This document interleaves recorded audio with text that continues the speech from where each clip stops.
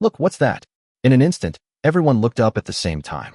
Mu Jiyue also looked over numbly, only to see a huge ball of heavenly fire falling from the sky. For 15 years, torrential rains, frigid temperatures, scorching heat, insect plagues, earthquakes, and thousands of other natural disasters have ravaged the world, turning it into ruins. Once home to billions, now fewer than 2,000 survive. People flee in all directions, but there is no safe place left in this world. When the meteorite struck Mu Jiyue, her face was already expressionless. So she opened her arms and willingly faced the world-destroying meteorite. At that moment, a piercing horn blared. Hello? Hello? Hello? Can you hear me? The girl on the bed suddenly opened her eyes. She stood there stunned for a long time before, rushing into the bathroom, looking at her young and vibrant self in the mirror. Mu Jiyue couldn't help but retch, clutching the toilet. One moment, she was a charred corpse. The next, she had been reborn. The loudspeaker outside the window is still announcing, "Residents of Xingfu Community, please go to the street office as soon as possible to sign and receive your demolition compensation. The first person to sign will receive an extra 10% subsidy, plus a bag of rice and a bag of flour." Demolition? Mu Jiyue suddenly pulled out her phone. The date was March 1st, 2056. She had actually traveled back 3 months to the end of the world. On June 1st, the end times will officially arrive. On that day, the whole world will gradually face thousands of possible apocalypses. Just as she was about to despair, her fingers touched the phone charm. It was an inconspicuous old wooden bead, and Mu Jiyue suddenly remembered her spatial storage. In her previous life, she didn't discover this secret until the 10th year of the apocalypse, but by then all the resources had already rotted away. Mu Jiyue picked up a pair of scissors and cut her arm. Blood dripped onto the phone charm. 3 seconds later, the wooden beads disappeared. She instantly stepped into a familiar cubic space. It was 5 meters long, 5 meters wide, and 5 meters high, with a volume of only 125 cubic meters, yet it could keep all supplies permanently fresh. She didn't stay long because her main body couldn't stay in the space for more than 5 minutes. Otherwise, she would be kicked out in a very unsightly way. Back in her room, the demolition horns were still blaring outside. Mu Jiyue quickly recalled that in her previous life, the residents of Happiness Community almost all refused to sign the papers because they thought the compensation was too low. But 3 months later, the community was completely flooded by torrential rain. She immediately took out the property certificate from the drawer. This old house was bought by her, an orphan, after working hard for 5 years to scrape together the down payment. She wanted to use the house as seed money to give herself a new way to make a living. Mu Jiyue changed her clothes, stuffed the property certificate into her bag, and hurriedly left. Outside the residential compound, the aroma of cooking wafted through the air, instantly making her mouth water. She was so hungry, but she glanced at her phone balance and saw only 500 yuan. She forcibly suppressed her desire. She could eat it after receiving the compensation money for the demolition. Mu Jiyue covered her mouth and nose forcefully, suppressing her craving for the food, and rushed into the signing area. Upon entering, residents of Xingfu Community were arguing with the demolition office staff, demanding a higher compensation rate. The two sides were locked in a heated dispute. She found a clerk who was watching the commotion and quietly took out her property certificate, asking, "Am I the first one to sign?" The clerk nodded repeatedly, "Yes." Mu Jiyue held the property certificate. "Is there an extra reward for being the first to sign?" "Yes, there's an extra 10% compensation for the demolition, plus a bag of rice and a bag of flour." "Should we sign now?" the clerk asked. Mu Jiyue released her hand with satisfaction. "Of course, thank you for your trouble." The clerk deftly handed her the form, which she filled in as much as she could, and skipped the rest. Happiness Community will be flooded sooner or later. In 3 months, residents will either have to leave or die. Signing, stamping, receiving money, and collecting gifts were all done in one go. While the people around her were still haggling fiercely, she quietly left through a side door, found a secluded corner, and threw all the demolition compensation gifts into her spatial storage. Suddenly, she staggered, her eyes glazed over. She'd never experienced this before when putting things into her spatial dimension. She rushed into the bathroom, locked the door, and carefully measured the space, discovering that its length had increased by 5 centimeters. How could this happen? It never happened in my past life. Could it be that the gifts I just put in, rice, flour, and even gold, have upgraded the space? She immediately went home, took out her only piece of gold jewelry, a gift for her coming-of-age ceremony, and after hesitating, threw it into her spatial storage. Only the living have the right to commemorate. Her heart leaped the moment the gold entered the space. After measuring, she discovered that the width had also increased by 5 centimeters. Although it wasn't much, it was enough to excite her. With gold, could the space be expanded indefinitely? But she didn't have enough gold. The demolition compensation was 2 million, and her material reserves were already tight. It simply wasn't enough to buy gold. Knock knock. Someone knocked on the door. She quickly composed herself and opened it. It was the neighbor lady from earlier. Damu, you didn't go to sign the papers, did you? No. Mu Jiu feigned surprise at just the right moment. Didn't you say we should have a unified stance and try to win over the developers? I've been listening to Auntie. The older woman angrily exclaimed. A scumbag signed this behind our backs. I'll definitely find out who did this. Mu Jiu chimed in. That's outrageous. Someone's sabotaging us. She closed the door. In her past life, because of this neighbor, very few residents in the community signed the agreement. In this life, the demolition office's storage room still had rice and flour left, all of them top-quality supplies. Her stomach was growling, so she opened a box of instant noodles, added noodles and vegetables, cooked a big pot of it, and ate it all in one go, finally feeling satisfied. After eating and drinking her fill, she got up to make a shopping plan. First, she listed the supplies that must be purchased and the quantities, then the optional supplies, and finally, she selectively considered the supplies. After compiling her list, she went out to shop. First, she went to the grain wholesale market and picked a small, inconspicuous shop in a corner.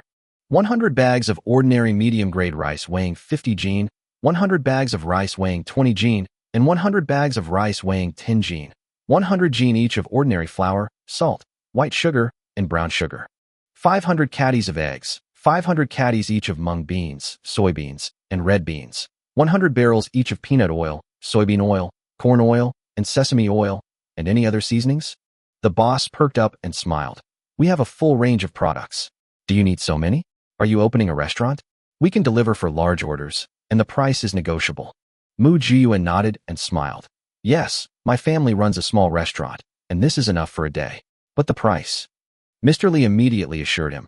I've been in this business for 7 or 8 years, and I'm the most affordable person in the entire wholesale market. I'll give you 4 yuan and 50 cents. How about that? 3 yuan, Mu Jiuyue countered directly. After several rounds of bargaining, the price was finally settled at 3 yuan and 2 jiao.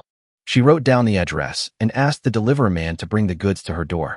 Although her home was on the 6th floor, the storage room and garage were right at the entrance of the complex, making it easy to find. After paying the deposit, Mu Jiuyue went to the next store. Unexpectedly, she encountered a pleasant surprise.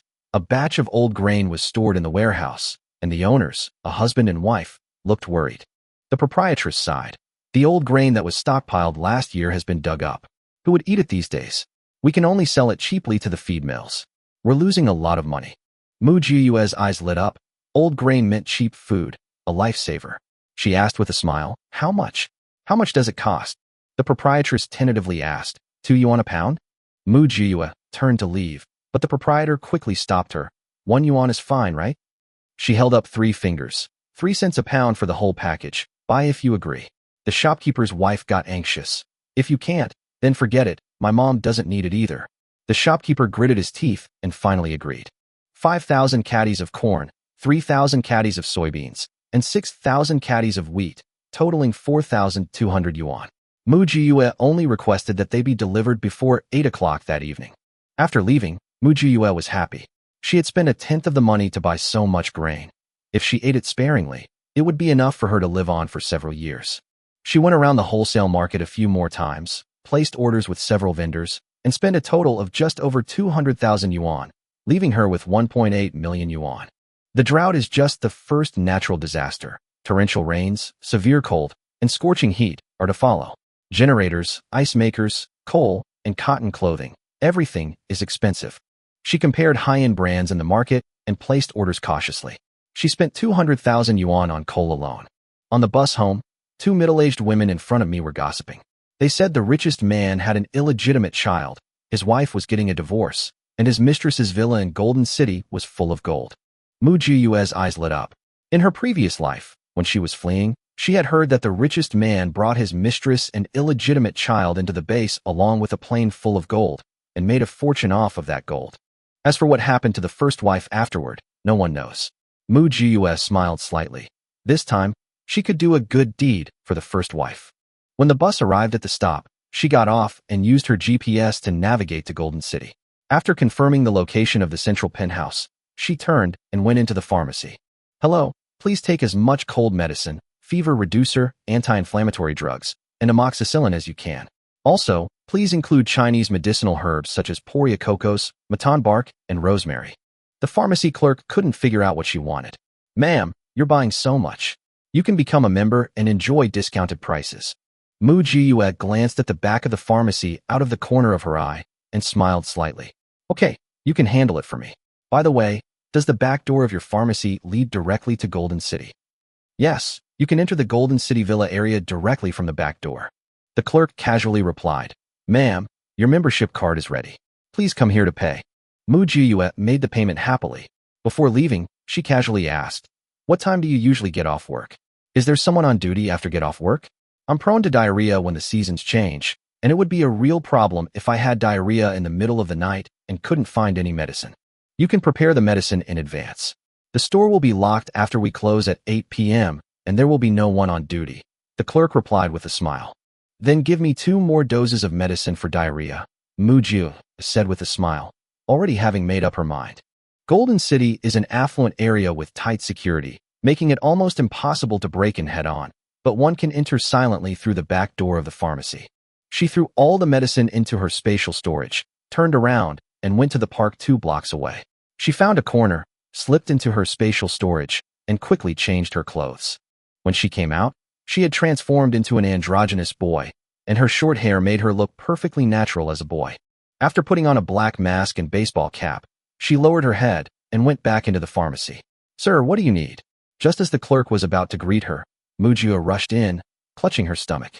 My stomach hurts. I need to go to the toilet first. Give me some diarrhea medicine. Quick, she muttered as she rushed into the bathroom. The shop assistant quickly handed over the medicine, took the 100 yuan note, and watched her rush into the restroom. Hey, keep your change. Mu Jiue had already locked the door. She quickly glanced at the windows and vents, which faced the Golden City Villa area at an angle. The magnolias were in full bloom, and the holly bushes were lush beside them. He easily climbed onto the windowsill, took out a multi-tool to remove the security bars, and then just waited for nightfall. The security guard patrolled the building 4 times, but didn't find her lying 2 meters away. As darkness fell, Mu Jiue waited patiently. At 3 in the morning, she took action, dodging cameras all the way, and quietly made her way to the penthouse villa. All the lights were off, and everyone inside was fast asleep. She pressed herself against the cold exterior wall, moved to the kitchen, gently pried open the window with a screwdriver, and smoothly fell into the kitchen. She rolled over and stuck behind the door, and after confirming that no one was inside, she continued to go deeper. The villa had many rooms, but she had limited time, so she chose only the lady of the house's room.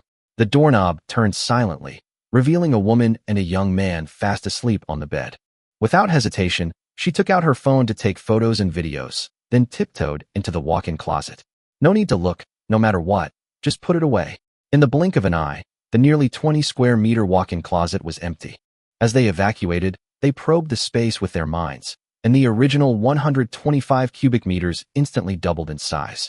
It seemed this young mistress had quite a bit of gold jewelry. This time it was all hers. She booked another room, but it was empty. She only took in bedding such as cotton quilts, silk quilts, and down quilts, which saved her money. Just as I was about to go to the next room, I heard the sound of a car engine outside, and the living room lights came on. Mu Jiue slipped into the adjacent storage room. The door had barely closed when footsteps approached. A minute later, the footsteps disappeared, and she breathed a sigh of relief. Looking down, I saw a thick, expensive handmade carpet from Iraq under my feet. Lifting it revealed a black wooden board that looked completely out of place. She found the small lock in the corner, pried it open with a hairpin, and lifted the wooden board with both hands, revealing the hole. Mu Jiue, biting her phone, looked down. She was rich.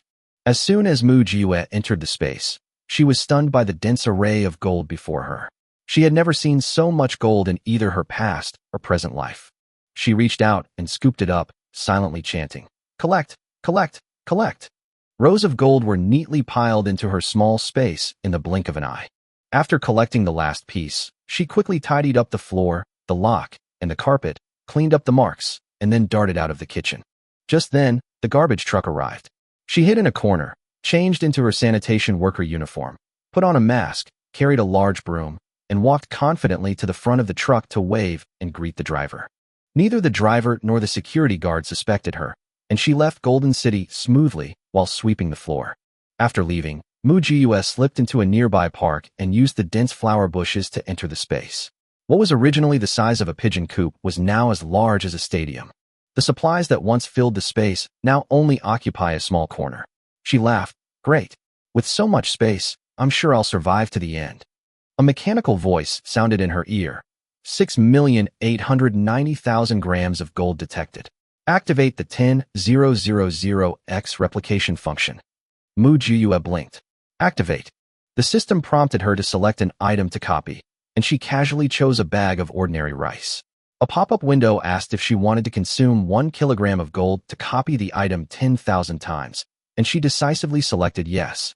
The next second, a huge pile of identical rice appeared in front of her, and her eyes widened instantly. Just as she was feeling pleased, a sharp pain shot through her bottom, and she fell flat on her face on the grass in the park. She grimaced as she got up and limped away. When I returned to Xingfu Community, it was 5 a.m., and many breakfast stall owners had already started their business. She walked up to the breakfast stall. Boss, how many do you have prepared today? I'll take them all. First, a basket of steamed buns with mushroom and pork filling, 3 tea eggs, and a bowl of multigrain porridge. The stall owner jokingly asked her if she could finish the food, to which she replied simply, my company has over 30 employees. I lost a bet, so I have to bring them breakfast, and the company will reimburse me. The stall owner nodded happily, letting her eat first and waiving the charge. Mu-Ji-Ue lowered her head and wolfed down her food, finishing every last bite. After the boss finished packing, she ordered another month's worth of breakfasts, steamed buns, tea eggs, sesame seed cakes, and baked flatbreads, all ordered in the correct quantities, and paid 5,000 yuan by scanning the code. The owners were overjoyed. Mu-Ji-Ue carried the full breakfast and quietly tossed it into her spatial storage before going to the next place to repeat the process. After collecting breakfast, Mu-Ji-Ue went to the wholesale market. She took a picture of the list and showed it to the shopkeeper. Rice, oil, salt, and 100 boxes each of various seasonings, soy sauces, and spices. The boss was dumbfounded. Are you kidding me? Mu-Ji-Ue scanned the payment code. 500,000 yuan, deposit. 100 boxes of each item. Delivery in 3 days, is that all right? The proprietress smiled and pushed the proprietor aside. No problem, absolutely no problem. We guarantee the lowest price, and we have the most complete selection. Mu-Ji-Ue narrowed her eyes. Okay, if there are any new varieties, give them to me first. The price is negotiable. She had only one thought in her mind. Money is no object. The proprietress happily saw off this big customer and then turned around and ordered her staff to pack up the goods like crazy. After changing her clothes, Mu-Ji-Ue headed straight for Gold Street. There was still a large amount of gold left in her spatial storage, which she could use to convert it into cash. She placed 2 ancestral gold bars on the counter. Boss, give me a price. The invoices and everything else were burned in the fire. The shopkeeper looked at it, smiled and nodded. Good condition, well preserved, at least 10 years old, right? How would I know? If my dad hadn't failed in his investment, he wouldn't have secretly sold it off. Mu-Ji-Ue laughed it off. Give me a fair price. I'll come back to you if I need anything else. The international gold price is 500 grams per gram. I'll give you 420. Take it or leave it. The shopkeeper readily agreed. Deal.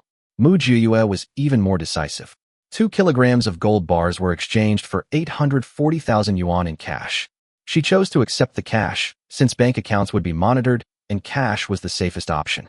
The shop owner had anticipated she wanted cash, and soon someone brought it over with a suitcase. Mu-Ji-Ue quickly counted the money and accepted it. The man asked the shop owner suspiciously, "This person, is he safe?" The boss didn't even lift his eyelids. Don't even think about messing with him. Don't let his youth fool you. He's got a strong grip. Clear fingerprints were visible on the 2 gold bars on the table. Mu-Ji-Ue wore a mask and gloves throughout the entire process, without a single hair showing. After hanging up the phone, the boss looked at the gold bar with his fingerprint on it and smiled faintly.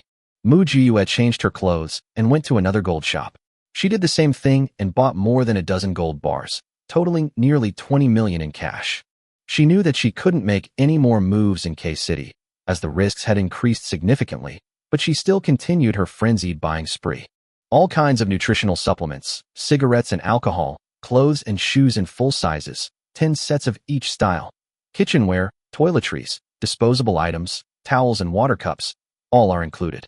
10 sets of skincare products from each brand, 2 sets of digital electronics, and furniture and appliances will be ordered later. A deposit is required up front, with payment due upon delivery. As she left the mall, she walked toward the hardware market while frantically placing orders on her phone. A 4-piece bedding set, a mattress, a mat, a down jacket, and winter boots. She ordered them all. Upon arriving at the hardware market, she first surveyed the layout to prepare for her $0 purchase. By the time she returned to Xingfu Community, it was already afternoon. After a day and a night of hustle and bustle, she ate a little something and went to sleep.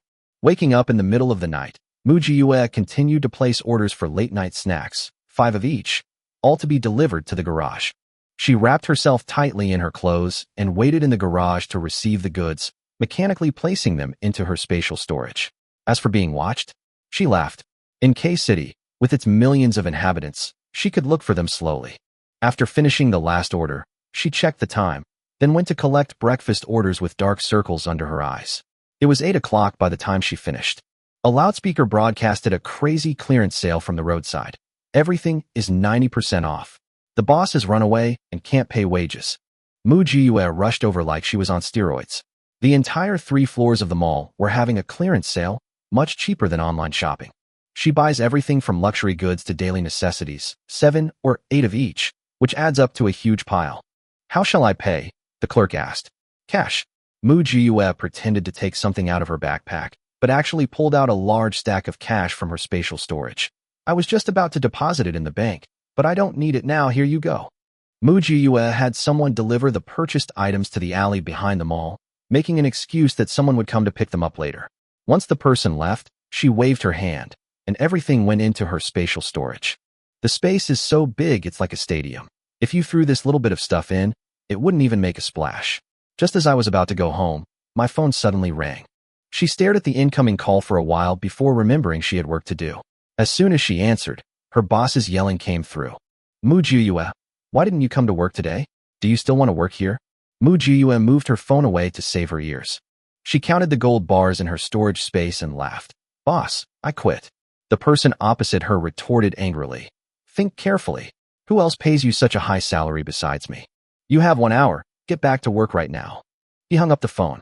Mu Jiyue blinked, deciding to resign and take the rest of her salary. She works at a Hunan restaurant, where she usually helps with chopping and preparing vegetables in the kitchen, and occasionally, she also helps the chef cook some side dishes. As soon as she arrived at the restaurant, the owner shoved a mop into her hands and grumbled, What are you dawdling for? Hurry up and mop the entrance clean. We'll be serving customers soon. Hearing the familiar curses, Mu Jiyue wasn't annoyed at all. Instead, she felt a pang of nostalgia.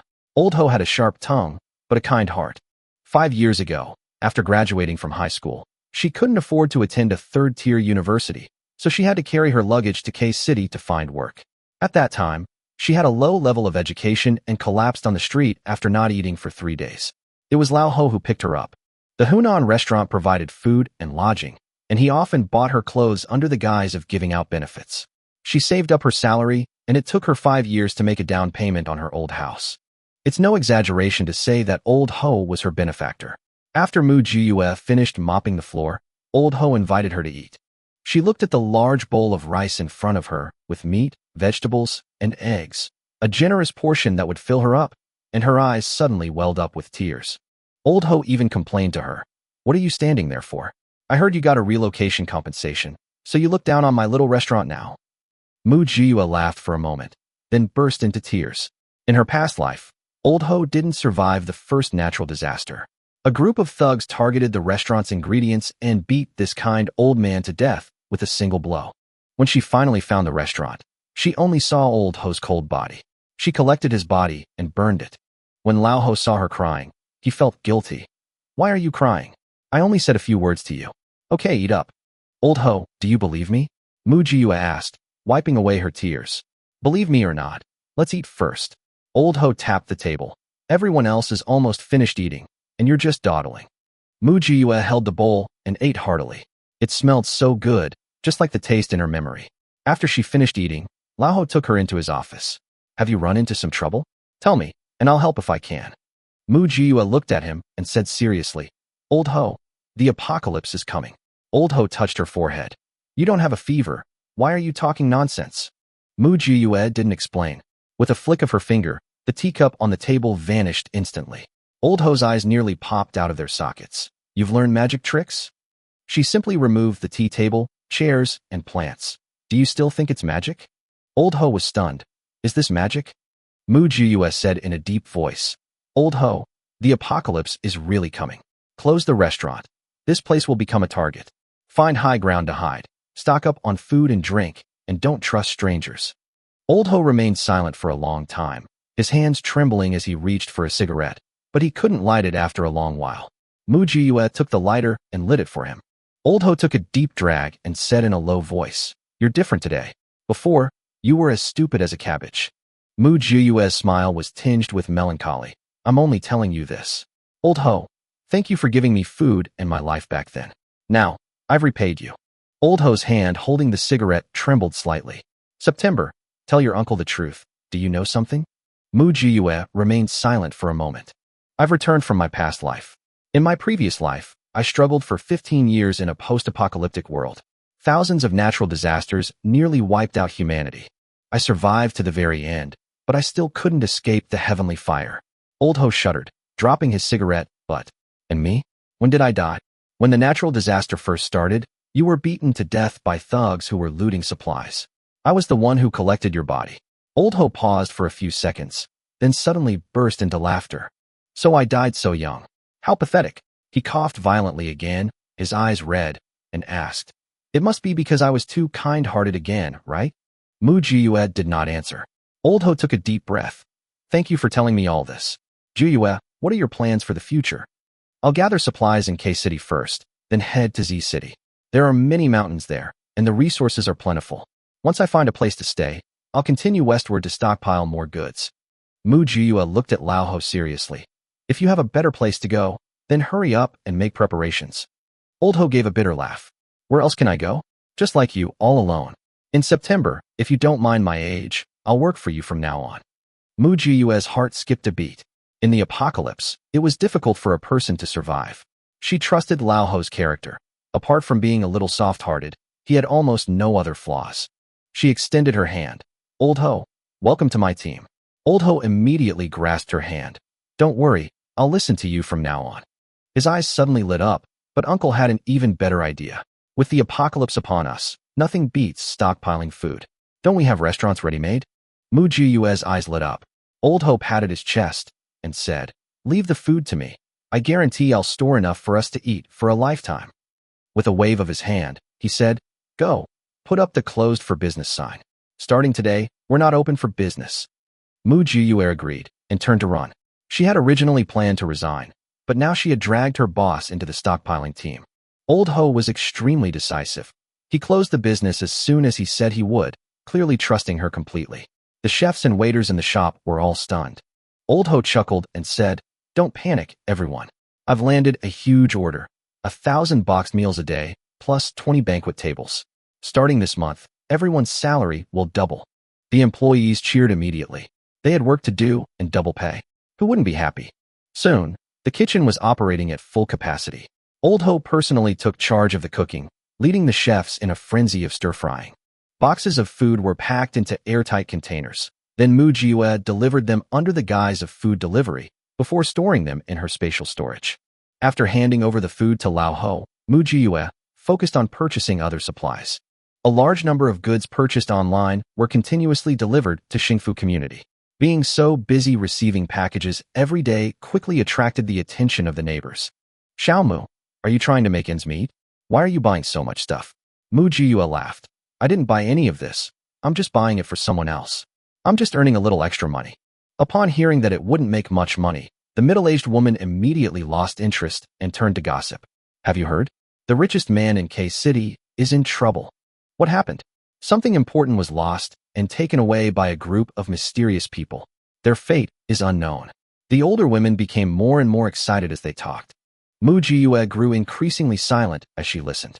That batch of gold was clearly not ordinary. A local tycoon couldn't possibly possess so much gold without reason. There was obviously someone else behind it. Fortunately, she was cautious and kept her gold sales and stockpiling within reasonable limits, leaving no obvious traces. However, she will have to leave for a while. Mu Jiyue found Lao Ho, and I need to go out of town to lay low for a while. In the meantime, make more easily preserved noodles, and fried rice. Freeze them, and we'll collect them when I get back. Old Ho, cigarette dangling from his lips, stir fries. Is it serious? Should I come with you? No need. It's more convenient for me to do it alone. It'll be a month at the earliest, 2 months at the latest. I won't abandon you. Old Ho laughed. Don't I trust you? The key is in my pocket. Go upstairs to the safekeeping room yourself. All my life savings are in there. Mu Jiyue took the key and went upstairs. She was stunned when she opened the storage room. Inside, there were only 2 gleaming Tang swords and a small curved sword beside them. Her eyes welled up with tears, realizing that this was something Old Ho had prepared for her to save her life. Mu Jiyue didn't hesitate and immediately put the knife into her spatial storage. That day, she booked the fastest flight to the south. The south had abundant supplies and many wealthy people, making it convenient to purchase and sell gold. As soon as she got off the plane, Mu Jiyue changed into men's clothing, checked into an inconspicuous little hotel, and began searching for local wholesale markets. Over the next few days, she went on a shopping spree. Fruit markets, vegetable markets, she bought everything she could find, in bulk, and stored it all in her storage space. After collecting these items, she sold 50 gold bars, earning over 20 million yuan in cash, and then continued shopping. For 7 consecutive days, she bought almost every kind of supply available in the area. After finishing, she immediately moved on to the next city. She continued buying and hoarding gold until she had spent half of it, at which point Mu Jiyue arrived in L City. L City has clean and pure water sources. It's said that the water from any reservoir there is comparable to mineral water. She hadn't been stockpiling water, waiting for this place. Mu Jiyue pre-ordered 10,000 engineering water bags with a capacity of 30 tons each, and also stockpiled 10,000 inflatable swimming pools. Before the drought arrived, she traveled to all the reservoirs, big and small, in the region, filling all the water storage devices to the brim. Before leaving, she came across a funny video. A fisherman was illegally fishing in a reservoir, but he watched helplessly as the water level dropped, and he was so scared that he threw down his fishing rod and ran away. After boarding the plane, she pretended to sleep, but actually took stock of the gold in her possession. She discovered that she had less than 300,000 grams of gold left. A 10,000-fold replication would require gold, which was far from enough. Mu Jiyue gritted her teeth secretly. No, she had to pull off another big heist. She still had a lot of things she hadn't stocked up on. Thinking about what might happen if Lao Ho got married and had children in the future, she suddenly realized that she hadn't prepared maternity and baby supplies yet. As soon as she got off the plane, she started searching for local baby and maternity products. Just as she was about to hail a taxi, a phone call came in. Mu Jiyue, next week is the anniversary of the dean's death. Are you coming? Mu Jiyue's eyes darkened slightly. Come, be there on time. After hanging up the phone, she let out a long sigh. The dean passed away when she was 20 years old. She cried until she fainted that day, and it was Old Ho who took her back. Therefore, there are not many people in this world she truly cares about anymore. On the anniversary of the death, Mu Jiyue brought a bouquet of chrysanthemums to the dean's grave, carefully cleaned the tombstone, and then sat down against it. Dean, this world is about to descend into chaos. I've come to see you one last time. I will listen to you and live a good life. She gazed at the photo on the tombstone and whispered, I want to outlive everyone else. Mu Jiyue returned to the orphanage and watched everyone silently finish their meal before dispersing. The adult world is always busy. No one truly cares how others are doing. Just as she was about to leave, the class monitor called out to her, Jiyue. Mu Jiyue turned around and asked in confusion, Class monitor? The class monitor handed over a brocade box. When the dean left, he gave this to me for safekeeping. He said, You didn't cry yourself to death at the 3rd anniversary memorial, so I'm giving it to you as a memento. The toothpick in Mu Jiyue's mouth fell out, and tears instantly welled up in her eyes. The dean's biggest worry is you. You're too stubborn, the class monitor said softly. Mu Jiyue twitched the corner of her mouth and accepted the brocade box. Thanks, class monitor. She then reminded the class monitor to be careful. The weather's been strange lately, so stock up on food and drinks and find a safe place to stay. Mu Jiyue, unusually showing a hint of conscience, said, "You're worrying too much. You're so young, yet you have the air of a middle-aged woman." The class monitor rolled her eyes at her. "Get lost." Mu Jiyue smiled and turned to leave. The class monitor called after her. "Mu Jiyue, live well and put the dean's mind at ease." She waved goodbye, tears streaming down her cheeks. She thought that after experiencing her past life, nothing and no one could touch her heartstrings anymore, but the dean's presence would forever occupy the softest corner of her heart. Upon opening the brocade box, a jade pendant lay quietly inside, clearly an antique. Mu Jiyue recognized it. It was the pendant the dean had once caressed and wept over late at night. The class monitor once told her that the jade pendant originally belonged to the director's deceased son. After his accidental death at the age of 5, the director used all his savings to open this welfare home. "Honestly, you dislike my crying, yet you deliberately made me cry." Mu Jiyue tossed the brocade box into her spatial storage. "Don't worry, I'll listen to you and live well." Just as she was about to take a step, a wave of dizziness washed over her, and she instinctively grabbed a tall, handsome man beside her for support. "Damn it," she muttered under her breath, before collapsing to the ground. The proud man instantly lost his composure. He'd never seen anyone throw themselves into his arms while cursing him. When she woke up, she was already in the hospital. "You're awake," the stranger said. "Have something to eat." Mu Jiyue covered her head, looking at him warily. Seeing this, the man was displeased. "You won't repay kindness with enmity, will you?" Mu Jiyue immediately smiled brightly. "Don't worry, I won't renege. You paid? I'll transfer the money to you." The man handed her the bowl, saying, "You're kind enough to not care about this little bit of money. Eat up." She looked down and saw that he had charming eyes, was handsome and dashing, dressed elegantly, and wore a pinky ring that was clearly a high-end item that she couldn't afford. "You've done more than enough to save me. If you return the money, I really will." With that, she pulled a thick wad of cash from her bag. The man froze, then took 2 bills. "That's enough." Without further ado, Mu Jiyue stuffed the remaining cash back into her bag. "I'm a little tired," she said. She shooed the man away, eager to find out the reason for the space upgrade. The man left awkwardly. She pretended to be asleep, but her mind wandered into the space, and she was stunned as soon as she entered. The originally square space has now been transformed into a small world with land, wooden houses, and well water. All supplies are neatly stacked in the open space behind the wooden houses. What kind of cultivation world is this? She couldn't help but bite her finger. The pain was real. This was definitely not a dream. The change in space reminded her of the jade pendant. She turned to look for the brocade box, but it was empty. The dean originally gave her 2 souvenirs, a gold bracelet for her coming-of-age ceremony and a jade pendant. The gold confirmed that the space could be upgraded, and the jade pendant allowed the space to be upgraded again. Scratching her hair, she felt relieved. This was probably the meaning behind the jade plaque left by the dean. A memento is not as good as keeping it in one's heart. The next day, the man returned to the hospital, only to be told that Mu Jiyue had been discharged the day before.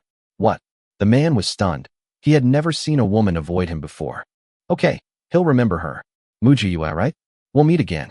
At this moment, Mu Jiyue only wanted to experiment and determine the reason for the space upgrade. Was jade enough, or was it necessary to have jade with spiritual energy, or an antique with spiritual energy? Mu Jiyue first went to the mall and bought a jade ring. After putting it into her spatial storage, there was no reaction. Ordinary jade could be ruled out. She then remembered that the jade plaque left by the dean was not only made of jadeite, but also an antique. So she went to the pawn shop and spent 100,000 yuan to buy an old-fashioned jadeite thumb ring. As a result, it wasn't absorbed when thrown into the space. The old item category was also ruled out. Just as Mu Jiyue was wondering what was going on, the baby store next door suddenly had a clearance sale. The owner said that young people nowadays don't like having children, and the store couldn't stay afloat, so he had to change careers. She bought the entire store on the spot, spending only 50,000 yuan, a steal. After the owner left, Mu Jiyue stored everything in the store into her spatial storage. Now that the space has been upgraded and can automatically organize itself, it saves her a lot of trouble. She had just locked the door and was about to leave when someone from the pawn shop next door suddenly rushed out shouting, "Fire! Fire!" Mu Jiyue initially didn't want to get involved and turned to leave, but then she spotted a man leaning against the second-floor windowsill. It was the man who had saved her yesterday. "Fine, Considering he saved her life, Mu Jiyue rushed to the door, grabbed the carpet, soaked it in the pool, draped it over herself, and ran upstairs. The fire grew larger, and the smoke was so thick it was impossible to open one's eyes. Remembering the man's location, she kicked open the door. "Come here, I'll take you out." The man hesitated for a moment. "No need, my men are almost here. Come here." Mu Jiyue was too lazy to waste words, so she stepped forward, pulled him down, draped the wet blanket over him, and dragged him outside. After rushing out of the pawnshop, the two collapsed to the ground, coughing violently. The man then recognized her. "Mu Jiyue?" Mu Jiyue coughed until tears welled in her eyes. "You saved me once. I saved you once. We're even." She grabbed a handful of her messy short hair and turned to leave. The man quickly stopped her. "How can we be even? My life is very valuable." Mu Jiyue held out her hand impatiently. "Then pay up." The man had just reached into his pocket when he paused. "I left my wallet in the room." "Then why are you talking nonsense?" Mu Jiyue turned and walked away. "Wait, here, take this." The man took off his pinky ring and put it in her hand. Mu Jiyue accepted it perfunctorily and casually tossed it into her spatial storage. The next second, she abruptly stopped. The spatial storage reacted. The ring had vanished. Mu Jiyue immediately turned around and grabbed the man's arm. "What's the material of the ring you just gave me? Where did you get it?" The man replied, puzzled. "It's a family heirloom, given to me by my grandfather." Mu Jiyue's eyes lit up immediately. "Are there more?" "Yes, at home." She reached out to straighten his collar, revealing the kindest expression she had ever shown. "Could you give me another one?" The man chuckled. "What do you need so many for?" "For my dad." Mu Jiyue blurted out. "He loves these old things the most. Besides, you just said that your life is very valuable. Isn't it too cheap to give me a ring?" The man looked at her and said, "My name is Wei Lai. Let's be friends. I have a box of rings like these." Mu Jiyue instantly became enthusiastic, patting his chest. "Yes, we're friends now. Let's go look at the rings." Wei Lai took her to the Qingfeng Mountain Villa in a daze, and actually found a large box of similar rings. Mu Jiyue stared, completely mesmerized. Wei Lai felt a little defeated. He was the richest man in the area, yet in her eyes, he wasn't even worth a box of rings. "You want all of these for me?" Mu Jiyue asked expectantly. Wei Lai nodded. Without even being polite, she put them directly into her spatial storage. The next second, the space swallowed the entire box of rings. The land, which was originally only a few dozen square meters, instantly expanded into 3 acres of black soil, and the well water turned into a winding stream. Mu Jiyue's smile stretched almost to her ears. "Anything else?" she asked, unwilling to give up. Wei Lai shook his head. "No, that's all." Mu Jiyue licked her lips, realizing she had been greedy. But the upgrade rules were too outrageous, relying entirely on luck. Who knew what the next opportunity would be? Mu Jiyue received her payment, turned around, and left without a trace of hesitation. Wei Lai watched her retreating figure, speechless, and then ordered someone to investigate. Investigate Mu Jiyue. Old Ho called and told her to go back to K-City first. She took the high-speed train home overnight, but before she could say more than a few words, Old Ho took her to a huge warehouse. "Put these away first." Mu Jiyue stared at the warehouse full of supplies, speechless with astonishment.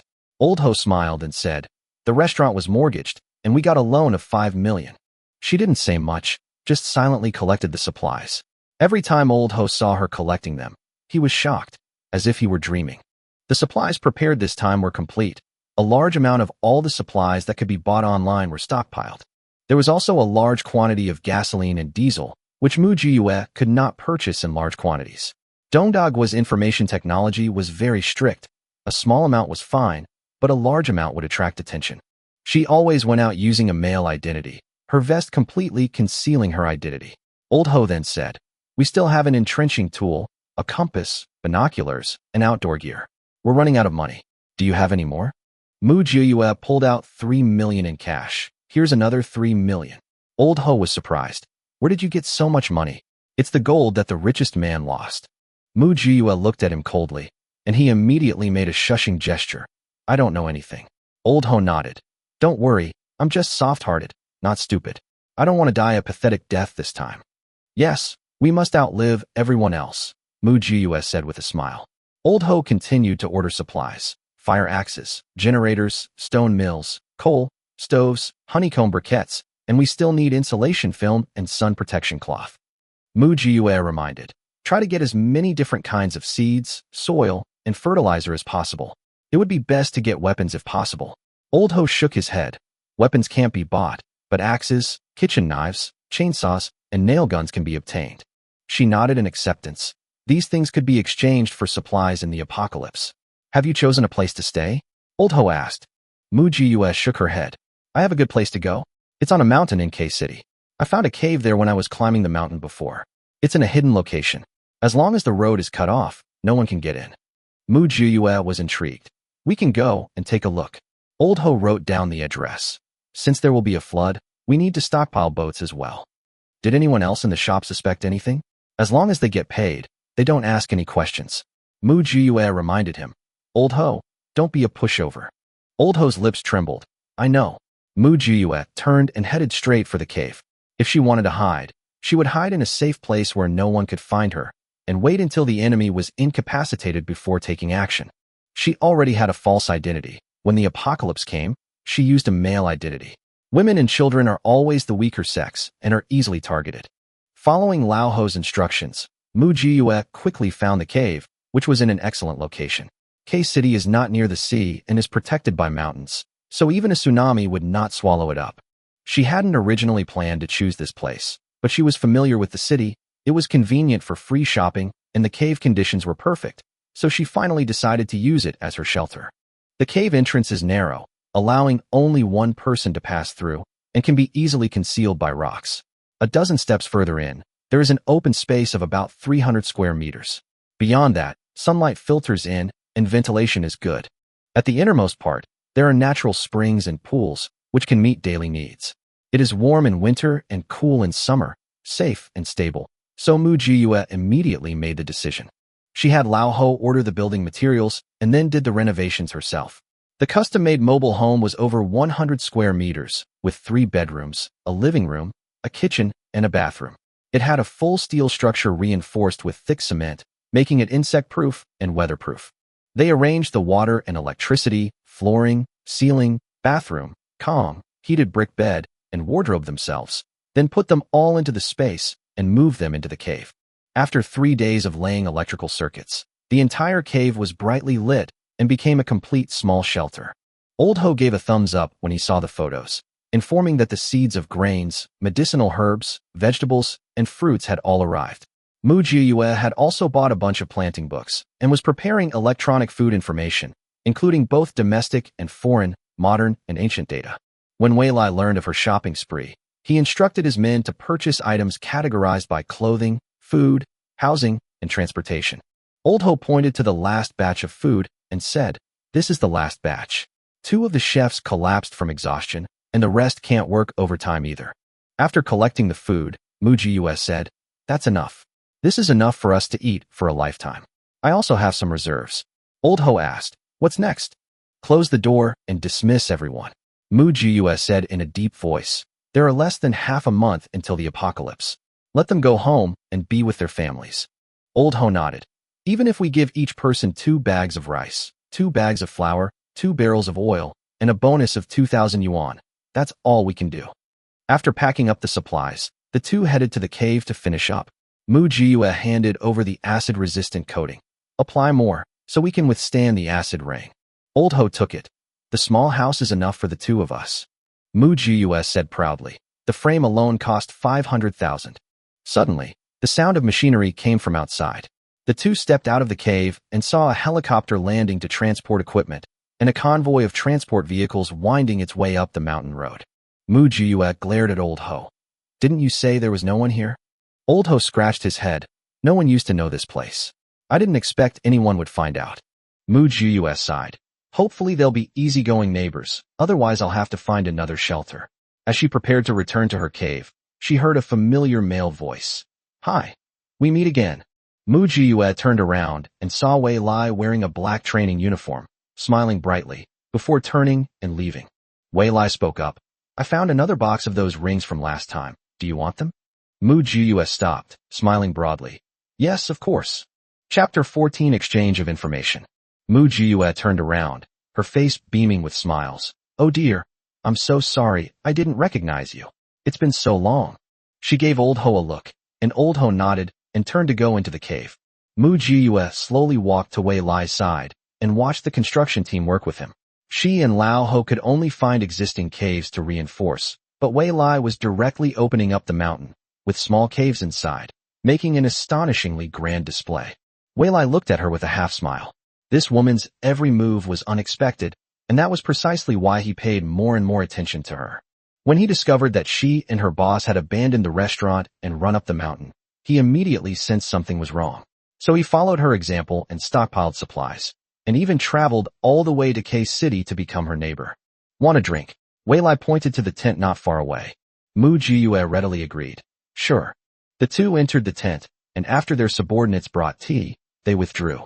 Wei Lai knew she wouldn't act without seeing results, so he simply placed a box of rings on the table. Just as Mu Jiyue was about to reach out, Wei Lai pressed down on the box. Want to chat? Okay. She leaned back in her chair. What do you want to talk about? Wei Lai asked calmly. Why are you and your boss hiding here? Are you hiding from Hao Dahai, the richest man in K-City? Mu Jiyue's pupils contracted, and her fingers instantly gripped the curved sword at her waist. Wei Lai acted as if he hadn't seen anything and continued. Don't worry, he won't find you. I've cleaned up the traces for you. You're cautious, but not enough. Your disguise can fool cameras, but it can't fool technology and information. Mu Jiyue remained silent for a long while, her voice hoarse. What do you want from me? Wei Lai poured her tea. That batch of gold didn't originally belong to Hao Dahai. He was keeping it safe for an organization. Because of you, he had 4 fingers cut off. What's it to me? Mu Jiyue replied coldly. Wei Lai laughed. Well said. I'm just curious. How did you manage to carry so much gold all by yourself? It has nothing to do with Lao Ho. I did it. How I did it, I can't tell you. Mu Jiyue looked at him. I know what you want to ask. Believe what I'm about to say or not. Her voice turned somber. The end of the world will come in a week. First, there will be a heat wave and drought, with temperatures soaring to 60 degrees Celsius, then slowly rising to 80 degrees Celsius. Almost all terrestrial plants will be wiped out. Then came 6 months of torrential rains, causing widespread flooding, the disappearance of large areas of coastal cities, and the annihilation of some small countries. After that came extreme cold, with temperatures dropping to minus 50 degrees Celsius or even minus 100 degrees Celsius. Furthermore, there are toxic fog, acid rain, sandstorms, earthquakes, tsunamis, polar days, and polar nights. Wei Lai was initially relaxed, but the more he listened, the uglier his expression became. Finally, he sat up straight and said, Are you kidding me? I haven't heard a thing about it. Mu Jiyue retorted. How would I know? I was just guessing. Maybe I'm just a post-apocalyptic survival enthusiast, and I dragged the boss here to experience life in the mountains. Wei Lai stared intently at her, then suddenly stood up and rushed out, issuing several orders to his subordinates, each one concerning his assets and future. After Mu Jiyue finished her tea and was about to leave, Wei Lai called out to her. Mu Jiyue, want to cooperate? I can provide you with all the supplies you need, at least for now. Mu Jiyue hesitated for a moment. I want your kind of rings, the more the better, and gold, the more the better. Wei Lai didn't ask what it was for, and simply agreed. Okay, I'll send it over after I finish organizing it today. Mu Jiyue nodded. Thank you. After she left, Wei Lai took a deep breath, turned around, and signed the most important document. He decided to sell all his assets. He would be completely ruined if the end times didn't come. But he chose to trust his intuition and also to trust Mu Jiyue. That evening, Wei Lai came to see her again, handing her 2 boxes of rings. Gold is too heavy. I'll deliver it tomorrow. Also, I received some news that a comet will brush past our planet in 7 days. Mu Jiyue's eyes darkened. So that's how it is. The apocalypse was brought about by this inconspicuous comet. Wei Lai understood her reaction and had someone bring her survival supplies such as compressed biscuits, glucose, ham, and mineral water. This demonstrates our sincerity in cooperation. Mu Jiyue did not refuse. Thank you. I hope our 2 families can get along amicably and cooperate with each other. Wei Lai nodded and led his men away. The project next door accelerated again, with everyone working shifts around the clock. Old Ho squatted by the newly built stove, testing the pots. When she returned, he asked, Is that person reliable? Mu Jiyue said, It's reliable at the moment. As long as both sides have sufficient supplies, we can cooperate. Old Ho thought about it and understood what she meant. The stove is ready. It'll be ready to use once it's completely dry. We'll get some more firewood and charcoal in the next few days. Okay. Mu Jiyue nodded in agreement. Chapter 15 Preparations Before the Apocalypse. After tidying up the cave shelter, Mu Jiyue and Lao Ho returned to K-City, checked into a hotel, and began their final round of shopping. The two split up, frantically ordering and buying food. Batch after batch of takeout was delivered to the room, and once a batch was ready, Mu Jiyue stored it in her spatial storage. After all, the space could preserve the food. These things would be impossible to eat again after the apocalypse. They worked until the early hours of the morning before finally resting. After dawn, they continued their search for delicious food throughout the city. Old Ho, with years of experience in the restaurant business, knew exactly which restaurants were good and which were worth stocking up on. He was extremely efficient. When Wei Lai found out, he followed suit and sent people down the mountain to buy ready-made food. He didn't have a refrigerated space, but he had a luxurious ice house, which could last him for a while. 2 days later, Mu Jiyue and Lao Ho returned to the cave and found that the cave next door had been repaired quite well by Wei Lai's men. Looking at their own small, dilapidated cave, the difference was obvious. At this moment, a man wearing glasses walked over. "Miss Mu, all the gold you requested is here. There's quite a lot. How should I deliver it?" "Let's transport them slowly," Mu Jiyue nodded. When the pile of gold arrived, she was astonished. "Has Wei Lai abandoned his post? How come there's so much?" The man smiled and said, "President Wei said that since Miss Mu needs it, this gold is more valuable in your hands. He only hopes that you can give him more guidance in future cooperation." Mu Jiyue looked at the gold and smiled, her eyes crinkling. "Wei Lai is so generous. Go back and tell him there's no problem." After everyone left, Old Ho touched the gold and exclaimed, "I've never seen so much in my life." Mu Jiyue sighed, "Who isn't?" With that, she waved her hand, storing everything into her spatial storage. The system notified her that 4,623,000 grams of gold had been detected. Should she use it for a 10,000-fold replication? Mu Jiyue chose no, it wasn't the right time yet. Next door, Wei Lai, upon hearing that she had accepted the gold, narrowed his eyes slightly. Mu Jiyue definitely has a secret. She and Lao Ho bought so many things, yet they came back empty-handed. Where did they go? The subordinate bowed his head. "Should we investigate?" "No need," Wei Lai said calmly. "It doesn't matter if she doesn't say anything. As long as she can give us a warning, we can survive. Let's clean up any traces for her and make sure no one finds out." On the day before the apocalypse, Mu Jiyue and Lao Ho checked for any remaining stock, replenished the last batch of goods, and then exchanged all the remaining money for gold jewelry. Wei Lai noticed her anxiety and came to her with a bottle of wine. "Want a drink?" "Okay, I'll provide the snacks to go with the drinks." Mu Jiyue knew he must have investigated her. Apart from her spatial storage, he probably couldn't hide anything from her. Old Ho also sat down, and the three of them laid out peanuts, dried radish, fennel beans, salted peanuts, and pig's ears. Wei Lai had never eaten such meager snacks before, but he ate them very attentively.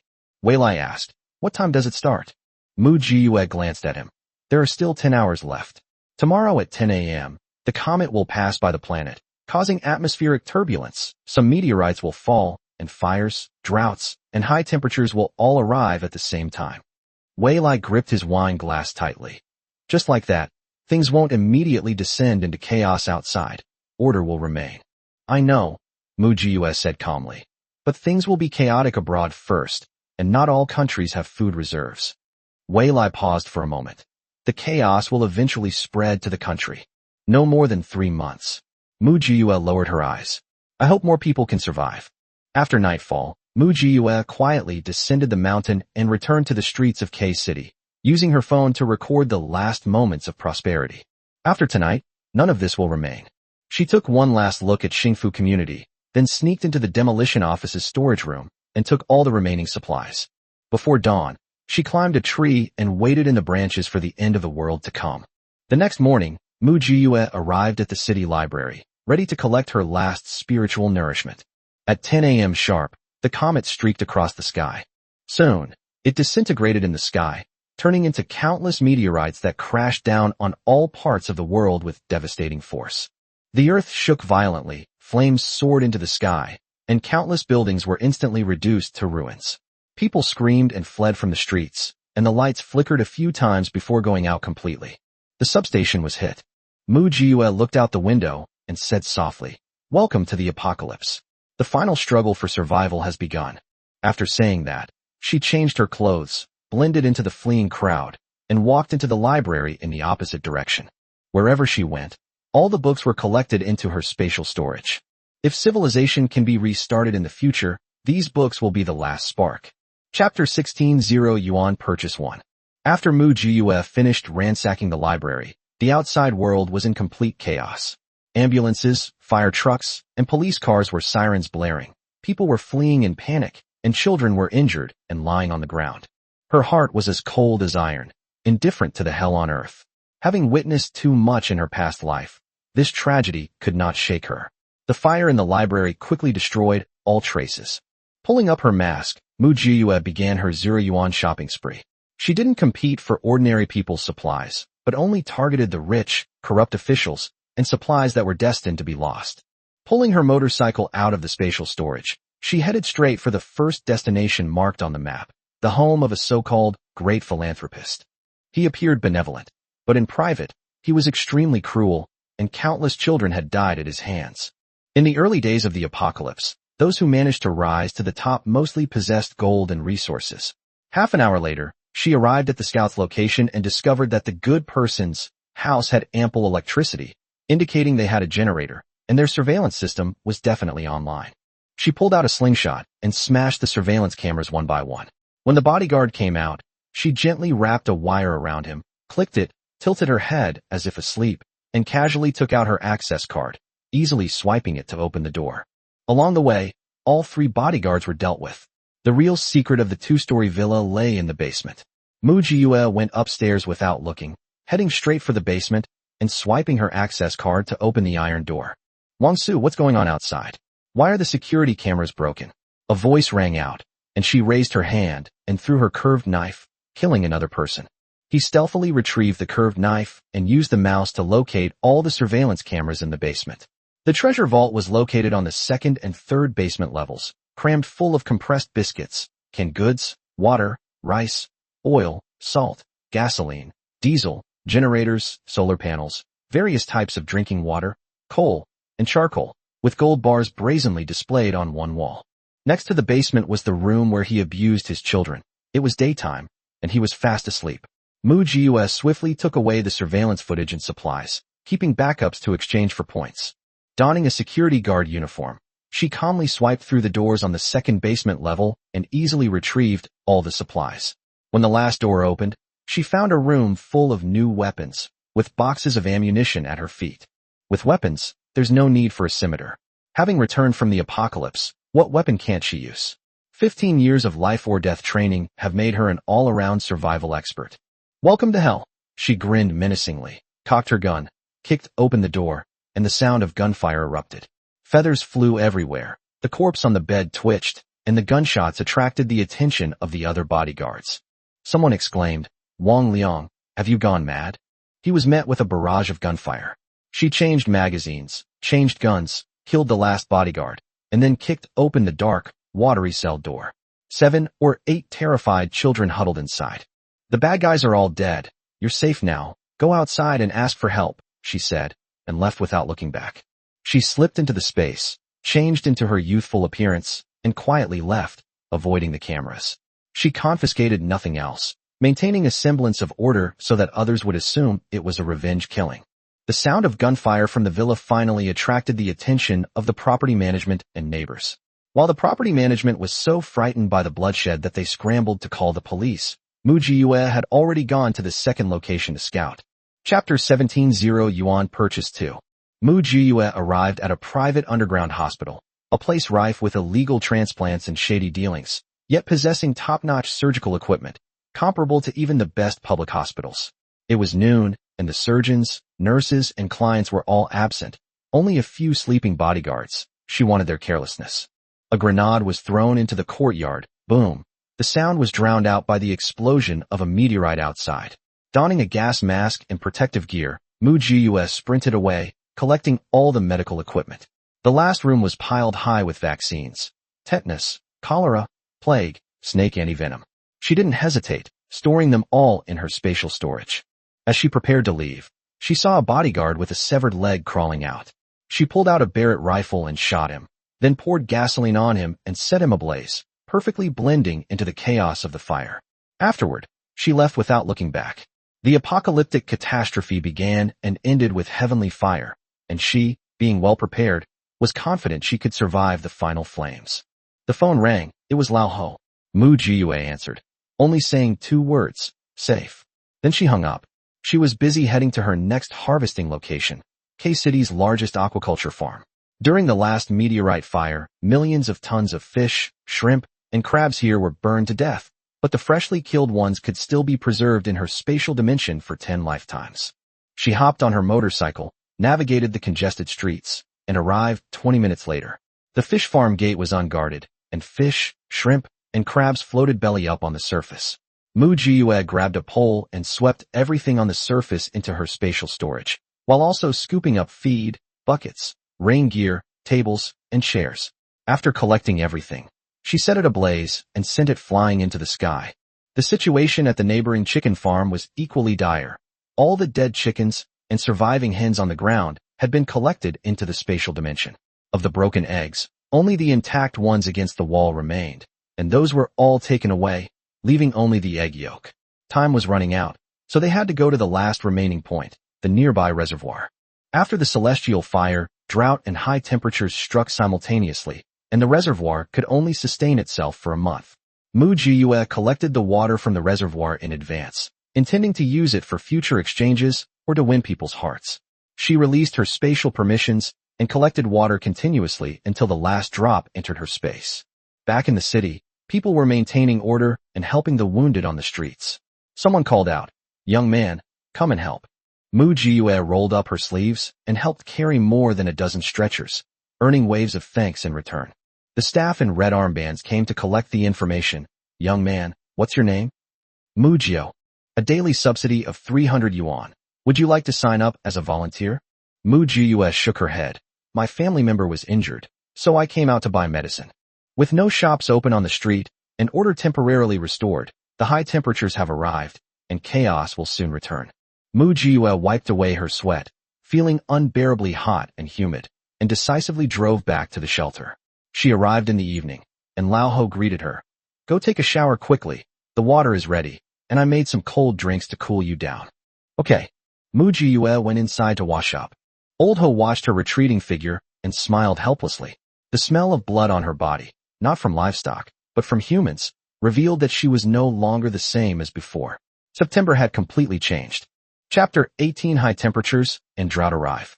Mu Jiyue quickly finished showering and dried her hair before coming out. The advantage of short hair is that you don't need to blow dry it. It dries quickly with just a pat. While eating the shaved fruit salad that Lao Ho had made, she asked, "What are they busy with next door?" "They're still transporting supplies, and it seems another group of people has arrived." "What exactly does Wei Lai do? How come he has so many men under his command?" Old Ho replied, "I don't know, but they look like rich people," Mu Jiyue said casually. "Nonsense." Old Ho rolled his eyes at her. "We have enough supplies to eat and use. Don't go out and risk your life." Mu Jiyue put down the ice bowl and sighed. "Old Ho, if you want to comfortably endure until the end, you should strike when the time is right." Old Ho was silent for a moment. "I know. I will exercise. I promise, as long as I live, I won't let you go hungry. But there will always be times when I can't take care of you," Mu Jiyue said calmly, stating the cruelest truth. Old Ho remained silent and went to the kitchen to stew mung bean soup. Mu Jiyue sighed inwardly. He was a good person, and in the apocalypse, it was difficult for someone like him to survive. In the neighboring cave, Wei Lai's base was cool and pleasant. Outside, the temperature reached 50 degrees Celsius, but inside the cave it remained cool and comfortable. In the city, however, the situation was dire. The heat island effect combined with the extreme heat caused many to fall ill. Hospitals were overcrowded, medicines were scarce, and supermarkets and pharmacies were frantically stockpiling supplies. The secretary reported, "Although there's no chaos outside, things are already in a state of scramble. We have enough reserves for 3 months, but after that, it's hard to say." Wei Lai tapped the table. 3 months is just a buffer. After that, the real test will come, and the world of cannibalism will begin. Yes, according to Miss Mu's deduction, the riots will begin in 3 months. Inform the lower levels to expedite overseas procurement. Spend all the money you have on hand. Make sure customs is taken care of. The oil tankers can't get stuck, Wei Lai coldly ordered. The secretary asked, The master knows you're selling shares. Should we tell them the truth? Wei Lai sneered. They are arrogant and conceited. Why are they asking me? Life and death are preordained. Wealth and honor are determined by fate. Now, I'll give it back to them. Go ask the neighbors if they need anything brought back from overseas. Wei Lai's lips curled slightly. If we get along well with the neighbors, things will be easier in the future. Mu Jiyue pondered. Your CEO Wei is amazing. Where does he buy things from overseas? Ports from various countries are involved. I see. She smiled. Although supplies were plentiful, who would refuse something better? She said, I heard there's an escape pod made of aerospace materials that can keep you safe from earthquakes, tsunamis, and volcanic eruptions. Could you bring me one? The secretary paused for a moment, then said, Okay, 1 4-seater and 1 8-seater. How much? I won't take your money. Consider this a friendly gesture. Haha, okay, thank you. Mu Jiyue replied cheerfully. The secretary returned to report and couldn't help but ask, Mr. Wei, Miss Mu is young and beautiful. Why don't you keep her in check? Do you think she's like any other vulgar woman? All she cares about is survival. If I'm friends with her, she'll lend me a hand. If I want a date, she'll snap my neck while I'm asleep. Go do something. Wei Lai's team was strong, with complete tools, technology, talent, and resources. In just a few days, they had almost completely excavated the mountain, revealing an interior that was densely packed like a honeycomb. Each room was reinforced, filled with supplies, and there was even a planting room with simulated light. A lush green vegetable garden had already taken shape. If it's just drought, high temperatures, torrential rain, hurricanes, severe cold, and sandstorms, they can handle it perfectly well. Compared to Mu Jiyue's small cave, Wei Lai's base is much larger. She must have more trump cards up her sleeve. Mu Jiyue was lying on a recliner playing on her phone, still chatting in the Happiness Community Residence group. The group exploded. Does anyone have medicine? My mother has fainted from heat stroke, and we can't get through to 120 emergency services, and the hospital won't take her. It's unbearably hot. My family relies on our wages to survive. We can't go on like this. I heard that 4 sanitation workers died from the heat, and even the hospital couldn't save them. The group chat fell silent. Chapter 19 Seeking Medicine. Silence fell over the group. 7-2-501 posted. This meteorite is global. Nowhere can escape it. Is this going to repeat the extinction of the dinosaurs? Immediately afterwards, someone anonymously posted, I just came back from outside. There are fires everywhere, and the fire trucks are smoking. They can't save anyone. A village was hit by a meteorite, and only 3 people survived. Mu Jiyue received a private message. Are you Xiaomu? You helped someone buy packages and medicine a while ago. Could you help me buy some medicine? Without hesitation, she said, I'm sorry, I'm not in Xingfu community right now, so I can't help you. The other party immediately sent a red envelope. My parents are not home. I fell and can't get out of bed. I'm a girl too. I won't hurt you. Mu Jiyue's lips twitched slightly, and she replied directly, I'll contact the property management for you and have them help you. The other person then said, Oh, never mind. No need. Someone in the group whispered, So? Did she take the bait? No, she's very vigilant. A young girl living alone is usually the easiest to fool, but I didn't expect her to be so shrewd. Next one, someone said impatiently. We're still short 3 spots this month. Mu Jiyue posted in the group. It's a bit chaotic outside right now. If you have elderly people, children, or women living alone at home, please be extra careful and don't trust strangers. Some people agreed, while others complained. You're just stirring up trouble, making relationships between men and women tense. She didn't care and casually put her phone away. The aroma of Lao Ho's stewed pork knuckle was irresistible, and without thinking, she started eating. 2 days later, the temperature soared to 70 degrees Celsius. The Meteorological Bureau issued a reminder. Take precautions against sun exposure, drink plenty of water, and avoid going out during the day. Old Ho called to her. September, come over and hand me a wrench. They're here. Mu Jiyue climbed up the scaffolding with a wrench and handed it over. These solar panels should be enough. We should save as much power as possible. Old Ho was soaked in sweat and could barely open his eyes. After the high temperatures come torrential rains, we won't be able to use solar power. We don't have many batteries left, so we need to conserve them. Mu Jiyue smiled. Don't worry, there are enough batteries. We also have gasoline generators and diesel generators. Old Ho finished screwing in the last screw, his whole body drenched in sweat. Mu Jiyue handed him some iced lemonade, which he downed in one gulp, giving a thumbs up. Your lemonade is still the best. Mu Gus smiled and said, then I'll make you lemonade for the rest of my life. That's great, the two said as they walked. Old Ho was 14 years older than her and had taken her in 5 years ago, treating her like his own daughter. As he approached the entrance, Wei Lai's secretary was waiting outside the cave. Secretary Chow? Mu Jiyue went to greet her. What do you need me for? Secretary Chow laughed. A lot of cattle, sheep and pork have been transported back from the grassland. The livestock that were bought at low prices have all been brought here.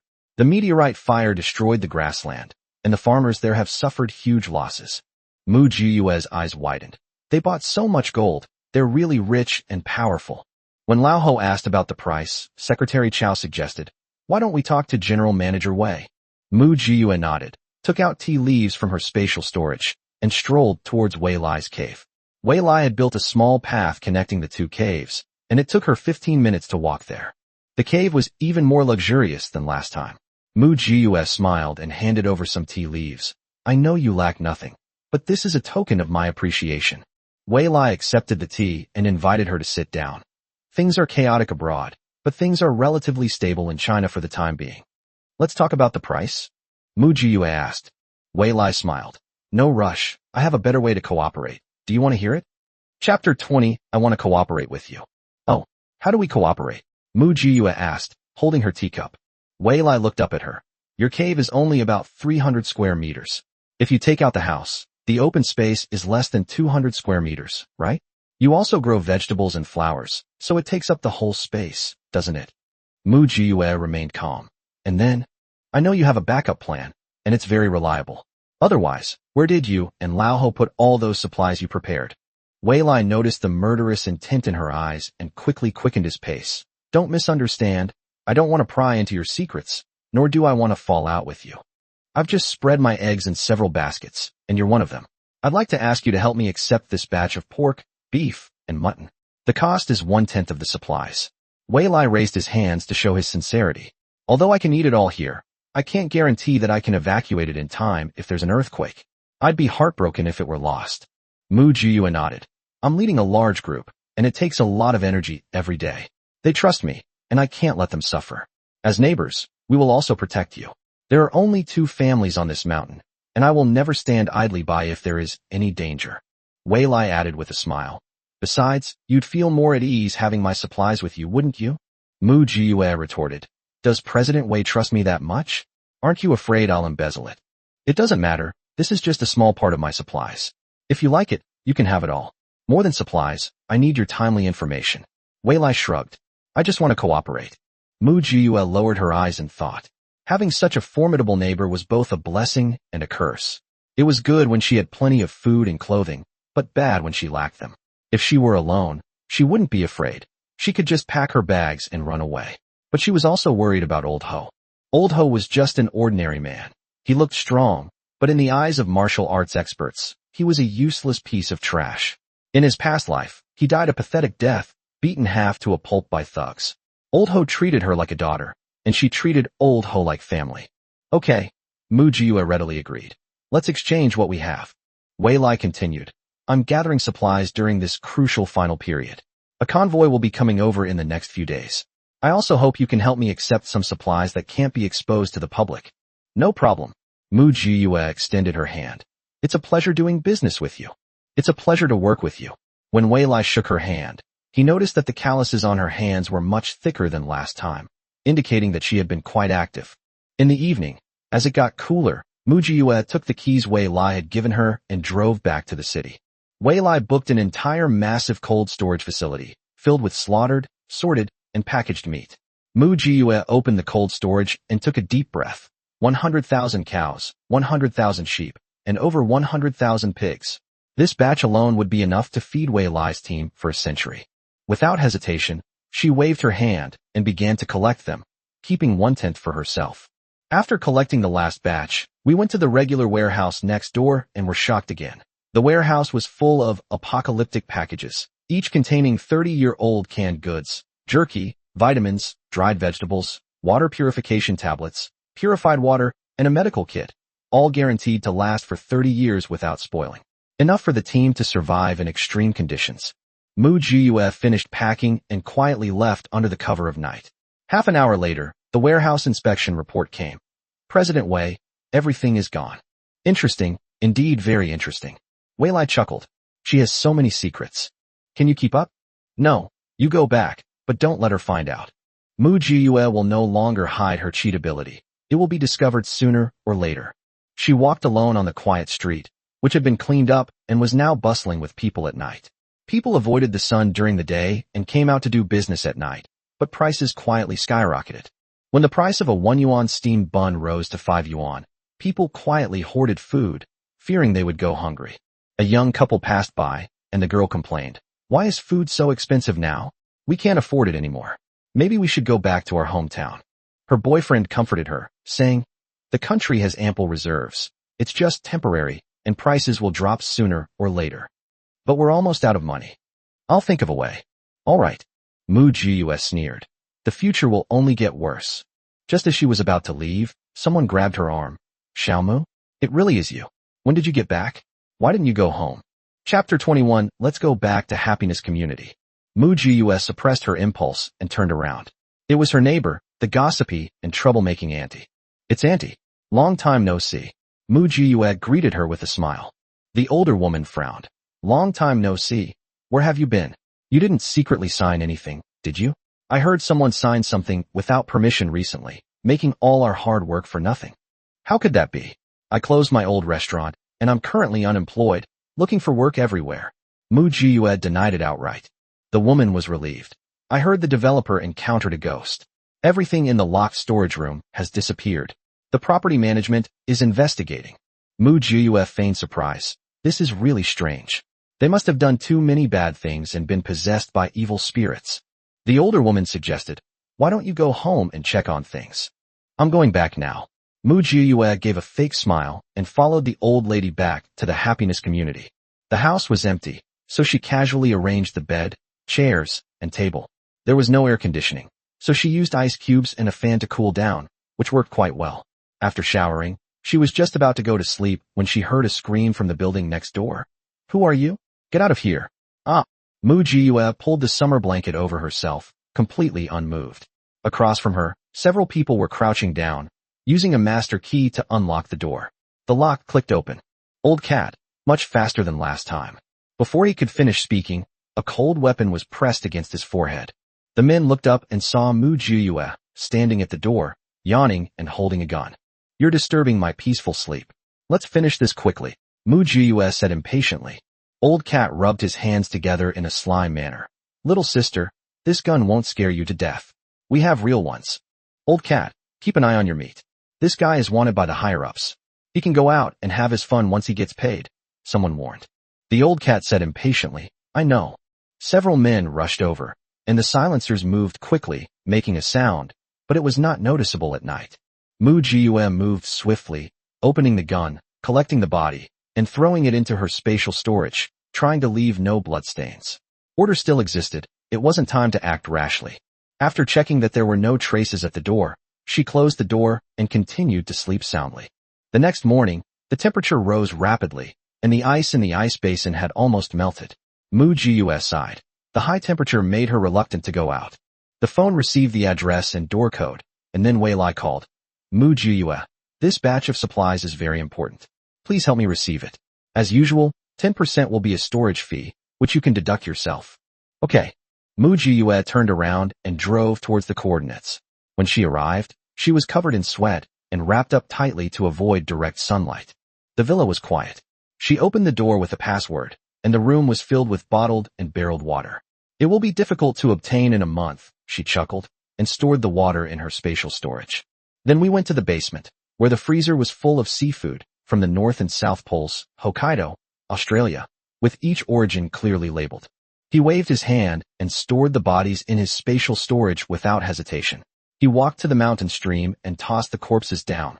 They'd probably be on the missing persons list for life, since even ghosts couldn't find this place.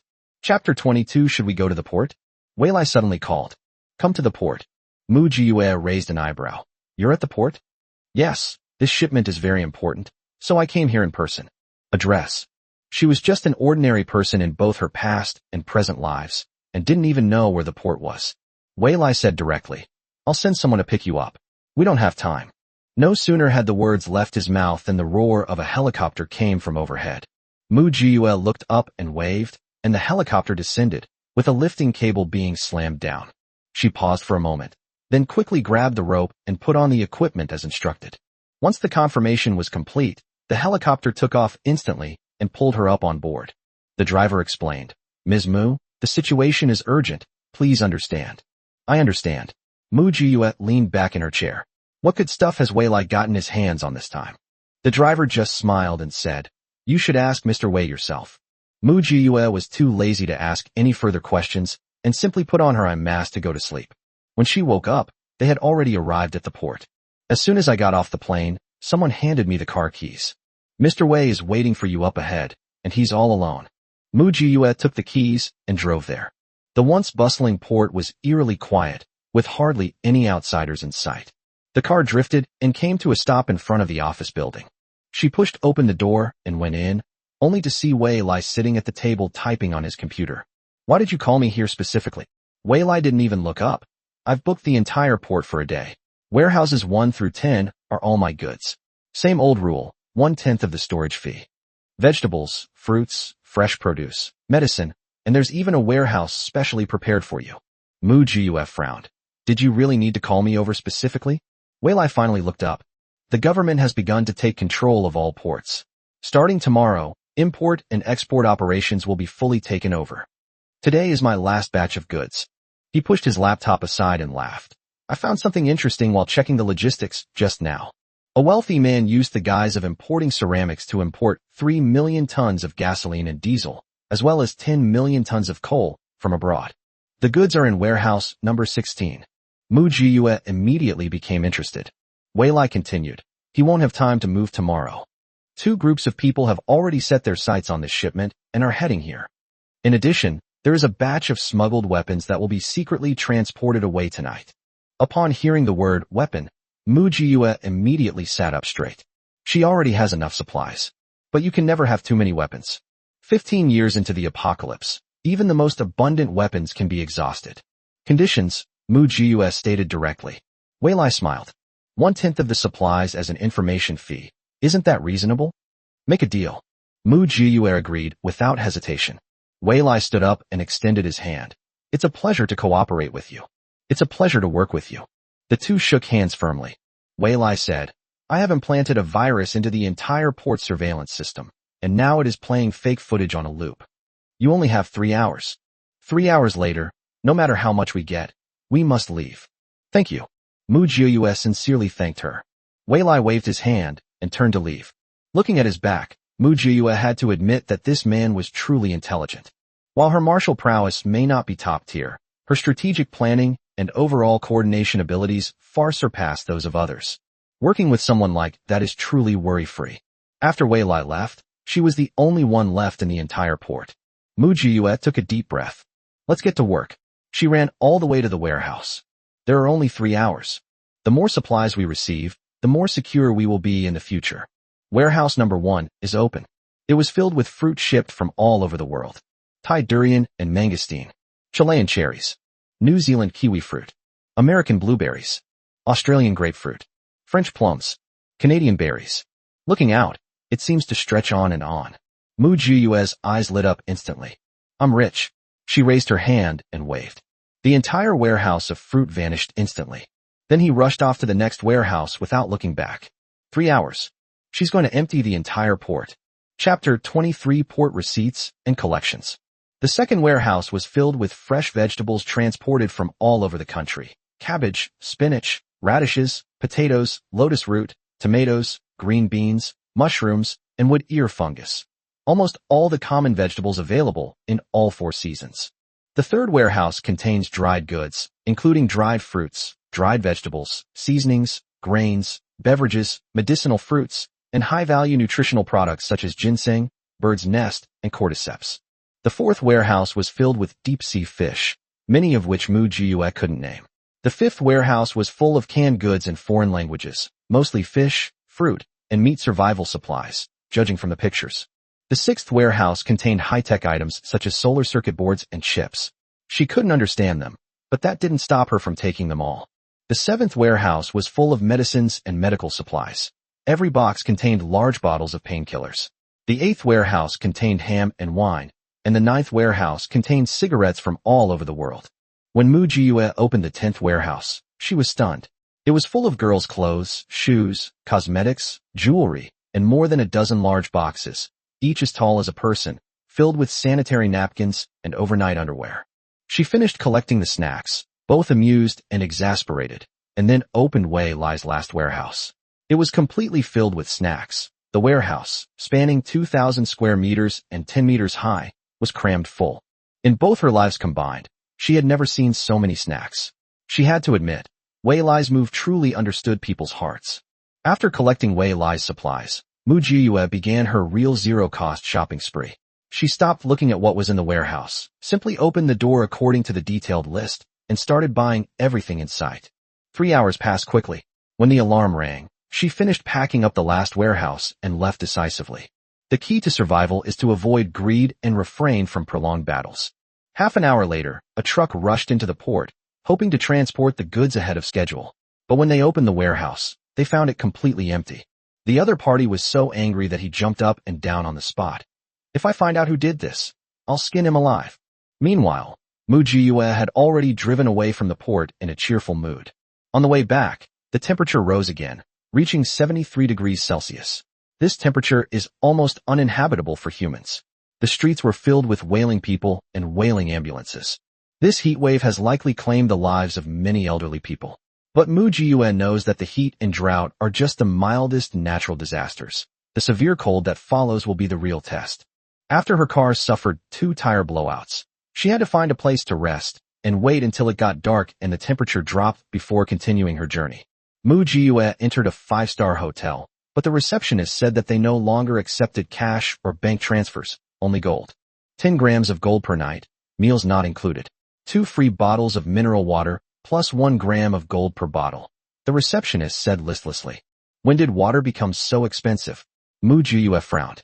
The receptionist explained, this is spring water. It used to cost 50 yuan a bottle. But now it's too hot, and the water volume is dropping rapidly. We can only produce 100 liters a day.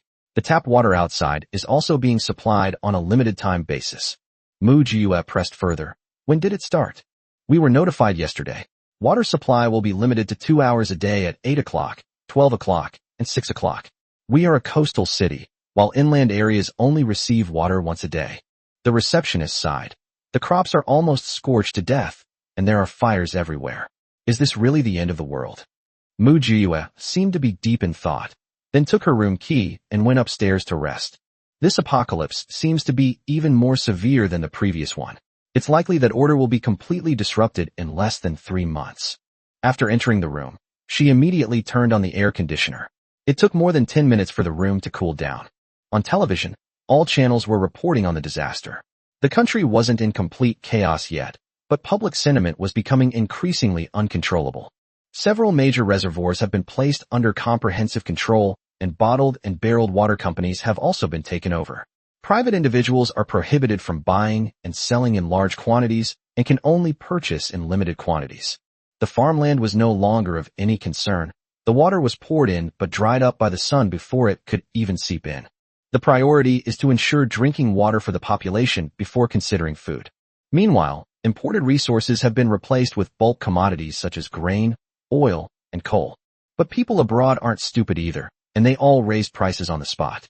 These power struggles are matters for the upper class. They have little to do with the lower class anymore. Chapter 24 Massive Deaths. Mu Jiyue slept for a few hours at the hotel. Only after it was completely dark and the outside temperature dropped to 60 degrees Celsius did she take the car out of her spatial storage and continue her journey to K-City. On the way out of the city, we encountered several crematorium vehicles. Other drivers craned their necks to look, their faces grim. This awful weather is unbearably hot. I heard there are long queues at the crematorium, and they can't keep up with the demand. Most of the people who die are elderly people who can't afford to turn on the air conditioning. We run the air conditioner every day, but the electricity bill is unbearable. It costs over 2,000 a month. How are we supposed to survive? I brought my parents over, and the whole family squeezes into one room to use the air conditioning. Every little bit helps. Mu Jiyue started the car and followed without expression. The The temperature is still manageable for most people, but in 3 days, most won't be able to withstand it. As dawn broke, she finally returned to K-City, and her anxiety subsided. From now on, she will never go out unless absolutely necessary. She didn't stockpile so many supplies just to suffer outside. Back at the shelter, Old Ho was watering the scallions, ginger, and garlic to cool them down. The temperature inside the cave had risen to nearly 40 degrees Celsius. "You're back." Old Ho visibly breathed a sigh of relief. "You must be exhausted. I made some mung bean soup and some cold dishes. Eat quickly and get some rest." "Good." Mu Jue finished showering and went straight out to eat without even drying her hair. Anyway, at this temperature, it would dry in less than 5 minutes. She wolfed down her food, went back to her room, and fell asleep immediately. In the cave next door, Secretary Chow was reporting. "President Wei, the port was taken under control at 6 o'clock this morning. According to intelligence, Miss Mu took away goods worth approximately 200 billion from the port." Wei Lai chuckled. "Her skill is truly remarkable. That's probably her confidence. If we get along well with her, we might need her help in the future." He then asked, "Has the life pod she requested arrived?" "They should arrive tonight. I've booked 20 extra. 8-person cabins are enough for us to cope with earthquakes and tsunamis." Wei Lai nodded. "Give Mu Jue 2 more. Pass the word that after finishing the last order tonight, everyone should leave." That evening, the life pod arrived. Mu Jue was captivated by it. The 4-seater has an oxygen chamber, food box, portable toilet, and air purifier, enough to sustain 4 people for a week. The 8-seater is even more luxurious, with a place to lie down and shower, and can store food and medicine to last for 1 or 2 months without any problem. It can also withstand a magnitude 12 earthquake, tsunami, and small volcanic eruption. Mu Jue said to Secretary Chow, "Please thank President Wei for me. Starting tomorrow, don't go anywhere." Secretary Chow nodded. President Wei has already ordered everyone to withdraw. Mu Jue didn't say much, but politely sent 4 dishes over as a thank you gift. Wei Lai's group has many talented people, but they lack a proper chef. They usually make frozen buns, steamed bread, and semi-finished dishes. Old Ho's 4 freshly cooked dishes are already a rare treat for them. Old Ho hasn't been idle these days either. He's been either steaming buns and dumplings or stir-frying vegetables. After stir-frying, he puts them into a 200-liter insulated container and has Mu Jue store them away to eat later. Mu Jue advised him to rest, but Lao Ho couldn't stay idle. He was prone to overthinking when he was idle. She stopped trying to persuade him and lay down, clutching her iced tea. People started crying and complaining in the neighborhood group chat. "Someone in my family died. My parents died from the heat. Am I going to die soon?" Videos also surfaced showing electrical wires catching fire from the sun, and a family frantically trying to put out the flames, but to no avail. Minutes later, the entire building was engulfed in flames. News of fires and mass deaths is everywhere on various platforms. In just 3 days, the number of people who have died from the heat wave across the country has exceeded 10 million. And this is just the beginning. Wei Lai's information was more accurate. Secretary Chow reported, "The higher-ups are already building shelters. The Wei family has also exchanged supplies for priority housing rights." Wei Lai sneered. "They're masters of speculation. What about K-City?" "The shelters in K-City have also started recruiting. They know you're here and have already contacted me. Should we get involved?" Wei Lai thought for a moment and said, "We can provide some supplies and ask for a few more slots, but we won't go." Secretary Chow asked, "Should we inform Miss Mu?" "Tell her, and while you're at it, ask her the exact time of the next natural disaster." Secretary Chow soon came to find Mu Jue. "A shelter." Mu Jue shook her head. "I'm not going." The shelter did save many people at first, but once communications were cut off and each region fought its own battle, it turned into a meat grinder. She had already suffered once in her past life. She has her own sanctuary in this life, and doesn't want to go back into suffer anymore. Chapter 25 Wildfires. Wildfires everywhere. Secretary Chow nodded. President Wei also means the same thing, hoping to always stand on the same side as Miss Mu. "Tonight we will close the road from the foot of the mountain to the top. If you need to go out, you can use another secret passage." Mu Jue nodded. "You guys are really fast. But I won't go out until the heat wave is over. Tell Wei Lai that the heat wave and drought will last for 3 months, and it hasn't even been a month yet. There will be an unprecedented rainstorm in 3 months, like the sky has opened up. We can start preparing for dehumidification. The terrain here is high, so it is unlikely to be flooded, but we may have to rely on boats and kayaks for transportation in the future." Secretary Chow carefully noted it down. Understood. Thank you. Miss Mu, please feel free to ask if you have any needs. After Secretary Chow left, Old Ho asked worriedly, will things really be as difficult as you say? It will only get harder, Mu Jiyue replied. Old Ho was silent for a moment, then turned around and asked for vegetables, meat, and eggs, and went into the kitchen to continue cooking. Then I'll prepare more, in case it's inconvenient to cook on the road when we flee in the future. At night, a loud explosion rocked the foot of the mountain, completely severing the road leading to the summit. Wei Lai's men all retreated into a nearby cave to recuperate. Wei Lai invited Mu Jiyue and Lao Ho to a dinner party. Lao Ho didn't go, but only asked Mu Jiyue to bring a large box of food. As soon as Mu Jiyue arrived, she saw about 100 strong young men standing with Wei Lai. They were all male, ranging in age from 17 to 30, and all full of energy. They had obviously been carefully selected. She smiled and waved to Wei Lai, saying, if you use these people well, they will become a considerable force in the future, and every warlord will have to give you some face. Wei Lai asked with a smile, and what about you? Mu Jiyue shrugged, of course I'll cling to you a lot. When we're escaping, please take us with you. Wei Lai laughed and invited her to take a seat. During the meal, Wei Lai poured himself a glass of wine. I just received news that 200,000 people died in K City this week, 90% of whom died from the heat and 10% from the lack of water. Mu Jiyue drank it all in one gulp. This is just the beginning. The real death is yet to come. The alarm sounded as soon as he finished speaking. What's that noise? Mu Jiyue asked. Wei Lai put down his wine glass. Wildfire alert. Secretary Chow quickly returned and reported. Monitoring on the 13th shows that a wildfire has broken out on a nearby hill, about 700 meters away from us. Wei Lai opened his tablet and pointed to the map to show her. It's Hill 422. I've cleared the vegetation off Hills 325 and 221. As long as those two hills don't catch fire, the fire won't reach us. Looking at the bird's eye view, Mu Jiyue noticed that all the nearby mountains were labeled with names and even numbered according to their altitude. She raised an eyebrow. Mr. Wei is quite well prepared. You didn't install cameras on every single hilltop, did you? Wei Lai smiled, but remained silent. Mu Jiyue gave him a thumbs up. While they were eating in the cave, wildfires raged outside. The combination of high temperatures, drought, and massive fires distorted the very air. Back in her own home, Mu Jiyue turned on her phone and found the residents' group chat filled with cries of despair. Someone pleaded for help. 2 out of 4 members of my family have died from the heat, and my wife is almost unconscious. We can't get through to any of the emergency numbers. Have they given up on us? Someone replied, calling won't help. The ambulances are too busy. Get him to the hospital quickly while it's still dark. There might still be hope. The person seeking help then asked, does anyone have a car? I'll pay 3 times the price to take us to the hospital. The group chat was silent. It's not that nobody wants to earn money. It's that nobody dares to go out. During the day, someone collapsed as soon as they left the residential area, and when they were carried back at night, their face was burned by the ground. When the person seeking help found no one to assist them, they started swearing and cursing in the group chat. The more they cursed, the less people spoke up.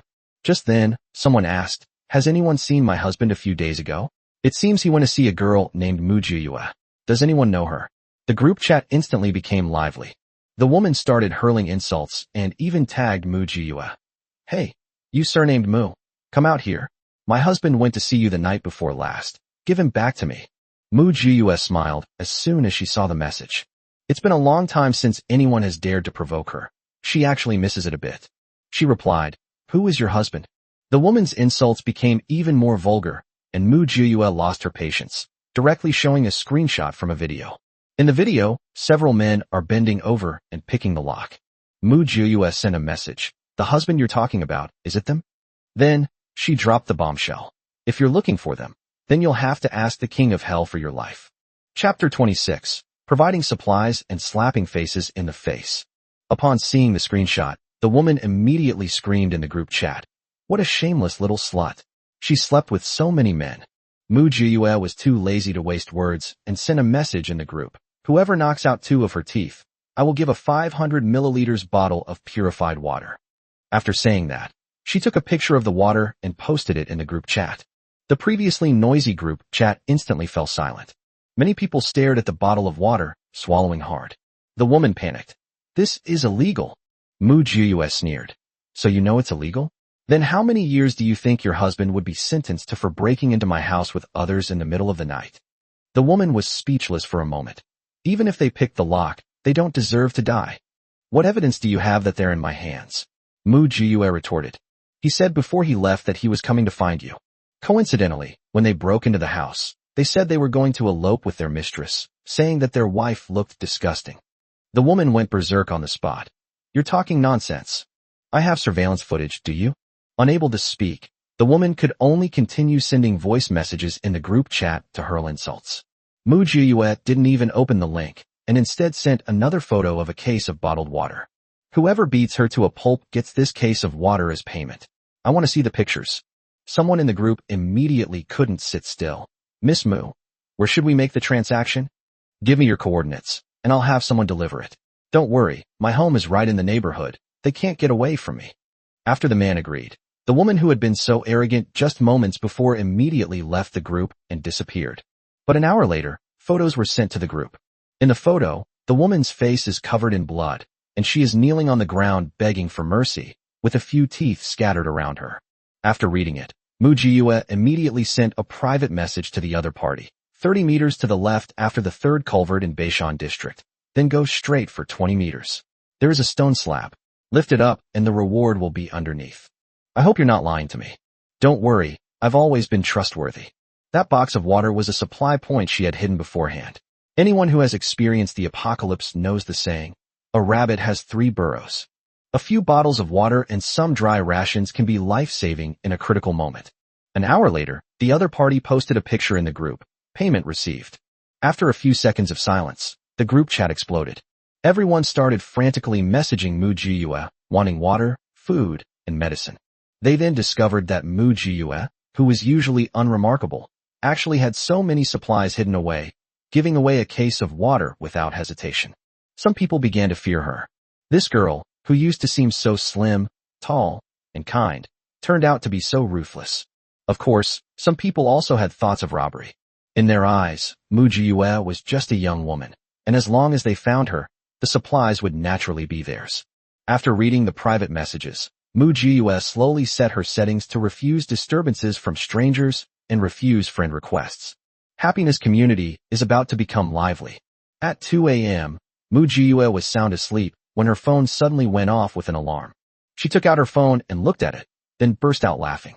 The security camera footage from that apartment in Xingfu residential complex indicates that someone has intruded. Mu Jiyue yawned and opened the video. 3 men were seen standing suspiciously at her door. One of them asked, "Are you sure this is Mu Jiyue's house? Does she live here?" Another person said, "She has nowhere else to live. I heard she has no parents and saved up for years to make a down payment on a house. Where else can she go if she doesn't live here?" The third man grinned lewdly. "I heard that girl is pretty. Let's have some fun with her later." The 3 men chuckled softly together. Mu Jiyue remained expressionless. Human nature in the apocalypse is just that direct. This is also why she installed surveillance cameras before she left. With so much fun to be had, it would be a shame to miss it. The door was quickly pried open, and the 3 rushed inside in a hurry. But the room was empty. Apart from the doors and windows, the furniture, appliances, and even the flooring are gone. Where are the people? Where are the supplies? We've been scammed. Run. We've been tricked. But it was too late. A light bulb suddenly exploded overhead, and toxic smoke instantly enveloped the 3 of them. Mu Jiyue controlled the surveillance camera, took a series of photos of their faces, and even waved at the camera. Goodbye. As soon as he finished speaking, the 3 of them collapsed to the ground one after another. No need to finish them off. Once the temperature rises tomorrow, none of them will survive. Mu Jiyue was satisfied and ready to go to sleep, but she was too excited to sleep, so she simply got up and played games. While I was playing, Weilai sent me a message. The K-City shelter wants to make a deal with me. We need to go to the exchange tomorrow night. Are you coming? Mu Jiyue replied, "What are we trading?"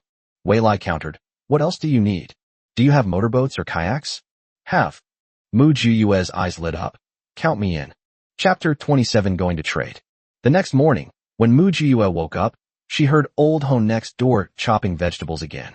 She came out wearing shorts, a tank top, and slippers. Old Ho stubbed out his cigarette, still chopping minced meat in his hands. "There's cold noodles in the pot. You can mix the toppings yourself." Mu Jiyue sat down lazily. "Weilai is taking me to the shelter tonight, Do you want to come along? Old Ho thought for a moment and said, all right, we've been away for so long. We should go back and take a look and see if my little restaurant is still there. After finishing her meal, Mu Jiyue went to Wei Lai's place for some tea. As soon as she entered the cave, a cool breeze hit her, making her feel so comfortable that her pores seemed to shrink. Wei Lai greeted him with a smile. You've come at the perfect time. The Yunwu tea is freshly brewed. Mu Jiyue took a big gulp and smacked her lips. It tastes pretty good. Wei Lai paused, then couldn't help but laugh. Then he got down to business. We got a new material at the shelter. It's as light and thin as a cicada's wing. Wearing it feels like you're not wearing anything, but it can regulate body temperature. When we wear it now, it feels like 20 degrees Celsius. When the severe cold comes, and it's minus 70 or 80 degrees Celsius outside, it will feel like minus 20 degrees Celsius. Mu Jiyue's eyes lit up. There are such good things. Wei Lai nodded. That's why I agreed to make the deal with the shelter. How much can I get in exchange? She immediately asked, intrigued. It's not clear yet. I've prepared a truckload of purified water and medicine. Right now, their biggest shortages are water and medicine, followed by food. Wei Lai looked at her. If you need it, I can spare a truck to help you transport it. Mu Jiyue swallowed her refusal and nodded in agreement. Okay, thank you. Wei Lai then asked, when will the satellite fall? After the severe cold, the Earth's magnetic field changed, and all satellites lost their signals and drifted in outer space. From then on, the entire world lost its ability to communicate, Mu Jiyue replied. Wei Lai was silent for a moment. So, at most, there are still 6 months left? Almost. Was it ever recovered? Mu Jiyue smiled bitterly. How can we recover? There are still hurricanes, sandstorms, poisonous insects, toxic fog, earthquakes, and tsunamis to come. Humanity is too busy to take care of itself. Don't take any chances. Things will only get worse. That evening, Mu Jiyue and Lao Ho met up with Wei Lai. The group walked down the mountain along a narrow path, about a foot wide, and it took them half an hour to reach the foot of the mountain. Fortunately, we were walking through a cave path. Otherwise, the temperature would have dehydrated us by nighttime. Once they got in the car and the air conditioning was turned on, they seemed to come alive again. After driving secretly for 2 hours, the convoy finally stopped in a wasteland. Many cars were already parked there. Someone checked the list, confirmed identities, affixed license plates, and then they lined up to enter the underground shelter. Looking at the bustling construction site before her, Mu Jiyue had to admit that the power of humanity was indeed immense. In just a few days, the shelter had already begun to take shape.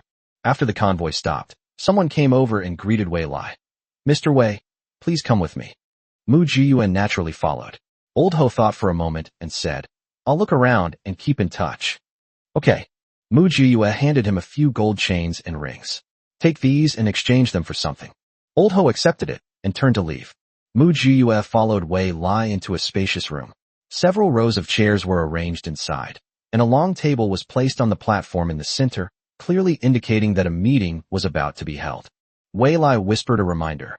There are quite a few people here tonight to trade, probably all for that special material. Mu Jiyue frowned. Do we have enough stuff? It depends, Wei Lai reassured her.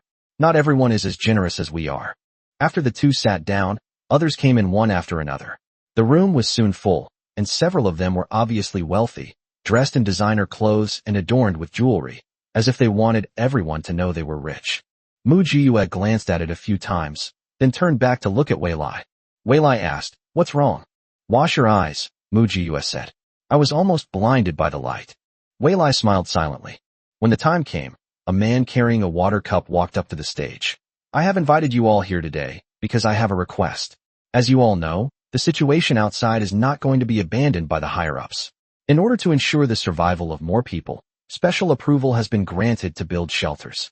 He paused, then said, K-City wouldn't be where it is today without everyone's support.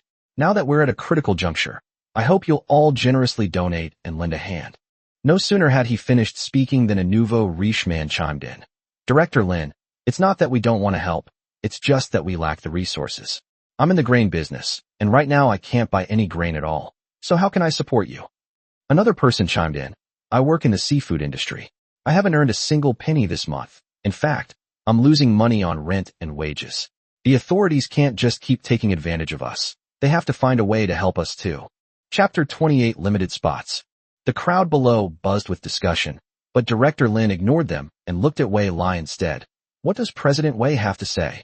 Wei Lai replied calmly. Supporting the work of those above is also supporting my own business, so I will naturally cooperate. Director Lin finally smiled. General Manager Wei is indeed a man who can accomplish great things. Wei Lai then changed the subject. However, I am a businessman, and it is not easy for me to make a living. I should ask Director Lin what benefits he can offer me first. Director Lin waved his hand, and someone posted a huge map of the shelter on the wall. Look, everyone, this is what the shelter will look like after it's built. The fire brought not just a local disaster, but a global one. After the heat wave and drought, who can guarantee there won't be other natural disasters? He looked around the room and continued. The first group of people to donate supplies will receive priority accommodation in the shelter. They will not only be able to stay in the villa area, but will also be able to bring 5 additional free accommodations. As soon as he finished speaking, an uproar erupted below. Some were shocked that the natural disaster would continue. Some felt sorry for the supplies they were going to donate, and some had already received the news and started choosing locations in the villa area. Director Lin emphasized, K-City has a population of 8 million, not counting the migrant population. But there are only 5 million places available in the shelters. Places are limited, first come, first served. After he finished speaking, he looked at Wei Lai again. Wei Lai was the first to speak up. I am willing to donate a truckload of purified water and a batch of medicines. The entire room fell silent instantly, and everyone turned to look at him. Director Lin's smile deepened. Thank you for your generosity, President Wei. To express our gratitude, Villa Number 1 is a gift to President Wei. Applause immediately followed. Mu Jiyue looked at Wei Lai, who winked at her. She immediately understood that the two had already made a deal in private. With Wei Lai taking the lead, others followed suit. People donated grain, clothing, cloth, seeds, and building materials, and the scene quickly became lively. After the meeting, Wei Lai and Mu Jiyue were invited into a small room next door. Director Lin was already waiting there. Wei Lai smiled and said, I haven't had a chance to congratulate Director Lin on his promotion yet. This is just a small gift, nothing more. After saying that, he quietly kicked a small box under the table. Director Lin seemed not to notice and said with a smile, It's all thanks to everyone's kindness. Mu Jiyue couldn't stand the insincere small talk and impatiently twirled her lighter. Director Lin glanced at her and finally got to the point. President Wei, to be honest, the quantity of these protective suits is really limited. Wei Lai interrupted him, his tone gentle yet threatening. I was able to build this business on my own because of my integrity. That's why my men are willing to follow me. I'm just a weak businessman, so I can handle anything. But my brothers are all roughnecks. With things so chaotic outside, it's normal for something to go wrong, right? The smile on Director Lin's face faded slightly. Wei Lai continued, I don't necessarily need these clothes. I can just stay home and not go out. It's just that the guy who was in charge of unloading the goods I brought seems to have something come up and won't be back for a while. Director Lin's face darkened. With nationwide supplies under strict control, he applied countless times, but only a few applications were approved. Without the support of these wealthy individuals, the shelter simply could not have been built on time. After thinking it through, he stopped beating around the bush. President Wei, you're too kind. Even if we don't give it to others, we must prioritize President Wei. Soon, a large box was pushed in. There are 108 sets of protective suits here, all made with the latest technology. Experimental data shows that they can control the temperature to 50 degrees Celsius, and in reality, they can handle 60 or 70 degrees Celsius without any problems. They are cold-proof, heat-proof, and also resistant to acids and alkalis. Director Lin's tone was smug. It's only because I was fast that I managed to place this order with the Research Institute ahead of time. Other cities are still waiting in line. Wei Lai smiled and said, Of course I trust Director Lin. But the quantity seems wrong. I need 200 sets. Just as Director Lin was about to complain, Wei Lai said directly, I can give Director Lin an extra 3 tons of gasoline as a personal gift. Gasoline is now a strictly controlled commodity, and 3 tons of gasoline is definitely not a small amount. Director Lin was indeed wavering, and finally sighed. All right, we'll do as Director Wei says. At worst, I'll save my own share. We'll still have to deal with each other often in the future, so let's just consider it making friends. Of course we are friends. Wei Lai shook hands with him, and then gave Mu Jiyue a look. Mu Jiyue stepped forward to count the items, and after confirming that there were exactly 200 sets, she nodded. Director Lin looked at her and asked, And who is this young man? Wei Lai raised an eyebrow. Little brother? Mu Jiyue replied in a hoarse voice. Mu Jio, President Wei's assistant. Director Lin laughed. Congratulations, Director Wei, on gaining another capable assistant. Wei Lai smiled meaningfully. Congratulations, congratulations. Director Lin's subordinates are just as good. Chapter 29 10,000 times replica protective suit. Leaving the office, Wei Lai said to Mu Jiyue, my assistant, Otherwise what? Mu Jiyue replied calmly. You don't actually think that this era still has any pity for the weak, do you? Wei Lai smiled. That's true. Mu Jiyue leaned closer to Wei Lai and whispered in his ear, if I can get more protective suits, how much profit can you make from them? Wei Lai's pupils dilated violently. What do you mean? It means exactly what it says, Mu Jiyue replied. Since there's such a shortage of protective suits right now, the market demand must be huge. Selling them now should be very profitable, right? I don't know much about doing business, but I know how to get the goods. Wei Lai looked intently at Mu Jiyue. Can this woman really do it? She's amazing. Really? Wei Lai asked to confirm. Mu Jiyue nodded, believe it or not. Wei Lai pulled Mu Jiyue away quickly, found a secluded corner, and whispered in her ear. If you can really get the protective suits, the profits will be split 40/60ths. I'll take 40%, you take 60%. You just need to provide the goods. I'll handle the sales and customers. As expected of a domineering CEO, when it comes to business, he's incredibly decisive and efficient, never dragging things out. Deal, Mu Jiyue said with a smile. I want gold, the purer the better. Although Wei Lai didn't understand why Mu Jiyue wanted so much gold, he knew the importance of not speaking too frankly with someone he didn't know well, so he immediately nodded and agreed. Okay. When we arrived at the shelter, Lao Ho drove back. The back of the car was crammed full of stuff. Mu Jiyue peeked out. Wow. They are all sets of high-quality kitchenware that I couldn't afford before. Mu Jiyue then realized that she had stockpiled so many things, but forgot to stockpile such good kitchen utensils. However, what is the purpose of hoarding goods? Isn't it to trade them now? With the high temperatures, almost no one is going out to eat, so the catering industry is basically shut down. Too many people are eager to sell what they have. Pots and pans, air conditioners, tables and chairs, all kinds of unopened kitchen utensils and knives, and so on. Old Ho went around in circles and exchanged a little gold for so many good things, so it was quite worthwhile. Old Ho excitedly told Mu Jiyue, I had my eye on a set of knives before, which was said to be made with meteorite iron and cost 80,000 yuan. I couldn't bear to spend that much, but I came across it today. I traded it for a gold necklace. Congratulations, Mu Jiyue replied with a smile. You've finally gotten what you wanted. Hee. Old Ho excitedly wiped the sweat from his brow. I'm full of energy. Let's go, it's time to go back. Mu Jiyue jumped into the car and followed Wei Lai's car back to the shelter. By the time they reached the summit, it was already getting light. The night passed just like that. Mu Jiyue took a shower, went back to her room, slept soundly, and then, kicking her little stone, went to find Wei Lai and took away 200 sets of protective clothing, ostensibly to check their quality. Wei Lai confidently handed over the 200 sets of protective suits he had acquired to Mu Jiyue, without any concern that she might embezzle them. Based on Wei Lai's magnanimous demeanor, Mu Jiyue decided to make a good profit from him. Mu Jiyue entered the space with 200 protective suits and began replicating them 10,000 times.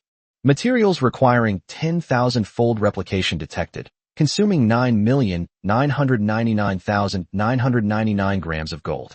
Confirm/cancel. Mu Jiyue chose to confirm. Swish, swish, swish, swish.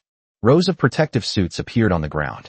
200 items replicated 10,000 times equals 2 million items. While this wouldn't be enough to cover everyone in the base with protective suits, it would protect a portion of them. Mu Jiyue seemed to see countless little golden figures rushing towards her. Just as Mu Jiyue was about to leave the space, a thought suddenly struck her.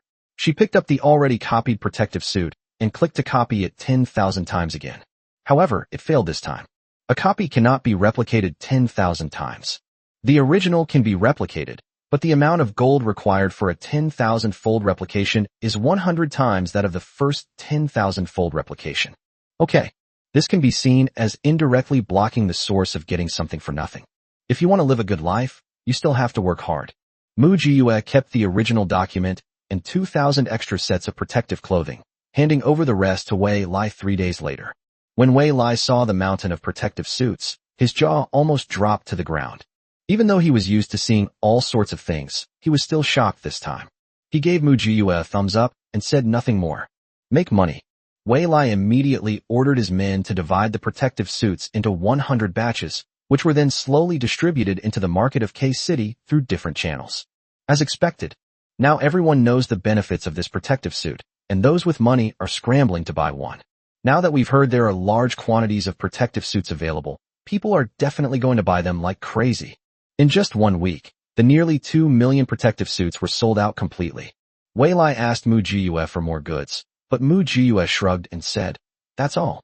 I was just lucky to get this batch. There's no more. If this stuff were really so easy to get, why would Director Lin treat it like a treasure?" Wei Lai thought about it and realized that this made sense.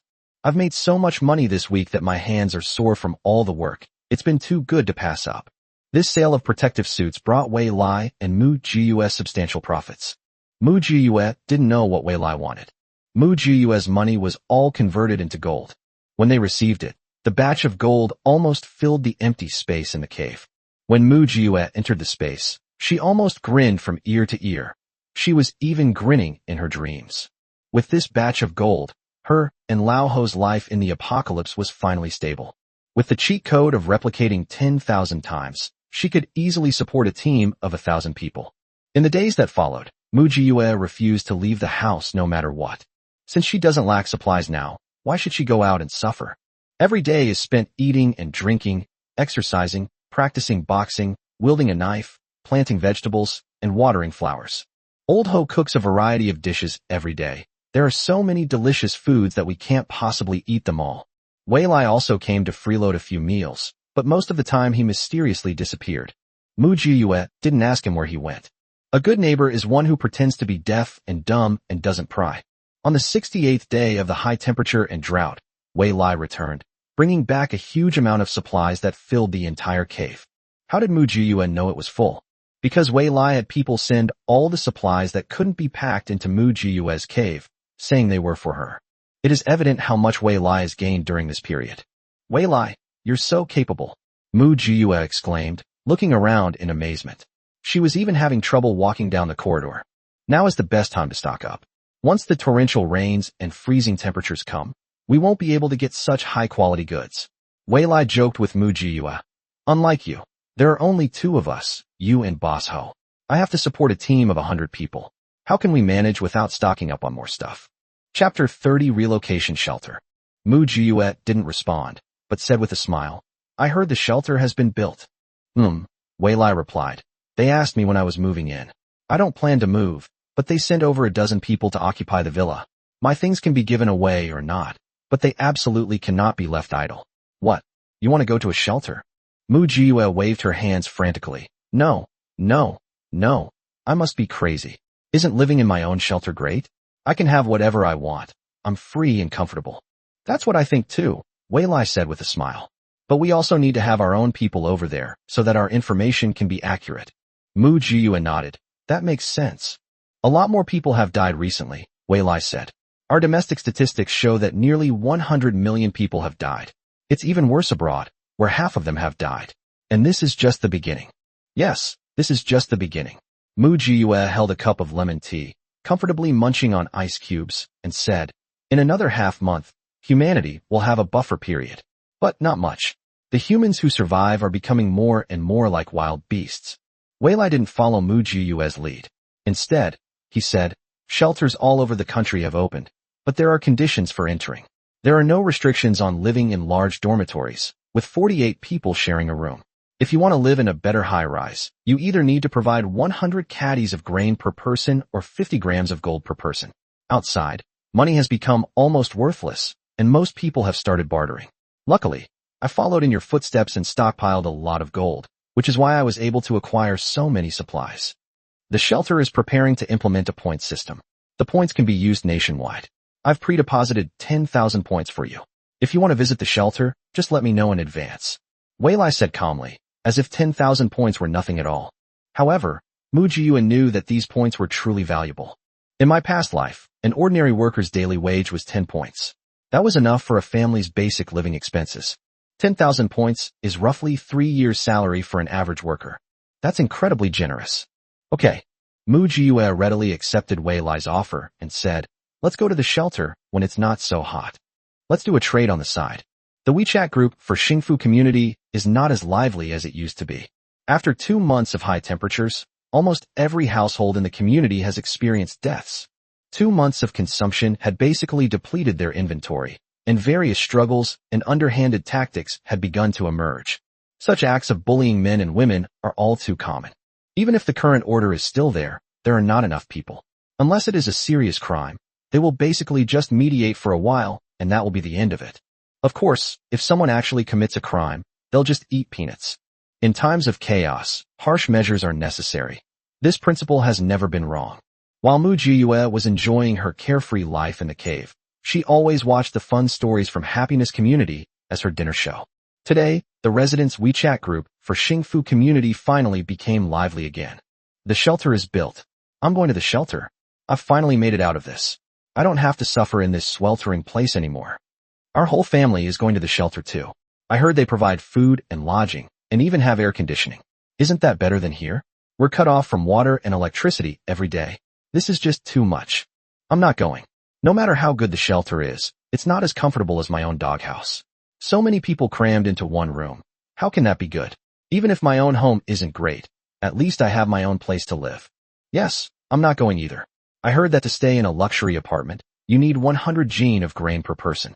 If I had that much grain, why would I need to live in a shelter? Those who chose to go and those who didn't immediately split into 2 camps. The 2 groups immediately started arguing in the group chat. Finally, a neighbor lady stepped in to mediate. All right, everyone, stop talking. It's hot, and everyone's got a temper. Things can get heated quickly. Whether you go or not is your decision. Someone chimed in. Exactly. Everyone should make their own decisions. What's there to argue about? The next evening, some people packed their bags, brought their families, and joined the ranks of those relocating to the shelter. However, a considerable number of people chose to stay behind. These were people who still had some supplies at home, and were hoping that the natural disaster would end and everything would return to normal. The shelter is located on a large, gentle slope in the northwest of K-City. The location is alright. It used to be an abandoned, unfinished building complex. After being designated as a shelter, it was built as a semi-above-ground and semi-underground shelter. The wealthy live underground, where it's cool, comfortable, and spacious. People without money live on the ground, in cramped and hot conditions, suffering all sorts of misery. Whether you're rich or poor, you can get 2 free meals every day just by showing your ID card. For those who aren't rich, this is definitely a benefit. As a result, more and more people who could not survive chose to go to shelters. Mu Jiyue held her binoculars and looked at the long, seemingly endless queue, her heart completely unmoved. Secretary Chow arrived with several people, each carrying a large bag. Miss Mu, this is a motorboat that Mr. Wei asked us to deliver. Secretary Chow smiled innocently, but Mu Jiyue didn't think he was really innocent. None of the people around Wei Lai are useless. Please thank President Wei for me. Mu Jiyue nodded with a smile. Secretary Chow had the others leave the things at the cave entrance, and then spoke again. 80% of the residential areas in K-City have already been relocated. In rural areas, almost no one is chosen to relocate. Everyone has stayed in their original homes. Mu Jiyue frowned for a moment, then relaxed. She understood what Wei Lai meant. She accepted Wei Lai's kindness.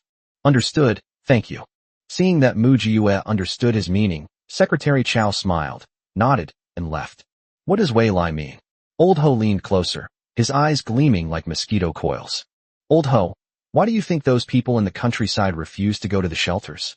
Mu Jiyue asked in return. Why else? They have houses, wells, land, food, chickens, and ducks. Why would they go to a shelter and suffer like that? Old Ho chuckled. Oh, I understand what Wei Lai means. He's telling you that there are still supplies in the countryside. But we don't lack anything. So why would we need to go to the countryside to buy things? You can't buy seeds saved by farmers in the city, nor can you buy various agricultural machinery. Mu Jiyue laughed. This Wei Lai is quite interesting. He's really smart. Wei Lai discovered that Mu Jiyue had asked Lao Ho to buy a batch of vegetable and fruit seeds, and guessed that Mu Jiyue must have land where she could grow them. Then this message was given to Mu Jiyue. Agricultural machinery is not only expensive, but you also can't buy it without a certificate. Large harvesters, in particular, can easily cost millions of yuan, and buying one casually will definitely attract unwanted attention. So Mu Jiyue didn't stock up on this, planning to buy it for free later. Luckily, Wei Lai reminded her. Otherwise she really was planning to buy a harvester for free when it rained. Chapter 31. The space has inexplicably upgraded again. Now that Mu Jiyue has protective clothing, she is naturally not afraid of the high temperature and heat outside. After taking full protective measures, I went to the surrounding suburbs and rural areas under the cover of night to buy seeds saved by farmers. I also took the opportunity to familiarize myself with the terrain and find the locations of seed companies and agricultural technology companies to facilitate the subsequent $0 purchases. You know what? Many old varieties that have disappeared outside are still preserved in the hands of some old farmers. Mu Jiyue casually acquired a batch of old seeds and then tossed them into her spatial storage. Suddenly, I felt a wave of dizziness. Mu Jiyue subconsciously leaned against the wall, her eyes lowered. Sweat poured out of his mouth. She felt dizzy and saw stars. Gritting his teeth and struggling, he pulled out a bag of glucose from his spatial storage, roughly tore it open, tilted his head back, and gulped it all down to replenish his fluids. Someone nearby noticed Mu Jiyue's unusual behavior and couldn't help but ask with concern, "Young man, are you all right?" Mu Jiyue looked up. The view was blurry and indistinct, making it almost impossible to make out the other person's appearance. She shook her head gently to indicate that she was fine. Someone nearby said, "He must have heat stroke. Ugh, this temperature, even at night, is unbearably hot. I wouldn't want to come out if I couldn't stand being cooped up at home. Since he has water, let's not meddle. Let's go, lest something happens and we get blamed." That's true. As the sound faded into the distance, Mu Jiyue's body went limp. She leaned back and fainted. It's unclear how much time passed before Mu Jiyue finally woke up. He was covered in sweat, so wet that he looked as if he had been pulled out of the water.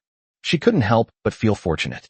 Although it was the end of the world, the countryside, with its wells and food supplies, hadn't yet exposed the true nature of humanity like it had in the cities. The people here still retain a sense of awe from before the apocalypse. Otherwise, if she had fainted this time, she would definitely have been carried away in exchange for supplies. The thought of the culprit who had caused him to faint filled him with rage, and he entered the space. Once inside, all of Mu Jiyue's resentment vanished. What was once just a small stream and a tiny patch of black soil has now transformed into a magnificent river and an endless expanse of black soil. Not far from the black soil is a lush grassland. Further away, towering mountains appeared.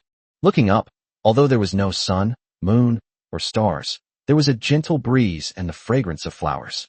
Looking back, the original thatched cottage has been transformed into a standard courtyard house. The storage space has been transformed into an infinitely large and tall super warehouse. My God, I didn't faint for nothing this time. Mu Jiyue's smile stretched almost to her ears. She tested it out in the space, and when she was kicked out of the space at the appointed time, she checked the timer. 3 hours. Oh wow. But what exactly is the opportunity for this upgrade? Why are all the upgrades so inexplicable? Was the seed the catalyst for this upgrade? Mu Jiyue immediately wiped the sweat from her face, not even having time to wipe it away, and turned around to continue looking for those farmers to buy seeds. Mu Jiyue offered a high enough price, giving away large amounts of gold jewelry. Those farmers, seeing the money, or rather, seeing the gold, were so greedy that they actually sold all their old seeds to Mu Jiyue.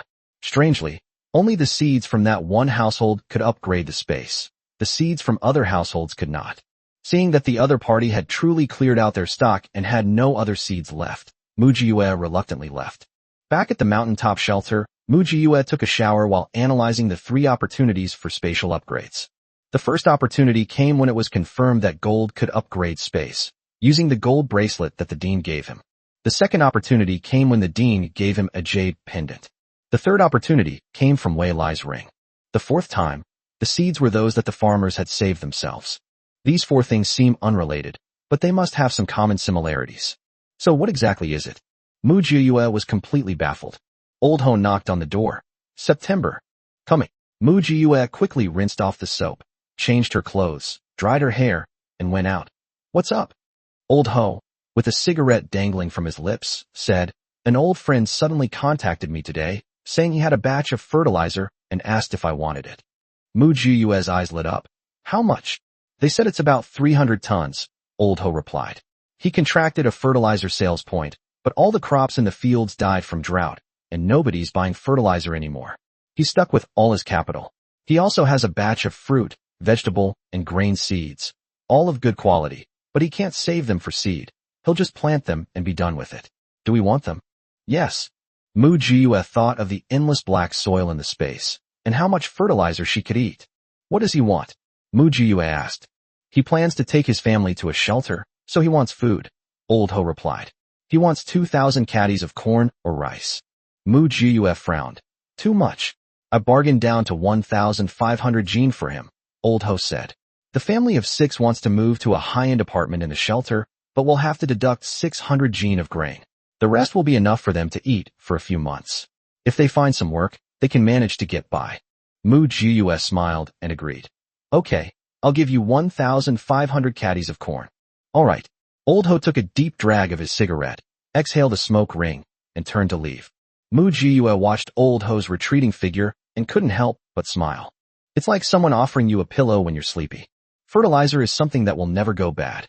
With her ability to replicate 10,000 times, the black soil in the space can finally be put to use. Having successfully traded the fertilizer, Mu Jiyue waved her hand and stored it all in her spatial storage.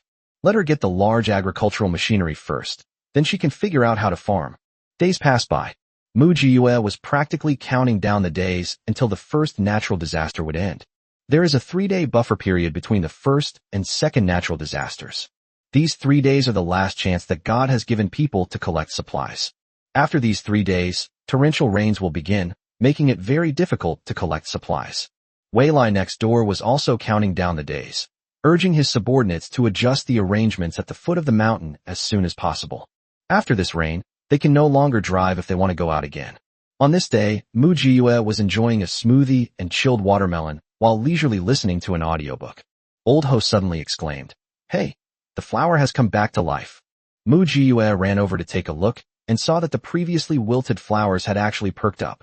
Mu Jiyue pulled out a thermometer and placed it in the sun. She saw the temperature gradually decreasing. The heat wave is over, Mu Jiyue said, then turned and ran back into the house. I put away all my summer clothes and put on cotton clothes for spring and autumn. He also took out the dehumidifier and humidifier from his spatial storage, sprinkled lime powder in the corner of the cave to absorb moisture, and then called Lao Ho to dismantle the solar panels on the cave ceiling. He also took out the gasoline generator to prepare for installation. Chapter 32, The High Temperature Ends. Hearing the commotion from Mu Jiyue's side, the neighbors came over to inquire. Upon learning that the temperature was starting to drop, he quickly ran back to start disassembling his equipment. During periods of heavy rain and severe cold, the weather is always gloomy, with hardly any sunshine. The solar panels are then of little use. Leaving it outside will only cause it to freeze and break, so it's better to store it away and keep it for later use. Secretary Chow's execution ability is simply outstanding. Taking advantage of the cool weather over the past 3 days, I led my team to inspect the entire mountain, inside and out, checking what needed to be checked, replenishing what needed to be replenished, and repairing what needed to be repaired. The entire mountain was impregnable. As a result, Mu Jiyue, the neighbor, also benefited, and could sleep comfortably and without worrying about anyone breaking into her home. The next day, the temperature had dropped to 40 degrees Celsius. People had become accustomed to the high temperatures, and the sudden coolness of 20 degrees felt incredibly comfortable. So Wei Lai strolled over to find Mu Jiyue for tea. You seem to have plenty of free time. Mu Jiyue pushed the teacup towards him. I don't have any good tea here, just make do with this. Wei Lai didn't mind and picked up the glass to drink. It's fine. I can't stay idle. I need to talk to you about something. What's up? I won't ask what channels or capabilities you have to absorb so much cargo. I'm just here to deliver some intelligence. Same as always, give me 10% of the information fee. Wei Lai said with a smile. How many good things do you think this rain will destroy? Should we collect them in advance? What information do you want to tell me first? Mu Jiyue's main strategy was to neither admit nor disclose anything. It was her business if you guessed it, but she was not going to say anything. These are the coordinates of the K-City Museum. This is the key, and this is the password, Wei Lai said. The museum is located in a low-lying area, so it gets completely flooded during heavy rain. Mu Jiyue looked at him in surprise. They've already built a shelter, but no one's moved the museum? That doesn't make sense. You know it's unreasonable. Wei Lai took another sip of tea and said, not everyone is of one mind. There's a mole in the museum, and he's not low-ranking. He's using fakes to replace the real ones. He's secretly hiding them in a secret room in the museum's basement, planning to trade them to someone else. I'm not exactly a saint either, but I'm a bit protective of my own. I don't care how my own stuff circulates, as long as it doesn't fall into the hands of outsiders. I know you have a penchant for collecting things, so I've been keeping an eye on this. You trust me that much? Mujiwa asked back. If I don't trust you, how could I entrust so many supplies to you for safekeeping? Wei Lai retorted. Mujiwa smiled. Okay, when are we going? I'll go with you, Wei Lai said. I need to be on site to implant the virus and break the surveillance. What information feed do you want? Mujiwa asked. Wei Lai sighed. I brought talents from all walks of life, but I didn't bring any chefs. Their cooking is really, really terrible. So, I'd like to ask Boss Ho to help train 2 chefs. I don't want to neglect my stomach for the next few decades. Mujiwa mocked without any politeness. Ha ha ha. Fine. My husband is indeed unparalleled when it comes to cooking. I agree to this. That evening, Wei Lai informed Mujiwa. They're about to make their move. We need to hurry and get those antiques before they do. Receive. Mujiwa changed into a black night outfit. He had more than 20 pockets all over his body, filled with various small tools for easy movement. After meeting up with Wei Lai, I noticed that Wei Lai's outfit tonight was also very neat. Both sides were very satisfied with each other. Let's go. Wei Lai nodded to Mujiwa and got into the car first. A ginger-yellow armored SUV sped through the night, entering the city center of K and heading towards the museum. Because of the drop in temperature, many people are going out for walks. Everyone wore joy on their faces, as if the disaster was over and everything would pass. They greeted each other and prepared to return to their normal lives. Phew, thank goodness I didn't go to the shelter. I heard it's so crowded there, so many people in one room. In this heat, what must it smell like? Exactly, I was right. I'm so glad I didn't go. I've already called my neighbor, and he said he's bringing his whole family back tomorrow. The temperature has dropped now, so maybe I can go back to work tomorrow. I hope so. My family is starving. If I don't work soon, we really won't have anything to eat. Come on, you look radiant. How could you not have food? If you didn't have food, you would have gone to a shelter long ago. Hee hee. Mujiwa glanced at it casually before looking away. Let them be happy for 2 days. People always need something to look forward to, right? Wei Lai also heard the conversations of people on the roadside, and he couldn't help but glance at Mujiwa. This girl was as composed as ever, as if nothing could affect her emotions. That really piques my curiosity. Arrived at the museum entrance. It was pitch black all around. Since the fire destroyed the substation, only essential parts of the city have had their power restored. Non-profit institutions like museums are only supplied with power in sections. Of course, nobody visits museums these days. It's hard enough to just survive. Who has the time or inclination to pursue the spiritual world? This gave some people an opportunity to secretly move a lot of cultural relics.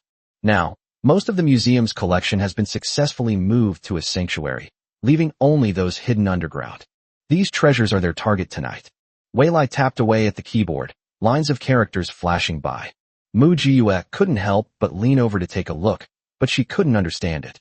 Mujiwa showed no sign of embarrassment. If you don't understand, you don't understand. There are many things you don't understand, so what's there to be embarrassed about? Wei Lai doesn't even know how to kill someone. Is he embarrassed or not? Wei Lai pressed enter and said to Mujiwa, all the keypad doors are open. Here's the key. It's for the outer door. Half an hour, no problem, right? Mujiwa gave Wei Lai an okay sign, opened the door and got out of the car, her steps as light as a cat's. As soon as Mujiwa left, the driver said to Wei Lai, she doesn't look like an ordinary little girl. The way she walks and walks shows that she has been through many battles and fought bloody battles. The mysteries surrounding her are only increasing, Wei Lai said. Fortunately, we are allies. Mujiwa opened the door and nimbly slipped inside. He took a glow stick out of his pocket, twisted it gently, and lit up the road ahead. The empty, dark space was like a beast waiting to devour its prey. My hair stood on end. Mujiwa also suspected that Wei Lai might be planning to ambush her here. But then I realized it was impossible. Wei Lai has 10 warehouses and countless other supplies stored in his possession. If he dies, he will suffer a huge loss. Chapter 33 Damn, it's leveled up again. Mujiwa recalled the map Wei Lai had shown her, and kept changing routes as she walked towards the basement. In a quiet space, even the slightest sound can be amplified infinitely. Mujiwa could even hear her own steady heartbeat. She's made up her mind. If there is any danger, hide in the space immediately. Now you can stay in this space for 3 hours. Step by step, we get closer to our goal.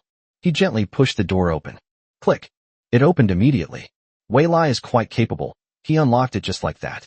He's an intelligent man, and quite charming too. Mu Jiyue tossed the glow stick in her hand into the room, instantly making the room's layout clear. Mu Jiyue's eyes lit up instantly. Damn. It's so damn black. The 100 square meter room was filled with all sorts of cultural relics, all packed up, but not yet boxed. It seems they were going to pack up and move it away tonight, but she intercepted their plans. She loves it when someone snatches a prize from her. Without hesitation, he quickly collected them all into his spatial storage. After doing all this, Mu Jiyue turned and ran. My heart suddenly started racing. Thump thump thump. I don't know if it was from nervousness or something else. As Mu Jiyue rushed out of the museum and was about to run towards Wei Lai, the familiar dizziness returned. Damn it! She cursed subconsciously as she fainted in Wei Lai's arms again. Wei Lai. Why does she always curse in her own ear every time she faints? Should he agree or not? Mr. Wei Shi. Stop talking nonsense, drive, let's go. Wei Lai looked around warily, then carried Mu Jiyue into the car. She's fine. She'll be all right after a nap. The car disappeared at the intersection, leaving a trail of afterimages.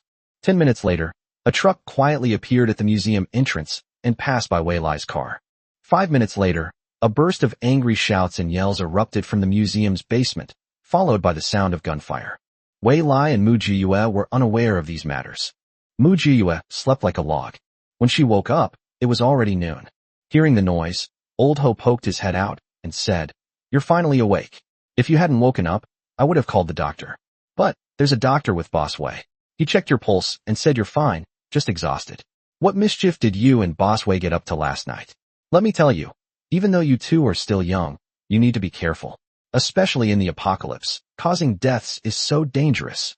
A pillow flew out. "Shut up." Old Ho grabbed the pillow and said, "You really did something bad.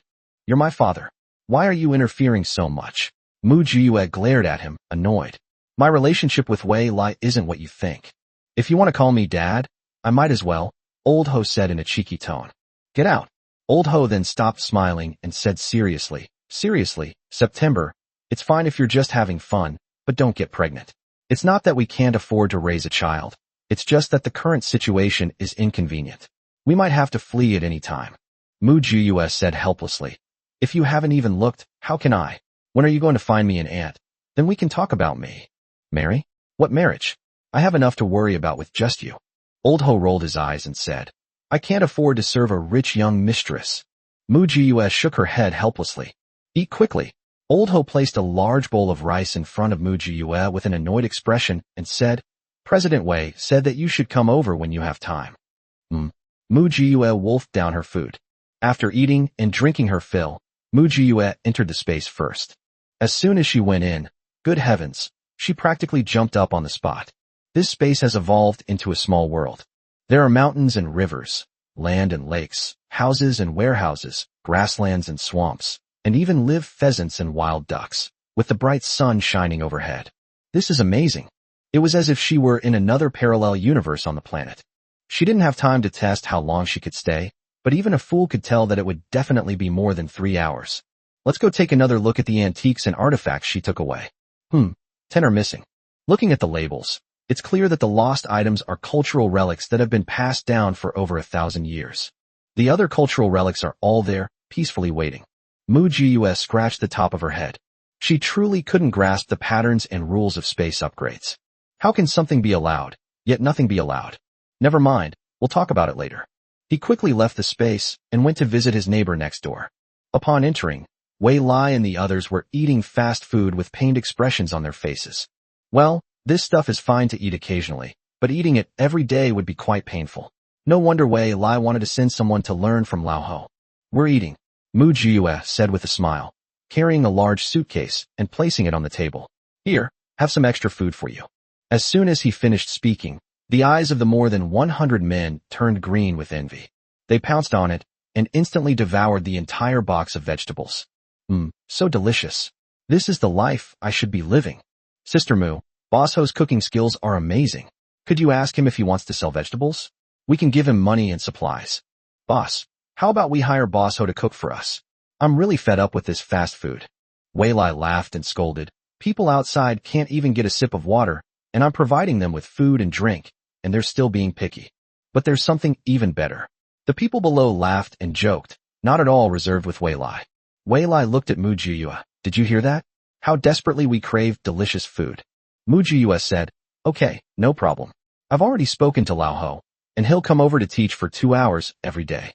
You can choose your own students to learn from, and they can learn as much as they can. But you'll have to pay for the vegetables and ingredients you consume. That's only right, Wei Lai said. We won't let Boss Ho work for nothing. We'll pay him a certain amount of supplies every day as tuition. You two can discuss this yourselves, Mu Jiyue said. After you've finished eating, I have something to tell you. Come on, let's go to my room. Wei Lai immediately put down his chopsticks and followed Mu Jiyue back. Wei Lai's men nudged each other and laughed knowingly. What do you want? Wei Lai asked.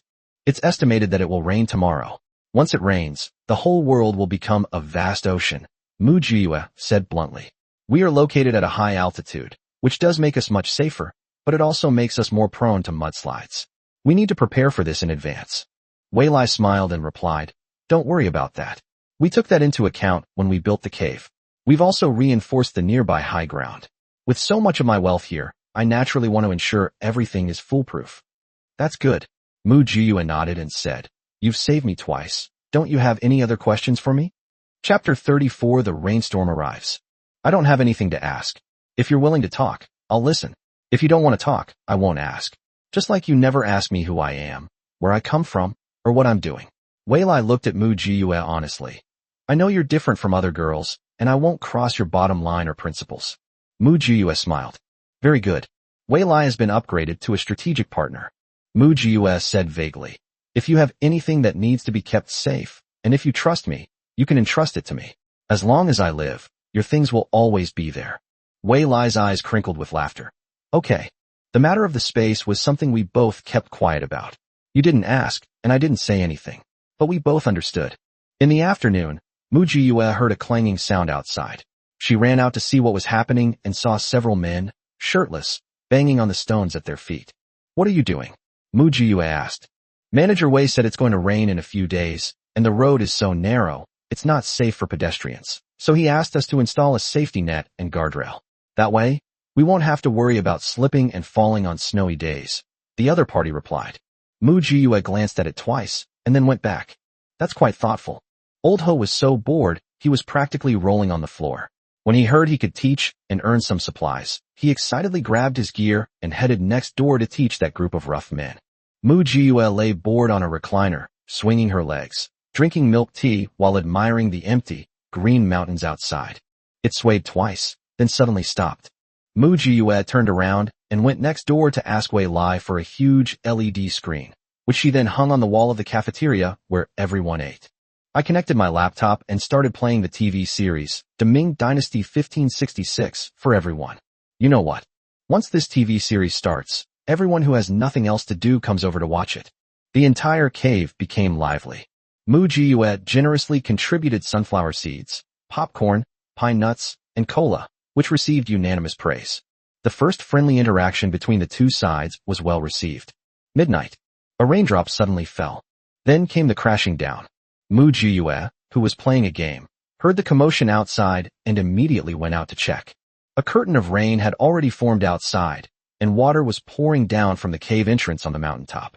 Fortunately, during the day, someone from Wei Lai's side came over to help inspect the cave entrance and made some adjustments to cleverly divert the rainwater falling from the entrance to a reservoir on one side. It's filled with water and can be used to water flowers and vegetables. Any excess was discharged through the hidden ditch outside the cave. It is quite ingenious that it allows for observation of the rain without affecting the cave living experience.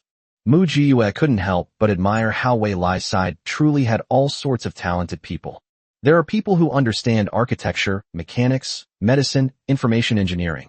It's a real mixed bag, and I even benefited from it all. Wow. Old Ho was also awakened by the sound of rain. He put on his clothes and came out. It's so late. Aren't you asleep yet? I'm not sleepy, Mu Jiyue replied. If this rains, the whole world will be flooded. Old Ho paused for a moment, then said, we're just ordinary people. We can't control so many people. We just need to take care of ourselves. If we're neighbors with Boss Wei and help each other out, maybe we can survive this damn apocalypse. Mu Jiyue smiled and nodded. Yes. All right, go to sleep early. When I woke up the next day, it was still pouring rain outside. The rain was so heavy that it felt like knives were cutting into the mountainside. Fortunately, the cave was thick enough to block out the noise from outside, which actually helped me fall asleep. Opening the WeChat group for residents of Xingfu community, one can see that the residents have been celebrating since the day before yesterday, and even this morning, some people are still happily rejoicing that the high temperature and drought have ended. They just didn't know that too much rain can also be a natural disaster. This rain is too heavy. Although there's no shortage of water, the drainage is too slow.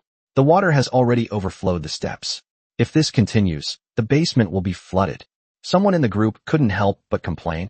I don't know what the people upstairs are thinking. Why can't they do a better job with underground drainage like Germany did? Someone spoke up. Oh, you still live at home. I'm different. I live in a luxury apartment in the shelter. This place is high up. It won't flood for the next 100 years. TSK. We're all residents of the same complex. How come there's such a big difference? But I'm doing all right. Even though I live in a shared dormitory, I've saved enough money to upgrade, and I can move to a high-end apartment complex by the end of the month. Stop talking nonsense. There's no place like home, and it's always more comfortable to live in your own house. You may be comfortable now, but you're still living under someone else's roof and have to pay rent every month. Different conversations, but similar content, appeared in every neighborhood chat group. Some people are optimistic, thinking that this rain is a good thing, as it can completely end the hot and dry weather and allow production to resume. Some people are pessimistic, feeling that the rain is too fierce and is not a good omen. But because of the noise and commotion, people feel that there is still warmth in the world. However, the latest news brought by Wei Lai made Mu Jiu's heart sink. 80% of the coastal cities have already been affected by flooding. K-City, being far from the coast, has not yet been affected, but some areas of the city are already flooded, Wei Lai said to Mu Jiu. There are also disagreements at the higher levels. Some advocate a nationwide relocation, moving all the eastern coastal cities to the west. Others oppose it, saying it would be a waste of resources and manpower. Our neighboring country, being an island nation, has lost half of its land and suffered heavy losses. It has sent out distress signals to several neighboring countries, and our leaders are divided on the issue. Some advocate helping, while others advocate preserving themselves. The worst news is that the top leader has suddenly fallen ill. He is already quite old, and if he can't pull through this time, I'm afraid the top leadership will fall apart. The changes in the Earth's magnetic field you mentioned are already beginning to emerge. 10 satellites worldwide have experienced varying degrees of malfunction, and more satellites are encountering problems. It started with civilian satellites, and then military satellites. It's only the first day of rain, and so many problems have already occurred. How long will this rain last? Wei Lai asked. It won't be long, maybe a month or two, Mu Jiue replied silently. Will you tell the higher-ups about the subsequent natural disasters? If I tell them, will they believe me? No, they'll only question my motives. Wei Lai chuckled self-deprecatingly. I'm just a businessman. Mu Jiue smiled helplessly. There are always a group of self-important people. The two of them fell silent. The rain outside was still pouring down, and the air felt as heavy as my mood. Chapter 35 Salvage and Departure. The 5th day of rain. The outside world has become a vast swamp. The residents of Xingfu community who insisted on staying at home eventually succumbed to reality and had to leave the community for a shelter. The water level is rising higher and higher, already above the 3rd floor, and about to flood the 4th floor. They had nowhere left to hide. The once lively WeChat group for residents of Xingfu community has become deserted. Occasionally, someone would speak up, expressing regret for not signing the demolition agreement sooner. Perhaps with the money from the demolition compensation, we could buy a lot of supplies in advance and wouldn't be in such a passive position. Many people in the group agreed, saying that those people who secretly signed were really too cunning. They got the news beforehand, but didn't tell anyone, and secretly signed to make money. The neighbor lady who had initially stopped everyone from signing was subjected to a torrent of abuse. Had she not moved to a shelter early on when she realized the situation was dire, she would likely have been torn to pieces by the neighbors in their rage. After watching the excitement, Mu Jiue straightened her collar and diving suit, slung her oxygen tank over her shoulder, and prepared to collect supplies. The goal of this 0 yuan purchase is to first acquire the hardware market and a factory in the suburbs that we have scouted out in advance. The hardware market was very quiet, with no one guarding it, probably because they thought no one would come to steal these things. So Mu Jiue happily finished shopping at the entire hardware market, reaping a bountiful harvest. The factories in the suburbs mainly produce building materials and cement, and there are also a few farms. However, Weilai had taken in so many pigs, cattle, and sheep from the grasslands, all of the highest quality, so Mu Jiyue naturally looked down on the livestock farms produce. Moreover, it remains to be seen whether those livestock will survive after 3 months of high temperatures. Therefore, Mu Jiyue's goal was very clear, to take away those building materials. It might come in handy when things settle down in the future. Mu Jiyue started the speedboat and headed towards the suburbs. While passing through a residential area, unsurprisingly, an accident occurred. Someone set up an interception on the water, effectively blocking Mu Jiyue's speedboat. "Young man, this is all our territory. If you want to pass through here, you'll have to pay a toll." An arrogant man tapped his dinghy with the back of his knife and looked at Mu Jiyue with ill intent. "It won't be much, just 10 caddies of grain will do." Without saying a word, Mu Jiyue pulled out a bag from behind her and tossed it to the other person. 10 pounds of grain is nothing to her. However, seeing how readily Mu Jiyue gave them the supplies, the other party knew she had no shortage of food, and their greedy eyes lingered on her. This was yesterday's price, and today's price is double.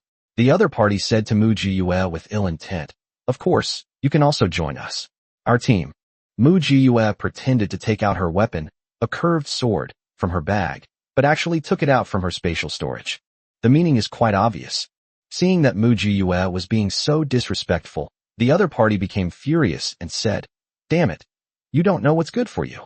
Just wait until you fall into my hands, and see how I deal with you." After saying that, he was about to call for help. Will Mu Jiyue give him the opportunity to call in reinforcements? That's definitely not the case. She steered the speedboat toward the other side, her scimitar flashing and slicing lightly. One head rolled into the water with a gurgling sound. Once the ripples on the water disappeared, a stream of blood shot into the sky. Mu Jiyue skillfully kicked the water into the surface, so as not to pollute the kayak. She took back the food she had given away, and also took the supplies she had robbed and the old, dilapidated inflatable boat. Although she didn't care for them, she could keep them to exchange for supplies. Mu Jiyue maneuvered the speedboat, executed a large fishtail, and disappeared into the water. It was as if nothing had ever happened here. "We've arrived at our destination."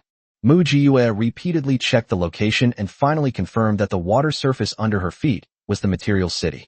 Mu Jiyue changed into her diving suit, put on her oxygen tank, took a deep breath, and jumped in with a splash. The water was very murky, and visibility was poor. Mu Jiyue could only carefully avoid the debris, trash, and sharp objects in the water as she cautiously dived down. We arrived at the building materials factory quickly. The gate was locked. The large padlock had absolutely no effect on Mu Jiyue, because everything was flooded. Who would climb over the wall to get in? Of course, they would swim across. We entered the factory area smoothly. Under the water were countless steel building materials, all abandoned in the warehouse. The authorities lacked food but not building materials, so they only levied necessities such as food, water, and medicine, while building materials were considered optional items to be levied. After this severe cold spell, they will realize the importance of building materials. Mu Jiyue was exploiting this time difference. She took all the building materials without any hesitation. Steel bars, angle irons, various screwdrivers, screws, and so on. Leave nothing but the grass in sight. After all of this was collected, the warehouse, which had been fairly full, was instantly empty. Mu Jiyue rushed out of the water, took a deep breath, changed her oxygen tank, and went to the next place. This company is a cement manufacturer. The warehouse was built high up, so only the bottom floor got damp, while the upper floors were fine. Regardless of whether they were damp or not, Mu Jiyue took them all away. Anyway, the space kept them fresh, so it wouldn't delay their use. After collecting the cement, we went to the glass factory not far away. Receive. They spotted a seed company along the way, and Mu Jiyue went over and circled around it.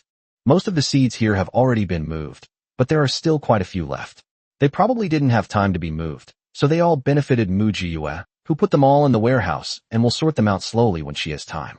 After doing all that, Mu Jiyue was a little tired and had to return to the shore to eat something and recover her strength. Looking at the time, there's still time. Mu Jiyue once again maneuvered the speedboat and rushed towards the agricultural technology company. "My large harvester and planter, here I come." Upon opening the company's doors, the first and second floors were filled with large, medium, and small planting and harvesting machines, which made Mu Jiyue's heart flutter. "What are you waiting for? Collect, collect, collect." Rows of machines were neatly arranged on the open space, awaiting her inspection. When Mu Jiyue reached the third floor, she discovered that there were still traditional farming tools there, such as rakes, hoes, and sickles. Take them all, whether you need them or not. Who knows, maybe I'll grow crops in the space myself someday. By the time we finished visiting the agricultural technology company, it was already quite late. Old Ho also sent a message, asking when she would be home. The word home warmed Mu Jiyue's heart. Mu Jiyue replied to the message, I'll be back soon. On the way back, we passed by a cluster of houses. Someone on the rooftop saw Mu Jiyue and frantically waved for help. Big brother, help me. Please save me. My family is rich. If you save me, my dad will give you a lot of money. Mu Jiyue continued walking forward without looking up. Seeing that Mu Jiyue ignored her, the man became enraged and cursed. Who do you think you are? Asking you to save me was giving you face. And you dare to be so ungrateful. Mu Jiyue suddenly grabbed the nail gun and aimed it at the girl who was cursing. If she cursed again, she would kill her. Chapter 36 Humanity has never disappointed her. Someone quickly covered the girl's mouth and said apologetically to Mu Jiyue, Sorry, little brother, that's not what she meant. We've just been trapped here for a long time, and we were in a hurry, so we spoke without thinking. You managed to come out alone, so you must be quite capable. We're all rich kids and children of officials. Our parents have some influence. If you're willing to save us, I'll give you a spot in a shelter in exchange. What do you say? Seeing that the girl's words were somewhat agreeable, Mu Jiyue put away the nail gun in her hand and said coldly, I don't need a spot in the shelter. As long as you can provide equivalent trade goods, I can save you. Oh, it's a young lady. The girl's eyes lit up. You're so cool. You can't be a bad person. What would you like? The girl whose mouth was covered, upon hearing that the other person was also a girl, immediately revealed a hint of disdain that was barely perceptible in her eyes. But who was Mu Jiyue? She saw it clearly immediately. She curled the corners of her mouth slightly. It was just a transaction. She didn't really care who she traded with, but she had the right to choose her trading partners. Mu Jiyue pointed at the girl who had just been cursing and said lazily, I can save others, but not her. The girl, her mouth covered, struggled free and cursed at Mu Jiyue again. You're just a piece of trash who survives only because of men. Why didn't you save me? Let me tell you, when I get back, I'll definitely talk to my dad. His mouth was covered again. The girl who could speak blinked and said, Tang Tang, if you keep talking, we'll all be buried with you. Since that young lady doesn't like you, there's nothing we can do. Why don't you wait here for a bit? When we get back, we'll definitely tell your father and have him send someone to pick you up, okay? The people nearby, eager to get back, nodded repeatedly upon hearing this. Yes, it's settled then. Hey miss, what do you want? Hurry up and take us back. Tang Tang's face turned green. He glared at Mu Jiyue with resentment. Instead of hating her companions, she hated Mu Jiyue. Wasn't it because she thought Mu Jiyue was easy to bully since she was alone? TSK, another cowardly bully. I need gold. I have some. Several people started pulling gold jewelry down from their necks, wrists, and fingers. Is that enough? Okay. Mu Jiyue nodded indifferently. Then how do we get down? Mu Jiyue said, Come on, jump down, I'll catch you. Those people looked at each other, all expressing doubt about Mu Jiyue's physical abilities. I'll give you 2 minutes. Whether you jump or not is up to you, Mu Jiyue replied. The group gritted their teeth and decided to take a gamble. They've been trapped on this rooftop for 2 days. The food and water I brought with me are almost used up. If I don't go back soon, I'll starve to death here. Moreover, the rain is getting heavier and heavier. If the roof gets flooded, they really won't be able to get back. So, the group closed their eyes and jumped down one by one. Mu Jiyue steadily caught one, then put it down, caught one, then put it down again. They accepted them all in no time. Those people still looked like they were dreaming, seemingly unable to understand how Mu Jiyue, a girl, could have such great arm strength and core strength. Tang Tang was left on the rooftop, screaming desperately. Are you really going to abandon me and run away to save my own life? If my dad finds out, you'll be in big trouble. The expressions on those people's faces changed. Everyone looked at Mu Jiyue. Mu Jiyue seemed to be talking to them, but also to herself. Oh dear, the rain is really heavy. The roof is so narrow and the tiles are so slippery. If you accidentally fall off the roof, there won't be enough time to pull you back. As soon as he finished speaking, the rich kids and sons of officials exchanged glances. Mu Jiyue pretended to be busy, tidying up this and that on one side of the speedboat. Out of the corner of my eye, I caught a glimpse of one of the sons of an official, whose eyes revealed a sinister glint. That Tang Tang has a violent temper and must usually be bossy and domineering towards others. Because of her father's position, everyone had to swallow their anger towards her. It was fine before. But what time is it now? The end times. Isn't it normal for someone to die? Sure enough, not long after, the boy said to Tang Tang, "Jump down. I'll catch you." Upon hearing this, Tang Tang was immediately satisfied. You know what's good for you. After saying that, he jumped off the roof. The next second, several people simultaneously reached out and shoved Tang Tang forcefully. Tang Tang stared at them in horror. You glug glug. Within seconds, it had disappeared beneath the surface of the water. Oh dear, what should we do? Why doesn't Tang Tang jump this way? The son of a high-ranking official said hypocritically. The others exchanged knowing glances. There's nothing we can do. She slipped and jumped in the wrong spot. We've already done our best, haven't we? Yes, yes, yes. There's no time to lose. Let's hurry back and ask for help. The talking girl said to Mu Jiyue. Miss, could you please take us to the shelter? Okay. Mu Jiyue accepted their gold jewelry, turned the speedboat around, and headed towards the shelter. As we approached the shelter, there was a gentle slope that the speedboat couldn't cross and was likely to run aground. Mu Jiyue dropped them off here and left without waiting for the group of rich and powerful kids to stop them. The girl with the sweet tongue looked at the others meaningfully and said, Now we're all in the same boat. You all know what to say and what not to say, right? Of course, the others replied. It was Tang Tang's own carelessness. What does it have to do with us? The group of people laughed together. Mu Jiyue smiled too. Human nature has never disappointed her. By the time Mu Jiyue returned to the cave, it was already completely dark. Why are you only getting back now? Did you encounter any danger on the way? Old Ho asked, bringing out the food. Isn't this normal? Mu Jiyue said as she came out after taking a shower, drying her hair. It's all chaotic outside now, but it's a good time to make a move while things are in disarray. Old Ho sighed and said, Is there anything else you need? I'll go next time. It's too dangerous for a girl like you to be out on your own. No. Mu Jiyue, stop Lao Ho. I'm more adapted to this apocalypse than you are. Don't forget, I'm one of the last 2,000 survivors. Alright, let's not go out anymore. We've basically found all the supplies we needed. Now let's start setting up the heating system and get ready for the cold. Okay. Old Ho reluctantly agreed. By the way, Bossway had someone send over a lot of fruitwood charcoal and silver wire charcoal, and asked if we wanted to go to that cave to escape the cold before the severe winter arrives.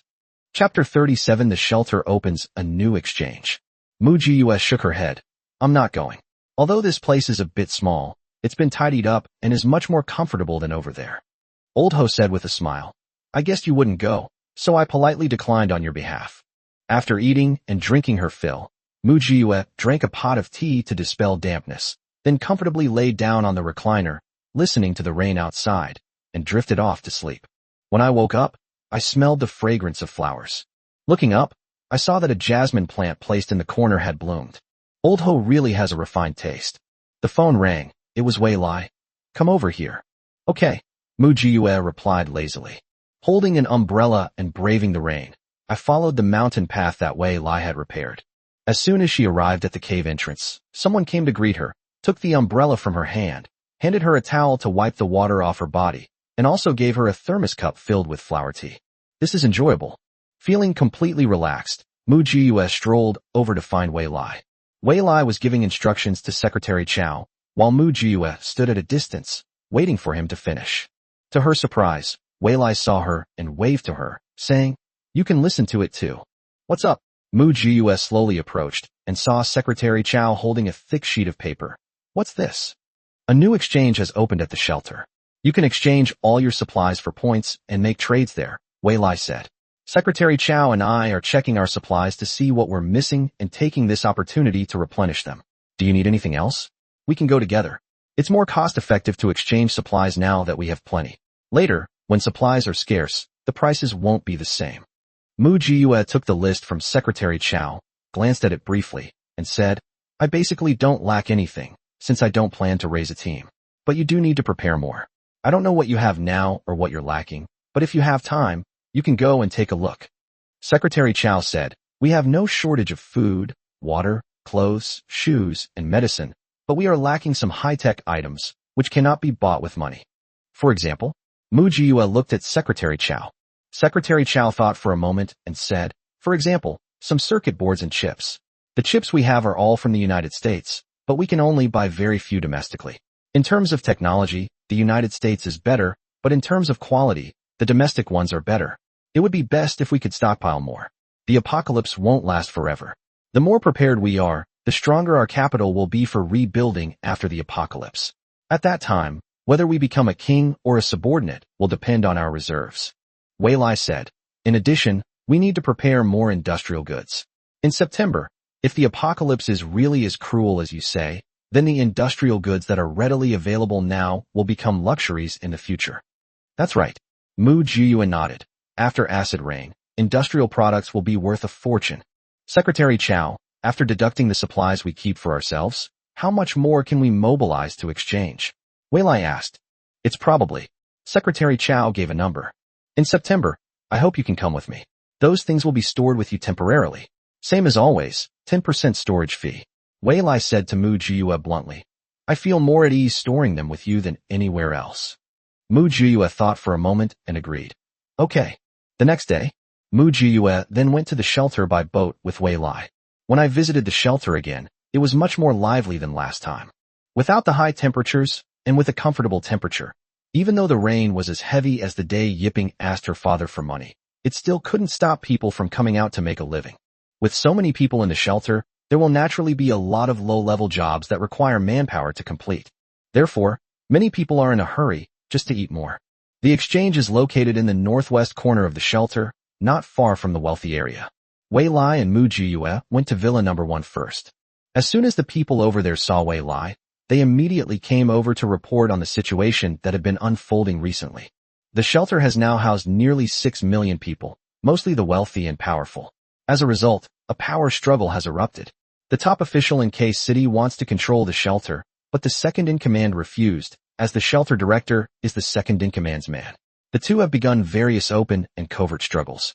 Meanwhile, Jay's stance is currently ambiguous. They remain under orders from above and are not participating in their power struggle.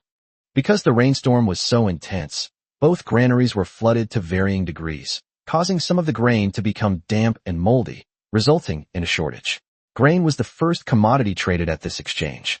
Because of the rain, there is no longer a shortage of water, so our water sales business has suffered a lot and has completely stopped today. Only a few rich young men will continue to order water from us and throw pool parties.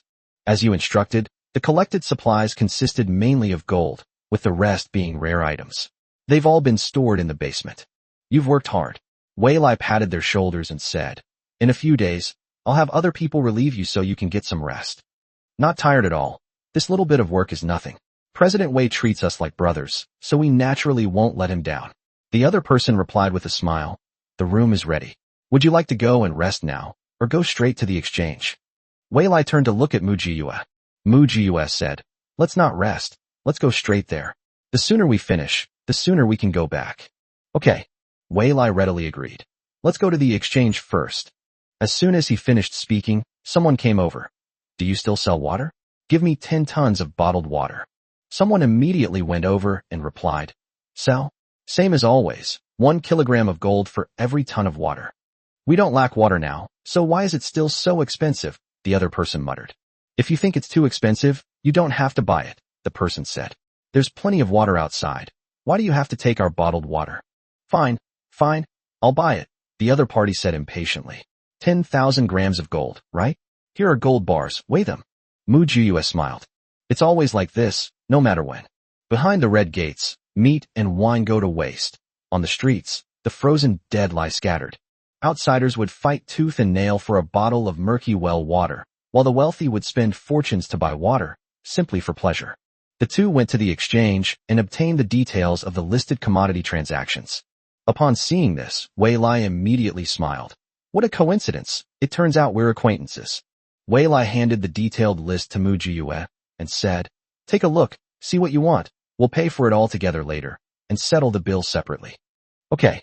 Mu Jiyue didn't stand on ceremony and took it, and sure enough, there was something to be found. Chapter 38 I Want Him.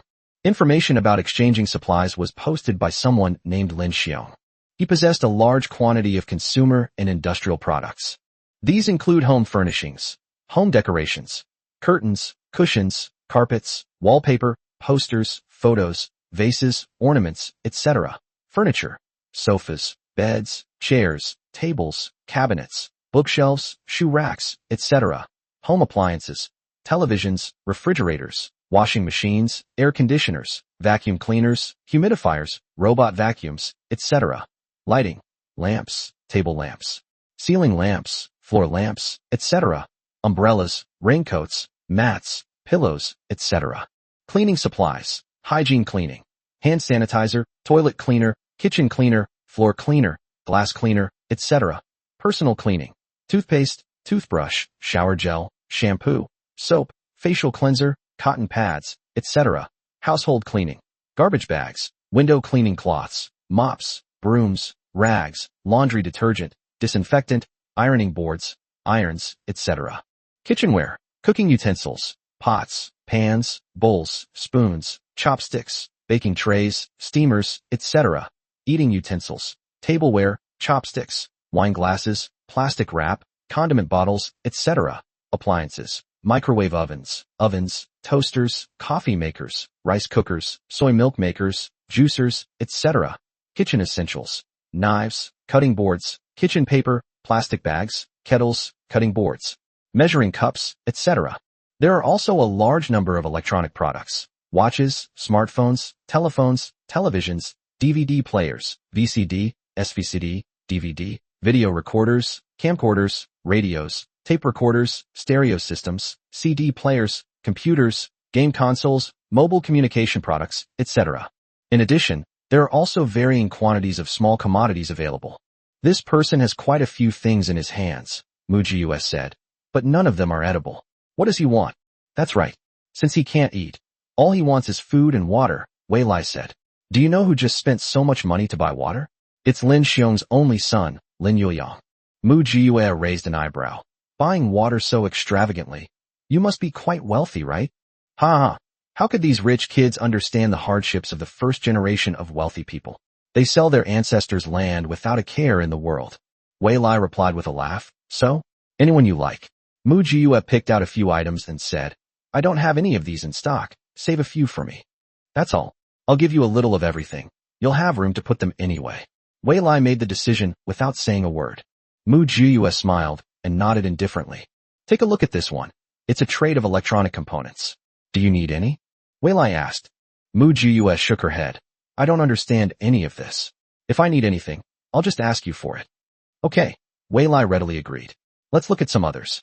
The two got together, discussed, and deliberated, and quickly determined the details of the transaction.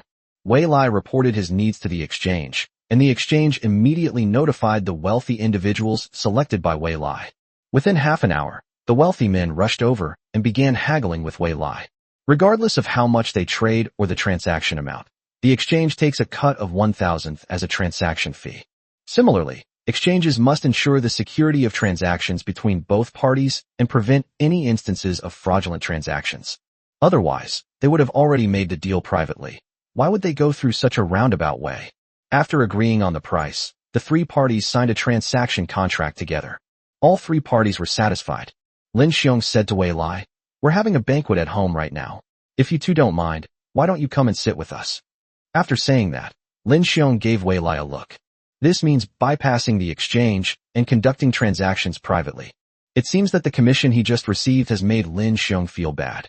That's how the first generation of wealthy people are. They know how to manage their finances and save wherever they can. Wei Lai considered it for a moment and then agreed. As soon as they left the exchange, Lin Xiong pulled Wei Lai aside and said, Mr. Wei, I have a batch of anti-pregnancy products. Do you want them? For some reason, Wei Lai instinctively looked at Mujius at first glance. Mujius didn't hear what they were saying and blinked at Wei Lai in confusion. Wei Lai. Cough, cough, cough. Yes. How many do you have? Lin Xiong smiled knowingly. No problem. I want to exchange this batch of goods for medicine. I know that President Wei has a lot of medicine, both common medicine and external wound medicine. I want them all. Wei Lai considered it and agreed. The group turned around and headed to Villa number 6 where Lin Xiong was. Before we even reached the villa's entrance, we could hear the commotion inside. A group of young people, dressed in light clothing, moved back and forth.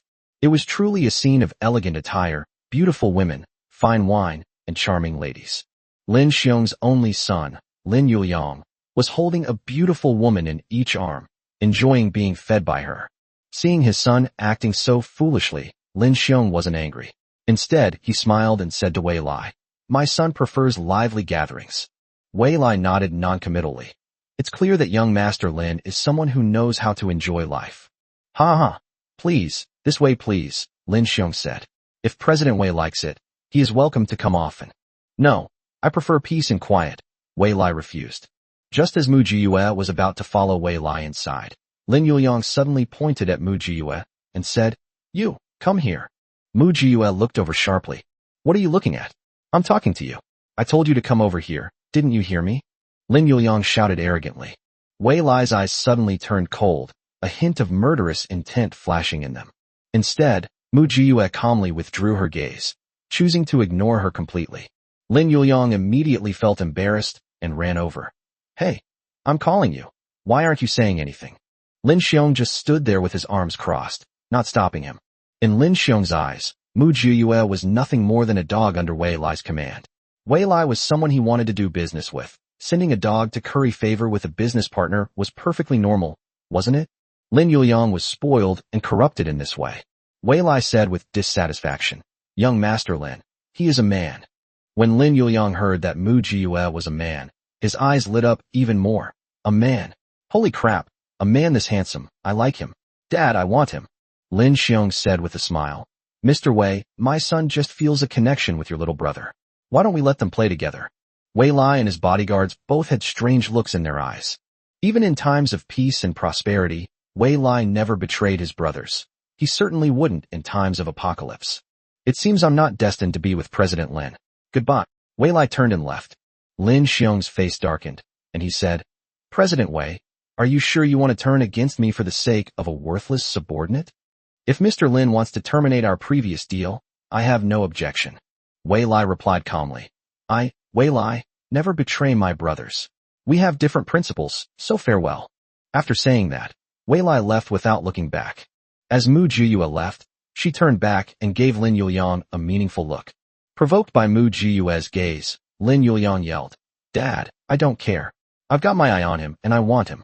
Chapter 39 Double Crossing. Lin Xiong comforted his son. "He's just a poor, stinky brat. What's so great about him? There are so many beautiful women. Aren't they enough for you to play with?" "That's different. Men are more exciting." Lin Yuliang replied discontentedly. "Dad, do you still want to hold your grandson? I'm not happy, so I don't want to make babies." After saying that, Lin Yuliang irritably kicked over a nearby tent. Get out! Get out! All of you get out! Get out of here!" The group of young people who were having a great time were driven away by Lin Yuliang. Lin Xiong was exasperated with his son, but also felt sorry for him. All right, don't be angry. He's just a brat. Dad will find a way to bring him over. But you have to promise Dad that it's just for fun and don't ruin your health. You're my only son, and I'm counting on you to carry on the family line." Lin Yuliang was finally satisfied. "Dad, don't worry. I'll just play around with him. I won't stop you from having a grandson." Lin Xiong then said in a sinister tone, "That Wei Lai is also ungrateful. He's just an outsider, yet he dares to fight with us locals in K-City. This is only because it's the apocalypse. If it were before, I would never have let him off so easily." "Dad, it's precisely because it's the end of the world that it's easier to make a move." Lin Yuliang said meaningfully, "Right now, those above are busy fighting for power and profit. They don't have time to care about us." Lin Xiong's eyes lit up. "You're right. That Wei Lai definitely has a lot of good stuff. He was incredibly generous when we were negotiating the deal. If we could." After saying that, the father and son exchanged a glance, and both revealed sinister smiles. It's obvious they're trying to double-cross each other.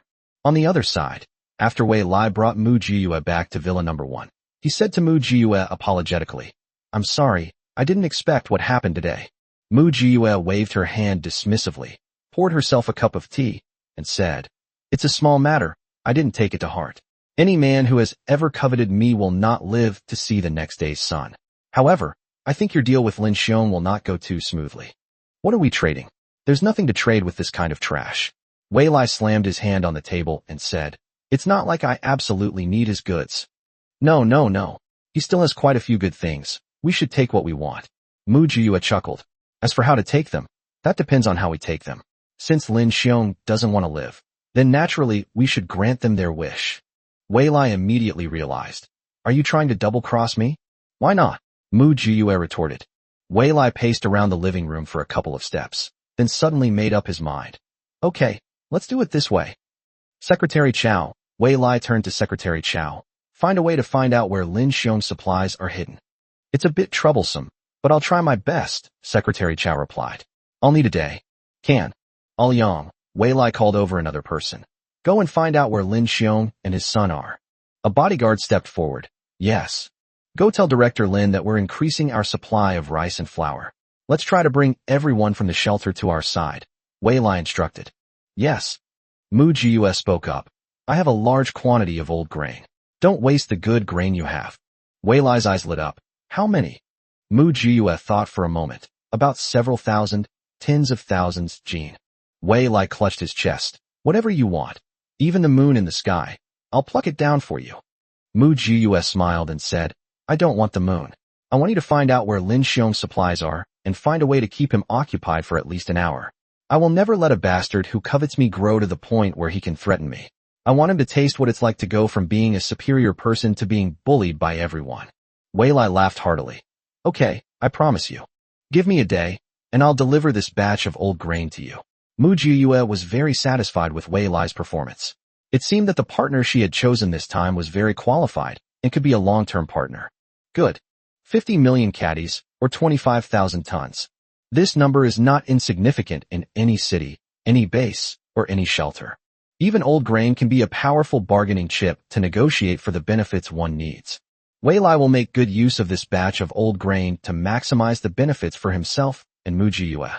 Mu Jiyue left the shelter, found a spacious, abandoned, dilapidated factory, retrieved the batch of old grain she had bought at the wholesale market, used the cheat code of 10,000 times replication, consumed 5 kilograms of gold, and successfully replicated a whole warehouse. Mu Jiyue sent a message to Wei Lai, and half an hour later, Wei Lai's men arrived in a car.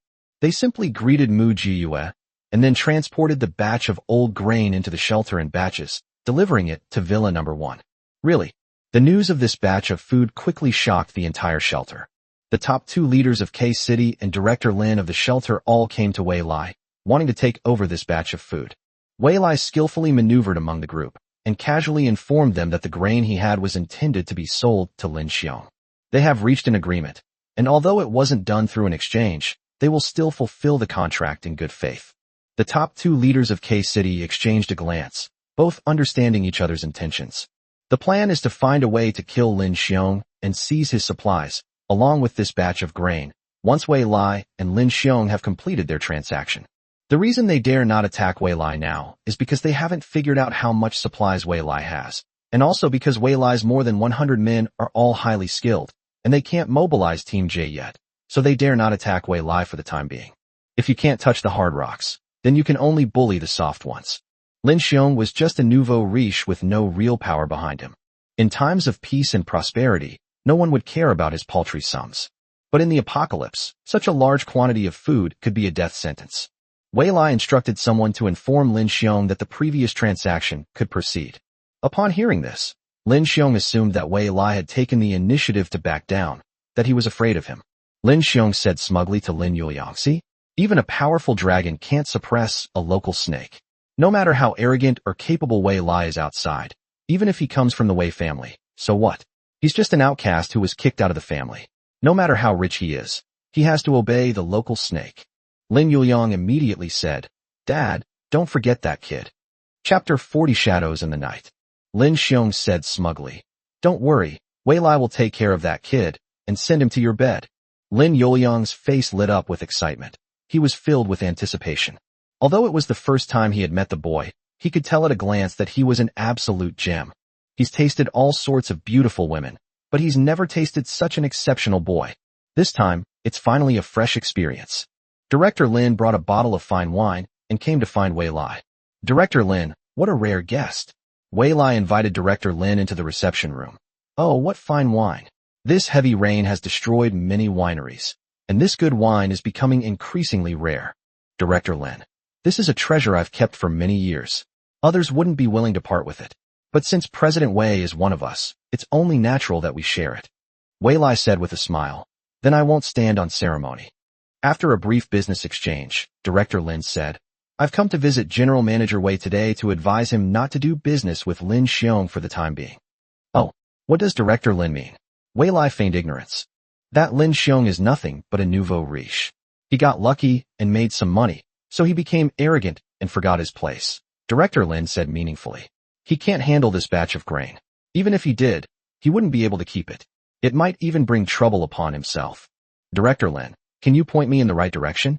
Wei Lai asked with a smile as he poured Director Lin a drink. Although I am the director of the shelter, to put it bluntly, I am just a dog of those above me. But even dogs have dignity. A glint flashed in Director Lin's eyes, revealing his unwillingness to accept defeat. In the past, he would have accepted his fate.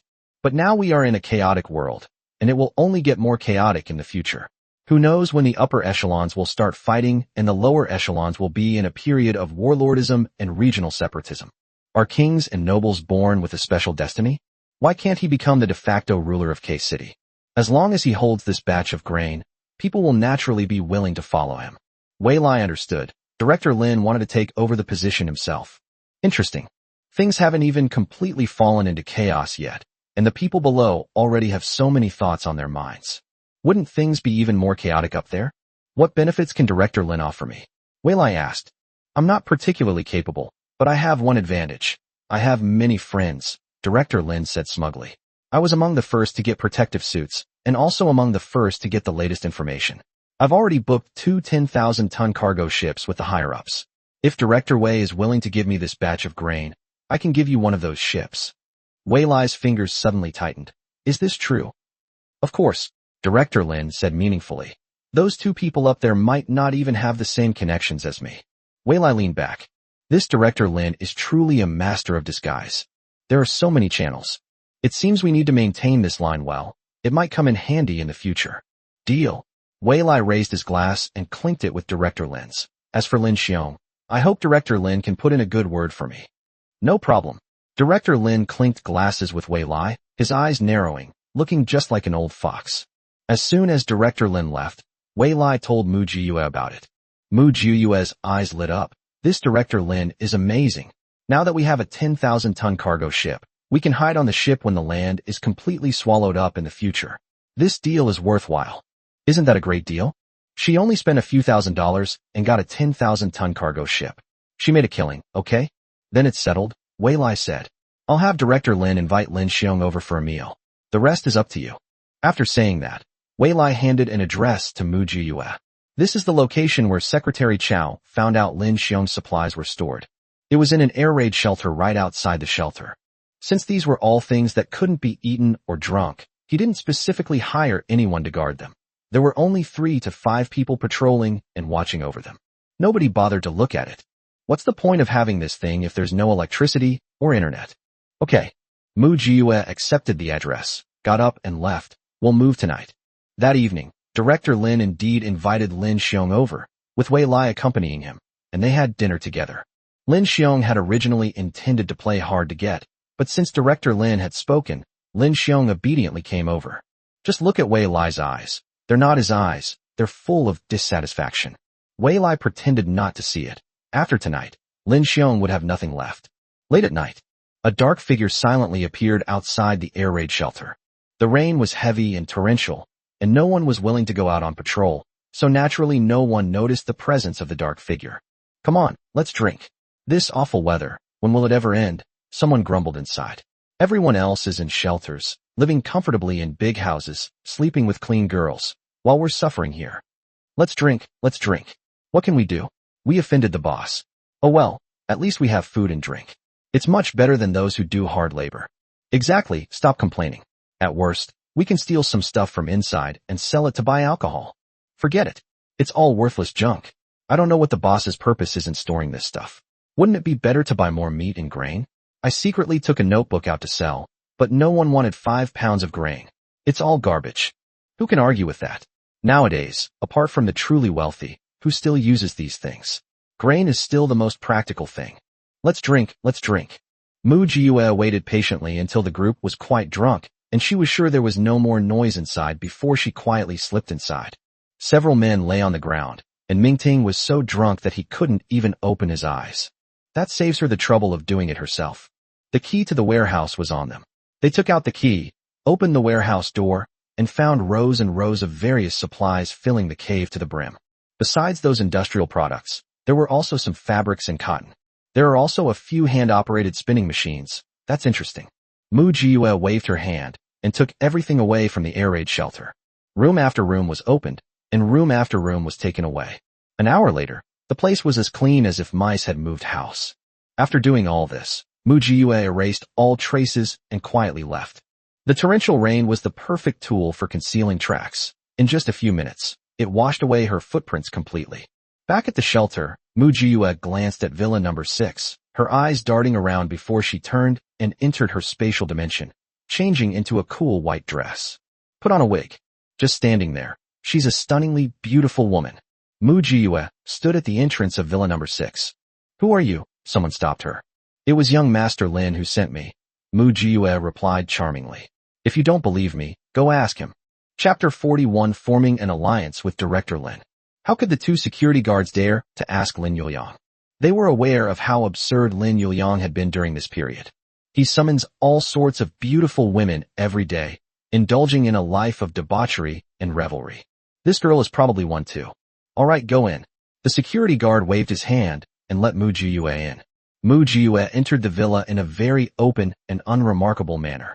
At this moment, Lin Yuliang was so tired that he fell asleep, sleeping soundly with the two beautiful women in his arms. Mu Jiyue smiled, raised her hand, and began to collect everything, collecting everything in each room. They took everything in the storeroom: food, water, medicine, and entertainment items. The gold, antiques, jewelry, and even a room full of spirits in the basement were all stored in the space. Whether it's useful or not, I'll take it as a sign of respect. Mu Jiyue was like a locust swarm passing through, leaving nothing but desolation in her wake. After finishing cleaning the last room, Mu Jiyue climbed out of the window and left. After entering the space and changing back into men's clothing, they returned to Villa number 1. When Secretary Chow saw that she had returned unharmed, he knew that she had succeeded. When Secretary Chow brought tea to Wei Lai, she gave him a look, and Wei Lai nodded. Wei Lai said to Lin Xiong, President Lin, it's not that I don't want to continue doing business with you, but I really have other uses for this batch of grain. But don't worry, I can allocate another batch of grain in 2 days at most, and it will definitely not delay our cooperation. Lin Xiong was very dissatisfied. President Wei, isn't it a bit inappropriate of you to go back on your word like this? I'm not an unreasonable person. A 2-day delay in the transaction is fine, but I have one condition. My son has taken a liking to that kid next to you. As long as you obediently send him over, everything will be fine. Wei Lai's fingers clenched involuntarily, but he said apologetically, President Lin, to be honest, that person is not my subordinate, but my cousin. Are you sure you want to go against the Wei family? Lin Xiong's face darkened. Director Lin immediately smoothed things over. He's just a man. I'll find you someone better. Mr. Lin, you should also advise your son that he needs to walk the right path to have children. Right? Ha ha ha ha.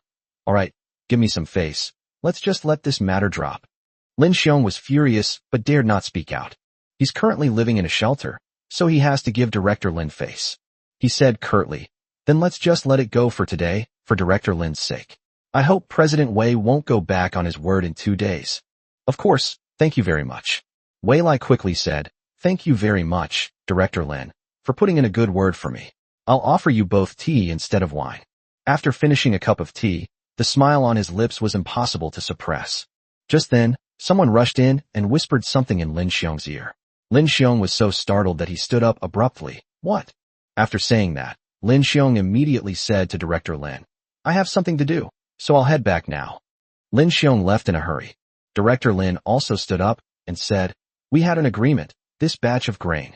Of course it belongs to you, Wei Lai replied with a smile. To prevent any unforeseen circumstances, I'll have someone count the grain and send it to you tonight. Ha ha ha, good, good. Director Lin was very satisfied, patting Wei Lai on the shoulder and saying, with your support, I won't let you down. Once the grain arrives, the cargo ship is yours. Thank you, Wei Lai said with a smile. After seeing Director Lin off, Wei Lai immediately went to see Mu Jiyue. Mu Jiyue smiled and nodded, and Wei Lai breathed a sigh of relief. Well done.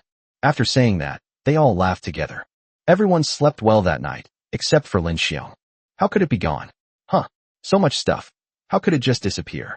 Lin Xiong stared at the empty villa, completely devastated. How did you guard this house? Who could steal so much stuff right under your noses without anyone noticing? Is this even possible? However, an even bigger blow came. The security guard at the air raid shelter finally woke up and was terrified to see the empty shelter with its doors wide open. It's terrible, General Manager Lin. All the supplies in the air raid shelter are gone.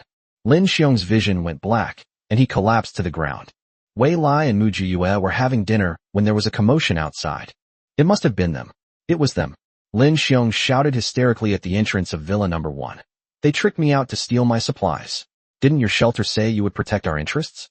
Go and arrest Wei Lai. Wei Lai and Mu Jiyue exchanged a glance and walked out together. What happened? Wei Lai looked completely innocent. Anyone who didn't know the situation would really think he was innocent. What are you pretending for? It must have been you. Lin Xiong pointed at Wei Lai menacingly. Tell me, did you have someone steal my belongings while I was away? Give them all back. Wei Lai shrugged. I don't know what you're talking about. President Lin, didn't we agree last night that the delivery would be delayed by 2 days? What are you up to? You're still pretending with me. Lin Xiong was furious. At this moment, the top 2 leaders of K-City and Director Lin all came over and asked what had happened. Wei Lai replied innocently. I don't know either. I was completely clueless. Boss Lin immediately accused me, saying I stole from his house. I'm innocent. Wei Lai, do you dare let us into search? Lin Xiong cursed. Do you dare to do it and take responsibility for it? Wei Lai's face darkened, and he said, Leaders, please speak fairly. Do you think I, Wei Lai, am that kind of person? I am, after all, a member of the Wei family, and I'm not short of money. Why would I do such a thing? Director Lin had already reached an agreement with Wei Lai, so he naturally sided with Wei Lai and said, What are you saying? The 3 of us were drinking together last night. Even if President Wei wanted to do something, he wouldn't have had time, would he? Wei Lai can send his men, Lin Xiong retorted. Wei Lai turned around and said, You all come out. 5 people emerged from the house in a flash. You mean, these 5 of us stole everything from your entire villa in one night? Just a few of them. Wei Lai said, Tell me yourselves, could you do that? Lin Xiong was speechless. Wei Lai's subordinates all protested. How could that be? Last night, I was drinking with the captain of the 1st disciplinary squad. You can ask him if you don't believe me. We drank all night. We just got back this morning. Someone else chimed in. I met the owner of Villa Number 7 last night, and we played indoor golf together. You can ask the owner of Villa Number 7 if you don't believe me. Someone said, I am at home, but look, I accidentally fell and hurt my leg a couple of days ago. Now I have to use crutches to walk. You don't think that a cripple like me can move the stuff of a villa, do you? Secretary Chow said, I've been following General Manager Wei all along. I even went in to deliver tea and hangover soup. Director Lin, Boss Lin, you must remember that, right? And what about him? Lin Xiong suddenly pointed at Mu Jiyue and asked, Where did he go? Chapter 42 Cargo Ship Acquired. Mu Jiyue said, I caught a cold last night, took some medicine and went to bed. Besides, it's just the 2 of us. We can't move that much stuff, can we? Everyone seemed to be deep in thought. Could it be that Lin Xiong was crying wolf? Wei Lai spread his hands and said, Obviously, we're only defending ourselves, and it seems we can't convince Boss Lin. In that case, I can invite the 3 of you to come in and search Boss Lin's place to prove his innocence. After all, I still trust the 3 of you. The top 2 leaders exchanged a glance and said simultaneously, Mr. Wei, you flatter us. Mr. Wei has always been very supportive of our work, and we know very well what kind of person he is. However, Mr. Lin is also our partner, so it wouldn't be appropriate to refuse him. Wei Lai simply stepped aside. Please. Director Lin gave Wei Lai a look, and Wei Lai smiled calmly. Director Lin was relieved. He was ostensibly the second in command, but at this point he was already getting restless and wanted to take control of the entire situation. Director Lin said, Since General Manager Wei has expressed his opinion, shall we go and take a look? Please, both of you. The 3 of them entered Villa Number 1 in a very open and above-board manner and looked around inside and out. Everything in the villa that can be shown to outsiders now has been tidied up in advance. Therefore, Wei Lai and Mu Jiyue remained very calm. As expected, after searching around, we found nothing. Lin Xiong was particularly unwilling. But besides him, who would do such a thing? Mr. Lin, you can't say that. Mr. Lin is a local of K-City, a true resident, a local bigwig. I, Wei Lai, am just an outsider. I came to K-City to look for my cousin, and that's why I'm stuck here. How could I dare to lay a hand on Mr. Lin? Besides, as an outsider, I really don't know who Mr. Lin has offended in the past. Wei Lai said innocently. Now that you've searched and looked everything over, can't you let us have a peaceful meal? Director Lin immediately said, both leaders, General Wei has always been very supportive of our shelter's work, contributing money, manpower, and supplies, and his attitude is always positive. What do you think? Perhaps we should. The top leader said, since it has been proven that President Wei is innocent, then we will not disturb him any further. The second-in-command gave Wei Lai a deep look and said, President Wei, please don't take it to heart. We're just doing our job. We'll continue to cooperate where necessary. Of course, Wei Lai replied with a smile. Lin Xiong was taken away unwillingly. Mu Jiyue watched his retreating figure and asked Wei Lai, guess what will happen to Lin Xiong? Do I even need to guess? Useless trash should be sent to the landfill, of course. Wei Lai gently stroked the ring on his pinky finger and said casually, even his useless son will be sent to the landfill. Mu Jiyue smiled. The cargo ship will be handed over tomorrow. I'll entrust it to you for safekeeping. Wei Lai said to Mu Jiyue, I trust you. You'll hide it well, and no one will be able to find it. Mu Jiyue chuckled. Okay. Thanks to the heavy rain, many coastal cities were flooded, allowing even 10,000-ton cargo ships to navigate. Therefore, Mu Jiyue did not go too far before arriving at the delivery site.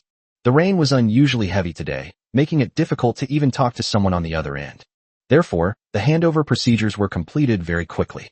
Both sides moved quickly, without saying a word more. They signed the documents quickly and the handover procedures were finished.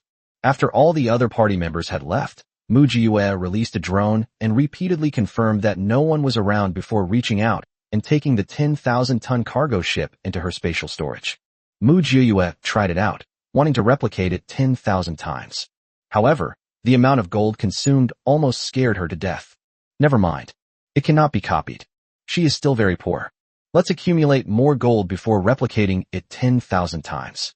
There are still more than 10 years until the final destruction of the world. We can always accumulate enough. With the cargo ship in hand, Mu Jiyue and Wei Lai felt much more relaxed.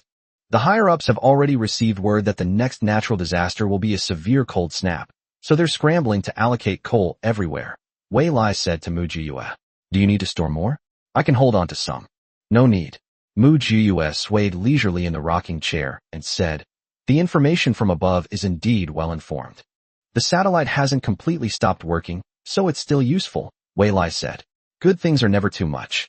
Since you don't need it, then help me collect a batch. Mu Jiyue looked up at Wei Lai. The usual? Deal. Mu Jiyue stopped shaking. Location time. 3 days later, at Westgate Square. Okay. For 7 days in a row, Mu Jiyue was constantly collecting things, whether it was coal, firewood, or all sorts of random metals like iron, tin, and copper, or various electronic components that she couldn't even understand. Even though her space was infinitely large, this huge pile of things took up a corner. On the 8th day, Wei Lai finally completed the last transaction, and as usual, Mu Jiyue went out to finish up. After doing all this, Wei Lai and Mu Jiyue left the shelter again and returned to their little nest on the mountaintop. You must have gained a lot from your trip of so many days, right? Old Ho brought over the dishes and sat down in front of Mu Jiyue. You've lost weight. Don't go out these next few days. I'll help you get some nourishment. We're not going out. Mu Jiyue answered vaguely. This time we really have everything we need. Wei Lai is really smart. He thought of everything I hadn't thought of. You could say he got all the resources that could be traded in K-City. With all those resources, he could support a team of 10,000 people for 50 years, let alone a team of 100. Old Ho lit a cigarette, looked at the rain outside, and said, I have a really uneasy feeling, like something is about to happen. Old Ho's worries soon became a reality. Mu Jiyue was asleep when she heard a huge roar outside. Startled, she jumped out of bed and rushed out the door, already dressed. What happened? Mu Jiyue asked. Old Ho also looked surprised and uncertain. I don't know. It sounded like it came from outside the mountains. Go take a look. Mu Jiyue rushed to the cave entrance and looked outside. Then, a hillside not far away collapsed with a roar, forming a massive mudslide that rushed wildly down to the foot of the mountain. My God, this is a mudslide. Old Ho was so shocked he couldn't speak. This is terrifying. The high temperature and drought have killed all the vegetation on the mountain, and the wildfires have burned everything, leaving not even a blade of grass. The sun has scorched the rocks until they are brittle, and the rain has softened them. The mountain can no longer bear the weight. A mudslide is inevitable sooner or later. Mu Jiue replied. I'm afraid that the area at the foot of the mountain will be completely wiped out, and not a single blade of grass will grow. Chapter 43 Debris Flow. As soon as he finished speaking, the villa area on the small hill below was instantly submerged by the raging mudslide. Holy crap! Old Ho's eyes nearly popped out of their sockets. Are there still people living in that villa area? Probably, Mu Jiue said after glancing through her binoculars. There's no one left now. Old Ho's lips trembled incessantly.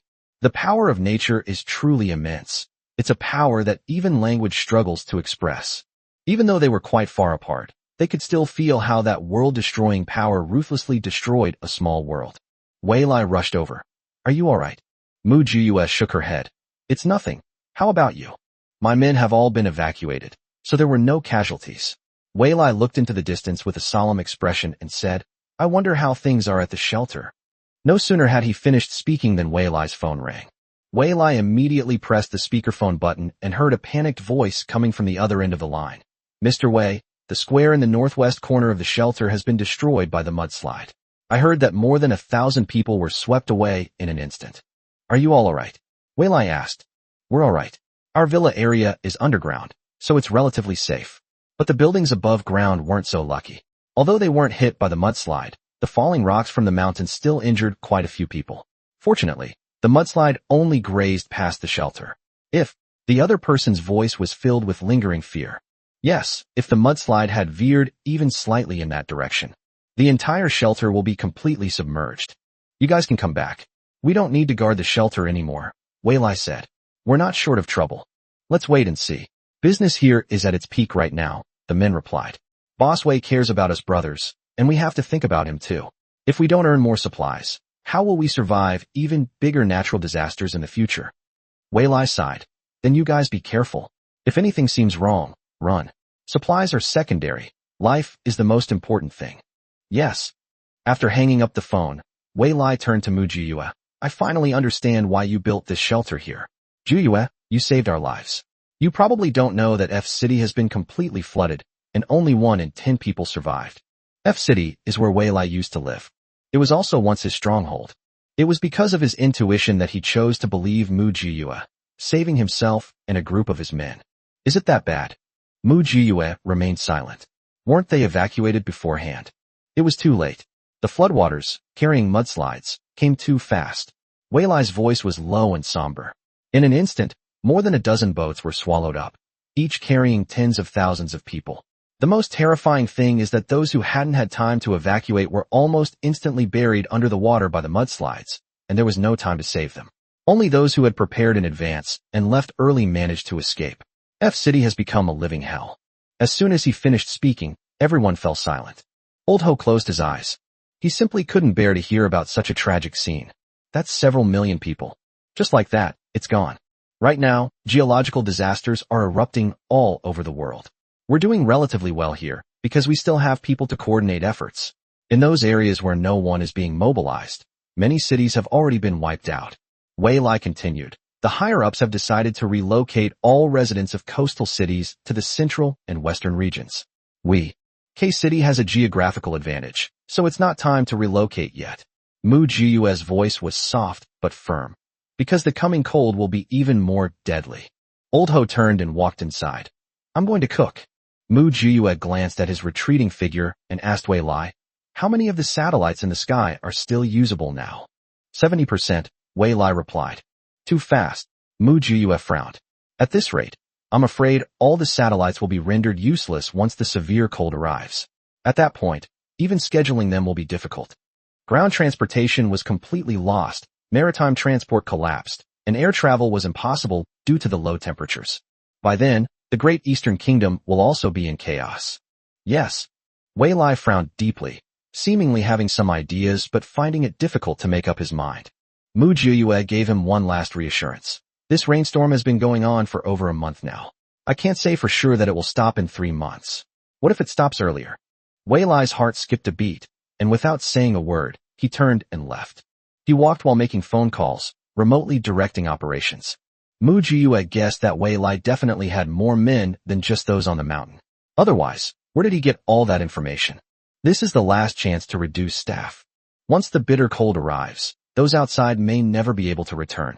That kind of weather can get as cold as minus 100 degrees Celsius. Walking outside is a death sentence. Today, Wei Lai's canteen, unusually, didn't play TV dramas, but instead showed live surveillance footage from around the world. As one camera after another goes dark, you know that one place after another has fallen. Everyone felt inexplicably heavy-hearted. So much so that even the food Lao Ho makes loses its appeal. In the footage, a village was peaceful and serene in the rain, with people occasionally hurrying by outside wearing raincoats and holding umbrellas. Suddenly, a loud roar attracted the attention of the villagers. They all looked in the direction of the noise, and then their expressions changed drastically. Many people screamed incessantly, frantically searching for places to hide like headless flies. But it was too late. Everything was too late. A mudslide, carrying debris, dead branches, rotten wood, and other garbage, poured down like a torrent. Like a monster with its jaws wide open, it slowly devoured the entire village. A young girl stood in the middle of the road in despair. She had even lost the courage to run away. She could only watch helplessly as the mudslide struck, swept away, and disappeared in an instant, her face filled with terror. There wasn't even a ripple.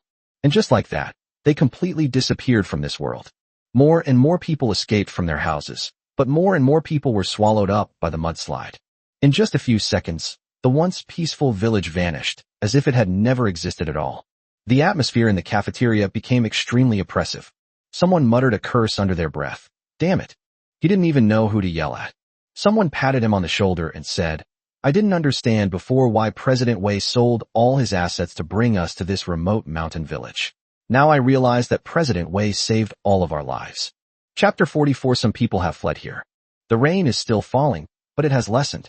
This brought a glimmer of hope to people in dire straits. Many people who were unwilling to go to the shelters seized this last glimmer of hope and began to move to higher ground. Some people made their own small boats, some used tires, and some even used inflatable swimming pools. It was truly a case of everyone showing off their unique abilities. K-City itself is a city located in a hilly area. There are mountains, but they are not high. There is a slope, but it is not steep. However, a shallow mountain range blocked the spread of seawater, making K-City one of the safest places for the time being. Therefore, many people are moving to City K. The shelters in K-City received orders from above to take in 2 million people. Director Lin of the K-City shelter was about to object on the spot, but was forcefully suppressed by his superiors and had no choice but to accept the request. But Director Lin is a cunning fellow. He couldn't support such a large population, so he divided up plots of land and sent them to the mountains to fend for themselves. For refugees, as long as they have a place to stay, they don't care about the mountain or not. Having a place to shelter from the rain is what matters most. Then a huge group of people came towards Mu Jiyue and Wei Lai's mountain. General Wei, we've detected a group of over 200 people heading in our direction. They're coming from the north and northeast, and they're currently about 3 kilometers away. Someone reported to Wei Lai. It seems that Director Lin has allocated the nearby hills to this group of people. Wei Lai frowned. Then Wei Lai waved his hand. As long as they don't get close to our hilltop, they can do whatever they want. These days, keep patrolling and don't let them get close. Yes. Mu Jiyue rocked back and forth in her rocking chair and said, Director Lin is being dishonest. He knows perfectly well that these hills around here are all our territory. Guess what he means by this? He just wants to test our limits. Wei Lai sat down opposite Mu Jiyue and said, It seems that our recent large-scale exchange transaction has aroused his interest.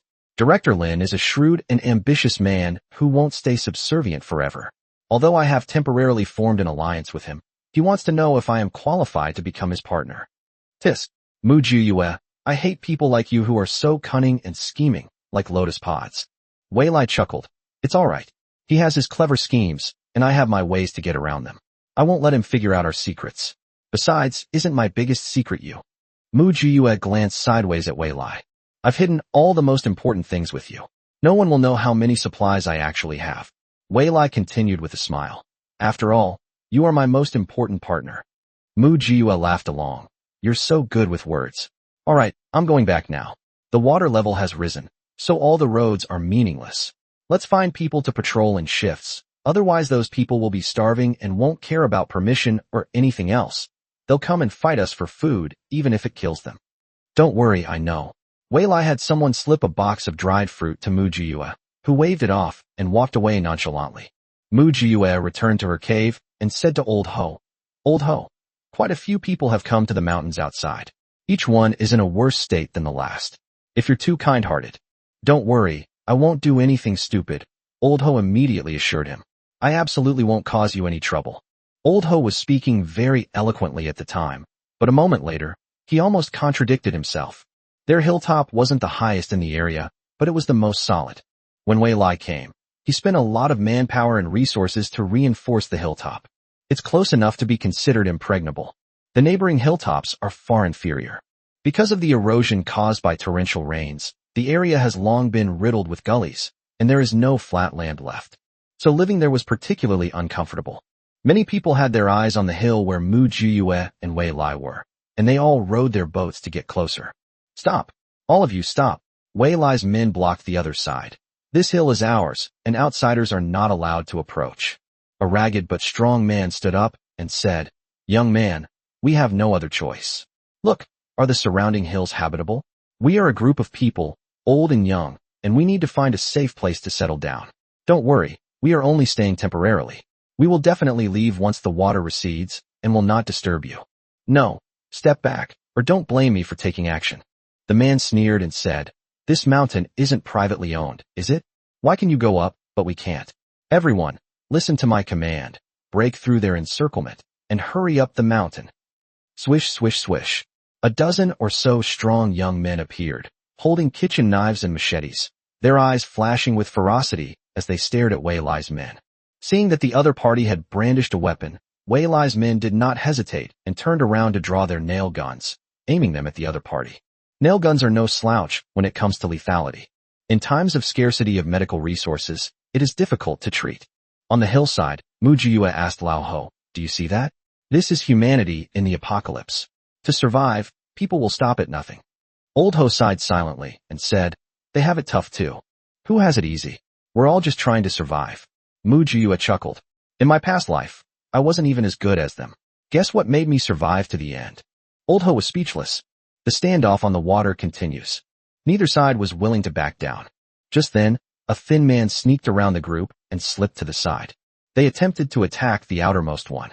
Just as the gleaming knife in his hand was about to be thrust at the bodyguard, a gunshot rang out. Bang! The thin man, with a bullet between his eyebrows, fell into the water with an incredulous look on his face. Murder! Someone has murdered someone. The crowd instantly descended into chaos. Wei Lai's team was instantly scattered, and the group rushed towards Mu Jiyue as if they had gone mad. Mu Jiyue held the sniper rifle steadily, eliminating one enemy after another with pinpoint accuracy. Bang, bang, bang. Not a single gun went empty.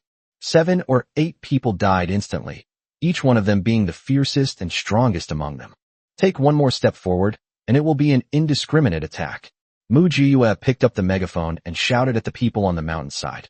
"You can try and see if your footsteps are faster or my gun is faster." The team, which had been charging fiercely just moments before, suddenly stopped in their tracks. Everyone looked towards the mountainside with surprise and uncertainty. There is a god of death there. Wei Lai's men had already reacted and quickly changed their weapons, some taking knives and others guns, all pointing them at the group of refugees. The leader immediately gave the order to retreat. "It's a misunderstanding. It's all a misunderstanding. Don't worry, we won't come any closer." Chapter 45 Living Next Door. Mu Jiyue only put down the gun after the group had completely retreated to the nearby hilltop. Old Ho stared at Mu Jiyue in shock. "When did you learn this?" "Guess," Mu Jiyue countered. Old Ho immediately fell silent, grunting and panting, before quietly going inside to get to work. Wei Lai quickly came over and thanked Mu Jiyue. "Thank you so much for earlier. My men are more skilled in technical skills and not so good at fighting. I had just sent all my bodyguards to the shelter to check on the situation, and then this happened. If you hadn't acted quickly, I'm afraid." "It's nothing. Just remember to clean up." Mu Jiyue pointed to the sky above her head. "I don't want to be wanted before order collapses." Wei Lai immediately smiled. "Of course. This group isn't a united front." Mu Jiyue saw the key point at a glance. "If I'm not mistaken, they formed a team on the way and came together. Whoever rushed up our hill first would naturally become the leader of their team. I disrupted their plans, and they won't let it go easily. I can see that too. There should be at least 4 teams among them. These temporary teams are prone to falling apart. Leave this to me. What Mu Jiyue could see, Wei Lai naturally saw even more clearly. It looks like things are about to get lively here, Mu Jiyue said. Wei Lai, let me be clear from the start. If you're soft-hearted and choose to let them into this place, then our cooperation will end here. Wei Lai's pupils suddenly contracted. Don't worry, absolutely not. That would be perfect. Mu Jiyue put away the gun and turned to leave. After retreating to the nearby hilltop, the group indeed split into 4 factions, each occupying one of the 4 corners. The men moved stones to fill the pit, the women set up the tent, and the children helped transport things. The entire hilltop immediately became bustling with activity. Fortunately, although this hilltop experienced drought and torrential rain, it was not ravaged by wildfires, so the hilltop is covered with dead trees. As long as you have the strength, building a temporary little house is not a problem. After a day, the once empty hilltop was now filled with small houses of all sizes. The 2 groups of people ended up living next to each other. Because Mu Jiyue killed many of their people, they harbored great hatred towards her. However, he knew he couldn't beat Mu Jiyue, so he always avoided her. Whenever Mu Jiyue came out of the cave, they would hide to the side and try their best not to confront her. As long as Mu Jiyue is not around, they will pretend to be stupid and beg and plead with Wei Lai's men. In particular, they will send some elderly, weak, women and children to kneel in front of you and kowtow repeatedly. It's hard for anyone not to be soft-hearted. If Wei Lai hadn't repeatedly warned his subordinates not to be overly kind, and that anyone who showed excessive kindness should automatically leave the group and the mountain, it would have been different. I'm afraid those men really would save their own food rations for the elderly, weak, women, and children. Old Ho was puzzled and asked Mu Jiyue. They are all elderly people, women and children, and they don't pose any threat. How can they be treated the same as those men? Mu Jiyue didn't launch into a long explanation. She simply said, "You'll understand soon enough." That day, as usual, Old Ho rowed his boat to another hilltop to deliver meals to his patrolling apprentices. Just as he was about to turn around, a young woman saw Old Ho and knelt down with a thud. "Brother, please have mercy and save me. Just give me a bite to eat, and I'll do anything you ask. I'll do whatever you want." Old Ho, that straight-laced guy, blushed with embarrassment. "What are you doing? Put your clothes on." "Brother, if I hadn't been driven to desperation, why would I be in this situation? I don't mind being hungry, but if I die, my elderly parents really won't be able to survive." The woman looked at Old Ho with sorrow and pity. "Brother, I'm still a virgin. Please take me." As soon as he finished speaking, he lunged at Old Ho. Old Ho screamed and backed away, yelling, "Don't come any closer." The woman seized the opportunity and grabbed Old Ho's leg. Old Ho turned pale with fright, and sweat poured down his face. Let go, don't do this." Just as Old Ho was at a loss, the woman who had been wailing suddenly changed her expression and shouted to the back, "I caught one." The next second, 3 men rushed out from the shadows and pinned Old Ho down on the spot. "Go tell the people on that hill that if you want him to live, give him 500 caddies of grain. Otherwise, you'll slice him into pieces and eat him," the leader shouted arrogantly. "And tell the guy who opened the cold storage to come out and compensate us for our losses." The woman who had just looked pitiful had now straightened her clothes and snuggled into the man's arms, saying coquettishly, "What's there to eat from this old man? We should ask for more supplies. There are so many of them, and they all look healthy and happy. They certainly don't lack food or drink. I haven't dressed up in ages. Don't you love it when I'm all dressed up and looking pretty? Ha ha ha. Good, you've done a great job today. I'll reward you when we get back." The man affectionately pinched the woman's waist, earning her a coquettish, "You're so naughty." Old Ho's face was pressed against the cold ground when he heard their conversation, and he seemed to wake up from a dream. He finally understood why Mu Jiyue had said that humans in the apocalypse could no longer be called humans. What he perceived as the elderly, weak, sick, and disabled were actually cannibalistic demons. When Mu Jiyue learned that Lao Ho had been captured, she strangely breathed a sigh of relief. She had long guessed that Lao Ho would have to go through this battle.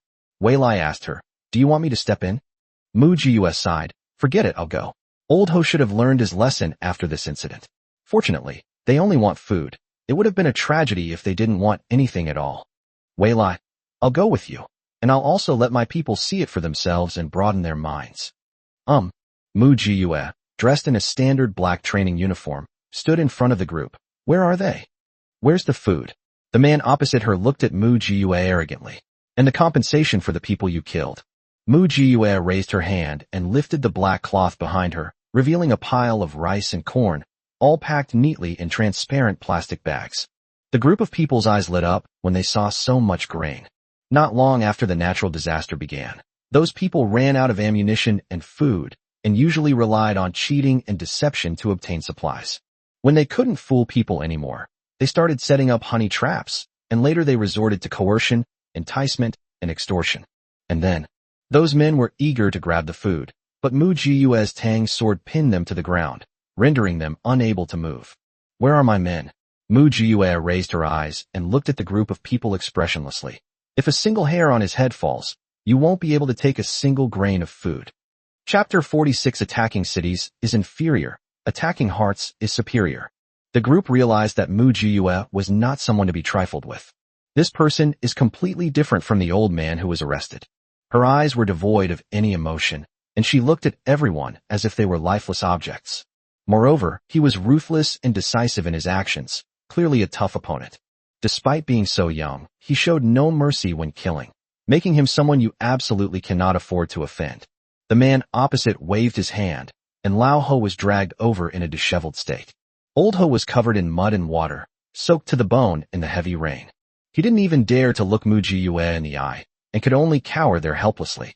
Hand over the people and the grain at the same time. The man opposite him suddenly released Lao Ho and kicked him. Old Ho staggered, lowered his head, and walked towards Mu Jiyue. Mu Jiyue took 2 steps back, released the person she was pressing down on, and gave up the food. The instant Lao Ho walked to Mu Jiyue's side, Mu Jiyue's fingers snapped as she was about to flick the Tang sword in her hand. Wei Lai pressed down on Mu Jiyue's hand in time. Now is not the time to make a move. Mu Jiyue turned to look at Wei Lai. Wei Lai lowered his voice. To conquer a city is inferior to conquer a mind. The best way to make this uninvited neighbor behave like a quiet and competent neighbor is to let them fight amongst themselves. Mu Jiyue loosened her grip, and the Tang sword, which had already extended 10 centimeters, was smoothly sheathed. The group of people took the food and left arrogantly. Let's go back, Mu Jiyue said. Old Ho opened his mouth hesitantly, then closed it again, like a wronged little wife, and followed Mu Jiyue back to his mountain. Go take a bath first, then drink some ginger soup to ward off the cold. Mu Jiyue glanced at Old Ho, but didn't lecture him. She simply said, I'll go find Wei Lai. After saying that, Mu Jiyue turned around and left. Old Ho stared at Mu Jiyue's retreating figure with a look of utter dejection, too regretful to speak. If Mu Jiyue hadn't come to his rescue, he probably would have lost his life to those people. As soon as Mu Jiyue arrived at Wei Lai's cave, she sat down casually and asked, What good ideas do you have? Wei Lai poured Mu Jiyue a cup of tea. My men have already found out. There are 5 groups of people on the next mountain. The first group is the bastards who just extorted money from us. There are 36 of them. They were the main force that attacked the cave a few days ago. They were the ones who stirred up trouble and led the men to seize the mountain. They are a group of thugs from U-City, most of whom have criminal records. The second group is also from U-City, but they are from the same village.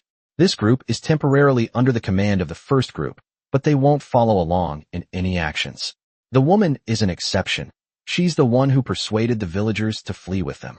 The third group came from a factory in the northeast. They were led by their section chief, who had been fleeing all the way here with his workers. They also brought their families, a total of 12 families and 70 people. The leader was named Duan Shi, 36 years old, a capable man. He protected everyone during the escape, and not a single person was killed. The fourth group consists of teachers from a school near K-City, numbering only about a dozen. Because of their small numbers, they have a very low profile. This group generally doesn't cause trouble, but they are very opportunistic, attaching themselves to whoever is powerful. The last group was from a gym in the city. The owner had graduated from a martial arts school and had some martial arts skills. He brought more than 20 people, all of whom were young and strong. They were probably all from out of town and didn't have any family burdens. Currently, those who want to have a say in this team are the first group, the third group, and the fifth group. The villagers and the teachers in that village are negligible. Mu Jiyue frowned. So what is your plan? Have you ever heard of 2 peaches kill 3 warriors? Wei Lai asked in return. Mu Jiyue didn't react for a long time. Forgive her, although she graduated from high school, she was so busy running for her life in her past life that she really didn't remember this story. Wei Lai said with a smile, during the spring and autumn period, the prime minister of Qi, Yaning wanted to get rid of Gongsun Jie, Tian Kaijiang, and Gaizi. So he asked Duke Jing to give them 2 peaches so that they could take the peaches according to their merits. As a result, all 3 of them abandoned the peaches and committed suicide. If I told my neighbors that the food we gave away today was a donation and support for all of them, and that we still have plenty of supplies and are willing to continue helping them, but on the condition that we only speak to the most influential people among them, what do you think they would do? Mu Jiyue's eyes lit up instantly. Impressive, Wei Lai. You took care of that group without shedding a drop of blood. We're all living in the apocalypse. Who wants to be subservient to others? Especially after seeing our wealth. They'd fight to the death for that right to speak, just to survive. That's exactly the point, Wei Lai said. Although you're very good at fighting, you should avoid taking action if you don't have to. Mu Jiyue patted Wei Lai's shoulder. You're really smart. Let's do it this way. Wei Lai looked at the hand on his shoulder, and his eyes crinkled into a smile. As expected, Wei Lai had someone row over again to deliver several boxes of fuel, and told them, our boss Wei saw that you were in a pitiful state, so he generously sponsored a batch of grain for you. Did you all receive it? The group of people looked at each other in bewilderment. What grain? How come we don't know anything about it? Wei Lai's subordinate said in surprise. Just now, a man named Li Hu, with more than a dozen men, transported away 800 caddies of grain. Hey, isn't that Li Hu? If you don't believe me, go ask him. The crowd erupted in anger. It really is that bastard Li Hu again. I told you he was unreliable. He pocketed the grain that General Manager Wei sponsored for us. Let's go find him and get to the bottom of this. Let's go. Upon hearing that there was grain, no one at the scene could remain calm. They all went to confront Li Hu with hostility. Wei Lai's men took a step back, watching the spectacle with cold smiles. Sure enough, as soon as the group found Li Hu, they saw a huge pile of grain hidden in the tent. The group's eyes immediately turned red, and they pounced on him with a roar, ignoring Li Hu's explanations and starting a fight. After the war ended, a lot of the neatly stacked grain was stolen. Wei Lai's men promptly spoke up. You guys are in complete disarray. There's not even a person in charge. Our boss Wei said you should first select someone with authority before discussing further cooperation. After all, we don't have many resources. We can only sponsor those who are capable. After saying that, he patted his behind and left. As soon as he left, the people left on the hilltop were filled with intense murderous intent. Whether it was Li Hu, who set up the honey trap, Duan Qi, who led a group of workers, or Shin Qing, the gym owner, they all coveted this batch of grain and wanted to monopolize it. Even the villagers who always kept to themselves, and the dozen or so teachers had their own little schemes in their eyes. This is grain. Who wouldn't want that? Chapter 47. 2 Peaches kill 3 warriors. The team, which was not harmonious to begin with, fell apart instantly because of this incident. Late at night. Corner 1. Brother Tiger, what do those people mean? We clearly got this food by capturing that old bastard, so why should we share it with others? We've been eating our own food all this way, so when did we start dividing up what we've earned? Someone questioned. Yes, Li Hu. You should go over there and explain to them that we earned all this grain through our own hard work, and they have to return what they stole. Li Hu said sullenly. We've been tricked. No wonder they handed over the grain so readily. They were waiting for us here. The woman who had been part of the honey trap approached, looking bewildered, and asked. That's outrageous. They clearly agreed to the exchange. Li Hu said, the problem now is that no matter what we say, no one else will believe us. We can talk ourselves hoarse, but they still won't believe that we captured people in exchange for the food. The people on that mountain will never admit it. Damn it, the others shouted angrily. Are we just going to stand by and watch them steal our food? The stolen grain isn't a big deal. The problem is that the guy just said he'll continue to provide supplies, but only to the most powerful people. It's obvious he's trying to make us fight amongst ourselves. Li Hu, who managed to rise to the top, wasn't stupid. Then what do we do? The others looked at each other in bewilderment. Corner 2. The villagers who had been following Li Hu gathered around the village chief. Village chief, Li Hu went out today and got so much grain. Those people on the opposite hill don't seem like easy people to talk to. Why did they give Li Hu so much grain? Yes, village chief. Something about what I heard today doesn't quite seem right.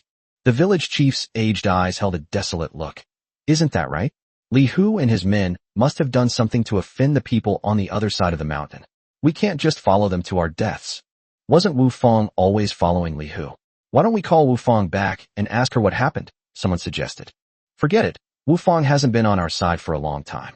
She's sleeping on the same heated brick bed.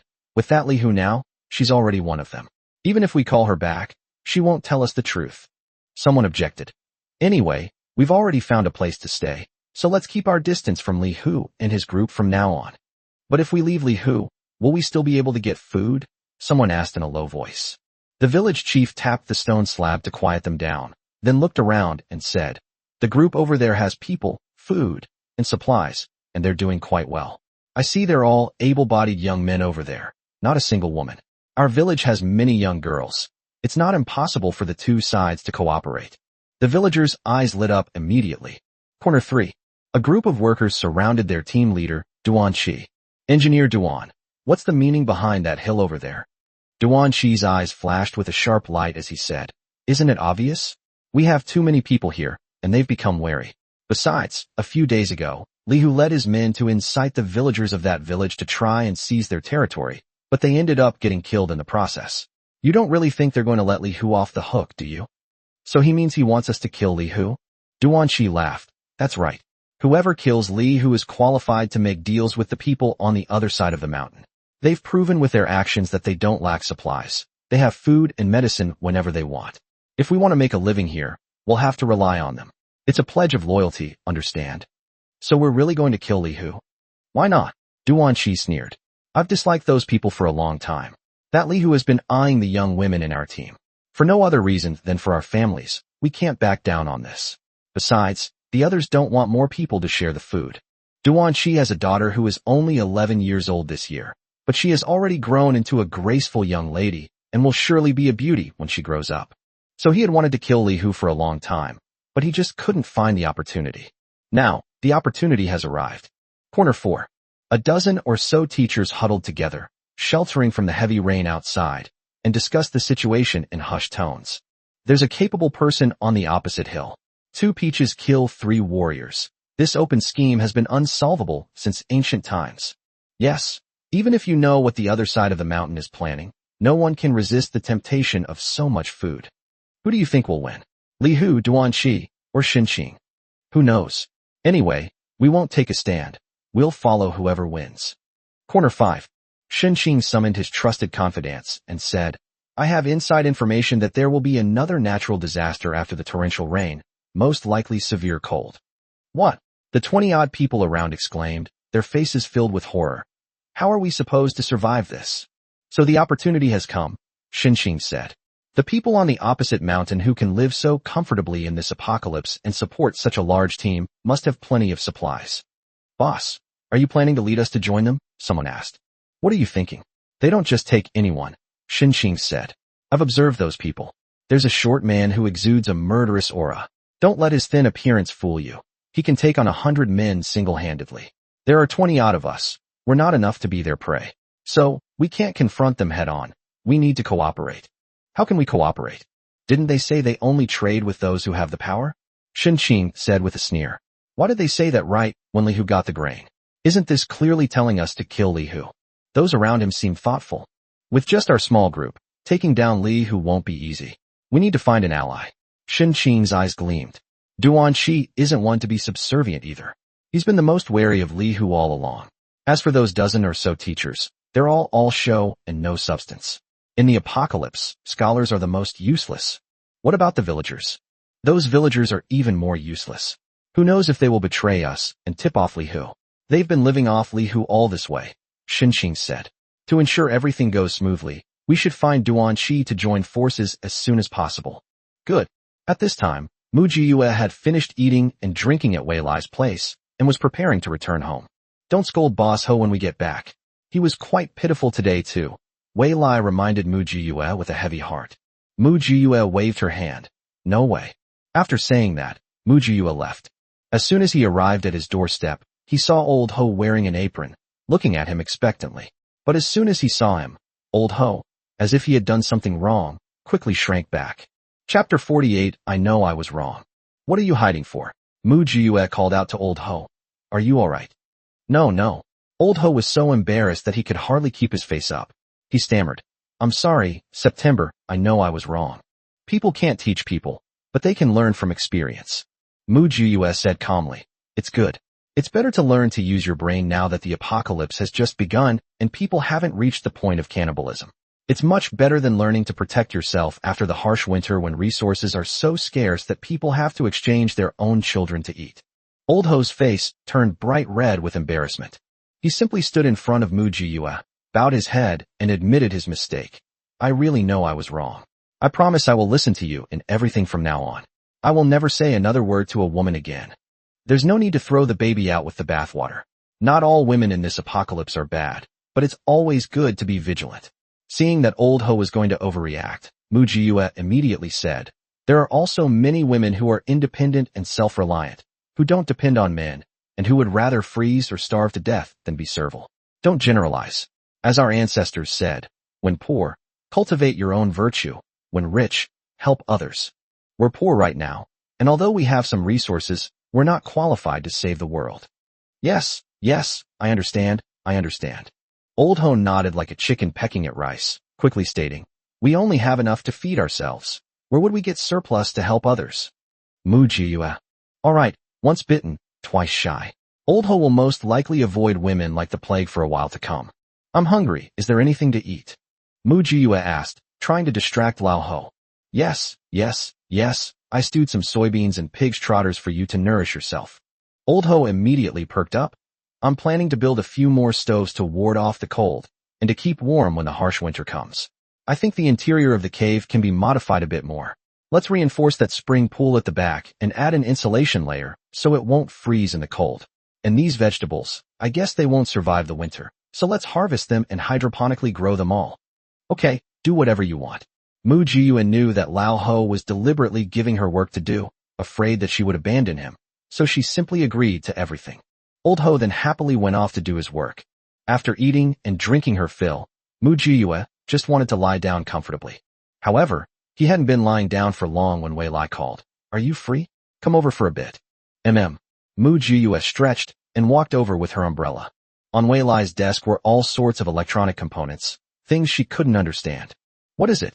Those dozen or so teachers on the opposite hilltop secretly contacted me, Wei Lai said with a smile. The first thing they did was tip us off, saying that Duan Qi and Xin Xing have joined forces and plan to take out Li Hu and his gang tomorrow, as a way of showing their loyalty to us. The second thing is that those teachers are all from private high schools, some teaching Chinese, some math, some physics, some chemistry, and some geography. But that's secondary. The important thing is that they all have master's degrees or higher, and some of them who teach physics and chemistry even have doctorates. They want to cooperate with us. How can we cooperate? Mu Jiyue asked back. We don't have any children here, and no one needs to go to school. Even I, with the lowest level of education, have graduated from high school. We're considering long-term development, Wei Lai said with a smile. The men under my command are all under 30. Even after the apocalypse ends, they'll only be 45. Do you think they'll want to settle down and have children then? Mu Jiyue. So you want to stock up on educational resources in advance? Wei Lai smiled and said, they entrusted their lives to me, so naturally I have to be responsible for them. Otherwise, why would they risk their lives for me? Mu Jiyue gave Wei Lai a thumbs up. Look at this scale. It's clear that not just anyone can be a boss.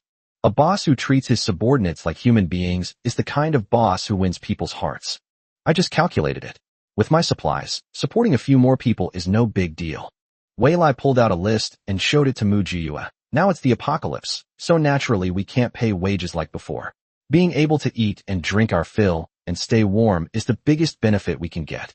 Look, if one person eats 3 caddies of rice a day, that's 87,600 caddies over 80 years. 15 people would be 1,314,000 caddies, or 657 tons. This number is quite auspicious, Mu Jiyue said. The amount of grain you have stored here is more than this, not to mention the supplies you have stored here. Yes, Wei Lai said. I don't just take anyone, as long as they are loyal to our team. Then what does this have to do with me? Mu Jiyue asked. We're allies, so naturally I'll consult you before recruiting. Wei Lai smiled at Mu Jiyue. You're my most important partner. I won't recruit people you don't like. After all, what difference does it make who I recruit? Mu Jiyue's heart trembled violently, as if an earthquake had struck. She finally understood why Wei Lai's more than 100 men were all so loyal to him. It's so rare to find a boss who knows how to respect people. In ancient times, this would definitely be considered a lord. Look, these are the academic reports those teachers have published before. I had Secretary Chow review them, and they're all of high quality. This private high school is quite capable, recruiting such a group of teachers. If the apocalypse hadn't come so suddenly, and the school board members hadn't only cared about escaping and abandoned them, they wouldn't have followed the group here to seek survival, Wei Lai said. I don't deny that these people have opportunistic ideas. But then again, a good bird chooses a good tree to perch on, and a good minister chooses a good lord to serve. Who can say that these dozen or so people won't be of other use in the future? Mu Jiyue said nothing and gave Wei Lai a thumbs up. Moreover, by taking in these dozen or so teachers, the team on the opposite hill will crumble even faster. Once Li Hu's men are dead, the villagers in that village will lose their threat. As long as we maintain good relations with Duan Qi and Xinqing, we can stabilize our uninvited neighbors. We won't be afraid of them messing with us anymore, and we can finally sleep peacefully. After all, once the bitter cold arrives and the water freezes over, no matter how many men we have or how many patrols we increase, we won't be able to stop their probing advances, Wei Lai said. Although we have sufficient reserves, we should avoid unnecessary casualties if possible. Build high walls and store plenty of grain. Delay declaring yourself king. Mu Jiyue and Wei Lai said the last sentence in unison. Wei Lai and Mu Jiyue high-fived. It's settled then. The next day, a bloody battle broke out on the opposite hilltop. Li Hu's dozens of men were instantly killed by Duan Qi and Xinqing, who suddenly attacked and pushed them into the water, where they were washed away completely. When this pledge of loyalty was presented to Wei Lai and Mu Jiyue, Wei Lai fulfilled his promise and officially recognized them as his neighbors. Chapter 49, The Teaching Staff Joins. Wei Lai sent them a batch of tools and tents, and informed them that a severe cold would arrive in a month. The temperature will drop to -70 or 80 degrees Celsius, or even -100 degrees Celsius. If you don't want to freeze to death, now is your last chance to prepare. Duan Qi and Xinqing were shocked when they heard the news. Who has time to worry about anything else? The two groups went crazy, chopping down trees like madmen, cutting down every single tree that could still be cut down on the nearby hills. The whole family pitched in. Just as Wei Lai had guessed, the village, having lost Li Hu, quickly chose Duan Qi and Xinqing, successfully infiltrating their ranks and joining them in the frantic construction of the base. Although Duan Qi was tough, he wasn't a particularly evil person, and since their numbers were about the same as the group of villagers, they naturally wouldn't clash with them. So they simply accepted the villagers' choice. Just as everyone was busy with construction, a dozen or so teachers arrived at Wei Lai's mountain with their bags. Mu Jiyue stood beside Wei Lai, her gaze sweeping over them. No wonder people say that scholars are useless. These dozen or so teachers, though not very old, were all overweight and clearly incompetent. The male teacher at the head of the group, wearing glasses, spoke up. Mr. Wei, although we can't fight, we're really useful. Look, Lao Liang is a top student who graduated from the agricultural college. He knows a lot about farming. The apocalypse will eventually end, and then he'll definitely be able to feed us all. Before Wei Lai could say anything, Mu Jiyue's eyes lit up instantly. Her space contains an endless expanse of black soil that needs to be cultivated. Farming isn't as simple as digging a hole and dropping in a seed. They're all based on science. She was still worried about how to utilize that land, but now, it's like a pillow has been delivered to her when she was sleepy. Mu Jiyue nodded to Wei Lai. Okay. Wei Lai immediately shook hands with Teacher Liang in a warm and friendly manner, and said, we still respect and cherish intellectuals. We'll be counting on you in the future. Teacher Liang said nervously, yes, as long as President Wei needs me, I will do my best. I will teach everyone everything I know. This is Professor Ming. She has a PhD in chemistry. Putting aside everything else, as long as you have the basic materials, building a homemade mine or cannon is absolutely no problem. The bespectacled man then pushed forward a woman, enthusiastically recommending her. Teacher Ming is not old, only about 27 or 28 years old. However, due to fleeing and for his own safety, he looked disheveled and haggard. Teacher Ming forced a smile and introduced himself. I graduated with a bachelor's degree from Tsinghua University and a master's and doctoral degree from Harbin University. I will definitely build my own line of defense for the base. Wei Lai's eyes lit up even more. He was about to shake the other person's hand when he clasped his hands in a fist and said, welcome, welcome. When Teacher Ming saw how respectful the other person was to her, her eyes immediately welled up with tears. Being a woman in the end times is the most difficult. In the past few months, she has witnessed too much malice towards women in this world, but Mr. Wei still chose to respect her. This gave the bewildered and helpless teacher Ming a sense of belonging for the first time. Thank you, Mr. Wei. I will do my utmost for you and contribute all the knowledge I have gained in my life, Teacher Ming said, and then she burst into tears. This is Teacher Qin. This is Teacher Shui. The bespectacled man introduced each of the teachers behind him before finally introducing himself. My name is Dai Mingliang, and I'm a dean of students. Although I don't participate much in frontline teaching, I did graduate from a teacher's college. My major was education and management. My mother is a kindergarten teacher, so I minored in preschool education. When my brothers and I have children, I will definitely be a qualified kindergarten teacher. As soon as he finished speaking, the eyes of the group of men around him lit up. Mu Jiyue immediately smiled. This Dai Mingliang is truly a talent. He grasped the key point of the need right away. Which young person doesn't want to date, get married, and have children? Who will take care of and teach the children? Here it is. Wei Lai looked at Mu Jiyue, who nodded, agreeing that they could accept these dozen or so people. Just as Wei Lai said, the food supply for these people would not even fill a warehouse, but it is very effective in winning people's hearts and building cohesion. Based on Wei Lai's conditions alone, these 100+ people would never betray him, even if it meant their lives. This is extremely important in the end times. To welcome everyone, we're hosting a welcome party today, Wei Lai announced with a smile. Eat well, drink well, and have fun. A cheer erupted from the crowd. Besides, we're all men here, a bit rough around the edges, not really suitable for women.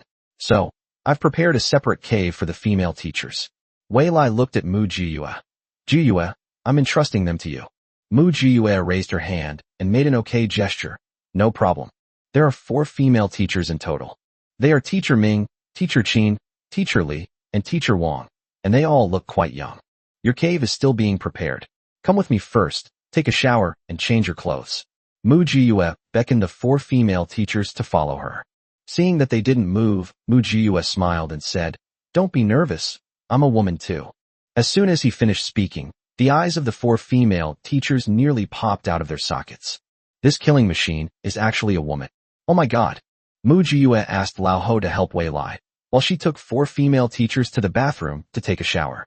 4 large bathtubs were lined up in a row, filled with soap and shower gel, and even scissors were thoughtfully provided to help them clean their tangled hair. There were 4 brand new women's outfits outside, all of them basic long-sleeve t-shirts and sweatpants. But the 4 of them still held on to these things and wept softly. God knows how they survived these past few months. Every day was filled with fear and trepidation. Every moment was like a frightened bird. If it weren't for the other male teachers who covered for them and helped them at every turn, they would have been ruined by Li Hu and his gang of bastards long ago. Thankfully, we made it through.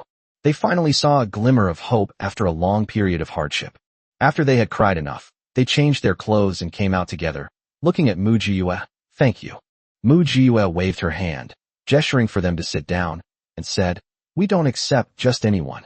As you know, it's the apocalypse now, and all the old rules are null and void. Our acceptance of you is merely an exchange of benefits. The 4 people nodded silently. There's nothing shameful about earning a living through your own abilities. Mu Jiyue handed out 4 glasses of milk to the 4 of them. Here, as long as you are honest and hardworking, I can't guarantee anything else, but you'll have enough to eat, drink, and wear. Teacher Ming looked up at Mu Jiyue and said, Don't worry, we definitely won't let you down.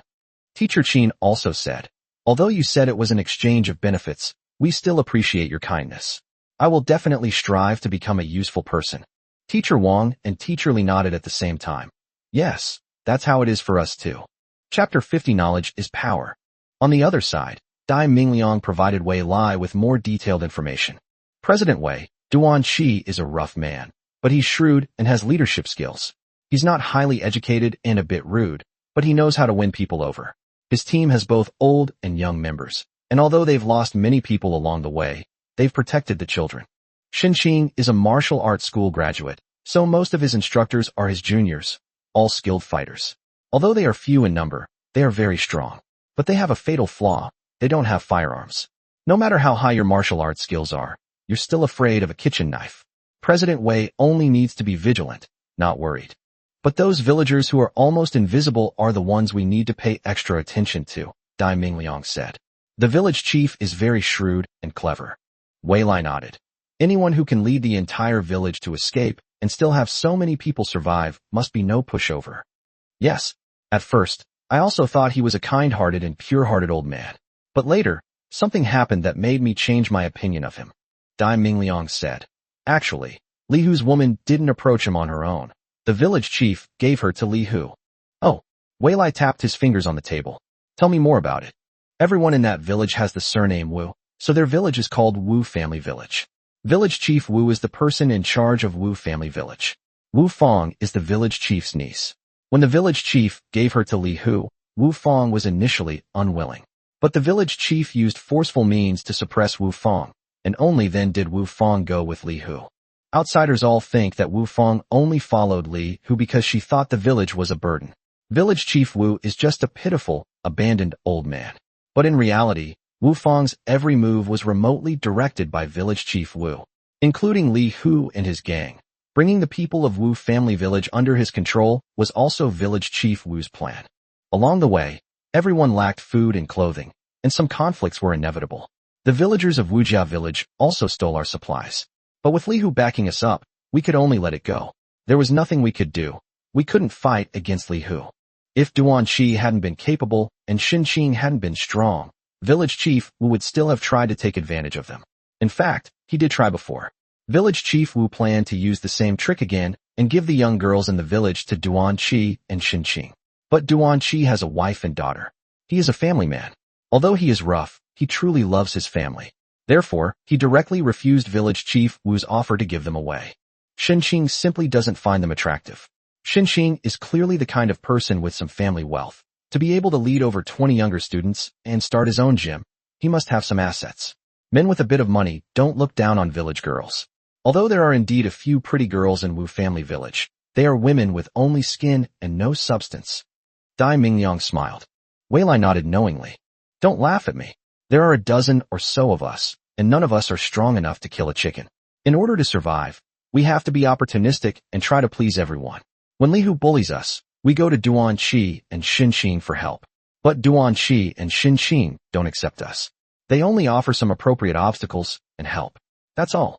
I know that in their eyes, we are all a burden. A bunch of weaklings about to be eliminated. Dai Mingliang smiled bitterly. But who doesn't want to live? There are women in our team. What can we do besides fawning over them? Wei Lai patted him on the shoulder and said, You've suffered. It will never happen again. Dai Mingliang, a grown man, finally couldn't hold back and started crying. Throughout this journey, he exerted himself every day, having to fawn over and flatter in every way possible. He was just an ordinary headmaster of students. Wei Lai's investment quickly yielded returns. Those dozen or so teachers, in order to prove their worth, brought out all their best skills. While the neighboring hilltop is still bustling with infrastructure construction, Wei Lai's hilltop has already begun research. Mu Jiyue was initially quite curious and even came over to watch the excitement, but later realized she couldn't understand it, so she simply stopped coming. 3 days later, when Mu Jiyue came again, she found that everything had changed drastically. All the machinery has been upgraded, making it not only more energy efficient, but also easier to use. Mu Jiyue and Lao Ho's cave also benefited, with its interior and exterior reinforced and renovated, becoming more comfortable and pleasant. Mu Jiyue touched the brand new firewall and said, This thing really only needs a few pieces of firewood to keep you warm all day? The physics teacher in charge of the project replied, Yes, maximizing the use of heat not only saves energy, but also reduces emissions and prevents our location from being easily discovered. Mu Jiyue gave a thumbs up again. Knowledge is power, that's absolutely true. Time flies, and more than half a month has passed. The infrastructure on the neighboring hilltop is almost complete. It must be said that Duan Qi and Xin Qing are indeed capable and competent. Through continuous logging, quarrying, and salvaging resources, they actually managed to support over 100 people. They were also able to make some trades with Wei Lai and obtain a lot of supplies for the winter. Seeing that the other party was sensible, Wei Lai didn't mind making a deal with them. That day, a group of more than a dozen people delivered a batch of aluminum alloy they had just found to Wei Lai by boat. Secretary Chow, could you please provide us with some new quilts and clothes for the winter? A villager from Wujia village made his request to Secretary Chow. Sure, Secretary Chow replied with a smile. Based on the quantity of your supplies, we can give you 5 quilts or 10 sets of cotton-padded clothes. Which would you like? We need 3 quilts and 4 sets of cotton-padded clothes. Sure. Secretary Chow readily wrote a note and told them to go to the supplies department to collect it. At that moment, a young woman, as if by accident, tripped and fell towards Secretary Chow, exclaiming, "Ouch!" Secretary Chow took a quick step back. This time, the other person really fell, with a loud thud. The young woman was in so much pain that her face twitched. "Is he sick?" Secretary Chow said without changing his expression. "Don't let him infect us." The young woman gritted her teeth and stood up, feigning shyness as she touched her hair. Secretary Chow, why didn't you help me up? I'm all hurt from the fall." Secretary Chow said with a forced smile. "Oh, really?" Seeing that Secretary Chow wasn't falling for her tricks, the young woman approached again and whispered, "Secretary Chow, I've always admired you. My name is Wu Xiuxiu. I'm 23 years old, and I've never had a boyfriend. I have something good I want to show you. I'll be waiting for you in the northwest corner tonight at midnight." After saying that, she smiled shyly, turned around, and ran away. Chapter 51 Village Chief Wu. The same scene has happened countless times. Basically, all of Wei Lai's men, as long as they had a name and a relatively high status or important position, had been approached by the girls of Wujia village. If Wei Lai hadn't given them a heads up beforehand, if they hadn't witnessed Lao Ho's terrible ordeal, and if they hadn't seen Li Hu and his gang's honey trap, some of them might have actually fallen for it. Although Wujia village is just a village, the girls raised there are all exceptionally beautiful. In this post-apocalyptic setting, although we can't be as glamorous as before, we can still dress cleanly and neatly. This makes one have to commend Village Chief Wu for his foresight. He understands the power of marriage alliances very well. Therefore, even when the young girls in the village are not getting enough to eat, they still make sure they look neat and tidy. Otherwise, how could Li Hu have been won over by Wu Fang? Village Chief Wu summoned the dozen or so youngest and prettiest girls in the village and said sternly, "You've all seen how wealthy the people on the next mountain are. They're just a bunch of rough men. They don't know anything about the beauty and comfort of women. Your task is to try your best to climb up to those people. Remember, once you're surnamed Wu, you'll always be from Wu village. Your parents, brothers, and sisters are all from Wu village. If you have a bright future, if you're able to marry into a powerful family, and if you have a good life, don't forget your relatives in Wu village." "No, village chief, I will always remember my mission." A girl quickly said, "I'll leave my parents in your care, village chief." No problem. Village Chief Wu nodded in satisfaction. "Don't worry, as long as everyone in Wu family village is of one mind, there's nothing we can't accomplish." A dozen or so girls nodded in unison, clearly having been subjected to extreme manipulation. Once you get to the next mountain, find out what's going on there. It's pointless to waste so many resources on others. It's better to keep them for our Wu family village to grow and prosper. A glint of greed flashed in Village Chief Wu's eyes. "Whether our village can survive in this era depends on you. You are all heroes of the village." A dozen or so girls stood tall and proud. The neighboring hilltop. Wei Lai found Mu Jiyue and said with a serious expression, "That village chief Wu sent a lot of young women to seduce the men here. Isn't this normal?" Mu Jiyue retorted. "Shouldn't you have a contingency plan?" "I did have a contingency plan, but," Wei Lai smiled bitterly and said, "I couldn't stop someone from being tempted.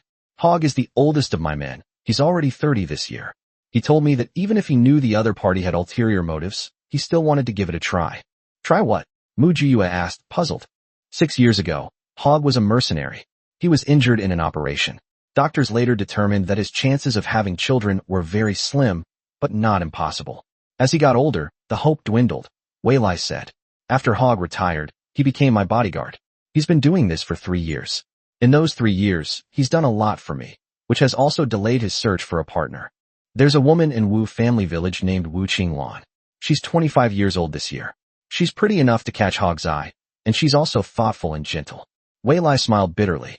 Hog said that even though he knows it's a trap, he still wants to try and leave himself an heir.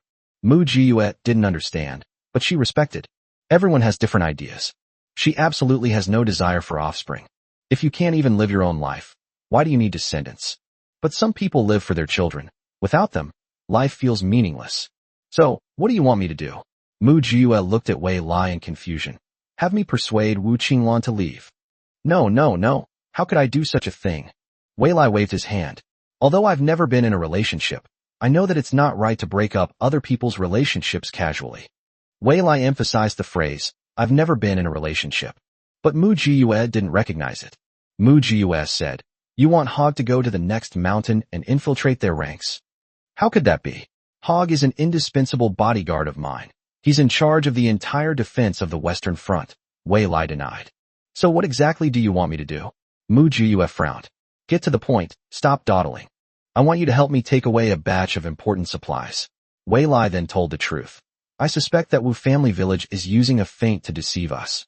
Their real goal is not to form a marriage alliance with us, but to seize our supplies. Is there any doubt about that? It's as obvious as a louse on a bald man's head. Mu Jiyue rolled her eyes and said, You're not one to take a loss lying down. So, tell me, what's your good idea? Wei Lai laughed immediately. September understands me best. That's right. I plan to turn the tables on them and make the best of a bad situation. Since the people of Wu family village dare to scheme against us, they shouldn't blame me for scheming against their women. To be honest, I, Wei Lai, am not willing to cower on a mountaintop and live like a rat. Wei Lai finally revealed his ambition. Just like you said, there are warlords vying for power, so why can't I be one of them? To win people's hearts, you have to ensure your army is ever growing. My 100+ men are all able-bodied young men. If I add another 100 or so women, wouldn't our descendants multiply? These are all my loyal followers. 15 years from now, when the apocalypse ends, I'll be holding a massive, highly cohesive force. With manpower and resources, why would I be afraid of not becoming a warlord? So you've already planned to take advantage of those young women in Wu family village? How can you be sure that those women will be willing to abandon Wu family village and go with you? Mu Jiyue frowned and asked in return, The severe cold disaster is coming soon. I don't think it's a good idea to have a child in such an environment. That's why I've come to ask for your help. Wei Lai looked at Mu Jiyue with fervent eyes. You'll help me, won't you? Mu Jiyue did not answer. Of course, you don't need to give me an answer right now. Right now, I just hope you can help me temporarily store those supplies that I don't need, but are very important. Jiyue, you are the person I trust the most. Wei Lai looked at Mu Jiyue with burning eyes. Mu Jiyue fiddled with the lighter in her hand for a while before saying, Wei Lai, you really have guts. Wei Lai laughed heartily, looking at Mu Jiyue with sincere eyes. Because I trust my judgment, and your character is beyond doubt. Even if you part ways with me in the future, you will never embezzle a single penny of my supplies. All right, since you trust me so much, Mu Jiyue smiled. Then I'll keep it for you for now. But it's a promise, the storage fee is non-negotiable. I never do business at a loss. Chapter 52, Taking Away Most of Wei Lai's Fortune. Wei Lai took Mu Jiyue to the heart of the cave. At this moment, Mu Jiyue realized that Wei Lai had almost hollowed out the entire mountain. No wonder there had been endless explosions here in the past few days. This is half of my fortune. Wei Lai opened a door, revealing a massive amount of supplies inside. Mu Jiyue looked up casually and was completely stunned. The cave covers an area of 10,000 square meters and is 10 meters high. It was packed full of the most basic necessities of life, such as food, water, medicine, and clothing. Mu Jiyue had already collected quite a lot of things, but compared to Wei Lai, it was nothing. The key is that Wei Lai's collection is incredibly comprehensive. The category of grains alone includes seeds of almost every crop that can be named both domestically and internationally. Putting everything else aside, Wei Lai alone, with just the seeds, would be enough to raise an army in this chaotic world. Not to mention, the variety of drugs is outrageously comprehensive. It covers almost all types of drugs currently available to humans, so no matter what disease you have, you can find the right one. Mu Jiyue couldn't help but turn to look at Wei Lai. Why do you trust me so much? It's probably because your perspective is different from others, Wei Lai replied. Oh, I know you have secrets, and more than one. I never ask what your secrets are. I only need to know that your secrets are beneficial to me. Wei Lai replied with a smile. I have investigated every detail of your life from childhood to adulthood. You treat the dean who took you in with such sincerity, and you are so tolerant of old Ho who saved you. I know that you are someone I can confide in. Put a hat on me. Mu Jiyue chuckled. No, not really. You've always been outstanding, Wei Lai chuckled. You're too daring to gamble. So, will you let me lose the bet? Who knows? It's all right, I can afford to lose. Wei Lai continued to laugh. If I can't even gamble on something this small, how can I be a regional lord? Mu Jiyue applauded Wei Lai. Wei Lai, you have truly impressed me. You have repeatedly changed my impression of you. You are very good. Wei Lai smiled and looked down at Mu Jiyue. So, we'll definitely achieve a win-win situation, right? Mu Jiyue said, as long as you don't cross my bottom line, we'll definitely have a win-win situation. Don't worry, I will take your bottom line more seriously than anyone else. It's a pleasure doing business with you. It's a pleasure doing business with you. After looking at this warehouse, there are 9 more identical warehouses containing other things. Every warehouse was packed full, with an astonishing variety of items. Mu Jiue went from being shocked at the beginning to becoming numb at the end. It is said that this is only half of Wei Lai's possessions. The other half is hidden elsewhere. Just think how bold this guy is.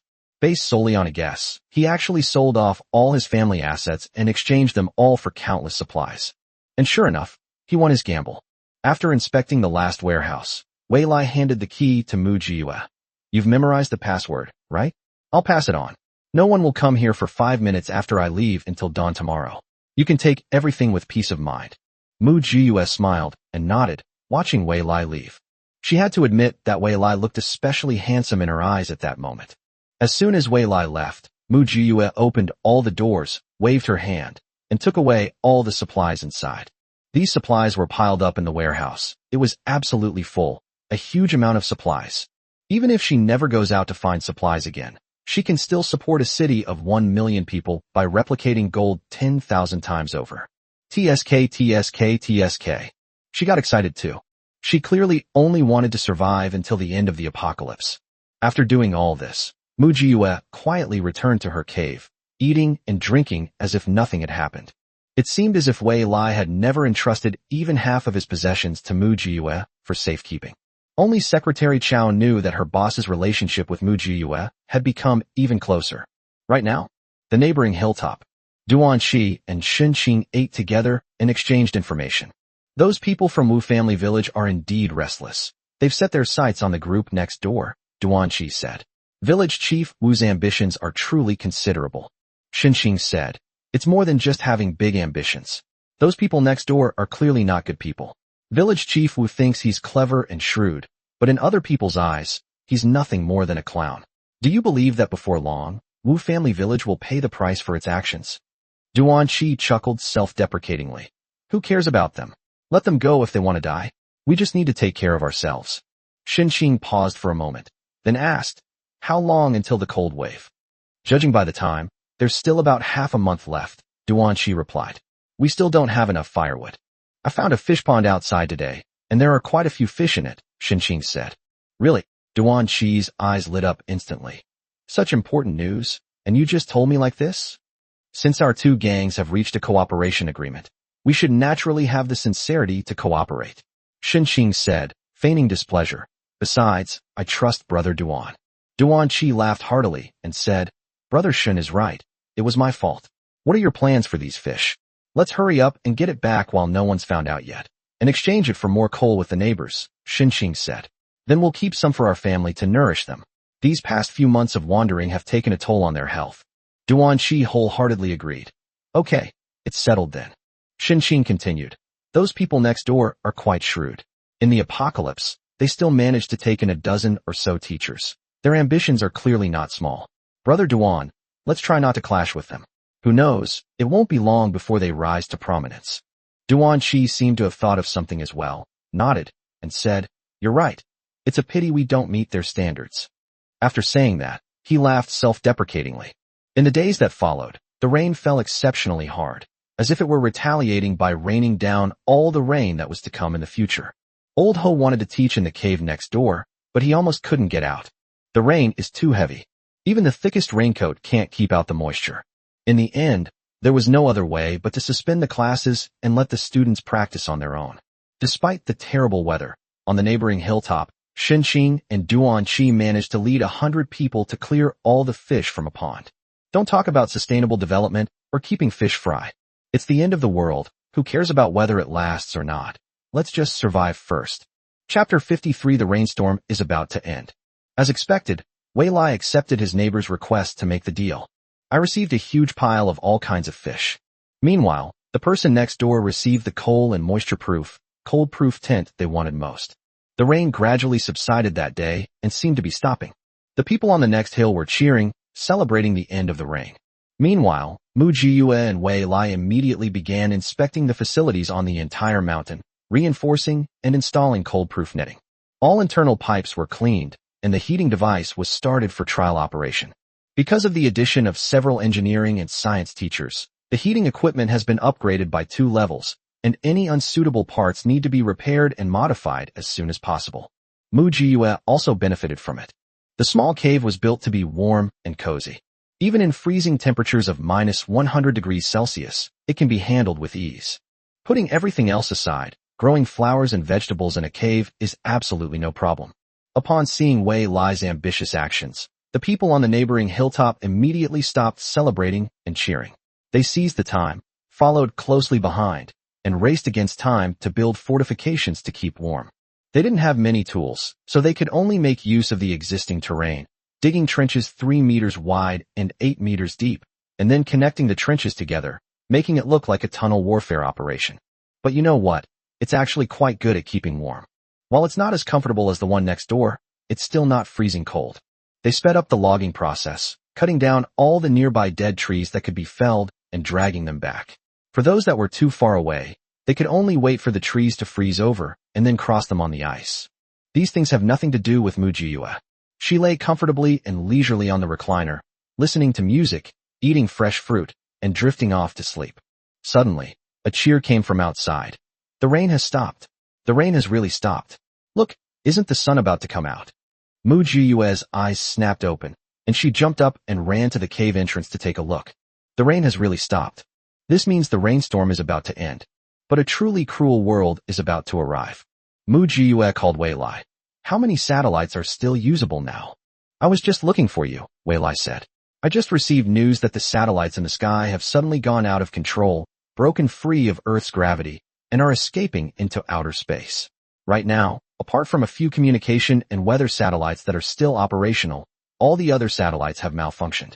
Even some military satellites have suffered varying degrees of damage and are beyond repair. I estimate that our communications will be cut off soon. I've had some walkie-talkies prepared, and I'll send them to you later. Okay. Mu Jiyue did not refuse the other party's kindness. As you said, the Earth's magnetic poles have malfunctioned. Wei Lai sighed. The real test is about to begin. Okay. Mu Jiyue didn't say anything more and hung up the phone. Wei Lai looked at the phone that had just been hung up and was about to give instructions to Secretary Chow when a familiar number called in.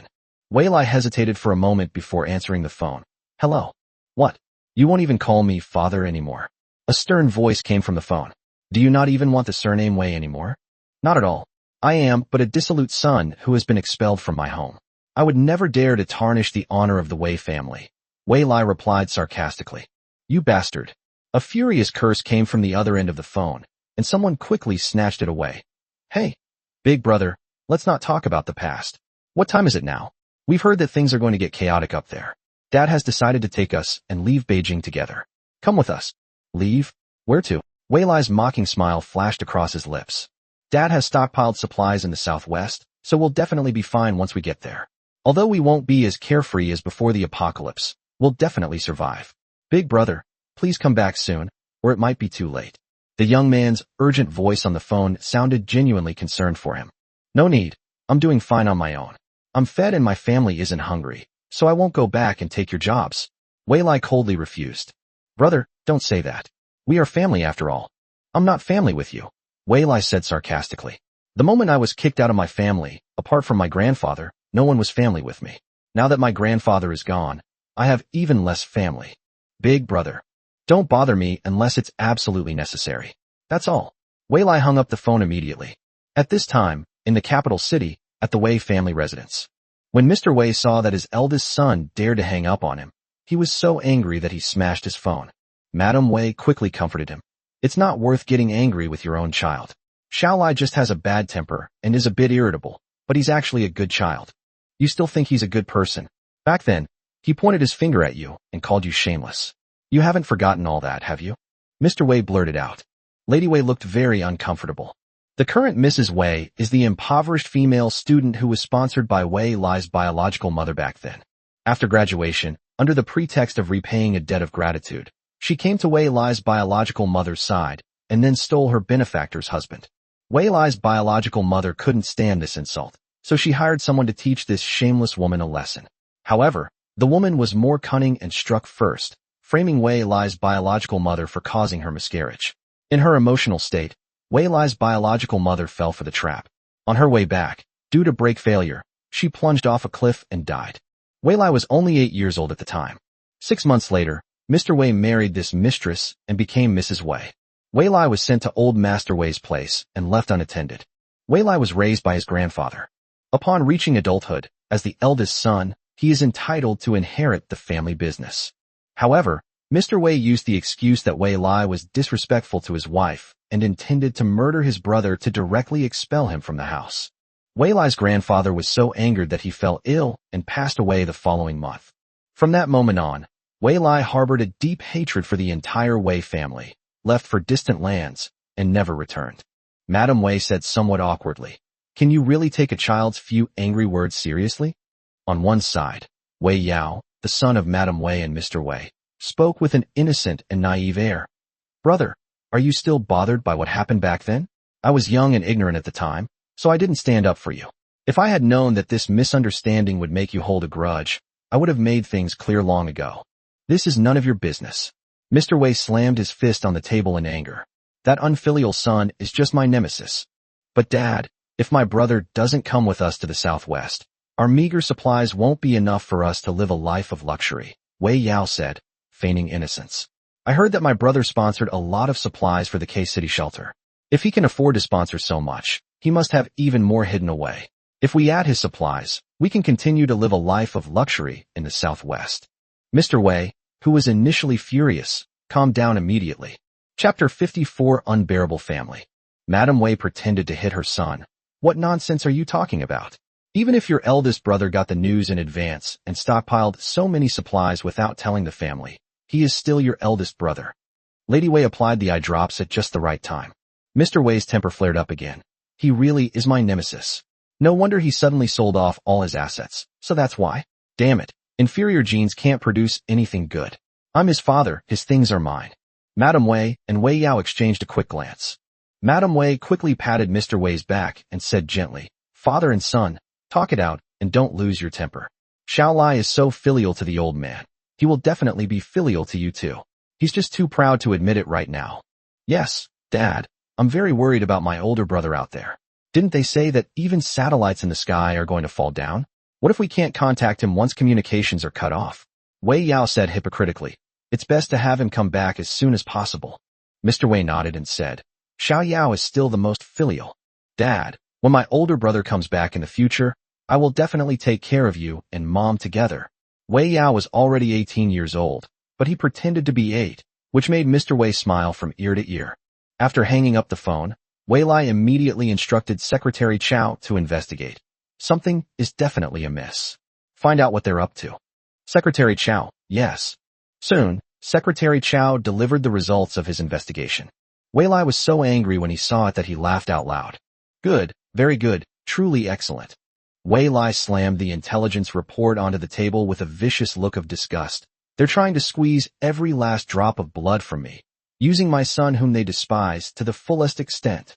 Secretary Chow looked down at the documents on the table, which clearly stated, "The Wei family is preparing to form a marriage alliance with the second-in-command of the Southwest Shelter, with the eldest son marrying into the woman's family." Secretary Chow was almost disgusted by it. No wonder the boss never mentions his family. Who could stand such disgusting behavior? Wei Lai said sarcastically, "What? Wei Yao can't offer anything, so you've turned to me?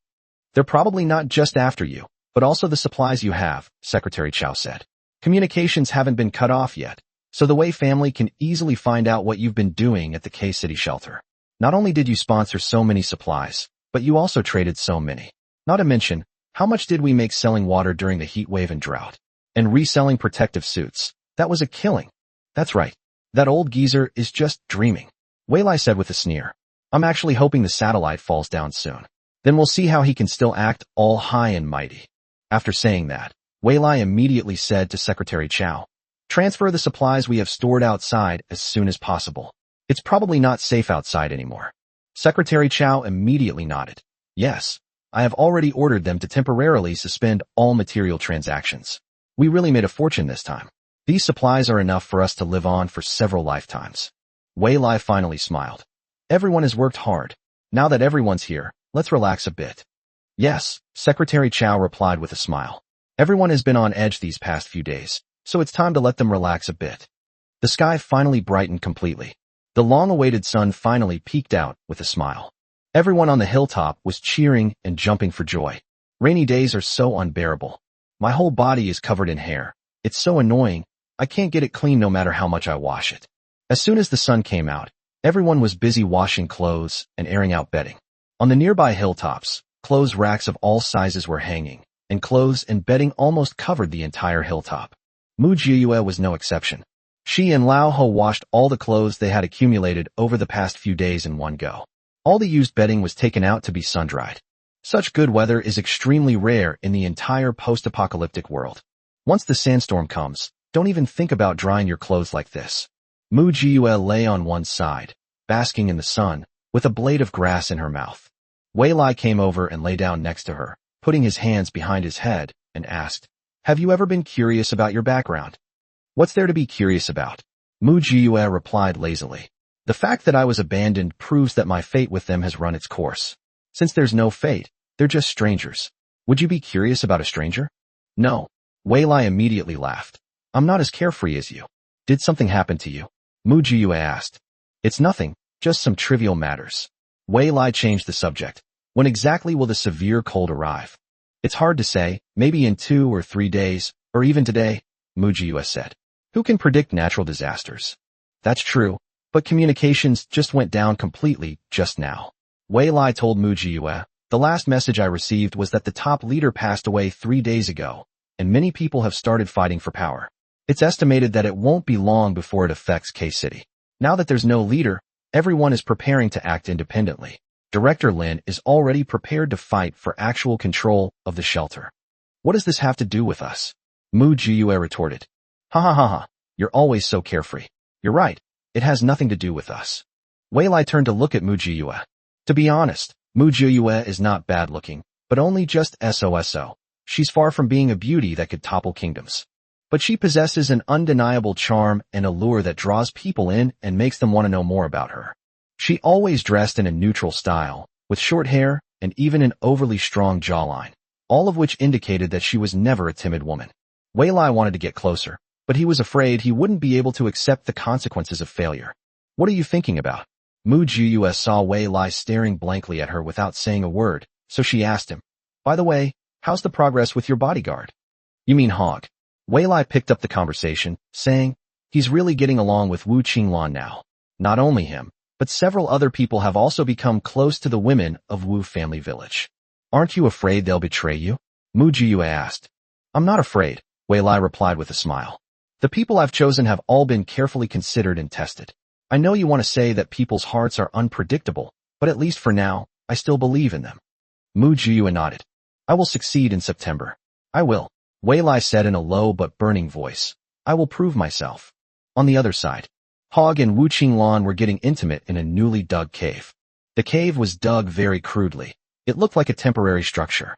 Apart from a small nest inside, there was nothing else there. There are many more small caves like this, all dug out by this group of young people specifically for dating. Chapter 55. Hog is going to be a father. "Hog, we're already like this. When are you going to marry me?" Wu Qinglan snuggled into Hog's arms and acted coquettishly. "Want to get married?" Hog lazily held Wu Qinglan, lit a cigarette, and the smoke rings he exhaled obscured his eyes. No one knew what he was thinking at that moment. "Isn't that obvious? I'm a perfectly fine young woman who's with you. You're not going to shirk responsibility, are you?" Wu Qinglan said coquettishly. "How could I?" Hog chuckled. "I also long for a wife, kids, and a warm bed. Who could refuse that kind of life?" Wu Qinglan was relieved and nestled against Hog's chest, drawing circles on her chest. "My mom said that even though it's the apocalypse now, the proper dowry still has to be given." "Sure, how much?" Hog asked in return. "What's the use of money now? It's just a pile of worthless paper. A pound of banknotes can't even buy a pound of rice," Wu Qinglan muttered. "My mom said we don't need much, just 100 pounds of rice, 50 pounds of flour, and 50 pounds of charcoal will do. You see, that's all." "Okay, no problem," Hog said casually. "However, you have to make it clear to your family that once you marry into this family, you'll be one of us and won't be able to go back to Wu family village." Wu Qinglan sat up abruptly, looking displeased, and said, "What do you mean by this? Have you bought me out? I'm a human being, not livestock. I can't even go back to my parents' home." Hog didn't seem to care. He slowly got dressed, and said, "Go back and discuss it with them. If they agree, I'll send the betrothal gifts to you." Seeing that Hog was serious, Wu Qinglan panicked and grabbed him, saying, "Hog, are you serious?" Hog turned to look at Wu Qinglan and said, "You know this is the apocalypse now, not the past, right? What makes you think that just because I married you, I have to take care of your whole family, or even your entire Wu family village? Wu Qinglan, do you really think I don't know about your little schemes?" Wu Qinglan's face showed obvious panic, but she still stubbornly insisted, "I don't know what you're talking about." "Your parents understand, your village chief understands," Hog said. "This is my stance. If you're willing, come. If not, then leave." When Wu Qinglan saw that Hog really intended to do this, she broke down and immediately stopped him. "You can't do this to me. I'm pregnant with your child." A surge of ecstasy inevitably flashed in Hog's eyes. "Child?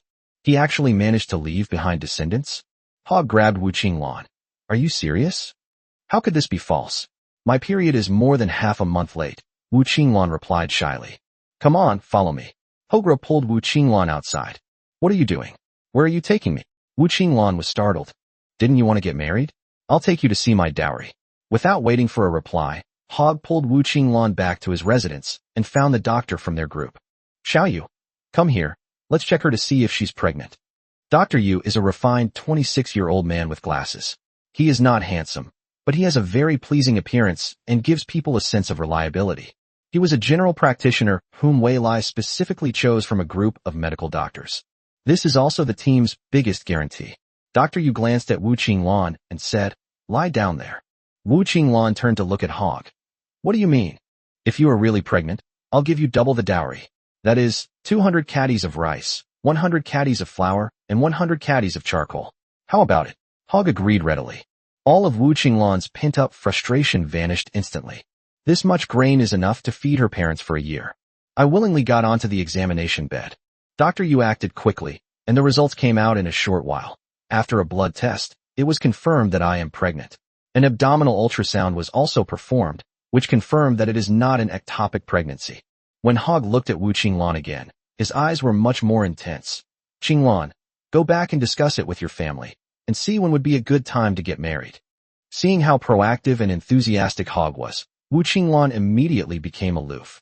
"Actually, I'm not in such a hurry to get married right now. I'll go back and discuss it with my family first." The joy in Hog's eyes gradually faded. "All right, let me know as soon as there are results." Wu Qinglan swayed her hips as she left. Hog turned to Dr. Yu and asked, "Dr. Yu, do you think this child is mine?" Dr. Yu shrugged. "It's hard to say right now." Hogger tapped his tongue against the roof of his mouth and laughed. "It's okay. It has to be." After saying that, Hog patted Dr. Yu on the shoulder and turned to find Wei Lai. "You're going to marry Wu Qinglan?" Wei Lai was taken aback for a moment, then smiled and said, "That's great news. President Wei, don't worry. Once Wu Qinglan marries into the village, she will have no connection with Wu family village anymore. I can guarantee that," Hog said. "She would never betray the interests of our collective. Hog, I've always trusted you the most. I also believe you have the ability to handle this." Wei Lai waved his hand, looking completely trusting, and then said with concern, "After all, you were the first one in our team to get married. Tell me, what do you want? As long as I have it, it's no problem. And if I don't have it, I'll find a way to get it for you." Hog smiled warmly and said, "I've also accumulated quite a few supplies, so I don't need anything for the time being. If you could have some baby supplies, that would be even better. I didn't prepare these in advance. I thought I would never have children in my life." "Wu Qinglan is pregnant? Oh my, that's wonderful news. Don't worry, as long as it's your child, I'll cover all their expenses until they're 10 years old." Wei Lai excitedly patted Hog on the shoulder and said, "I'm so happy for you. You finally have an heir." Hog couldn't suppress his smile. "Thank you, Mr. Wei. You've all entrusted your lives to me, coming with me without hesitation. If I'm not good to you, am I even human?" Wei Lai said sincerely. "It's not just you, it's everyone else too.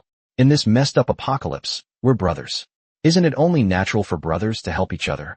Hey, Hog smiled genuinely. "I'll get back to work now." "Good." As soon as Hog left, Wei Lai's smile vanished, and he called over Secretary Chow. "Take stock of how many maternity and baby products we have." Not much," Secretary Chow said honestly. "We didn't plan to stockpile these things, so we only stocked a symbolic amount. It's probably enough for about 50 children. Hurry up and find someone to trade with. Go find Director Lin. He has a lot of people there, so he must have some in reserve, Wei Lai said. We need to be quick while the weather is still good. Chapter 56. The cold arrives. What are you trading? Mu Jiyue walked in with his hands in his pockets and sat down directly opposite Wei Lai. Hog and Wu Qinglan have a child. I was worried that we wouldn't have enough baby supplies, so I'm making sure to stock up before the cold weather hits. Wei Lai explained. That was my oversight. I thought that most of us, over 100 people, would be single, so we didn't have enough baby supplies. I didn't expect that Hog would actually have a child of his own. That's a good thing. Maternity and baby products. Mu Jiyue frowned slightly, rummaging through her memory, and seemed to recall that she had once owned a complete maternity and baby store. Whether it's branded formula for stages 1, 2, 3, and 4, baby bottles and nipples, bibs, cotton wipes, wet wipes, various nutritional supplements, yogurt balls, and all sorts of diapers, baby pads, clothes, shoes, bathtubs, bath caps, shampoo and bath products, toys, and so on, there's a whole bunch of stuff. Secretary Chow said. Now almost all the shops outside are submerged. Only a few cities in the West still retain their original appearance. It may be difficult to collect all the maternity and baby products. We can only try our best to find them. Buy as much as you can, no matter the price. Do everything you can to acquire it, Wei Lai instructed. Wait a minute. Mu Jiyue called out to Secretary Chow, who was about to leave, and said, I remember I have a large batch of maternity and baby products. Let me look for them later. Secretary Chow and Wei Lai were both overjoyed. That's wonderful. Wei Lai said, I'll take as many as you have, and you set the price. Mu Jiyue waved her hand and said, let's not talk about the price now. We can discuss this later. After all, the child hasn't been born yet, and we're not sure if it's Hog's. I came to you to remind you that I overheard the village chief of Wu family village arguing with Duan Shi. He said that one of Duan Shi's men humiliated a woman from Wu family village, and he wants her to take responsibility. Duan Shi is fiercely protective and refuses to admit it. The two sides are on the verge of a fight. Secretary Chow frowned. What a coincidence. Wei Lai nodded. It's really too much of a coincidence. The news of Wu Qinglan's pregnancy was just announced, and then village chief Wu got into a fight with Duan Shi. He's trying to use us to get rid of Duan Shi. Village chief Wu wants to become the boss of the neighboring mountain. The construction on the neighboring hill is almost complete. Village chief Wu is trying to reap the benefits. Unfortunately, Duan Shi isn't falling for it, Secretary Chow said. What should we do?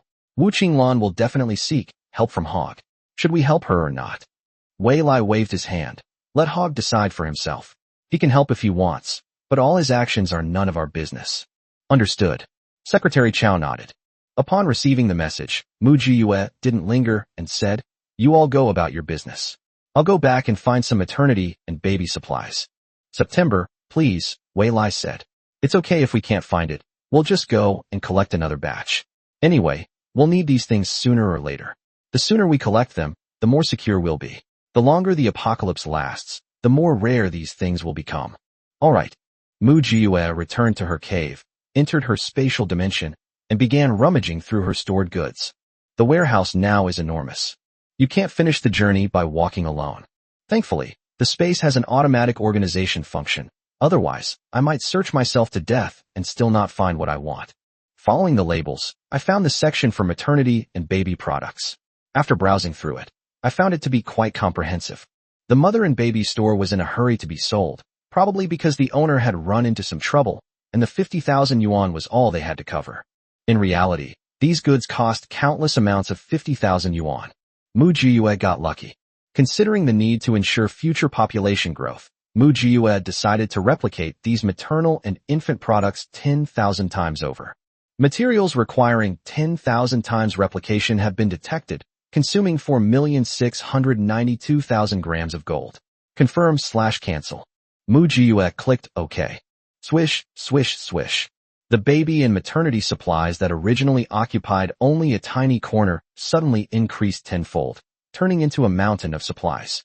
Mu Jiyue selected items needed by the newborn baby and pregnant woman, then flashed out of the space and delivered them to Wei Lai. As expected, Wei Lai and Hog were both overjoyed and kept thanking her. Secretary Chow went to the shelter to buy maternity and baby products at high prices, but unfortunately, despite the high prices, very few items were sold. When fleeing, everyone carried their most important personal belongings. Families with children don't even have enough to eat for themselves. How could they possibly sell their food? When the hospital was transferred, it only focused on transferring various instruments and equipment and medicines from the pharmacy. How could it have transferred maternity and baby products? The owners of maternity and baby stores, in order to lose weight, only bring their own daily necessities and would not bring these unsellable bottles and jars. Therefore, Mu Jiyue's batch of maternity and baby products was truly a timely help. Miss Mu, I will always remember your great kindness. If you ever need my help in the future, I will definitely do my best without hesitation, Hog assured her, patting his chest. Mu Jiyue nodded and said, I've got it. Just as they were talking, an alarm suddenly went off. Someone shouted from afar, It's getting colder. Hurry up and light the fire. Upon hearing this, Mu Jiyue took off running, so fast that Wei Lai couldn't stop her. Old ho! Quick! Light the fire, it's getting cooler. As soon as Mu Jiyue got back, she quickly put away the bedding she was using and replaced it with a thick cotton quilt. They also changed into a thicker, fleece-lined cotton-padded coat. Their movements were quick, and the temperature dropped even faster. In just half an hour, the temperature had plummeted from 40 degrees to the teens. Don't underestimate these 20-odd degrees. Sudden loss of body temperature can be fatal. Both sides of the mountain were in complete chaos due to the war. Everyone was frantically putting on clothes and lighting charcoal fires.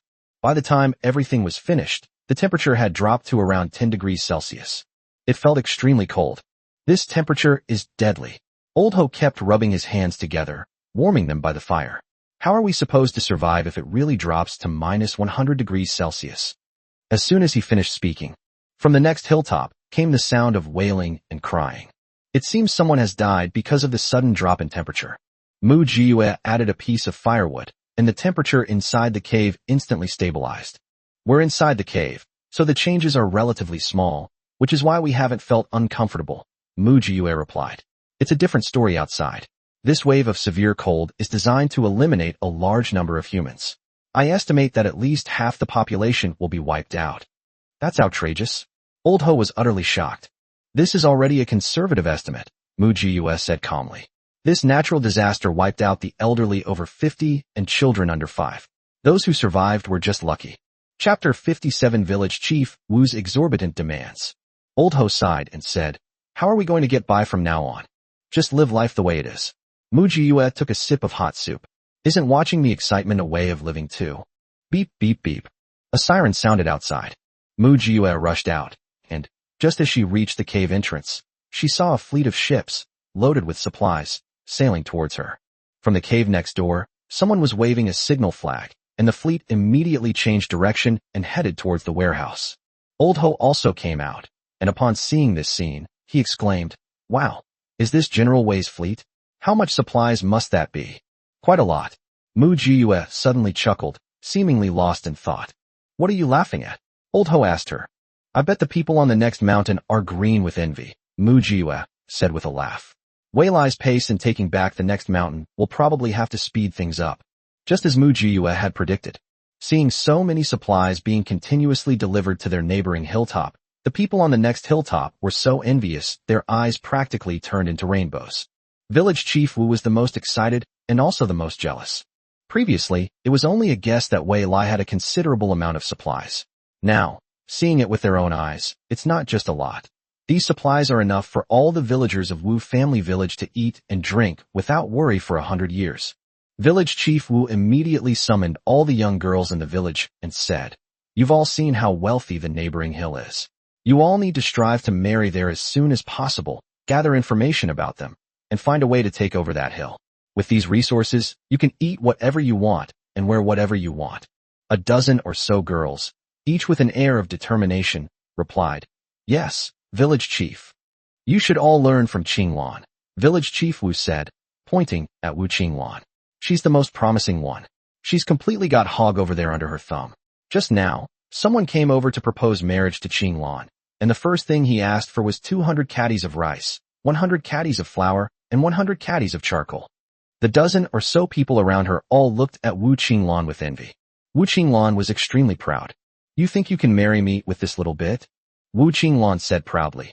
I, Wu Qinglan, am not that easy to get. Village Chief Wu nodded in satisfaction. That's right. Every girl in our village is exceptional. If you want to marry a girl from Wu family village, You'll have to be extremely sincere. Qinglan, go back and take good care of yourself during your pregnancy. I'll definitely get you the best price. I believe in the village chief. Wu Qinglan, with her still not yet showing belly, walked away proudly and confidently. That day, Wu Qinglan's treatment improved dramatically. She ate the most and the best food. This was a special instruction from the village chief. With Wu Qinglan as a role model, the others were even more motivated. As expected, village chief Wu sent someone to reply to Wei Lai and Hog, saying that the bride price was not sincere enough and that Wu family village did not agree to the marriage. Wei Lai called over Hog. What do you think about this? Hog crossed his arms and said, although Wu Qinglan is indeed pregnant, it also proves that I can still impregnate women. Since I can get Wu Qinglan pregnant, I can get other women pregnant too. If she knows what's good for her, I'll support her for life. If she doesn't, I'll just find someone else. Wei Lai immediately said, hey, you can't say that. After all, it's your child, so we have to take responsibility for him to the end. I just didn't expect village chief Wu to be so ambitious. He asked for 1,000 caddies of rice and 500 caddies of wheat, as well as 2,000 caddies of coal and 300 caddies of vegetables. Although I don't lack these things, once this door is opened, if the other brothers want to marry girls from Wu family village in the future, the number of people will be a bit too much for us to handle. Hog frowned and said, how about we just let this matter drop? Wei Lai stopped him. How can we let it go? We absolutely cannot let it go. Don't worry about this. I'll think of a way. As soon as Hog left, Wei Lai called over Secretary Chow. Go and have a chat with Duan Qi. Secretary Chow immediately understood Wei Lai's meaning and nodded with a smile. Okay, no problem. Secretary Chow first went to find Old Ho, asked for some snacks to go with the drinks, and then, carrying a bottle of wine, went to chat with Duan Qi. Oh my, Secretary Chow, what brings you here? Duan Qi was quite surprised by Secretary Chow's arrival, but they politely welcomed Secretary Chow inside. The trench where Duan Qi lived was much wider than the other trenches, about 5 meters wide. Therefore, a cold weather tent was set up, and there was space to place other furniture. Secretary Chow laid out the snacks to go with the drinks and said, I've been wanting to come over and chat with Brother Duan for a while, but I haven't had the time. Now that it's cold and everyone's staying home, I finally got some free time. I asked Boss Ho for some snacks to go with the drinks, so we can have a couple of drinks and chat a bit. You won't mind if I show up uninvited, will you? How could that be? Duan Qi replied with a smile. We couldn't invite such a distinguished guest. Come, have a seat. Secretary Chow and Duan Qi sat on opposite sides. Secretary Chow poured 2 glasses of wine, picked up one to taste, and then put it down, saying, I remember Brother Duan has a daughter. She's a little over 10 years old, isn't she? It's already the 11th month, and in a few days after the new year, I'll be 12, Duan Qi replied. I'll be growing into a young woman in no time. Yes, she's almost an adult. You only know the love of parents when you raise a son, and you only know the heart of parents when you raise a daughter. Brother Duan loves his daughter so much, he must be thinking about her future. Secretary Chow said, Isn't that right? If it were a peaceful and prosperous time, things would be much easier. We could support her education, send her to university, help her find a job, then let her find a reliable partner, have children, and live a peaceful life. But now, Duan Qi sighed. How can we dare to think about any of that? We're just lucky to be alive. As soon as he finished speaking, a little girl who was almost 12 years old came over with a plate of peanuts and said timidly, Dad, Mom asked me to bring you and Uncle some snacks to go with your drinks. Is this your daughter? She's so beautiful. She'll definitely grow up to be a great beauty. Secretary Chow glanced at Duan Qi's daughter and said enviously, If I could have such a beautiful daughter, I'd wake up laughing in my dreams. She takes after her mother. Duan Qi was happier to see the guests praising her child than praising her, but her happiness quickly faded. Sigh, I'm not very capable. I'm just afraid I can't protect my child's beauty. She was supposed to start junior high this year, but now, Sigh, why am I even saying this? Secretary Chow said, Yes, now the children don't even have a place to go to school. Well, you can't say that. Didn't our general manager Wei take in more than a dozen teachers? They're basically all-rounders, covering Chinese, math, physics, chemistry, English, and biology. Most importantly, we also took in the complete set of textbooks from kindergarten to university, even the experimental equipment for chemistry classes. Chapter 58, Cutting off the fire at the bottom of the blade. A sudden burst of light flashed in Duan Qi's eyes. Secretary Chow casually remarked, Our general manager Wei is just being kind. He can't stand seeing talented people being mistreated, So he took in those dozen or so teachers. And let me tell you, they're all truly talented. They're obviously graduates of reputable universities. Teaching a child is a piece of cake for them. Duanqi was filled with regret at this moment. When they were fleeing, those dozen or so teachers wanted to seek refuge with them, but he rejected them because he thought they were physically weak and a bunch of cowards. He never expected that what he considered trash, Wei Lai would treat as a treasure. And they really are treasures. At this moment, Duanqi had to admit that he was really just an ordinary working man, and in terms of vision and perspective, he was far inferior to Wei Lai. Secretary Chow added, now those dozen or so teachers are giving lessons to our people whenever they have free time, and they're finally putting their skills to good use. Classes? What classes do you have? Duanqi asked curiously. You're right. We have quite a few underage kids in our team too, Secretary Chow replied with a smile. There are 5 17-year-olds, 3 18-year-olds, and 6 19-year-olds. They were all students before the apocalypse. They had to stop their studies because of the apocalypse. Now that we have teachers, of course we have to pick up the lessons again. But what we're learning now is more practical. For example, we're learning how to operate boats, how to drive motorboats, how to repair cars and machines, how to make explosives, and later we'll learn how to farm, grow vegetables, and weave cloth. In short, we'll teach them everything we can. Duanqi's eyes lit up even more. You guys are so well prepared? Secretary Chow, slightly drunk, replied, of course. Otherwise, how could we have built this entire mountain into an impregnable fortress? We're planning to establish our own base. Duanqi found it hard to control her feelings. It's a pity that your side is all men. My daughter is a girl. What? You forgot about those 4 female teachers. Secretary Chow replied, the female teachers are responsible for teaching classes, while the male teachers only come to teach in their spare time. Duanqi's fingers kept clenching and scratching. I'm very tempted, extremely tempted. The young men over there are all talented.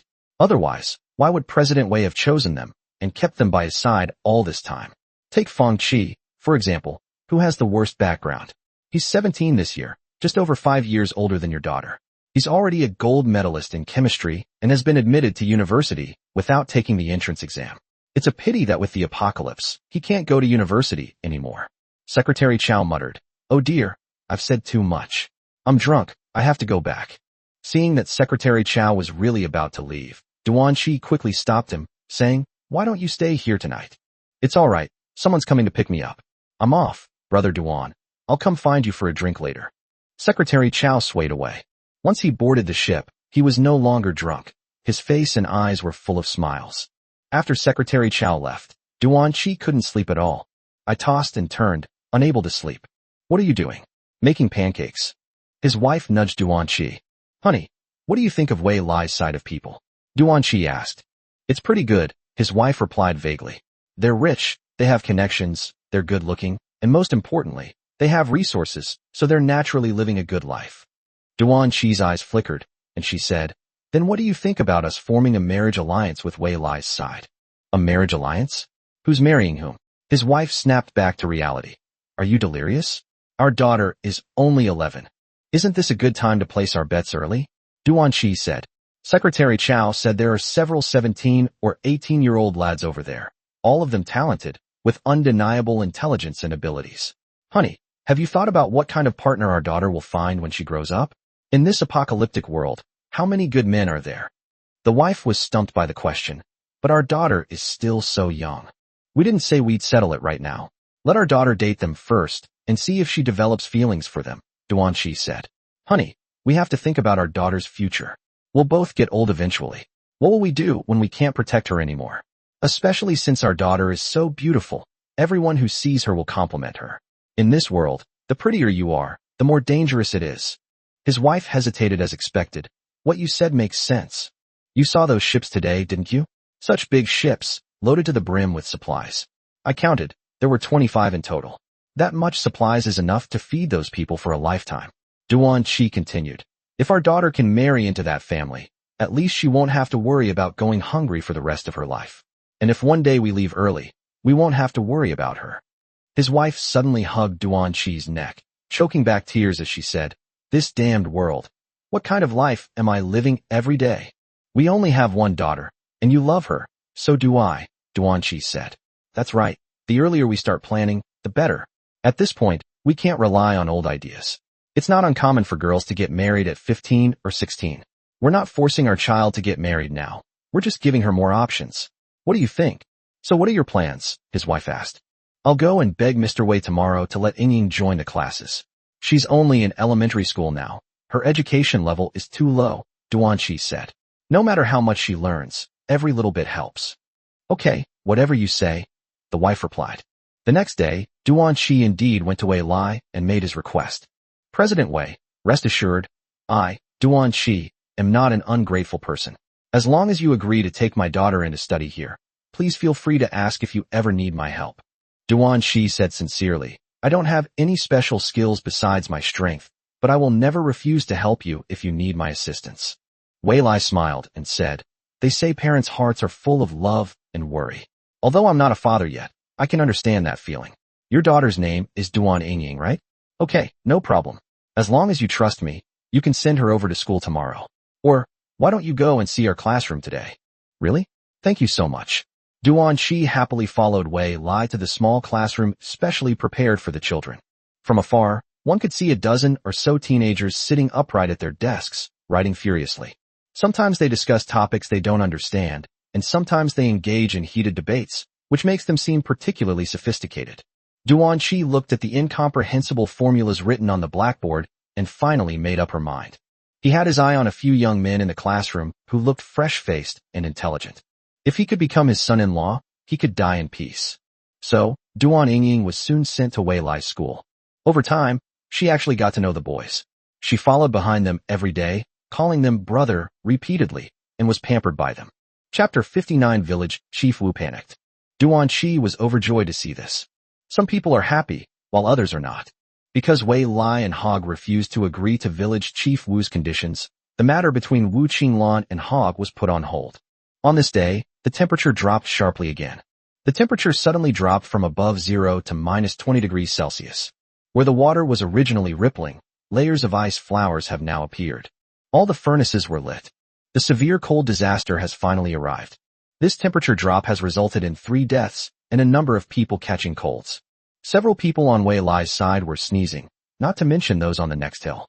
For people, all elderly, froze to death in Wujia village this time. When they were found, they were all frozen solid. One person also died on Duanqi's side. It was a family member with an old age-related illness. Xinqing's side is all young people, and they all pulled through. The temperature dropped too quickly. Duanqi looked at the thermometer, sighed, and said, quickly find the medicinal herbs, give everyone a bowl, and gather the sick together to prevent them from infecting others. Everyone should try to gather in one tent if possible. In this special time, let's not be so fussy. The people below acted quickly. After discussing it, the families all decided to stay in one large tent, which would be warmer if they squeezed together. The situation in Wujia village was much more chaotic. Village chief, we're running low on medicinal herbs, someone reported to Village Chief Wu. And many villagers have caught colds from the cold. What can we do without enough medicine? Village chief, why don't we ask Wei Lai and the others for more medicine? Qinglan is pregnant, and they don't even care. That's too much. Village head. Village Chief Wu sat irritably in the tent, warming himself by the fire, and said, let me think about it. But reality didn't allow Village Chief Wu to think for too long, because with this drop in temperature, more and more people were catching colds. Several young people even fell ill at once. Village Chief Wu could no longer sit still, and took the initiative to negotiate with Wei Lai. Mr. Wei, since your men have already done such a thing, you're not going to deny it, are you? Village Chief Wu was the first to challenge. Wei Lai looked surprised. Village Chief Wu, what are you saying? I don't understand. I've already sent someone to propose marriage to Wu Qinglan, but you all refused, so the matter was dropped. Village Chief Wu choked for a moment and said, Mr. Wei, is this all you have to offer to marry a virgin? Isn't that a bit too little? Wei Lai smiled and said, Village Chief Wu, since you all look down on Hog so much, why don't we just call off this marriage? I have a doctor here who can perform surgery on Wu Qinglan to remove the child. We'll also cover her nutritional expenses to ensure she recovers, and we'll give you some compensation as well. To be honest, during the time Hog was traveling, several women were interested in him. They were either graduates from prestigious universities or second-generation rich and powerful officials. For example, Captain Li, who is in charge of security at the shelter, is very satisfied with Hog. He's a genuine and promising veteran. He can be a great help to me. Village Chief Wu panicked. He originally thought that with Wu Qinglan pregnant, the initiative was on his side. After all that, they didn't care at all, and the market was better elsewhere. Mr. Wei, that's not how it works. It has to be mutual affection. A forced relationship won't be sweet. Oh no, that's not what I meant. I mean, Hog and Qinglan are in love, and we can't break them up, right? Village Chief Wu said. I didn't give them an answer the other day because I was busy. Now that it's cold and we can't do anything else, why don't we get them married as soon as possible? Well, let me think about it first, Wei Lai said casually. I've been busy with the studies of a few young men under me lately, so I haven't had time for anything else. Duan Qi sent her daughter to study with me, so I have to take responsibility for her, right? She's been getting quite close to some of the young men here lately. Duan Qi even joked with me the other day about arranging a marriage between our children. But that's just a joke. Duan Qi's daughter is only 12 years old, and the young men here are only 17, a 5-year age difference. Upon hearing Wei Lai's words, Village Chief Wu could no longer remain silent. These past few days, he has personally witnessed how Duan Qi's daughter interacts with the young man here. Perhaps the two sides will really get married. Duan Qi even led his men to join Wei Lai's camp. A 5-year age gap, is that even a gap? Aren't there enough stories about nurturing a character? Most importantly, Duan Qi also has young, unmarried single women on his side, and they're not bad looking either. If they really start dating the young men from Wei Lai's side, then what chance does Wujia village have? Village Chief Wu finally realized how terribly wrong he had been. Oh dear, this is my fault. Village Chief Wu immediately changed his tune, saying, I'll go back and persuade Qinglan's parents. We can't let Qinglan's belly get so big that it can't be hidden before we hold the wedding. I'm going back now. Mr. Wei, please wait, please wait. After saying that, Village Chief Wu left in a hurry. As soon as he left, Wei Lai and Secretary Chao exchanged a glance and smiled at the same time. Less than half an hour after Village Chief Wu returned, he sent someone to tell Wei Lai that they were going to discuss the marriage between Hog and Wu Qinglan. Hog then proposed that the bride price would remain the same, but after Wu Qinglan got married, she would no longer be a resident of Wu family village and would only be able to follow orders from this side. Village Chief Wu was initially a little resentful, but when he turned around, he saw Duan Qi's 12-year-old daughter talking intimately with a young man. Their childhood sweetheart relationship instantly provoked Village Chief Wu. Village Chief Wu immediately agreed. All right, that's how it should be. A married daughter is like water spilled from a bowl. There's no reason for her to run back to her parents' home every day. And so, the marriage between Hog and Wu Qinglan was settled. The wedding was set for 2 weeks from now. Time passed day by day, and the weather grew colder and colder. Mu Jiuyue stared at the thermometer every day, watching the temperature drop from minus 20 degrees Celsius all the way down, finally freezing at minus 70 degrees Celsius. It's so cold today. Mu Jiuyue couldn't help but sigh, putting her hands in her pockets, comfortably smelling the flowers and listening to a little tune. You really are enjoying yourself. Wei Lai came in from outside, took off his heavy coat, and then his warm mink coat, revealing a crisp shirt. Underneath the shirt, he was wearing a protective suit that could withstand temperatures of minus 100 degrees Celsius. Hey, you busy person, what brings you here? Mu Jiuyue swung her feet and asked, aren't you going to play your infernal affairs game? Wei Lai didn't mind Mu Jiuyue's teasing. He sat opposite her, adjusted the charcoal in the stove, put on a sweet potato and a few chestnuts, and said, the water outside is completely frozen now. I've had many ambushes set up on the ice.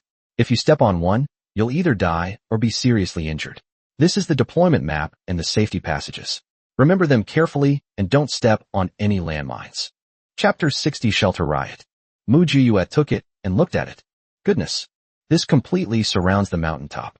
When the mice come, they have to step on a few landmines before they can go home. My men have brought the latest news. 4 days ago, there was a riot in the southwest shelters, resulting in countless deaths and injuries. Wei Lai poked at the charcoal fire and said, the capital is also in chaos. Everyone is vying for power and profit, and they disagree with each other, so they are now fighting their own battles.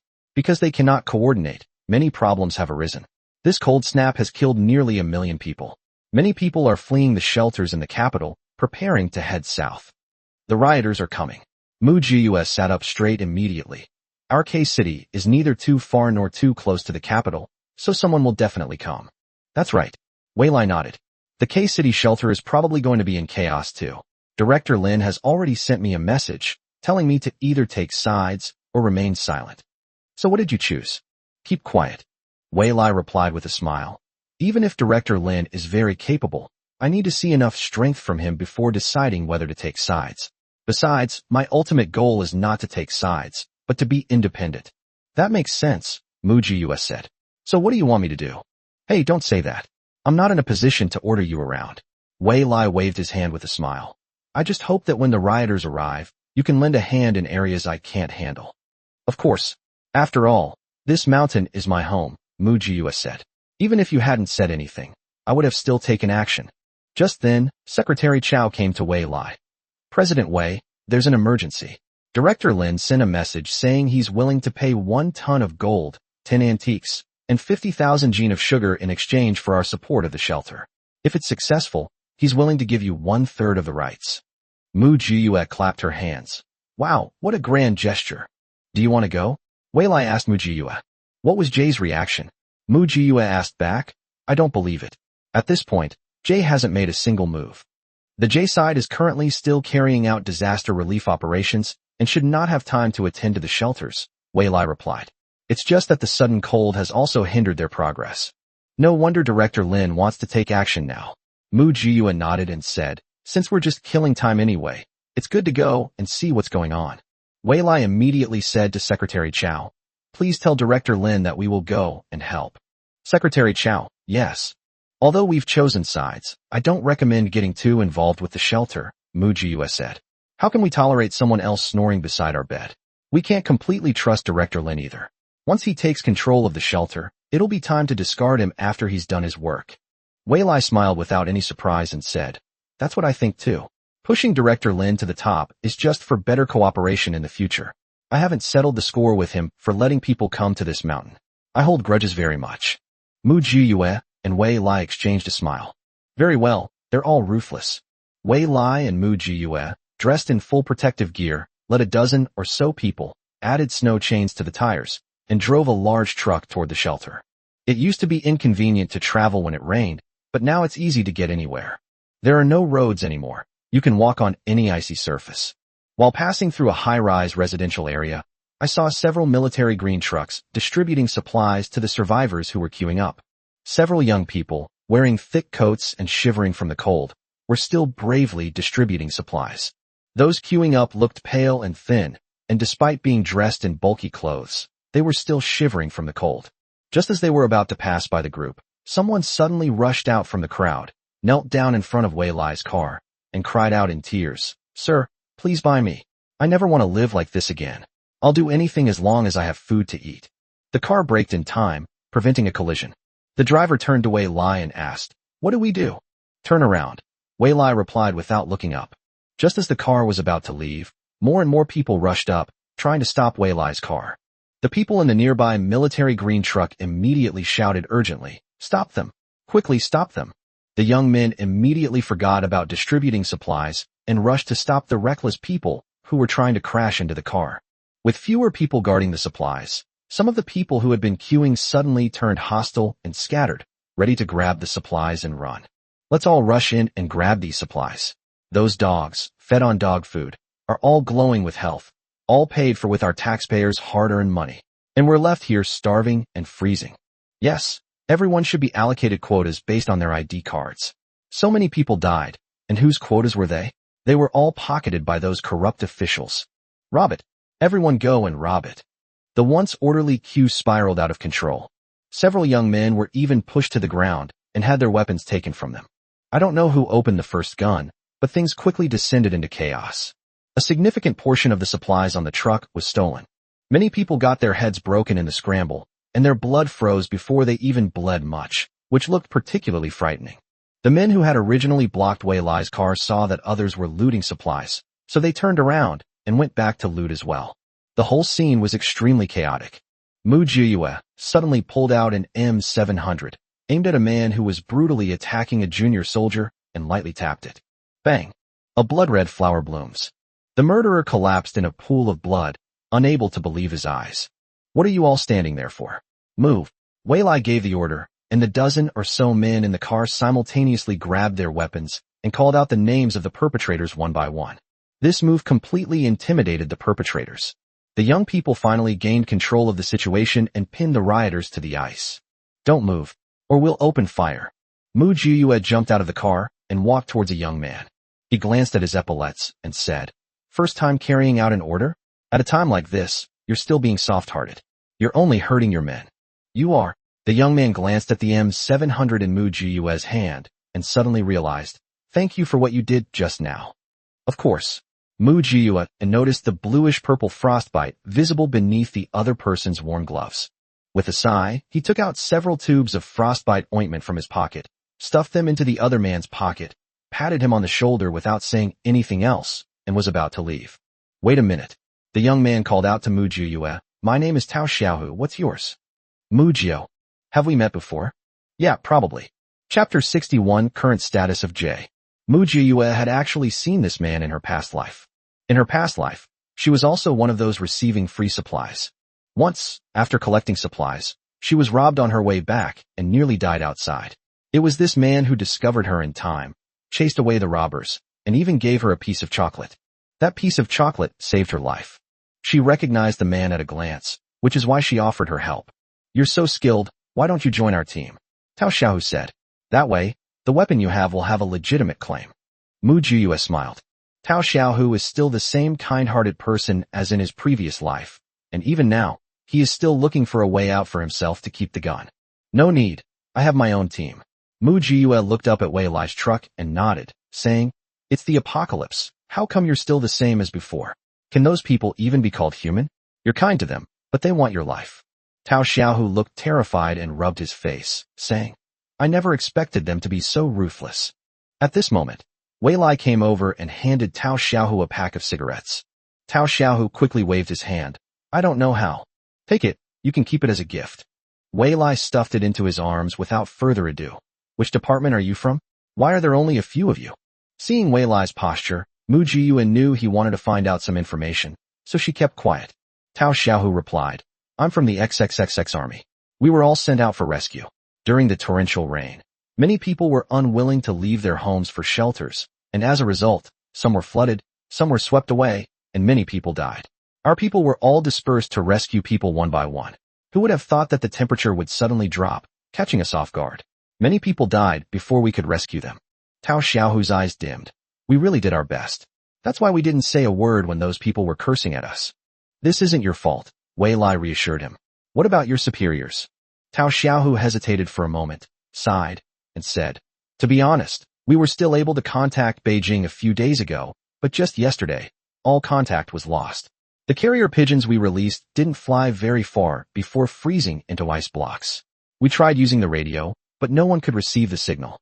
The leaders guessed that something must have happened in Beijing, and they can no longer take care of us. So, the leaders led us to continue the rescue efforts, saving as many people as we could. But our food supplies were also limited, and after this batch of supplies was distributed, we didn't know when we would be able to get a replenishment." "You haven't suffered serious staff losses, have you?" Mu Jiyue asked. "It's very serious," Tao Xiaohu said dejectedly. "Our captain gave me his coat and froze to death right before my eyes." As he spoke, Tao Xiaohu's eyes reddened. It wasn't just our team, the other teams were the same. When the temperature dropped sharply, we were all outside and didn't bring enough warm clothes. Many people froze to death, and many others suffered frostbite. We're lucky if we still have 2/3 of our fighting strength. But as long as we wear these clothes, we have to be able to shoulder the responsibility. The leader said that even if the last person freezes to death, we must complete our mission. Tao Xiaohu wiped away his tears, trying not to let them fall. At this temperature, crying can be fatal. "You distributed all the supplies to your subordinates. Didn't you keep any for yourselves?" Mu Jiyue asked, frowning. "I." Tao Xiaohu turned his face away awkwardly. Mu Jiyue sneered. "Was it those refugees you rescued who stole your warm clothes?" Tao Xiaohu lowered his head and remained silent. They're all ingrates." Mu Jiyue rolled her eyes and said, "What's the point of saving people like that?" Tao Xiaohu replied hesitantly, "They are all ordinary people, so we still need to save them." Mu Jiyue rolled her eyes again. Wei Lai asked, "Where did the people we rescued go? Were they sent to a shelter?" "Some went to the shelter, but some refused to go.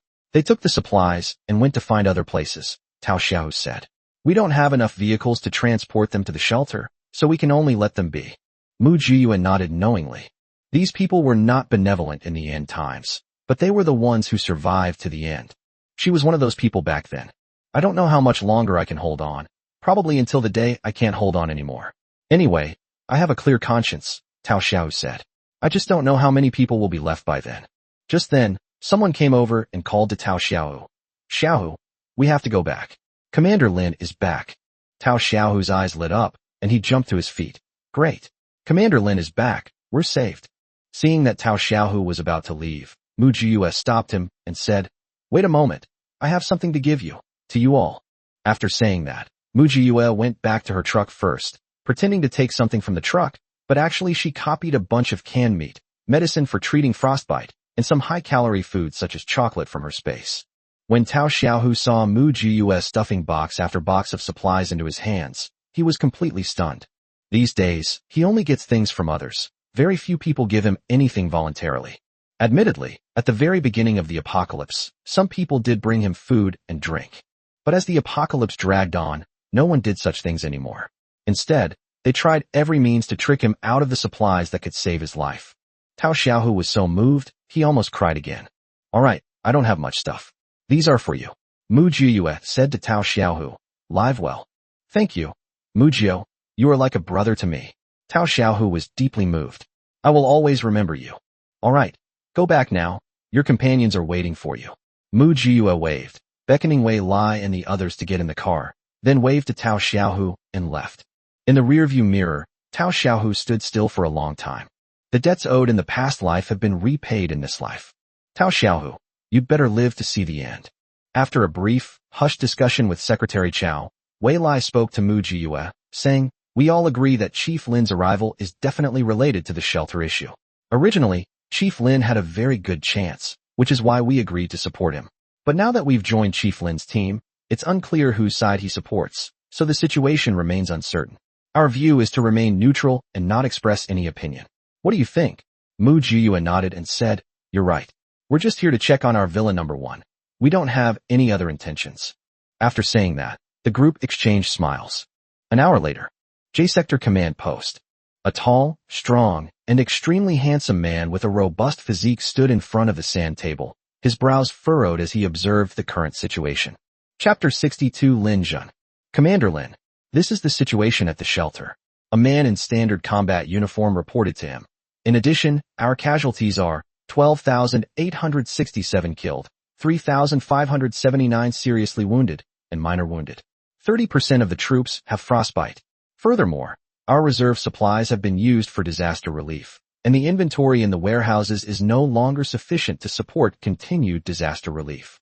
The man sighed and said, The reply from the capital is that each region should use local resources for disaster relief, as the higher-ups are no longer able to provide support. The group of people below looked at each other in bewilderment. Without the funding and grain allocated by the government, how could they source materials locally? More than half of the city of K is submerged and is now under ice. Even if you want to get it, you can't. There's another issue. Because of the loss of communication, there have been numerous riots down below. Many people have spontaneously formed small gangs and started burning, killing, and looting, the man continued, reporting. Some even stormed the prison, releasing many criminal gangs. The local police force is limited and simply cannot complete the arrests. And we are also out of manpower. The man paused for a moment, then said, In chaotic times, harsh measures are necessary. Those who burn, kill, and loot should be killed without mercy. Yes. Sir, the top official of K City invites you to the shelter, someone called out, and came in to report. Okay, I understand. The man nodded. Go check out the shelter. Right now? The atmosphere inside the shelter was unusually tense. Why hasn't Lin Jun arrived yet? The top leader paced back and forth in the room. With his support, I will be able to completely control the shelter. Someone nearby chimed in. Yes, things are in chaos up here, and the local governments are all acting independently. Holding Lin Jun back is like holding back the government. He has tens of thousands of men under his control. Someone else spoke up. I heard that quite a few people on Lin Jun's side have been injured or fallen ill from frostbite. If we want to win him over, won't we have to bleed a little? But our shelter's medicines are controlled by others. What if Lin Jun sides with someone else for these medicines? The room fell silent instantly. A similar conversation took place in the second-in-command's room. Gentlemen, this is a matter of life and death. the second-in-command said. My reliable sources indicate that not only is the higher-ups in chaos, but the provinces too. No one is reading the application reports I submitted to higher authorities. The Southwest Shelter, Northwest Shelter, and Northeast Shelter have all begun to centralize the management of their smaller shelters. Nominally, it's called centralized management, but in reality, it's about stripping local shelters of their power. If our K-City shelter is swallowed up by the central shelter, our good days will be over. Whether we become dragons or worms depends on you all. The top leader is already preparing to win over Lin Jun and make the K-City shelter independent. We need to get rid of Lin Jun before the top leader does. Only when I become the person in charge of the shelter can we have a good life. You haven't forgotten the tricks you played when the shelter was built, have you? Nobody knows about them, have they? With the second-in-command employing both carrot and stick tactics, his subordinates couldn't sit still any longer and began to express their opinions. What are you saying? Of course we'll listen to you. Yes. The top leader was parachuted in from above, and we were never convinced by him. You, on the other hand, rose through the ranks from the bottom, and we know you well, so naturally we support you. Director Lin's eyes flickered, and he echoed. That's right, that's what I think too. I'm so frustrated being the director of this shelter. It's much better if you take the position. I feel much more at ease working under you. The second-in-command was very satisfied with Director Lin's statement. Old Lin, you've been with me for so many years. I would never mistreat you, no matter who else I treat unfairly. Don't you have a large batch of medicines? Lin Jun is currently short of medicines, so send him a batch right away. A helping hand in times of need is better than adding flowers to brocade. Yes, I'll go right away. Director Lin slowly got up and walked quickly outside, but his eyes were filled with gloom. Want to use your own resources to pave the way for him? Dream on. Even if he were to deliver it, he would do it himself, not on behalf of someone else. Wei Lai and Mu Jiyue quietly moved into Villa Number 1. Everyone living in Villa Number 1 came over and reported to Wei Lai one by one the news they had just found out. General Wei, I just received inside information that things are completely chaotic at the top. This sudden and severe cold snap has claimed the lives of more than a dozen people overnight. The temperature in the north is even lower than here, reaching nearly -90 degrees Celsius. The northwest, northeast, and northern shelters are the areas with the highest mortality rates. Many of those in actual power died on the spot, without even leaving a word. As a result, these shelters have already undergone a round of power transitions. As for the capital, it exists in name only. There are also some very small shelters that were built too hastily and are simply unable to withstand the nearly -100 degrees Celsius cold, with a mortality rate exceeding 30%. Therefore, it is imperative for large shelters to merge with smaller ones. Many small shelters have already completed their relocation. Shelters in the southwest, south, southeast, and east are also preparing to implement a merger policy. According to regulations, our K-City shelter will be merged into the central shelter. However, according to my intelligence, K-City does not want to be merged in. K-City has a relatively advantageous terrain, which blocks some of the cold waves, so the temperature is not as low.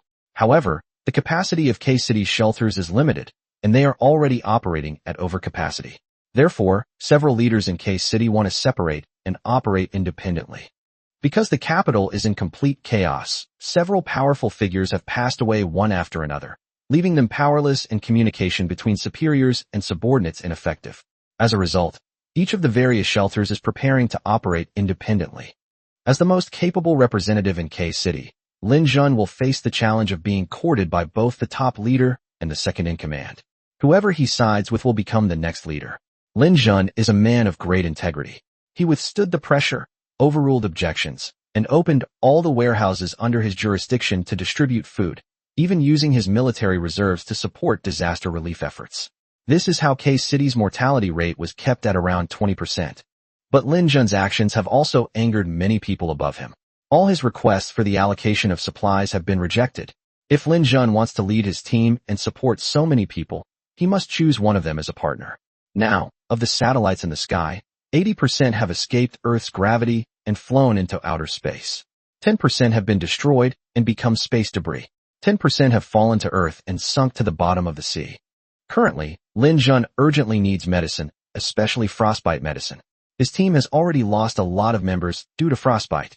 Given Lin Jun's character, he will most likely choose sides as soon as possible. Mr. Wei, that's the situation on my end. Chapter 63. Sitting on the mountain and watching the tigers fight. Wei Lai turned to look at Mu Jiyue. What do you think about this? Isn't it obvious? Mu Jiyue said. Lin Jun has tens of thousands of people under his command. How can he support so many people without supplies? He will side with whoever can provide the supplies. Unless he disbands these tens of thousands of people on the spot and ignores them. But Lin Jun can't do such a thing. Even if he disbands them, these people will still be a ticking time bomb. But you can't support so many people either. The daily consumption of supplies is astronomical. So, we can only do nothing and sit and watch them fight. Wei Lai nodded. That's what I think too. If it were only a few thousand people, I could grit my teeth and take it on. But there are too many people, and they are loyal to Lin Jun, not me. I can't use my resources to support someone else's army. If they become too powerful to control, the trouble will be even greater. The others all seemed lost in thought. Wei Lai's eyes flickered, and he waved his hand. Okay, you guys go ahead and get busy. The group of people responded and withdrew. Only Wei Lai and Mu Jiyue were in the room. Wei Lai then asked, September, tell me, why did Lin Jun, who had so many people under his control, still lose to the apocalypse in the end? Playing dumb, huh? Mu Jiyue rolled her eyes at him, put her long legs on the coffee table, leaned back, and said, with his personality, he's good at maintaining the status quo, but he's not good at expanding his territory. If it weren't for his connections, he would have had a hard time getting to this position. If I'm not mistaken, Lin Jun will contact you secretly. He's not stupid. If he can get the supplies he wants without using his connections, why would he step forward and offend people? Mu Jiyue said, it depends on your choice. Do you want to use Lin Jun's influence to make a name for yourself? Or do you want to feign one move while secretly making another, continue with your old strategy, build high walls, and store up grain, and slowly declare yourself king? Wei Lai laughed. See, you know me best. I don't just understand you, I understand human nature. Mu Jiyue continued. Lin Jun is a good person, but in the apocalypse, good people don't live long. However, if you have the ability to protect this kind old man, he might be of great use in the future. At least he is very popular. Being able to gain his approval also means that the group of people under his command are your strength. September always sees things so clearly, Wei Lai said with a smile. The world is in complete chaos. We have to plan for the future. That's right. It's already quite remarkable that our country has managed to hold on until now, Mu Jiyue said. Other countries have already evolved to the stage of eating raw meat and drinking blood. Yes, I heard that many small countries have been wiped out. This is only the third round of natural disasters, and some countries have already been destroyed. Wei Lai sighed. It's really hard to survive. Mu Jiyue chuckled. As long as you can be ruthless, it's not actually that difficult. No sooner had he finished speaking than someone came over to report. President Wei, Lin Jun has arrived, but he only brought one driver with him. Wei Lai and Mu Jiyue exchanged a glance, and Mu Jiyue immediately got up to leave. Wei Lai stopped her. Sit down and listen with me. Mu Jiyue sat back down. In the darkness of night, Lin Jun entered from outside, exuding a chill. When Mu Jiyue saw the other person, she couldn't help but be impressed. He was just too good-looking. If this were in a post-apocalyptic novel, it would definitely be a description of the male protagonist's aura. Chief Lin, oh my, it's an honor to meet you. Wei Lai, the competent businessman, greeted him with a big smile, shook Lin Jun's hand vigorously. Just call me Lin Jun. There are no leaders around these days. Lin Jun grasped Wei Lai's hand, paused firmly, and said, I apologize for the intrusion in visiting so late at night. No, we were just discussing it, saying that you are a rare good person, Wei Lai replied with a smile. A good person? This world doesn't need good people anymore. Lin Jun smiled bitterly, turning to look at Mu Jiyue, standing to the side. And this is my companion, Mu Jiyue, Wei Lai introduced. Mu Jiyue extended her hand to Lin Jun. Please give me your guidance. You must be the benefactor who sent our young soldiers several boxes of life-saving supplies, right? Lin Jun strode over, grasped Mu Jiyue's hands with both of them, and shook them vigorously twice. His attitude was even more sincere than when he spoke to Wei Lai. Thank you for your righteous help. Otherwise, my soldiers might not have made it back. Of course, Mu Jiyue replied calmly. No, there's no such thing as should. We should be protecting you, not the other way around, Lin Jun said self-reproachfully. It's my fault for being incompetent and failing to protect the brothers below, causing them to suffer with me. Mu Jiyue withdrew her hand, invited Lin Jun to sit down, and handed him a cup of hot tea. Lin Jun simply held the bottle in his hands without drinking, and went straight to the point. You two have probably already guessed why I'm here, right? Wei Lai and Mu Jiyue just smiled and didn't say anything. To be honest, I, Lin Jun, am a rough man. I only like to do simple things and don't like to get involved in scheming and intrigue. Otherwise, I wouldn't have been kicked into the team by my family. Now, the situation forces me to take sides. I would like to hear your opinions. Lin Jun said. I, Lin Jun, am a grateful person and will absolutely not betray you two. Wei Lai then spoke up, saying, it's indeed inconvenient for us to interfere in this matter. But strictly speaking, governing a large country is like cooking a small fish. A family cannot have two voices. We understand this principle. Yes. Lin Jun nodded. K-City has now completely lost contact with the higher-ups. If the K-City shelter falls into chaos, the lives of these millions of people will be in danger. To be honest, I've been trying to find a way out of K-City since the day before yesterday. I've tried more than 10 times, but I've failed every time. Not a single vehicle can last more than 2 hours. No matter what method I use, it's impossible, completely impossible. The situation in the capital must be even worse than here. Government orders can't be issued, and the local authorities are leaderless. If this continues, a riot is inevitable. It's not certain, it's already happened. Mu Jiyue corrected him. You know best what caused your soldiers' casualties. In the early stages of a natural disaster, people still have a sense of kindness. At most, they might loot a few things, but they won't kill anyone. But now it's the third wave of natural disasters, and there's basically nothing left to eat or drink outside. The inventory has been almost completely used up. The Holy Mother and Holy Father are mostly dead. None of the survivors were kind-hearted. As long as there is a chance to survive, they don't care whether others will starve or freeze to death. They only want to ensure their own survival. Lin Jun lowered his head sadly and said, it's been more than half a year. I don't know how I got through these past 6 months. I couldn't bear to watch those innocent people die tragically, so I could only use my own food rations to help them. But I never expected that they would repay us like this. As she spoke, Lin Jun choked up with grievance. I'm being forced to suppress my feelings and pretend I can't see or hear anything. I have to be responsible for my soldiers, and I don't even have the face to see them. Chapter 64 Supporting Lin Jun. When we were sent to provide disaster relief, the higher-ups gave us money and supplies. We were very motivated to help. Later, they said that supplies were scarce and that we had to find our own way. So I took out my own supplies to help the people. But we also need to eat and drink. How could I find a way to feed tens of thousands of people? I had no choice but to open a warehouse, and then I was impeached. Thankfully, the punishment hasn't come down yet, but all the satellites have been lost. I can't contact anyone, and K-City feels like an isolated city. Later, I found out that someone deliberately abandoned us, leaving us to fend for ourselves and find our own way out. Thinking about it now, it's fucking ridiculous. Some people are taking advantage of the gap in power to prepare to amass military power and become local tyrants. Naturally, we have to sacrifice pawns to save the king. Wei Lai comforted the other party. This is not your fault. You have already done very well. Thank you for your comfort, Lin Jun said. It's nothing. It's just about self-reliance. If others can do it, so can I. Mu Jiyue said. You're not the only one who's been abandoned. If you had the chance to contact the garrisons in other cities, you'd find that you've all been abandoned. The cost of recalling you to Beijing is simply too high, and Beijing's resources can't support so many of you. This natural disaster won't end in a year or two. If they want to survive, they have to cut their losses. You are all the tales. Lin Jun nodded.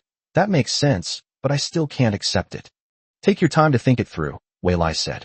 Since you found us, I admire you for being a man, and naturally I won't abandon you. There's only so much I can do to help, but I do have some medicine for frostbite. Lin Jun's eyes lit up instantly. Really? Wei Lai looked at Mu Jiyue. Mu Jiyue asked, where are you stationed now? It's in Qinghu Mountain. The original camp has been submerged. Lin Jun quickly replied. It's 30 kilometers away from here. Send it to Qinghu Mountain tomorrow, Mu Jiyue said. Please keep this a secret.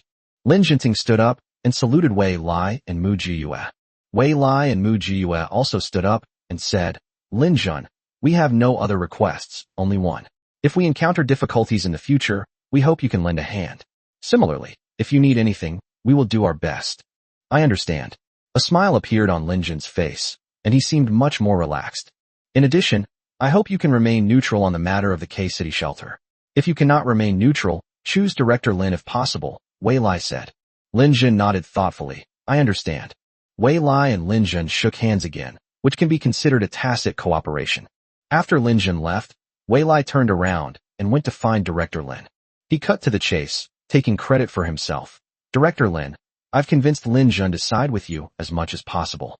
I've paid a heavy price for you, providing medicine and supplies. Director Lin was overjoyed and grabbed Wei Lai, saying repeatedly, "Good brother, I knew you would be my biggest supporter. Hey, if it weren't for the need to guard against trouble from the people on the next mountain, I would have come to help you long ago, and you wouldn't be in this dilemma," Wei Lai said hypocritically. Director Lin was indeed embarrassed for a moment, and said, "Brother Wei, I had no choice. The higher-ups ordered the K-City shelter to take in so many refugees. As you can see, this place is already overloaded, and we really can't take any more. That's why I swallowed my pride and sent them to you to help look after them. It was my fault, and I admit it. I can't let you contribute both effort and supplies. That would break your heart, wouldn't it? As long as I control the shelter, I'll give you whatever you want." Wei Lai laughed. "Brother Lin, you're being too polite. Helping you is helping myself. We're all on the same side. I don't really lack anything.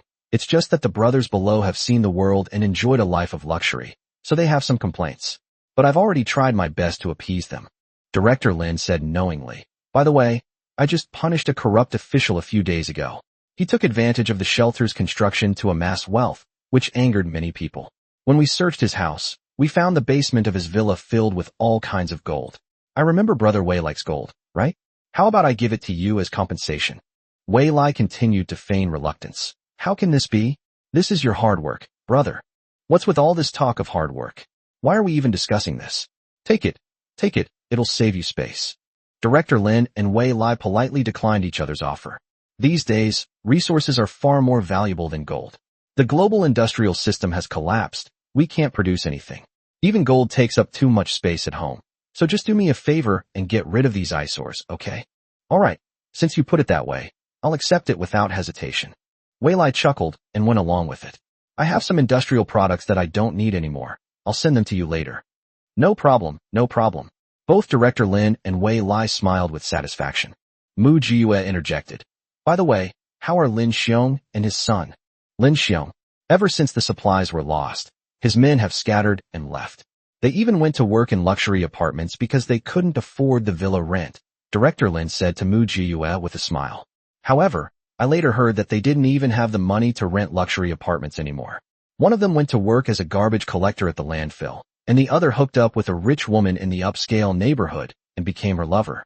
Sigh, I'm busy and don't know much about their situation. If you want to meet them, just ask around." Having received her answer, Mu Jiyue smiled and replied, "No need, I was just asking casually." Director Lin nodded with a smile, pretending to believe him. The next day, Mu Jiyue went back to the mountaintop alone, pretending to take something out, but everyone knew that Mu Jiyue was actually taking supplies out of her secret space. Everyone just played along with her act and turned a blind eye. Mu Jiyue found frostbite medicine and, incidentally, copied a whole bunch of other commonly needed medicines for treating colds, fevers, diarrhea, mosquito bites, and snake venom. This 10,000-fold replication directly consumed 2 tons of her gold. However, Mu Jiyue felt it was worth it. Lin Jun is a reliable and good person. I had never heard of him in my previous life. I guess he died because of his kindness in one of the upcoming natural disasters. He was lucky in this life to have met me, and I gave him a way out. Whether he can make it to the end depends on himself. After all, having a good person like Lin Jun by her side when she's on the run is better than having bastards who want to eat her alive all the time. When Mu Jiyue led the convoy to deliver these urgently needed supplies to the camp, the entire camp cheered with joy. Chapter 65 Disaster Victims Are Not People. Lin Jun was so excited that her eyes welled up with tears as she received so many medicines. He patted Mu Jiyue's shoulder hard and said, Thank you so much. With this batch of medicine, we can finally survive." Mu Jiyue winced as he patted her, then stretched her shoulders and said, "Major General Lin, I have only one request for this batch of medicines." "You say, it can only be used by your own people, not for disaster relief," Mu Jiyue said seriously. "Unless you choose to join the army immediately after being rescued, it will not be given to you. Can you do that?" Lin Jun paused for a moment, then asked, "May I ask why?" "Want to know?" Mu Jiyue smiled mischievously. Lin Jun nodded. "Then change into some ordinary clothes, preferably tattered ones, and come with me," Mu Jiyue said. "I've already told Wei Lai to change his clothes, and he's waiting for us at the door." Lin Jun didn't know what Mu Jiyue was up to, but Mu Jiyue was now a god of wealth, and naturally, he would obey any orders given by the god of wealth. Lin Jun immediately changed into a coat with several slits and rough stitching and came out. Mu Jiyue examined him carefully and felt that Lin Jun's eyebrows were still too heroic, so she took out her cosmetics and applied them simply, instantly creating a sickly appearance. Let's go. Mu Jiyue left the camp with Lin Jun and met up with Wei Lai at the gate. Wei Lai had also changed his clothes, and the frostbite on his face was from patches. It looks quite realistic. Where are we going? Wei Lai asked. Don't open your mouth when you get there, just follow me, Mu Jiyue instructed. Wei Lai and Lin Jun exchanged a glance and nodded simultaneously. As Mu Jiyue walked, she applied frostbite patches to her face, neck, and even the backs of her hands. Lin Jun saw this and stretched out his hand, letting Mu Jiyue apply it to him. By the time they reached the entrance of the shelter, the three of them had already formed a small homeless group. Go line up over there. Someone saw them and directed the three of them to join a long queue. Those who want to enter the high-class apartments of the shelter can come in early if each person has 20 jin of refined rations or 150 jin of coarse rations. Those without supplies should obediently line up at the back, understand? I heard you. A few people in the crowd replied. A few people with supplies stepped out of the line, hunching over and bowing, trying to cut in line. Those without supplies shivered from the cold as they slowly moved forward to join the queue. As they were padding, someone suddenly collapsed to the ground and didn't make a sound. Whether it was the people at the shelter or those in line, they all glanced at it indifferently and then continued with their work as if nothing had happened. Someone came over, dragged the frozen-to-death person out of the line, and threw them carelessly onto the roadside like a dead dog. Someone would come to collect the body later. Upon seeing this, Lin Jun instinctively tried to lift his leg, but Mu Jiyue pressed it down with an expressionless face. That person isn't dead yet. He's still breathing, as long as, Lin Jun said urgently. Just what? Are you trying to say that you have food so he can live? Mu Jiyue said sarcastically. With so many of your soldiers, how many have died outside because of the distribution of supplies? Don't you know how? What? Their lives matter, but your soldiers' lives don't. Lin Jun looked stubborn. That's true. If he weren't so stubborn, he wouldn't have been exiled to K-City. Mu Jiyue simply let go of his hand, stuffed a few pieces of compressed dry food into his hand, and said, Go ahead and save him if you want to. After saying that, Mu Jiyue pulled Wei Lai forward. Lin Jun hesitated for a moment, but in the end he took the few pieces of compressed rations, walked up to the person whose body had been dumped by the roadside, broke off a compressed biscuit, and stuffed it into the person's mouth. Take a bite quickly, it will warm you up. The next second, someone in the crowd screamed, Look, he has food in his hand. Before he could finish speaking, the group immediately fell into chaos. A group of ragged, filthy people rushed towards Lin Jun like madmen. The compressed rations that had just been stuffed into that person's mouth were instantly pulled out and stuffed into his own mouth. The few pieces of compressed dry rations that Lin Jun had left were also taken away. Ignoring the fact that he was choking and his eyes were rolling back, he forced himself to swallow them down.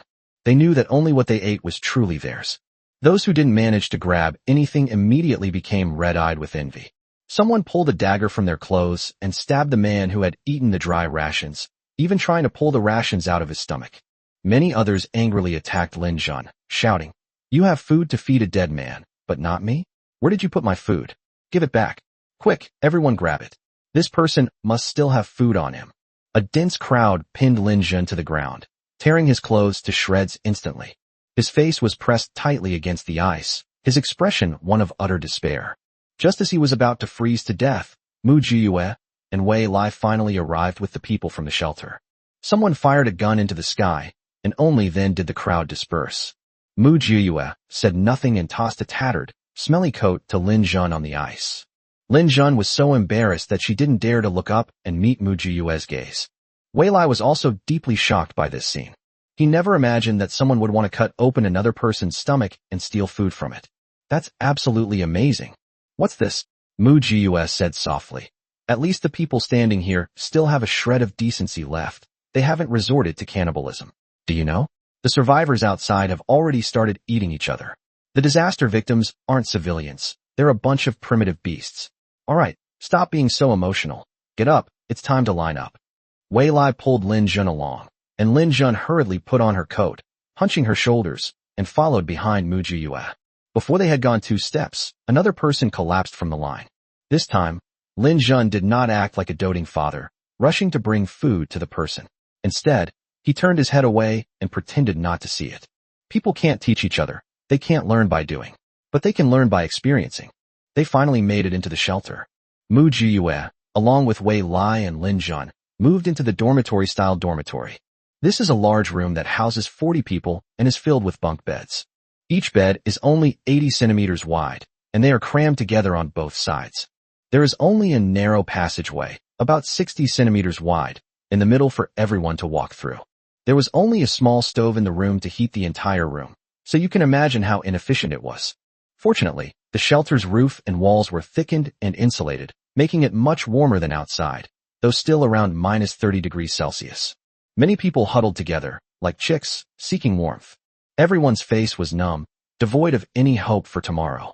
The arrival of Mu Jiyue and her 2 companions did not attract much attention. After all, there are many people coming and going here, and who knows if they will survive until tomorrow. Chapter 66 Dark Corner. Mu Jiyue was the thinnest, so she was sandwiched between Lin Jun and Wei Lai. The 3 of them found a bed and squeezed together to sit on it. Everyone around us was sitting like this. The room was filled with a sour smell and an indescribable odor. Fortunately, it's winter now, so the flavor is a bit mild. Imagine what it would feel like if it were hot. Just then, a rustling sound and a woman's muffled groan came from behind. Lin Jun subconsciously turned around and saw a man covered in foul odors pressing down on a woman, about to commit a heinous act in broad daylight. Lin Jun instinctively wanted to make a move, but unsurprisingly, he was suppressed by Wei Lai and Mu Jiyue working together. The woman's expression was unreadable, but she did not resist violently, letting the man do as he pleased. After finishing his business, the man left behind half a vegetable pancake, picked up his pants, and walked away, completely satisfied. The woman picked up the pancake and wolfed it down. No one around them gave it a second glance. Clearly, this kind of thing is nothing new. This scene had a significant impact on Lin Jun. His lips trembled several times, but he ultimately remained silent. At this moment, someone sneaked in from outside and immediately spotted that Mu Jiyue and the other 2 were unfamiliar faces. This person quietly approached and said to Mu Jiyue and the other 2, "Do you want to be well-fed and clothed? Do you want to live a life of luxury?" Lin Jun asked curiously, "Who doesn't want to have enough to eat and wear? But I have no money. What's the use of money these days? You can't even use it to wipe your backside." The man lowered his voice, becoming increasingly mysterious. "Let me tell you, there's a great place where you can not only eat and dress well, but also have people who can lead us to a better life. Want to come?" Lin Jun immediately turned to look at Mu Jiyue. Mu Jiyue nodded silently. Lin Jun then asked, "When are we going?" "Let's go," the man said, pulled his clothes tighter, and squeezed out with his head bowed. "Follow me." Mu Jiyue took the lead and walked out, with Lin Jun and Wei Lai following closely behind. After leaving the shelter, the man walked and stopped intermittently, stamping his feet and breathing out warm air in the cold wind, and mumbled, "You 3 are lucky to have met our leader. No one else has the fortune to receive his guidance." "The leader?" "Yes, we are from the Manhwa sect." After wandering around for a while, the man led 3 people to a very inconspicuous little building. He knocked 3 times, and someone immediately opened the door. The person looked at Mu Jiyue and her 2 companions with the same eye one would use to appraise goods, then winked and smiled at the man. "Oh, you've brought 3 this time. Have you met your quota for this month?" The man's eyes were also smiling as he vaguely replied, "More or less." Lin Jun had already sensed that something was wrong. He paused, then asked casually, "How many people are there in the Manhwa sect?" "Not many, just a few dozen. The rest are peripheral personnel, not qualified to be here." The other party's attitude suddenly became arrogant, unlike before when they were so enthusiastic. They even pushed Wei Lai.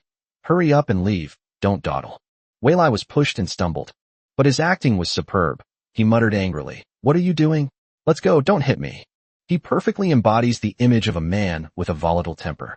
The other person grinned, looking at him like he was looking at a dead man, and strode inside. After walking a few steps, Mu Jiyue and the other 2 felt the chill on their bodies gradually dissipate.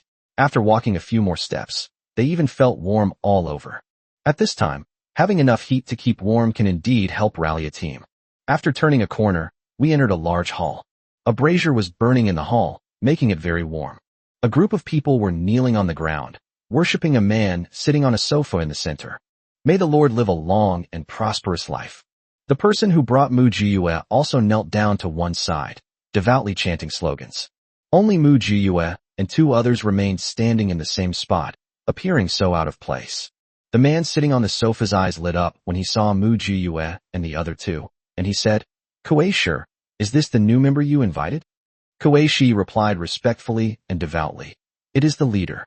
The three of them have long admired our Qinghua sect, so I brought them here." The cult leader immediately beamed with joy. "Well done. Reward me." As soon as he finished speaking, someone came over carrying a 5-pound bag of flour and threw it in front of Kuei-shi. Kuei-shi happily accepted the bag, kowtowed repeatedly to the cult leader, and went downstairs in high spirits. Lin Jun's palms clenched instantly. The flour sack was clearly printed with the words "for the exclusive use of the XXX military sub-district." These are the life-saving supplies he had sent out. How did I end up here? The next second, someone carried over a large pot, poured in water, threw in a few bones, and looked like they were going to make a meat soup. The group of people who had just been kneeling now stared at the large pot, like hungry wolves, eagerly awaiting their share of the meat soup. The cult leader chuckled and said to Mu Jiyue and the other two, "Although you are newcomers, now that you have joined our Qinghua cult, you are our brothers. We have always shared everything, from meat to happiness. Here, give each of them a bowl of meat soup." As soon as he finished speaking, someone ladled 3 bowls of meat soup from the pot and brought them over. Just as Lin Jun was about to reach out to take it, Mu Jiyue tilted her head and whispered quickly in his ear, "Look carefully. What's cooking in the pot?" Lin Jun was tall and had excellent eyesight, so he spotted it immediately. Ugh! Lin Jun couldn't hold it in and turned around to dry heave. Others might not know, but how could he, a soldier for many years, not know? What was being simmered in the pot was, in fact, a human skeleton. Wei Lai wasn't much better off. He squatted on the ground next to Lin Jun and vomited violently. Seeing their behavior, the leader's smile faded slightly. "Gentlemen, are you disrespecting me? This bowl of meat soup is a pledge of allegiance. Drink it, and you'll be one of us."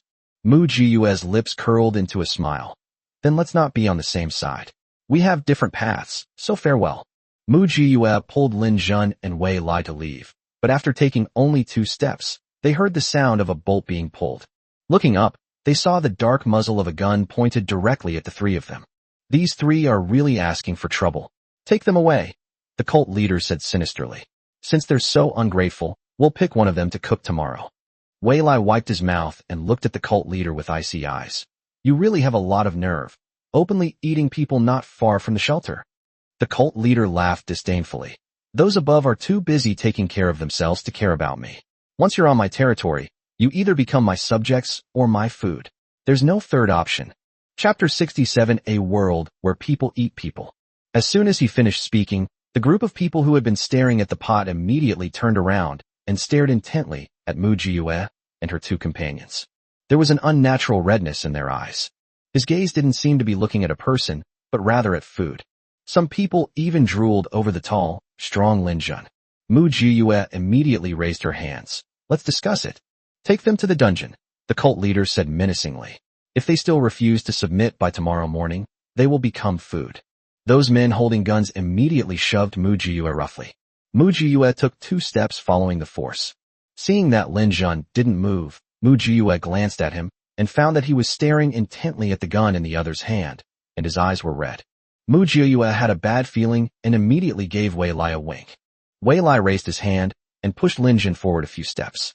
Only then did Lin Jun come back to her senses, glare fiercely at those people, and then catch up with Mu Jiyue's steps. The 3 were quickly taken to the dungeon. It's damp and dark here. The prison cells were packed with people. They were all refugees, pale and emaciated, some even on the verge of death. When they saw 3 more people in the cell, their first reaction was, just like the group above, to show a longing for food. However, the next second, the armed thugs roughly kicked the men to the ground, shouting angrily, "What are you looking at? Those 3 aren't even your turn to eat. You scum, you only deserve to eat cockroaches." Those people immediately shrank back and hid in a corner. The cell door was slammed shut.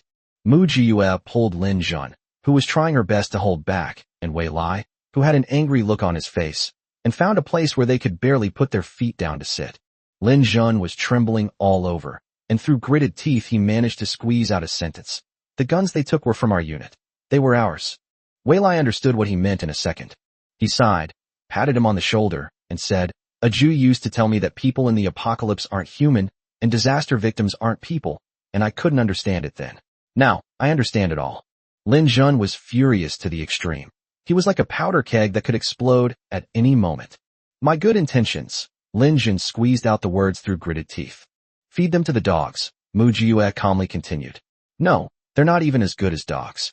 Look at the people in this cell. You don't think they're like us, food that's been captured and brought in, do you?" Lin Jun and Wei Lai looked up at the same time. In the dim light, their expressions were not clear, but their eyes were clearly visible. Its eyes gleamed with a chilling, greenish light. They were eyes that could devour people. They are the losers who failed to meet their recruitment targets, so they were left here as substitute food. Mu Jiue spoke of their origins in the calmest tone. "After they finish eating us, they will be food." As soon as he finished speaking, a man sitting opposite him revealed his sinister teeth and said, "You little rascal, you've got some sense. What? You didn't drink the broth up there? Kid, let me give you a piece of advice. Once you come to this place, no one leaves with a clean slate. Those who had the guts to refuse the broth are already a pile of bones. Here, anyone still breathing has already pledged their allegiance." Lin Jun suddenly asked, "Where did your timber and grain come from? Wooden guns? Grain? Do you even need to ask? Of course, we stole them from others." The other party laughed maniacally. There was some idiot who thought he was a savior, sending people in trucks loaded with supplies to distribute in the neighborhood. Ha ha ha ha. What he didn't know was that those who went to collect the supplies were all our people. A few naive fools even said they were worried we couldn't carry them all, so they offered to bring them back for us. Ha ha ha, it's hilarious.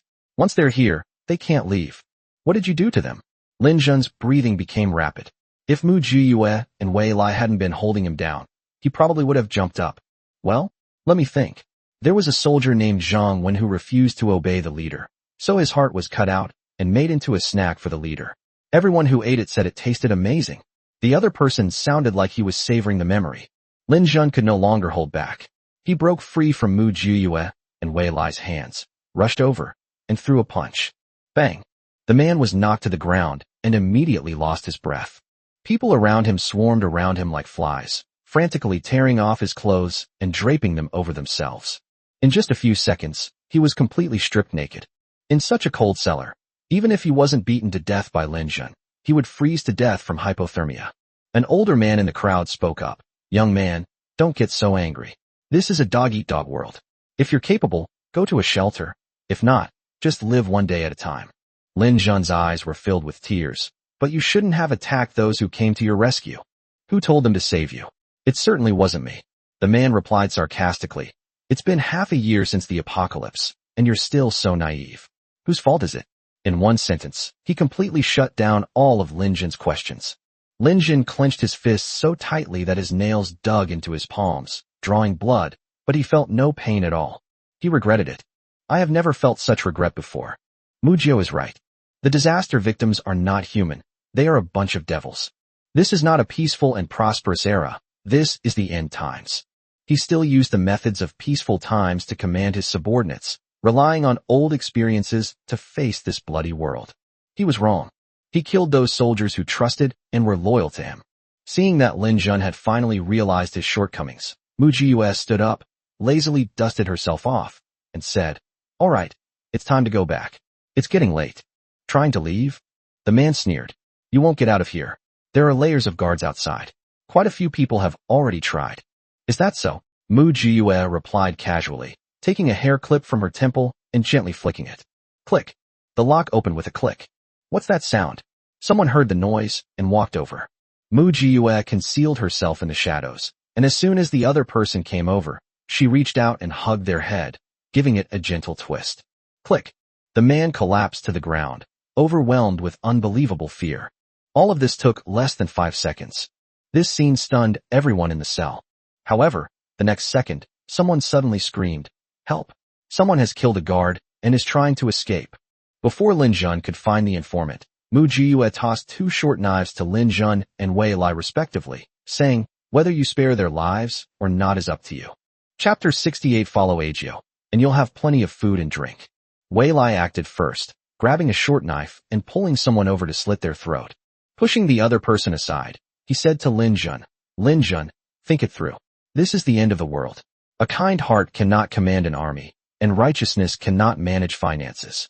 Before he finished speaking, Wei Lai had already grabbed the person who had just informed on him and killed him with a single blow. Lin Jun rubbed his face hard, stopped talking nonsense, and silently joined the queue to clear out the group. Lin Jun, being a professional, was much more efficient than Wei Lai in his work. Wei Lai slit the throats of 5 people, and Lin Jun took care of the rest. When they rushed out of the cell, they saw that Mu Jiyue had already taken down a whole corridor of people and was opening the door to another cell. Mu Jiyue was stunned before she could finish her sentence. There wasn't a single living person left in the cell. They all committed suicide.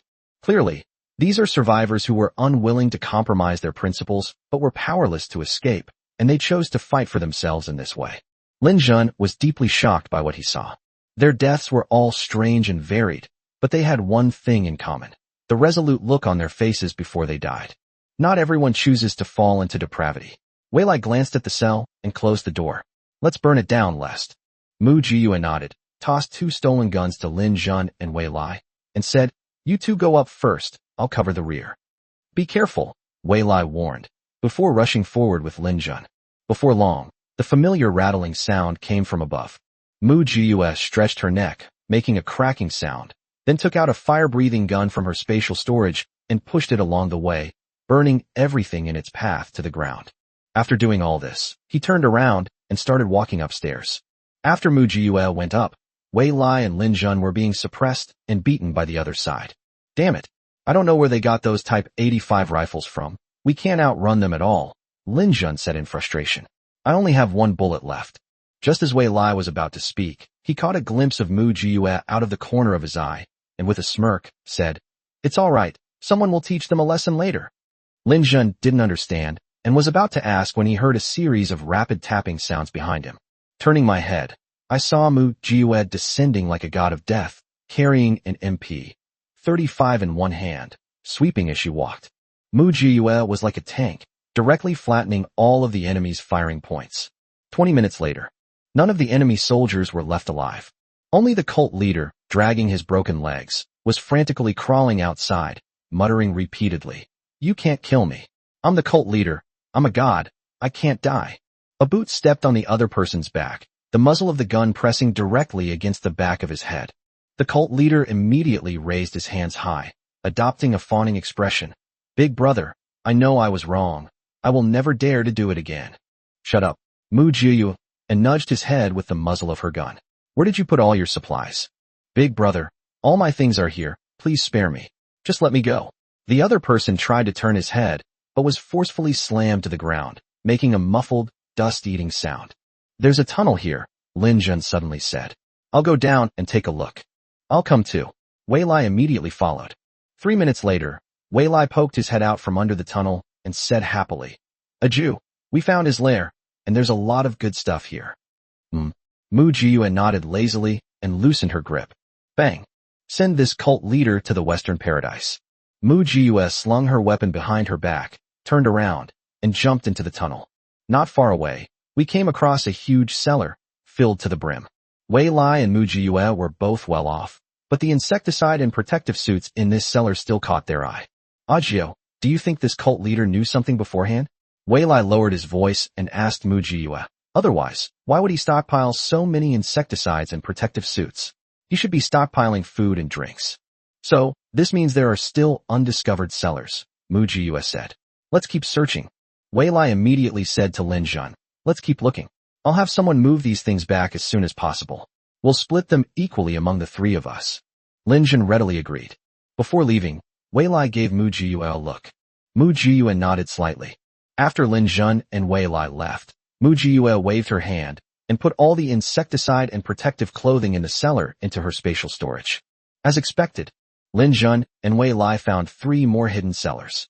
One contained countless grains of rice, flour, oil, and salt.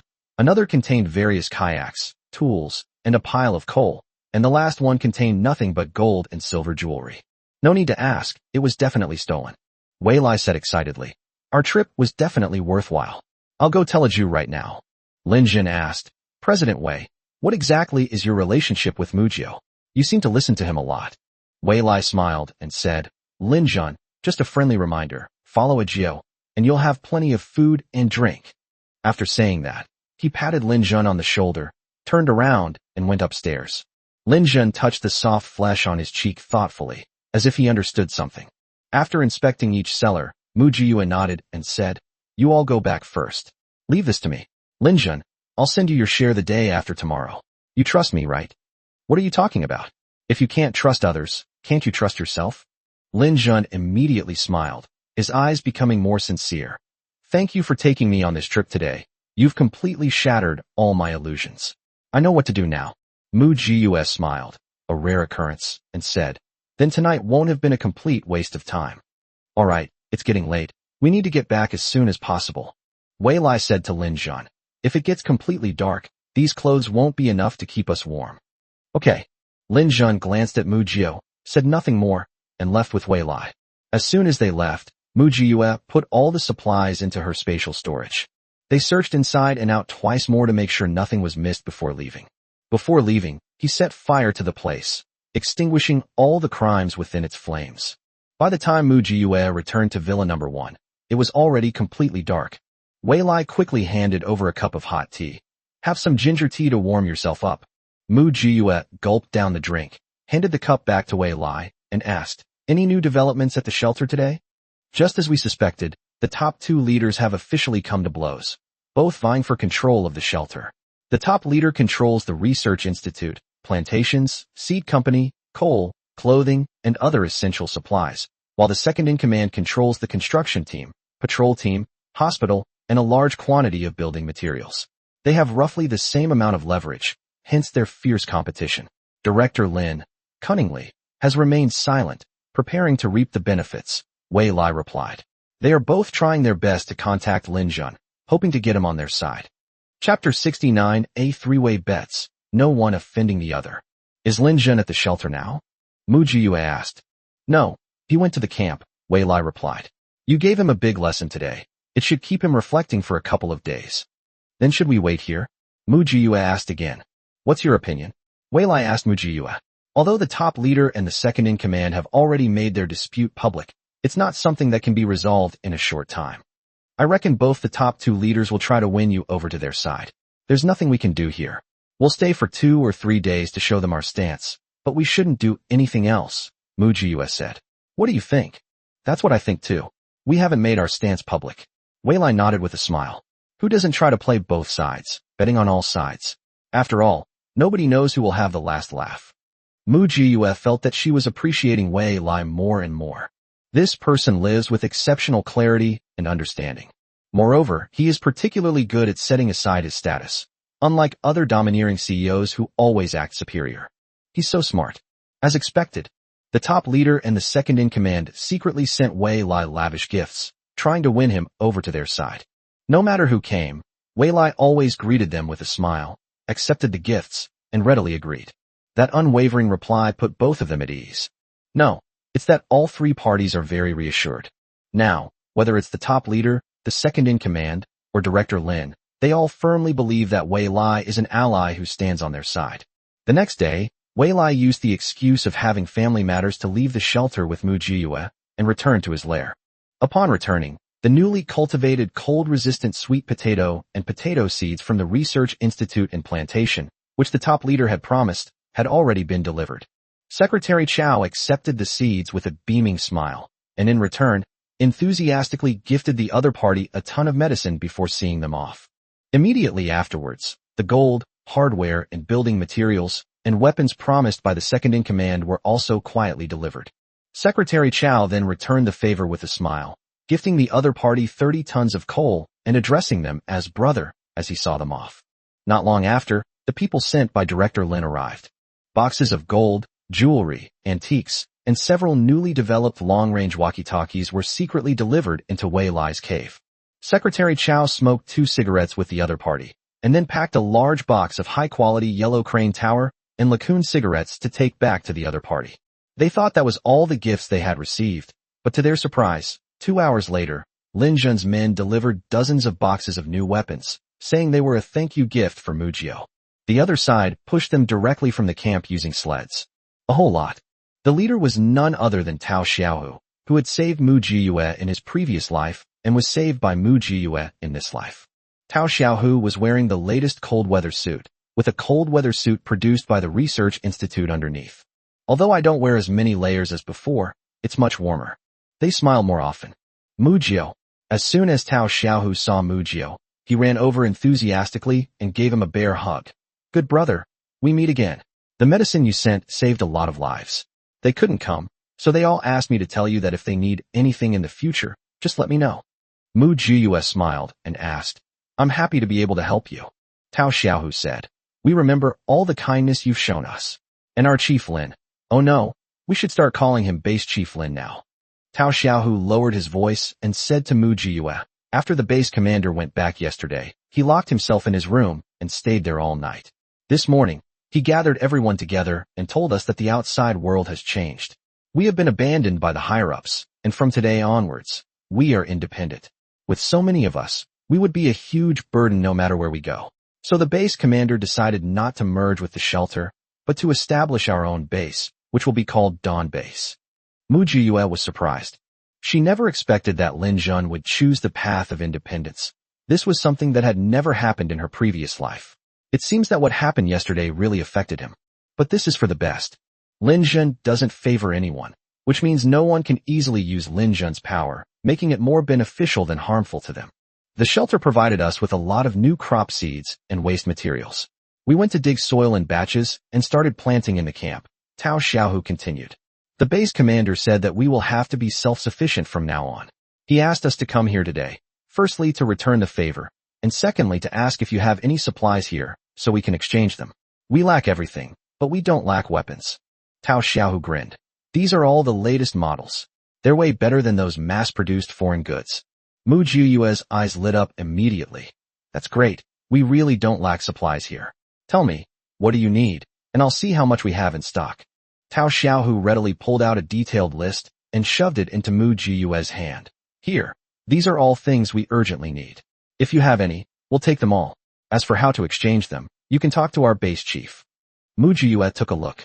It does have quite a complete selection. However, building a new base does require a lot of resources.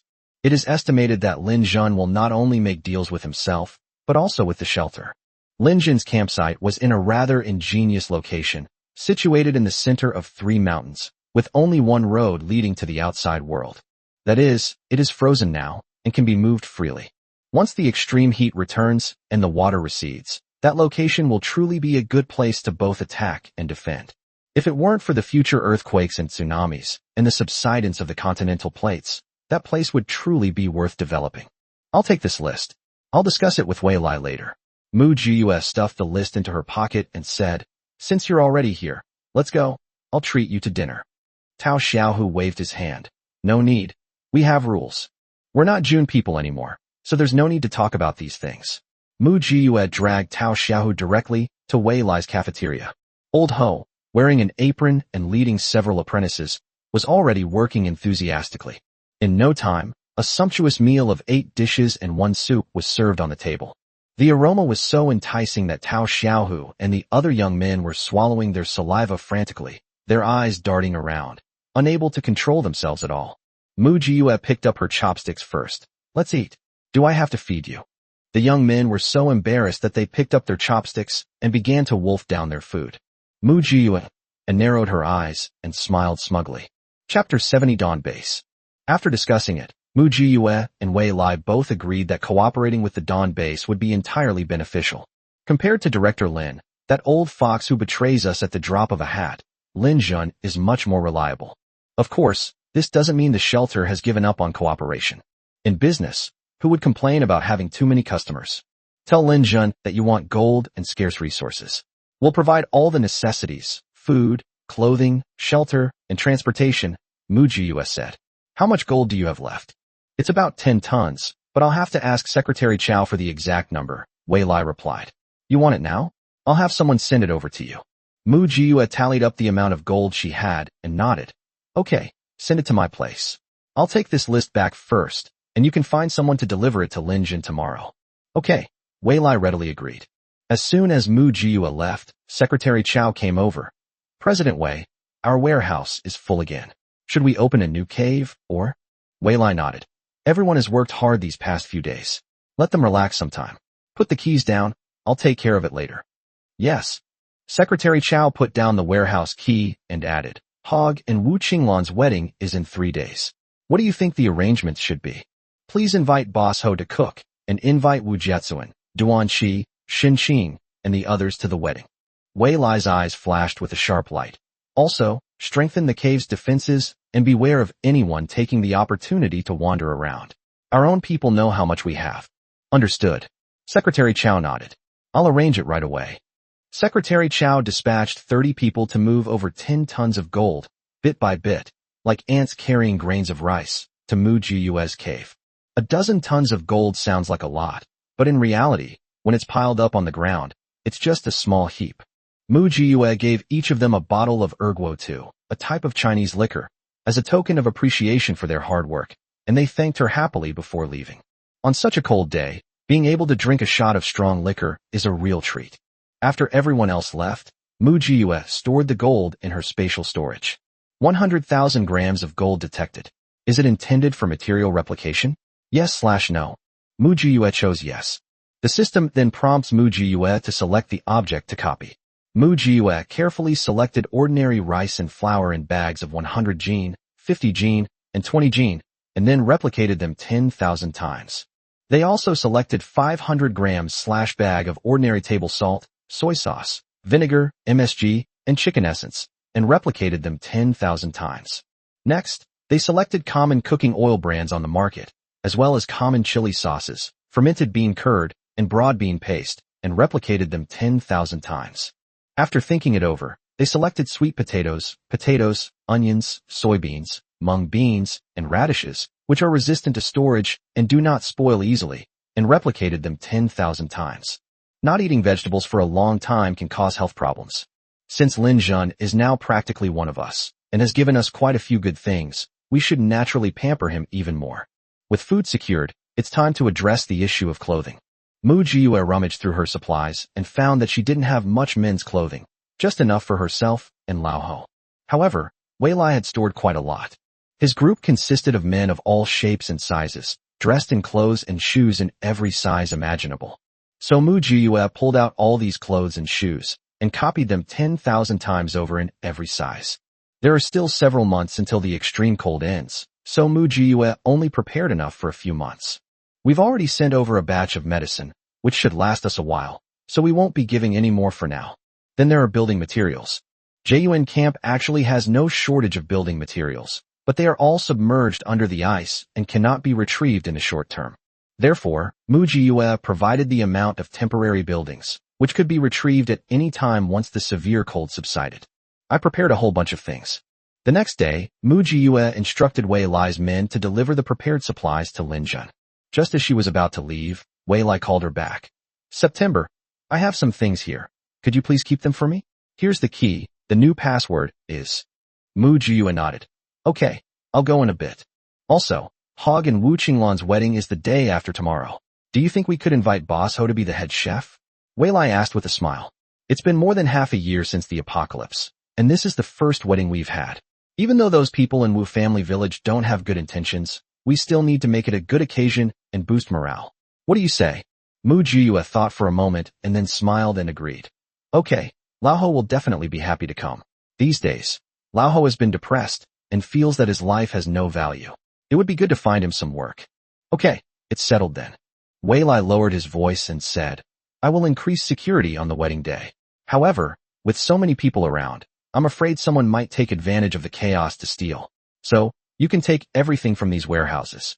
After saying that, Wei Lai winked at Mu Jiue. Mu Jiue understood Wei Lai's meaning almost instantly. Is he trying to set a trap for law enforcement? Okay, cooperate. After Wei Lai left, Mu Jiue took the key to the storage area, entered a new password, and opened the doors of several warehouses. Looking at the overflowing supplies in front of her, Mu Jiue couldn't help but click her tongue in admiration. Wei Lai is a born businessman. Even in the apocalypse, even when everyone is displaced, he can still make a living and accumulate capital for his survival. These supplies are all hard currency. There are tens of thousands of grain bins that can hold 10 tons each. There are 100,000 silage bins that can hold 20 tons each. There are countless bags of rice and flour. Boxes of instant noodles, knife-cut noodles, noodles with soybean paste, egg noodles, dried noodles, buckwheat noodles, hot and sour noodles, snail noodles, sweet potato noodles, tapioca noodles, scallion oil noodles, self-heating hot pots of various sizes, compressed dry food, compressed vegetables, ham sausages, pickled vegetables, dried tofu, cured meat, sausages, ham. It stretches as far as the eye can see. Various canned vegetables, fruits, fish, beef, luncheon meat, and jerky of all flavors were piled up to the brim. TSK, they really know how to make money off resources. Mu Jiua rubbed her nose and muttered to herself. If I were to establish a base, the first person I'd try to win over would be Wei Lai. He's definitely got the job of a finance minister. I'm not envious anymore. I'm taking it all. The warehouse, which was originally full, suddenly became empty. It was as if those things had never existed. As soon as Mu Jiua left, Wei Lai had people fill the cave with some worthless or hard-to-take items. For example, thousands of tons of heavy coal, large barrels of gasoline and diesel, bottled water which is now in abundance, cement, sand, stone slabs, security doors, security windows, tiled floors, and so on. It cleared out the passageway that was so congested that it was impossible to move. The entire cave instantly felt refreshed, making it the perfect place to hold a wedding. Chapter 71 Hog and Wu Qinglan's Wedding. At this moment, the villagers of Wujia village were having a meeting around the village chief.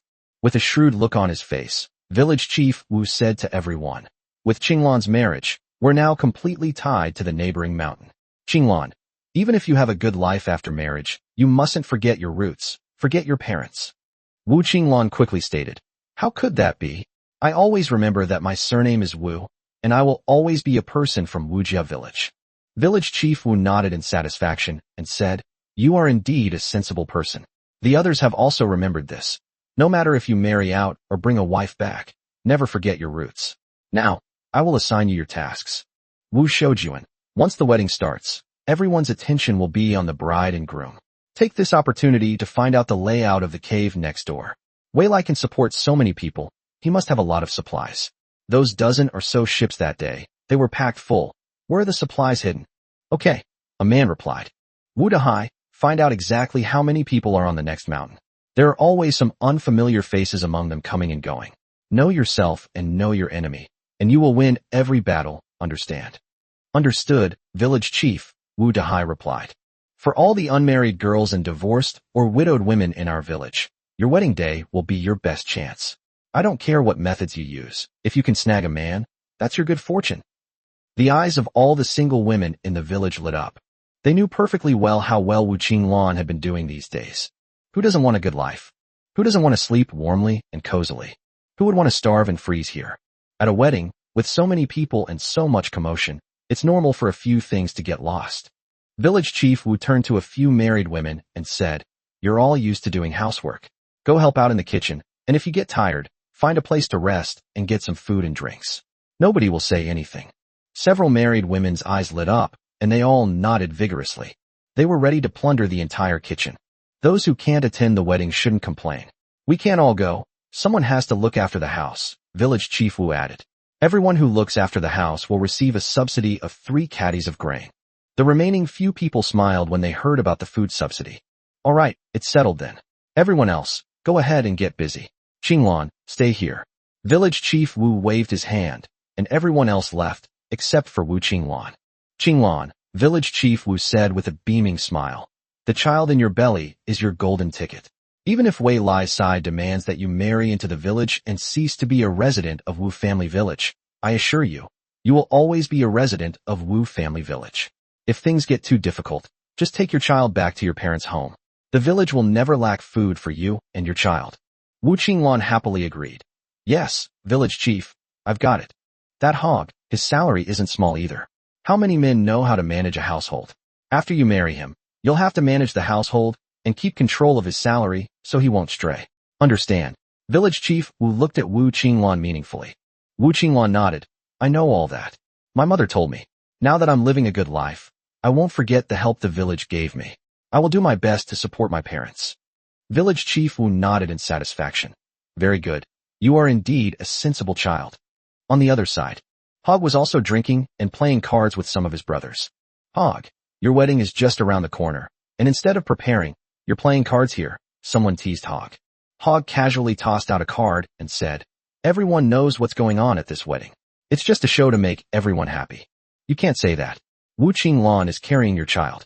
We'll only know if she's mine after she's born, Hog said. Even if she's not mine, if Wu Qinglan is sensible, we can raise her. But I'm afraid she might be loyal to us. The people around him burst into laughter. You know what? My market value has really improved lately. Several women have been secretly telling me they want to date me. If we have this wedding, and they see the standard of living around here, won't I be even more sought after? Is that even a question? Absolutely. Why don't you go out and ask around? At this time of year, who can still live a life where they have vegetables and meat, no worries about food and drink, and are never cold? Someone replied, we used to be poor losers that others looked down on, but now we've become the hot commodity. Ha ha. Everyone burst into laughter. Hog threw down another card and said, joking aside, everyone should remember Mr. Wei's kindness in bringing you here. On the wedding day, don't ruin Mr. Wei's big event, understand? Understood. The group answered in unison. The day before the wedding, Old Ho has already started making preparations with several of his apprentices. This time, we need to prepare meals for nearly 300 people, and the amount of ingredients and supplies required is considerable. Old Ho, being a seasoned catering professional, finalized the wedding banquet menu in just a few minutes and showed it to Wei Lai, who readily approved it. So, some people chopped vegetables, some minced meat, some braised dishes, and some braised meat, and the whole canteen suddenly became lively. The wedding venue is all set up. Although it couldn't compare to the dazzling lights before the apocalypse, it was still a red carpet-covered, warm place, like springtime. Several women from Wujia village came over, claiming they were there to help out. The jobs Lao Ho assigned them were either chopping scallions or washing dishes. They were not allowed to get even a step closer to the prepared food section. The women could only watch longingly as the irresistible aroma of the braised meat filled their mouths, but they had no chance to steal a bite. Mu Jiyue also smelled the aroma of braised meat and couldn't resist. She wandered over to the cooked food section, picked up a plate, and wanted to eat some. When Lao Ho saw it, he chopped up the braised pig heart, lungs, liver, and intestines with a bang, added seasonings, mixed it up, and handed it to Mu Jiyue, showing his doting affection for his niece. When Lao Ho's apprentices saw this, they not only had no objections, but they also stuffed the braised beef, braised pork, and braised tofu that they had just cut into Mu Jiyue's plate. It was packed to the brim. Mu Jiyue ate with such gusto that her mouth was practically dripping with oil. Those women were so envious they were practically going crazy. One of them, Aunt Fong, was thinking thoughtfully that the young man didn't look very old, and her daughter was 25 this year, which was just right. If my daughter could marry into this family and find someone of high status, wouldn't she live a better life than Wu Qinglan? At this time, Mu Jiyue was unaware that she was being targeted and wanted to become the son-in-law of Wu family village. Upon hearing that Wei Lai was celebrating his wedding, the three leaders of the shelter and the Dawn base all sent gifts, expressing their intention to attend the ceremony. Chapter 72. Someone throws himself into her arms. When Wei Lai arrived, he saw Mu Jiyue sitting in a rocking chair, leisurely eating meat and drinking juice. You seem to have a lot of free time. Wei Lai walked over and very naturally picked 2 pieces of braised meat from Mu Jiyue's plate and stuffed them into his mouth. Delicious. Boss Ho's cooking skills are getting better and better. It's not like I'm getting married. What do I have to be busy with? Mu Jiyue raised her chin. What do you want from me? Wei Lai sat down in the rocking chair next to Mu Jiyue and said, I came to watch your antics. Mu Jiyue raised an eyebrow, looking puzzled. The next second, a timid voice rang out from outside. Excuse me, did I come to the wrong place? Mu Jiyue looked up and saw a girl standing timidly at the entrance of the cave. The girl had delicate features and a small, oval face. Despite the freezing weather outside, she was only wearing a fitted-down jacket, which accentuated her slim waist and long legs, making her look graceful and charming. Mu Jiyue answered without looking up. Yes, you've gone to the wrong place. You need to go to the cave next door. Oh, I'm sorry, I just saw this winding path with beautiful scenery at every turn, so I came to take a look out of curiosity. The girl looked shyly at Mu Jiyue. Although she tried her best to hide it, the way she kept glancing at the plate in Mu Jiyue's hand couldn't fool anyone else. Okay, go back after you're done watching. Mu Jiyue remained indifferent. There are a lot of people over there, and they're all men. I'm embarrassed. The girl looked shyly at Mu Jiyue. Could I use the restroom here? No. Mu Jiyue replied coldly. This woman thought she had concealed it well, but the scheming in her eyes was so obvious it could blind a blind person. Wei Lai, sitting to one side, couldn't help but chuckle. Mu Jiyue rolled her eyes at him. It's all right, I'll go back and go. By the way, my name is Wu Zixin, and you must be young Master Mu Jiyue, right? The girl looked at Mu Jiyue shyly and said, I won't bother you any longer, see you later. After saying that, she turned and ran away in a coquettish manner. As soon as she left, Wei Lai finally burst into laughter. I didn't expect Jio to be so popular. Girls are even offering themselves to him, Wei Lai teased. You're sincere, aren't you? Mu Jiyue glared at him and said, no wonder you're so wary of Wu family village. They really don't let a single one of them go. Wei Lai replied with a smile, they're not stupid. They can all see that you're on par with me and our team. You're young and handsome, so it's normal that they'd be eyeing you. Then why aren't they keeping an eye on you? Mu Jiyue retorted. How could I not be watching? I just publicly stated that I have no interest in women, Wei Lai replied. Then they sent men to test you? Mu Jiyue asked. Wei Lai, eat your flesh. This time it was Mu Jiyue's turn to laugh and mock Wei Lai. Mu Jiyue thought that once she rejected Wu Zixin, the matter was over.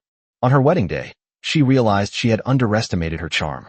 Early in the morning, several young boys followed Hog, stepping on the ice beneath their feet, to the next mountain to fetch their bride. There were no major problems in Wu family village, and Hog successfully took Wu Qinglan away. Everyone went to Wei Lai's cave, and the wedding ceremony was held in the restaurant. Goodness! When the people from Wujia village came in, their eyes widened in surprise. Because it's so warm here. All the heating was turned on, and the green plants placed everywhere in the corners were either onion seedlings, garlic sprouts, scallions, or chives. The main selling point is that it is both good-looking and practical. Its lush green color made many people's eyes turn green. For more than half a year since the apocalypse, many of them have not eaten a single fresh vegetable in a long time. Wei Lai and his group actually treated the dripping wet vegetables as green plants. That's too extravagant. Some people in Wujia village couldn't resist and secretly plucked a leek leaf and stuffed it into their mouths, eating with great satisfaction. Duan Shi and Xin Xin are in slightly better condition, but they still lack vegetables. Fortunately, they all had a sense of shame and didn't do what Wu family village did. They secretly decided that they would definitely exchange more leafy greens with Wei Lai later. Representatives from both Dawn Base and the shelter arrived, exchanging pleasantries with Wei Lai with beaming smiles. Mu Jiyue was too lazy to socialize, so she sat in the men's section and waited for the wedding banquet to begin. Oh dear, I'm sorry. A girl, all bright and lively, rushed into her arms, but Mu Jiyue grabbed her by the back of the neck and pushed her away. It's you. The girl said sweetly. I'm Wu Zixin. Do you remember me? Mu Jiyue looked over. Wu Zixin was clearly dressed up carefully today. Taking advantage of the warmth here, Wu Zixin wore a fitted sweater and fitted jeans today. My hair has been washed and smells of soap. Although there was no makeup, the eyebrows were clearly groomed.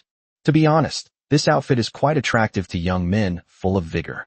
Unfortunately, Mu Jiyue isn't a young man. I don't know anyone else, and I don't know what to say. Wu Zixin sat down next to Mu Jiyue coquettishly and said, Brother Jio, can I sit next to you? The two young men next to her, upon hearing Wu Zixin's words, couldn't help but whistle at her and said with grins, Oh, so you've taken a liking to Jio? Jio. Wu Zixin gave them both a playful glare. What nonsense are you talking about? I just feel more at ease with ninth brother. Just looking at him makes me feel especially safe. As she spoke, she lowered her head shyly. Mu Jiyue replied coldly. This is the men's section. It's not appropriate for female guests to be here. Besides, we're all going to be drinking later. Are you sure you can handle the alcohol? Wu Zixin immediately put on an innocent expression and said, Oh, drinking? I can't. My family is strict and doesn't allow me to drink. But I can pour you drinks. I used to pour drinks for my dad a lot when I was at home. I'm very good at it. Whatever you want, Mu Jiyue replied indifferently. Wu Zixin looked ecstatic. Just as she was about to offer her help, two more people arrived. Aunt Fong, who was in charge of helping in the kitchen, pulled a girl over and said to Mu Jiyue, Xiaomu, let me introduce you. This is my daughter, Wu Xiaoling. She has always said that she admires you very much and wants to get to know you. Xiaoling, come over here and say hello to Brother Jiu. Wu Xiaoling immediately walked over and said shyly, Hello, ninth brother, my name is Xiaoling. When Wu Zixin saw Wu Xiaoling approaching, she immediately became displeased. Xiaoling, didn't you see I got here first? Wu Xiaoling said innocently. Sister Zixin, you misunderstood. I just came over to say hello to Brother Jiao. That's all. Wu Zixin got even angrier. You're a year older than me, and you call me sister? Chapter 73 Investigating Wei Lai's Background. Wu Xiaoling looked at Mu Jiyue with a wronged expression. Ninth brother, that's not what I meant. Is it because I came at the wrong time? After speaking, she glanced timidly at Wu Zixin, as if Wu Zixin had wronged her greatly. Mu Jiyue watched the commotion with her arms crossed. Have these two women still not realized that she is the same as them? They even fought over her? From a woman's perspective, competing with other women is quite infuriating. But from a man's perspective, watching women compete for themselves is quite interesting. Wu Zixin, unable to bear Wu Xiaoling's manipulative behavior, immediately raised her hand and shoved Wu Xiaoling. What are you pretending for in front of me? Aren't you just after Brother Jiao's wealth and status, wanting to freeload? I'm not like you. Brother Jiao and I are soulmates. We're partners in spirit. Wu Xiaoling looked at Mu Jiyue with a wronged expression. Ninth brother. The tone of that voice, with its twists and turns, sent chills down Mu Jiyue's spine, giving her goosebumps all over. You vixen, I'll tear your mouth apart. Wu Zixin couldn't hold back any longer and rushed up to fight with Wu Xiaoling. Mu Jiyue nimbly leaped backward, putting distance between herself and the two blind women. However, the commotion quickly attracted the attention of many people who gathered in the area. Wu Xiaoling, I'll fight you to the death. There are so many men out there. Do you have to snatch one from me? I'll tear you apart, you shameless bastard. Wu Zixin, you need to be reasonable. What do you mean by stealing him from you? Is ninth brother yours? He's a complete stranger to you, just like he is to me. Why can't I compete with you fairly? You still have the nerve to talk to me about fair competition? Back in the village, you always liked to steal my things. You'd take anything I liked. If someone was nice to me, you'd steal their attention. And even in the apocalypse, you're still the same. Wah, you really misunderstood me. If someone likes me and wants to be nice to me, I can't stop them. You're really overthinking it. Wu Xiaoling spoke softly, but her hands were anything but, and she yanked a clump of hair out of her head. Mu Jiyue couldn't help but gasp in shock. This woman is ruthless. Amidst the commotion, a few people looked around and, taking advantage of the fact that no one was paying attention, quietly slipped away from the group and quickly strolled along the connecting paths between the caves. They thought they were being discreet enough, but little did they know that the cameras hidden in the mountain crevices were watching their every move. Today is Hog and Wu Qinglan's wedding day, so everyone went to watch the festivities, leaving only 2 people to guard the warehouse. Moreover, the warehouse key was hanging on the wall, as if they weren't afraid of anyone stealing it. Some people, not believing in bad luck, deliberately had someone make a commotion, diverting the last 2 guards from the warehouse. Then they quickly grabbed the keys and opened the warehouse door. When they looked inside, they were immediately dumbfounded. Has Wei Lai gone mad?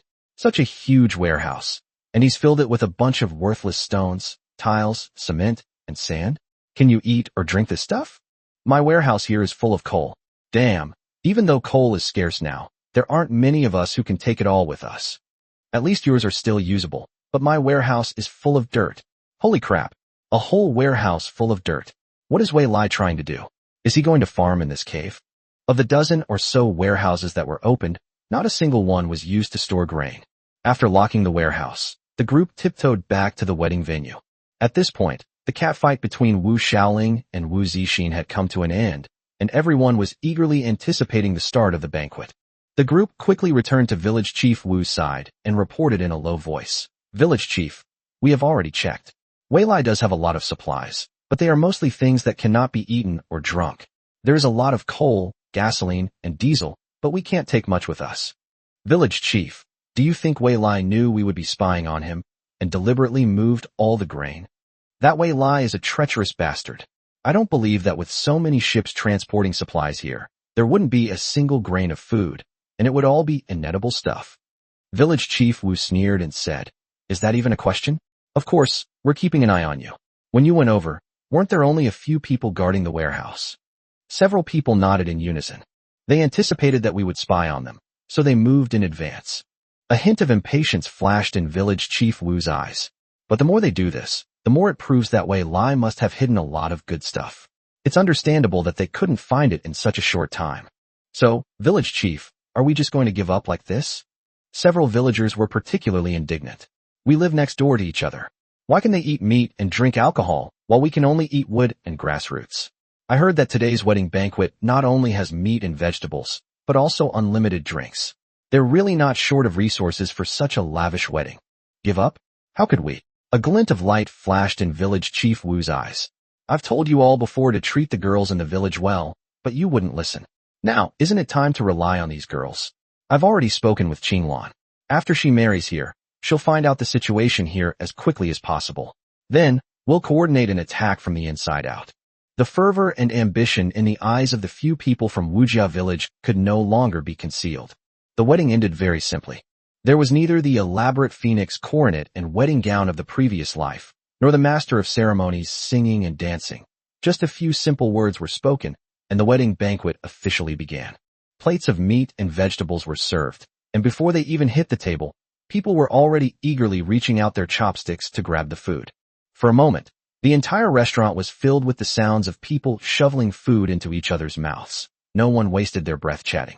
The bride, Wu Qinglan, proudly showed off her pregnant belly as she followed Hog around, toasting everyone in turn. When the toast was served to Wei Lai and Mu Jiyue, Wu Qinglan said with a grin, "Ninth brother, you're so charming. All the girls in our village are fighting over you. Tell your sister-in-law, which one have you taken a fancy to?" Mu Jio's lips twitched slightly as she replied, "I didn't like any of them." Wu Qinglan paused for a moment, then smiled to cover it up, and said, "Why are you still embarrassed? It's okay if you're too shy to say it in front of others. Just tell your sister-in-law quietly later." After saying that, Wu Qinglan said to Wei Lai, "Thank you, Mr. Wei, for arranging our wedding. I'd like to propose a toast to you." Wei Lai took a sip of his wine, then said meaningfully, "Now that you've married into this family, you're one of us. Live a good life here, behave yourself, and we won't mistreat you. As long as Hog has food to eat, you won't go hungry." Chapter 74. Someone is attacked. Wu Qinglan smiled to conceal her unease and said, "Of course." She quickly gave Village Chief Wu a look, and he nodded imperceptibly. Wu Zixin, who was standing next to Village Chief Wu, very observantly came over and said to the others with a charming smile, "I'll help pour the wine." After saying that, she poured a glass of wine with a flirtatious look in her eyes and handed it to Mu Jiyue, looking both expectant and shy. This trick works for most men. Unfortunately, although Mu Jiyue dresses in a neutral style, she is a true straight woman. Seeing that Mu Jiyue wasn't falling for her tricks, Wu Zixin couldn't help but feel a little anxious, so she leaned closer to Mu Jiyue again. "Ninth brother?" "Thank you. I'm sorry I'm late." The four female teachers appeared just in time, not only taking the wine glass from Wu Zixin's hand, but also subtly separating Wu Zixin from Mu Jiyue. The four female teachers have always had maximum affection for Mu Jiyue, the only female member of the team, and also the strongest fighter. Seeing her being harassed by a woman with ill intentions, of course I stepped forward to help her out. Teacher Qin was even more direct, immediately taking Mu Jiyue's arm and acting coquettishly. "I'm sorry, don't be angry with me. I was just busy teaching the children, that's why I was delayed for a while." Mu Jiyue raised her hand and pinched Teacher Qin's chubby cheeks, her attitude a mix of intimacy and flirtatiousness. "So, this is your reason for leaving me here? Then I'll punish myself with 3 drinks," Teacher Qin said coquettishly. "Okay." Teacher Qin is petite, only about 1.55 meters tall. Mu Jiyue, wearing tall boots, was nearly 1.77 meters tall. The two of them standing together looked strangely well matched. "We're a few late too, so we'll punish ourselves with 3 drinks." The other 3 female teachers smiled and raised their glasses. "Ninth brother, is that all right?" All right. Mu Jiyue simply grabbed one of them with each arm and pulled all 4 of them together. Beauties as punishment for drinking. What a joy in life. The 4 female teachers cheered and poured wine into Mu Jiyue's cup, enjoying themselves like royalty. Seeing this scene, what else could Wu Zixin and the other women in Wujia village not understand? The 9th brother they had their eye on had already been snatched away by those 4 female teachers. The women of Wujia village harbored deep resentment. If they had known those 4 quail-like female teachers would ruin their plans, they should have urged Li Hu to deal with them back then. Wei Lai sat to one side, feeling a little envious, but dared not say anything. He also wanted to drink with Mu Jiyue. Wu Qinglan's smile almost crumbled, and she could only force herself to say, "It seems a Jew is really popular. So many girls are fawning over you. A man should be more focused." Hog replied casually, "Only those who lack ability are single-minded. Someone like Agio, Having an entire harem wouldn't be an exaggeration. Wu Qinglan instinctively wanted to give Hog a hard time, imagining how she would manipulate her ex-boyfriend like she did before the apocalypse. Reality brought her back to her senses, making her realize that it was already the end of the world. The methods used in peacetime don't work here. Wu Qinglan could only bite her lip expressionlessly and say, "Really? Is a Jew that amazing?" As soon as he finished speaking, several explosions were heard outside. Rumble, rumble, rumble. The earthquake shook the cave slightly. Everyone immediately put down their wine glasses and chopsticks, stood up together, and waited for Wei Lai's orders. A minute later, Secretary Chow arrived and reported to everyone. "President Wei, we've discovered someone ambushing our cave. They're currently forming a fan shape and heading towards us. The explosion we just heard was from them stepping on landmines laid on Hill 422 and Hill 369. Based on their speed, they'll reach our location in 15 minutes. Wei Lai slammed his wine glass on the ground and said coldly, "Someone's bullying us. Brothers, let's teach them a lesson." As soon as he finished speaking, Lin Jun's representative from the guest section immediately said, "Leave these people to us." The representatives from the shelter were not to be outdone, and they all spoke up. "We've always helped each other. Those people dared to come here and cause trouble, and they'll attack the shelter in the future, so naturally we have to do our part. Count us in." Wei Lai and Mu Jiyue exchanged a glance, but Wei Lai smiled and refused. "A bunch of ants. We don't need anti-aircraft guns. Everyone, please continue drinking. We'll be right back."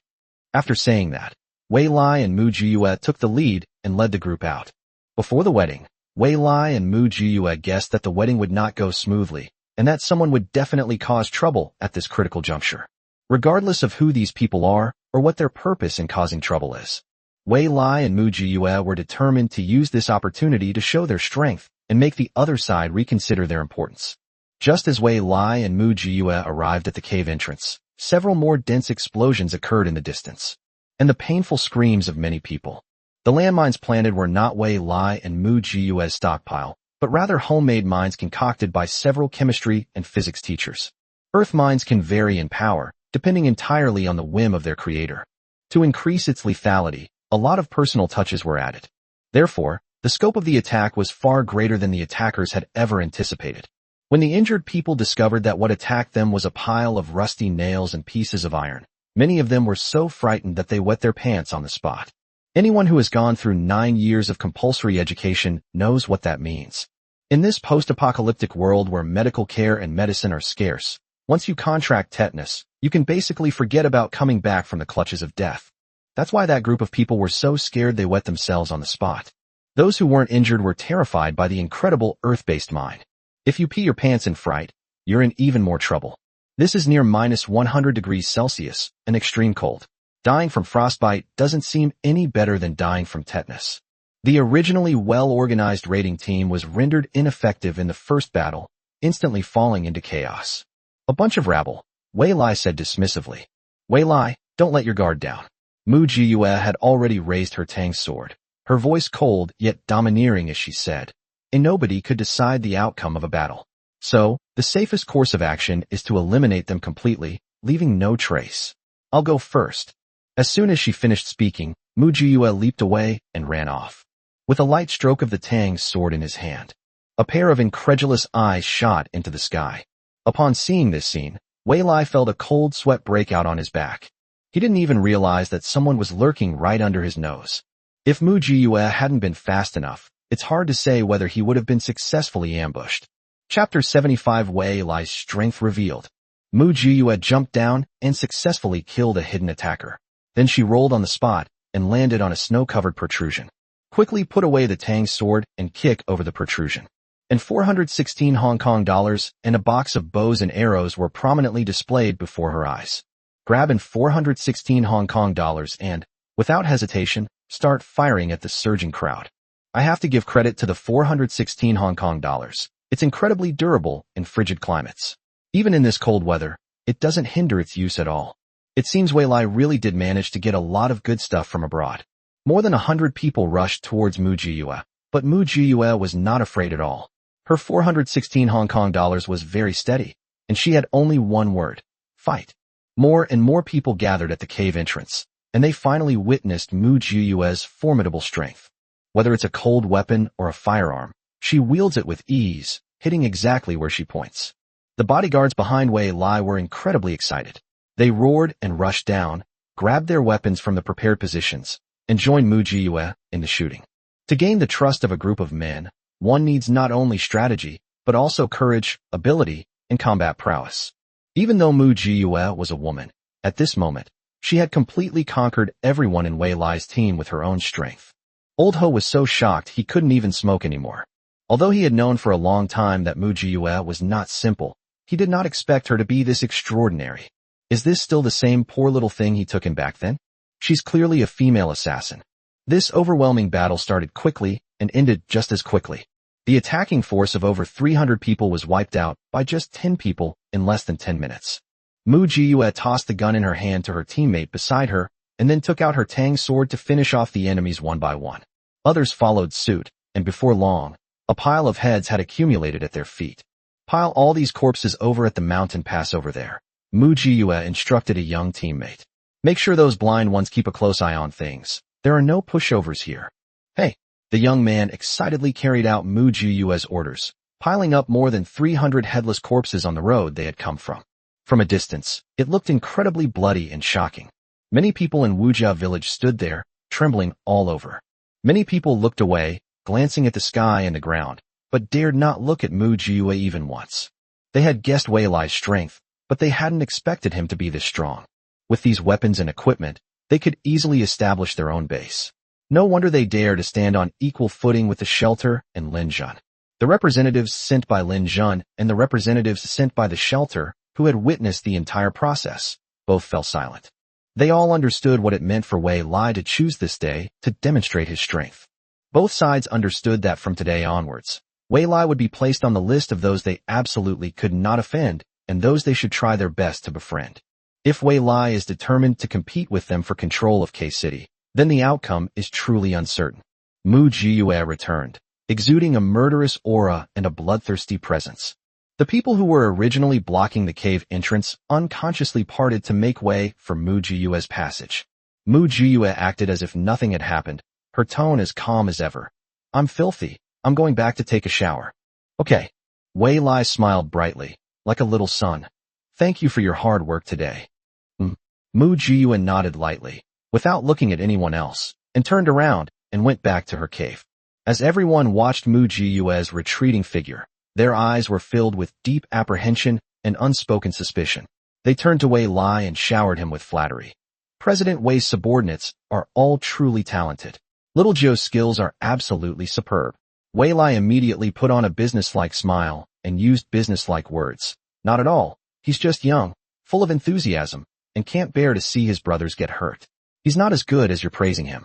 We can't let her hear that, lest she get arrogant. Ha ha ha ha. Let's continue eating and drinking. Let's not waste this beautiful time. Yes, let's go. Let's go have a drink. Hey, where's Village Chief Wu?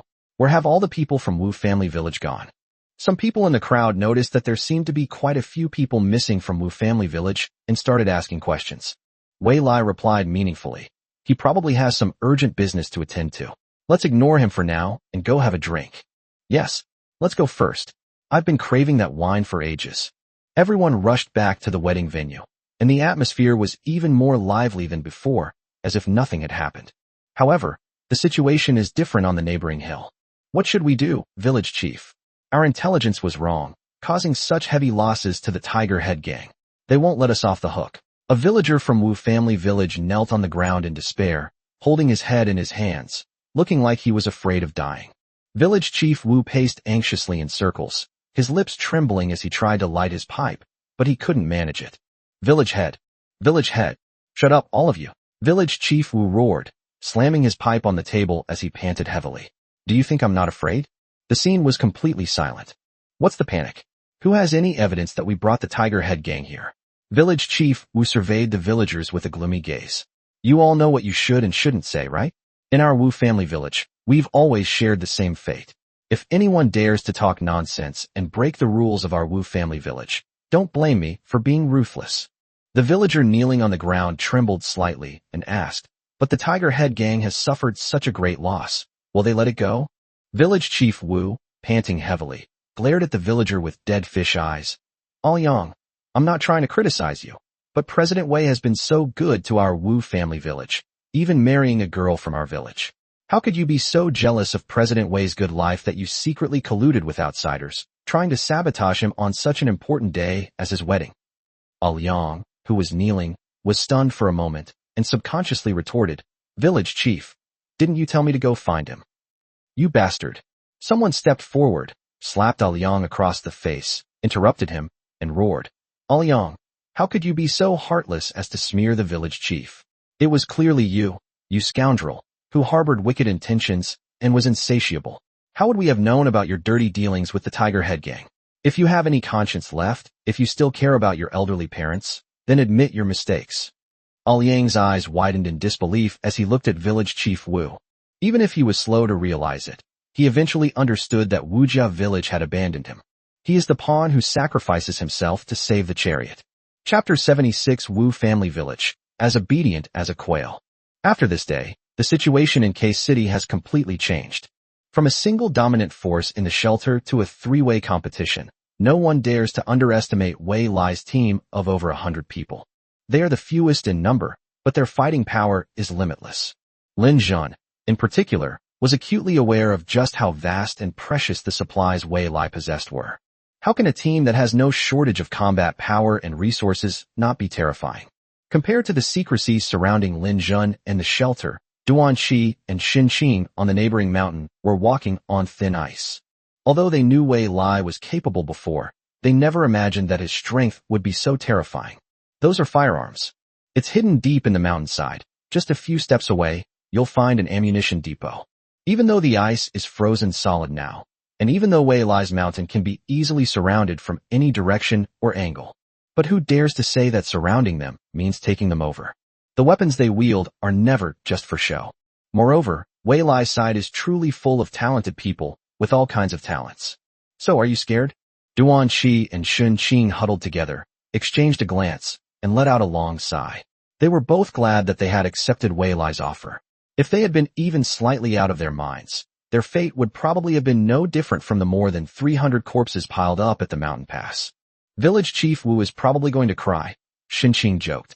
Heaven's sins can be forgiven, but self-inflicted sins, Duan Shi added, and the two understood each other perfectly. Village Chief Wu acted very quickly, even faster than Xin Qing and Duan Shi had anticipated. He grabbed Wu Liang's head and went to Wei Lai to apologize with a bundle of thorns on his back. "Mr. Wei, it's all my fault. I failed to manage the people in the village properly, which led to such a huge blunder. Punish me as you see fit. I'll do whatever you want with me." As soon as Village Chief Wu saw Wei Lai, he burst into tears and knelt down before him. Wei Lai smiled calmly and said, "Village Chief Wu, what are you doing? Although this is the apocalypse, we can't rely on the old imperial dynasty system. What are you all standing there for? Can't you see Village Chief Wu is kneeling? Quickly help him up." After Village Chief Wu had knelt down firmly, Wei Lai's bodyguards went over to help him up, feigning concern. "Village Chief Wu, please get up quickly. This is shortening our lifespan." Village Chief Wu's face trembled slightly. He took the opportunity to straighten up, his face full of remorse, and said, "General Wei is very righteous, but I cannot forget his kindness. What happened yesterday really frightened us.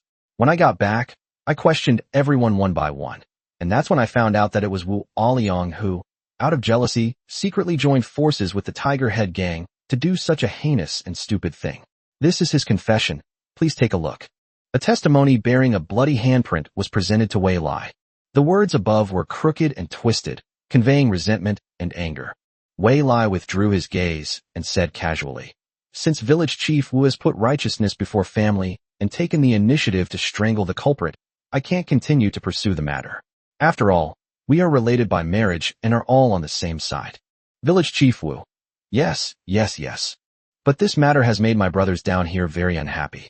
It's too unlucky to have such a nice wedding ruined like this, Wei Lai said slowly. "So you mean?" Village Chief Wu's eyes gleamed, as if he was plotting something. "Yesterday, a Jew did the most work.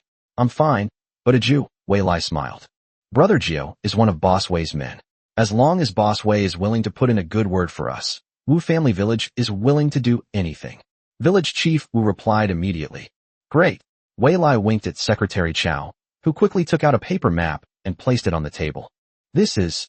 Village Chief Wu hesitated for a moment, not understanding what Wei Lai was up to. This is the address of the K-City Vault. Wei Lai picked up his teacup, gently blew away the tea leaves, and said, because of the sudden downpour, the vault was completely submerged beneath the lake. At the time, there were no suitable conditions for retrieval, so it remained at the bottom of the lake. Now that the water is frozen solid, it's the perfect time to dig it out. Agio doesn't care about anything else, except for the glittering gold. I think she would be very happy if we had the K-City Vault's reserves, wouldn't she? Village Chief Wu's face twitched violently. President Wei, you're making things too difficult for us. Even if it's frozen now, we still can't open the vault door. But we have the Tiger Head Gang, don't we? Wei Lai chuckled. With their help, what vault door can't be opened? Village Chief Wu paused abruptly. He understood. Wei Lai was never an easy person to talk to. He appeared gentle, but was actually cunning.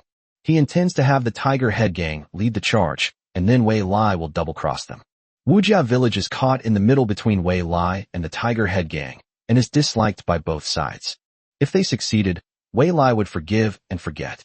But Wu Family Village had completely offended the Tiger Head Gang, and was now under their constant surveillance, facing the constant threat of being eliminated. They failed. The entire Wu Family Village was wiped out, killed directly by the Tiger Head Gang. Village Chief Wu was no longer as arrogant and composed as before.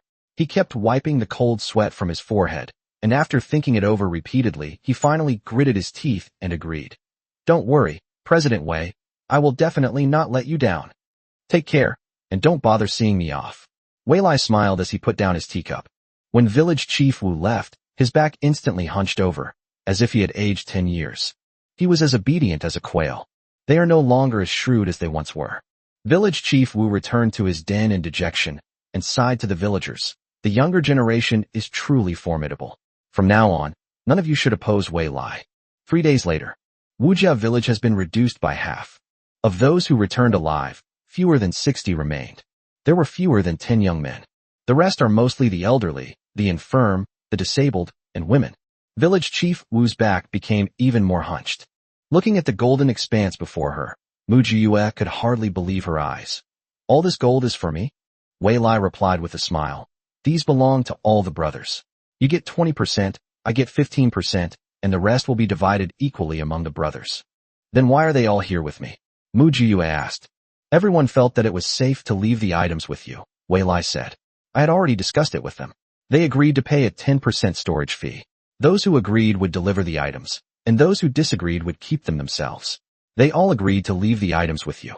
You would take your share of the gold, then the storage fee, and the rest would be ours. Mu Jiyue gave Wei Lai a thumbs up. Great. Wei Lai smiled so broadly his eyes crinkled. You're too kind. Mu Jiyue turned to Lao Ho and shouted. Lao Ho, I'm in a good mood today. Let's have some barbecue. Okay, I'll go marinate the meat right away. Old Ho responded from afar. You like horse mackerel? I'll grill you a few more skewers. Okay. The two of them were very satisfied with the barbecue. After they had eaten and drunk their fill, Wei Lai said, I've heard that the Tiger Head Gang has robbed many wealthy people and amassed a lot of supplies. Taking advantage of the chaos of the apocalypse, they've seized power and slaughtered a town of over 100,000 people. Should we try to double-cross them again? Chapter 77 Night Raid on the Tiger Head Gang. Mu Jiyue raised an eyebrow. She's really ruthless. Her background must be extraordinary, right? You got it right. Wei Lai replied with a smile. The leader of the Tiger Head Gang is named Sun Dajiao, nicknamed Sun Big Feet. He was a former serious criminal. Before he went to prison, he was sentenced to death with a 1-year reprieve for massacring his entire family of 12 in his village. As a result, the apocalypse came before the execution date. At the very beginning of the apocalypse, Sun Dajiao shouldn't have had a chance to escape, Mu Jiyue said, frowning. So how did he accumulate wealth in the early stages of the apocalypse? You've hit the nail on the head. Wei Lai looked at Mu Jiyue approvingly and replied. The second leader of the Tiger Head Gang is named Xiao Shouqing, and he's Sun Dajiao's brother-in-law. This man is very farsighted. The heavenly fire at the beginning of the apocalypse made him keenly aware that the world had changed. So, during the period of high temperature and drought, he secretly gathered a group of criminals who did not engage in production. Taking advantage of the chaos in the heavenly fire world, he robbed a wealthy man and burned his house to the ground. Just then, a fire struck the prison. Xiao Shouqing spent a lot of money, working from both inside and outside. To get Sun Dajiao out of his cell, and put the poor rich man's body in there to take Sun Dajiao's place.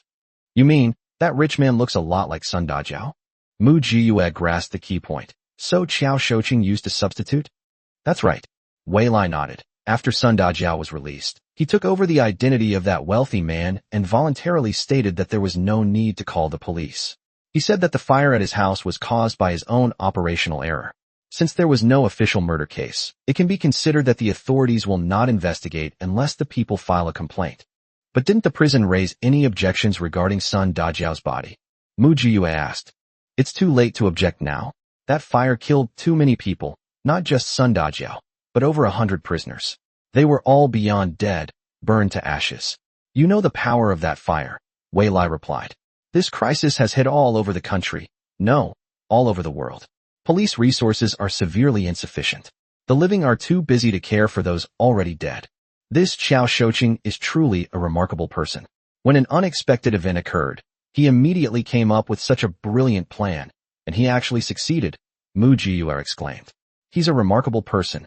Yes, with Qiao Shouqing's help, Sun Dajiao was like a dragon entering the sea as soon as he came out. He quickly led this group of people to Qingtian town, which is 200 miles away. Wei Lai nodded in agreement. Qingtian town is a grain-growing base, so it mainly produces some cash crops, such as corn, soybeans, potatoes, rapeseed, and other crops.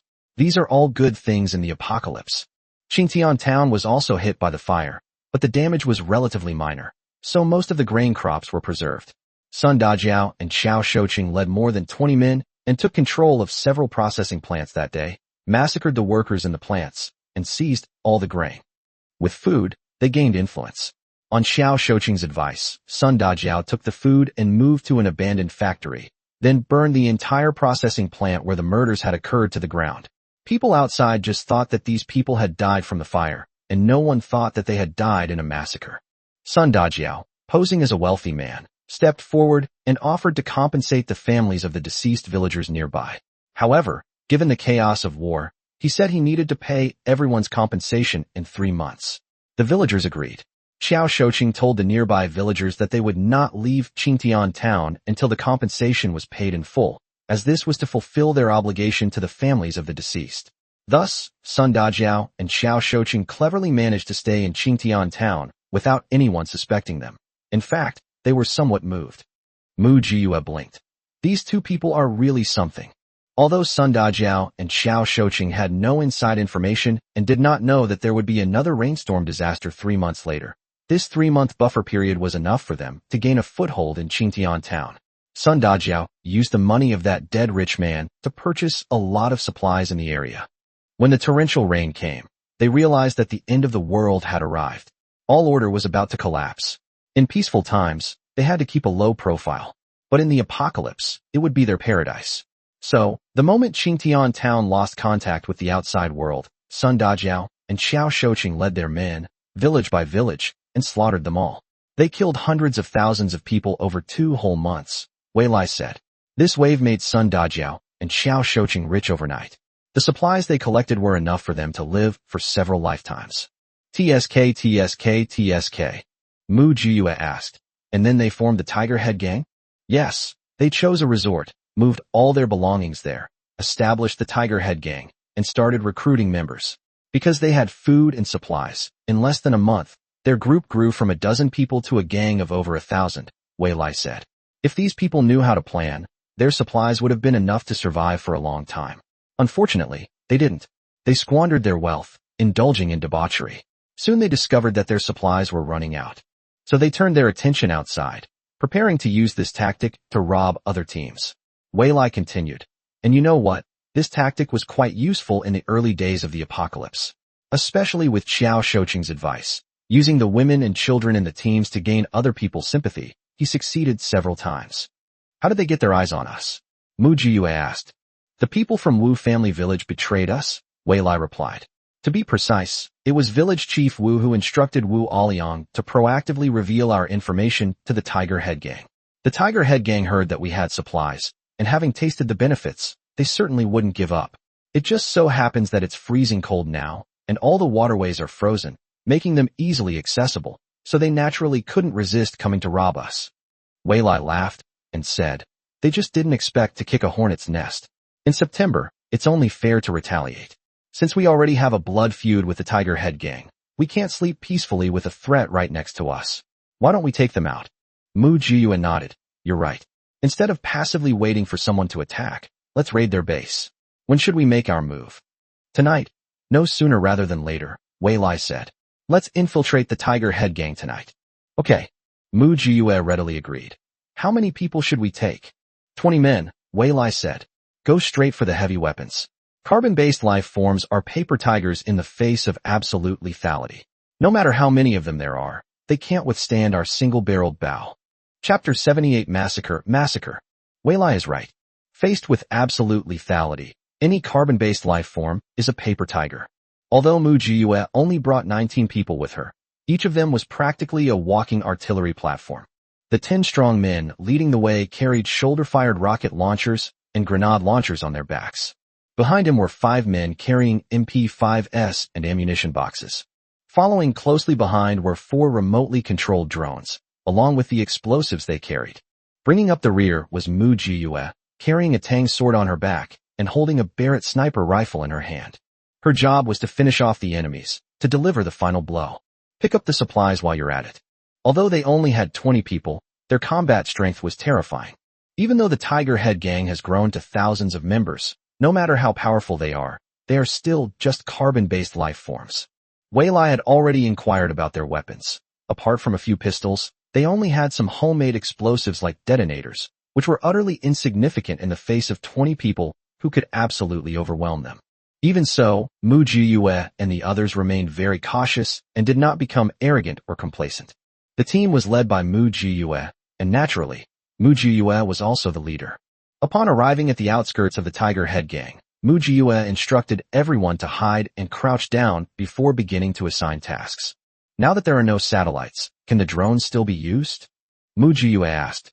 It can be used, but the accuracy will be much worse, the 4 people in charge of operating the drones replied. It can take off smoothly and return autonomously, but its effectiveness in ground attacks will be somewhat reduced. It's alright. Your task, the 4 of you, is to keep a close watch on that group and make sure none of them escape. Mu Jiyue nodded and said, for people responsible for 4 directions, is that alright? No problem, the 4 answered in unison. Have the ammunition been checked? Can you ensure that it is accurately concentrated on the targets I pointed out? Mu Jiyue asked the 10 men carrying rocket launchers and grenade launchers. No problem, it was already checked when we arrived. All 10 people answered at the same time. Mu Jiyue nodded, then turned to the last 4 people. The 5 of you come with me and take advantage of the chaos to go in and thoroughly clean up the place. After saying that, Mu Jiyue added, this is the end of the world, everyone. We must not be soft-hearted. We are outnumbered, and the loss of even one person will create another vulnerability. We are entrusting our backs to each other. Do you understand what I mean? The 19 people answered in unison. Understood.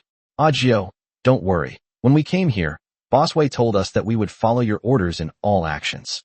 We promise we won't hold you back. Mu Jiyue nodded. Now check the time. My time is 10:20 and 30 seconds p.m. We'll launch the final attack in 5 minutes. Everyone else adjusted their watches. Satellites are no longer useful, and smartwatches are all obsolete. The safest option is the most basic mechanical watch. Once the timing was right, the 10 men carrying rocket launchers and grenade launchers were the first to rush out. Mu Jiyue stared at the watch on her wrist, ticking away the time. 5 minutes later, the once peaceful and tranquil Tiger Head Gang camp was suddenly filled with explosions. Boom, boom, boom. The once sturdy wall was instantly blasted into dust. The Tiger Head Gang members, who were fast asleep, were also awakened by the roar and rushed out to check the situation. 2 of them even rushed out without wearing pants. What happened? What's going on? Who did this? Sun Dajiao, the leader of the Tiger Head Gang, jumped up and down in a fit of rage. What are these things? How can there be such things now? Didn't they say all the satellites were destroyed? How come there are still weapons? Aren't weapons supposed to be located by satellite? Xiao Shouqing rushed out while throwing on his clothes. Seeing the mess at the scene, his expression changed immediately. Damn it, the other side has heavy weapons. Wasn't it said that the J teams in K City and several nearby cities were wiped out? Why are the J teams here cleaning up? What? You're saying this is Team J? Are you crazy? Sunda exclaimed anxiously. What kind of time is this? How can there still be Team J? Didn't you say the whole country was in chaos? Brother-in-law, calm down, Xiao Shouqing said, pulling Sun Dajiao aside. I'm just guessing, it might not be true. What should we do next? Sunda asked anxiously, jumping up and down. Organize our men to resist, Xiao Shouqing said through gritted teeth. Judging by their posture, it's either us or them. Let's fight them to the death. Yes, let's fight them. Sun Dajiao's eyes were red with anger. I refuse to believe that we can't beat them with so many of us. It must be said that Sun Dajiao and Xiao Shouqing are indeed capable. Despite the chaos, they still managed to organize several hundred people to resist. If both sides had equal weaponry, it would be hard to say who would win or lose.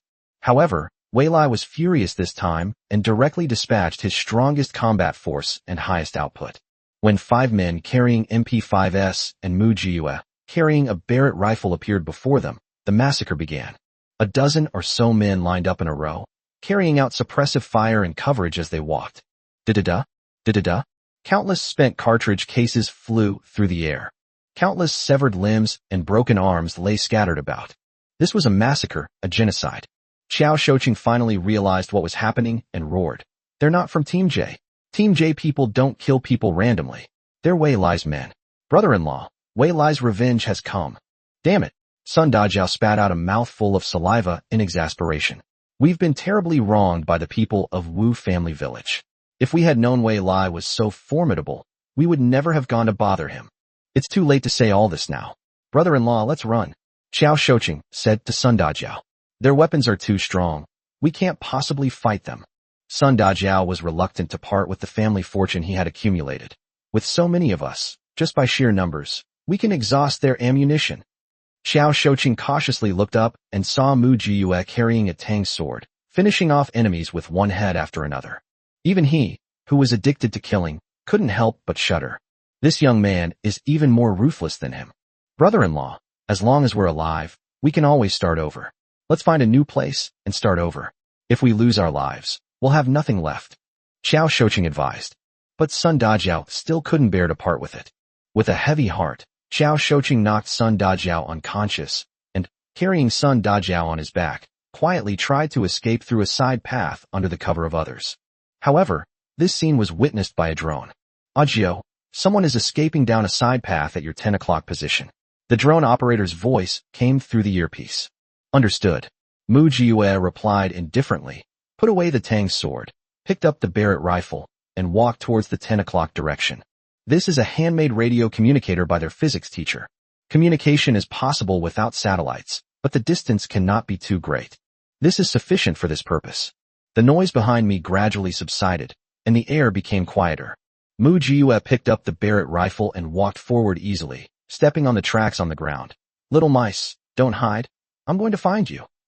Chapter 79. Mu Jiyue encounters her strongest opponent. Click.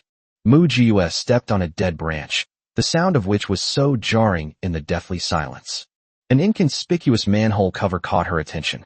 Mu Jiyue put away the Barrett rifle, took the Tang sword in her hand, and slowly moved forward. He tentatively stepped on the manhole cover with his foot before kicking it away. A hole with a diameter of just over a meter suddenly appeared before her eyes. The drone hovered overhead twice, and the operator's voice came through the headset. Aju, those 2 people disappeared from this side. I can't see the specific situation from here. Got it. Mu Jiyue tapped her earpiece and said, keep on guard. I'm going to look for those 2 little mice. They're pretty good at hiding. End communication. Mu Jiyue lightly jumped into the cave. Upon landing, a light roll sent him away from his original spot. The passage was narrow and winding, but it was very warm. This indicates that there is heating here. If there is heating, there will be no permafrost, and without permafrost, traces will be left.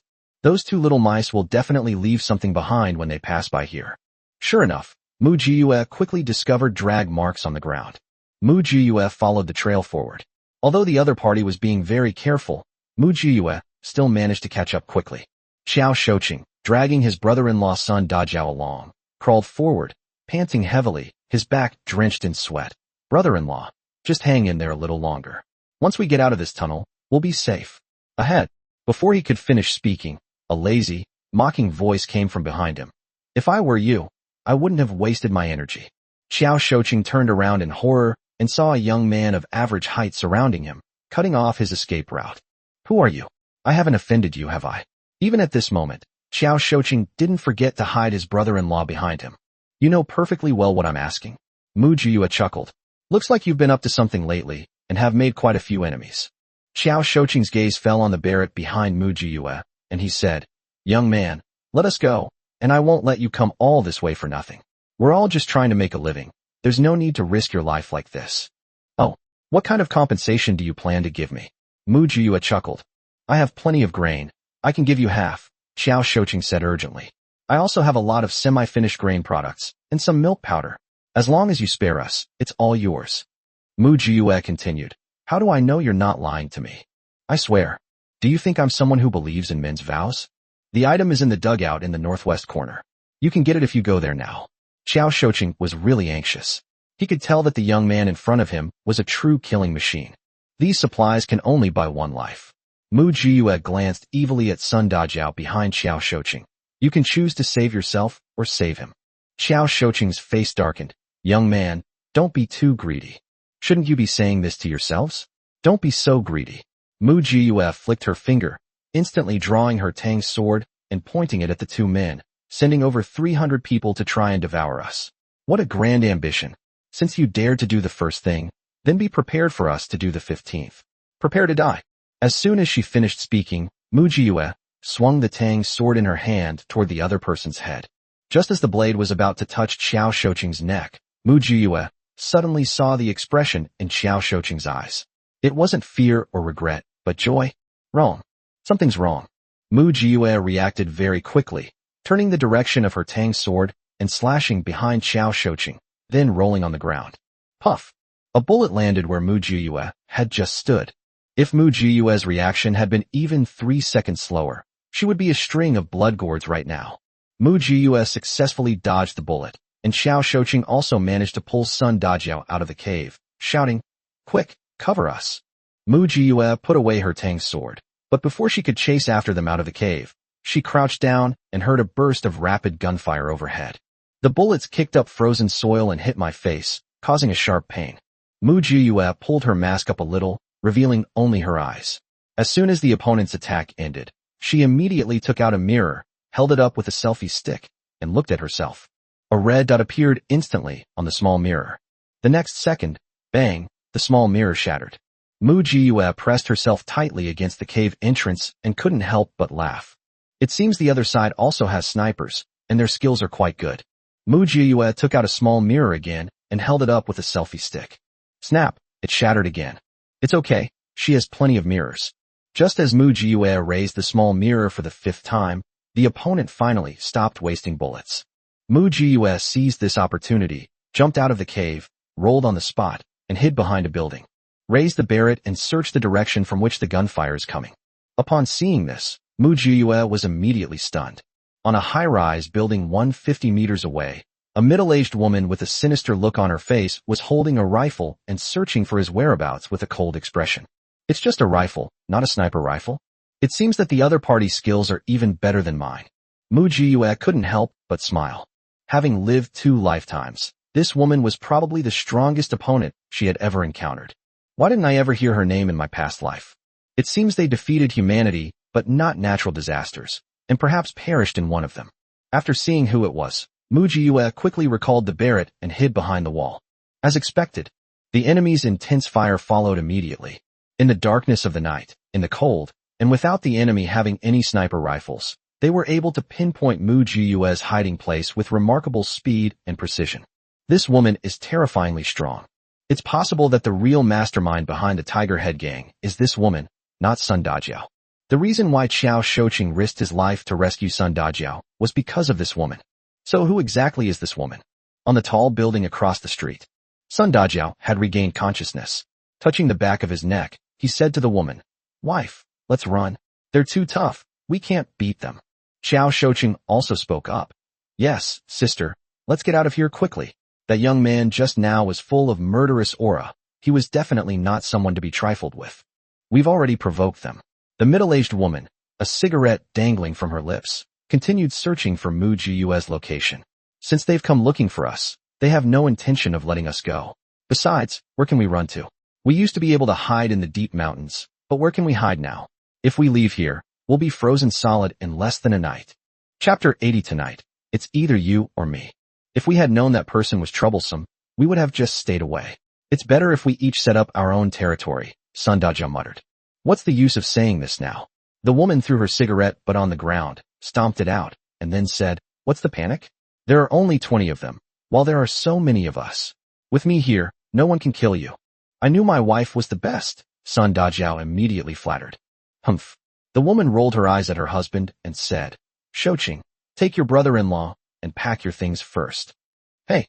Xiao Shoching obediently pulled Sun Da-ja along to pack their things. Although the woman didn't explicitly say what she was packing, he guessed that she was giving them supplies to prepare for their escape. The opponent's equipment is too strong. Even if a woman is good at fighting, she is still just one person. It's really hard to say who will win or lose. The woman paced back and forth in frustration, but after searching several times, the person seemed to have vanished into thin air. How could that be? How could it just disappear like that? It's over 90 degrees below zero outside. It's impossible for people to stay outdoors for an extended period of time, unless... The woman seemed to realize something. Her expression hardened, and the next second, she rolled to the ground while clutching the gun in her hand. Da-da-da-da. A burst of bullets came through the window. She narrowly escaped it. The drone outside the window circled the house several times, emptying its magazine.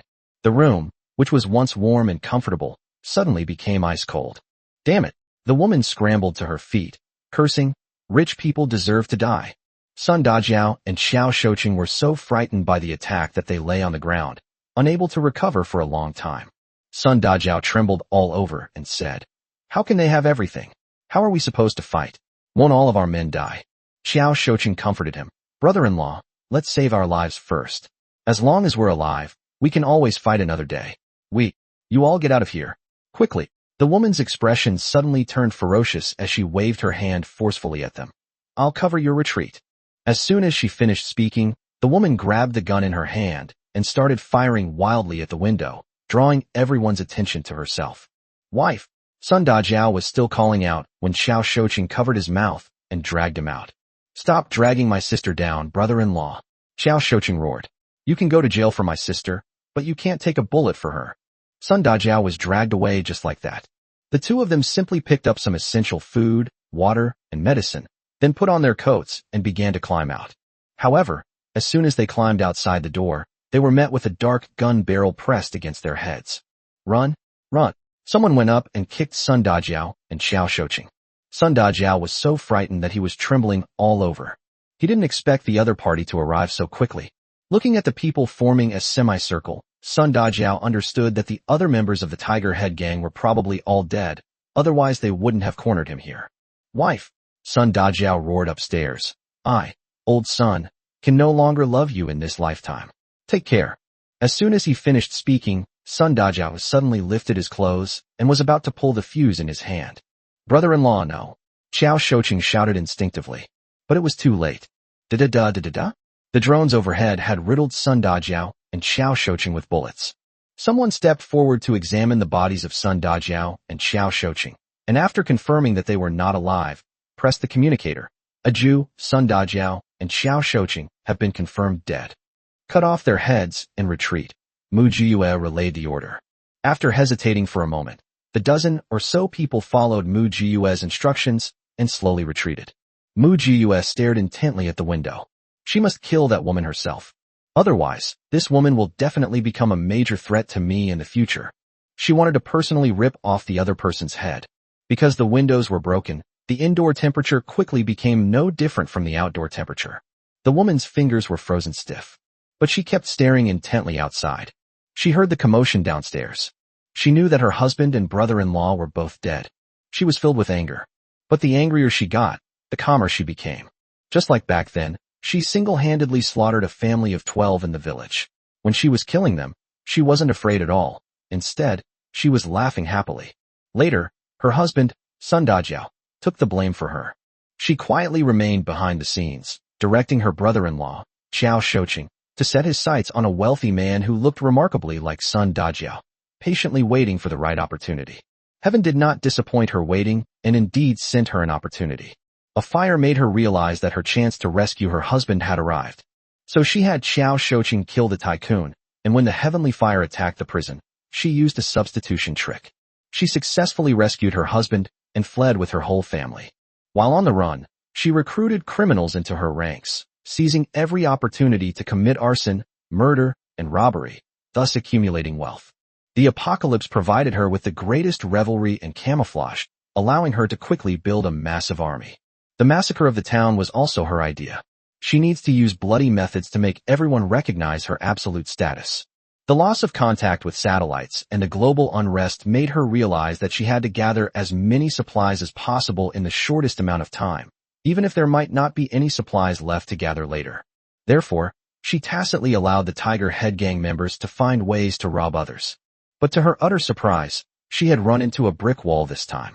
A team of just over 100 people was armed to the teeth. Of the more than 300 people they sent out, not a single one returned alive.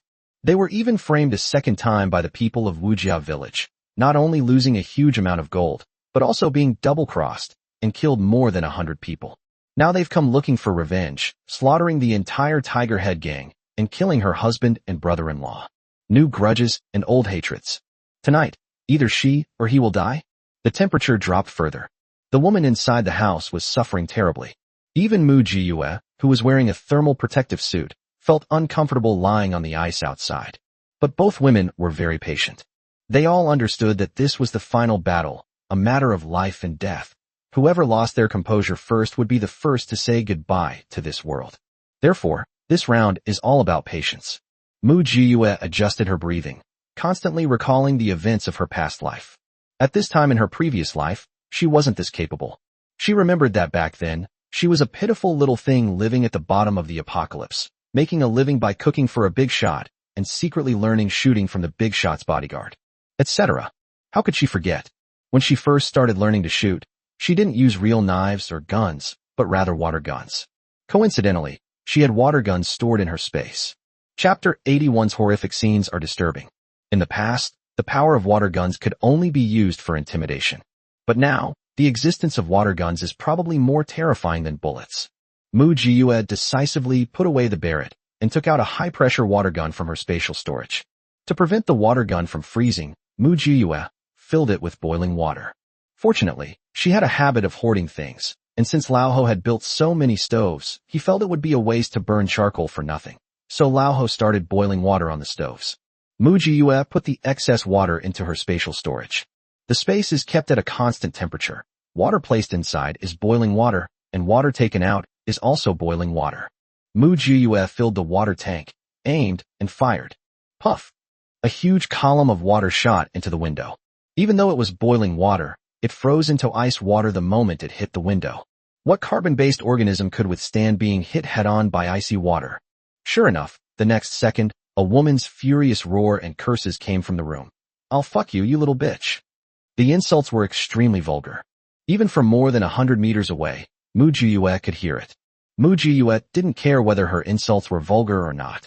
She replaced the water pouch with the next one as soon as it was used up, and the continuous flow of hot water was sprayed into the window by the high-pressure water gun.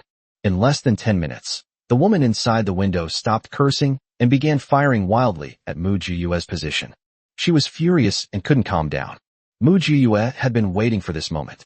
He held the Barrett rifle in his hand again, aimed, and fired in one smooth motion. Bang!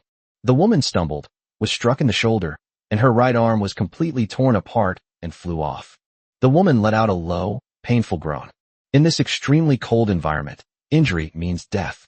She knew she wouldn't survive the night, but she wouldn't accept being forced to accept her fate. She gritted her teeth, stood up, picked up the gun with her only remaining left hand, and staggered out. The extreme cold instantly froze her wound, stopping the bleeding. The woman hastily wrapped her wound and stumbled downstairs. Mu Jiyue guessed what the other party was going to do, put away her Barrett, and lightly jumped to catch up. The opponent is so badly injured, they definitely won't linger in the fight. That woman is definitely more familiar with the terrain than I am, so I absolutely cannot give her a chance to find an escape route or exit. Once the tiger is released back into the mountains, the consequences will be dire. The woman was very fast, but Mu Jiyue was just as fast. Both women were running at their maximum speed. Soon, the woman's figure appeared in Mu Jiyue's sight. Mu Jiyue decisively abandoned the Barrett and instead took out a Gatling gun from her spatial storage.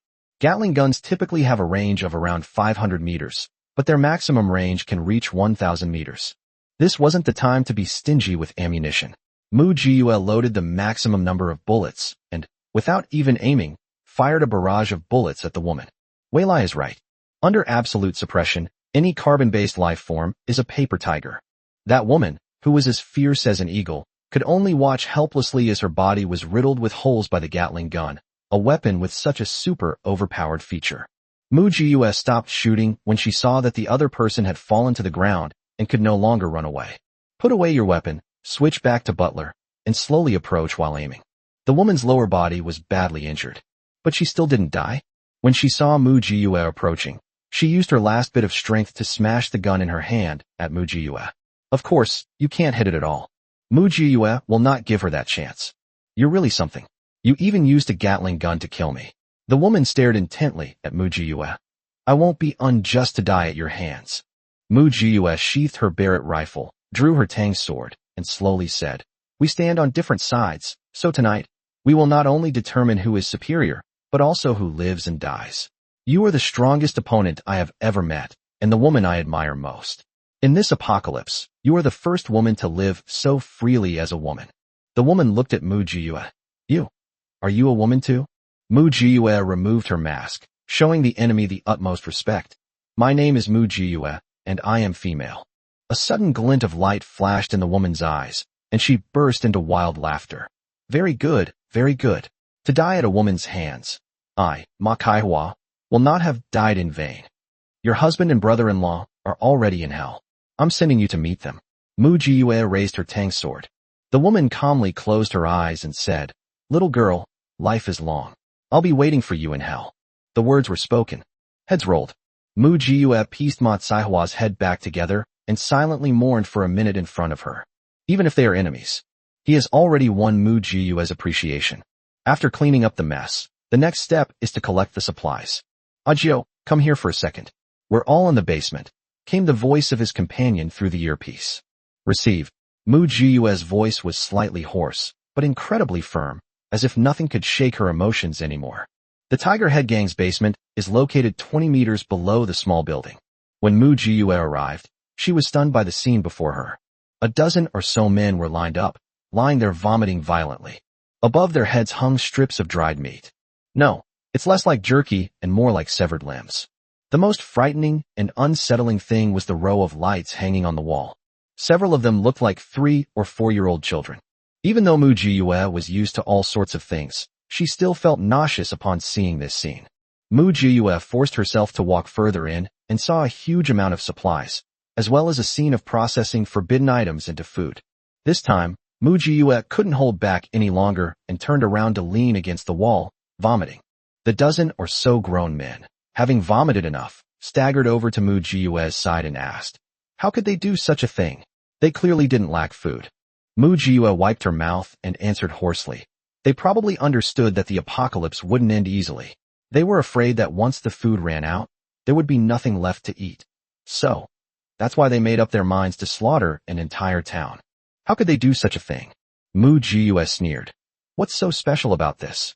Since ancient times, there has always been the custom of eating people. Weren't the sacrifices of the Shang dynasty all about eating people?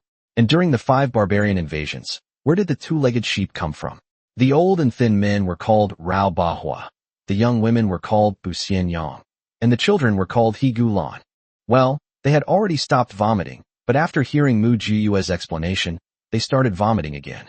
All right, if you can't stand it, you can leave first, Mu Jiyue said. It's almost dawn, so hurry up and search for useful supplies. I'll handle things here. Then thank you for your trouble. A dozen or so grown men ran out like madmen, afraid that if they were a step too slow, they would be provoked again. Chapter 82. Accepting a huge amount of supplies. After they left, Mu Jiyue suppressed her nausea and quickly sorted the supplies. All normal supplies are eligible for inclusion in the income pool. Any material that was even slightly abnormal was doused with a bucket of gasoline.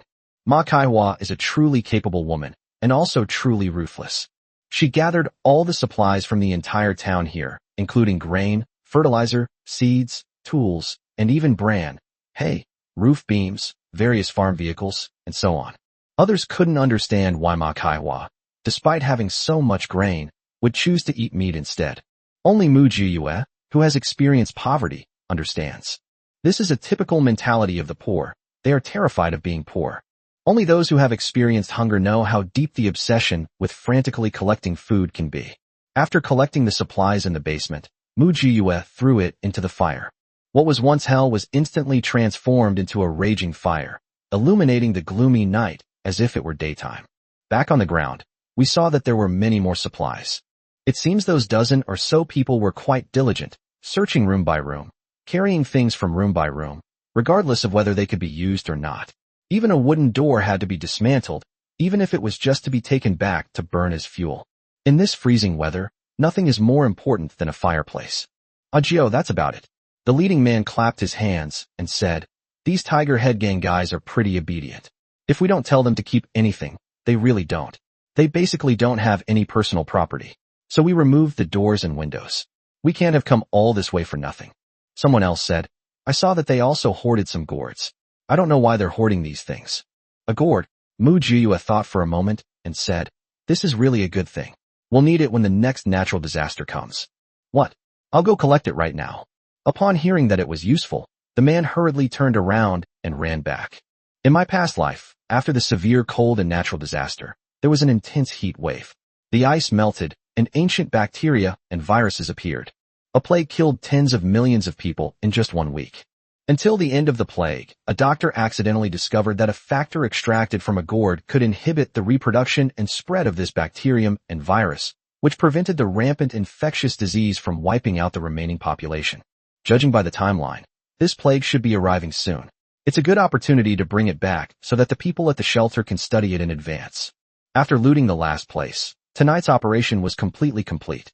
Mu Jiyue told them to wait for her at the foot of the mountain, and then she started collecting things. The supplies that occupied an entire square were instantly transferred to the space. They will be sorted out slowly when we get back. What can be refined will be refined, and what cannot be refined will be smashed and used as fuel. Anyway, nothing is wasted. After doing all this, Mu Jiyue, as usual, walked around the entire place to make sure that every nook and cranny was covered with gasoline. Before leaving, throw a fire inside. In the blink of an eye, flames were raging behind him, engulfing all evil. The house burned down, making a series of booming sounds. A real woman never looks back at an explosion. The group returned to the shelter in the morning light. Weilai hadn't slept all night, waiting for them. I only breathed a sigh of relief when I saw them return safely. "You've worked hard." Weilai hugged each of them. "Are you alright?" Everyone shook their heads. Weilai's smile was bright and genuine. "I've already had hot water prepared for you all. Take a good bath, get some sleep. When you wake up, let's celebrate." Mu Jiyue waved her hand. "I'm going back first. Don't call me for dinner. I'll just ask Lao Ho to make me some noodles." "Alright," Weilai said. "Come find me when you have time." Just as Mu Jiyue was about to nod, she added, "Judging by the days, the severe cold disaster is not far off. We should prepare for the upcoming natural disasters." "Okay, whatever you say," Weilai replied with a smile. Mu Jiyue waved her hand and turned to leave. After Mu Jiyue left, Weilai asked the others, "Were there any unexpected incidents during this operation?" Mu Jiyue slept soundly. When she woke up, it was already evening of the next day, which meant she had slept for about 20 hours. When I woke up, I was so hungry that my stomach felt like it was sticking to my back. Fortunately, Lao Ho was there the whole time. When he saw that she was awake, he quickly brought her a bowl of steaming hot chicken noodle soup. Mu Jiyue took the noodles and ate them all up in big mouthfuls. After eating and drinking my fill, I finally felt alive again. Old Ho took the bowl and said, "Why are you so tired? Don't go anywhere these next few days, just stay home and rest." Mu Jiyue replied lazily. "By the way, Lao Ho, let's plant some gourds." "Why did you suddenly decide to plant gourds?" "Okay, I'll plant them right away." Old Ho was completely obedient to her, without even asking for a reason. Mu Jiyue found the gourd seeds and gave them to Lao Ho. Then she flashed into her spatial dimension and planted a patch of gourds on the black soil there. Since the arrival of professional farming experts, Mu Jiyue attended a few classes in her spare time and finally understood how to farm. These days, she spends her free time tinkering with her black soil online. Because of rotary tillers, seeders, planters, and seedling transplanters, farming is not troublesome and is quite interesting. However, the growth cycle of crops in the space is the same as that in the outside world, which means that you have to wait patiently for several months to harvest crops in the space. The space is now lush and green, and the crops are growing exceptionally well, promising a bountiful harvest. With this food as her foundation, Mujiue felt that it would be no difficult task for her to fight her way through this apocalypse. After leaving the space, Mujiue changed her clothes and went to find Wei Lai. Before they could find Wei Lai, they accidentally overheard Wu Qinglan and Hog's conversation. Mujiue didn't want to eavesdrop on other people's gossip, but unfortunately, Wu Qinglan mentioned her. Honey, Ajio doesn't even live here anymore. Why are you all being so polite to him? Wu Qinglan asked Huagu about Mujiue. I noticed that President Wei treats him very specially. Are President Wei and Ajio? You know, that kind of relationship? Hog. Cough cough cough, shut up. This is not something you can ask about. So that's why Ajio doesn't like the girls from our Wu family village. So that's how he is with Boss Wei. Wu Qinglan pouted. They're not what you think, Hog replied vaguely. You should focus on your pregnancy and not worry about anything else. Do you think I want to worry about this? Aren't I doing this for you? You're my husband. Would I ever harm you? Wu Qinglan said. Don't you think about it? Before this Aju came, weren't you the most important person in President Wei's eyes? President Wei treated you like a brother, always thinking of you when there were good things. But after Aju came, look, President Wei bypasses you and goes directly to Aju for everything. If this continues, what status will you have in President Wei's eyes? Who knows, it won't be long before Aju replaces you. When that time comes, let's see if you regret it. Chapter 83, A Comfortable Winter Nest. Hog remained silent. Wu Qinglan continued. Look at this operation, did Boss Wei call you? I heard that each of the dozen or so people who participated received an extra 100 jin of rice, 100 jin of flour, and 10 jin of sugar. That's enough for the two of us to eat for a month. Honey, it's not that I think you don't earn enough. I'm just thinking about the baby. When the baby is born, we can eat less, but the baby can't. What? I can't afford to support you anymore. Hog retorted. Right now, we don't have to pay for food or lodging. The supplies I receive each month are extra. I can exchange them for whatever I want. Are you starving? Are you freezing? That's not what I meant. We're already married. We're family. My parents are your parents too, right? We can't just be here eating and dressing well while my parents and brother are starving and freezing on the other side of the mountain, can we? As their daughter, it would be so hard for me to bear. Wu Qinglan quickly coaxed Hog. How about I bring my parents and brother over to stay for a few days? Look, I'm so pregnant. I can't be left unattended. No one can take care of me as well as my parents. You want to bring the people from Wu family village over to live with us? Hog asked. Yes, no, I mean, bring my family over. Wu Qinglan almost let slip. Anyway, President Wei is rich and powerful. He doesn't care about feeding a few more mouths. You have so much influence in front of President Wei. If you ask, he definitely won't object. Hog laughed immediately, raised his hand to pinch Wu Qinglan's cheek, and said with a smile, Don't even think about it. When we got married, I made it clear to Wu family village that once you married into the family, you had to completely sever ties with Wu family village. Otherwise, you'll go back to where you came from. If you don't feel comfortable here, then go back to your parents' home. Seeing that Hog's expression changed so quickly, Wu Qinglan immediately fell silent. But her expression was also very unpleasant. However, unable to argue with Hog, he could only swallow his anger. However, as soon as Hog left, Wu Qinglan spat and cursed a couple of times. She then turned around, found a bag, secretly packed some of the supplies that Hog had hidden, and sneaked back to Wu family village to hand them over to her parents. Qinglan, have you told Hog yet? When are we moving in? Wu Qinglan's mother accepted the supplies her daughter brought without any qualms, and asked anxiously. Look at your brother. He has several chilblains all over his body. As his older sister, don't you feel sorry for him? Wu Qinglan's younger brother chimed in. Yes, sister, you're living a good life now, but you can't forget mom and dad. I don't mind, but mom and dad are getting old and can't stand the cold. Your husband has everything, so it's only right that you take care of him. You're pregnant with his child. He wouldn't be so stingy, would he? Wu Qinglan said with a troubled expression. I told him, but he didn't agree. Upon hearing this, Wu Qinglan's mother raised her hand and slapped Wu Qinglan a few times. It's all because you're useless. I raised you all these years, and now you have to take care of me in my old age. Let me tell you, figure it out yourself. I've had enough of this godforsaken place. Mom, don't be angry. Even if Hog doesn't agree now, he'll have to agree when the day comes for me to give birth. After all, He won't take care of me during my postpartum period. He'll need your help someday. Wu Qinglan clutched her belly and dodged a few times before quickly saying, he'll give me the supplies he collects. I can take as much as I want, and I'll definitely send more things back to my parents' home in the future. Hearing Wu Qinglan say this, Wu Qinglan and her family were finally satisfied. On the other side, Mu Jiyue began her comfortable winter stay. Every day, I would sit by the small stove, roasting sweet potatoes, taro, and corn. Old Ho occasionally prepares small barbecues, hot pots, and fish hot pots. Every week, he would take a few apprentices to the cafeteria to fry meatballs, tofu, meat, lotus root slices, and eggplant slices. Once they were done, he would bring them over to Mu Jiyue. The teachers were also busy. They rearranged the defenses, making the shelter an impenetrable fortress, so they were no longer afraid of sneak attacks. As a result, more people went to the canteen, rolled up their sleeves, and made steamed buns, dumplings, glutinous rice balls, and green rice dumplings. Once it's done, take it outside and freeze it. It'll be rock hard and can be stored for a very long time. In such a cheerful environment, everyone's mindset gradually adjusted. Even in the apocalypse, they can still maintain a positive and optimistic attitude. Time flies, and more than 5 months of severe cold have passed. Wei Lai had already instructed the doctors and biology teachers in the team to begin studying how to extract elements from the gourd and prepare medicines in advance to cope with the impending high temperatures and plague. Mr. Wei, great news.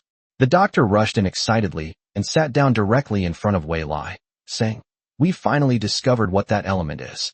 Besides being used in cooking, the entire gourd has medicinal value. We've experimented with each part, vines, tendrils, fruit, flowers, seeds, and even small gourds, young gourds, and old gourds, and found that their medicinal effects are all different. The doctor went on and finally concluded, if the plague really comes, we are confident that we can save more than 90% of the population. Wei Lai breathed a sigh of relief. That's great. You've all worked so hard. I've seen all your efforts these past few days. Now that we've achieved some results, let's not rush things.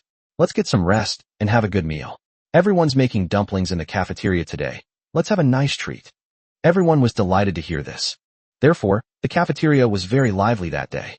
That truly meant unlimited meat and alcohol. For female teachers who rarely participate in group activities came out to celebrate together. Seeing this scene, Wu Qinglan felt extremely distressed. She lives a comfortable life here, but her parents and younger brother are still starving and freezing next door. As Wu Qinglan thought about it, she started to sob. The atmosphere suddenly became somewhat strange.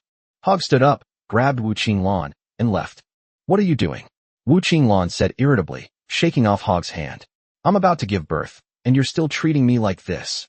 If it weren't for the fact that you're about to give birth, those 2 shouts you just made wouldn't have been as simple as just leaving, Hog said, frowning. You just want your mom to come and keep you company, right? Fine, I agree. Upon hearing this, Wu Qinglan looked at Hog with a face full of surprise. Really? But only your mother can come, Hog said. No one else can. Wu Qinglan blinked and agreed. Even just one person coming over would be fine. When the time comes, Dad can find excuses, like coming to see Mom or bringing her things, and come over from time to time to enjoy her warmth and meals. Wouldn't that be fine? Chapter 84. The cold will soon end. Time flies, and more than half a month has passed. But then it started snowing. The snow fell heavier and heavier, becoming denser and denser. In just one night, the snow layer on the ground was more than a meter thick. Because of the extreme cold, the snow freezes as soon as it falls, becoming rock hard and bonding with the ice below. Mu Jiyue looked at the thermometer. It had dropped below -100 degrees, reaching -110 degrees. Frankly speaking, this temperature is really not suitable for humans to be active outside. Every single one of them will be finished. Therefore, everyone on Wei Lai's side retreated back into the cave, where the heating supply was increased and all necessities such as food, drink, and sleeping were provided to the maximum extent possible. In such harsh conditions, consuming high-calorie foods is essential for the body. Therefore, the food in the cafeteria has been particularly good these days. High in sugar, high in fat, and high in protein. Eat whatever keeps you full and warm. The same applies to Mu Jiyue. Old Ho went all out, cooking meat and vegetables with gusto, while the 2 of them sat around the fire, each with a bowl of food. After eating and drinking to your heart's content, all you can do is lie down comfortably. These days couldn't be more pleasant. September, this freezing weather, when will it end? Old Ho looked at the impenetrable snow and couldn't help but ask, Has it been half a year already? Soon. Mu Jiyue calculated the time. It should be in the next few days. We can start preparing summer clothes again. We should also prepare gas masks and isolation gowns while we're at it. Old Ho sat up abruptly, staring at Mu Jiyue in shock. What? A gas mask? An isolation suit? I can understand going from freezing cold to scorching heat. But those gas masks and isolation suits, are they what I think they mean? It's exactly what you understand. Mu Jiyue nodded. After the extreme cold ends, there's no buffer period. It's immediately followed by extreme heat. This extreme heat will completely melt the icebergs at the poles, unleashing the ancient virus in droves. All carbon-based life on this planet will be infected with this virus. It spreads extremely quickly, and the death rate is also extremely fast. Once infected, one can only survive for a maximum of 2 weeks. In my past life, this virus completely wiped out 3 small countries. Not a single person survived. Old Ho couldn't sit still any longer, so he turned around and went to fiddle with things. He believed what Mu Jiyue said. What Mu Jiyue didn't tell Lao Ho was that this extreme heat was not only accompanied by viruses and plagues, but also by poisonous insects. Under the control of the virus, the venomous insects further evolved, transforming into forms completely unrecognizable to humans. This war is a battle of mentality. Many people experience a complete mental breakdown after contracting the virus. People jump off buildings or into rivers. No one wants to gradually become a monster, neither human nor ghost. The reason Mu Jiyue was able to survive the virus was because she was exploring underground with that big shot from her previous life. She ended up trapped underground and narrowly escaped death. When she crawled out from underground, she found that the outside world had changed drastically. The human world has become a true hell. Thinking about what happened in her past life, Mu Jiyue suddenly didn't find the chicken leg in her mouth delicious anymore. She didn't go underground in this life, and she doesn't know if that big shot from her past life is still trapped underground in this life, or if he's already kicked the bucket. However, she never intended to seek out that powerful figure in her lifetime. Even if that powerful figure had once protected her. The walkie-talkie rang. It was Wei Lai's voice. September, can you come over for a moment? Mu Jiyue glanced at the dense, impenetrable snow outside and replied, in a hurry? It is true that it is a bit. Wei Lai seemed a little embarrassed to say it. I originally wanted to come to you, but I fell down on my backside after only taking 2 steps. My strength is not enough in front of blizzard. Ha ha ha ha. I know, I'm coming right now. Mu Jiyue laughed loudly without giving anyone any face. Mu Jiyue wrapped herself up in layers of clothing, looking like a rice dumpling, before slowly walking towards Wei Lai, leaning on her cane to guide her. Even though she was wearing protective clothing, thermal underwear, and a constant temperature suit, Mu Jiyue still shivered a few times. It was bitterly cold that day. It took them nearly 20 minutes of difficult movement to finally reach Wei Lai. As soon as I entered the cave, I immediately took off my coat. Once you've adjusted to the temperature, go into another cave, take off another layer of clothing, and then adjust to the temperature again. After going through this process 3 or 4 times, I finally changed into some comfortable, everyday clothes and felt at ease. As soon as I got there, I saw Wei Lai lying face down in front of a huge map, staring at it intently. What are you looking at? Mu Jiyue asked. Come here.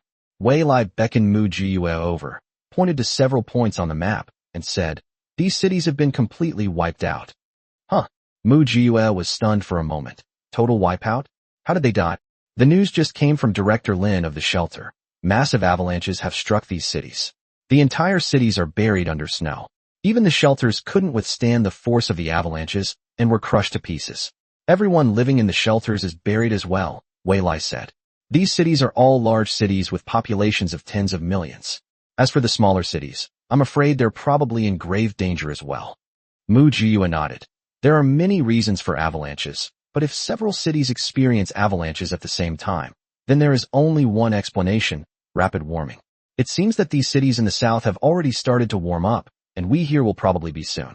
Wei Lai, it's time to make preparations. Wei Lai nodded seriously. That's what I think too. We should prepare as soon as possible. It seems that Director Lin was in a hurry to share this information with me, because he was also afraid that the shelter would be buried under the heavy snow. September, do you think there's any way to eliminate this hidden danger? Also, the message from Lin Jun should have arrived by now. Lin Jun's camp is in a ravine, surrounded by mountains on 3 sides, making him the most vulnerable. Lin Jun wants to gather manpower to clear the snow from the mountain. But it's too cold now, and the snow is frozen solid. Unless it's heavy machinery, it's simply impossible to do so. You want me to take care of the snow?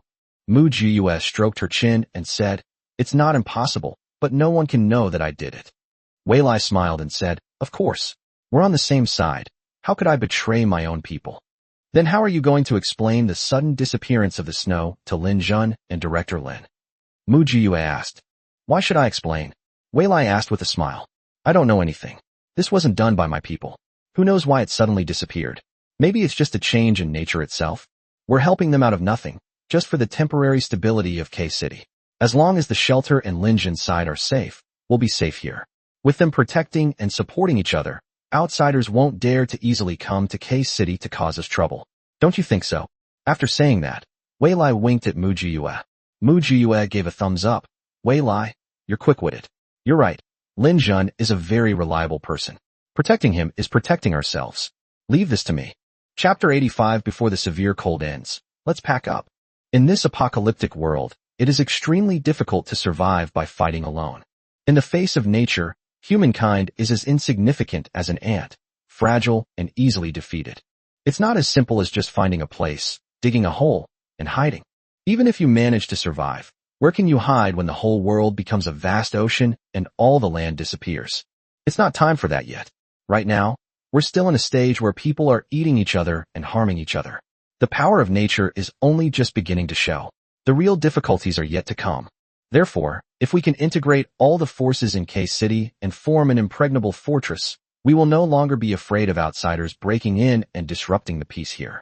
Let's get right to it. After returning home, Mu Jiyue began making preparations.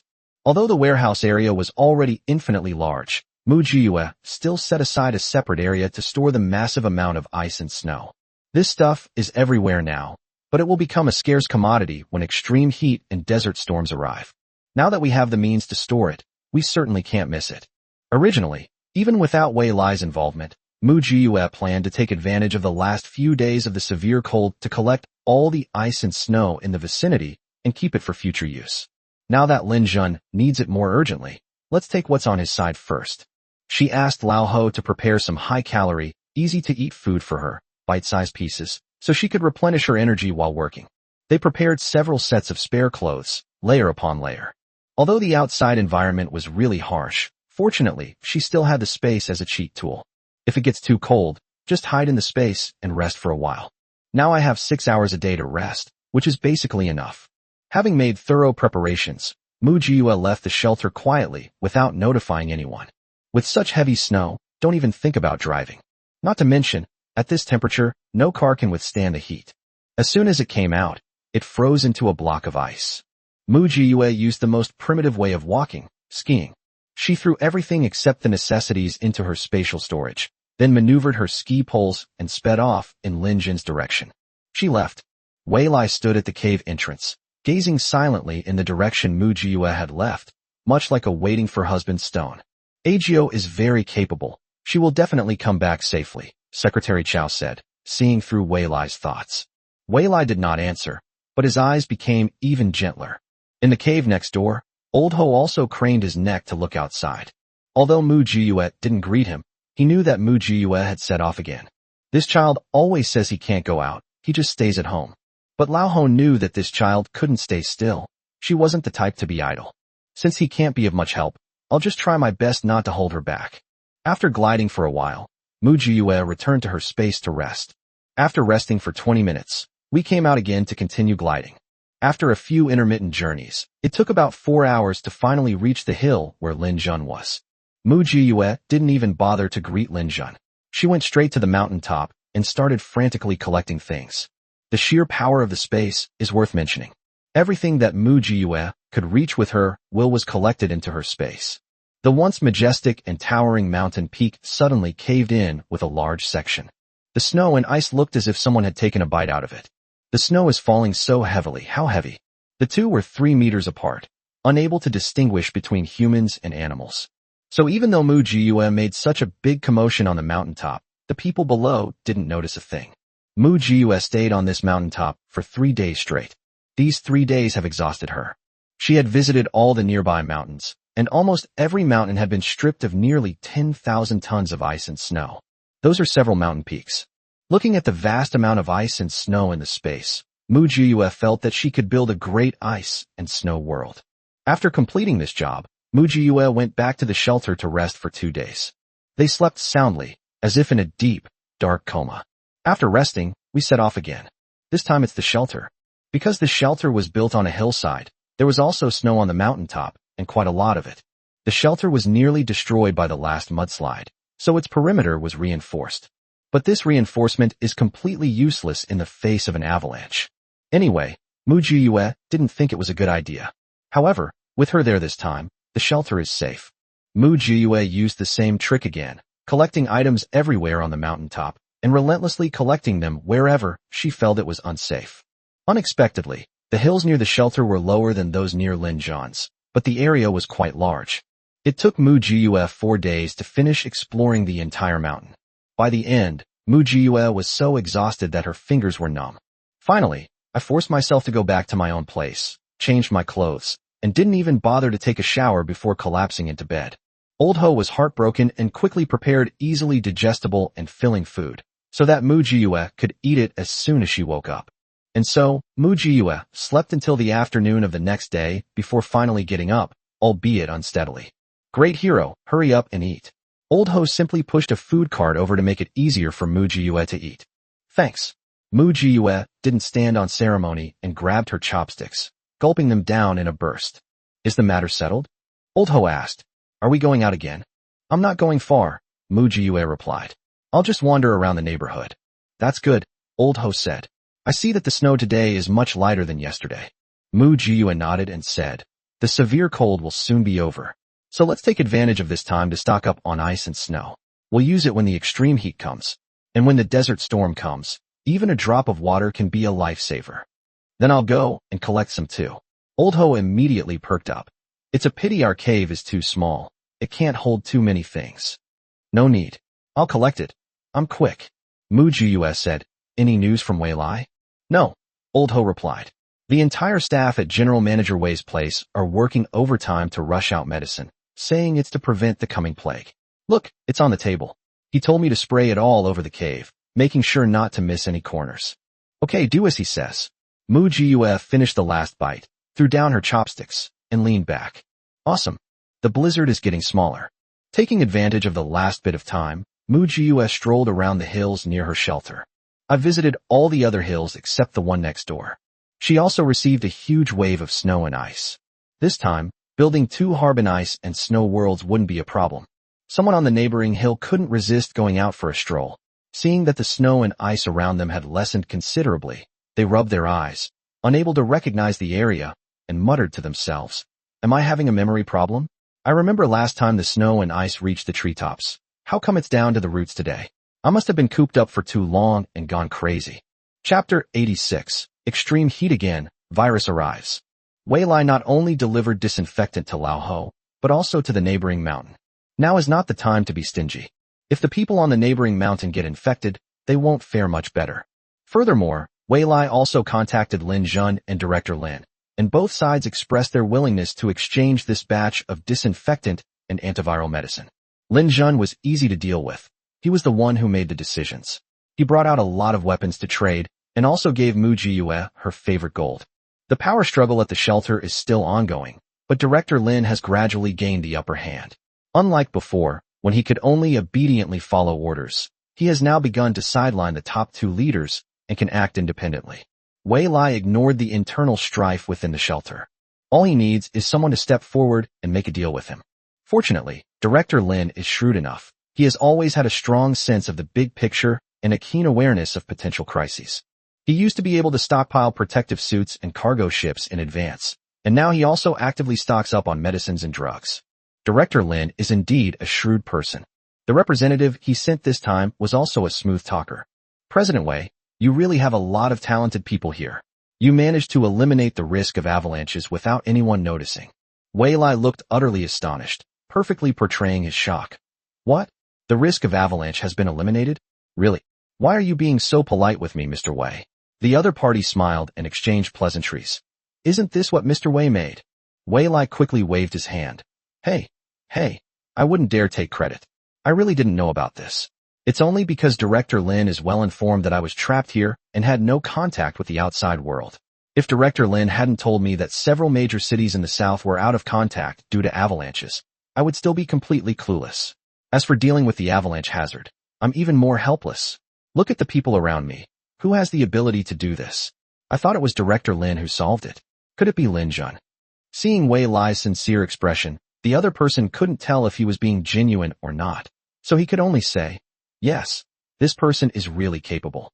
So much ice and snow, just like that, he moved it away. I don't know how he did it. It can't be like in novels, where he has a portable space, can it? Wei Lai asked earnestly, what is a personal space? The other person laughed and waved his hand, saying, I was just talking nonsense. How could that be? Ha ha ha. Wei Lai, however, said earnestly, if you find this hero, you must let me know. Such a talent deserves to befriend. Definitely, definitely. Lin Jun came in person. They brought big news right away. General Wei, I just received news that the entire southeast shelter has been wiped out, Lin Jun said gravely. Not only that, the northeast shelter has suffered a 40% loss. It's said that the temperature there has reached minus 140 degrees Celsius. Wei Lai gasped. It was so tragic. Lin Jun nodded and said, currently, only the 4 major shelters in the northwest, southwest, central, and Kyoto are still operating normally. The K-City shelter is also quite outstanding. You mean, the central shelter will take over the K-City shelter? Wei Lai asked. If the extreme cold ends, it's very likely, Lin Jun said. Once transportation resumes, they will send people. Wei Lai and Lin Jun both fell silent.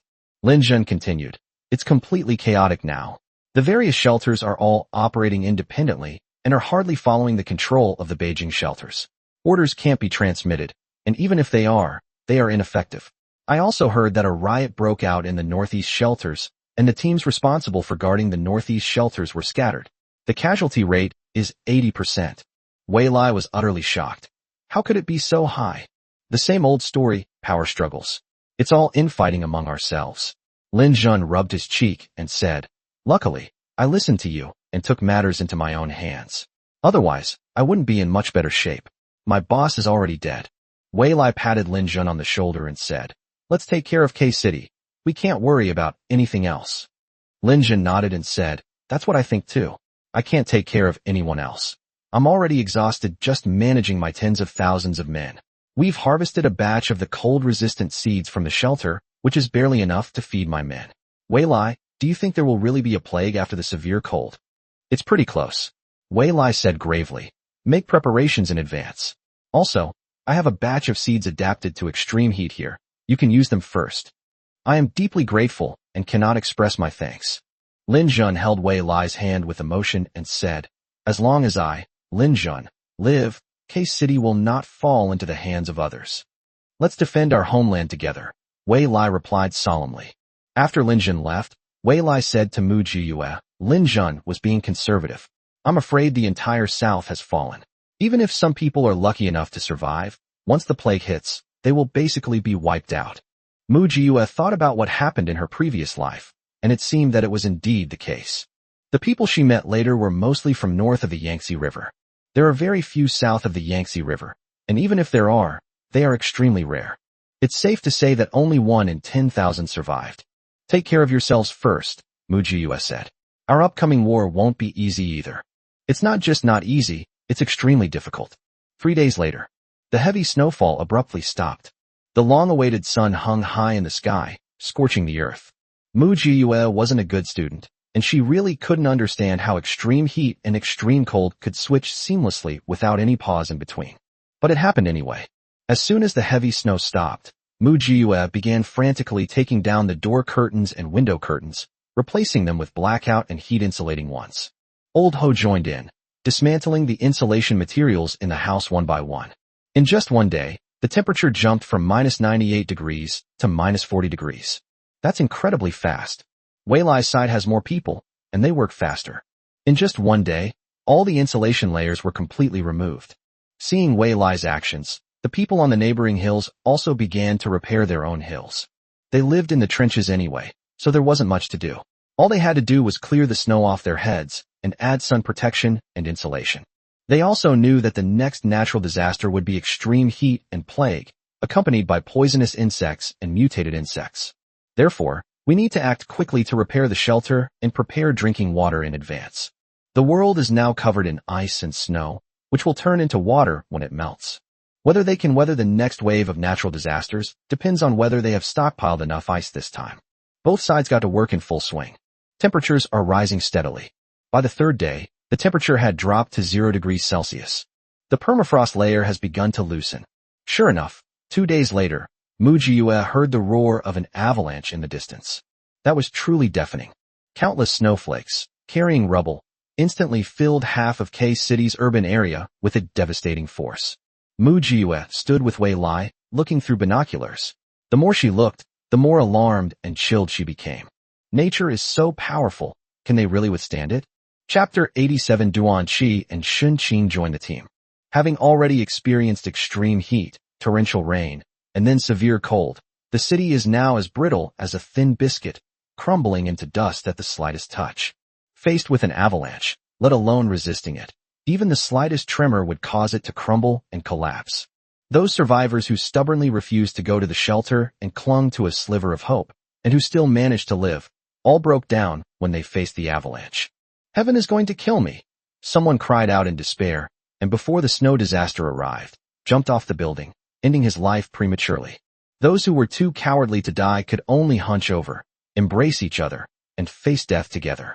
In their lifetime, people schemed against each other. People become more at peace when they are on the verge of death. The demise of half of K-City has silenced the survivors of the other half. They dared not linger in the city any longer, obediently packed up their remaining supplies, and went to the shelter. The once glorious and splendid urban area of K-City has since vanished completely. There are no longer any humans in the urban area of K-City. Instead, there were Lin Jun's dawn base, shelters, and a few remaining mountain dwellers. Duan Qi and Xin Qing, who lived on the neighboring mountain, got together and decided to collectively surrender to Wei Lai and submit to his rule. Having witnessed the power of nature, they finally realized that it was simply impossible for them to survive in this apocalyptic world on their own. If they hadn't lived next door to Wei Lai and benefited from his connections, they probably would have been like the other citizens of K-City buried under the snow, never seeing the light of day again. Wei Lai was not surprised at all by Duan Qi and Xin Qing's defection. This was originally part of his plan. Although Duan Qi is not highly educated, he is quite capable and a qualified factory management talent. Xin Qing is educated, capable, and skilled in martial arts, making him a perfect candidate to fill the shortage of bodyguards for Wei Lai. Moreover, after spending the past 6 months together, their character can be basically judged as acceptable, and they can be included in my team. I understand your good intentions. Wei Lai smiled and poured them a cup of tea, his attitude very warm. He even inquired about the health of the people in their group, saying, "We have doctors and nurses here, all professionals. Although the severe cold has ended, the lingering illnesses from that period may not heal so quickly. If you trust me, I will arrange for a doctor to go and examine each of them. In this apocalypse, health is the most important thing." Duan Qi was deeply moved and said, "President Wei, thank you for taking us old, weak, sick, and disabled people in." Wei Lai waved his hand. "Hey, don't say it like that. I don't like hearing it like that. To be honest, I really like your little girl. She and my little boy are a perfect match. Ha ha ha ha. Look at me, I always say the wrong thing. Although I'm not old, I always have the mentality of an old father towards my brothers." Duan Qi smiled and said, "After my daughter came back, she always mentioned President Wei and the other young men in her conversations. I have absolute trust in President Wei's abilities and character. I can rest assured that I can entrust my daughter to him in the future. Of course. If you don't mind that my place is simple and unpretentious, I'll certainly welcome you with open arms." Wei Lai warmly shook Duan Qi's hand and said, "We're all family." Duan Qi was deeply moved. He went back and, with his team packed up, joined Wei Lai's team. It was much simpler for Xin Qing's side. He led his fellow disciples to spar with Wei Lai's bodyguards in front of Wei Lai, proving their martial prowess. "President Wei, we are all rough men and don't know how to mince words. I, Xin Qing, am willing to bring my junior brothers and sisters to seek refuge with you, President Wei. We hope you will take us in. As long as you give us a meal, you can arrange the rest." Xin Qing clasped his hands in a fist and said, "A good minister chooses his master, and a good bird chooses its tree. Please grant our request, President Wei." "Oh, Brother Shun, I've been waiting for you." Wei Lai pulled Xinqing aside, his smile as warm as a spring breeze. To be honest, I've long admired your team. Every single one of you is a master, a true talent. But I knew my own abilities weren't up to par, so I didn't dare to hope for anything.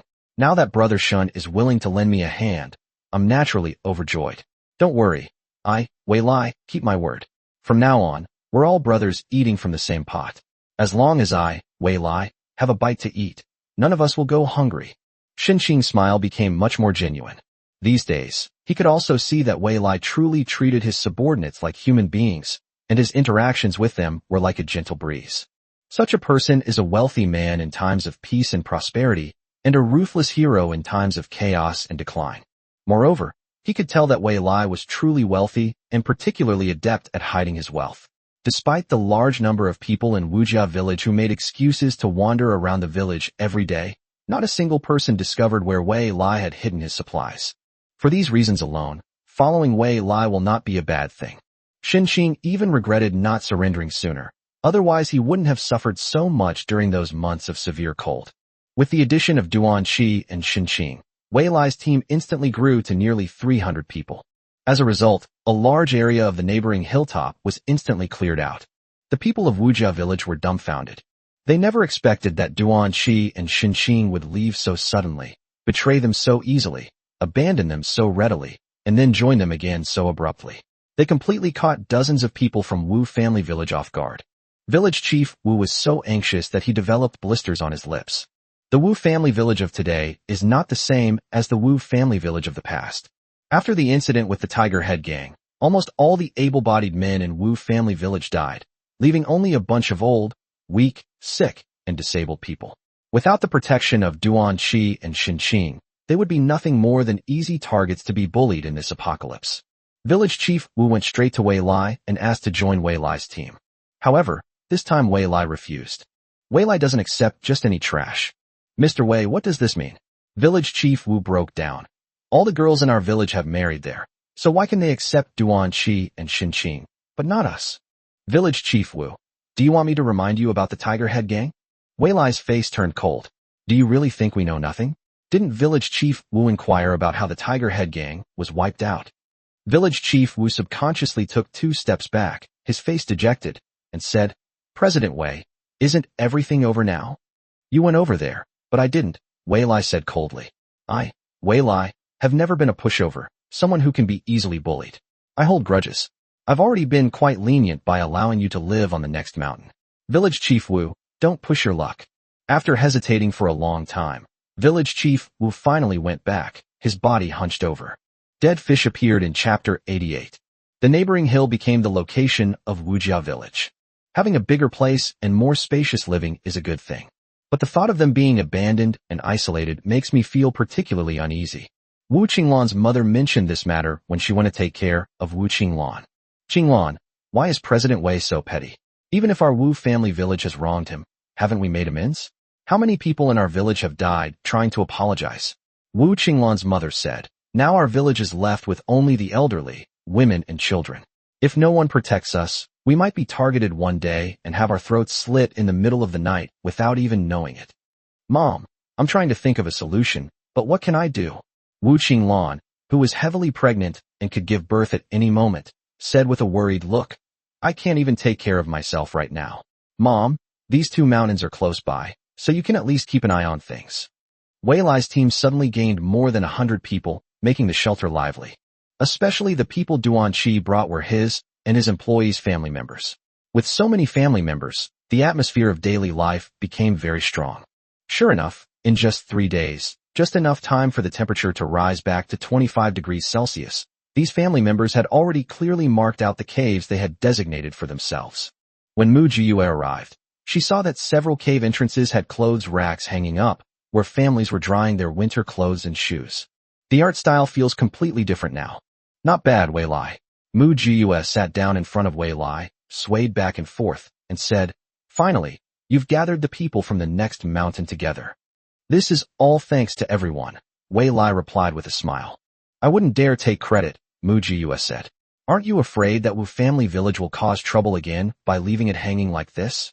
I didn't leave them hanging, and I certainly caused them trouble when the time came. Wei Lai said matter-of-factly.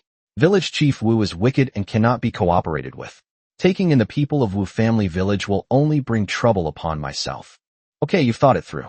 Mu Jiyue took out 2 boxes of fresh strawberries from her space, handed 1 box to Wei Lai, and then ate them one by one, looking incredibly relaxed. Wei Lai really liked Mu Jiyue's relaxed demeanor. It was particularly endearing. The temperature is rising, and in a few days we'll be back in extreme heat, Mu Jiyue said. The ice on the mountainside is also melting. I want to remind everyone not to wander around outside these next few days. If you accidentally fall into the water, no one will be there to help you. As soon as he finished speaking, Secretary Chao rushed in from outside. Secretary Chao greeted Mu Jiyue first, then said to Wei Lai, President Wei, the ice on the front slope has melted. Our people went to collect some, and they pulled out a bunch of dead fish. I thought these dead fish looked a bit abnormal, so I had the doctor, chemistry teacher, and biology teacher do some testing. The results are in. These fish died from a type of bacteria we've never seen before. As soon as he finished speaking, Wei Lai and Mu Jiyue stood up abruptly. Mu Jiyue spoke softly. You've finally arrived. Wei Lai took a deep breath and said quickly, have everyone in the cave disinfected. Everyone who comes back from outside should also be fully disinfected. Also, notify Lin Jun and Director Lin to stay vigilant. Okay. Secretary Chao turned and walked out. Wei Lai turned to Mu Jiyue and asked, Jiyue, tell me the truth. Will these viruses and bacteria contaminate our existing supplies? I'm not sure. Mu Jiyue thought for a moment and said, this virus can only survive in high temperatures. Materials stored at low temperatures should not be contaminated. Understood. Wei Lai said solemnly. From now on, we all need to be careful. I have some supplies here that cannot be stored at low temperatures. I hope you can help me store them. The key. Mu Jiyue didn't waste any words and stretched out her hand to Wei Lai. Wei Lai skillfully placed the key in her palm and recited the new password. Every time Mu Jiyue received something from Wei Lai, she was shocked.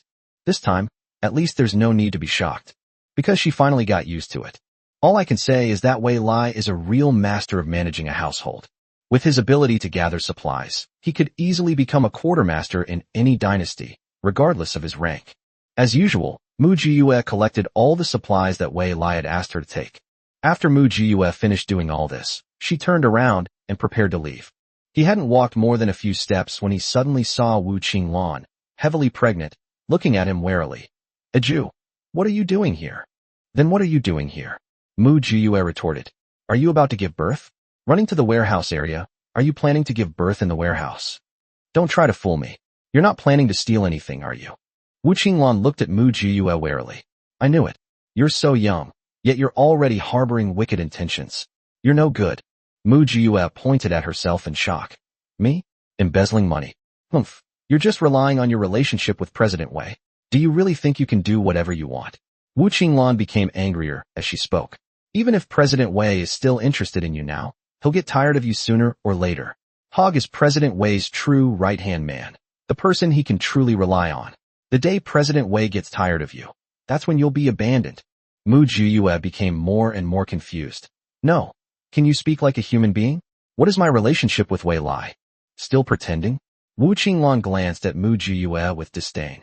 You've always been aloof from women and refused to accept the girls from our Wu family village. Isn't it because you like men? Mu Jiyue scratched her head. I like men. That's not strange, is it? It would be strange if I liked women, okay? You finally admit it. Wu Qinglan said arrogantly, as if she had known all along, holding her belly. I knew it. You and President Wei weren't just friends. What do I have to admit? Mu Jiyue was even more confused. Forget it. I'm not going to argue with you. Think what you want. After saying that, Mu Jiyue turned to leave. Want to leave? Not so easy. Wu Qinglan grabbed Mu Jiyue and said in a sinister tone, Today, if I don't get you away from President Wei, I'm not Wu Qinglan. As soon as she finished speaking, Wu Qinglan suddenly raised her voice and shouted, Help! Help! Someone is trying to take advantage of me. Mu Jiyue was completely stunned. Those who rushed over after hearing the cries for help were also stunned. Wu Qinglan tore open her clothes, looking humiliated, and sat on the ground, sobbing. I can't face anyone anymore. I don't want to live anymore. The next second, Hug arrived. Seeing Wu Qinglan throwing a tantrum, a hint of disgust flashed in his eyes. If it weren't for the fact that she was pregnant, he would have left. Wu Qinglan grabbed Hog's pants, crying and screaming. Husband, do you believe me, or Mujio? He's trying to take advantage of me. Chapter 89. She's a woman. Hog laughed. I might believe anyone else who's been a scoundrel to you, but I wouldn't believe Agio. Husband, believe me. Do you know why he treated me like this? It's because I caught him red-handed trying to steal General Manager Wei's supplies. Wu Qinglan stopped her tantrum, stood up, pointed at Mu Jiyue, and loudly announced, just now, I saw him come from the warehouse with my own eyes. If you don't believe me, you can search him. The warehouse key is on him. Everyone turned to look at Mu Jiyue at the same time. Mu Jiyue was also straightforward, directly showing the key in her hand and saying, yes, the key is indeed on me. However, it was given to me by Wei Lai. Look, he admitted it. Wu Qinglan was extremely arrogant because she didn't expect Mu Jiyue to actually admit it. I caught him red-handed, and when he realized he couldn't escape, he tried to. Wah, I'm so ashamed. I know that the men living on this mountain have been celibate for a long time, but you can't treat me like this. I'm already married to Hog. How could he? I know I'm charming, but that's no excuse for you to have designs on me. Mu Jiyue. Hog. Those present who knew Mu Jiyue's true gender. Wei Lai arrived late. What happened?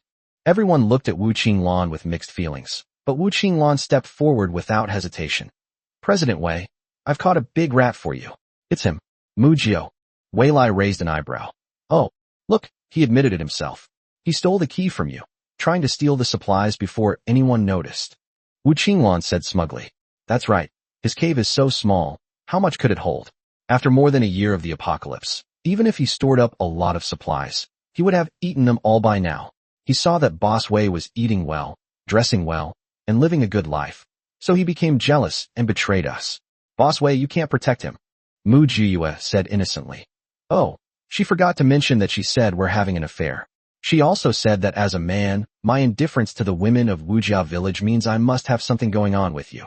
Otherwise, why was I sent on the last mission instead of Hog? She also said that you'll get tired of me sooner or later and dump me. Wei Lai. Hog. Cough cough cough cough.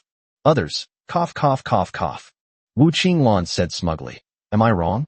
You always run to Boss Wei's cave, and every time you go in, you stay for hours. Every time you leave, you're either touching your stomach or holding your back. Mu Jiyue looked at Wu Qinglan with a complicated expression. Is it possible that I went to Wei Lai's cave purely for food? That's right. He was eaten by President Wei. Wu Qinglan said. This time it was Wei Lai's turn to cough. Cough cough cough cough. Don't talk nonsense. Wei Lai glanced quickly at Mu Jiyue. Mu Jiyue calmly spread her hands. If that's what you think, there's nothing I can do. But it's contradictory to say I was being a pervert to you. What's so contradictory about it? Wu Qinglan asked back. Since I'm interested in men, why would I act like a scoundrel towards women? Mu Jiyue retorted. Wu Qinglan was taken aback by the question, and replied with a slightly flustered look in her eyes. How would I know? Maybe you're two-faced? You're interested in men, but you also have feelings for women. Then what makes you think I'm a two-pronged plug? Mu Jiyue also became interested. Is that even a question? What person doesn't love meat? Wu Qinglan said emphatically. So you mean that before you married Hog, you were also a restless womanizer, flirting with men everywhere and being a bride every night? Mu Jiyue asked. How could that be? Wu Qinglan exclaimed. Husband, you have to believe me. I have no other man but you. Don't listen to Mu Jio's instigation. Hog smiled enigmatically and said, It's all right. I'm not stupid. I have a brain. Wu Qinglan finally relaxed, her pregnant belly protruding, and looked at Mu Jiyue with disdain. Can men and women be the same? Women can endure loneliness, but men can't. Mu Jiyue nodded with an air of authority. That makes sense. Wu Qinglan said smugly. So what do you have to say? I guessed right. President Wei, why don't you arrest her and torture her to see just how much stuff she stole? So you're so eager to get rid of me just so Hog can take over? Mu Jiyue had seen all sorts of schemes in her past life, but she still couldn't help but laugh. I didn't. I'm just telling the truth, Wu Qinglan said. As for my husband, he's always been President Wei's right-hand man. Whatever he does, President Wei has his own plans. So you really are a good person, Mu Jiyue said with a smile. Wei Lai, did you hear that? Wei Lai sighed helplessly and said, Hog, is that what you think too? Hog replied in surprise. How could that be? I just said I have a brain. How could I be as stupid as her? Most of my wealth is with a Jew. In this apocalypse, resources are life. I've entrusted my life to her. Why would I be afraid of her? Wu Qinglan was stunned. Husband, what are you saying? I mean, you're an idiot. Hog said rudely. Stop embarrassing yourself here. Get back here right now. I'm not leaving. Wu Qinglan stubbornly shook off Hog's hand and pointed at Mu Jiyue, saying, Why aren't you punishing him for stealing President Wei's key? I'm not having it. All right, I'll make you admit defeat. Originally, this wasn't a secret. It's just that outsiders didn't know it. Wei Lai said, My relationship with a Jew is the purest of all cooperation. Impossible. Wu Qinglan exclaimed again. Absolutely impossible. If you believe your accusations are true. Every word I said is true. If even one word is a lie, may I be struck by lightning and die a horrible death. Wu Qinglan was truly going all out to bring Mu Jiyue down. All right, then I'll let you give up. Ah Jio is actually a woman, Wei Lai said. A genuine woman. Wu Qinglan was completely stunned, unable to utter a single word. Mu Jiyue returned the warehouse key to Wei Lai, then turned to Wu Qinglan and said, Aren't you surprised? But I really have no interest in women, especially pregnant women. Besides, I'm straight. Wu Qinglan screamed, This is impossible. It's fake. It's fake. He must be lying. Mu Jiyue was too lazy to pay attention to this crazy woman. She waved to the others and turned around and swaggered away. Wu Qinglan was still screaming behind her. Even if she's a woman, she's not a good person. What she's doing. She was already somewhat incoherent. Because she realized that no matter what she said, she couldn't make sense of it. Hog grew impatient. Are you ever going to stop? Wu Qinglan was about to speak when she suddenly felt a pain in her stomach. Looking down, she saw that her water had broken. Wu Qinglan screamed, I'm going into labor. I'm going into labor. Chapter 90 Wu Qinglan gives birth to a daughter. And that was the end of that farce. Wu Qinglan was taken back to the delivery room to prepare for childbirth. Because everything was prepared well in advance, there was no rush. The doctors and nurses were already waiting in the delivery room. As soon as Wu Qinglan was taken in, she immediately changed her clothes and waited to give birth like a piglet. Wu Qinglan's parents and younger brother also came and stood guard outside. Wu Qinglan's mother grabbed Hog and kept asking, Why did she suddenly go into labor? Did you bully her? Hog, let me tell you, Qinglan is carrying your child. If anything happens to her. Hog interrupted her impatiently. Shut up. If she hadn't been causing trouble, she wouldn't have suddenly gone into labor. If you keep nagging, believe me, I'll abandon them all. You can take them back and raise them yourself. Wu Qinglan's mother stopped abruptly, no longer daring to ramble on. In the past, she could have confidently said that she would take her daughter and grandson back with her. With supplies so scarce right now, every extra person means one more bite to eat. Only a fool would give up the good life here and go back to eating coarse food. Moreover, she needed her daughter to stay here and take Hog's wages back to support her own family. With Wu Qinglan's mother's incessant nagging gone, things finally quieted down outside. And then things started to commotion inside. Wu Qinglan was giving birth for the first time and had little experience, so she screamed in pain. She wouldn't listen to a word the doctors and nurses said to her. She was screaming the whole time. Even Mu Jiyue, who was in the neighboring cave, heard Wu Qinglan's pig-like screams. Giving birth is so terrifying. Mu Jiyue's face turned ugly. I would rather die than have a baby. Old Ho, the old bachelor, also looked shaken. That's why I told you. Even if something happens between you and President Wei, you absolutely cannot get pregnant. Do you want to hear what you said yourself? Mu Jiyue rolled her eyes. Wei Lai and I are absolutely impossible. Just then, someone came looking for Mu Jiyue. Is Mr. Mu Jiyue here? A woman with short hair stood at the entrance of the cave and said, I am Shunyu, Shun Qing's junior sister. I've come to deliver the list to you. Mu Jiyue stood up to greet her. Seeing the list in the other person's hand, she smiled and said, You are Shunyu, and I am Mu Jiyue. We both have you in our names. Mu Jiyue took the list from the other party, quickly glanced through it, and said, You guys are very efficient. The defense line was set up so quickly. I understand. Thank you for your hard work. Shunyu was taken aback. Aren't you called Mu Jiyue? Yes, to outsiders, my name is Mu Jiyue. To my own people, my name is Mu Jiyue. Mu Jiyue blinked. Female. Shunyu's eyes gradually became distorted from their normal state, and in the end, they almost popped their eyeballs out of their sockets. Oh my god. Having been neighbors for over half a year, she had no idea that Mu Jiyue was a woman. You are truly a modern-day Mulan. Shunyu's eyes widened in astonishment, as if she were looking at a rare species. Just like you, it's for self-preservation, Mu Jiyue said with a smile. Let's get along well from now on. Hey. Shunyu's restraint vanished instantly. As a girl who came from a martial arts school, She was always misunderstood in various ways, but she never explained herself. But at this moment, she found her kindred spirit. After seeing Shin Yu off, Mu Jiyue said to Lao Ho, "The ice outside has completely melted, and we'll have to rely on boats for transportation again. But it won't be long before we need the boats anymore. In this extreme heat, it will probably all evaporate in no time. We need to thoroughly disinfect the nearby hills, otherwise, there will be endless trouble." Sigh. Old Ho nodded and said, "Then I'll hurry up and cook more dishes. It's so hot, I don't want to cook." As night fell, the screams from the neighboring cave finally ceased. The next morning, unable to contain her curiosity, Mu Jiyue immediately leaned closer and asked, "Did you give birth?" "It's born." Hog's expression was calm, showing no joy at becoming a father. Mu Jiyue asked, "Boy or girl?" "A girl," Hog replied calmly.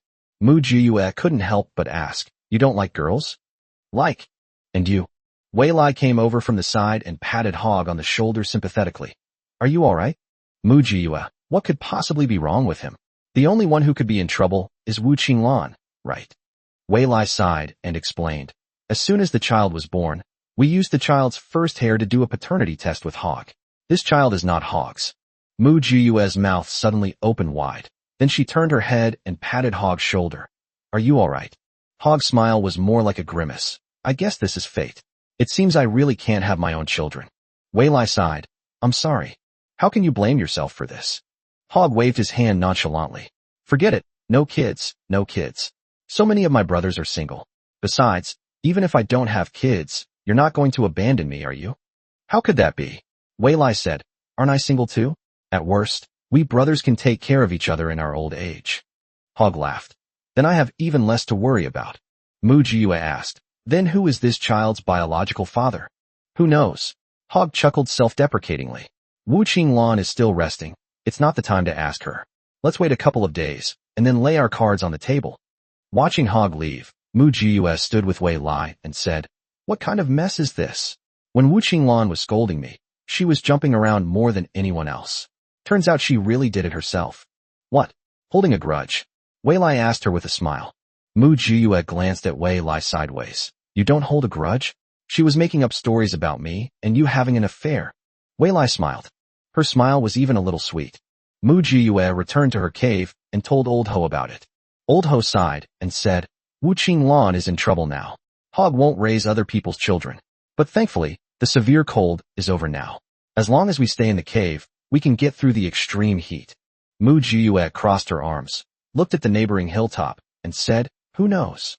1 week later, the fact that Wu Qinglan's daughter is not Hog has finally been revealed. Hog pressed her to reveal who the child's father was. At first, Wu Qinglan refused to say anything, but when Hog pretended to throw the child out, Wu Qinglan tearfully admitted that the child's father was a man from the same village. "Husband, I know I was wrong. I'll change, I promise. The child is so young. You can't abandon her." Wu Qinglan cried, tears streaming down her face. "The child's biological father died in the struggle against the Tiger Head Gang. She has no father. You are her father." Hog said with disgust, "Wu Qinglan, you disgust me." Wu Qinglan knelt on the ground, hugging Hog's legs, and kept crying. "I'll have another one for you, no too. You can have as many as you want. You can't drive us, a widow and her children, away. How are we supposed to live?" Chapter 91. The Plague Arrives. Hog kicked Wu Qinglan away. "Since this is a child from your Wu family village, she should naturally be returned to her rightful owner. Wu Qinglan, our marriage is off." "No, you can't do this to me. We've already had a wedding. We're husband and wife. I don't agree to a divorce." Wu Qinglan said, her voice filled with anguish. "I already know I was wrong. What more do you want? Are you really trying to drive me to my death? These past few days, I've flattered and served you so carefully. I've done my part. I just gave birth and you want to divorce me? Are you even human? I've been tolerating you for the past few days, letting you act up and act recklessly, thinking you can control me just because you've had a baby. Not only did you ask me for supplies, but you also wanted to support your family. That was only because you had just given birth, your emotions were unstable, and you were at risk of severe bleeding. Now that you've recovered almost completely, stop clinging to this place." Hog said coldly. "The temperature outside has returned to normal, so you don't need to worry about you and the baby freezing to death outside. Consider the things I gave you before as compensation for your time with me. I won't take them back. Don't talk to me about conscience." Hog." have never had a conscience. If this child were mine, I would tolerate any outrageous behavior from you, for the sake of the child. But this child isn't mine, so why should I be cuckolded? I, Hog, am not the kind of person who would swallow my pride. Wu Qinglan retorted, now that we've come this far, I'd like to ask you something else. The hospital doesn't even exist anymore, so how do you know the child isn't yours? Hog laughed angrily. Still trying to deny it at this point? Wu Qinglan, you don't think that the supplies President Wei brought back were just for food, drink, and basic necessities, do you? Let me tell you, we've got a copy of every type of medical equipment and instrument in the world. President Wei's entire fortune of hundreds of billions was sold off to buy these instruments. Making a paternity test is a piece of cake. Wu Qinglan's pupils suddenly contracted. She could hardly believe what she was hearing. What's wrong with Wei Lai's brain? With so much money, why not buy food instead of a bunch of useless instruments? No wonder the people from Wujia village tried several times to come and inquire about where Wei Lai hid his supplies, but they always came up empty-handed. It turns out he didn't buy that much grain at all. He bought all of it as machinery. Wu Qinglan looked at him with disappointment and frustration. If she were Wei Lai, she would definitely buy a lot of grain and then use it to exchange for anything she wanted. Wu Qinglan had no idea that in the apocalypse, it would be impossible to collect those machines anymore. Many precision instruments have strict protection standards. Even a slight bump could destroy them. This is the difference in thinking and cognition. Wu Qinglan and her child were thus driven back to the mountaintop of Wujia village by Hog. Anyway, Wu family village now occupies a whole hilltop, so there's no fear of her not having a place to stay. Now that the temperature is gradually rising, postpartum care and raising children are indeed not as difficult as during severe cold and natural disasters. To show his determination to break up, Hog not only returned all of Wu Qinglan's belongings to her, but also gave her 4 cans of milk powder as a breakup fee. The villagers of Wujia village, like mute people swallowing bitter herbs, had no choice but to bite the bullet and bring Wu Qinglan and her child back. Fortunately, Wujia village is currently suffering heavy losses and needs young children to replenish its future fighting force. Wujia village has always had the tradition of marrying girls to outsiders, and Wu Qinglan's daughter might be of great use in the future. Therefore, the village chief decided to take in the mother and daughter. The farce in Wujia village has come to a temporary end, because soon everyone was too busy to care about anything else. A plague has arrived. Duan Shi was the first person to discover the plague. Duan Shi and his men are building a protective net on the neighboring hilltop. Suddenly, someone saw a huge object floating in the distance, and, unable to resist their curiosity, rode over to take a look. He turned around and immediately began vomiting violently. Ew. Duan Shi quickly led his men over, and after just one glance, they all turned around and vomited in unison. They'd seen dead people before, but never anything this disgusting. The corpse was deformed all over, not in the way one would imagine a giant, but rather with broken limbs, a bulging head, and facial features transformed into the habitat of a dense swarm of small animals crawling around. Her limbs were slender, but her belly was bulging. Even through its thin, transparent belly, you can see countless worms bulging and being gestated inside. The most terrifying thing was that a vine was growing on the back of the corpse. The vines were an eerie, deep red, as if they were not plants but animals, taking root in the back of the corpse and drawing nutrients. The entire corpse reeked of a foul stench, an extremely foul stench. After Duan Qi finished vomiting, he quickly called his men back and resolutely refused to approach them again. Upon returning to the mountaintop, everyone frantically disinfected themselves, fearing they might bring back germs from outside. They all have families to support, and none of them would dare to take the risk. Duan Qi took 3 showers, changed her clothes, and rushed to report to Wei Lai without even drying her hair. Is everything you said true? Upon hearing this, Wei Lai immediately stood up nervously. How many bodies did you find in total? It's absolutely true. There's only one, Duan Qi replied. We dare not get close, but I'm worried that the body will eventually drift here. Mr. Wei, what do you think we should do? Go back and rest first. Let me think about it. Wei Lai waved his hand, signaling Duan Qi to leave. Don't tell anyone about this yet. Duan Qi nodded. I understand. After Duan Qi left, Wei Lai hurriedly went to find Mu Jiyue. He was at a loss in this situation. Now only Mu Jiyue, who possesses the ability to see the future, knows what's going on. As expected, Mu Jiyue frowned as soon as Wei Lai said that. So it's already here? I thought it would only appear after the acid rain. Upon hearing this, Wei Lai realized that Mu Jiyue indeed knew, and immediately asked, "What happened?" After the acid rain, the entire world's biodiversity underwent a massive reshuffle. Survival of the fittest prevailed, and those who couldn't were eliminated. All the surviving plants and animals mutated. Insects, mammals, birds, and plants alike embarked on a bloody path of evolution. Humans became their nourishment. Almost none of the humans they captured escaped. They all became their breeding grounds, used to raise the next generation, Mujiu said. So, when encountering such creatures, the solution is a long-range, high-powered attack. As long as we can kill them, that's fine. Weilai finally breathed a sigh of relief. I thought we couldn't defeat them. Mu Jiyue was amused. Didn't you say it yourself? In the face of absolute firepower, any carbon-based life form is a paper tiger. No matter how terrifying the mutated animal or plant is, it is still a carbon-based life form. You're right. Carbon-based life forms are those based on carbon. All known life on Earth is carbon-based, including plants, animals, and fungi. With so many weapons, we should be able to protect ourselves. Weilai asked, since plants and animals have already begun to evolve, doesn't that mean acid rain is just around the corner? Chapter 92. The premature appearance of mutant plants and animals. Mu Jiyue shook her head and said, these are all things for later. Let's deal with the present situation first. Have everyone increase patrols and not touch the corpses unnecessarily. If you find any, burn them with a flamethrower until they're reduced to ashes. I'll give you a bunch of flamethrowers later. Equip each patrolman with one and try to keep these things out of our vicinity. Okay. Weilai nodded and said, it's getting hotter every day. A few of the teachers here work together to build a new water-cooled air conditioner. I tried it out, and it works quite well. Shall we install it for you later? Okay. Mu Jiyue, I never really cared about such trivial matters.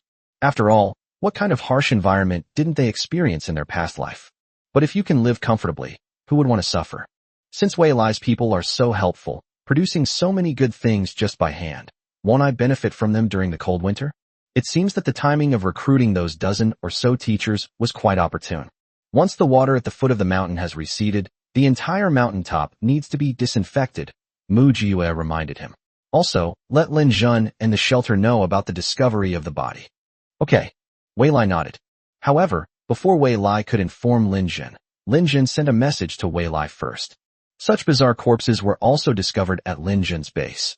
The people on Lin Jun's side were rather reckless. One of the younger soldiers recklessly went forward to rummage through the items and ended up being parasitized by the insects on them. It suddenly erupted when they returned to Dawn Base. In front of tens of thousands of people, he performed a parasite transformation.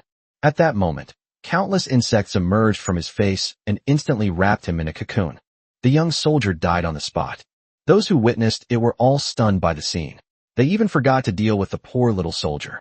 Some people reacted quickly enough, picked up their guns, and fired wildly at the soldier's body.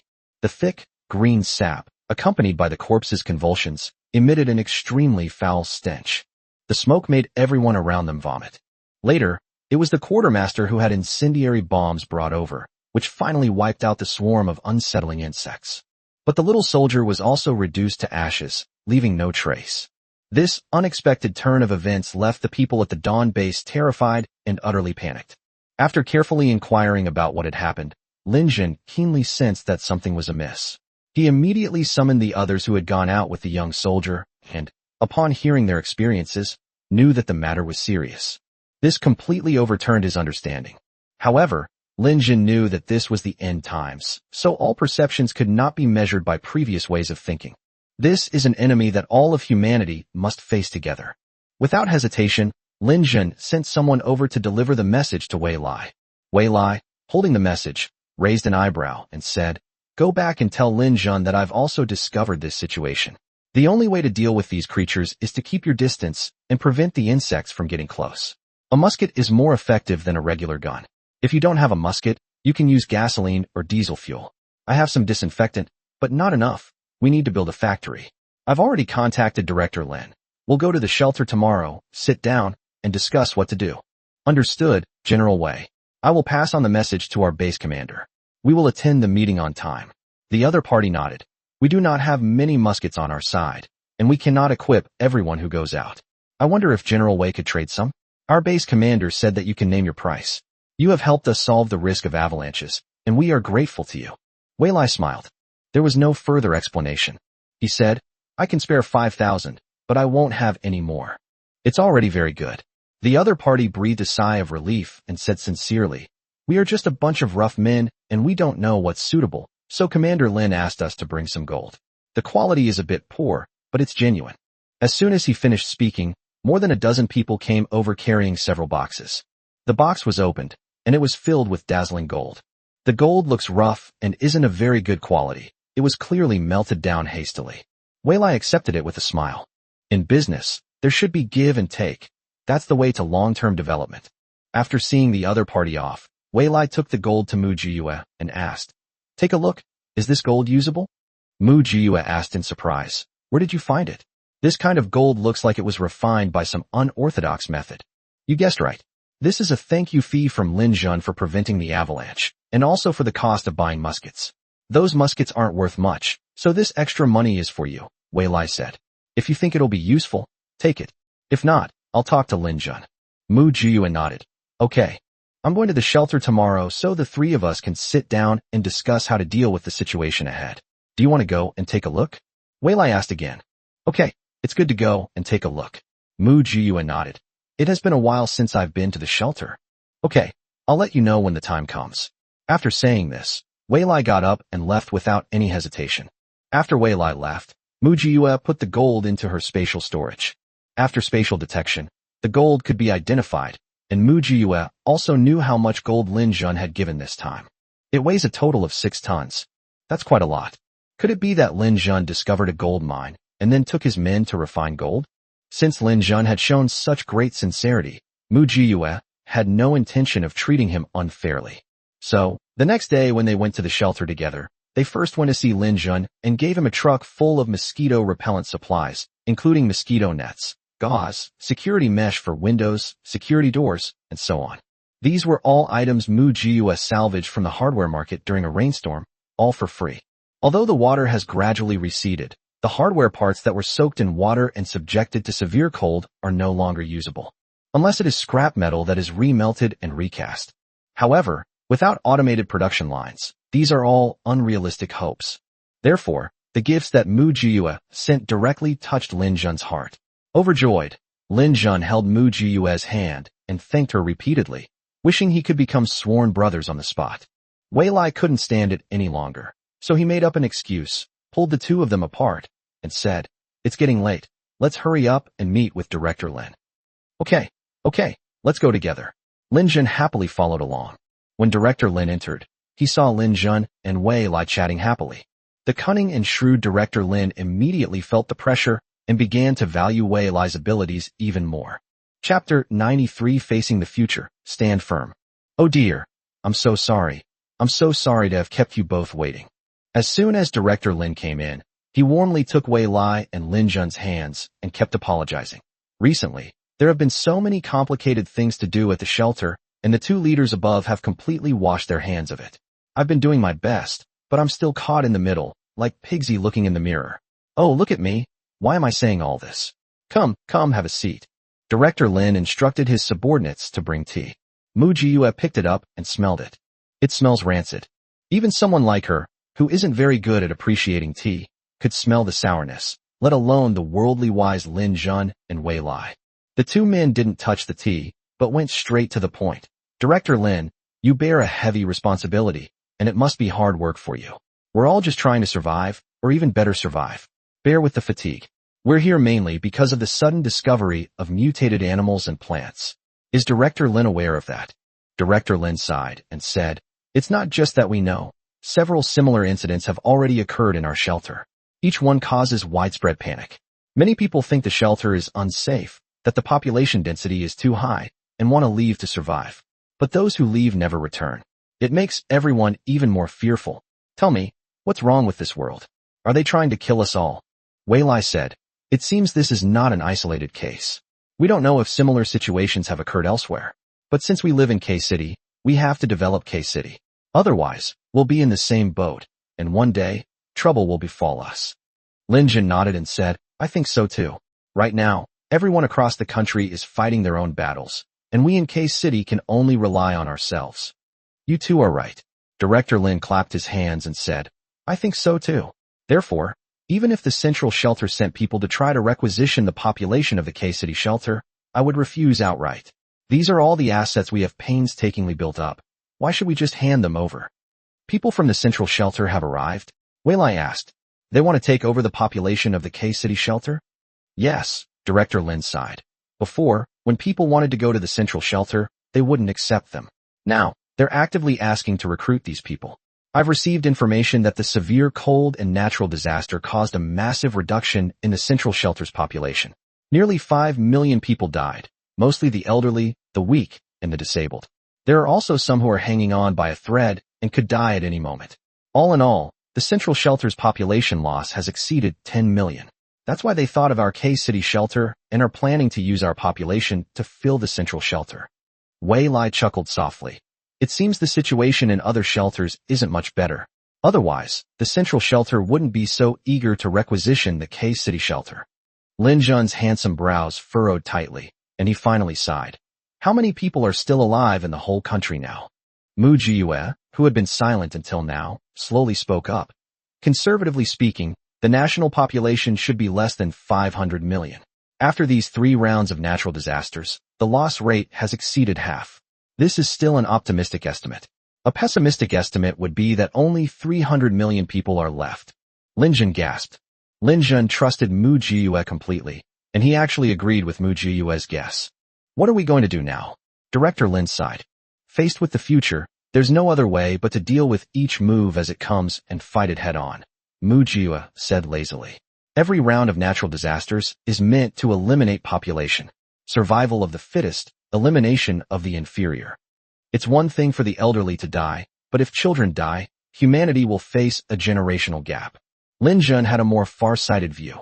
If this continues in cycle after cycle, those who survive will indeed be young and strong, but they will have no desire to reproduce. In a few decades, the only outcome for humanity will be the extinction of all its members. This is not a good thing. So we do our best to preserve the population of our K-City and give them the opportunity to reproduce, Wei Lai said. Even if the outside world is a forbidden zone, we must do our utmost to ensure that K-City can continue to thrive. Well said, Director Lin said with admiration. I truly admire the insight you two have at such a young age. The 3 of them then engaged in another round of mutual flattery. After we finished talking, we got down to business. I can provide the technology to quickly produce some medicine to drive away these mutated animals and plants, but we need a production line. Relying solely on manual processing is too slow, Wei Lai said. The upcoming plague will also require a production line. I can provide manpower, Lin Jun said. If Director Lin trusts me, it's also possible to set up the production line at my camp. How can we let Director Lin provide both manpower and facilities? What would that make me? Director Lin flatly refused. Let's set up the facilities and workshops here. I can also provide a large workforce. Director Lin's team consists of elites, so they should stay in more suitable positions. Lin Jun and Wei Lai laughed together. That old fox. They really don't act until they see the rabbit. Lin Jun readily agreed, saying, Then I'll provide the materials. My people are good at finding things. Okay, it's settled then. Director Lin made the final decision. After Director Lin left, Mu Jiyue asked Lin Jun, Where did you get that gold? I refined it myself. How's it? Lin Jun countered. Is the quality up to par? Okay. Mu Jiyue asked, Did you go gold mining? Isn't it obvious? Where are you going to find so many gold bars? I searched the whole area around K-City and accidentally found a small gold mine. Then I refined it. Lin Jun said, Do you want some? How much do you want? I'll take as many as you have, Mu Jiyue replied. What other supplies do you need? Do you have any summer clothes? After 3 apocalyptic cycles, all our clothes are in terrible condition. Plus, with training and fighting, they're beyond repair. Lin Jun really had a need. Preferably green or camouflage. Although we've now transitioned from soldiers to civilians, we still need to keep an eye on our mindset. Otherwise, with so many men, things could easily go wrong. Camouflage uniform, right? Those high-quality imitation camouflage uniforms that used to be sold on the market were basically just worker uniforms. Do you want one? I do have these, Mu Jiyue said. Before the apocalypse, during the 0 yuan shopping spree, she would grab whatever she could get her hands on, and incidentally, she also acquired a clothing market, accumulating a huge pile of all sorts of clothes. Okay, that's fantastic. Lin Jun was overjoyed. Agio, you're amazing. You're like Doraemon's magic pocket. You can have anything you want. Just tell me how much gold you need, and I'll go back and refine it for you right away. Chapter 94 Discovery of Plague Carriers. Let's get another 8 tons. Mu Jiyue estimated that her inventory should be enough. Okay, I'll have someone go and do the alchemy right away, Lin Jun said excitedly. Do you have any shoes, socks, or anything like that? Have. I want it, Lin Jun quickly asked, and gloves too. Wei Lai joined the conversation at the opportune moment, saying, I have gloves. I stockpiled quite a few back then. How many do you want?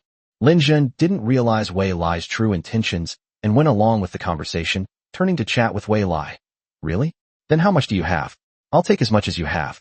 As long as you need more gold, I'll keep buying it. Okay, I'll have Secretary Chow compile a list later and have everything shipped over to you, Wei Lai said. The central shelter has already set its sights on our K-City. Shouldn't we make some plans soon? Don't worry about that. They can't come. Lin Jun replied with a smile, his face full of confidence. After so many years of marching and fighting, if we can't even handle this little thing, what kind of army are we? No, what kind of dawn base are we? I've already planted spies in places where we might encounter them along the way. If they dare to come at us head-on, we dare to fight them head-on. Wei Lai immediately smiled. With you here, we can all rest assured. Don't worry. I figured it out. As long as the 3 of us join forces, no one can interfere with K-City's affairs, Lin Jun said. Even if the Heavenly King himself came, he couldn't. Lin Jun paused, then suddenly remembered something and said to Wei Lai, by the way, you and the Wei family in the capital. What happened to them? Wei Lai asked sharply.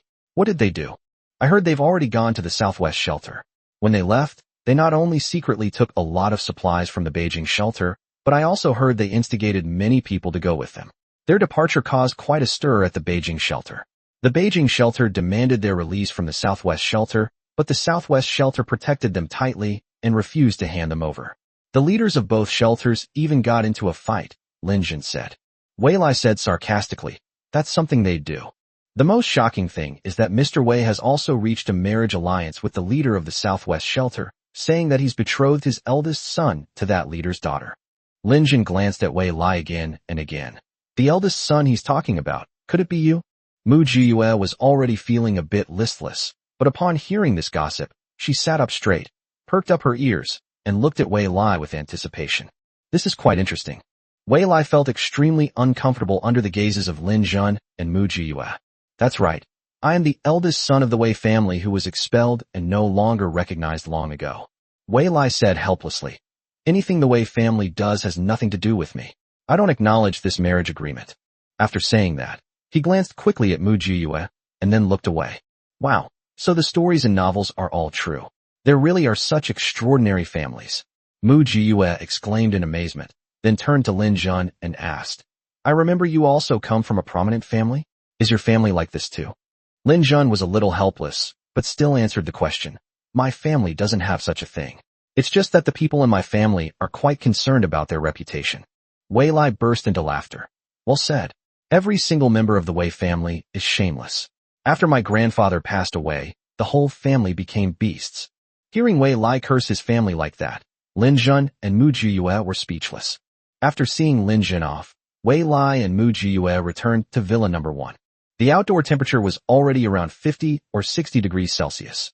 People living before the apocalypse would find this temperature unbearable.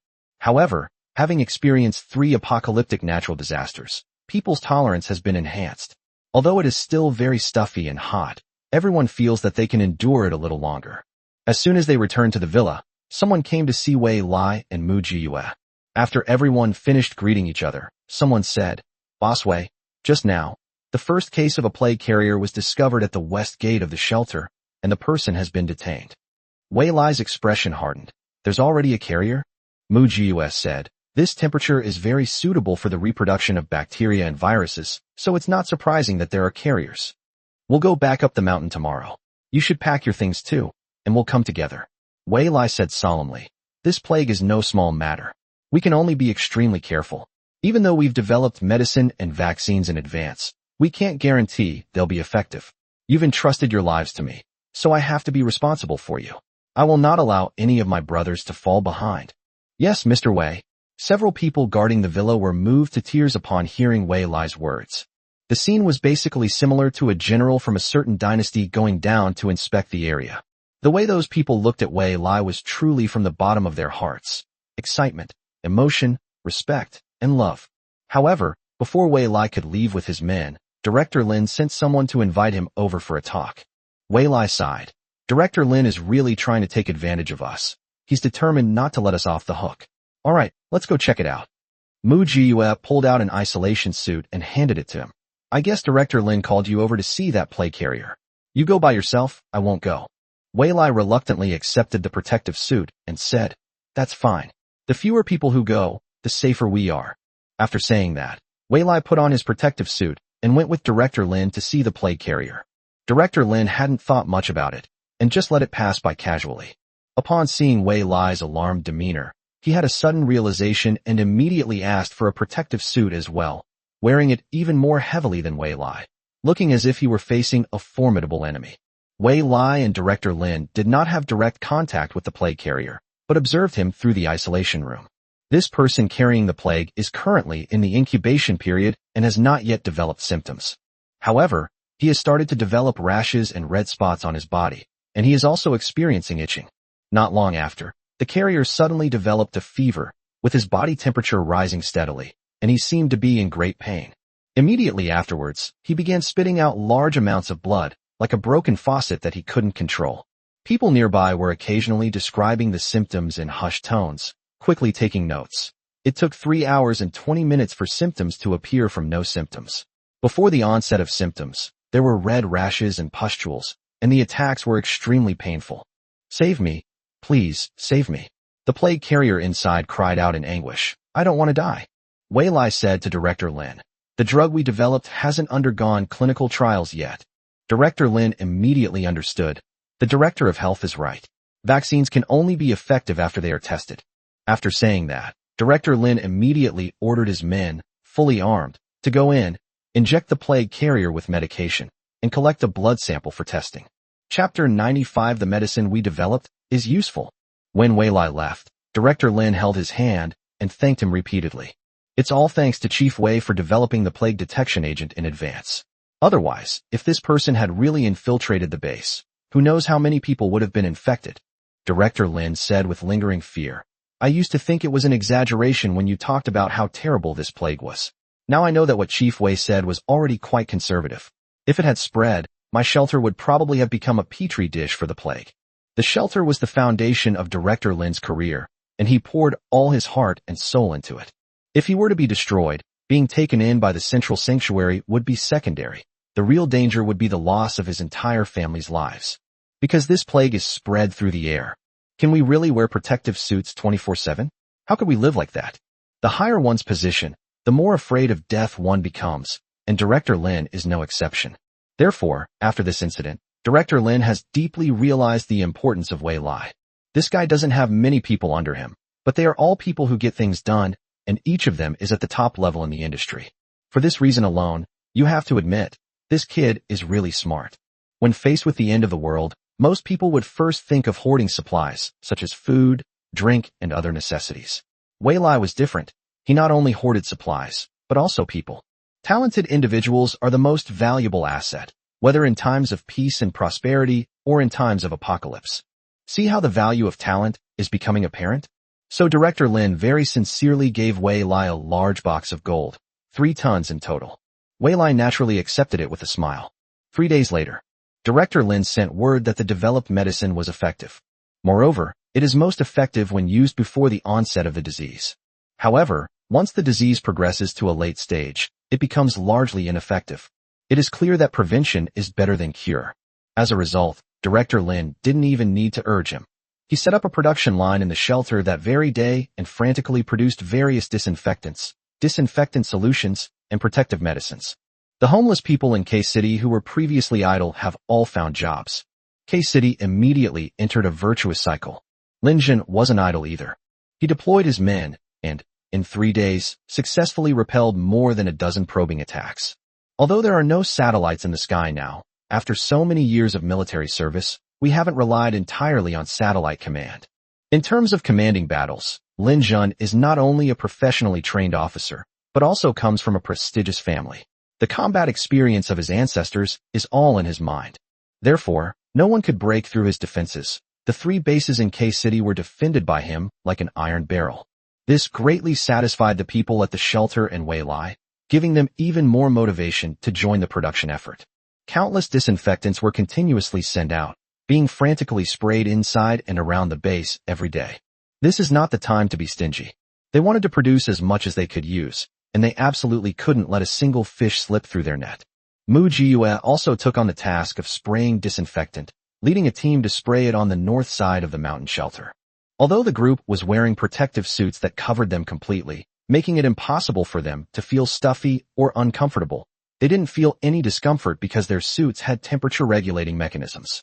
Lin Jin and his group also put on these temperature-regulating protective suits, which Lin Jin obtained in exchange from Director Lin. Director Lin is such a cunning person. When Mu Jiyue used a 10,000-fold replication to create 2 million protective suits, Director Lin secretly stockpiled a large batch of protective suits, preparing to sell them to the public when the opportunity arose. After receiving the news, Lin Jun immediately contacted Director Lin. Director Lin, who now needs Lin Jun's protection of K-City, naturally agreed to the deal very generously. As for the specifics of their internal transactions, Mu Jiyue didn't care. She's not that free. But the benefits are obvious. That means all 3 of our bases are wearing protective suits, so there's no chance of anyone being jealous of anyone else and a fight breaking out. Therefore, when Mu Jiyue led people to spray disinfectant, she occasionally encountered a small patrol team that Lin Jun had sent out. The 2 people waved and greeted each other before passing each other. Just then, a group of figures suddenly appeared in the distance. The patrol team immediately went on alert, ready to repel the intruders. But when the group got closer, they hesitated to do it. Because all who came were elderly, weak, women and children. There wasn't a single young man among them. Please save us. We really can't go on living. The group of people knelt down as soon as they saw the patrol team, crying their hearts out. Halt! Don't move. A member of the patrol stepped forward, stopping them from approaching. Who are you? Where are you from? What are you doing here? An elderly man at the head of the group stepped forward and said, We are all refugees from D-City. The D-City shelters are gone, sob sob sob. If we hadn't been lucky enough to be out searching for supplies that day, we probably would have been. Upon hearing about the D-City shelter, Mu Jiyue immediately walked over and asked, Wasn't the D-City shelter already accepted by the central shelter? It's true that we were accepted, but the shelters in the central region only accept young and strong people, not the elderly, weak, women and children. We were all left over after the selection. We don't want to die, we want to live. But we, sighed. The old man wiped away his tears helplessly and said, I heard that the shelters next door are the same. They only accept young and strong people, not the elderly and weak. How did you find out about this place? Mu Jiyue asked again. It was the people from the central shelter who told us. They said the K-City shelter has food, water, and medicine, and can help many people. They even gave us directions, and that's how we got here. The old man looked at Mu Jiyue with hope. You must be from the K-City shelter, right? We've finally made it through. Mu Jiyue laughed in exasperation. This is just adding to the trouble in K-City, since they couldn't get the person back. Excuse me, sir, we are not from the K-City shelter. This is our territory, please do not come any closer. Mu Jiyue coldly refused them. Otherwise, don't blame us for being impolite. What? Impossible, the old man exclaimed incredulously. We've come this far, and you think it's not true? We're already here, and we're not leaving. Go ahead and kill us if you dare. Many people in Lin Jin's team still harbored compassion, just as they had before the apocalypse. Several young men looked at Mu Jiyue with pleading expressions. President Mu, they are all elderly people and children. They are really pitiful. Why don't we help them? Mu Jiyue smiled. Goodness, she's become President Mu now. She got promoted. She had no jurisdiction over Lin Jin's people, so she took a step back and said, If you want to help, that's your business. However, our mountain shelter will not accept them. Shouldn't you ask your base leader first? Chapter 96, A plague has broken out outside. The patrol team was a little hesitant when they saw that Mu Jiyue didn't support the idea. At this moment, the old man, with several children, knelt forward a few steps, but had to stop under the aim of the weapons. The children cried and wailed. Uncle and Auntie, please take us in. We can all work. We can support ourselves with our own hands. We really can't stay in the D-City shelter anymore. We don't want to die. Everyone looked at Mu Jiyue, including the patrol team members. They knew that Mu Jiyue was Wei Lai's assistant on the surface, but she had a lot of say, and even Wei Lai would do things according to her ideas. Moreover, Mu Jiyue sold so many supplies to the Dawn base in a very generous manner. So Mu Jiyue's image in the eyes of the Dawn base has always been very good. Mu Jiyue said, "This is a matter of principle, and I will not back down. However, I can give you some supplies, as long as you answer my questions and satisfy me." "Please ask," the old man said eagerly. "We'll tell you anything we know." "How many people did the central shelter take from the D-City shelter in total? Did they only take the people, or did they take the supplies along with the people?" Mu Jiyue asked. The old man replied, "They took everything, including supplies and people. They only left us, the old, weak, and sick, with a small warehouse. We could barely sweep the cracks in the floor, and that would only last us a month. Actually, the D-City shelter wasn't built for us in the first place. I heard that the real person in charge of the D-City shelter is a very wealthy man. He controls countless supplies, and naturally, many people are willing to risk their lives for him. The previous person in charge didn't listen to him and was killed by him." Mu Jiyue nodded. "Didn't the central shelter pursue his responsibility? How could that be? The supplies he has are exactly what the central shelter is envious of." The old man replied. "After he went to the central shelter, he immediately became the fourth in command." Mu Jiyue asked, "Among you people, who has been infected with the plague?"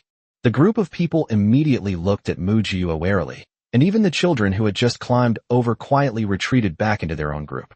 No one answered this question. "It seems so." Mu Jiyue nodded. The old man said sadly, "Young man, we don't lie.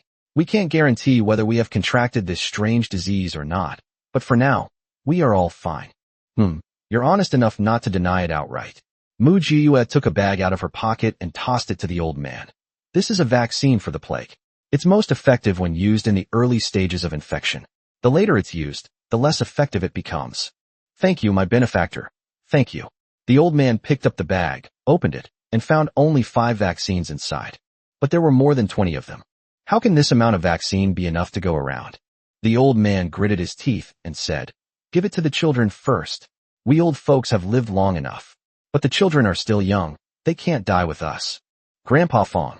The children hugged the old man and cried loudly, "I don't want to. We'll die together. We'll live together. If you die, we'll be bullied to death." One of the patrol members couldn't help but ask Mu Jiyue, "President Mu, why were they only given 5 vaccines?" Mu Jiyue didn't answer, but the people following her answered for her. Is there even a question? A Jew is testing these people's character. In a life-or-death situation, the first reaction is the most genuine. Mu Jiyue coldly replied, "No, I only want to keep 5 people. Survival of the fittest is something everyone has to go through." At this moment, the 20-odd people on the other side finally made a decision. All 5 vaccines have been administered to young people. The elderly people voluntarily chose to sacrifice themselves. This scene brought tears to the eyes of the patrol team members. Before they could finish being moved, Mu Jiyue suddenly spoke coldly. "Oh, I've changed my mind. I can't accept any of them." Everyone looked at Mu Jiyue in confusion. "Why? You just said you would only accept 5 people." Mu Jiyue replied lazily but calmly, "What I just told them is that the vaccine is most effective in the early stages of infection." "Yes." Everyone was even more puzzled. Mu Jiyue's lips curled up. "But I didn't say that people who aren't infected with the plague can use it too." As soon as he finished speaking, both sides were stunned. The patrolmen reacted immediately, cocking their weapons and pointing them at the group. "Don't come any closer."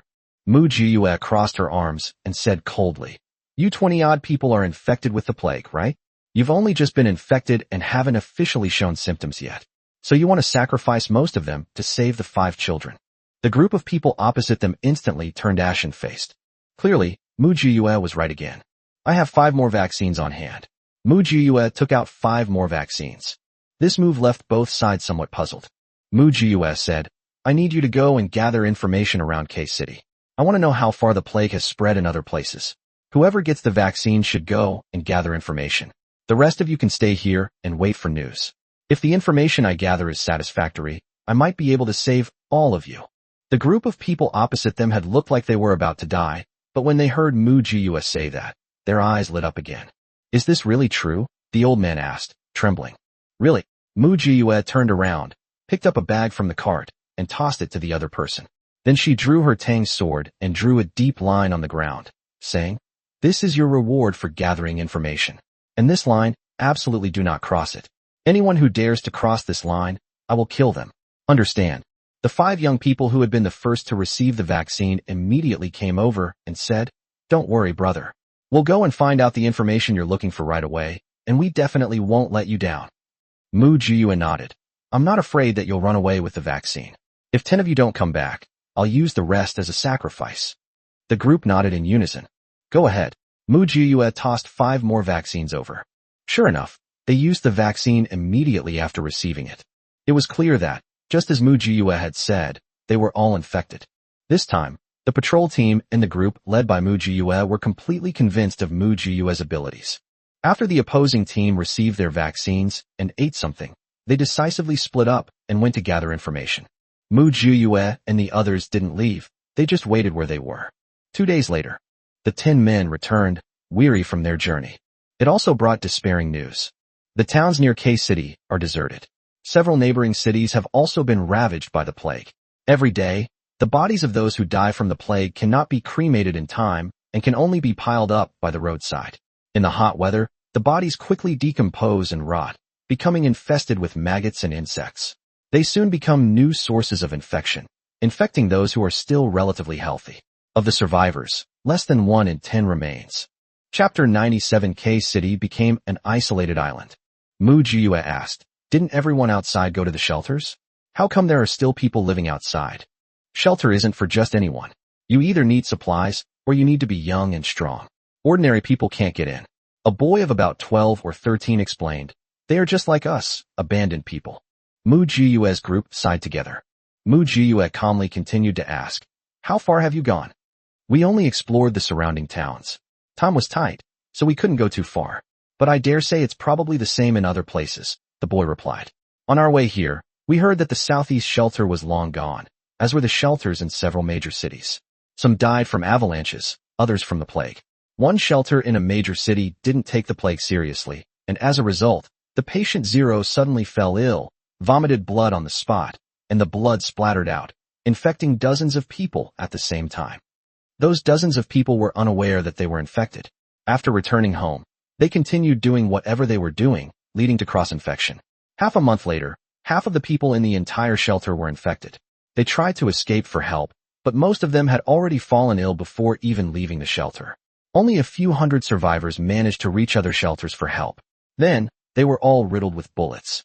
After saying these words, the boy looked at Mu Jiyue with a restrained expression. Although he was young, he was already certain that the thin young man in front of him was the leader of the team. "That's all we know," the boy continued.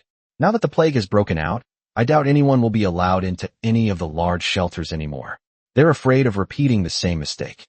Mu Jiyue nodded. "Well done." After saying that, Mu Jiyue tossed a sack over and said, "This is your reward. There are vaccines, food, and water. It's hot now, so you can stay in the wild. You can find a place to stay here, but you absolutely cannot cross this line. Do you understand?" Yes, thank you, brother." The 20-odd people on the other side knelt down before Mu Jiyue at the same time. "Send over any information you have, and I will reward you accordingly based on the value of the intelligence," Mu Jiyue said. "Okay, how can we contact you?" "Light the campfire. I'll come when I see it." After saying this, Mu Jiyue looked up at the sky and said, "Friendly reminder. Take advantage of the water source while it's still there and hurry up and stock up on water. Later, there might not be another chance." Mu Jiyue left with her entourage. The group of people stared intently at Mu Jiyue's retreating figure. It would be a lie to say they weren't envious. But they really didn't dare to cross that line, because they knew that the young man would definitely keep his word. Mu Jiyue returned to the mountain shelter and went to find Wei Lai. "Wei Lai, the situation is very bad," Mu Jiyue said. "Our K-City has become an isolated island. The surrounding area is full of infected people, and it's only a matter of time before they die. Right now, the only ones who can survive are probably a few large shelters and the temporary shelters in the big cities." Wei Lai nodded solemnly. "According to estimates, the current population still alive in the country should be less than 300 million. Mu Jiyue said, "Yes, this is only the 4th round of natural disasters. However, there's one good thing. The central shelter shouldn't be causing trouble in K-City for the time being," Mu Jiyue said. "The central shelter has already withdrawn most of its population from shelters in other cities, enough to keep them occupied for a while. Since they can't withdraw from the K-City shelter, They're making things difficult for us. I hope Director Lin won't let this go unpunished. Wei Lai laughed and said, of course not. But that's between them. It has nothing to do with us. We just need to guard our own territory. That's right. Now is not the time to show our talents. Mu Jiyue said meaningfully. The real reshuffling will happen after the major earthquake, tsunami, and volcanic eruption. You've worked hard these past few days, Wei Lai said. You should get some rest. I'll go talk to Lin Jun and Director Lin again. Mu Jiyue didn't stand on ceremony with him and turned to go back to her cave to rest. As soon as I got back, I saw Lao Ho disinfecting the cave, leaving no corner untouched. You're back. Old Ho saw Mu Jiyue return and quickly came over. How's the situation outside? Hell on earth, Mu Jiyue replied. Don't go anywhere during this time. I'm not going anywhere, Old Ho said confidently. By the way, when will this plague end? It's hard to say, Mu Jiyue sighed. She genuinely didn't know. In my past life, I missed the major outbreak of the plague by a twist of fate. She had only heard that gourds could extract elements for healing, but she didn't know which powerful figure had researched it, nor did she know how the plague had disappeared. It seems like it just disappeared all of a sudden. It has an eerie feel to it. In the days that followed, Mu Jiyue rarely went out except to exchange information with that group of people. Anyway, there's no point in going out now. I used to go out frequently, either to search for supplies or to seek revenge. Even if supplies could be found outside, they couldn't be brought in. Moreover, she and Wei Lai really did manage to collect enough supplies. With her ability to replicate 10,000 times, she could produce enough supplies to sustain 10,000 people for decades, so there was no need for her to go out and risk her life. Unlike the male and female leads next door, who, despite having hundreds of billions in resources, still had to struggle to search for supplies and lived a life worse than dogs. What's the point? This is a typical case of forcing oneself to endure hardship when there is none. She's not one to be foolish. She wouldn't do something so stupid. Director Lin followed Wei Lai's example, strictly guarding the area and not allowing anyone from the shelter to leave. Everyone was just trying to survive, clinging to life in the base. Director Lin is also a capable person. He not only developed cold-resistant seeds, but also drought-resistant and heat-resistant seeds, and led the residents of the shelter to farm like crazy. If there's not enough land, we'll make up for it with space. Mu Jiyue visited out of curiosity. The greenhouse, dozens of meters high, was entirely vertically planted. The shelves were stacked very high, with layers of crops growing vigorously. To feed such a large population, taste and nutrition are irrelevant. As long as the quantity is large and the food is plentiful, that's all that matters. Therefore, most of the crops planted are high-yield crops such as potatoes, sweet potatoes, cassava, and large pumpkins. You know what? With these resources, Director Lin has indeed been able to support several million people in the shelter. No wonder the top two leaders have been sidelined. Given Director Lin's abilities, they'll have to step down sooner or later. Lin Jun also received the news, and apart from daily patrols and defenses, he led the people from the Dawn base to frantically farm. Everyone knows there are hardly any supplies left to scavenge outside. If you want to survive, go farm. Chapter 98 Large-Scale Gathering of Refugees. 3 days later, the patrolman brought news that several more groups of refugees had arrived and tried to approach the mountain shelter, but the patrols had blocked them all. However, with more and more refugees coming here, they will eventually be unable to stop them with their limited manpower. This is when Lin Jun is needed. Wei Lai immediately contacted Lin Jun, hoping that Lin Jun could send people to stand guard and defend the area. Wei Lai provides 3 meals a day and an additional attendance allowance. Lin Jun readily agreed. When Director Lin of the shelter learned of this, he did not choose to remain uninvolved and took the initiative to send a team of more than 100 people to help maintain order. That day, Mu Jiyue saw the campfire again. As was customary, she picked up her weapon and went to meet the 20-odd people. However, this time, those people didn't provide intelligence. Instead, they asked Mu Jiyue for help. The refugees who were blocked outside by the patrol team discovered that the 20-odd people had food and drink, and they immediately had evil intentions. They joined forces with several groups of people to rob them. In desperation, they lit a campfire, hoping to call for help from Mu Jiyue. Without any hesitation, Mu Jiyue raised her hand and began to fire. Bang bang bang. Several gunshots rang out, instantly silencing the violent vagrants. Trying to cause trouble on my turf? Are you looking down on me? Or are you looking down on the weapons in my hands? Mu Jiyue never put down her weapon, constantly aiming at the group of people. Sure enough, the perpetrators immediately released the person they had robbed, took a few steps back, and quickly clarified. Young man, please don't misunderstand. We didn't mean to offend you. We were just really hungry, and we wanted to survive too. There was just a small misunderstanding during our communication. It's all a misunderstanding. We'll clear it up once it's been explained. One of the boys who was being beaten shouted, They're lying. They're not only going to steal our food and water, but they're also going to kidnap us and use us as food. The crowd that committed the violence looked at the boy with a sinister gaze that instantly turned sinister. Mu Jiyue was not surprised at all. None of those who have survived until now are truly devout believers. They're under my protection, Mu Jiyue said. You dare to touch them? Young man, what they can do, we can do too, and we can even do it better. How old are they? What kind of work can they do? I'm different. I'm strong and healthy. Whatever you want me to do, I can do it. A man in the group of perpetrators stepped forward and said, As long as you can give me some food, everything is negotiable. Mu Jiyue remained vigilant, keeping her eyes fixed on the other party, and asked in return, Oh? Then tell me first, where did you come from? How did you get here? With the plague raging outside, how did you manage to cross the plague zone safely? A petite woman stepped forward and replied in a hoarse voice.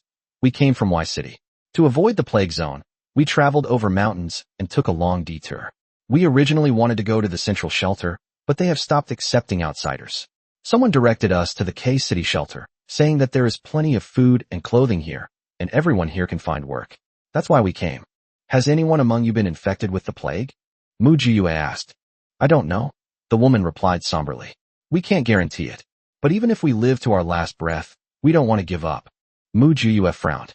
Another shelter in central Taiwan. It seems that Lin Zhen's team dealt with the people at the central shelter quite well, otherwise they wouldn't have caused them so much trouble.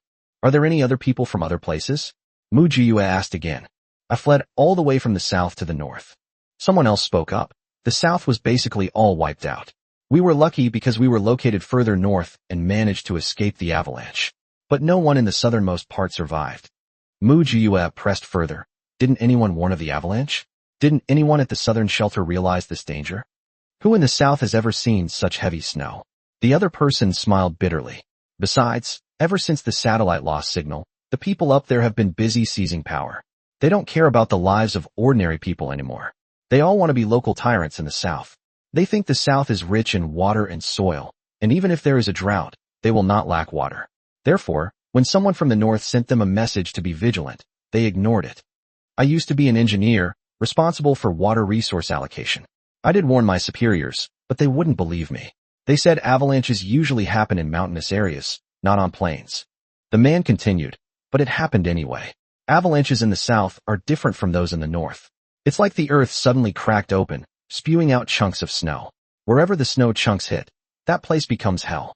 I've never seen such a bizarre avalanche. It's completely shattered my understanding, the man said helplessly. The avalanche came too suddenly and too fast. By the time those people tried to coordinate, it was too late. That day, I was at the hydroelectric station on the mountaintop, coordinating water supply needs.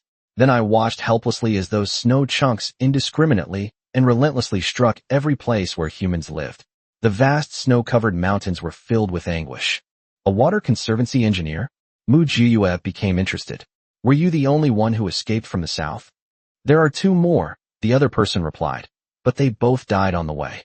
Only I was lucky enough to survive until now. Mu Jiyue put down the gun in her hand and asked him, Are you infected? The probability is 60%. The other party didn't lie and chose to be honest. It just hasn't taken effect yet, so I'm not sure. Come here. Mu Jiyue pointed at the other person, then tilted her head and said into the walkie-talkie on her collar, Someone come and take him for a checkup. Soon, several people arrived with weapons. The hydraulic engineer was taken away quickly. Seeing a glimmer of hope, the others introduced themselves. Hey buddy. No. I used to be a senior executive at a large company. I'm very good at management. It's the apocalypse now. Who would want you to manage things? Brother, look at me. I used to be a farmer. I can raise chickens, ducks, and pigs. I have experience in all of them. Me too. I'm a bricklayer. I can build houses. I grow vegetables, and I'm the best at growing vegetables. I am. More and more people are frantically introducing themselves. Others who didn't have any special skills also got anxious and racked their brains to promote themselves. Don't be in such a hurry. Mu Jiyue stopped their noise. I'll ask you one more question. Which of you has ever eaten a person? As soon as he finished speaking, The previously noisy scene instantly became as quiet as a chicken's nest. Mu Jiyue smiled. It seems you've tried them all. Those who have eaten human flesh can no longer be considered human. A dog that has bitten people, or a person who has eaten people, can only be considered an animal. In this apocalypse, there are already enough animals. There's really no need to raise a few more. Chapter 99 Properly Resettling These Refugees. Some people tried to confuse the issue. What are you talking about? How could we eat people? A few younger kids immediately jumped out and exposed him. He's lying. He was the one who shouted the loudest just now. And he even said that kids like us, around 10 years old, are the tastiest. The man's expression changed instantly. He turned to look at the children, his eyes flashing with malice. Mu Jiyue smiled and said, "It's all right. Once you're here, whoever eats another dies. It's that simple." Mu Jiyue is not a bodhisattva with a compassionate heart, nor does she pity all living beings. None of the people who survive to the final round of the apocalypse are saints or saints. They are all cold-hearted, calm, and self-possessed. The reason for killing people who have eaten human flesh is that humans who have eaten human flesh will become the preferred nutrient source for mutated animals and plants to parasitize. Mutant animals and plants love human flesh and blood the most, as it not only accelerates their evolution, but also makes them more powerful. Mu Jiyue didn't want piles of petri dishes to appear around her shelter, so she had no choice but to ask them to die. Without hesitation, Mu Jiyue released the safety and aimed it at the group of people. "Wait, don't shoot, let's go." The leader panicked when he saw that Mu Jiyue was serious and really wanted to kill them. "I promise we won't invade your territory." The man kept backing away. "We're leaving now." As soon as he finished speaking, he raised his hand and waved, and a group of people hurriedly followed in his footsteps and left in a flurry. Mu Jiyue lowered her weapon and said to the 20-odd people, "Has any of you ever eaten a human?" No, we would never dare to do such a thing." The group shook their heads like rattles. "We'd eat tree bark and grass roots, but we wouldn't dare eat people." Mu Jiyue nodded. "That's good. You can go up to the nearby high ground. But no one is allowed to come over to these hills. Understand?" "Understood. Understood." The 20-odd people were overjoyed. Even if you can't join this person's group, living near him greatly increases your safety. After these 20-odd refugees moved to a nearby high hill, they imitated the shelters by digging caves and trenches to make their dwellings. Mu Jiyue then turned and called over someone. "Go and pick 20 men, bring plenty of weapons, and before those people get too far, get them all." Mu Jiyue made a throat-slitting gesture and asked, "Do you understand?" "I understand. But, Ajio, why?" The other person asked, puzzled. "Didn't they already leave? Do you think they'll come back?" "Whether they can come back, I don't know. But I will absolutely not allow a bunch of petri dishes to our shelter." Mu Jiyue answered coldly and calmly. "Guess what they will do when they find out that they have been inexplicably chosen by mutated animals and plants and turned into petri dishes? Try to survive? Or will they drag others down with them?" The people behind him were all jolted awake and reacted instantly. "So that's what you meant when you asked them if they had ever eaten people?" Mu Jiyue retorted. "What else?" Those men dared not waste any more time and turned back to call for reinforcements. "We absolutely have to eliminate those refugees beforehand. We can't let them pose a risk to the shelter." When Mu Jiyue returned to the mountain shelter, she saw Wei Lai having someone launch a drone. "You're back." Wei Lai handed the remote control to Mu Jiyue. "Take a look." Mu Jiyue took the remote control and, after just a few tries, mastered how to use it. This is a brand new, hand-built drone. Without satellites, it can barely operate for 3 hours, with a range of 200 kilometers. But that means it won't have enough power to return. The safe range is within 100 kilometers, Wei Lai explained. "What do you think?" Mu Jiyue gave a thumbs up. "Talent is power. This way, we won't need to send too many people out on patrol." "Yes, we have limited manpower, and everyone's in a specific position," Wei Lai said. "Have you settled all those refugees?" Mu Jiyue tilted her head and replied, "Wei Lai, I have a bad feeling. The central shelter has caused trouble for our K-City time and time again. These waves of refugees are probably just a test. The real trouble is probably yet to come." Wei Lai smiled and said, "We really think alike. That's why I'm urging them to develop drones as soon as possible for comprehensive reconnaissance." "The central shelter's behavior is rather unseemly," Mu Jiyue said disdainfully. "They've completely lost their sense of shame." "Who told us to be rich?" Wei Lai said with a smile. "But we're not pushovers either, are we?" Mu Jiyue returned control of the drone to Wei Lai and said, "Let's prepare for war." The central shelter is up to something, frantically drawing young men from nearby shelters. They'll do anything for power and profit. No matter what they do, if they cause trouble in front of us, we absolutely cannot let them succeed. Of course. Wei Lai nodded solemnly in agreement.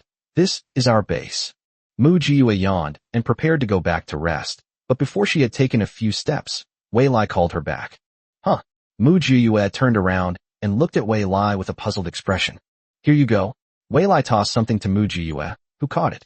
It is a very fresh apple. It's clear how carefully it was preserved. Get some rest.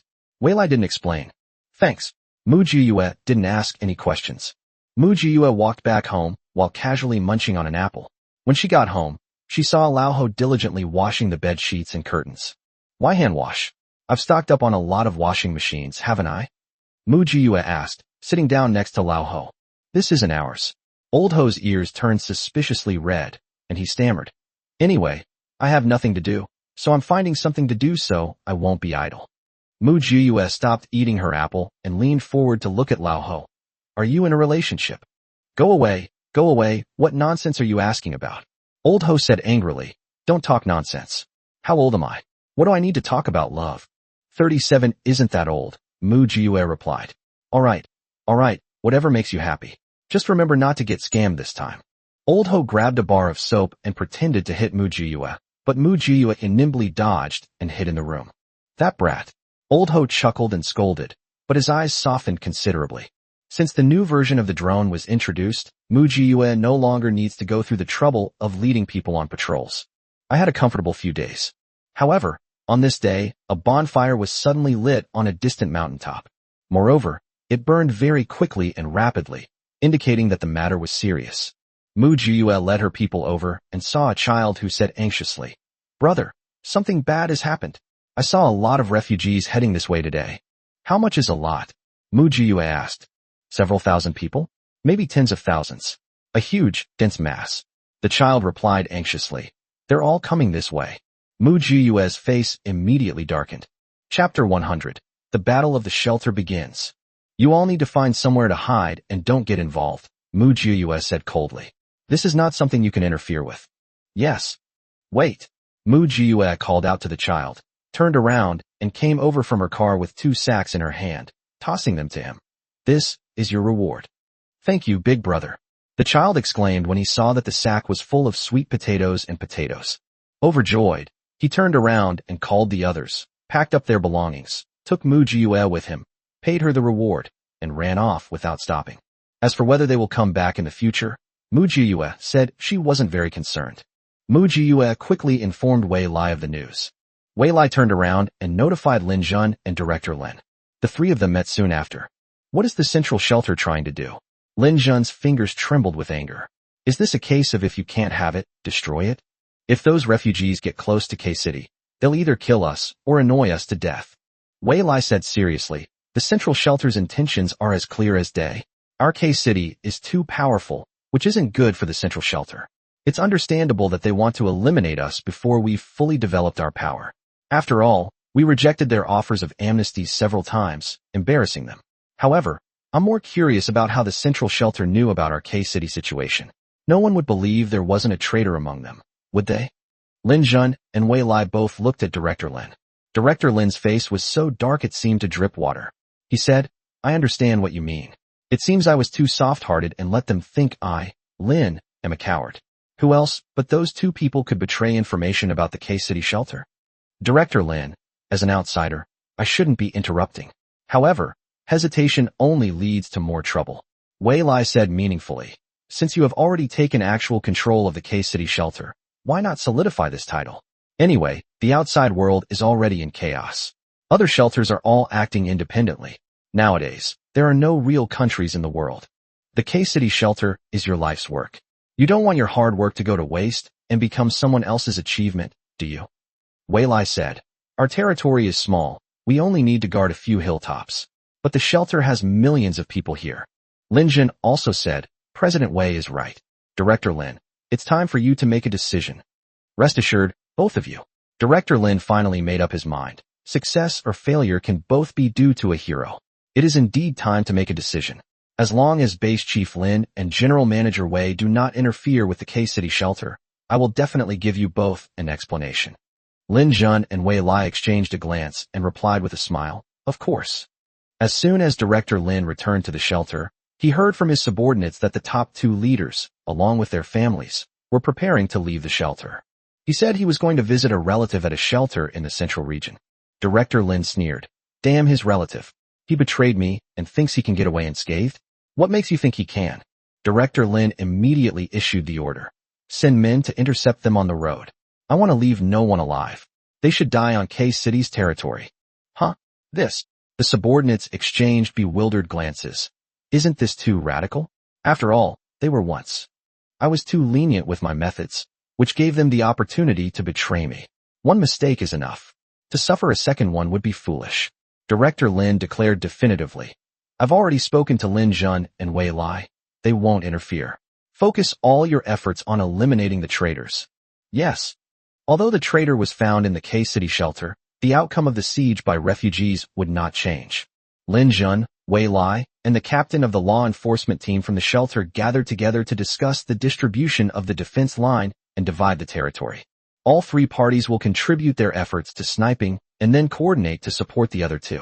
Lin Jun was very decisive and directly brought out the heavy weapons that had been hidden away. Lin Jun touched the cannon barrel and said, I never imagined that these weapons would be used on our own people. It's really a shame for my old buddy. Wei Lai said, now there is only the distinction between normal humans and abnormal humans. Those who are not of our kind will surely have different hearts. That's right. Lin Jun patted the weapons and ammunition box and said, everyone should share these weapons. We must not let those plague-carrying refugees get close to us. Wei Lai said, Base Commander Lin provided the weapons, but I don't have enough manpower and can't send too many people. However, I, Wei Lai, will cover all the expenses for this operation. Director Lin's enforcement team captain also spoke up. How can we let you just contribute money and effort? Our shelter isn't a pushover either. We'll take care of all the construction and cleanup. Okay, it's a deal. Lin Jun was the most knowledgeable person when it came to warfare. He immediately set up the sand table, placing the Dawn base, the shelter, and the hilltop shelter in the center, encompassing the surrounding terrain. Using his baton, he explained, that group of refugees is approaching in an encircling formation. Judging from their pace and direction, some of them are skilled in command. Therefore, they will flank them from these 3 directions. The eastern route will be their feint attack. They will send a small group of refugees to attack. It will be a protracted battle here.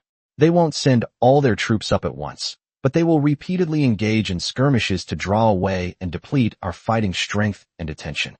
The central route is clearly a direct assault on the shelter. Since the shelter is surrounded by only one mountain with no other cover, it's the best position for an attack. Therefore, they will definitely deploy a large number of people there. But what we need to pay the most attention to is the western route. This is where General Wei's mountain shelter is located. Although it's all mountains there, the slopes aren't very high or steep. When our attention is diverted to the eastern and central routes, we often overlook the western route. We assume they won't go through the trouble of climbing mountains to attack the least populated mountain shelter. Our Dawn base is actually the safest. It's surrounded by mountains on 3 sides, and they're all high mountains. I've already deployed defenses on those mountains, and the people below know the routes by heart. After all, refugees are just refugees, not professional combatants. Unless they launch a suicide attack, they won't attack my base. In summary, our key defensive positions are here, here, and here. Lin Jun finished explaining and turned to the other 2. What do you think? I think Chief Lin's analysis is correct. Wei Lai nodded. A professional is a professional. I'm just a businessman and don't understand tactics, but I choose to trust Chief Lin. The shelter's captain nodded and said, I'm a rough man. I only follow orders. I'll do whatever I'm told to do. Lin Jun then said, President Wei, I need to borrow someone from you. Who? Mu Jiao, Lin Jun replied. His combat skills are comparable to our special forces.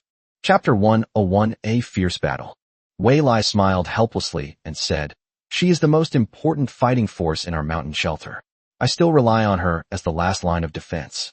Lin Jun said, I can send a 10-person team over there to guard the mountain shelter for you. I have a very important position here that I need her to oversee. She will be the key to victory or defeat. Wei Lai and the captain were both extremely curious. Why send Mu Jiao to such an important position? Aren't your people more professional? Mu Jio has never received professional training. Her fighting style is all self-taught. Lin Jin smiled and said, "You guys just don't understand, do you? Do you really think those refugees are just refugees? Refugees are just the vanguard. The ones who will truly strike us are the elite thugs trained by the Central Shelter. These people may have worked with me before, or they may be very familiar with me. In short, this battle is a life-or-death struggle between K-City and the Central Shelter. If we lose, the K-City Shelter will be disbanded, my Dawn base will be taken over, and I will be convicted of a war criminal and executed. As for General Wei, you will be the blood bank for the Central Shelter. We will not stop until we have squeezed every last drop of blood out of you. They're after us. How can we let them get away so easily? Like I just said, there's definitely someone among the opposing group who's an expert in combat command. He understands my tactics and habits and will make adjustments based on my orders. But he'll never guess that I'll place someone completely ignorant of military matters in the most crucial position. The goal is to break their preconceived notions and give them a surprise." Wei Lai and the captain immediately understood and gave Lin Jin a thumbs up. Wei Lai was very pleased that Lin Jin had truly thought things through and understood. Although some of them used to be colleagues, in this situation, everyone is now fighting their own battles and trying to survive. "Okay, I'll do as you say." Wei Lai nodded in agreement. When Mu Jiyue received this assignment, she was surprised for a moment, but she quickly recovered and said, "Okay, let me go, I'll go." I wasn't afraid of anything. Lin Jun had Mu Jiyue hide in a ravine near the K-City Shelter. They gave her countless ammunition and weapons. Her mission was threefold. First, to provide cover for the shelter when the large group of refugees stormed it. Second, to find the leader of the group and end his life with a single burst of fire. And third, to be ready to fire on whomever Lin Jun instructed her to do. Mu Jiyue thought the task was not difficult and readily agreed. Right now, 50 miles away, among the refugees, some sat together devising tactics. I know Lin Jun too well. To put it nicely, he's benevolent and righteous. To put it bluntly, he's like a saint. A man in his 30s pointed to a map and said, "That's why he's extremely good to his own people. He'll leave the most elite troops at Dawn Base. We'll bypass Dawn Base and attack the K-City Shelter directly, then send men to feign an attack on Wei Lai's position at the mountain shelter." The higher-ups said that whether you capture Director Lin or Wei Lai, you'll get 1,000 caddies of grain as a reward. Whether we can get that reward depends on everyone. A group of people around him were beaming with excitement. 1,000 caddies of grain. If we eat sparingly, it will last us a year. Who doesn't want to live? Who doesn't want to eat a proper meal? But I heard that Wei Lai also has a very skilled person on his side, with unparalleled marksmanship. Someone raised an objection. TCH, do you believe that? How skilled can someone who has never received professional training be? Do you really think those elite soldiers who have trained for years are pushovers? The man's face was full of disdain. I heard that Wei Lai's assistant is only in his early 20s. He just believed what others said, didn't he? This guy is nothing to worry about. So we're really not going to besiege Lin Jin's Dawn Base. Let's take the K-City Shelter and the Mountain Shelter first. Without those two places, Dawn Base will be ours sooner or later, the man said. It's settled then. Follow my plan. Anyway, those refugees are already infected with the plague. Let them lead the charge. Let them die. At least we'll save on food. Yes. Half a day later, Mu Jiyue could already see the figures of the group of refugees in the camera lens. Lin Jun was absolutely right. The opponent did indeed launch an attack from 3 directions. The first group encountered Lin Jin's ambush, and the two sides immediately clashed.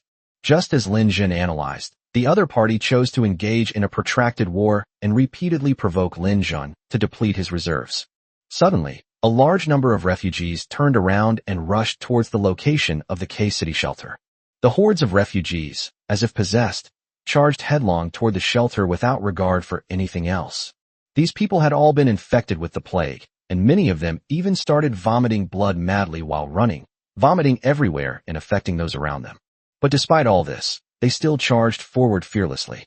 Those who faced them directly were terrified. They are not afraid of fighting head-on, but they are afraid of being infected with the plague. If even a tiny bit of this blood gets on your skin, you're guaranteed to get infected, even if the shelter now has a vaccine to prevent infection. But what if? What if the vaccine doesn't work?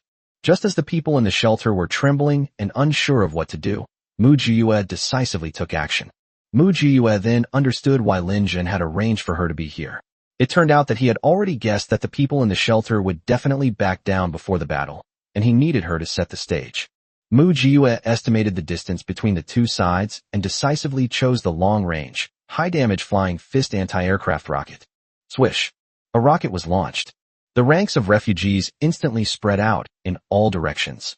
With this rocket, the people in the shelter finally reacted, picked up their weapons, and joined the battle. Most of the refugees were unarmed. They were playing psychological warfare, betting that the people in the shelter wouldn't be able to bring themselves to harm humans. If the gamble pays off, this battle will be easily won. I lost the bet. Oh well, it doesn't matter. At least I don't have to support them anymore. It also brought shame upon the K-City shelter, making it the target of widespread condemnation. However, the people at the K-City shelter understood that they could only win this battle. They could not afford to lose. Otherwise, their future is truly over. The shelter had weapons provided by Lin Zhan, and anyone who had learned a decent skill was brought over and started firing at the crowd. Countless refugees were knocked down and shattered. The whole scene was extremely tragic. As expected, those on the first line of defense in the shelter were instantly psychologically broken upon seeing this scene. Some even dropped their weapons, turned and ran, shouting as they went, "I don't want to kill people. I don't want to do this. It's too cruel." The favorable situation suddenly took a sharp turn for the worse. The refugees reorganized and launched another fierce attack on the shelter. Chapter 102 Calling the Roll. Your turn. Mu Jiue made her second decisive move. She used the TAC-50 sniper rifle this time. The TAC-50 sniper rifle is currently recognized as the world's longest-range sniper rifle, with a maximum effective range of up to 2,000 meters. In actual combat, a Canadian Special Forces sniper used a TAC-50 to kill an enemy in Afghan at a distance of 3,540 meters, setting a new world record. Mu Jiue didn't even need to aim. She simply fired a burst of shots at the suspicious group behind the refugees. Bang bang bang. They can hit exactly where you point them. This unexpected turn of events immediately threw the team into chaos. The man in command was instantly enraged. That bastard Lin Zhan. He actually sent a sniper to ambush us here. He knew we'd be here all along. Send a 10-man squad to the sniper's position and take him out. Yes. A team of 10, having quietly broken away from the main group, made their way towards Mu Jiue's direction. These people are all professionals, and they are very fast. However, Mu Jiue's reaction was quick enough. She had noticed someone approaching her from the very beginning. She quickly stored all the weapons in her spatial storage and slipped into it before the 10 people arrived. Therefore, after the 10 men approached, they looked around but found nothing. Is this a ghost? Where is everyone? I don't know. Look at this spot. There were clearly people here just now.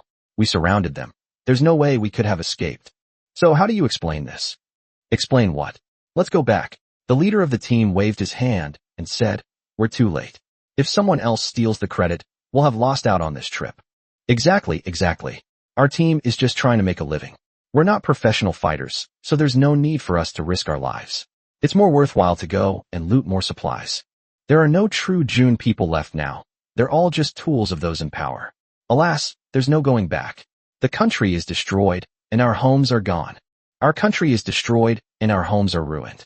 Now, 30 small countries outside have already been wiped out. Let's live well. The group turned and left. The instant they left, Mu Jiue flashed out of her spatial dimension, quietly walked behind the last person, raised her hand, and covered their mouth. Before they could react, she lightly slashed the neck with her dagger. Before the person could even utter a sound, Mu Jiue threw him into the space. Not a single drop of blood was wasted. Having dealt with one, Mu Jiue stepped forward again and, using the same method, slit the throats of 3 people in one go. Finally, the team leader realized something was wrong, abruptly raised his gun towards Mu Jiue, and shouted, "Come out." The remaining few people also felt a chill run down their spines and simultaneously turned their attention to the area behind them. But the back was empty. There was nothing there. The 3 people seemed to have vanished into thin air, leaving no trace of their bodies. "Boss, are we seeing a ghost?" someone asked, trembling. "Screw you. What kind of ghost is this? Besides, are ghosts scary?" the captain cursed. "The enemy is stronger than us. Don't fight them head on. Let's retreat." After saying that, the captain shouted loudly into the air, "Hero, we were just following orders. We have no grudge against you, and you've already killed 3 of us. It's time to vent your anger. We'll take our leave now." Mu Jiue couldn't help but laugh out loud when she heard his words. The Jayuan team no longer exists. Even if they exist, They have become private armies of certain individuals. It's like going from a unified Han dynasty back to a state of regional separatism, with everyone fighting their own battles. This small team is probably a mercenary group. But do you think you can smooth things over with just a few words? Dream on. Mu Jiyua, and never does charity work. Everyone is serving their own master and doing their own job. So let's not talk about smoothing things over. When they came, they didn't intend to smooth over the hatred. They came with the goal of killing her. Mu Jiyue quietly emerged from the spatial dimension and swiftly climbed a tree, her TC-50 sniper rifle flashing at the group of people. I'm counting your troops, and I've chosen you. Oh, it's you. Bye-bye. With a flick of her finger, Mu Jiyue sent someone to their doom. The opposing team only has 6 people left. At the same time, a barrage of firepower was directed at the trajectory of the bullets fired at Mu Jiyue. The moment Mu Jiyue fired the bullet, she had already returned to the space. The massive amount of ammunition blasted the old tree to smithereens, but when they went to check, they couldn't find a single drop of blood. Captain, this is truly a ghost story. The others were trembling, their teeth chattering. Even if the opponent is incredibly fast, how could they be completely unharmed? There are so many monsters outside covered in grass and insects. Could this person also be?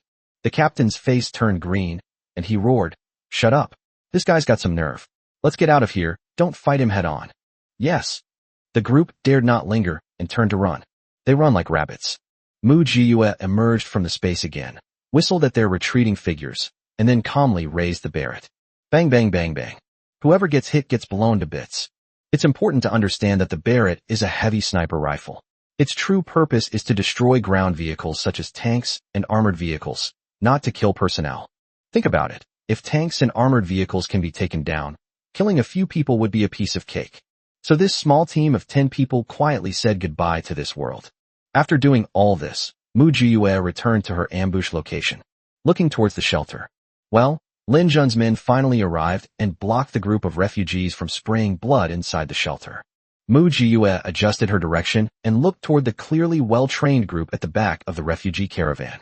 This time, Mu Jiyue found a key figure. The entire team seemed to be operating under his command. Could he be the person Lin Jun mentioned? Mu Jiyue decisively switched to the TAC-50 sniper rifle again, aimed at the man, and fired a shot without hesitation. Through the scope, the man lay on the ground in disbelief, seemingly unable to believe that he would die such a pathetic death. Really, without this person's command, the team immediately fell into chaos. The group of people rushed forward like headless flies, instead of attacking with the same methodical approach as before. With Mu Jiyue's shot, the pressure on the shelter was instantly relieved. Lin Jun said with a smile, "I knew it. That position could only be given to Mu Jio. See, it's working." The pressure on the shelter eased, but the pressure on Wei Lai's side increased instantly. When these people realized that the shelter was a tough nut to crack and they couldn't take it down, they turned around and headed towards the shelter on the hilltop near Wei Lai. The mountain shelter only covers a few hilltops, and they're not very high, so there are few guards. Currently, this appears to be the optimal solution for the attack. Chapter 103, I'm betting he won't dare to blow it up. Secretary Chow hurriedly said to Wei Lai, "President Wei, we've spotted 3 groups of people heading this way, all carrying a lot of heavy weapons. Are they planning to raise our hill to the ground? How are we going to defend ourselves?" Wei Lai laughed and replied, "Don't worry, they wouldn't dare. If we were vicious criminals, they would have blasted the hilltop flat. But their target is our supplies, not our lives. I'm betting they won't dare to blow it up." Secretary Chow was relieved and said, "Judging from the noise, it seems to be quite intense at the shelter." "Yes, I wonder how things are going in September," Wei Lai said involuntarily. Secretary Chow comforted him. "A Jew's strength is beyond doubt. She has the absolute ability to protect herself. She is not stupid either. She will not sacrifice her own interests to protect the interests of others." "That's true," Wei Lai said. "I just love her selfishness." As expected, those people surrounded him without attacking, clearly putting psychological pressure on Wei Lai and forcing him to surrender. Wei Lai had long seen through those people's intentions, so how could he possibly surrender? Instead of surrendering, he brazenly placed all his stored supplies on the trench. It's like they're saying, "Come on, blow it up. The stuff's right here. If you blow it up, you'll lose everything." This made the other party hesitant to act rashly. Who would turn down supplies? This is an apocalyptic world where every bite we take is one less bite we have left. When a person dies, they are dead. If we run out of supplies, we'll all die. Nobody wants to die, and nobody wants to waste these supplies. This Wei Lai is truly stubborn. The people in the opposing team were so angry they were grinding their teeth. Someone nearby spoke up coolly. If it were you, would you sit on a mountain of resources, carving out your own territory and becoming a king, or would you take all your wealth and become someone else's slave and blood bag? The person in front of him fell silent. Then what do we do? If we launch a full-scale attack, all those supplies will be gone. But if we don't fight, will we just remain in this stalemate? The scene was deathly silent. Someone shouted at Wei Lai through a megaphone. Mr. Wei, our central shelter is truly sincere in inviting you to settle down there. The central shelter is currently the most well-equipped place, with everything you could need, and many wealthy people live there. Mr. Wei can do whatever business he wants. Why cower on this little hill and live a life of humiliation? Mr. Wei, you should be aware of the situation outside. There are no more countries now. Everyone is fighting their own battles. Everyone needs to stick together to survive. Being alone out there, you never know when misfortune might strike. Mr. Wei is young and promising. In this apocalyptic world, having a suitable platform is essential for you to fully utilize your talents. The eastern and southeastern shelters are already destroyed. The southwest shelter is in turmoil. The northwest and northeastern shelters have suffered heavy casualties, and the capital shelter is in complete chaos. Besides our central shelter, who else can Commander Wei choose? When we arrived, we were told to treat President Wei well and to reason with him properly. President Wei is a smart man and kind to others. He will surely understand what I mean, right? Wei Lai took the megaphone from Secretary Chow and shouted across the street. Who's in charge on the other side? Seeing that Wei Lai had responded, the other party thought he had a chance and immediately replied. Now it's Deputy Director Wang Hui. Mr. Wei, our Deputy Director Wang really admires you and would like to invite you to join us in this great endeavor. Oh, it's Wang Hui. No way, we're incompatible according to the Chinese zodiac. Wei Lai replied casually. Besides, I heard Wang Hui is into all sorts of things. Someone as good-looking as me. If he ruins me, I'll never find a wife. The person opposite them froze. What the hell does this mean? Wei Lai's lips curled into a smile, and he said, since they're hesitant to act, what are we afraid of? Let's fight. As soon as he finished speaking, Wei Lai's attack began. Wei Lai's side was originally high ground, while the people surrounding them were at the foot of the mountain. Moreover, the mountain road was winding and steep, and it was not easy to climb. If it were during the coldest period of winter, Wei Lai would really be helpless. The ice smoothed out all the gullies, and even elephants could run on it. But now it's different. In the extremely hot weather, those water stains disappeared so cleanly, revealing once again the treacherous terrain that was once so impregnable. In addition, this group was reluctant to destroy those coveted supplies, so they were immediately put on the defensive and unable to move under the firepower of Wei Lai's side. Of course, even if Wei Lai has the advantage, it is only temporary. The real solution to this predicament lies with Lin Jun and Mu Jiyue. Lin Jun was held back, but he still managed to steal a moment from his busy schedule to find the most accurate answer from among countless doubts. Mu Jiyue's situation wasn't easy either. 3 groups of people have already come to ambush her. Taking advantage of her ability to cheat, Mu Jiyue not only emerged unscathed, but also ensured that her opponent had nowhere to escape. This immediately made the other party uneasy. What the hell? We've sent 3 groups of men, and we still can't find that sniper? The person in charge behind the scenes slammed his fist on the table in a fit of rage. What kind of monster has Lin Jun raised? I refuse to believe I can't take down that sniper. Send 50 men this time. Send the elite. Don't act rashly. Our goal is supplies, someone reminded him. However, the man was so angry that he wouldn't listen to anything else. Are you in command of this battle, or am I? The other person immediately shut their mouth. I was never as good as Lin Jun before. I refuse to believe that I can be worse than him in the apocalypse. Men, take out that sniper, the man said fiercely. What belongs to me, I will take back myself. At the same time, Lin Jun, who had been hiding in the background, finally determined the final location from among countless suspects. Lin Jun contacted Mu Jiyue using a handheld radio. Because there was no satellite, the sound was crackling and somewhat unclear. But it's enough. Agio, can you see a trench at the 11 o'clock position ahead of you? Lin Jun gave the order. Take it down. Okay. Mu Jio replied with a single word. He dropped the radio and retrieved from his spatial storage the shoulder-fired rocket launcher that Lin Jun had specially developed for Dongdagua. Aim. Shooting. Bang. A loud bang. The trench was instantly blown to smithereens. Mu Jiyue rubbed her shoulder, wincing in pain. It really hurt. But she couldn't care less about anything else at the moment. She tidied up the scene neatly, and then went back into the space. As expected, less than 30 seconds after she took cover in the space, her location was covered by a dense barrage of bullets, the force of which was enough to blow her head off.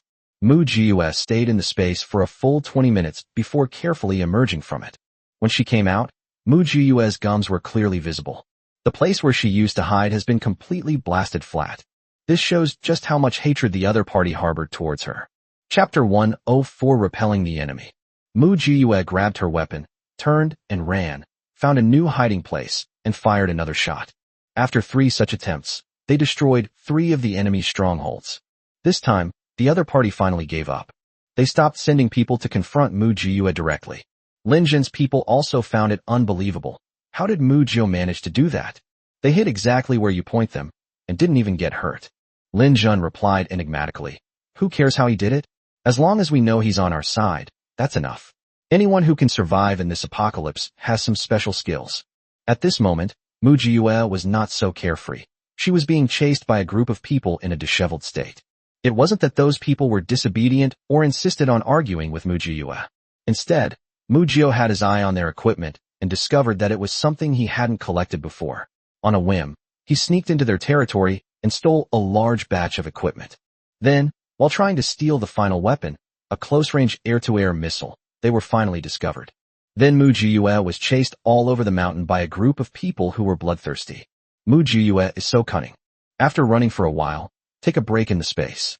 Just when the other party was exhausted from searching and about to give up, she would suddenly appear, fire a shot to attract their attention, and then continue to lead them away. Once they've made their escape, we'll circle back and continue stealing their equipment.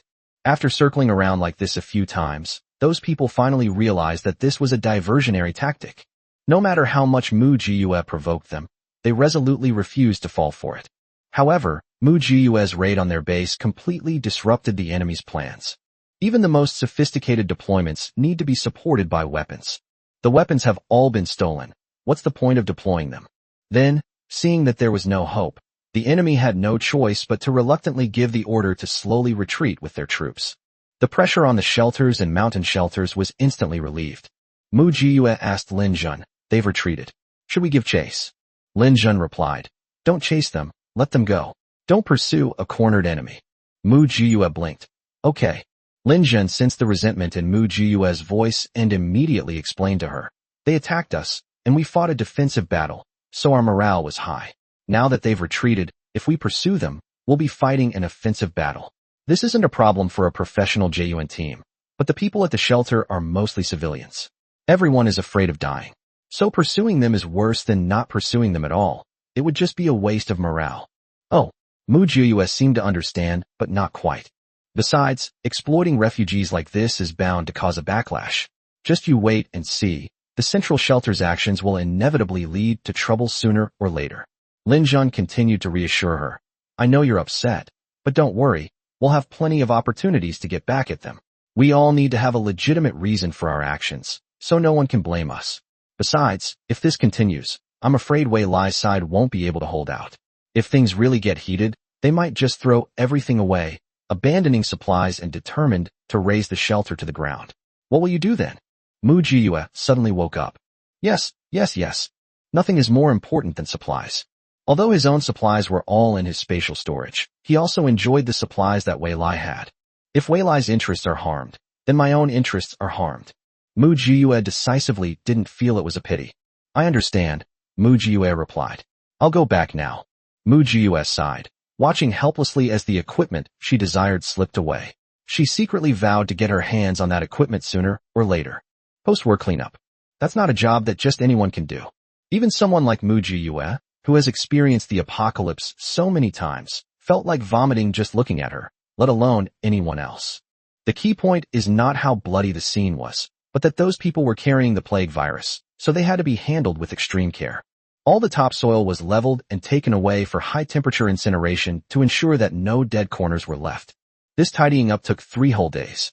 The central shelter didn't fare well in this battle, but K-City also suffered significant losses. Apart from Wei Lai's side, which had a low mortality rate because they had been hiding on the mountaintop, Both Lin Jun and the shelter suffered heavy casualties. Wei Lai knows how to conduct himself. They immediately produced a large quantity of medicines and emergency supplies, and even donated 10 sets of surgical equipment, which immediately earned the gratitude of Lin Jun and Director Lin. The three huddled together to review the situation. Director Lin said, "The central shelter has clearly decided to break ties with us. I've received information that Gao Yi is now the one truly in power at the central shelter. Gao Yi is a businessman who used to be driven by fame and fortune and liked to act like a local tyrant. Now that he controls the central shelter, he's become even more ruthless, treating the entire central shelter as his personal property. No wonder they're frantically arresting young, able-bodied men from outside, ignoring the lives of the old and weak," Lin Jun said, frowning. "This is complete chaos. What can we do? The large shelters are all thousands of kilometers apart. They don't bother each other and they don't communicate with each other," Wei Lai said. "The central shelter is just a microcosm of this. Right now, everyone is relying on their own abilities." Director Lin said, "It's fine for everyone to rely on their own abilities, but it's annoying to plunder your neighbors all the time. You too, do you have any good ideas? It's not good to always be watched. It's not the thief you should be afraid of. It's the thief who has his eye on you. This matter needs careful consideration," Lin Jun nodded and said. "It requires long-term planning." Wei Lai said, "Even if there is a way, it's not advisable to go out during this period. There's a plague everywhere outside. Even if we have a vaccine, don't forget about the mutated animals and plants. Anyway, it's not just us who will be inconvenienced, but others as well. The central shelter suffered such a big loss, so it's estimated that they won't launch a second attack anytime soon. We can still buy ourselves some breathing room." Director Lin slammed his fist on the table in anger. "You're right. We need to hurry up and resume production. I refuse to believe that I'll never get ahead in my life." Mu Jiyue did not attend their meeting. She's busy harvesting the crops in her spatial dimension. After more than half a year, all the crops in the space matured. Mu Jiyue operated the machine, collecting items with gusto, becoming happier with each collection. Her mouth practically stretched to the back of her head in a grin. "This is all grain. These are the basics for surviving in the apocalypse." After she finished her work and weighed each item, the result made her laugh so hard her teeth were showing. 50 mu of wheat yielded a total of 50,000 jin. 20 mu of corn yielded 30,000 jin. 20 mu of rice yielded 20,000 jin. 10 acres of sweet potatoes yielded 50,000 jin, 25,000 kilograms. 10 acres of potatoes yielded 100,000 jin, 50,000 kilograms. In addition, there are high-yield large pumpkins, with a yield of 200,000 jin. You've struck it rich. Chapter 105, She will be the end of the apocalypse. Scientific farming is indeed necessary. Look, there's so much food. Even if she ran out of all her other supplies, this food would be enough for her to live for a very long time. Mu Jiyue left the space, carrying 2 bags of newly produced grain with great interest, and went to find Wei Lai. "Look," Mu Jiyue placed the grain in front of Wei Lai, beaming with pride. "How about it?" Wei Lai glanced at them, then jumped up, his eyes shining. "Wow, you grew these." Mu Jiyue was even more smug. "I learned it from those teachers. Wei Lai, we have no more worries." Wei Lai very solemnly pulled Mu Jiyue to sit down in a chair. Mu Jiyue looked confused. "What's wrong?" Wei Lai said to Mu Jiyue. "Jiyue, when are you going to become king in the apocalypse? I'll bring over 300 men and fight you." Mu Jiyue immediately felt embarrassed. "I never thought of it that way." "Then you can think about it carefully," Wei Lai said solemnly. "You know how unreasonable this apocalypse is. The central shelter can bully whoever it wants. But why should we be allowed to live peacefully in a corner of the world? We're not made of clay." Mu Jiyue said. "Wei Lai, now is not the time to take the lead." Mu Jiyue sighed and said, "I understand what you mean. But the real trials are yet to come. An earthquake, a tsunami, a volcanic eruption are enough to wipe out all of humanity's efforts. Even if we want to dominate, we'll have to wait until nature has eliminated us." "I understand. I just want to tell you that whatever you want to do, I, Wei Lai, will follow you." Wei Lai said sincerely, "I don't know anything, but I know how to do business. Whatever you want, I will find a way to get it for you." Mu Jiyue was stunned. "Then why don't you do it yourself?" "Because only when you rise to power can you truly convince others." Mu Jiyue returned to her cave and lay on the recliner, pondering the meaning behind Wei Lai's words. Was he testing himself, or did he genuinely believe he would become king in the apocalypse? To become king? In my past life, I never dared to even think about it. All I thought about every day was how to survive. Having made ample preparations for this lifetime, it seems I can really consider this possibility. She knew better than anyone the power of nature. Human power is utterly insignificant in the face of nature. To survive, you must stick together. A group needs a leader. Can I really be a good leader? But to put it another way, if someone else is the leader, will you submit to them? Mu Jiyue answered affirmatively, no. She has countless resources, space, land, seeds, and all sorts of resources to survive. Why should she be subservient to others? So that's what Weilai meant. He guessed that his space was a plantable space, so he willingly gave up his place to make way for himself. He has good taste. In the apocalypse, having a portable world where you can grow crops is indeed an unparalleled advantage. On the other side, Weilai said to Secretary Chow, organize our supplies, take out one item from each category, and give it to Mu Jiyue. Secretary Chow looked at him with puzzlement. President Wei, do you value her that much? It's not just about valuing her. Weilai's tone became more serious. She will be our last trump card. In fact, I've even suspected that she is the one who will end the apocalypse. Secretary Chow raised an eyebrow.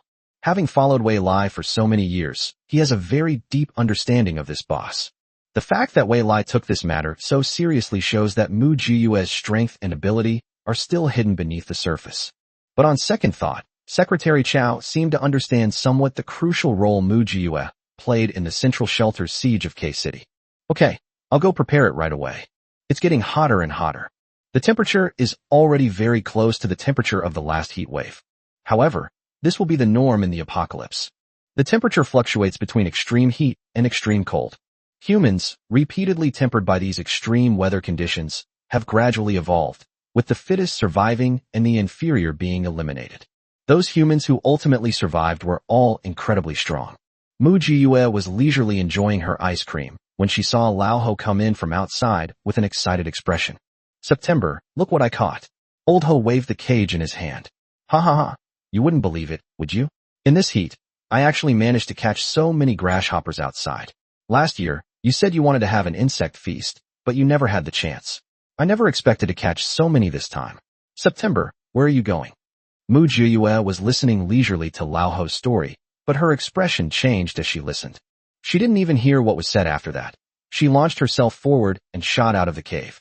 Mu Jiyue took out a high-powered telescope from her spatial storage and looked into the distance. From the south, the sky was covered with clouds, obscuring the sun. Mu Jiyue's pupils constricted sharply, and she turned around and shouted, Weilai, quick, get everyone back to the shelter. Activate the defenses. The poisonous insects are coming. Those who followed Mu Jiyue out changed their expressions upon hearing her words. Without wasting any more time asking if it was true or false, they turned around and went off to frantically spread the message. Mu Jiyue immediately returned to the cave and, together with Lao Ho, frantically laid out the diamond net at all the entrances and exits of the cave. One layer isn't enough, so let's add another. 3 layers aren't enough, so add 2 more. In short, you must build your cave into a sturdy metal cage. Weilai's speed was also quite fast. The entire cave was covered with an ultra-dense and ultra-tough wire mesh, and was electrified and filled with concentrated acid. Weilai did not forget to notify the shelter and Linjun's dawn base, so that they could also make preparations in advance. Linjun's side has the fastest and most efficient action. All the planting areas were first transported back to the cave and covered with layers of protective netting. Then, all the caves where people lived were fitted with gates and electric fences. All personnel were evacuated back to the cave, leaving only drones to patrol and circle outside. The efficiency at the shelter was much lower. Many people didn't take it seriously, thinking it was making a fuss over nothing, so quite a few people were still in no hurry to go back. Weilai contacted Mu Jiyue via radio. Jiyue, what kind of poisonous insect will it be this time? Mu Jiyue coldly replied. The main infestations are mutated locusts, mutated moths, and mutated red-blooded worms, along with mutated cockroaches, mutated ants, and mutated beetles. If you're unlucky, you might even encounter mutated caterpillars that are as tough as diamonds. The most notable characteristic of these insects is their voracious appetite. They devour everything they encounter. For example, trees, grass, roots, and even humans. I've personally witnessed a human being surrounded by mutated ants, and in just 50 seconds, not even a skeleton remained. Weilai, protect yourself well, and don't give yourself the chance to face these insects directly. Good luck to everyone. Chapter 106. The mutant poisonous insects have arrived. Wei Lai took a deep breath. I understand. I'll notify Lin Jun and Director Lin immediately. Mu Gus said. Wei Lai, this wave will eliminate 10% of humanity. Wei Lai was silent for a moment, then said, understood. We must all persevere to the end. All the vents are sealed tightly, and highly toxic insecticides can be used. Mu Gus reminded him.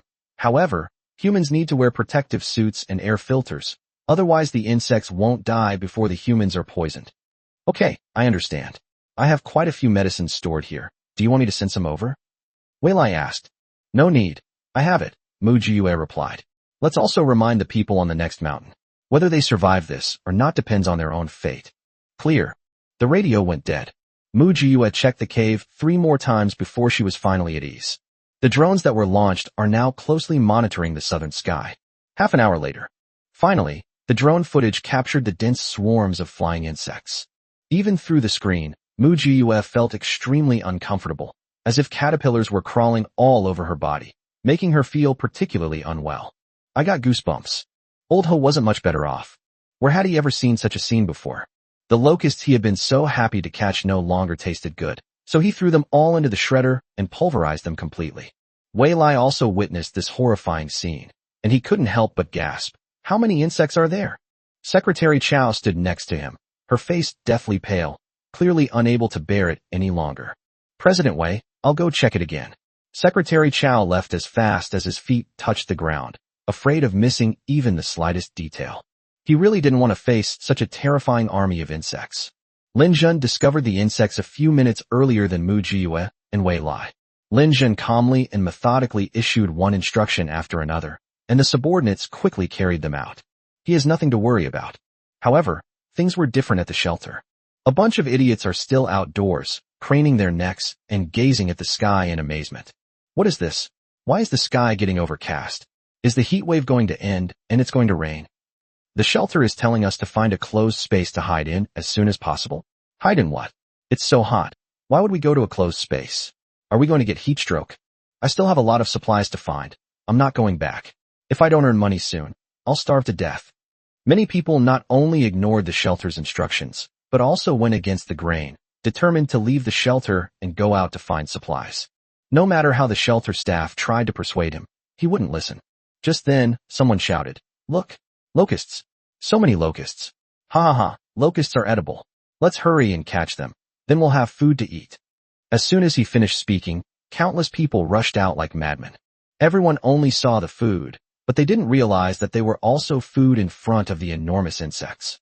The guards at the gate could no longer care about them and ran frantically back against the flow of people. Those who were closest to the building rushed inside. Those who lived far from the buildings jumped into the nearest dugouts and packed them up tightly. The next second, the group that had been excitedly catching locusts soon faced their final lesson. Ah, someone suddenly screamed. He covered his face tightly with both hands, trying to stop the locusts from attacking. But the swarm of locusts soon set their sights on his exposed neck, arms, and legs. In hot weather, no one will wear too many clothes. Therefore, without exception, every exposed area was targeted by insects. The unfortunate fellow rolled around on the ground in pain, trying to crush the locusts that were biting him with his body weight. But as soon as he fell, more and more locusts swarmed up, eventually completely surrounding him and turning him into a cocoon.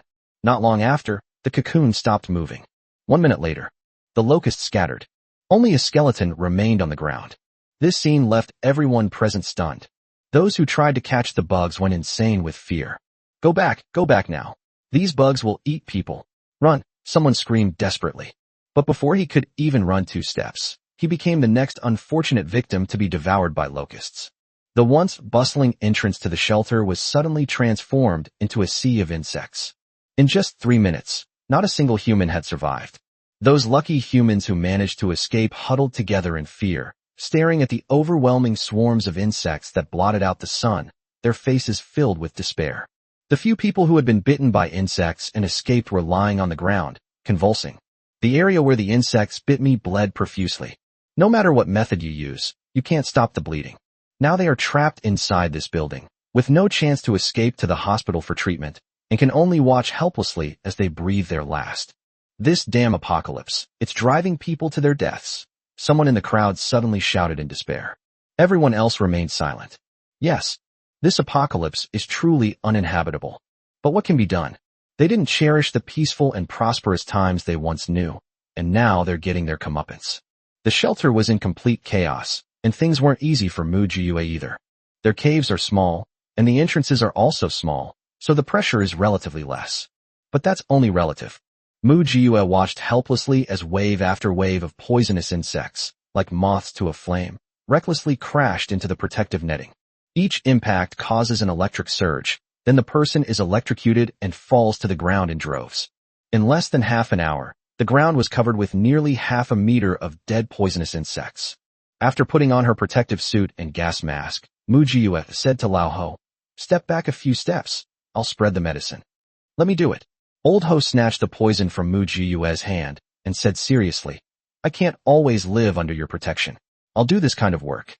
After saying that, Old Ho dressed himself neatly, endured his physical discomfort, raised the sprayer, and sprayed the poisonous insects frantically. Crackle, splash, and clatter. Countless poisonous insects fell, and countless poisonous insects flew in. Old Ho and Mujiue took turns spraying poison, which took a full 8 hours before the poisonous insect's attack finally subsided. Old Ho couldn't help but breathe a sigh of relief, wiped the sweat from his forehead, and said, "If things are this crazy here, the situation at the shelter probably isn't much better. I wonder how things are going with Boss Wei." As soon as he finished speaking, the walkie-talkie placed to the side rang. "September, are you and Boss Ho all right?" "It's all right, we're all safe." Mujiue picked up the walkie-talkie and replied, "Your defenses haven't been breached, have they? This is just the first wave of attacks, a probing attack. The real battle is yet to come, especially those mutated red bloodworms, which can easily squeeze through thin barbed wire and easily enter the human body. So from this moment on, everyone must not take off their protective suits, and we must not let our guard down." Chapter 107: The Tug of War with Poisonous Insects. Upon hearing this, Wei Lai's face turned green. They lived in a cave, so ventilation was essential, otherwise, they could easily suffocate from lack of oxygen. If you want ventilation, you can only use wire mesh. However, red bloodworms can easily pass through barbed wire. This is troublesome. "Isn't there any other effective way?" Wei Lai asked. "It's not good to keep things like this."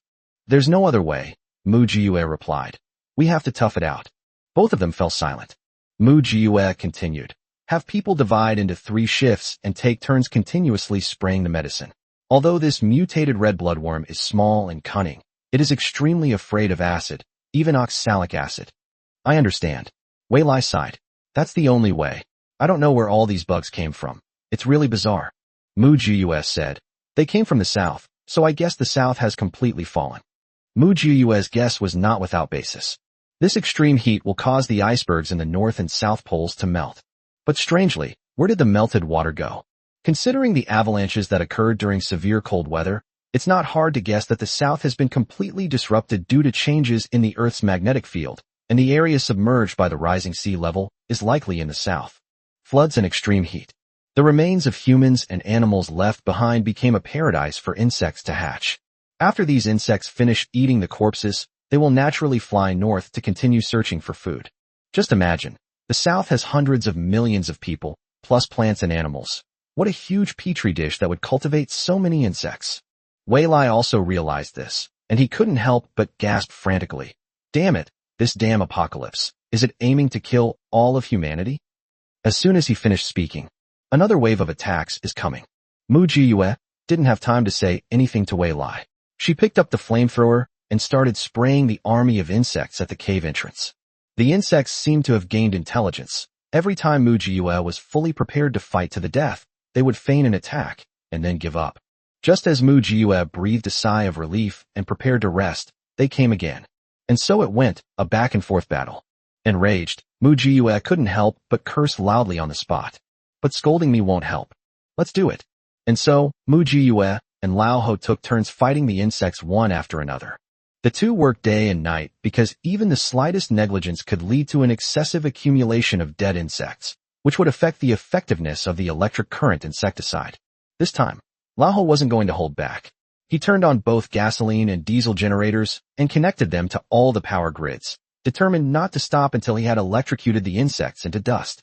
In other words, Mu Jiyue is very wealthy and has a lot of stored resources, including a huge amount of gasoline and diesel in her spatial storage. Most people wouldn't dare to do something like that. 3 days later, Mu Jiyue and Lao Ho, both sporting dark circles under their eyes, collapsed onto the ground, panting heavily. Finally, it's over. Old Ho wiped his sweat, panting, and said, "One more wave, and I'd be exhausted." Mu Jiyue lay down on the ground and said, "I'm going to die from exhaustion too." After resting for half a day, we cautiously approached the cave entrance and, like thieves, quietly released the drone to scout out the situation. This sight left Mu Jiyue and Lao Ho completely stunned. The former 522 hill has been eroded into a small mound. Meanwhile, the hill next door, the one in Wujia village, had also been eroded 2 meters deep. That's a rocky mountain. More than 2 meters of it have been gnawed away. This shows how destructive these insects are. Crying could be heard again from the villagers of Wujia village. Someone had probably been bitten to death while fighting the insects. Mu Jiyue couldn't care less about them. She quickly contacted Wei Lai first. "How's the situation on your end?" Wei Lai's voice was weak and listless, as if he had been drained of all his energy.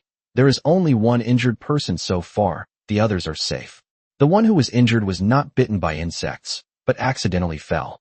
"That's good." Mu Jiyue breathed a sigh of relief and said, "This wave of attacks has temporarily ended, but we don't know when the second wave will come." Again, Wei Lai cried out in despair. "Yes, this will be a protracted battle," Mu Jiyue replied. "Let's hurry up and repair it before their second wave arrives." Wei Lai let out a wail, and without taking a break, he quickly called on people to do repairs, block blockages, and apply paint. A day later, Wei Lai came excitedly to find Mu Jiyue. "What is this?" Mu Jiyue looked curiously at the plain white plastic bucket on the table. "This is a new insect repellent coating we just developed," Wei Lai proudly introduced. "We just caught a few insects and did some experiments. It effectively confuses their senses, making them ignore the existence of the hilltop. Let's coat the entire shelter with this coating before the second wave of insects arrives. It might work. Do you want some?" Yes, give it to me quickly." Mu Jiyue, whose hands were sore from killing insects, was overjoyed. So a group of people, dressed in protective suits and carrying paint, frantically started painting outside. Director Lin was always well informed. When he heard that Wei Lai had developed an insect repellent coating, he immediately sent someone to trade with Wei Lai. Director Lin's affairs officer came personally, and as soon as she arrived, she grabbed Wei Lai's hand, crying uncontrollably, "President Wei, you absolutely can't abandon us. You have to share some of this paint with us. You have no idea how terrible it is at our shelter. In just 3 days, 800,000 people died there. That's 800,000. They ate everything, not even a scrap. Those insects were horrible. They could gnaw through walls a foot thick. Almost no buildings on the ground could withstand it. They're all dead, dead." Hearing his tearful complaints, Wei Lai felt heartbroken. "I understand. I've already reserved some for you. But, as you know, it's only just been developed, and production capacity is limited. I can't provide any more paint." Wei Lai replied sincerely. "Besides, Chief Lin also asked for some. We can't be biased, right? What's the big deal? As long as you have the formula, leave the production line to us." The operations manager thumped his chest loudly. "Follow the old rules. We will definitely not treat President Wei unfairly." No problem. Wei Lai immediately smiled sweetly. Lin Jin's side was equally decisive.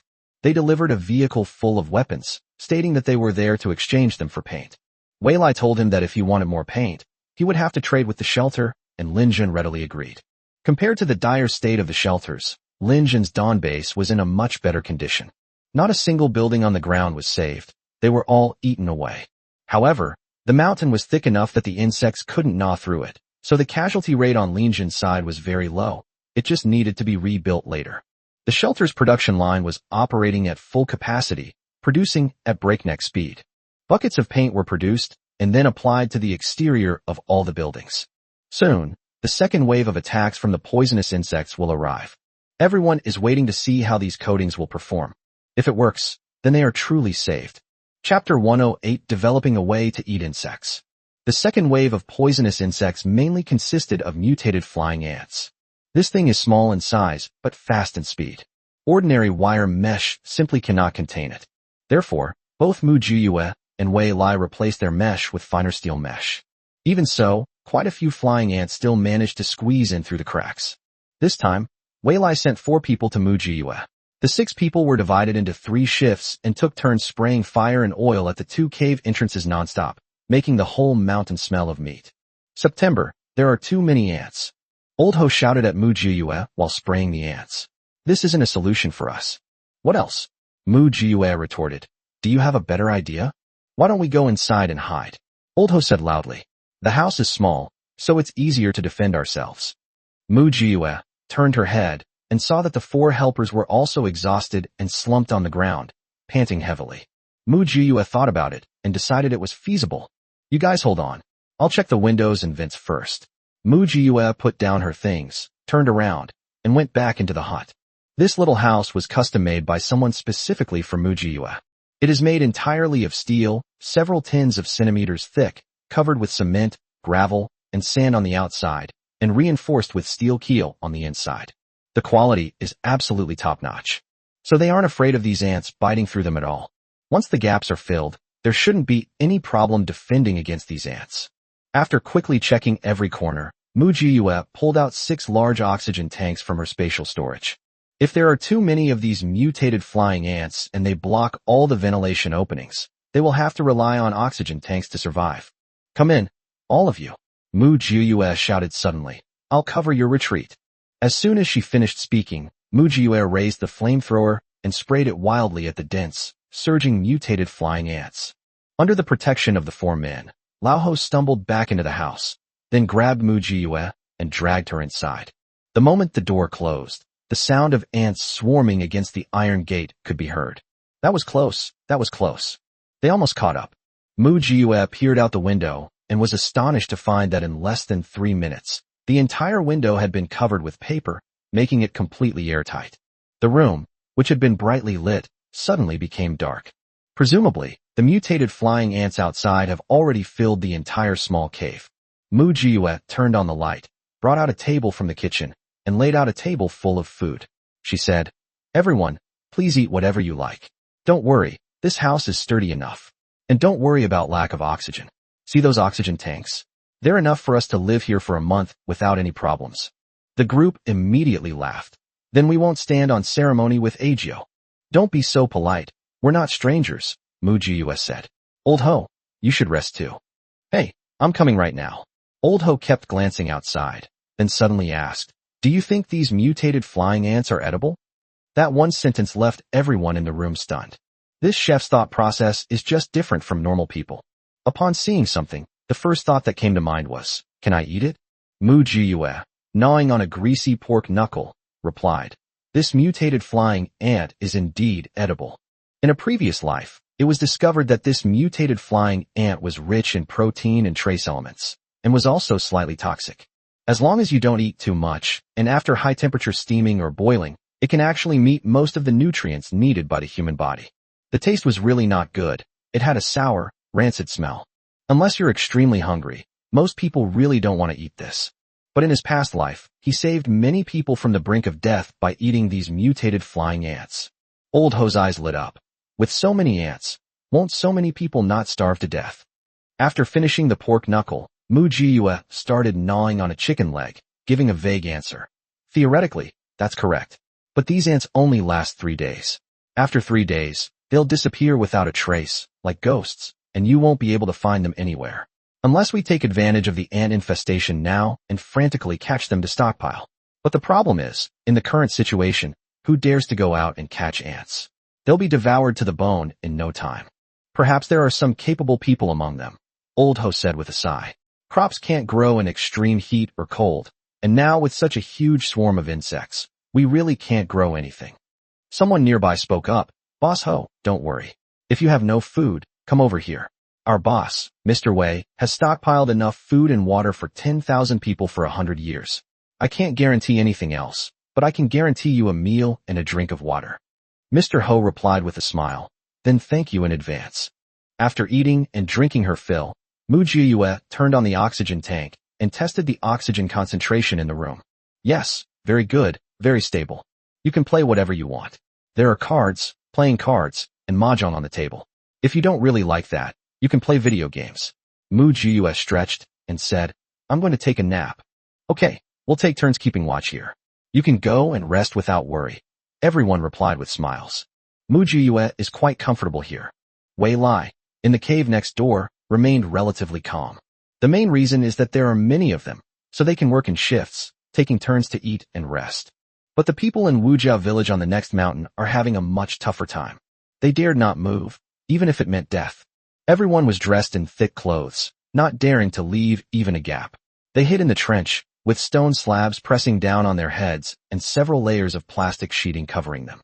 They just huddled at the bottom of the trench and endured it. They're actually doing pretty well. At least the trenches, though harsh, were thick enough that the mutated flying ants could only harass them, but couldn't bite through them. The situation at the shelter was much worse. Many flying ants took advantage of the gaps to sneak into underground shelters, causing wave after wave of turmoil. The wealthy people were initially quite happy, thinking that living underground would protect them from danger. However, these flying ants slapped them in the face. Many people were bitten by the mutated flying ants, which caused them to develop persistent high fever and festering ulcers, and they were rushed to the hospital for emergency treatment on the same day. In short, it was a chaotic and disorganized period. Fortunately, Director Lin had completely taken control of the shelter, and with him in charge, the situation was barely brought under control. The coatings developed by Wei Lai are effective. It does repel mosquitoes and other insects, but there are too many ants, so both defense and extermination must be carried out simultaneously. 3 days later, this wave of mutated flying ants has passed. Someone told Director Lin that he had discovered these mutated flying ants were edible. Director Lin's eyes lit up immediately. Chapter 109 Wilderness Survival Rate.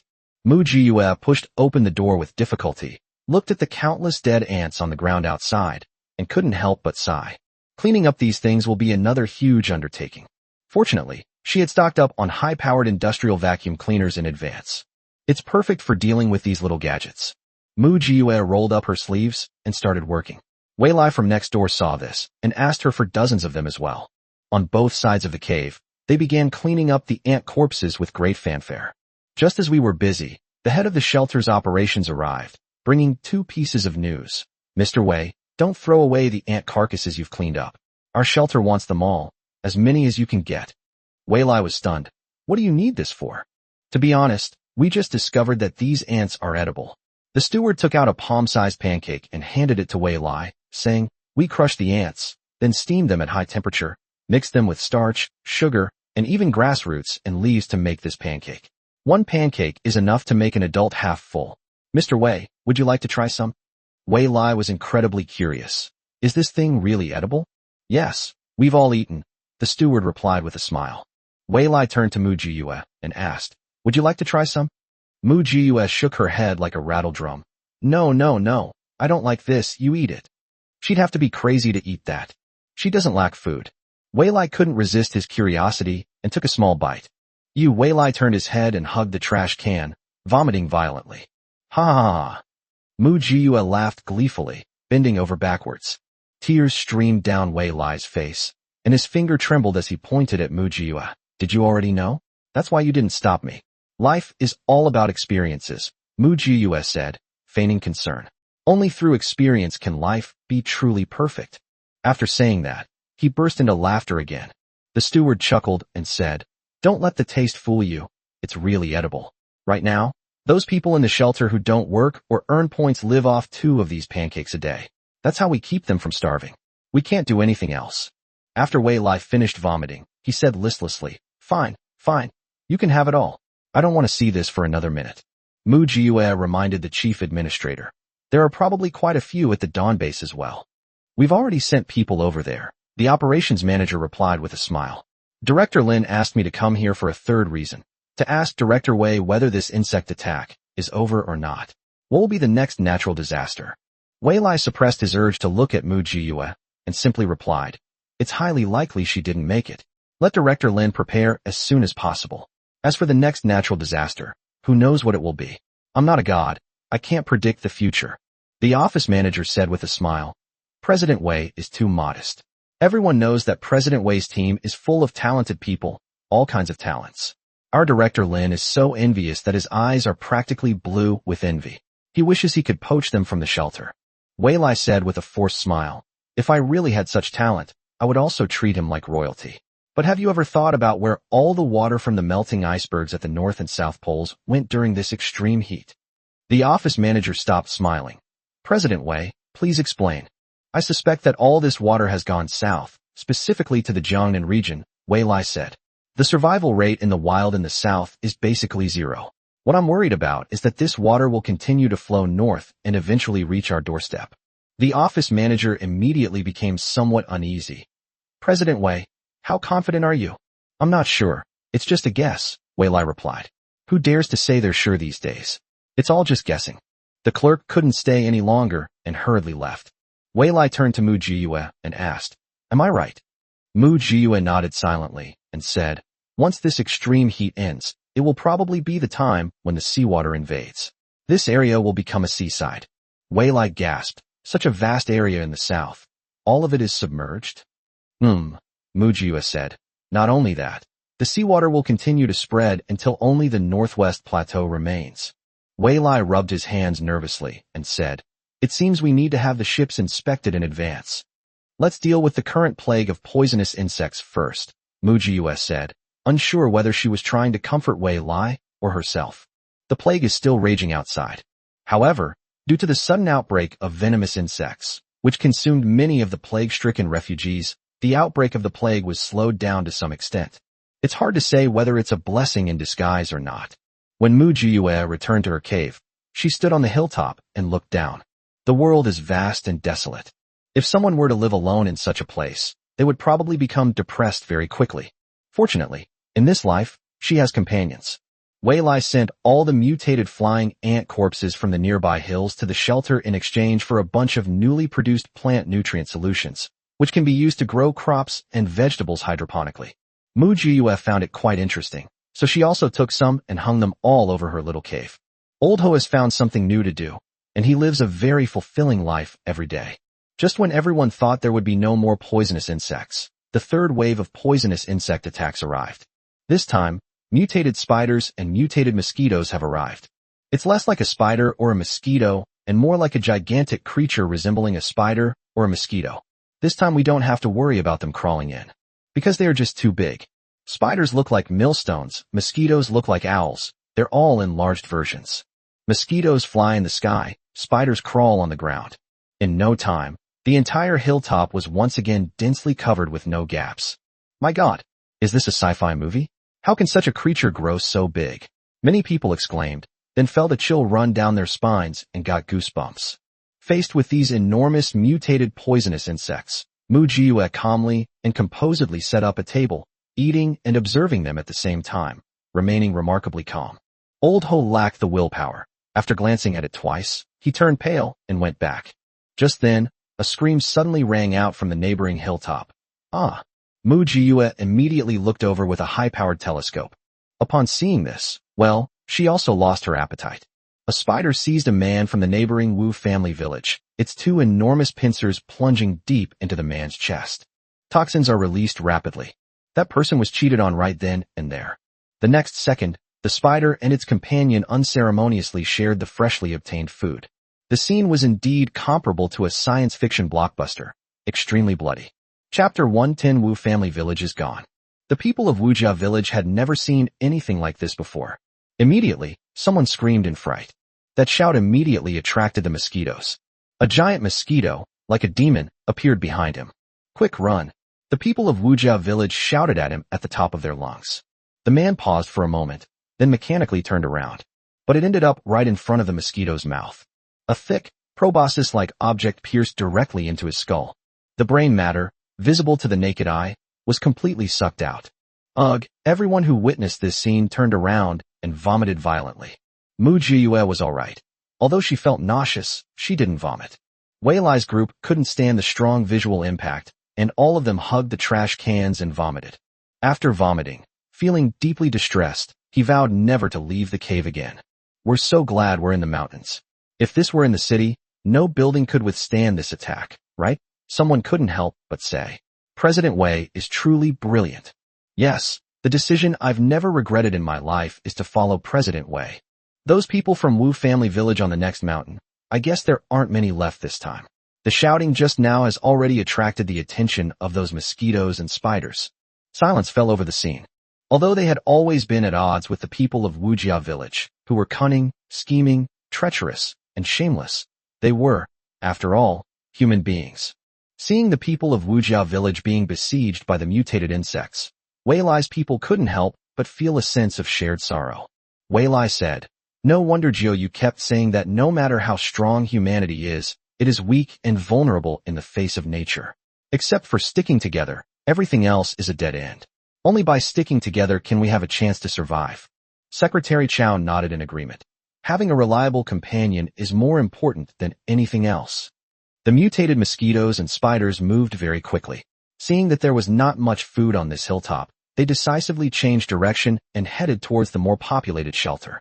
As for how to counter the situation at the shelter, that's a headache for Director Lin. After Mu Jiyue released the drone and confirmed that there were no mutated insects around, she opened the iron gate and the barbed wire fence and cautiously went out. As soon as they went outside, they saw Wei Lai peeking out from his side. "Let's go take a look." Mu Jiyue pouted at the neighboring hilltop. "Okay." The other party had the same idea. The group tiptoed to the next hilltop. From this distance, it looks like this. TSK, TSK, TSK. That's terrible. Crying could be heard everywhere. Village Chief Wu's already aged face now looks even older, and his entire back is hunched over, unable to straighten up anymore. Mu Jiyue squatted down and checked the unfortunate guy whose brain had been sucked by a mosquito. After confirming that there were no other wounds on his body, she said, "This mosquito is quite picky about food. It won't eat anything except brains." Another person, after examining what the spider had eaten, said, "The spider isn't picky about food. It eats everything, but it just won't eat the head." No wonder they're moving together. They've pooled their food. Village Chief Wu approached tremblingly, and upon seeing Mu Jiyue, he knelt down with a thud. Wu family village is finished. Only 18 people remain in the entire village. All the elders are dead. I won't live much longer either. Please take them in. This apocalypse is cannibalistic. As he spoke, tears streamed down his face. I wonder if they regret being so cunning and scheming against others back then. I know you hate us. It's all my fault. I forced them to do it. Village Chief Wu said, weeping bitterly. They had no choice but to listen to me. They were forced. Now that Wu family village is gone, there's no need for me to be the village chief anymore. I will give you an explanation. I only ask that you accept them. Village Chief Wu summoned the remaining dozen or so people and made them kneel in a line in front of Mu Jiyue. Look, they're all young girls. No matter the era, no matter when. Only with girls can there be descendants. Only with girls can there be a future. Village Chief Wu wiped the tears from his face and said, when the mosquitoes and spiders came, we older folks were on the outside, keeping them inside. From that moment on, we old folks made up our minds to trade our lives for theirs. We've lived enough. But they were so young, and it's such a pity they died like this. Seeing that Village Chief Wu's expression was off, Mu Jiyue immediately asked, Are you injured? Village Chief Wu silently raised his arm, which was severed up to the elbow, and said, It was bitten by a spider. There's a shortage of medicine and medical care now, and I know I won't live much longer. Mu Jio, I heard you're also a girl. I was blind and offended you before. Please, for the sake of women, take them in. After saying that, Village Chief Wu shouted to the back. Everyone, kowtow to Mu Jio. Bang bang bang. More than a dozen people kowtowed frantically to Mu Jiyue. He kowtowed so hard that his forehead was swollen. Wu Qinglan, who was on the outermost edge, was holding her newborn daughter and kowtowing the most earnestly. The month she spent being kicked out finally made her realize what good days she had missed. She had secretly begged Hog for mercy, but Hog simply said he didn't want her anymore. I thought that even if life was tough, I could at least manage to get by. However, these 3 consecutive attacks by poisonous insects made Wu Qinglan realize that this really was the end of the world, and that she really couldn't survive with her child alone. Mu Jio, please take us in. We're just ordinary women, nothing special. But we can manage washing clothes, cooking, growing vegetables, feeding chickens and ducks. We eat very little, just enough to keep us from starving. Wu Qinglan cried. I know I was wrong, but my daughter is so young. She doesn't know anything. She's still so small. Mu Jiyue took the baby and bounced it around. The baby, who was already a month old, weighed almost the same as when it was first born. This shows how badly the child had a month. 2. Wu Qinglan couldn't eat or sleep well, so her breast milk was naturally poor.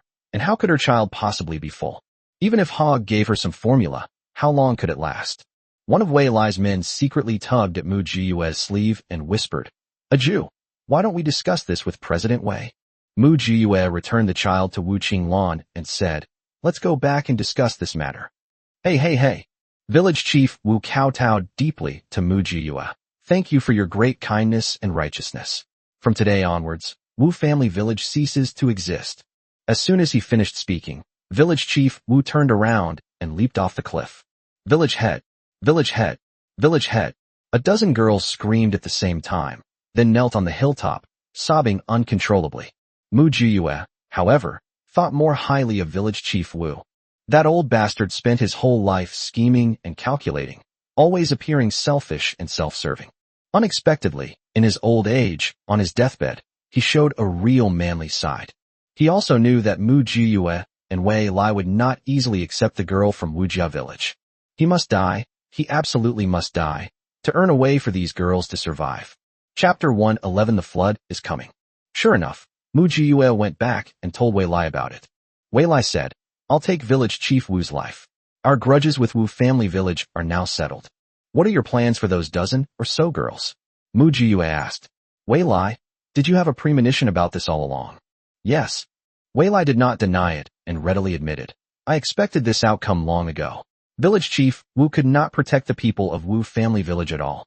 It's just a pity that he has always been too arrogant and could not see reality. This poisonous insect attack has finally made him understand this. Although many people died, at least some were protected. In September, Village Chief Wu was right about something. Whether it's a chaotic world or the end of the world, population growth and development are of paramount importance.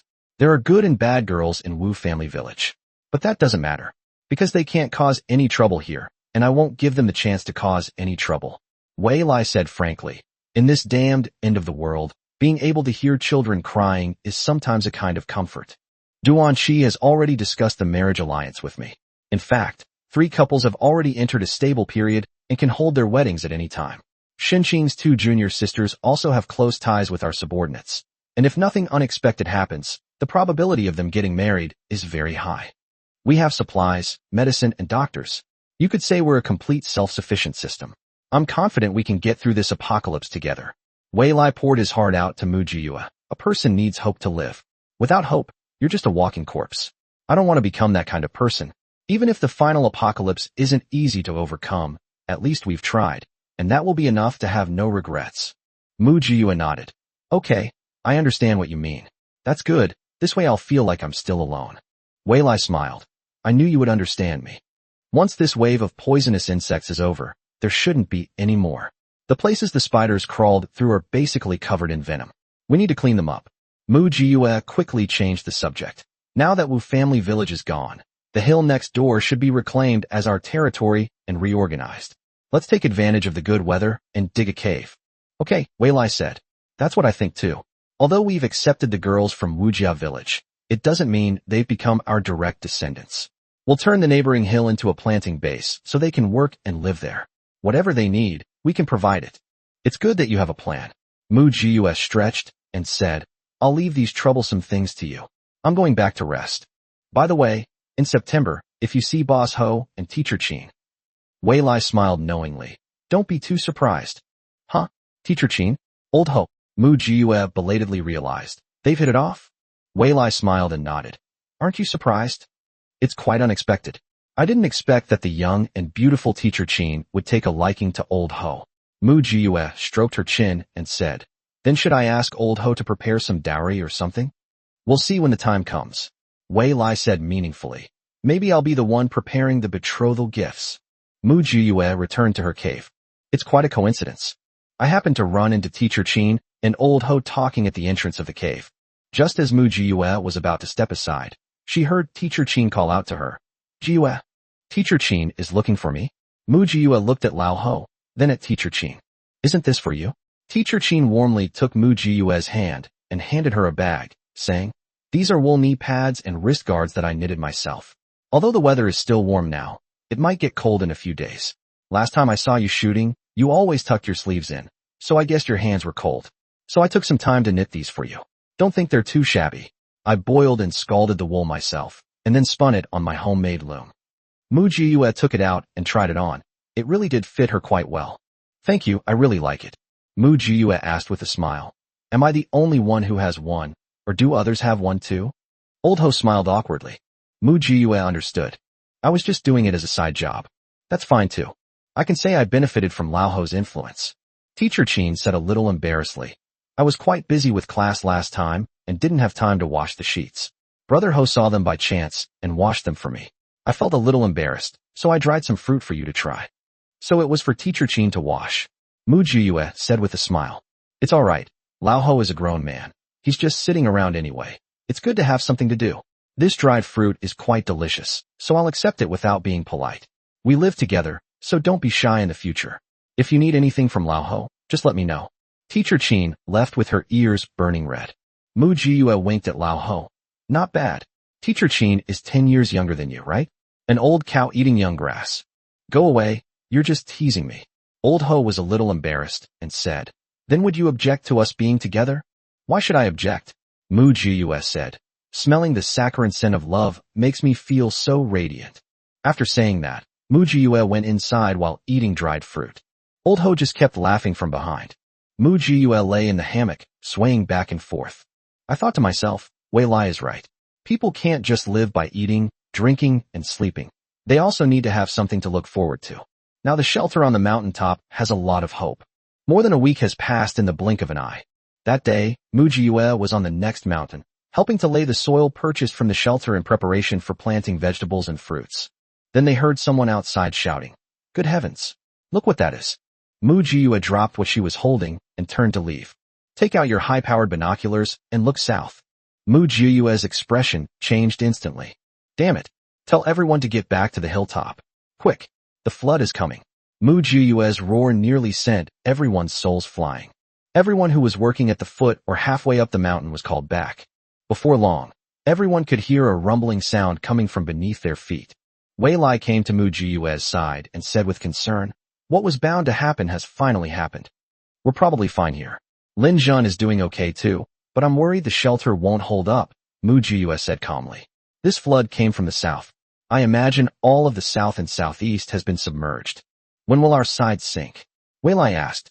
It's hard to say. It could take a few months or a few years, Mu Jiyue said solemnly. Wei Lai, the arrival of the flood means that the next natural disaster is coming soon. Chapter 112 Exchange for a Life Pod. Wei Lai's palm tightened. What's the next natural disaster? Mu Jiyue gazed into the distance, a rare unease in her eyes. She carefully chose her words and said, It could be an earthquake or tsunami, it could be a volcanic eruption, or it could happen at the same time. What? Wei Lai exclaimed in shock. If they happen simultaneously, how can a person survive? Imagine volcanoes erupting on land and in the ocean at the same time. It will be hell on earth. Mu Jiyue turned to look at Wei Lai, her expression more serious and solemn than ever before. Wei Lai, you should have a lot of aerospace-grade life pods. If you trust me, you can leave them with me for now. I promise to return them to you intact. Wei Lai laughed. If I can't even trust you, who can I trust? Let alone aerospace-grade rescue capsules. I can entrust them to you for safekeeping, even underwater and well rescue capsules. In addition, I would also like to ask you to help keep some of my personal belongings safe. I'm worried that I won't have time to collect them during an earthquake. Okay. Mu Jiyue nodded in agreement without further ado. Wei Lai took Mu Jiyue to the lowest level of the storage area. This place is basically located on the mountainside, near the foot of the mountain. It's easy to imagine that Wei Lai and his men really did carve a huge hole in the mountain. They climbed down the steps one by one, and it took them almost half an hour to reach the largest warehouse. That's all, Wei Lai said earnestly to Mu Jiyue. Please, Jiyue, our survival depends entirely on you.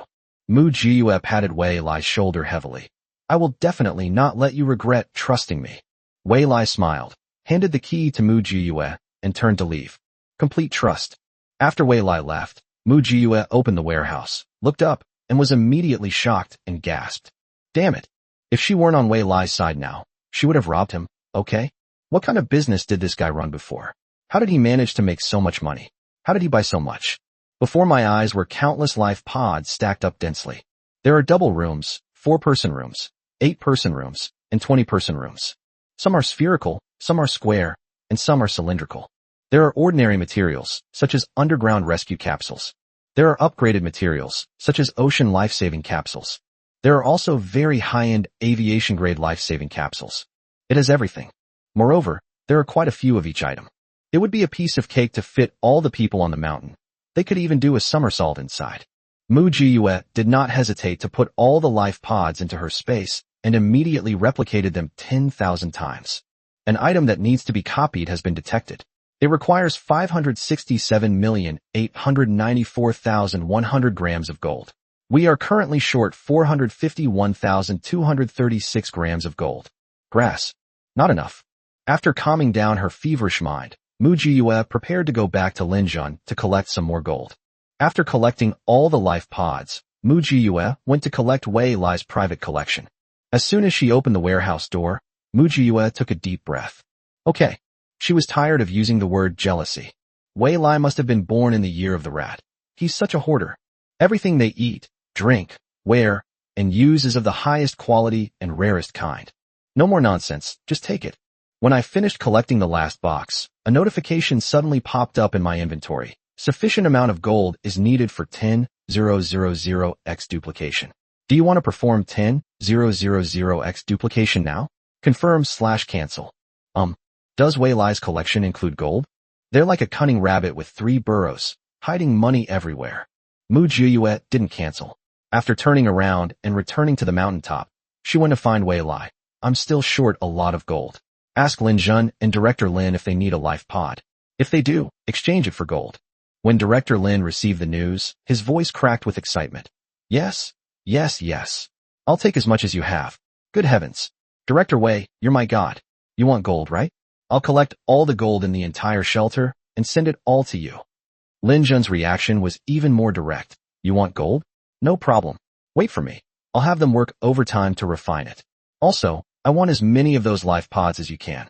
President Wei, you and Agio are like half-brothers to me. No doubt about it. In this life, I, Lin Jun, will risk my life for you.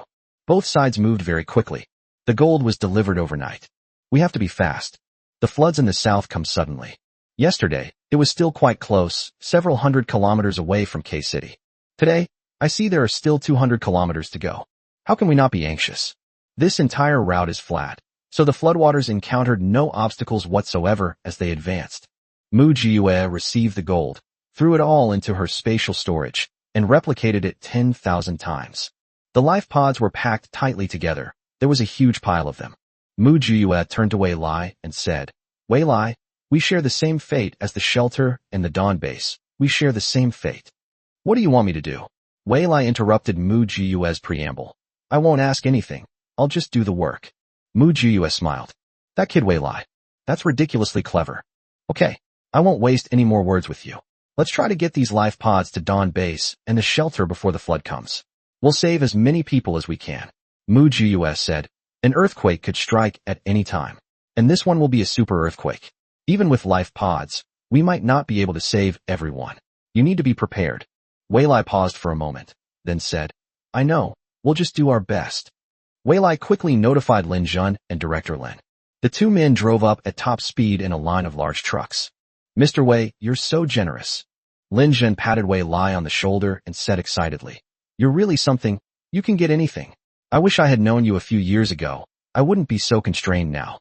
I won't let you help me for nothing. Look. This is all the gold we found by working overtime. Smelting it ourselves is too slow. Wei Lai looked at the boxes of gold and asked, so you went to rob it? Yes. Lin Jun readily admitted. Where was the righteous spirit that Lin Jun once possessed at this moment? All righteousness was extinguished by the fear of death. I personally led a group to rob a wealthy family's convoy in the central shelter. We originally wanted to borrow some food, but unexpectedly, it was gold. I thought you liked gold the most, so I brought it to you. Lin Jun said in a low voice. The central shelter is in chaos right now. Everyone is frantically hoarding money. I don't know. It's the apocalypse. What's the point of hoarding money? Wei Lai gave Lin Jun a thumbs up. Commander Lin, you're awesome. Director Lin also brought a lot of gold, but the purity was lower than that of Lin Jun's, and most of it was jewelry, with very few gold bars. Wei Lai asked in surprise. Director Lin, you robbed someone too? Director Lin smiled mysteriously. What did I rob? I just told the rich people in the shelter that if they wanted the life pods, they could exchange them for gold. They were much more proactive than I was. Before I even gave the word, They had already looted all the gold. Chapter 113. The flood has really arrived. Wei Lai was surprised for a moment, then gave a thumbs up. Director Lin is truly capable. I never realized before that this person was so flexible, resourceful, and knew how to manage subordinates. Who isn't afraid of death these days? The richer a person is, the more afraid they are of dying. When the shelter in K-City was first established, many wealthy people purchased luxury apartments and villas. However, wealthy people are also stingy. Unless it involves their own interests, it's very difficult to get anything out of them.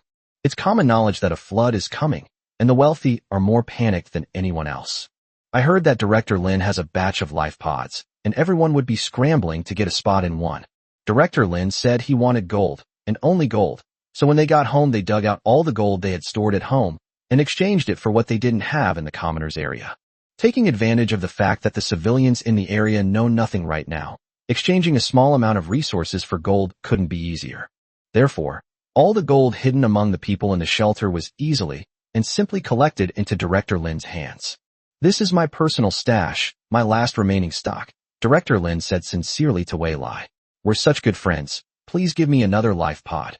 Wei Lai shook his head. It's not that I don't want to give them, it's just that this is all I have stockpiled. I didn't originally intend to stockpile these, but my overseas businesses were in a hurry to sell, and the other party used these life pods to settle a debt, so I accepted them. I never expected that they would come in handy here. It's only because of our friendship that I'm sharing them with everyone. We share the good times and the bad. Wei Lai's words moved Director Lin and Lin Jun to tears. However, there's something I need to make clear beforehand. Wei Lai didn't forget to give Mu Jiyue a gold medal, and said, these life pods are actually defective. It was a Jew who took the lead and had people work overtime to inspect and repair them one by one, which is why there are so many. It was also she who reminded me to distribute the extra life pods to the Dawn base and the shelter, saying that she wanted to live and die with you all.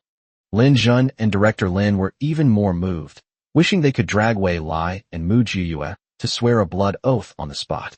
Ahem, we're pressed for time, so let's skip the formalities. Wei Lai waved his hand, loaded onto the truck. One by one, the life pods were transported out of the cave and transferred to Lin Jun and Director Lin's truck. The two of them spun around in circles. These life pods took a whole day to transport before the delivery was complete. However, the flood was only a few dozen kilometers away from their city, K. Even without a high-powered telescope, you can see the whitish coastline. With Mu Jiyue's support, at least 80% of the people in K City can be saved. This insect infestation has drastically reduced the population of the shelters from over 8 million to just over 5 million. So, in those 8-person, 10-person, or 20-person dorm rooms, try to squeeze in as many people as possible, one by one. They managed to squeeze them all in, albeit with difficulty. Of course, the wealthy don't use ordinary equipment. They all have private single rooms, or a family sharing a single life pod.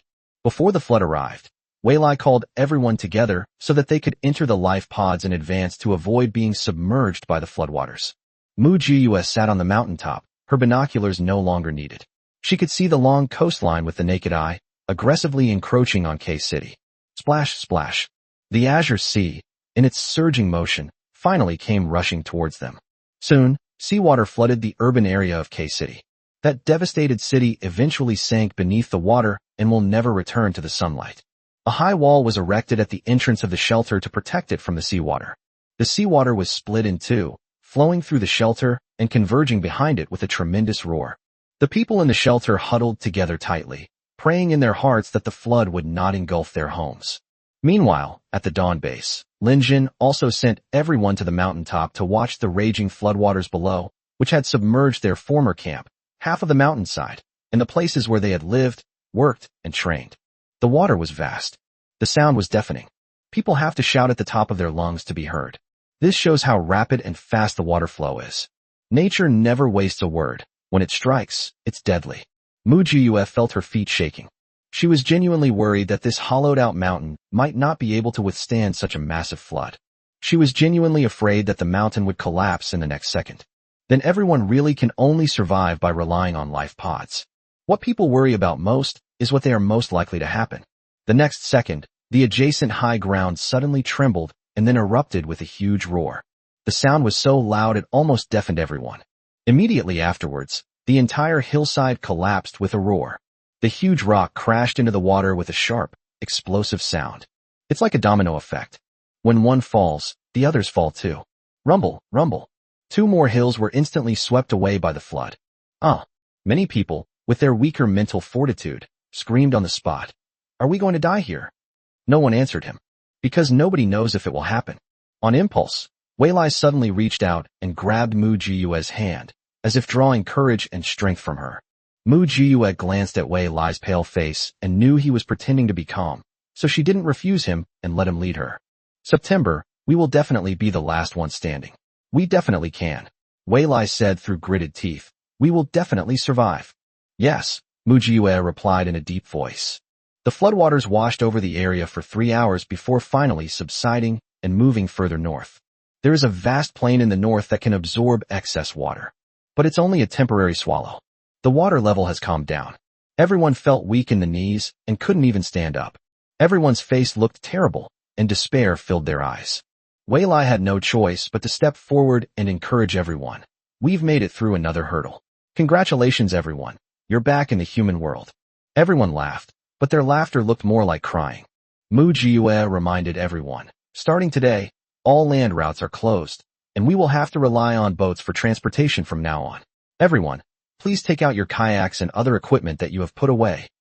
Mu Jiyue's reminder brought everyone back to their senses, and they all returned to their caves to do what they were supposed to do. We've made ample preparations this time, so there shouldn't be any casualties, right? Old Ho seized the opportunity to ask Mu Jiyue. It's hard to say, Mu Jiyue replied, her tone pessimistic. We're lucky here. The collapsed hilltops weren't our homes. But other places might not be so fortunate. There will be casualties on Lin Jun's side, but not too serious. The walls at the shelter won't hold for long. If a mountain can collapse, what chance does a mere wall have? Chapter 1:14 Heavy Casualties. Just as Mu Jiyue had guessed, Dawn Base and the shelter quickly tallied the casualties. More than 100 people died, more than 20 went missing, and more than 1,000 were injured at the Dawn Base. Most of these incidents occur when the mountain is swept into the water by flash floods and then crashes into the mountainside. The casualties at the shelters were much higher. The death toll reached 200,000, and the number of missing persons was the highest, at 500,000. The number of injured people is in the millions. Old Ho was very puzzled. Weren't life pods provided? How come so many people still died? What's going on with Chief Lin? Mu Jiyue played with the walnut in her hand and said, Director Lin has done his best, but he underestimated human nature. How so? Old Ho asked, intrigued. At this moment, Wei Lai came in from outside, saying as he walked, the life pods at the shelter are divided into different grades. Rich people can use the good life pods, while ordinary people can only use the cheapest and most basic life pods. Although they are ordinary life pods, they are still enough to withstand floods. Then what is the problem? Old Ho asked. The problem is that some people felt that the ordinary life pods were a trap to kill them, and that Director Lin, along with those rich people, wanted to get rid of them, these burdens. So they collectively attacked those rich people and stole their life pods, Wei Lai replied. Especially when they saw that the best life pods were aviation grade, capable of withstanding temperatures of thousands of degrees, and able to withstand rolling around in the flaming mountains without any problems. They killed many people out of jealousy and stole the aviation-grade life pods. A single flood wouldn't kill so many people, but with internal riots, there's no limit to the death toll. Wei Lai sighed. This kind of thing doesn't just happen once, it happens multiple times. Director Lin is too far away to do anything about it, and can only let things get out of control. During the looting, people kill and rob each other, and it's impossible to tell who the victim is and who the murderer is. In such chaotic circumstances, the moment the floodwaters breached the protective wall, they didn't even have time to enter the rescue capsule and were swept away by the flood. People caught in the turbulent currents simply cannot survive. Old Ho was dumbfounded. You can actually do that? Mu Jiyue said, that's absolutely right. Human nature. It's something you can never look directly at. Wei Lai said, to put it bluntly, it's Director Lin who spoiled those people. If Director Lin were like those parasites at the central shelter, this wouldn't have happened.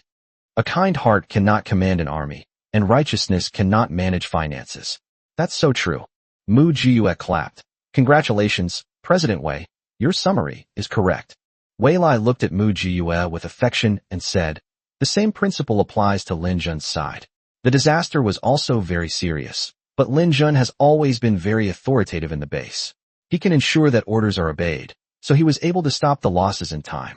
Old Home muttered, "How many people are left in the shelter now?" "There are probably only 3 million left," Wei Lai replied. "Or even less, because the missing persons count is still being compiled." Mu Jius stretched lazily and said, "More than 3 million. Who knows how many will survive to the end?" After saying that, Mu Jius turned and left. Old Ho said to Wei Lai, "So what do we do next?" Wei Lai smiled wryly. "I don't know either. We can only wait. Fortunately, we haven't suffered any losses here, so we can continue production and life as usual. We'll just wait for the next natural disaster." Mu Jius strolled over to the planting area. This place is divided in two. Half of the land is planted with vegetables and the other half with fruits. The reason they didn't plant grain was because Wei Lai and his men had stockpiled enough grain to eat, and they were even preparing to develop animal husbandry. If it weren't for the limitations imposed by the apocalypse, it probably would have developed much earlier. Moreover, Mu Jiu's space is constantly growing various kinds of grains, which gives her confidence. Mu Jius strolled over to the strawberry section, saw some ripe strawberries, picked one, and put it in her mouth. "Wow, this is delicious." Just as I was enjoying myself, I heard people talking in hushed tones not far behind me. "Look at this flood. We're so glad we surrendered to General Wei early on. Now we have food and clothing. We're neither too hot nor too cold. Life is just like before the apocalypse." "That's right. Look at the miserable state of Wu family village. I'm too embarrassed to settle old scores with them anymore. Speaking of which, our boss Wei has people, resources, and strength, so why does he listen to Mu Jio and everything? That Mu Jio only has one person by her side. How powerful can she be? Shu, do you want to die? Let me tell you, I heard that President Wei likes her." Really? I didn't believe it before either. But ever since I accidentally found out that Mu Jiyue is actually a girl, I've believed it. What? He's a woman. Shu, keep your voice down. This isn't a secret anymore. Haven't you seen how our CEO Wei never pays attention to other girls? But the moment he sees Mu Jiyue, his eyes light up like a flower? I don't believe he doesn't have feelings for her. I don't believe it either. We've all been there, and the way men look at women is just different. I wonder if they'll actually work out. If they don't, will it fall through? Then who will we side with? You're overthinking it. Of course we'll follow President Wei. After all, President Wei is a man, and he has a whole group of people with him. Mu Jiyue suddenly felt that the strawberry in her mouth was no longer sweet. She quietly left the planting area, as if she had never been there. Does Wei Lai have feelings for me? Then there is. What's it to me? Anyway, I have no plans to find a partner in either my past life or this life. She pretended not to know as long as Wei Lai didn't say anything. Just like how Wei Lai pretended not to know anything about her personal space. They knew it in tacit terms, but refused to admit it. Mu Jiyue shook her head carelessly and left. Back in his cave, he saw many people rowing small boats to catch fish. Fish? Mu Jiyue became interested. Yes, they're all sea fish, someone replied. We're just discussing whether to take a big boat and go catch some. Agio, do you want to come along? Mu Jiyue immediately became interested. I had completely forgotten if you hadn't mentioned it. This is the perfect time to catch fish. When earthquakes and tsunamis strike, or volcanoes erupt, volcanic ash will blanket the entire globe. Wherever volcanic ash falls, plants and animals die. By then, the entire ocean will be polluted and dead fish will be everywhere.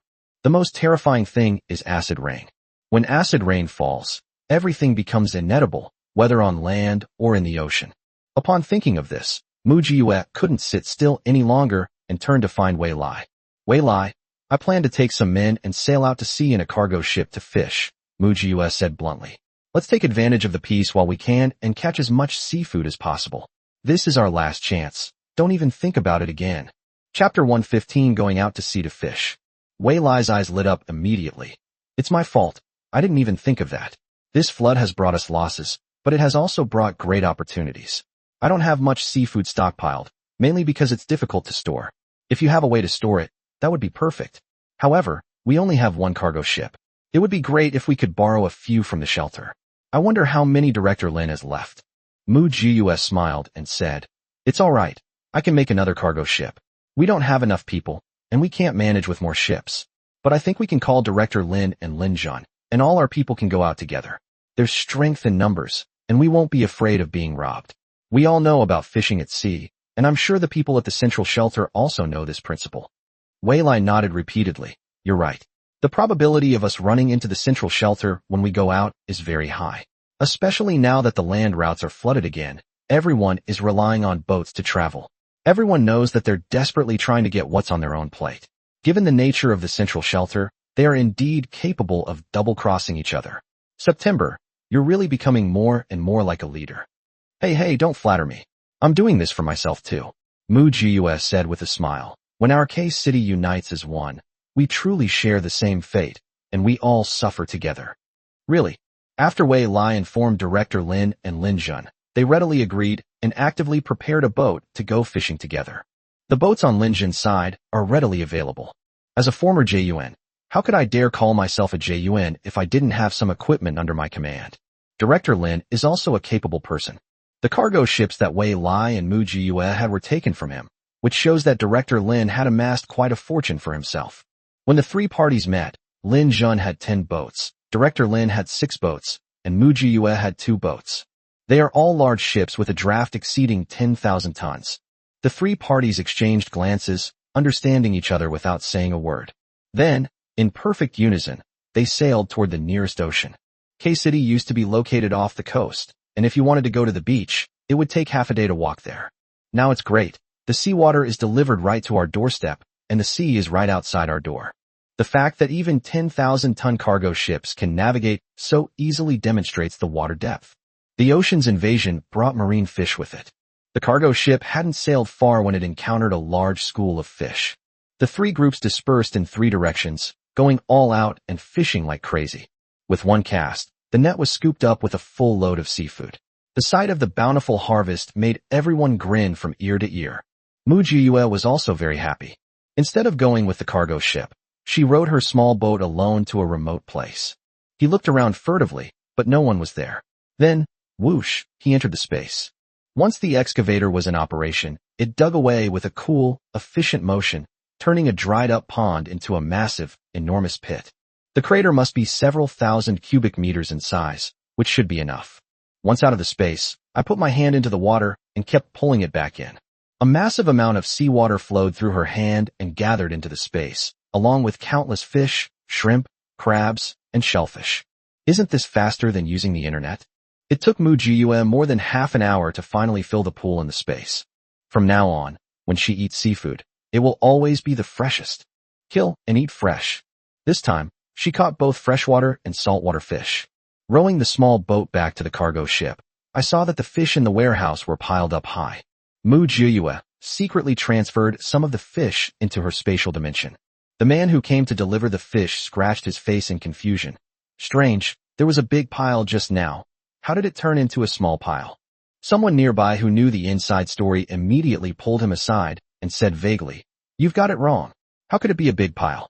It's clearly a small pile. If you don't believe me, ask someone else." The others immediately chimed in righteous indignation. That's right. We've only been here a short time. How could we have caught so many fish? You must be mistaken. The man nodded blankly. Since you all say I'm wrong, then I must be wrong.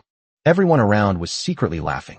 And so, Mu-Gus' 2 boats went back and forth, taking away a little bit each time, so that they could both notice something was wrong and not be able to pinpoint the extent of the problem. This went on for 3 days. All the ships were packed to the brim. The main problem is the hot weather. We need to get back and fix it quickly, otherwise it will spoil, and there's no point in trying to salvage it. Mu-Gus greeted Lin Jun and Director Lin, and the 3 groups drove back to their respective territories and began frantically drying fish. Wei Lai's side also had everyone performing their duties. Some were responsible for killing the fish, some for salting them, some for drying them, and some for storing them. In just one day, they emptied the entire cargo ship of fish.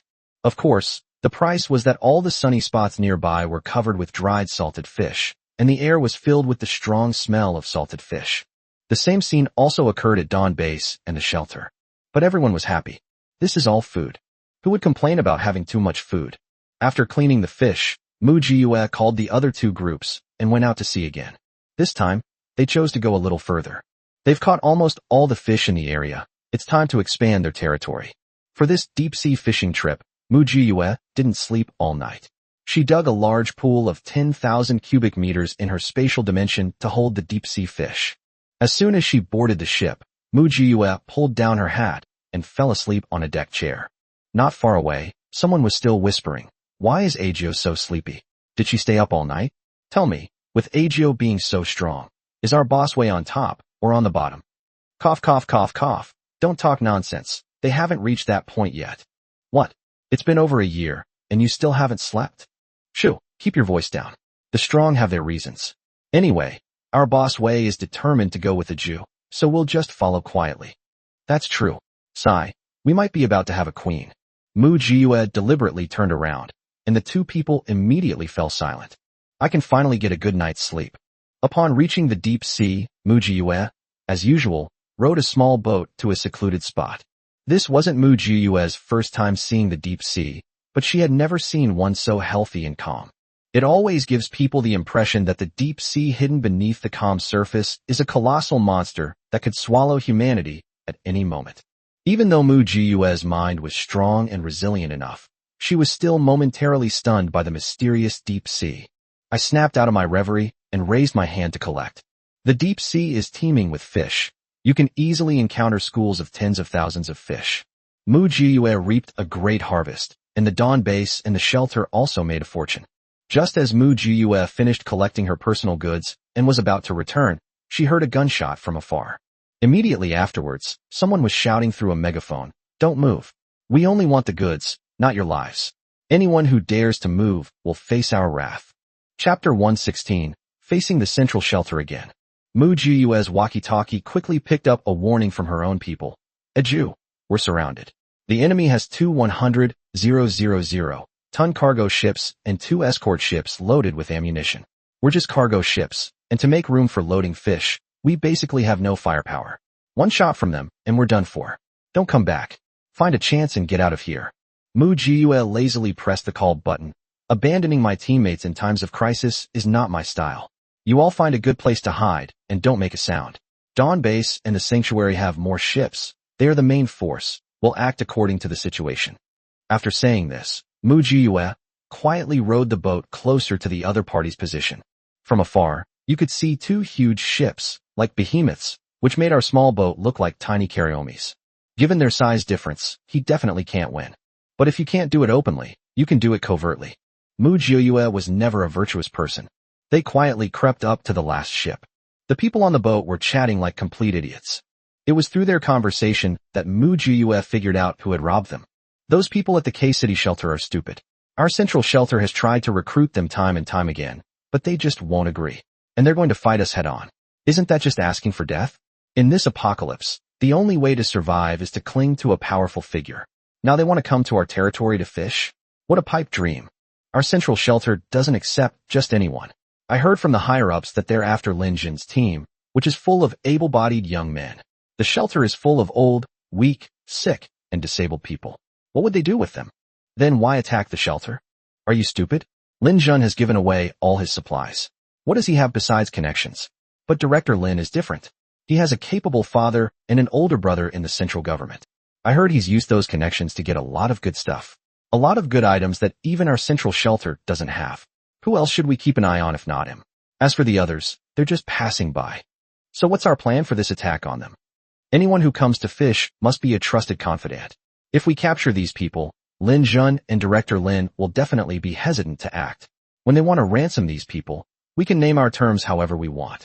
We suffered such a big loss last time, we must make up for it this time. That makes sense.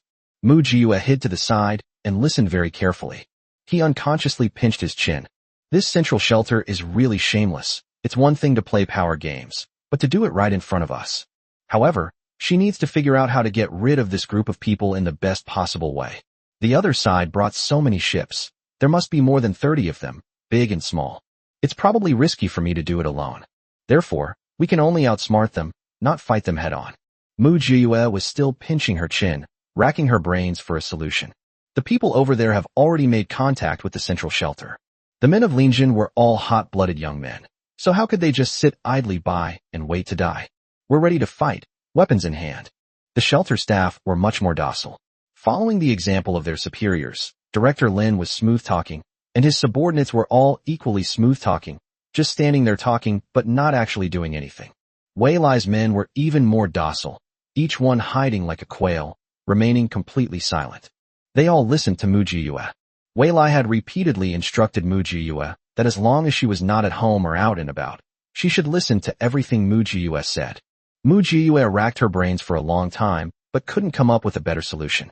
Just as they were about to get up, they saw the people on the two large ships rushing towards their own ship. The situation on both sides was on the verge of breaking out and could escalate into a fight at any moment. Mu Jiyue glanced around and suddenly realized that, perhaps because the people from the central shelter were too arrogant, they were all heading towards her ship, leaving very few people on their ship to guard it. Why? Isn't this giving her the opportunity to raid our base? Let's get right to it. Mu Jiyue first boarded one of the other party's small boats, then slit their throats one by one and pushed them into the sea. Because everyone's attention is now focused on the two groups facing off, no one is paying attention to what Mu Jiyue is up to in their rear. No one noticed that this small boat for 10 people had changed owners. Mu Jiyue started the ship, looking on with curiosity as she watched the spectacle and inadvertently moved closer to the other party's 100,000-ton cargo ship. People on other ships only recognize the ship, not the people. In addition, nowadays people wear masks and face coverings to protect themselves from the sun, so you can't really tell what they look like. Mu Jiyue's movements were so natural, she acted like one of their own, so no one suspected her, and she was able to get close to the big ship without any trouble. After quickly approaching, Mu Jiyue ran up the lowered gangway of the ship. Avoiding several people walking back and forth, I tiptoed to the cabin. I looked up. Mu Jiyue immediately grinned from ear to ear. Goodness. As expected of a 100,000-ton cargo ship. This is not 10 times stronger than a 10,000-ton cargo ship, but 100 times stronger. Look at the seafood they caught. Pure deep-sea fish, and they're all so fresh, clearly just caught recently.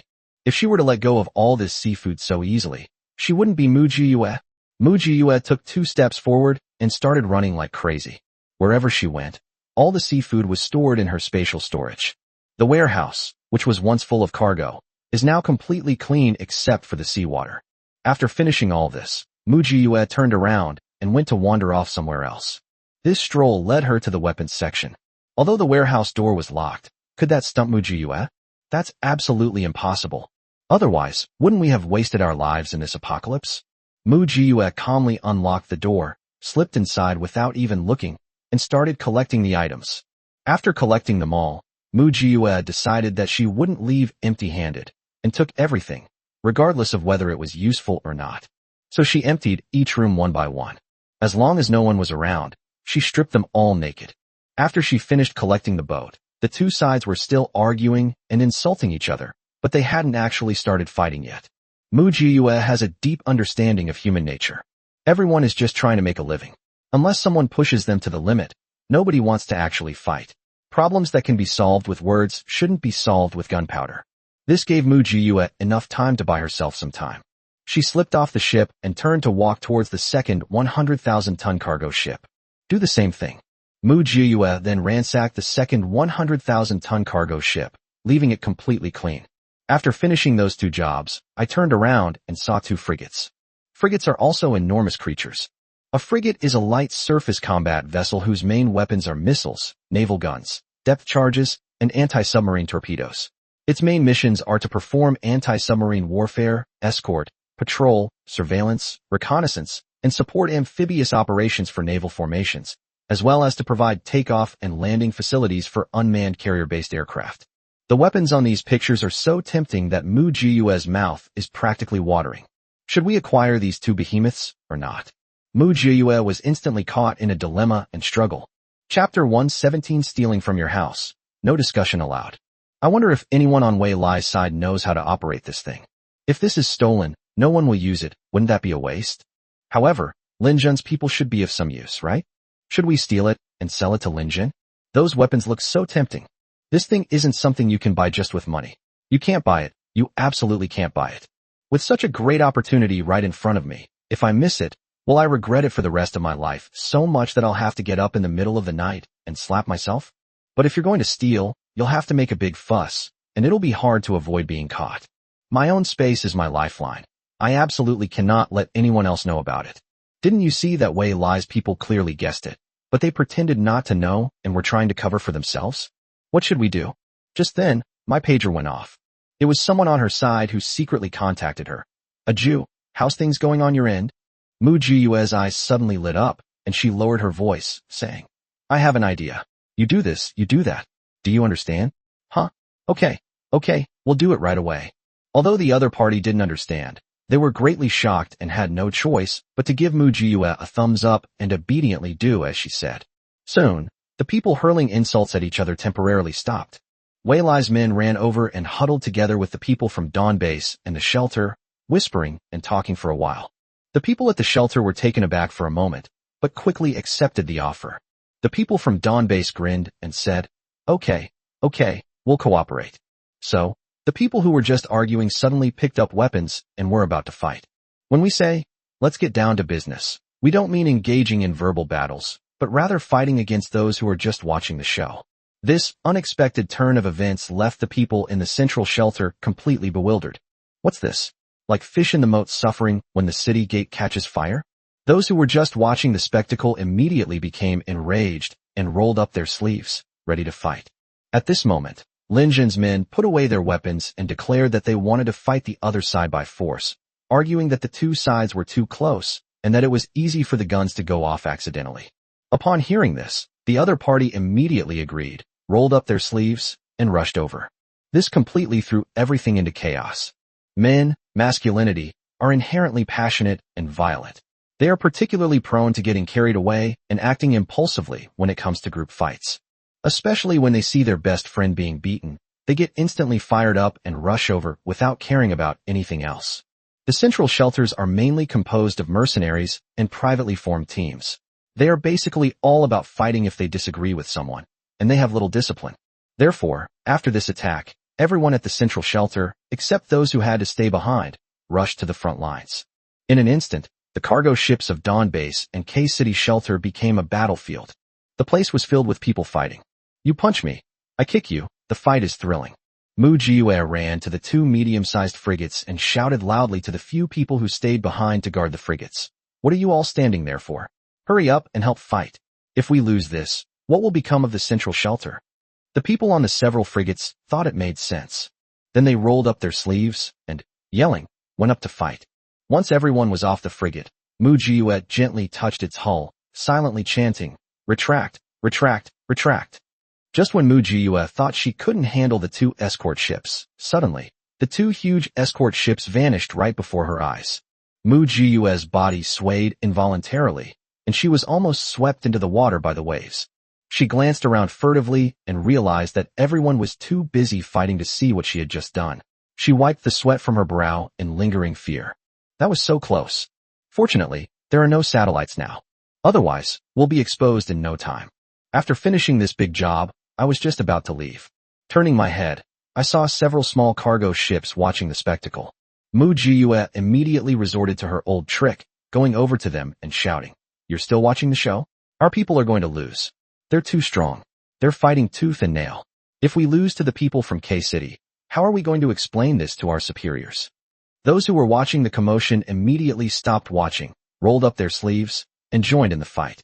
As soon as they left, Mu Jiyue raised her hand and began to collect. Whoosh whoosh. Several small cargo ships became hers. The battle lasted for more than an hour, leaving both sides panting heavily, bleeding from their scalps, and suffering casualties. But the rewards were plentiful. The central shelter lost 2 medium-sized frigates, 6 medium-sized cargo ships, and 8 small cargo ships. In the end, only 2 100,000-ton class cargo ships and other medium and small cargo ships remained. Mu Jiyue picked up a megaphone and shouted at the fighting crowd, Stop fighting. The ships from the central shelter have all fled. The people who were fighting turned around and saw that so many boats were missing from the line of people at the central shelter. They wouldn't think someone stole their house. They'd only think their companions were disloyal and sneaked away while they were fighting. So the people in the central shelter, cursing and swearing, forgot about the fight and returned to their boats, ready to settle scores with those who had escaped. When they got back, they discovered, oh my God, their house had been raided. All of their weapons, equipment, supplies, fresh water, food, medicine, and even the fish they caught were gone. It must have been done by the people on those ships that escaped from the plague-causing vessel. They stole their own home and ran away. Why are you so sure? Since everyone in K-City is fighting on the boat, no one will come to steal anything. Then he turned his head and saw several people from the escort ships standing on their cargo ships, looking blank, as if wondering, where are their ships? So he got angry, and without explaining, he threw a punch. The crew of the frigate were feeling aggrieved. They had gone to help the cargo ship crew fight. So how come they ended up getting beaten up by the cargo ship crew instead? Then the people in the central shelter started fighting amongst themselves, and the fighting was even fiercer than before. Mu Jiyue hurriedly returned to her team and frantically waved flags at everyone. Retreat! Retreat! Retreat! So the people in the central shelter were fighting each other at sea, while the people in K-City all quietly fled at full speed. Wei Lai's men couldn't help but ask Mu Jiyue, "A Jew, how did you come up with this idea? What about the things on their ship?" Mu Jiyue smiled mysteriously and replied vaguely, "We don't need to go out to sea to fish. We have enough to eat." Wei Lai's men were all grinning from ear to ear, extremely happy. Ajio is truly a talented person. No wonder General Wei repeatedly told them to listen to Ajio when they went out. Follow Ajio, and you'll have wine and meat at every meal.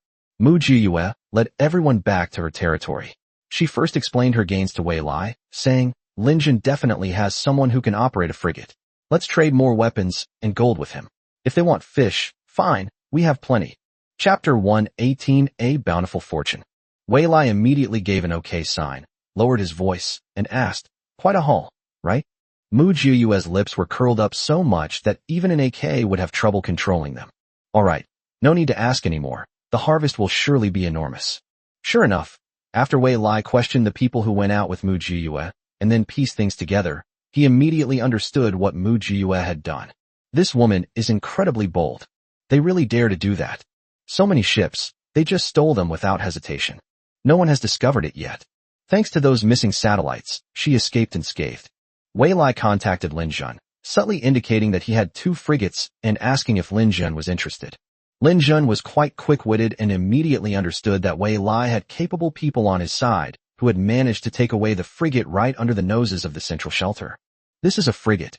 This is no ordinary small cargo ship. That's quite an ability. Yes, of course. Lin Jun exclaimed enthusiastically, as if he had just met his own father. I'm not bragging, but in K-City, we're practically the only ones who can operate a frigate properly. Don't let our army background fool you. You know, our people are skilled in all 3 areas, land, sea, and air.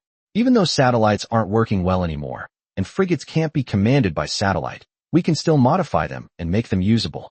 President Wei, what can I say? Seriously, we're like brothers. If you ever need anything, just let me know. Lin Jun pulled Wei Lai aside and rambled on for a long time, saying a lot of thank yous. Finally, she very tactfully had someone send over a pile of gold.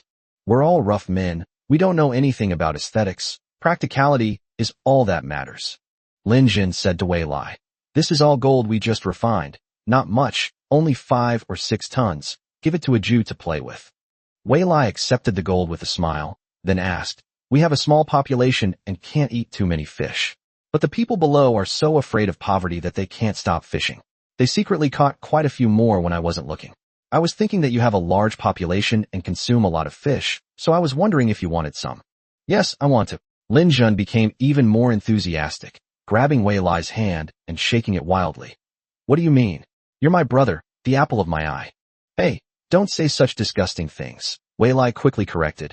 "My sexual orientation is perfectly normal." "Me too. Ha ha ha."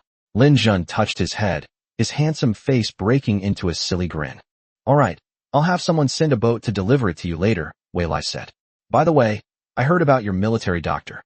Yes, is anyone here sick? I'll call a doctor right away to treat you." Lin Jun hurriedly replied. "Aside from the shortage of medicine, our medical skills are absolutely not a problem." Wei Lai smiled and said, "No, that's not it. I wanted our doctors and nurses to go and learn from you. From now on, we'll all have to rely on ourselves." Lin Jun nodded. "That makes sense. Okay, no problem. I'll arrange it right away. Learn as much as you want." After seeing Lin Jun off, Wei Lai contacted Director Lin again. "Director Lin, I've picked up a few cargo ships that the central shelter doesn't need anymore. Do you want them?" Wei Lai changed his tune again. "I've checked them. Apart from being out of fuel, they're perfectly fine." Who is Director Lin? His mind raced, and he immediately grasped Wei Lai's meaning. "Of course we'd like it. Why wouldn't we?" Director Lin replied with a smile. "President Wei is truly generous. Even when he's making money, he doesn't forget to include us. We appreciate this favor. What does President Wei need lately? See if I have anything here, and if not, I'll try my best to find it for you. It's nothing. I just heard that the price of potting soil has gone up recently. Wei Lai complained, half jokingly. My business is small, and I can't afford it. What are you saying? You can't raise prices with General Manager Wei. Here's what I'll do. In my personal capacity, I'll send you 2,000 cubic meters of nutrient soil.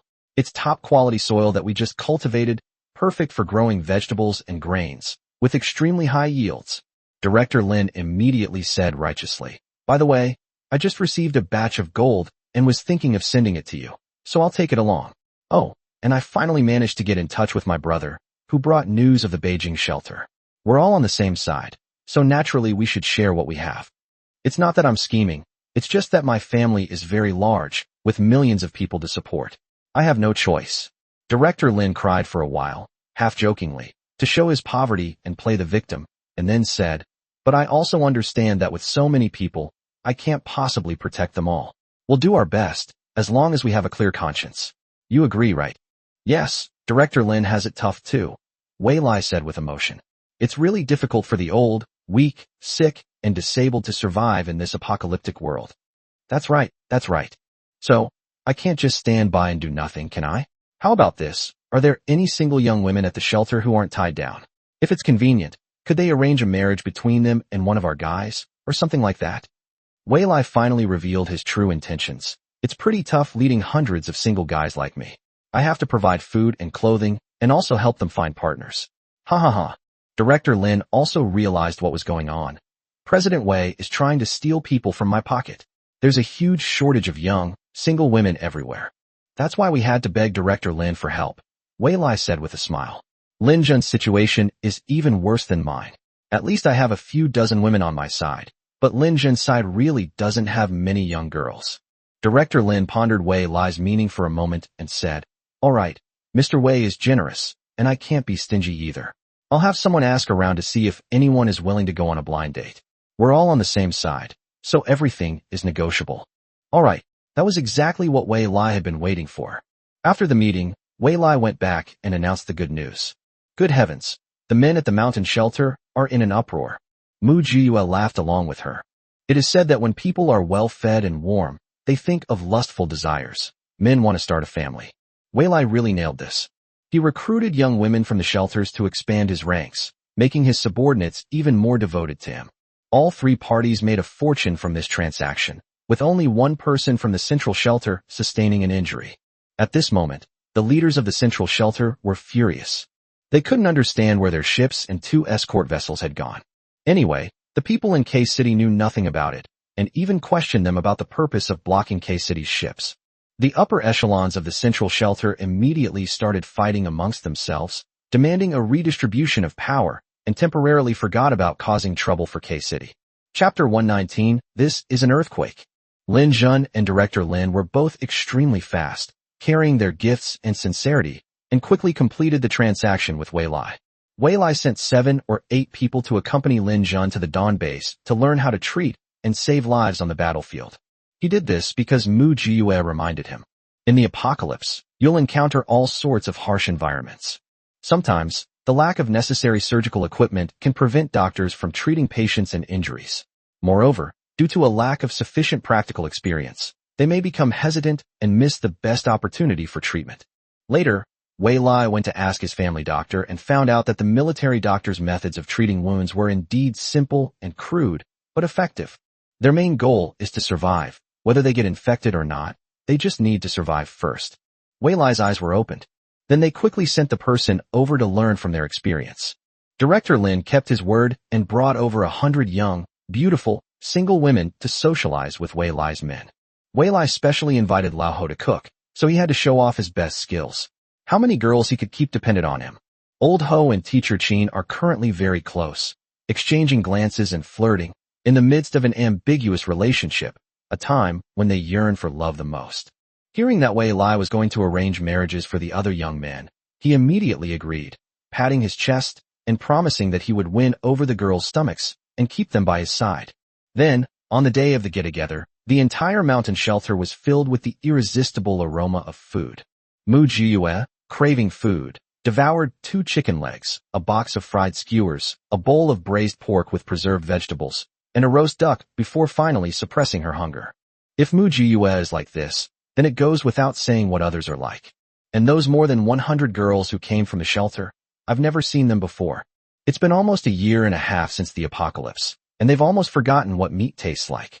Now, smelling the aroma of the food, their legs feel like they're made of lead, and no one can pull them away. Therefore, this social gathering was a great success. Even if it's just to be able to eat meat, you still have to try to go on blind dates. After the blind date, everyone paired up and went to get their food, which was large and plentiful, with everything you could want. The girls couldn't help but drool as they looked at the dazzling array of dishes. If it weren't for the fear of losing face, I would have pounced on her long ago. Everyone ate their food with gusto, as if they wanted to stuff as much meat as possible into their stomachs. After they had eaten and drunk their fill, Wei Lai appeared with a smile and said he would take the girls home. Every single one of the girls stood up and said that they had no relatives left, were single, and all thought the boys here were particularly nice and wanted to stay and develop their lives together. Wei Lai offered a few perfunctory words of advice, and then kept all of the more than 100 girls. This time, the mountain shelter has grown even larger, now housing nearly 500 people. These girls weren't just dating people from Wei Lai's side. They were also dating men from Duanqi and Xinqing's side. Since they were all Wei's people, they received the same treatment. As a result, the remaining dozen or so girls in Wujia village suddenly felt a sense of crisis. They used every trick in the book, being gentle and attentive, afraid that the man they had their eye on would be snatched away by the woman from the shelter. As a result, the men on Wei Lai's side became highly sought after. There has never been another instance of a joke caused by a woman being too demanding. Everyone has been through the apocalypse and knows how difficult it is to have a stable life, so who would dare to do anything reckless? For several days in a row, the entire hilltop was filled with the sour smell of love. Mu Jiyue could see couples in love just by strolling around, radiating the sweetness of their relationship. Mu Jiyue decided not to go out for a stroll and instead went to have tea with Wei Lai. You really have some skills. Mu Jiyue said to Wei Lai. You made Director Lin bleed so much and still managed to bring him here. It's a win-win situation, Wei Lai replied with a smile. Seeing the brothers' morale soaring makes me happy for them too. That's true. People need to have something to look forward to. With something to look forward to, they're more energetic. Mu Jiyue nodded in agreement. I've heard a lot of people dreaming about the future along the way. And what about you? What does your future look like? Wei Lai asked with a smile. Mu Jiyue was stunned for a moment. Does she have a future? She wasn't sure. She persevered for 15 years in the apocalypse in her previous life, but she never got to see her future. Will I ever get to see it in this lifetime? Meeting. She will definitely wait for it. Mu Jiyue replied in a slightly low voice. My future will definitely be a land where birds sing and flowers bloom, where abundant crops are grown, and there will be no more natural disasters or dangers. Wei Lai looked at her intently. Then, who else? Mu Jiyue pondered. And there's a group of trustworthy partners with whom I can grow old together. Wei Lai was about to say something when Secretary Chow rushed in from outside and said, Mr. Wei, a Jew, some strange phenomena have occurred outside. What strange phenomenon? Wei Lai and Mu Jiyue asked at the same time. Suddenly, all the animals in the breeding area became restless. The fishermen said that many fish were jumping and thrashing on the surface of the water. Others said they saw snakes and rats and were jumping into the water without hesitation. Secretary Chow said with a grave expression, Why do I have such a bad feeling about this? Mu Jiyue stood up abruptly and said urgently, This is a precursor to an earthquake. Wei Lai, quickly notify everyone to prepare for the earthquake. This is not an ordinary earthquake, but a major earthquake of around magnitude 10 or even 11. Wei Lai and Secretary Chow's pupils suddenly contracted, and they asked in unison, Really? Mu Jiyue nodded solemnly and said, I won't argue with you anymore. I have to go back quickly. I hope our mountain shelter will still be standing after this earthquake. After saying that, Mu Jiyue turned around and ran out. Seeing that Mu Jiyue was on high alert, Wei Lai dared not waste any more time and immediately issued an order for everyone to stay inside the life pod and wait for the earthquake to arrive. Director Lin also noticed this and had someone specifically inform Wei Lai. It's clear that he was truly loyal to Wei Lai.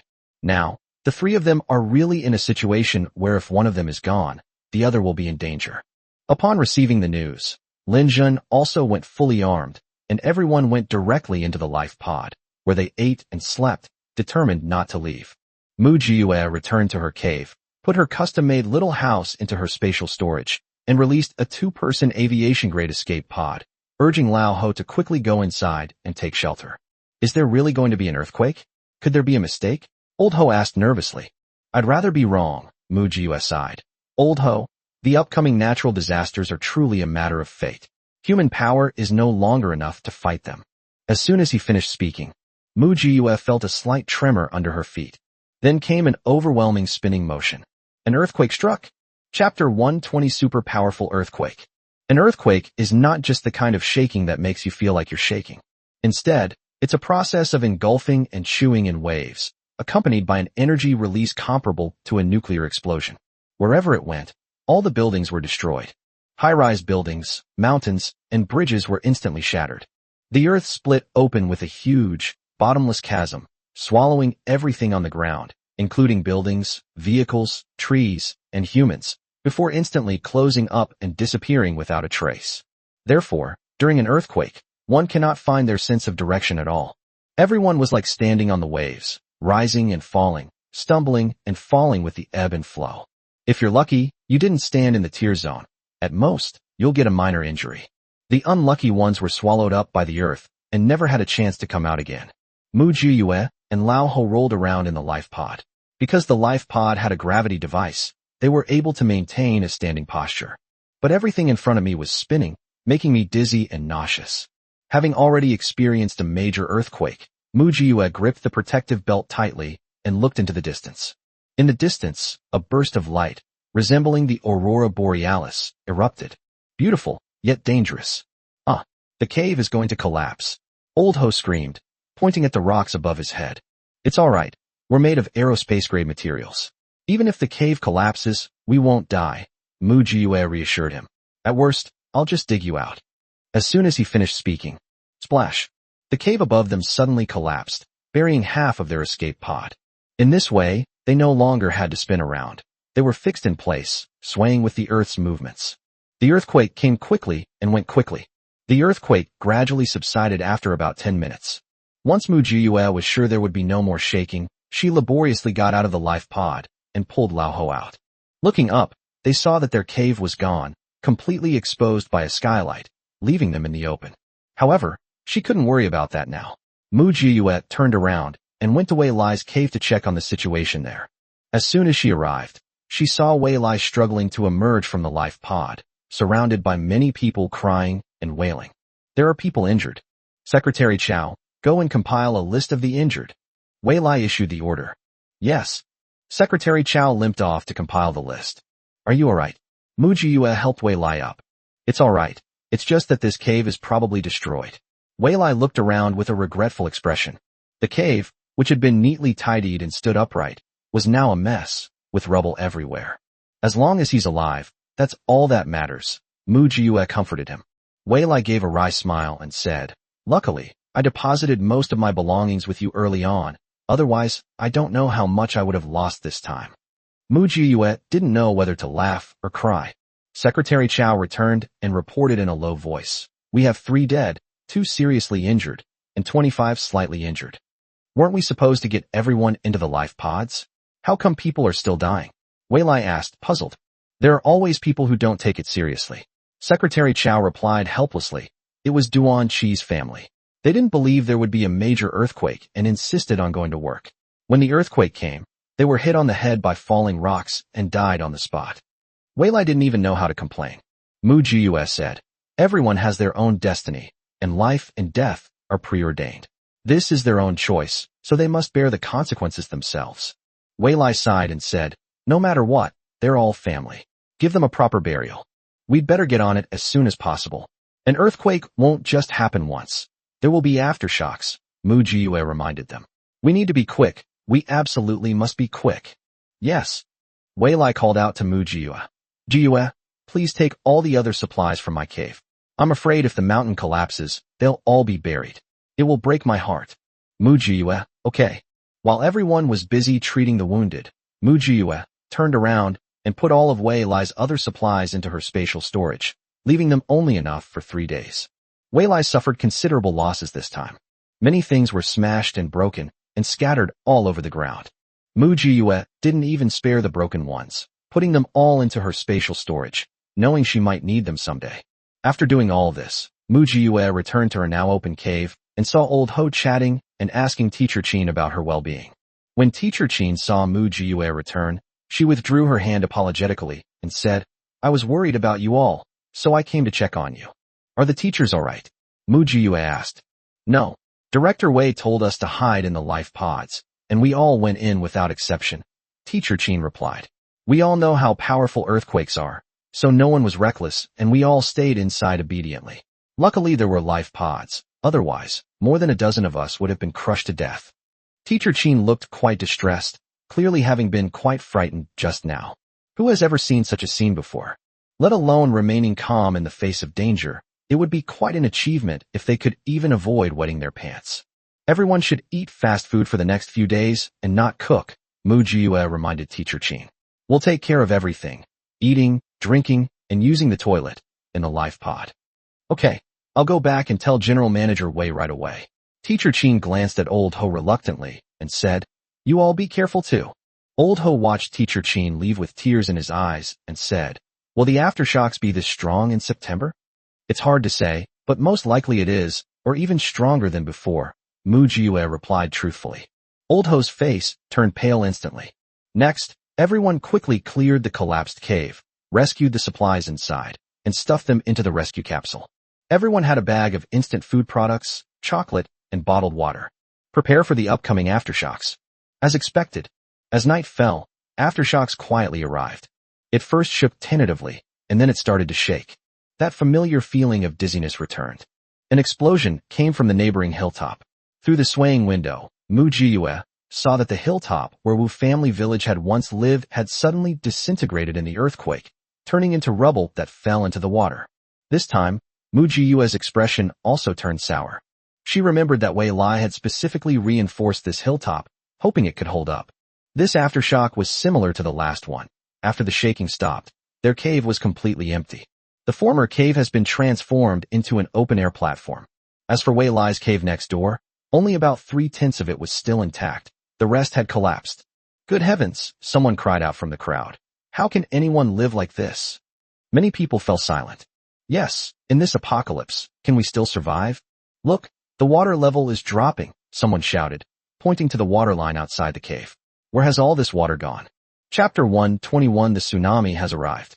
The water conservancy expert, whom Mu Jiyue had taken in, adjusted his newly fitted glasses and said, "The seawater was briefly pumped back to create even bigger waves. In other words, a tsunami is coming." Wei Lai asked nervously, "What do you mean?" The phenomenon of water level drop before a tsunami is called a depression-type tsunami, which is caused by a rapid subsidence of the seabed crust. This phenomenon usually occurs during geological activities such as submarine earthquakes, volcanic eruptions, or submarine landslides. The water conservancy expert replied. In other words, not only did an earthquake occur on land, but a large earthquake or even a super earthquake occurred in the ocean, which may even be accompanied by a marine volcanic eruption. What I fear most is that this earthquake is global, in which case all the volcanoes will erupt simultaneously. The water conservancy expert became increasingly desperate as he spoke. Our planet once experienced a super strong prehistoric earthquake. During that earthquake, volcanoes around the world erupted at the same time. Volcanic ash covered the entire planet, blocked sunlight. All the plants on the planet died, and the planet entered an ice age, also known as the glacial period. Both land and sea are covered by ice. Ice ages can last for more than 1,000,000 years. We're really doomed, the water conservancy expert said, and then burst into tears. The atmosphere at the scene was somber. Many newly dating couples embraced each other, bearing the sadness of the reality. "No, I don't believe in fate," Wei Lai suddenly exclaimed. "I believe there will be a turning point. Even if we really go to an ice age, we're not afraid. We've stored enough supplies. If we can't survive on the surface, we'll go underground. I refuse to believe that the area near the mantle will still be hundreds of degrees below zero." "Brothers, do you believe me?" Wei Lai asked. "We believe. We trust General Wei. With General Manager Wei here, we will definitely survive." With Wei Lai's encouragement, the people who had been in despair at the beginning of their lives were rekindled with hope. Wei Lai is their hope. "At this point, I won't hide anything from you all," Wei Lai said proudly. At the very beginning of the apocalypse, I started stockpiling supplies and stored them in a safe place. No matter how terrifying the apocalypse becomes, we will have enough food and fuel. I, Wei Lai, assure you, I will never abandon anyone. Clapping enthusiastically. Just then, Mu Jiyue also noticed the change in the water level and hurriedly came to find Wei Lai. Wei Lai grabbed Mu Jiyue and solemnly said to everyone, "Most of my assets are in Jiyue's hands. Jiyue is our guarantee of survival. If she lives, everyone lives. If she dies, everyone dies." Wei Lai's old subordinates all nodded in tacit agreement. You do not say. President Wei and most of their wealth are in Mu Jiyue's hands, or rather, in her mysterious space. When Hog realized that Wei Lai had entrusted his private savings to Mu Jiyue, he figured something out and secretly approached Mu Jiyue to entrust his own savings to her as well. Then this story spread like wildfire. The first batch of subordinates that Wei Lai brought all came to Mu Jiyue and handed over their savings to her for safekeeping. You know what? Since entrusting it to Mu Jiyue for safekeeping, everyone has felt that life has become much easier. The main issue is that the supplies that Mu Jiyue was keeping are in the same condition when they are taken out. What else could they possibly be worried about? Mu Jiyue didn't know why they looked so serious and subconsciously followed Wei Lai's words, replying, "Yes, with me here, none of you will die. The grain I have is enough for you all to eat for hundreds of years." As soon as he finished speaking, a cheer erupted from the crowd. Everyone was celebrating their good fortune. Mu Jiyue pulled Wei Lai aside and said, "The drop in sea level is suspicious. There might be a tsunami." "We already guessed it," Wei Lai replied. "That's why everyone was so down just now. Tsunamis aren't scary. What's scary is volcanoes erupting all over the world at the same time." "That's just the truth," Mu Jiyue replied. This tsunami was indeed caused by the simultaneous eruption of volcanoes around the world, including those on land and in the ocean. The scene fell silent instantly, everyone staring intently at Mu Jiyue. Because Mu Jiyue's expression was very relaxed, without the slightest bit of tension. Mu Jiyue continued, "We have life pods, so we'll be fine surviving the tsunami. Besides, there are no volcanic areas near K-City, so lava from volcanic eruptions won't reach us.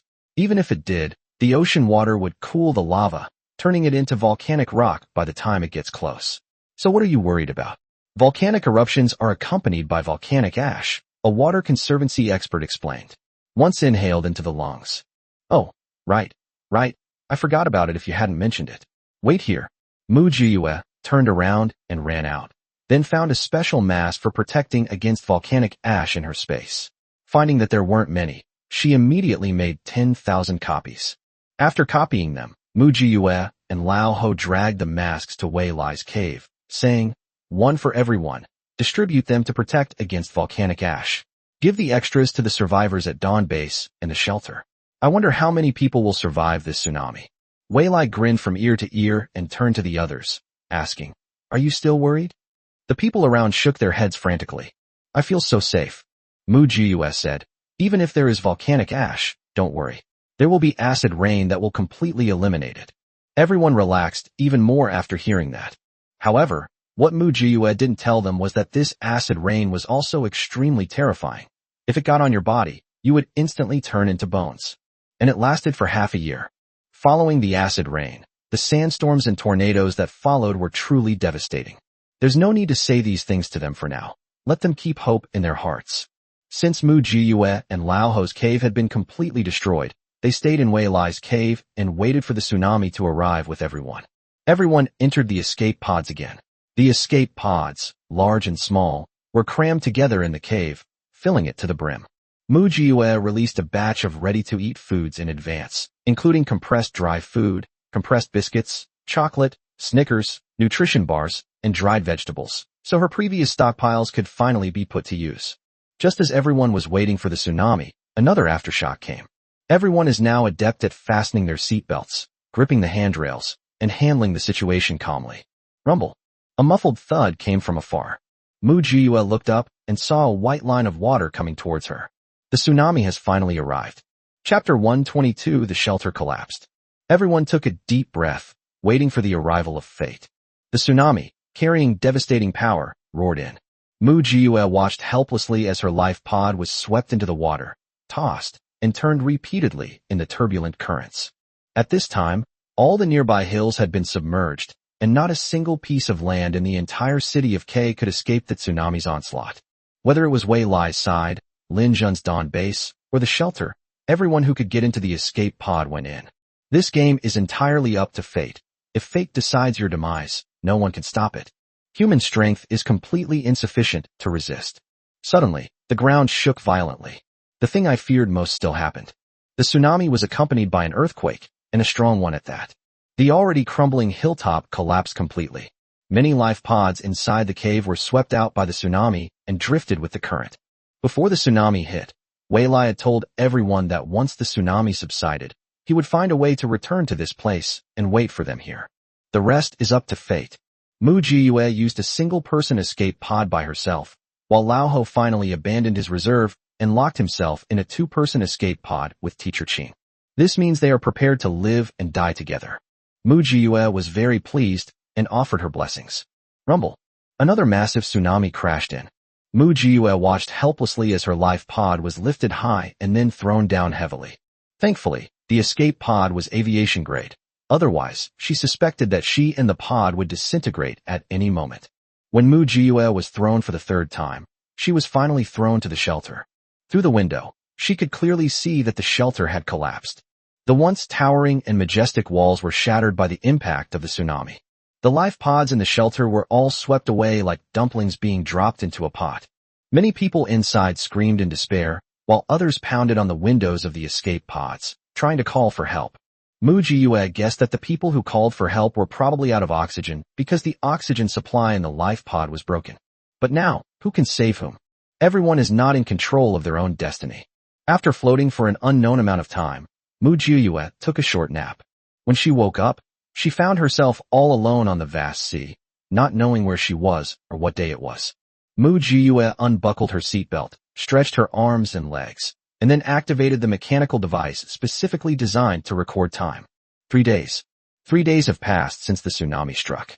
Mu Jiyue turned on her pager and started calling out to those around her, but no one responded. This indicates that she had traveled more than 3 kilometers from the shelter. I wonder how old Ho is doing. Mu Jiyue sighed and calmly took out a small hot pot from her spatial storage. When you're in a mountaintop shelter, you still need to be mindful of other people. There's not a soul around, so what's she pretending for? Of course, you can eat whatever you want. After eating and drinking to their heart's content, Mu Jiyue put away the life pod, released a small speedboat from her spatial storage, added fuel, estimated the direction, and sped forward at full speed. As she walked, Mu Jiyue had to stop and pick up the compass again to confirm her direction. Now that satellites are gone, all electronic instruments are useless, and we can only rely on the most primitive compass and magnetic compass to determine our location. Fortunately, she understands. After walking and stopping for almost half a day, Mu Jiyue finally encountered a floating life pod. Mu Jiyue rushed over, but before she even got close, the horrific scene before her almost made her vomit up the hot pot she had just eaten. The escape pod was filled with blood. What caused their deaths was not internal strife. Instead, it was a corner of the escape pod that was smashed open, and something ran in through the gap and killed all of them. Mu Jiyue wasn't sure what that thing was. Marine life is complex and diverse, and many of it is aggressive. To ensure her safety, she only looked at them from a distance and had no intention of going closer to collect their bodies. Dying at sea, it's actually not so bad. Except for the fact that no complete corpse could be left behind. But in this apocalyptic world, who can keep a whole corpse? Mu Jiyue took out disinfectant and sprayed it all over the speedboat before restarting it and continuing on its way back. The further you go, the more life pods you'll encounter. However, Mu Jiyue only encountered 3 survivors. The others either died from the rupture of the life pod or from lack of oxygen. Mu Jiyue pulled the survivors onto her speedboat and asked, "Are you from the shelter?" "Yes," someone answered tremblingly, still wearing a coat. "We were all swept out by an undercurrent. So many escape pods collided, some of them disintegrated on the spot." As she spoke, she began to sob. I watched helplessly as my wife and children were swept away by the current. They looked at me, just looked at me, and I was powerless to do anything about it. Me too. I was also separated from my family. We are all civilians, so we were all in 20-person life pods. My family and I were separated in different life pods. I was swept away, and they don't know where they went. Mu Jiyue didn't know how to start the conversation. It seems pointless to say anything now. She looked up at the sky. It was getting late. Let's find a place to stay first, Mu Jiyue said. After dark, don't go anywhere. Hey. After driving for about an hour, Mu Jiyue finally found a deserted island just before it got completely dark. It's called an isolated island, but it's actually just a mountain that used to be there. Now that the tsunami has hit, the mountain peaks have become isolated islands. Mu Jiyue stopped the boat and helped them off one by one. After floating on the water for several days, the sudden feeling of being on solid ground gave her an unreal feeling. Taking advantage of the complete darkness, Mu Jiyue stored the speedboat in her spatial storage, then pretended to take something from the boat, but actually took out some fuel and ready-to-eat food from her spatial storage. Because everyone had received some food and water before fleeing the tsunami, no one questioned the origin of Mu Jiyue's belongings. They lit a fire and huddled together for warmth, no one speaking, just silently grieving. Mu Jiyue walked around the isolated island and determined that it was about several hundred square meters in size, which should be a good place to hide for a while. At this moment, Mu Jiyue's earphones, which had been silent for several days, crackled to life. Is anyone nearby? Are there any survivors? If anyone hears this message, please immediately head towards Dawn Base. To reiterate, nearby survivors, after hearing this message, please. Mu Jiyue's eyes lit up immediately. Dawn Base. Linjun. Everything's fine over there. Chapter 123 Survival. Mu Jiyue immediately took out a walkie-talkie from her spatial storage and tried them one by one. Hello, this is Mu Jiyue. Please respond if you hear me. After a long while, a walkie-talkie finally crackled to life. Ajio, it's so good to hear you're alright. This is Hog. Hog, are you with Wei Lai? Is he alright? Mu Jiyue asked quickly. Yes, we're all together. Ajio, are you alright? Hog immediately replied. President Wei suffered a minor injury, nothing serious. We're waiting for the others now. In 3 days, we'll all head to Dawn Base. Right now, in the entire K-City, only the mountain at Dawn Base remains intact. Let's meet at Dawn Base in 3 days. Okay. Mu Jiyue then asked, have you seen Old Ho? No. Boss Ho and Teacher Chin were swept away together and disappeared in no time. President Wei said that Boss Ho is a lucky man and will surely be blessed. Hog said, Ajio, be careful. You too. Mu Jiyue shared the good news with the others, and a smile finally appeared on their faces. Drifting on this vast sea for several days, the loneliness and torment in one's heart are truly unbearable. Humans still prefer to live in groups. At least it will make me feel like I'm still alive. One night passed. As dawn broke, Mu Jiyue secretly switched to a larger yacht, telling everyone that she had found it. Others also accepted this view. With a tsunami like that, what can't be picked up? They've become so desensitized to collecting corpses. The survivors are all heading towards Dawn Base. I'll take you there, Mu Jiyue said. Your relatives might be waiting for you there too. Hope finally returned to the eyes of those people. Thank you so much. In the past, Mu Jiyue could easily pinpoint the location of the Dawn Base. But now it was all a vast ocean. Mu Jiyue used the compass and magnetic compass in her hand to repeatedly locate herself before finally determining the direction. She then sped off towards the Dawn Base. After walking for almost half a day, we finally arrived. More and more boats are appearing on the water, all heading out to rescue people. Mu Jiyue's face is highly recognizable in the Dawn Base. Before she even opened her mouth, someone recognized her. Ajio, you're still alive. That's wonderful. A young man rode over and said excitedly. Our base commander has been talking about you guys a lot. Hello, is Linjin alright? Mu Jiyue pointed to the people behind her and said, I rescued them on the way here, and I'm entrusting them to you. No problem. The man waved for the rescued survivors to board their boat before answering Mu Jiyue's question. Our base commander is fine. We were quite lucky with this tsunami. All the mountains are intact and undamaged. Once the waters calm down, the base commander will lead us out to rescue people. I heard that all the shelters over there were destroyed. My condolences. It's all right. I was mentally prepared. Mu Jiyue nodded. Is there any news about anyone else? The K-City shelter is gone too, the other person said in a low voice. Moreover, the situation is extremely serious. Only a few thousand people have been rescued so far. That's a population of 3 million. We don't even know how many will survive. Mu Jiyue raised her hand and patted his shoulder. Thank you for your hard work. Ajio, you should go and rest. You must be exhausted after drifting at sea for so many days. Good. Mu Jiyue steered the ship into the Dawn Base. The water level was found to be about 1/3 of the way down the mountain. That's already pretty good. You should know that both the shelter and the hilltop shelter were submerged underwater. When Lin Jin heard that Mu Jiyue had arrived, he came over to greet her personally. He took Mu Jiyue's hand and said earnestly, "Aju, once you're here, make yourself at home. Don't be shy. Just tell me if you need anything. Of course, you may be richer than me, but my attitude will always be the same. If you need anything, just let me know." Mu Jiyue smiled slightly and said, "All right, I won't stand on ceremony with you. Judging from the situation, your losses here aren't too great." Lin Jin nodded. The mountains ahead blocked the tsunami's momentum. By the time it reached my side, its strength had been almost exhausted, so we all survived by sheer luck.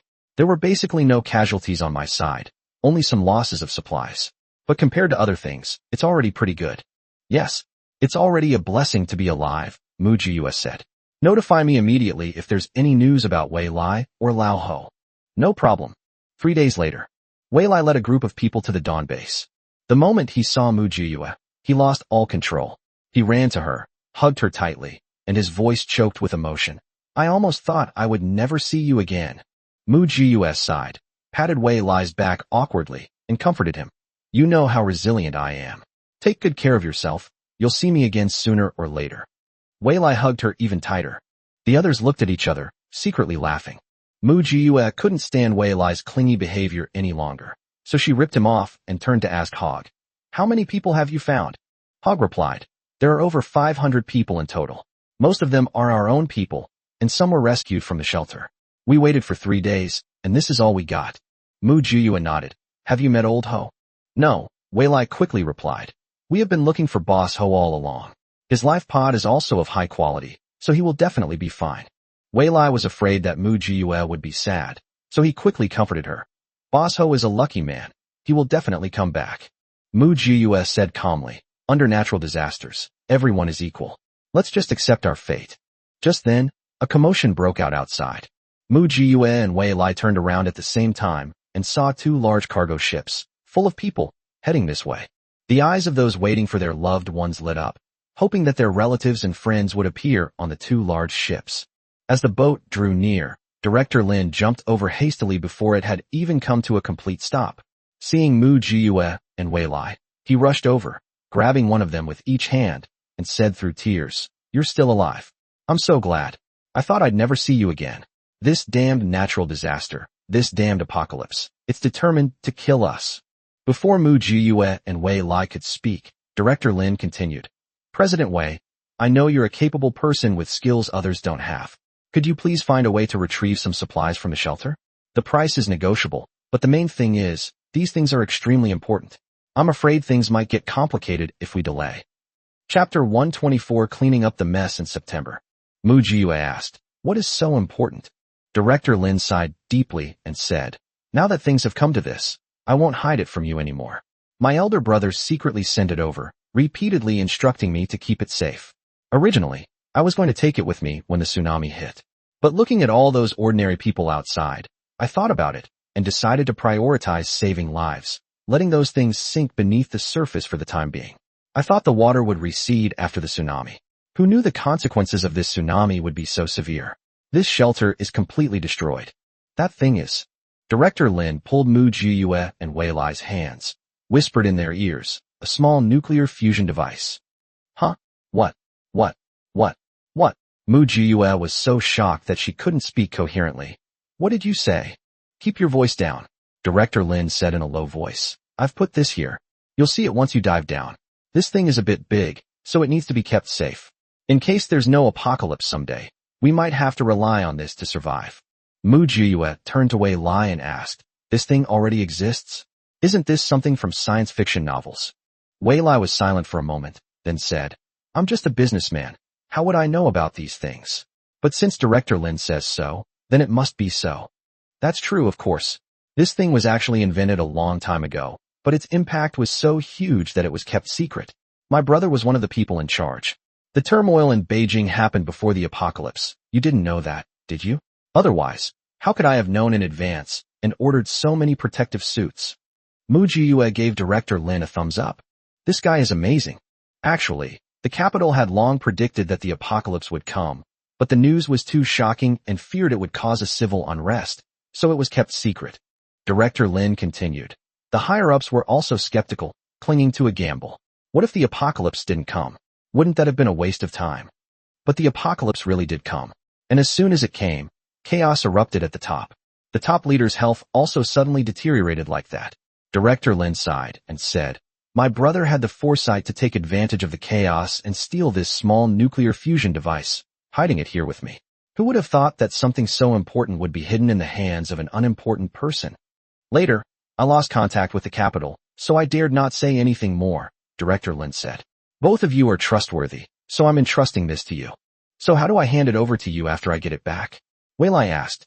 "Please, both of you, keep this for me for now," Director Lin sighed dejectedly. "The shelter's gone. We're all living under someone else's roof. I have nowhere to put it.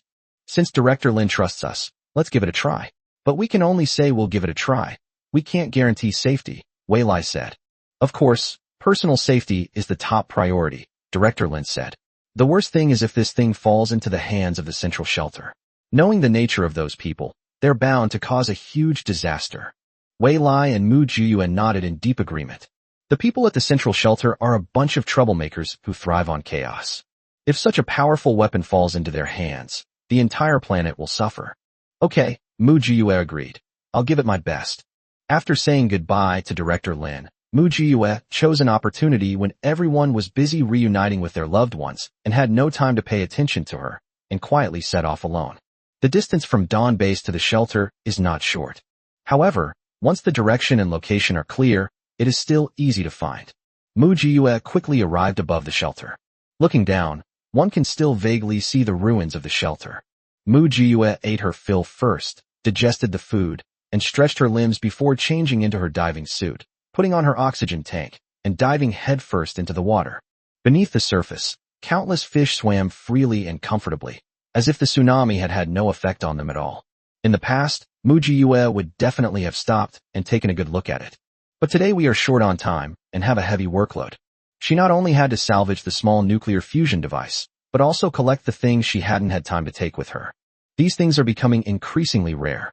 We descended for over 30 meters before finally reaching the shelter building. Following the directions marked by Director Lin, we swam over quietly. The door stood there quietly, seemingly untouched by any damage. Mu Jiyue wasn't sure if she could open it successfully, but she still went over and tried. "Yes, that's good. The underwater pressure is too high to open. That's when we'll have to use weapons." Mu Jiyue set up several explosive charges, then quickly rose to the surface and gently pressed the remote control in her hand. Bang bang bang. Beneath the surface, the mud and sand churned, startling the fish, who fled in panic. Some even jumped into Mu Jiyue's arms, which she then casually tossed into her spatial storage. Once the water became less murky, Mu Jiyue dived down again. This time, the door opened smoothly.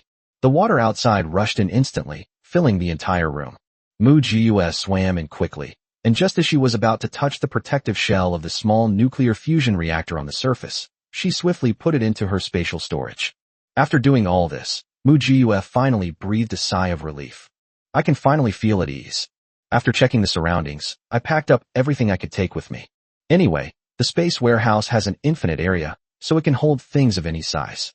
She continued collecting supplies as she went, and she herself didn't know how long she had been collecting them. She even changed the oxygen cylinders 6 times. Mu Jiyue circled the key buildings of the shelter, making sure she hadn't missed a single one, before preparing to surface and leave. Suddenly, a beam of light appeared in the distance. Etc. Beam. Director Lin is at the Shuguang base, so who else would come here? Mu Jiyue entered the space without even thinking. 5 minutes later, a team arrived, wearing diving suits and carrying oxygen tanks. Everyone searched carefully. "As long as we find that device, we'll be rich. We'll be able to do whatever we want in the central shelter," someone said in sign language in the water. The others looked excited and gestured, saying, "This K-City shelter is just unlucky. It rejected us time and time again. Now, they've got nothing left. All right, enough talk. Let's get to the item." The captain gestured and said, "Let's get this over with quickly. Otherwise, once Director Lin realizes what's happening and sends people to retrieve it, we only have a few people, and we'll definitely lose if we fight head-on. All right, split up." Chapter 125, Let's collect some nuclear weapons. After they dispersed, Mu Jiyue came out of the space, stroked her chin, and pondered for a moment. Who is the other party? From a shelter in central Taiwan? Wow, they're really fast. Perhaps they started rushing here as soon as the tsunami hit? Were they also drawn by this small-scale nuclear fusion? They're really well informed. What use would they have for this small nuclear fusion device? Who's going to fight these days? There are hardly any countries left in the world, and the few that are left can't even manage on their own, let alone fight. It is estimated that all countries will have to hide their nuclear weapons very well, for fear that they might be detonated and harm both themselves and others. Forget about them, let's just leave. Mu Jiyue leaped lightly out of the water like a fish, then quietly rowed away in her small boat. An hour later, the team responsible for finding the items returned to the meeting point looking completely bewildered. Boss, what's going on? There's nothing here. Yeah, we haven't found it either. Is this nuclear fusion thing you're talking about really real? Or is it just a scam? Not only that, I also discovered that the original machine production lines in several buildings were completely gone. And the plantations, there's nothing left. Could they have all been swept away by the tsunami? What if someone beat us to it and took it away before we could? Nonsense. This is water, not land. How are we supposed to move this stuff? It's all water. To transport so much stuff, we need at least a 10,000-ton cargo ship, right? Did any of you hear a single thing moving? A group of people around shook their heads. The captain wiped the water droplets from his head and said dejectedly, "It's unbelievable. How did Director Lin manage to move so much stuff away?" "So we came all this way for nothing," someone asked, unwilling to give up. "Then what do you suggest we do? K-City is completely flooded now. It's like a vast ocean. Where are we supposed to find it?" someone retorted. The person immediately fell silent. "Forget it. Let's go back," the captain said angrily. "Damn it, what a waste of a trip. What a huge loss." After Mu Jiyue returned to the dawn base, she had just changed her clothes and was about to rest when she saw Lin Jun rushing over. "Ajio, you're finally back. Come on, I'll take you somewhere." Lin Jun took Mu Jiyue's hand and started walking outside. As they reached the door, they bumped into Wei Lai, who then pulled Lin Jun aside, saying, "You've come at the right time. I have a favor to ask of you." Mu Jiyue and Wei Lai exchanged a glance, then followed Lin Jun into his private cave. The huge cave was entirely supported by steel bars as thick as an arm. No wonder everyone else's mountain peaks were destroyed, but his remained stable. It turns out he used such a steel frame for support. A huge sand table was placed on the table, showing the terrain and landforms of K-City in the past. "Now, you can't see anything at all. What is it? Just tell me." Mu Jiyue dragged over a chair, sat down casually, and said, "I'll help if I can. President Wei, a Jew, could you help me collect some nuclear weapons?" Lin Jun's opening line was a bombshell. Cough, cough, cough, cough. Cough, cough, cough, cough, cough. Mu Jiyue and Wei Lai almost choked to death on their own saliva. "Is this something you can just say casually?" Lin Jun said with a worried look. "I didn't want this either. But I just received news that the Russians, far to the north, caused a massive nuclear leak and radiation due to improper storage of their nuclear weapons. Half of the survivors there have been exposed to radiation, and even if they survive, they probably won't live long. Who would have known that the place where they stored their nuclear weapons was an old, dormant volcano?" Wei Lai and Mu Jiyue gasped in surprise. "Really?" Lin Jun looked increasingly worried. "I originally thought I could take good care of these things myself. But with this earthquake, tsunami, and volcanic eruption, I'm not so sure anymore. Moreover, I'm worried that the central shelter might use this as an excuse to demand the right to take over these weapons from me." Mu Jiyue blinked. "Why did you put it here?" "There's a secret base here, and I'm just doing that part-time," Lin Jun replied, blinking her eyes. Mu Jiyue blinked faster and faster. "Is it a lot?" "No more, no less." Mu Jiyue's CPU was almost overheating when Wei Lai finally spoke up. "How can you be sure we can keep it safe?" "I don't know, but I do know that if you can keep a small nuclear fusion reactor safe, you can definitely keep these dangerous items safe," Lin Jun replied straightforwardly. "Wait a minute, Lin Jun. How long are we going to keep these things safe for you?" Mu Jiyue reminded him. "Given the current situation, we don't even know where we'll go in the future. The shelter is gone, and so is our mountain stronghold. Apart from here, there's nowhere else to stay in K-City." Lin Jun readily agreed. "Then stay here with me. What time is it? Why are you still being so formal about yours and mine?" "To be honest, I'm used to being disorganized and undisciplined, and I'm not used to being managed by others," Mu Jiyue said frankly. "Unless it's a place where I'm in charge." "Then you decide," Lin Jun blurted out. "Lin Jun, do you want to listen to what you're saying?" Mu Jiyue was completely speechless. Wei Lai said, "I know you're in a hurry, but don't rush. Let's discuss this slowly. I can't help but be anxious." My people secretly sent me a message that the people from the central shelter have already set off and should arrive here in 3 days. Now that the K-City shelter is gone, we have no reason to refuse the central shelter's takeover. Lin Zhen said, you don't want to be dependent on others, and I don't want to be either. The thought of going to the central shelter and having to outweed a bunch of parasites there makes me feel like I'm going to collapse. What did Director Lin say?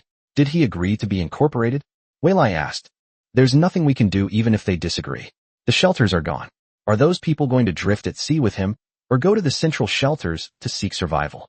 Isn't that obvious? Lin Zhen retorted. We've been frantically rescuing people these past few days, bringing back nearly 1 million. How could these few hilltops possibly accommodate so many people? This time, the central shelters didn't even need to say anything. They just went with us on their own. By then, I won't have any excuse to leave these weapons behind. Lin Zhen continued. Aren't you afraid that these weapons of mass destruction will fall into the hands of those parasites in the central shelter, and because of their infighting, they'll activate the weapons without authorization and drag us into it? Nuclear radiation is deadly, you too. Mu Jiuyue sat up straight immediately. You're right. This batch of weapons absolutely cannot fall into the hands of the central shelter. Not only that, but other heavy weapons must also not fall into their hands. We can't control how chaotic things are inside them, but we absolutely cannot let their infighting affect our own interests. Chapter 126 Old Ho is back. Wei Lai rubbed his face vigorously and said, having a neighbor like this is truly a terrible thing. Why didn't this tsunami hit the central shelters? Mu Jiuyue said angrily. To drown those inhuman bastards. The central shelters now have a population of 10 million. I'm afraid that before those parasites drown, the ordinary people will drown first. The people are already suffering enough. Lin Zhen replied. Now the total population of the whole country is probably less than 100 million. As soon as he finished speaking, all three of them fell silent. That's a population of over 1 billion. In a year and a half, only 1/20th of it remains. That's too cruel. Lin Zhen added, things aren't much better off for Demao and Depiaoyang either. It seems they only have 10 million left. Okay, the people over there are in an even worse situation. Japan was completely wiped out, Lin Zhen added. Oh, this is certainly welcome news. Can we bypass the central shelters and go directly to the northwest? Wei Lai asked. Is the northwest the only place left in the end? Lin Zhen also turned to look at Mu Jiuyue. Mu Jiuyue nodded silently. More or less. But I don't recommend traveling now. Why? Wei Lai and Lin Zhen asked at the same time. There will be acid rain coming, and this acid rain will last for half a year. Just think about it. With strong sulfuric acid being poured down from the sky, what kind of person or thing can withstand it? Mu Jiuyue asked rhetorically.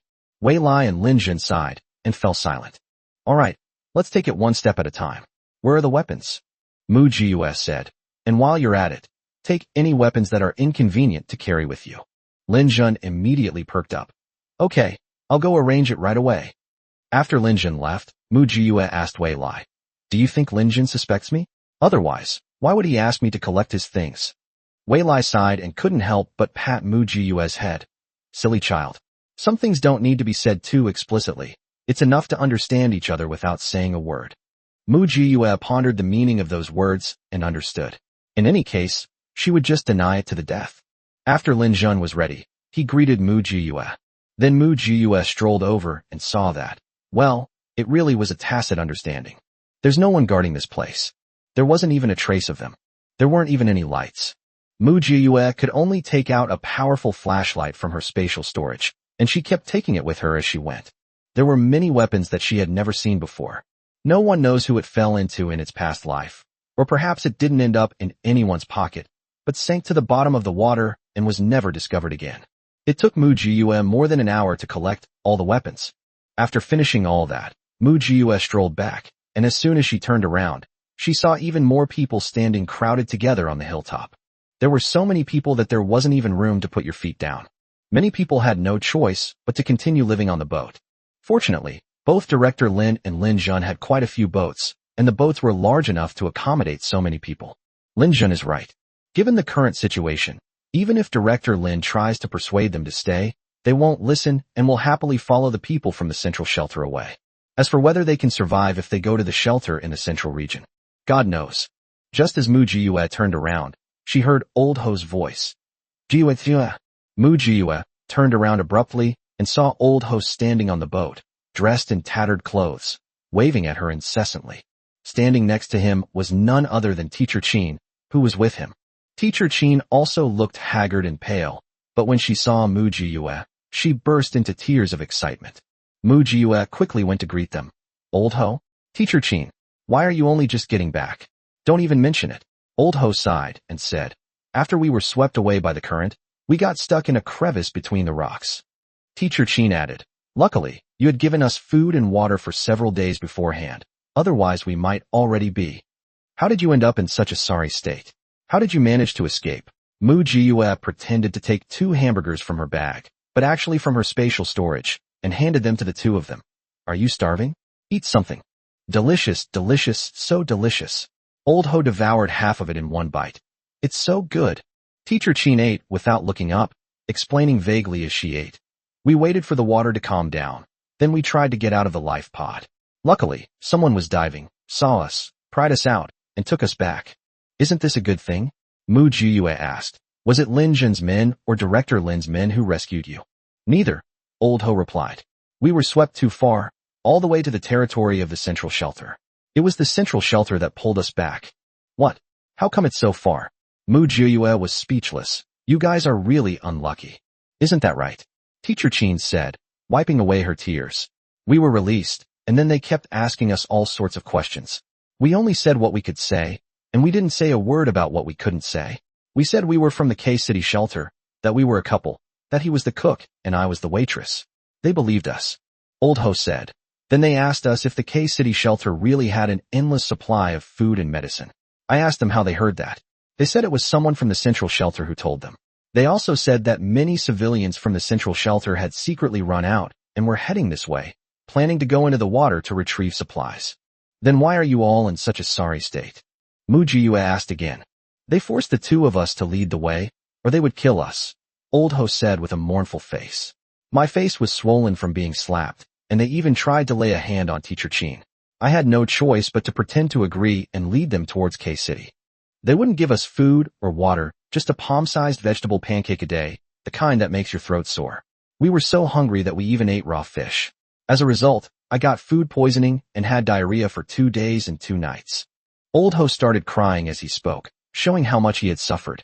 Teacher Chin sighed and said, fortunately, Lao Ho sacrificed himself, making himself look like he couldn't go on living, which made the people monitoring us lower their guard. While they weren't paying attention, the 2 of us jumped into the water and ran away. They were in a hurry to come to K-City to salvage supplies, so they didn't care about us. We kept swimming and swimming in the water, and finally found a piece of driftwood. We climbed up and saved our lives. We had no food or water outside, and we endured it for a whole day and night. We almost couldn't make it, and then we ran into the team that Director Lin sent out, and they brought us back, Old Ho said. September, I almost thought I would never see you again. Wah, life out there was truly unbearable. Chapter 127 The Central Shelter is eyeing ulterior. Old Ho and Teacher Chin hugged each other and cried bitterly. She cried while eating bread. They must be really starving. Eat slowly, there's more. Mu Jiyue looked at the 2 of them looking haggard, feeling a pang of pity, but also inexplicably wanting to laugh. After Old Ho finished crying, he asked Mu Jiyue for 2 more sausages. He handed one to Teacher Chin and then started eating one himself. As he ate, he said, Jiyue, the outside world is really too chaotic. From what I heard from those people, the central shelter has completely lost its concept of official. It's purely a private manor. Everyone living in the central shelter is his private property. Teacher Chin added, I saw it with my own eyes. Even a small squad leader could beat and scold his subordinates whenever he wanted, and no one would utter a sound even if he was beaten to death. This shows how strict the class hierarchy is there. They have completely reverted to a slave society. At the very top of the pyramid is Gao Yi, who just seized power in the central sanctuary. Gao Yi was once the richest man in the area. Some of his money came from illegitimate sources, but because he had connections and power, no one dared to investigate him. Before the apocalypse, he was a local tyrant. However, because he paid taxes diligently, the higher-ups turned a blind eye. After the apocalypse, with no one above him to keep him in check, his true nature was revealed. I heard that he gathered a group of criminals and stormed the home of the former leader of the central shelter, carrying out a massacre. Actually, in the beginning, the central shelter was also officially run, and the leaders were quite responsible, always prioritizing saving lives. But this inevitably damaged Gao Yi's interests. How could he allow others to use his resources to save people and also take away his reputation? So Gao Yi staged a coup. Overnight, he killed thousands of people and completely seized control of the central shelter. The central shelter was transformed from a government-run facility into a private one, Teacher Chin added. We haven't had much contact with people, so the information we've gathered is limited. I hope this is helpful to you. Mu Jiyue quickly handed Teacher Chin a bottle of purified water. It's useful, it's very useful. You two have worked hard. Teacher Chin was petite. When she heard Mu Jiyue say that, she abandoned Lao Ho and buried her face in Mu Jiyue's arms, sobbing. I thought I would never see you again. Wah. Old Ho also wanted to comfort her, so he snuggled into Mu Jiyue's other side and burst into tears. Mu Jiyue could only hold one of them in each arm and keep comforting them. All right, don't run around anymore. Just stay at the base, nothing will happen again. After taking Lao Ho and Teacher Chin back and settling them in, Mu Jiyue turned around and went to find Wei Lai, telling him everything she had heard from Teacher Chin. My people have gathered pretty much the same information. This Gao Yi, you two seem to have some connection, Wei Lai said. Do you remember the 50 tons of gold that the richest man in K City hid in his mistress's house? It couldn't be his, could it? Mu Jiyue's mouth dropped open. It's his, Wei Lai said with a smile. Besides being the richest man in the area, Gao Yi is also the head of a gang. That batch of gold is his life savings. In other words, from the very beginning of the apocalypse, you and Gao Yi have been enemies. Oh, what a coincidence, Mu Jiyue said awkwardly. However, I don't understand. Now that Gao Yi is in charge of the central shelter, why are there still people vying for power? Gao Yi succeeded back then by rallying a lot of people to his cause. Now that he's won, shouldn't he sit down and share the spoils? Wei Lai explained to Mu Jiyue, those people followed Gao Yi in his cause, but they weren't necessarily truly loyal to him. In other words, why should Gao Yi get the lion's share while they get the scraps? They want a piece of the pie too, you know? So, while the central shelter is ostensibly managed by Gao Yi, it's actually controlled by several people. Everyone acts like a local tyrant, enjoying themselves together, Wei Lai said. But because they're not united, they all fight their own battles. No one is engaged in production, and they just sitting around eating away at their resources. When they run out of food, they go to the surrounding areas to beg. So, under the guise of official authority, they merge with other shelters, plunder their resources, and use them for their own enjoyment. I see, Mu Jiyue nodded. It's only natural that they've set their sights on us. Without satellites, each shelter is an isolated island. The central shelter has been watching us for quite some time now, and they definitely won't let us off the hook after this tsunami, Wei Lai said seriously. In September, we may need to merge and join forces to resist the central shelter.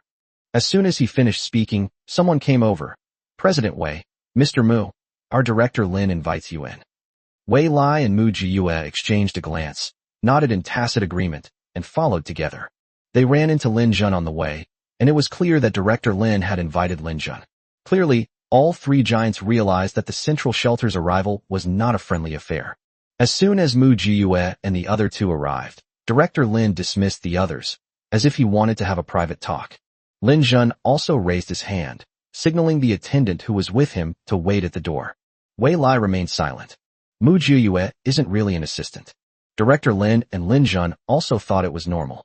Gentlemen, the life or death of K City depends on these next few days, Director Lin said. I won't beat around the bush. The people from the central shelter are already on their way, as you all probably already know. They'll arrive in less than 2 days. And their purpose, I don't need to tell you. You can guess.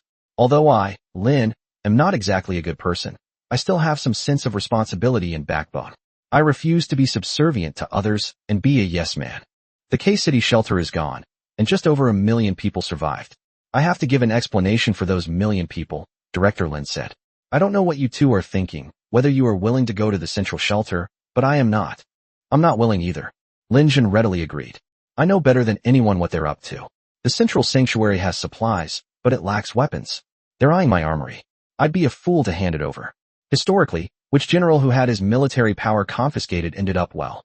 Besides, the central sanctuary isn't an official organization, it's private territory. I'm even less likely to bow down. What would that make me? Wei Lai nodded. Although I am just a businessman, I am not willing to be subservient to others or act as their blood bag. Director Lin smiled and said, "So, you two agree to our three-way merger?" Wei Lai and Lin Jun exchanged a glance. Wei Lai asked, "I don't oppose the merger, but there must be a leader after the merger. It's impossible for the three of us to continue talking past each other and managing our own teams. That would be no different from not merging at all." Lin Jun nodded. "I think so too. Among the three of us, who should be the one to make the decision?" Chapter 128, Three-Way Merger, Taking Power in September. Wei Lai looked at Lin Jun, then at Director Lin, and said firmly, "I propose September." Those 5 words instantly created a ripple effect in the small conference room. Mu Jiyue hadn't expected to be involved, and her eyes widened immediately as she pointed at herself. "Me?"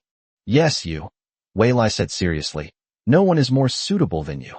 Wei Lai said very seriously to Lin Jun and Director Lin, "The three of us are all replaceable. Only Jiu Yu is not. I think you both know how important she is." Director Lin reacted the fastest, immediately nodding and saying, "That's right. That's right. She's the most suitable." Lin Jun also realized what was going on. "Indeed. I admire him a lot. But isn't his name Mu Jio? Why is he called Mu Jiyue now?" Director Lin burst out laughing.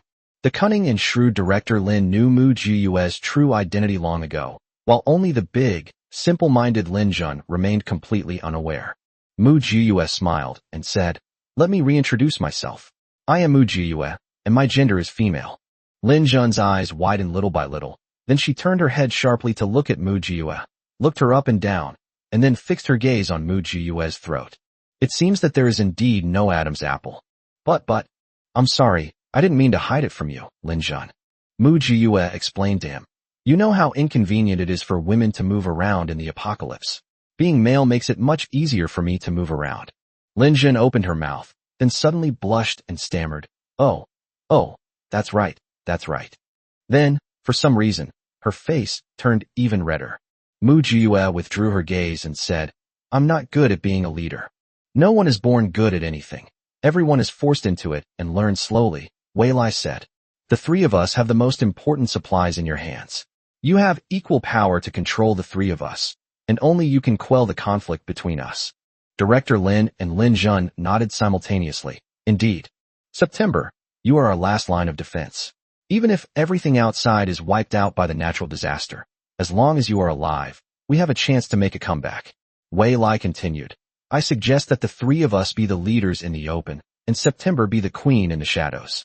We will cover her existence and lull the central shelter into a false sense of security." "Okay." Lin Jun finally regained her composure and calmness. Although she still couldn't quite accept it, her good brother had suddenly become her good sister. The important matter at hand was the priority. Director Lin thought for a moment and said, "September, let me state my position first. I'm willing to put you in charge, but I want to guarantee that the place where you store the supplies is truly safe enough, right?" Mu Jiyue nodded and said, "Now that things have come to this, I have nothing to hide anymore. Yes, I have a space that can store an unlimited amount of all kinds of resources. I also have land that can be planted, but the planting area is currently limited to about 100 acres.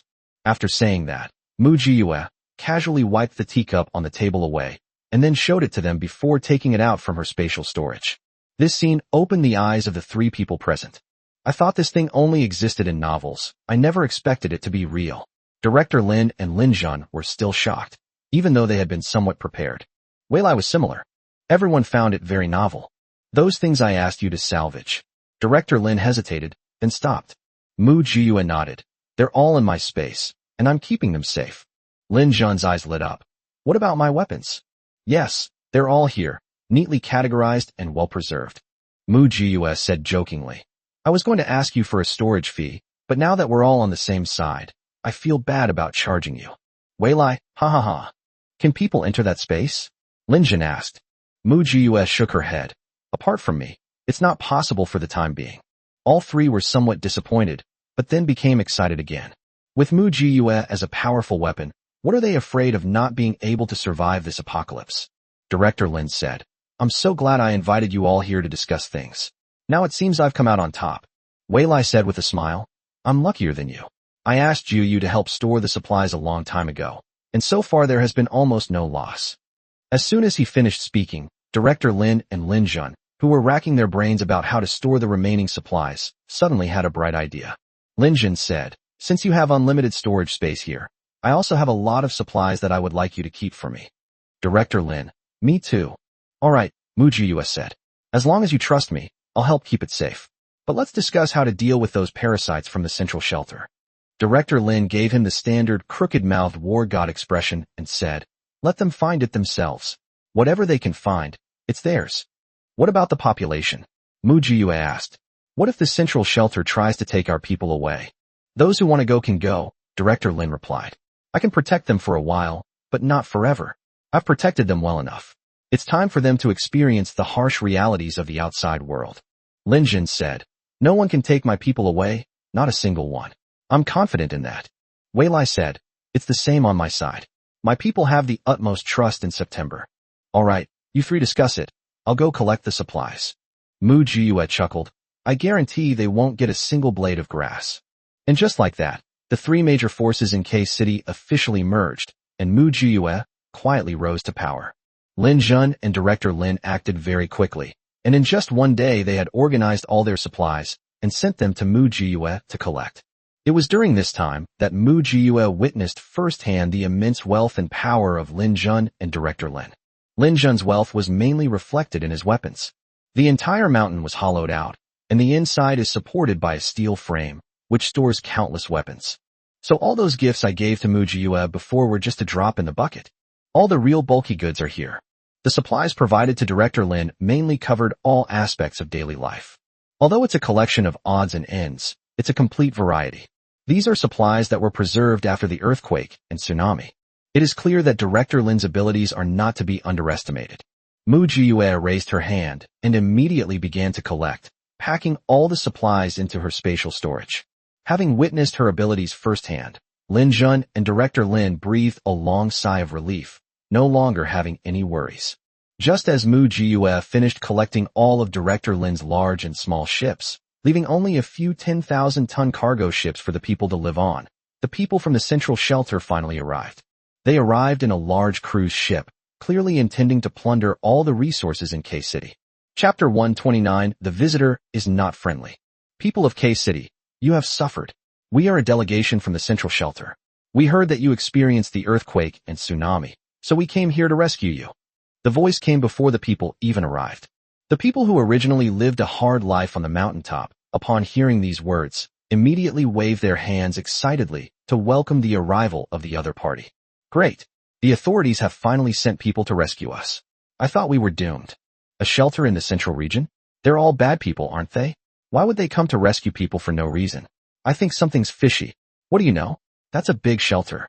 It's nothing like our little shelter. I've had enough. I live in a dormitory every day, eat worse than pigs, and sleep in a cramped space like a chicken coop. I'm going to the central shelter, and nobody can stop me. Who's stopping you? Go if you want. I trust Director Lin. He's done everything he can to protect us. Keep groveling. I think you've been kneeling for too long and can't get up anymore. If Director Lin really cared about all of us, he wouldn't have given the good life pods to the rich, leaving us poor people crammed into a stuffy, garbage life pod. I've heard that almost everyone in the top-of-the-line life pod survived, while less than half of those crammed into the garbage life pod survived.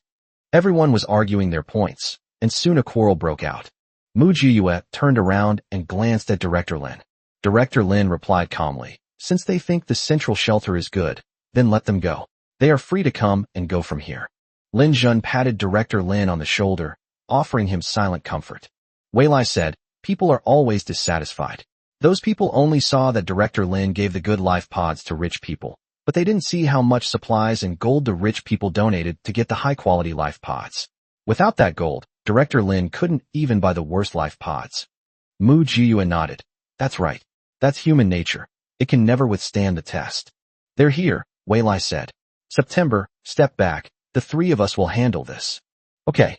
Mujiua took a step back and stood next to Wei Lai, looking every bit like Wei Lai's little follower. The cruise ship carrying the central shelter docked, and a group of well-dressed people disembarked. As they walked, they distributed small bread rolls, sausages, and snacks to the refugees, saying insincerely, "You've suffered. We're late. Don't worry. As long as our central shelter is still here, we will definitely not abandon you to your fate." Someone in the crowd shouted, "Thank you, leaders of the central shelter. We all support you." Those who received food joined the crowd and shouted loudly, "Support the Central Shelter." "Thank you, Central Shelter." The group from the Central Shelter smiled contentedly, raised their hands to wave and greet everyone, looking like leaders coming down for an inspection. Wei Lai, Director Lin, and Lin Jun watched, constantly sneering. The people from the Central Shelter made a grand entrance before going over to greet Director Lin. "Director Lin, you've really got quite the airs. You've refused to meet with us time and time again. Are you looking down on us?" The other party immediately started to criticize Director Lin. Is Director Lin the kind of person who would easily put someone on the receiving end of a hat? He casually retorted, "So, do you all have official documents from Beijing or official letters? You say you're representatives of the Central Shelter, and that's it? I could say I'm the representative of the entire country. Shouldn't your Central Shelter be reporting to me proactively?"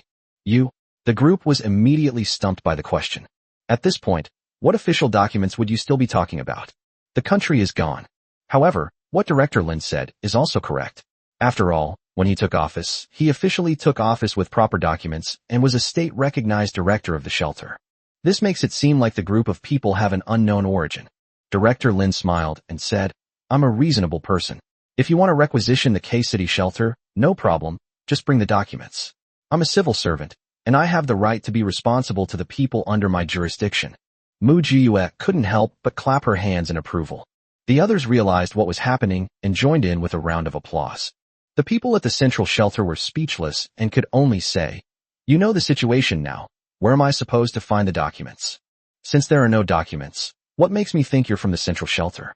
Even if there aren't any documents from Beijing, documents from the province will do." Director Lin continued, "Even if the Central Shelter has changed leadership, there should still be handover procedures, right?" Those people were even more speechless. They ruled by force, killing off all the previous leaders. There was no handover procedure involved. "You have no permits or certificates, so what right do you have to seize our country's recognized shelter?" Director Lin's upright demeanor was simply stunning. Fine. Is this how you play the game?" The other party was also enraged. "Chief Lin won't release them. Fine. But you can't stop people from acting voluntarily and spontaneously, can you? If someone just wants to go to the shelter in central Taiwan, Chief Lin wouldn't stop them, would he?" Director Lin answered decisively, "No. In K-City, people are free to come and go. Whoever wants to come with us, then go. Similarly, if others want to stay in K-City and overcome these difficult times with us, none of you will object, right? Fine, you just wait." The group pointed at Director Lin sheepishly and threatened, "We'll see." After the group left, Lin Jun said, "They came with ill intentions." "It's all right." Director Lin flicked his sleeves, adopting the air of a refined scholar, and said, "Those who are loyal to us won't leave. Those who are not loyal to us, no one can keep them." Mu Jiyue said, "Let me pour some cold water on you all." Several people turned to look at Mu Jiyue at the same time. Mu Jiyue calmly said, "Don't be fooled by the fact that everyone is competing on numbers now. In the final rounds, it will be all about quality. Very few people will actually make it to the end." Wei Lai's eyes flickered, and he asked, "How many people do you think will make it to the end?" "No more than 10,000 people," Mu Jiyue replied. "This is on the basis of an unlimited supply of materials. You should know that in the previous life, there were fewer than 2,000 people who made it to the final stage. This is the global total, not just the total for one country, Dongda. It's easy to imagine how terrifying the elimination rate was in the last few rounds." Mu Jiyue said, "In the future, God will let you see what true cruelty is." Lin Jun and Director Lin's expressions changed slightly, as if they had thought of something, and they fell silent. Wei Lai said, "No matter how cruel September may be, we will be the ones who win to the very end. I have always firmly believed this." Mu Jiyue's lips curled slightly. "All right, let's go all out in this round and see if we can win by half a point." Chapter 130. Many people left. Director Lin paused for a moment, then said, "I know what to do now. Thank you for reminding me. I was being stubborn. I'll get back to work." After saying that, he left in a hurry. Watching Director Lin's retreating figure, Lin Jin said, "Director Lin is a competent politician. Although he has some minor flaws, they don't outweigh his merits. What do you all think?" "It's understandable to seek personal gain," Wei Lai said with a smile. "No one is perfect. To be an official to this extent is already quite good. Lin Jin, you're quite good too. I'm still lacking in some skills, otherwise I wouldn't have been exiled to K-City." Lin Jun smiled bitterly. "I only know how to train troops and fight battles. I'm not capable of managing a city." So, isn't this perfect? Director Lin will be in charge of management, you'll be in charge of maintaining order, and I'll be in charge of making money, Wei Lai said with a smile. In September, we'll be able to govern a region effectively. Mu Jiu said with a smile. I'm here to pick up bargains. Yes, you got this bargain. Lin Jun and Wei Lai answered in unison. That was a joke. Lin Jun, Wei Lai, and Director Lin, who had just left, had already guessed that Mu Jiu was not simple. It can provide early warnings, possesses an enormous and unlimited space for preservation and cultivation, boasts formidable combat power, and possesses absolute calmness and exceptionally high-level intelligence. Her existence seemed to be the last seed of hope left for the poor people of this world. She was born, and the world was born. When she dies, the world dies. Therefore, she was undoubtedly a feudal lord. After being humiliated by Director Lin, the people from the central shelter slunk away and found a place to gather together and discuss matters. This Director Lin is truly stubborn. Even at a time like this, he's still asking me for documents? What kind of documents are these? I've never even seen what an official document with an official header looks like. Alright, he's just a smooth talker. Why bother getting angry with him? Then we came for nothing? Are you stupid? It's not like Director Lin tied those people up with ropes. We'll secretly encourage them to follow us. Who can stop Director Lin and Lin Jun? That makes sense. But what about Lin Jun? His weapons are specifically requested by the higher-ups. If we can't bring them back, how will we explain it to them? That's a problem. Let's go find Lin Jun separately. Now that the K-City shelter is gone, Lin Jun's excuse for wanting to protect it no longer holds water. Let's see how he tries to fool us. That's right. Let's split up. One group will go and persuade the people here to come with us, and the other group will go find Lin Jun. Good. Thus, the once peaceful mountaintop was instantly rippled by the arrival of the central shelter.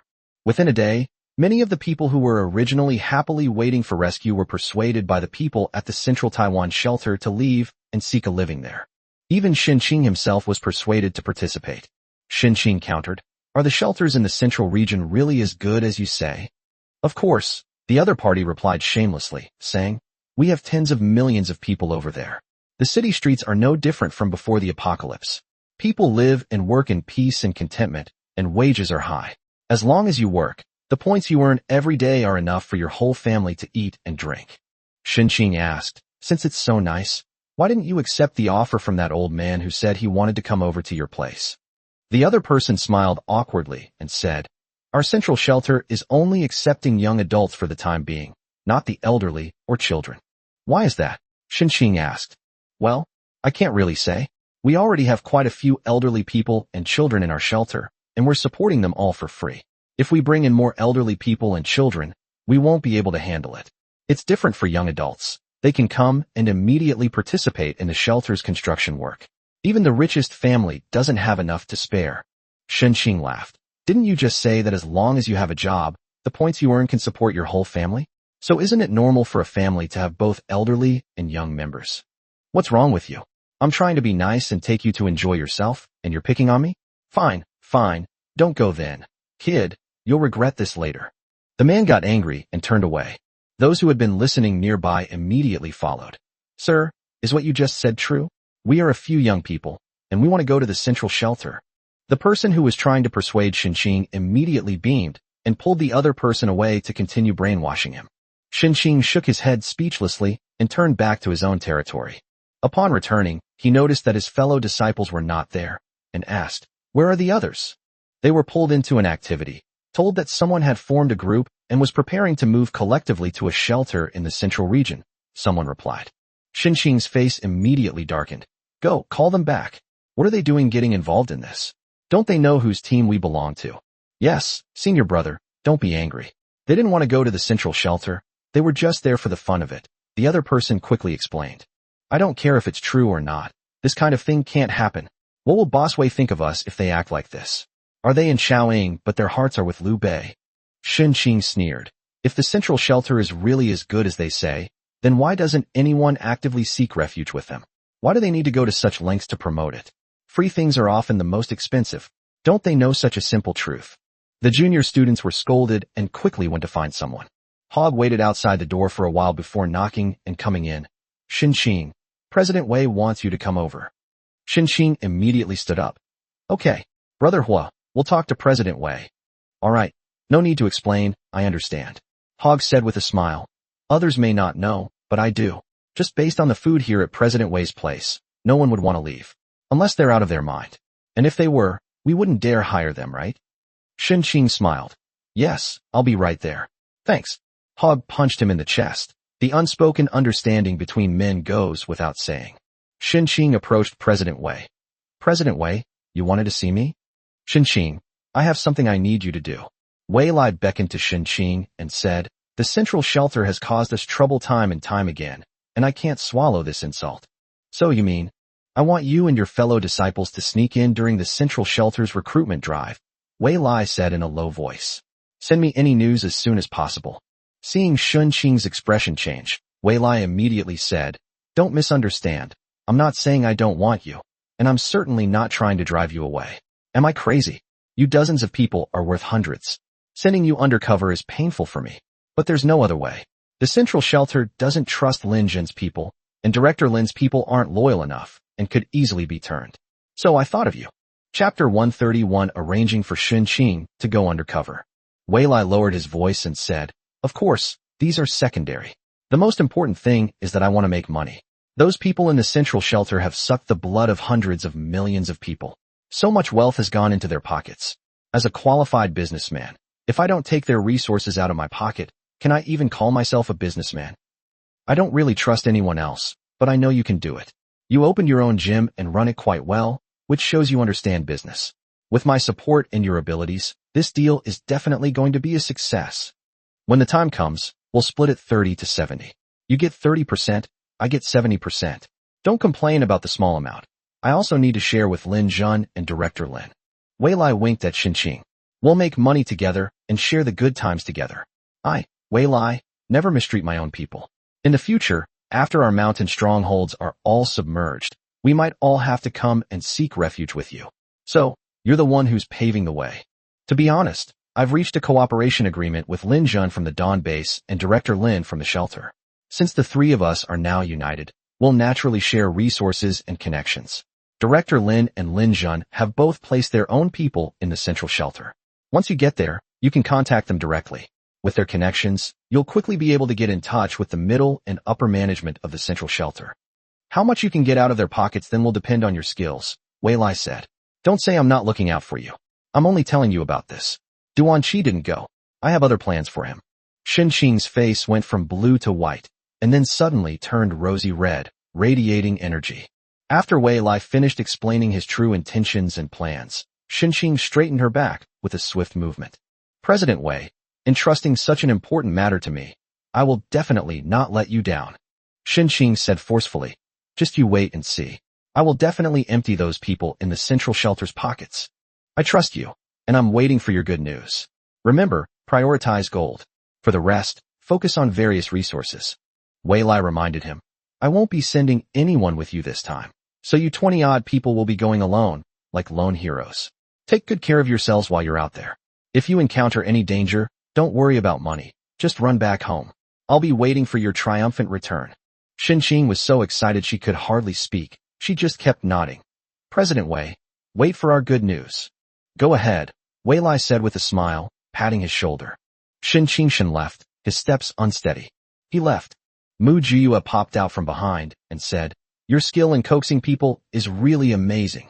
You made Shin-Ching fall head over heels for you with just a few words. Wei Lai laughed and said, well, I've been trying to appease you, haven't I?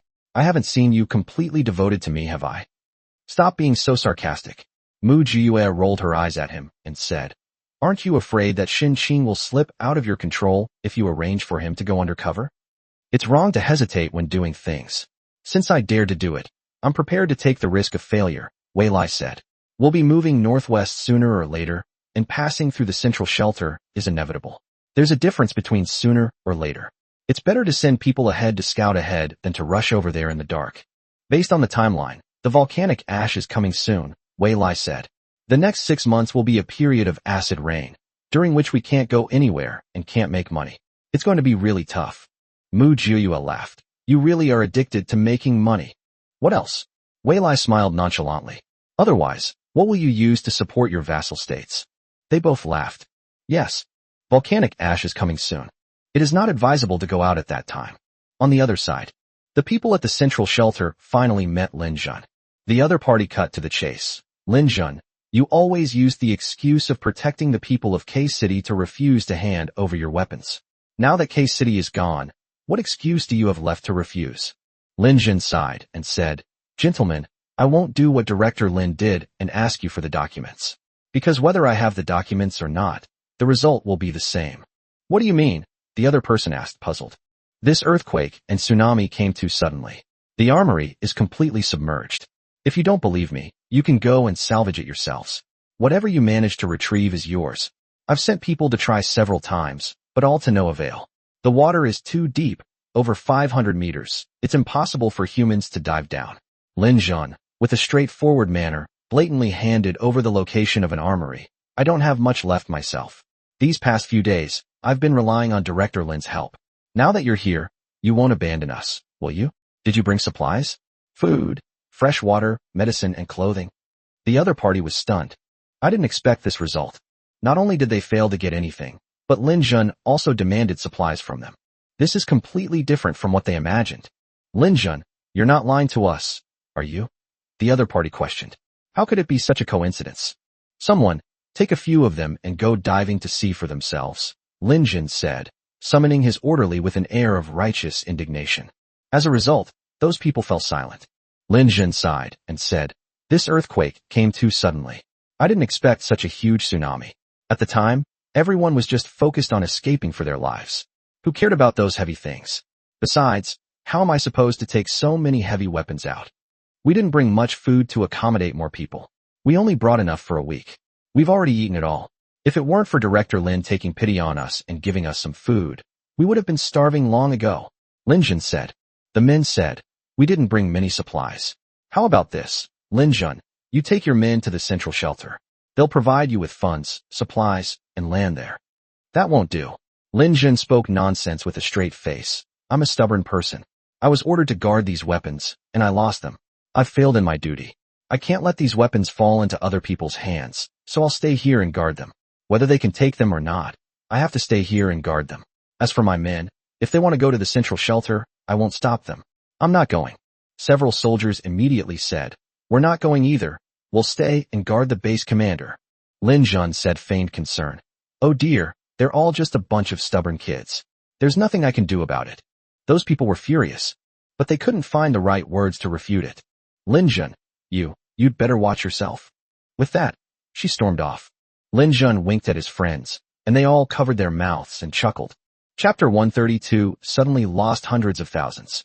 2 days later, the once crowded hilltops suddenly became empty. Nearly 400,000 young adults have been misled into going to shelters in central Taiwan to make a living.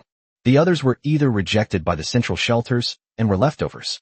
They are either determined and believe that following Director Lin is better than going outside. As a result, the population remaining in K-City, including Lin Jun's and Wei Lai's forces, totaled only a little over 800,000. Director Lin looked at his group of elderly and infirm subordinates, his face expressionless, and reassured them as usual. Don't be discouraged, everyone. Although our shelter is gone, the mountain is still here. As long as the mountain is here, our home is here. I have good news for you all. Our K-City shelter has officially merged with the Dawn base. We will carve out a place suitable for more than 800,000 people to live in within a day. Moreover, most of the supplies from the Dawn base are still here, so we won't go hungry. As soon as he finished speaking, the remaining 800,000 plus people were so excited that they burst into tears and hugged their relatives and friends. Lin Jun then stepped forward and said, I, Lin Jun, swear that as long as I live, I will not abandon you all. Although we only have 800,000 people left, we only have a little over 800,000 people left to eat. The food rations that were so tight before are suddenly not tight anymore. Don't you all agree? Yes, the crowd below cheered. Wei Lai stepped forward and said, Although our mountain shelter has always been isolated, it doesn't mean we'll stand idly by. Don't worry, we've brought most of our supplies. We have enough food. As long as we all work together, we'll definitely have a better life. The crowd below erupted in cheers, all rejoicing at their choice. Meanwhile, the group that had already left K-City and chosen the central shelter were all wondering. What were the people who stayed behind arguing about? Probably protesting that they couldn't go to the central shelter? There was nothing they could do. The shelters only hire talented people, not just any Tom, Dick, or Harry. They were simply unlucky and incompetent. Shin, along with more than 20 junior brothers and sisters, hid in a corner and quietly arranged what was to come. Each of them knew their mission and responsibility, and they were all putting in their best effort, eager to make a name for themselves. From now on, we'll be fighting alone, Shin encouraged everyone. However, we're not fighting alone. Director Lin and Base Chief Lin also have people at the central shelter. We're all on the same side. The 20-odd people nodded vigorously. After the cruise ship carrying hundreds of thousands of people left the central shelter, Lin Jun immediately mobilized manpower to prepare to reopen the caves and build dwellings. Wei Lai also had Mu Jiyue release the tunnel boring machine from the space. With a tunnel boring machine, digging a tunnel is so easy. In just one day, they dug several hundred caves. Since it's a temporary stay, it doesn't need to be fancy or luxurious. As long as it's habitable, it's fine. The reason we're in such a hurry is because volcanic ash is really coming. Since the earthquake and tsunami, volcanoes around the world have erupted one after another, without missing a single one. It started with volcanic eruptions in the southern hemisphere, and then it spread to the northern hemisphere. First the Americas, then Europe, and finally Asia. Even without instruments, the gray smoke and clouds rolling in from the horizon are visible to the naked eye. The smell of sulfur began to permeate the air. So everything involved working overtime and frantically rushing to meet deadlines. Fortunately, both Director Lin and Lin Jun have high prestige, and the people below follow orders. After the cave was dug out, doors and windows were immediately built, and cement was applied to the windows. With an assembly line, efficiency has increased significantly. The next day, Mu Jiyue took out hundreds of thousands of masks and distributed them to everyone so that they could wear them while working. These volcanic ash particles are harmful. Once it enters the lungs, it can easily cause damage. In this era of scarce medical resources, it's best to avoid injury if possible. After 2 days and 3 nights of intensive work, everyone finally moved into the cave before the volcanic ash arrived. Mu Jiyue is staying with Lao Ho again this time, next to Wei Lai. Of course, Lin Jun and Director Lin were also her neighbors. Mu Jiyue kept her eyes fixed on the sky, and just before the massive plumes of volcanic ash arrived, she waved her hand forcefully. Back to your rooms. Everyone back to your rooms. Close the doors and windows.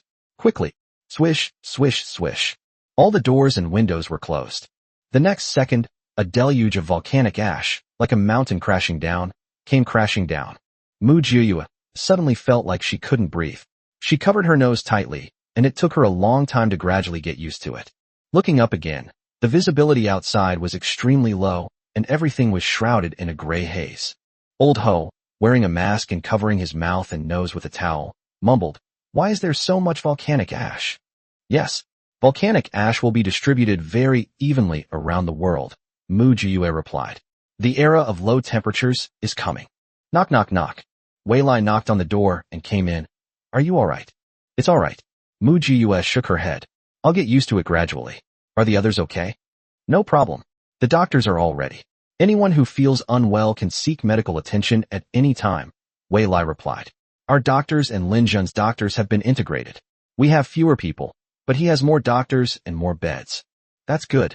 Mu Jiyue nodded. "The volcanic ash will last for a few days. During these days, everyone should stay in the cave. Food and water will be delivered to their door. They should not wander around." "Good.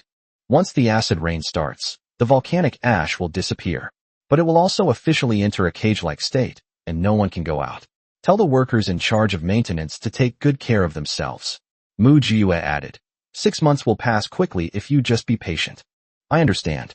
Director Lin has already arranged the new planting area, and they will take turns planting and raising livestock so that they won't be idle." "That's good." Mu Jiyue nodded, relieved. Even if the planting area of the base is not big enough, it doesn't matter, because her space has a lot of inventory and output.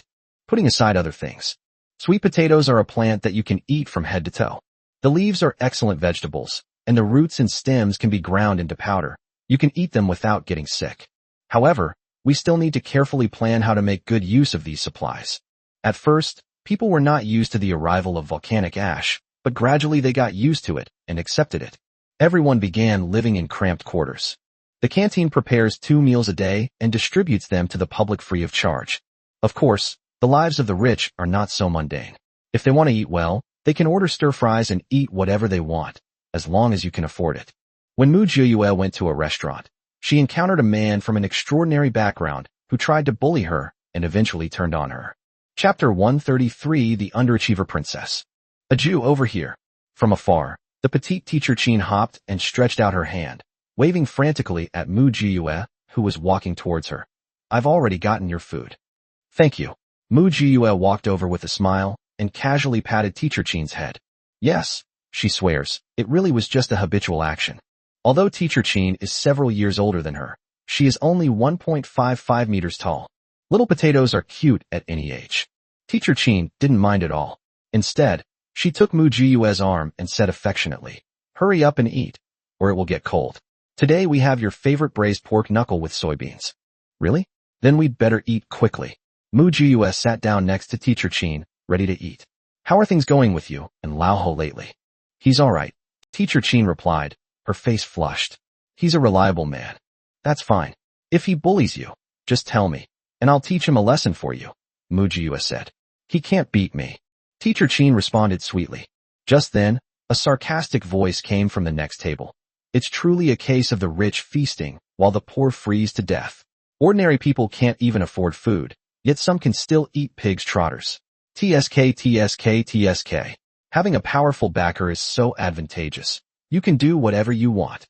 Teacher Chin's expression changed, and she was about to retort when Mu Jiuyue said calmly, let's eat our food and let her spout whatever she wants. Why should we care? If we can't stand it anymore, we'll just slap her mouth until she has nothing left to spout. Teacher Chin burst out laughing. All four female teachers particularly liked Mu Jiuyue, not only because she is a girl, but also because of her formidable strength. Her fighting prowess is so impressive that it makes people want to scream at any moment. She is even more manly than a man. I feel so safe. Teacher Chin whispered, this girl is from the old shelter. Her name is Jiang Baini, and her father used to be the provincial distributor for a pharmaceutical factory. Because he sponsored medicines and machinery worth tens of millions of yuan when the shelter was built, he was always held in a high position there. How do you know all this? Mu Jiuyue asked in surprise. I was just killing time, so I made a relationship diagram, Teacher Chin said. After our shelters merge, there will be a lot of problems. There are some people you don't know, and you might get taken advantage of. Don't let yourself be taken advantage of if you can get food. I'm worried you might get taken advantage of. Mu Jiuyue smiled gently. It's alright. No matter how powerful a person is, no matter how apocalyptic it is, they still have to obediently lie down and wait for me, Mu Jiuyue said. As soon as she finished speaking, the little princess at the next table seemed to get angry because no one responded to her. She flung her chopsticks away, making the plate clatter loudly. It's unbelievable. I just don't understand why they'd leave such a nice shelter in the central region and insist on staying stuck in this mountain, and having to encounter so many monsters and freaks every day. It's so disgusting I can't even eat. Mu Jiuyue calmly and composedly gnawed on the pig's trotter, not listening to any of the nonsense Mu Jiuyue spouted. Teacher Chin could no longer hold back. She stood up abruptly and said, who are you indirectly criticizing? A Jew can eat pig's trotters because she's the one who contributed them. If she, as the hostess, isn't qualified to eat them, then who is? Her contribution? Who are you kidding? Everyone knows you all came here penniless to freeload. Every bite of food you eat, every sip of water you drink, is provided by our shelter. Jiang Baini said, hands on her hips. I really don't know what my father is supporting a bunch of good-for-nothings like you. With these supplies, we could be living the high life in the central shelter. So that's what you're upset about. Mu Jiuyue finished the last piece of pig's trotter, slowly wiping her fingers, and said, if you want to go to the central shelter, then go. No need to make veiled accusations here. I would like to go, but there's volcanic ash everywhere outside. How am I supposed to get there? Jiang Baini blurted out. If it weren't for you, my family would have gone to the central shelter long ago. I've heard that there's peace and prosperity there, and the people are happy. Unlike this godforsaken place, we can't even get out of the mountains. So, what does this have to do with the rich feast while the poor freeze to death? Teacher Chin questioned. Do you even understand what that means? Jiang Baini really didn't understand. She's a complete academic failure. I thought you were some kind of great philanthropist. Turns out, you also want to live the life of the aristocracy. But you're honest. You haven't pretended to have any desires or ambitions, Mu Jiuyue said. Your father's name is. My dad's name is Jiang Chenhai, so what? Scared? Jiang Baini said smugly. Now that you're scared, stay away from me. You're such a scoundrel. Sitting with me to eat just makes my bowl dirty. Jiang Bainey rolled her eyes and said, looking at how poor you all look, how long did it take you to save up points to eat here? Hey, didn't you just say that the rich feast while the poor freeze to death on the streets? Since you're so compassionate, why don't you give your food to those poor people who can't afford to eat? Teacher Chin questioned her. How can I be the same as those people? Jiang Bainey stammered for a long time, unable to escape her own logic. I've seen green tea bitches, I've seen sea queens, but I've never seen a princess who's a slacker, Mu Jiyue said. Today has truly been an eye-opener. Teacher Chin chuckled and burst out laughing. You dare laugh at me? I'll beat you to death. Jiang Bainey raised her hand to slap Teacher Chin. As expected, Mu Jiyue grabbed his wrist. You hit my person in front of me? Do you think I'm dead? Mu Jiyue shoved Jiang Bainey hard, and Jiang Bainey staggered back more than 10 steps before falling to the ground with a thud. What bad luck, Mu Jiyue said back to Jiang Bainey. All sorts of cats and dogs stay at home. This is why Mu Jiyue is unwilling to do charity. There's always a bunch of jerks who spoil your fun. I'm not eating anymore, let's go. Mu Jiyue pulled Teacher Chin and walked back. Behind her came the scream of the academically challenged princess. Stop right there. Do you believe I won't let you leave this house? You mess with me, and you think you can get away? No way. What do you want? Mu Jiyue asked, arms crossed. I want you all to get out of this place. Jiang Bainey said viciously. Otherwise, I'll make sure you never see the sun again. Oh, I'd like to see how you can prevent me from seeing the sun. Mu Jiyue's patience had completely run out, and she said, Come on, all of you, come at me together. As soon as he finished speaking, a number of people stood up from the restaurant and surrounded Mu Jiyue and Teacher Chin. Mu Jiyue calmly pushed Teacher Chin into a corner. Stay put and don't distract me. Then, I stretched my arms and legs. His neck cracked and popped, displaying an arrogant demeanor. The academically challenged princess pointed at Mu Jiyue and said, All of you, get him. Beat this brat to death. Whoever kills him, I'll give them 1,000 points. Chapter 134, She is the Rule. Ajio, be careful. Teacher Chin couldn't help but remind her. There's no need to be careful with these people. Because, Mu Jiyue casually grabbed a chair and threw it at the crowd. They're not worthy of my attention. Bang bang bang, bang bang bang. A group of people were instantly knocked to the ground by Mu Jiyue. Jiang Bainey looked on in disbelief. You stay away. My dad is Jiang Chenhai. If you dare to hurt me, my dad will never let you get away with it. Then I'll just kill you and your dad together. Won't that solve the problem? Mu Jiyue grinned ferociously, picked up a chair, and made as if to smash it over. Dad, help! Jiang Bainey cried out in terror, and a stench of urine filled the air. Mu Jiyue threw the chair she was holding onto the ground. So that's all you're good for?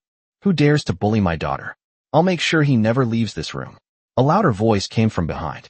Mu Jiyue turned around and saw a fat man with a big belly rushing in from outside. People who can maintain this physique in the apocalypse are generally not ordinary people. You're Jiang Chenhai. Mu Jiyue looked you up and down. Today, I'm sending you and your father on your way. So you're the one who bullied my daughter? Don't you even know who I am? Before Jiang Chenhai could finish speaking, a curved knife had already slashed across his neck. Mu Jiyue calmly sheathed her sword. She raised her hand and gave Jiang Chenhai a push. The obese Jiang Chenhai collapsed to the ground with a thud. His carotid artery gushed only at the moment he fell. Jiang Bainey was so shocked by this scene that she was speechless and could only scream incessantly while holding her head. Everyone present was stunned by this unexpected turn of events. Who would have thought that Mu Jiyue would act so decisively without uttering a single word? When people fight, don't they usually start by exchanging a few words? Spare him. Director Lin wiped his sweat and ran over, but before he got there, Jiang Chenhai had already fallen down. Never mind, I won't spare him. Mu Jiyue took out a handkerchief, wiped the curved knife clean, and put it back on her waist. She then looked up at Director Lin and asked, Is something the matter? I heard there was some trouble at the restaurant, but I didn't expect it to be this kind of thing. But it's all over now. Director Lin immediately said, Oh no, it was just a minor incident. If there's no rush, let's clean up the scene first. Mu Jiyue pointed at Jiang Bainey and said, She's been complaining about staying at Dawn Base, saying that Dawn Base isn't as comfortable as the central shelter. It's clear that her whole family thinks the same way. We at Dawn Base can't do things like forcing people to buy or sell. Since she's so eager to go to the central shelter, let's send her there. Pack up everyone with her and send them over too. Director Lin sighed helplessly and said, "All right, go to my office and rest for a bit. I'll come find you when I'm done." "Okay." Mu Jiyue turned around calmly and waved to Teacher Qin. "I'm leaving." Teacher Qin followed closely behind and left. Although I've seen Mu Jiyue make a move countless times, every time she does, it's so cool that it leaves me speechless and speechless. Chief Lin, why was he allowed to leave after killing someone? Is there no law or justice left? Someone questioned. Director Lin replied without even raising his eyelids. Justice? You're talking to me about justice? Do you even know that every bite of food you eat today came from her? You're eating her food, and then you're smashing her pot? You have the nerve to talk to me about justice? What kind of time is this? Is there anyone who doesn't understand how precious a single grain of food is? Impossible, right? Haven't we always been eating our own food? Someone didn't believe it. Jiang Bainey said that we've been eating food from our shelter. You believe everything she says? During the tsunami, all the life pods were used to carry people. Where did you put the food? Director Lin retorted. There's something else you probably don't know. All the life pods in our shelter were provided by her. You could say she's the uncrowned queen of this base. Without her, everyone would have gone hungry and had to survive under volcanic ash. Does anyone still question this decision? The scene was eerily silent. Jiang Bainey shook her head, her face pale. It's not like that. It shouldn't be like this. It shouldn't be like this. As for Jiang Bainey, find someone to help her pack her things and send her to the central shelter. Director Lin said calmly. I've always emphasized that she's free to come and go from K-City. Jiang Bainey was being dragged away, struggling frantically. I won't go. I don't want to. Daddy, help me. But her father, who doted on her so much, was no longer able to respond to her. She single-handedly brought about her father's death. After dealing with the scene, Director Lin went to his office to see Mu Jiyue. Lin Jun and Wei Lai also arrived at the office. What's the matter that warrants such a grand ceremony? Mu Jiyue asked, puzzled. It's important to be more formal, Lin Jun said with a smile. It's like this. Although the Dawn base is currently managed by the three of us on the surface, with you behind the scenes, there still needs to be something to prove your authority. So, the three of us put our heads together and created a seal, which only you can keep and use. Any important matters will require this seal. After saying that, Lin Jun took out a seal from a box and handed it to Mu Jiyue very solemnly. Isn't it unnecessary? Mu Jiyue didn't really want to sit in this position. She was used to being carefree and didn't like being restricted. It's necessary, Director Lin said. What happened today was very wrong. It was my dereliction of duty. From now on, we need to tell the people of Dawn Base that the person who truly holds this seal is the real person in charge of Dawn Base. Of course, let them guess who that person is. Wei Lai nodded. That's what I think too. Mu Jiyue had no choice but to accept it, casually tossing it into her spatial storage. Fine, fine. Do whatever you want. Before I could finish speaking, the familiar dizziness struck me instantly. Damn it. Mu Jiyue fell straight backward. Wei Lai rushed over and caught her firmly in his arms. Their skill is so adept it's heartbreaking. What's wrong with her? Lin Jun and Director Lin were so frightened that their faces turned pale, and they stood up abruptly. It's all right, it's all right. I'm used to it. Wei Lai quickly reassured them. She comes like this every now and then in September, but every time she faints, she wakes up stronger. Let's look forward to seeing her even stronger. I'll take her to rest first, and I'll have the restaurant prepare more food. Once she wakes up and has eaten and drunk her fill, she'll be fine. Mu Jiyue slept very soundly. I slept for 3 whole days. 3 days later, she was so hungry that her eyes turned green. Food, food, food. Give me food quickly, I'm starving. Mu Jiyue shouted as soon as she opened her eyes. Old Ho was already used to it. He quickly placed a bowl of rice in front of her and handed her a pair of chopsticks. Bathed in the September winds that swept away the clouds, I inhaled the air frantically. Chapter 135 The Secret of Space Upgrade Revealed. After eating and drinking her fill, Mu Jiyue immediately lay down in a relaxed, reclining position. Why did you sleep so long this time? Old Ho grumbled. Young man, you need to be more moderate. Go ahead and say it to Teacher Qin if you dare. Mu Jiyue was too lazy to argue. Go away, we're not like you. Old Ho blushed and left with the empty basin. As soon as Lao Ho left, Wei Lai arrived. Wei Lai looked at her anxiously. How are you? You slept for a long time this time. Mu Jiyue looked bewildered. How did you suddenly faint? Generally, this only happens when the space is upgraded. Etc. Space. Wait for me a moment. Mu Jiyue hurriedly said this, not waiting for Wei Lai's reaction, and flashed into the space in front of him. Upon entering, Yue was completely shocked. The last space upgrade transformed the space into a small world. But it's just a small world. There are still many things missing, such as snow-capped mountains, deserts, gobi, and oceans. So much so that she had to dig a pit to raise sea fish. This major upgrade to the space is a complete transformation, creating a fully integrated ecosystem. It's like a secret realm in a fantasy novel, with all sorts of different terrains and landforms. It has a complete range of flora and fauna. A picture of peaceful and serene life. Although we haven't tested how long she can stay in the space yet, judging from the scale of her evolution, we know it won't be short. Yue was afraid that Wei Lai would get impatient, so she only briefly sensed the space before leaving. This incredible transformation still left Wei Lai completely stunned. September, where did you go just now? Wei Lai asked. Your space. Yue nodded. Yes, I took a look. The space has been upgraded. It's safe. Wei Lai breathed a sigh of relief. That scared me to death. There's something I've been trying to figure out, Yue said, resting her chin on her hands. I can't understand the logic behind this. Tell me about it, and I'll help you analyze it. Wei Lai poured her a cup of tea. Yue held her teacup and said, At first, the space was just a big box that could only hold things, but it has been upgraded several times since then. The first upgrade is gold. The second upgrade is a jade pendant.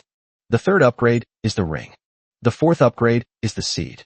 The fifth upgrade is an antique. This is the fifth upgrade, a seal. Is there any logical connection here? Yue looked at Wei Lai with a blank expression. I'm so worried. What if I accidentally collect something that can upgrade my space while I'm out collecting supplies, and I faint on the spot? So this is why you're so obsessed with gold. The rings you mentioned, are they the ones I gave you? The antiques you mentioned, are they the ones I told you to take with you? Wei Lai asked. Yue nodded. Let me think. Wei Lai fell into deep thought. Gold? What kind of gold? It's just ordinary gold. What does a jade pendant look like? It's a keepsake left to me by the director of the welfare home. Seeds, antiques, seals. Wei Lai repeated these words over and over. Then his eyes lit up. I think I understand. Huh. Yue was completely bewildered. You understand this? Tell me about it. Gold represents wealth and material possessions. Jade pendants represent affection and inheritance. Rings represent trust and sincerity. Seeds represent hope and the future. Antiques represent history and civilization. Seals represent responsibility and great love. Wei Lai shared his analysis. Your space is telling you to be a responsible and loving person. What the hell? Yue's voice rose 8 octaves. Why should I? The moment you accept the seal, it means you accept the responsibility for the more than 800,000 people of Dawn Base. That's why the space rewards upgrades, Wei Lai said. Otherwise, why would you upgrade the moment you receive the seal? In a sense, the seal is comparable to the Imperial Seal and the Jade Disc. Yue was dumbfounded. Could that be the reason? But she didn't want to risk the lives of more than 800,000 people. She just wanted to live a peaceful and quiet life until the end of the apocalypse and complete the game. After the apocalypse ends, I'll find a place where birds sing and flowers bloom and live out the rest of my life in peace. Unexpectedly, the space played a big trick on her, raising the level to the top. Yue panicked immediately. She can't do this job. In other words, if the apocalypse doesn't end, she must upgrade her space to the maximum level as soon as possible, meaning she needs to be able to stay in the space 24 hours a day. However, the condition for upgrading the space was that she was tied to the entire base. She has the lives of over 800,000 people on her shoulders. How can she possibly hide in a dark place? This is a dead end. Seeing Yue's blank stare, Wei Lai seemed to guess what she was thinking. Wei Lai said with a smile, Don't worry, we're here for you. We'll help you. No, we'll help ourselves. Yue covered her face with her hands. Let me have some peace and quiet. I can't accept this conclusion. Wei Lai smiled and said, Okay, think it over carefully. It's all right, whatever choice you make, I'll support you to the end. Yue responded listlessly. Wei Lai left. Yue pulled the blanket over her head. My brain is a complete mess, like a porridge. She really didn't want to be a hero. She really didn't want to be a savior. All she really wanted was to live as an ordinary citizen and survive until the apocalypse. But the temptation of such a large upgrade was hard for her to resist. The joy and excitement she felt the moment she entered the space were genuine. Compared to the devastated world outside, that little world inside was truly wonderful. This is such a difficult decision. Teacher Chin quietly came over. Aju, are you all right? Teacher Chin, what brings you here? Mu Jiuyue tried to get up by lifting the blanket, but Teacher Chin stopped her.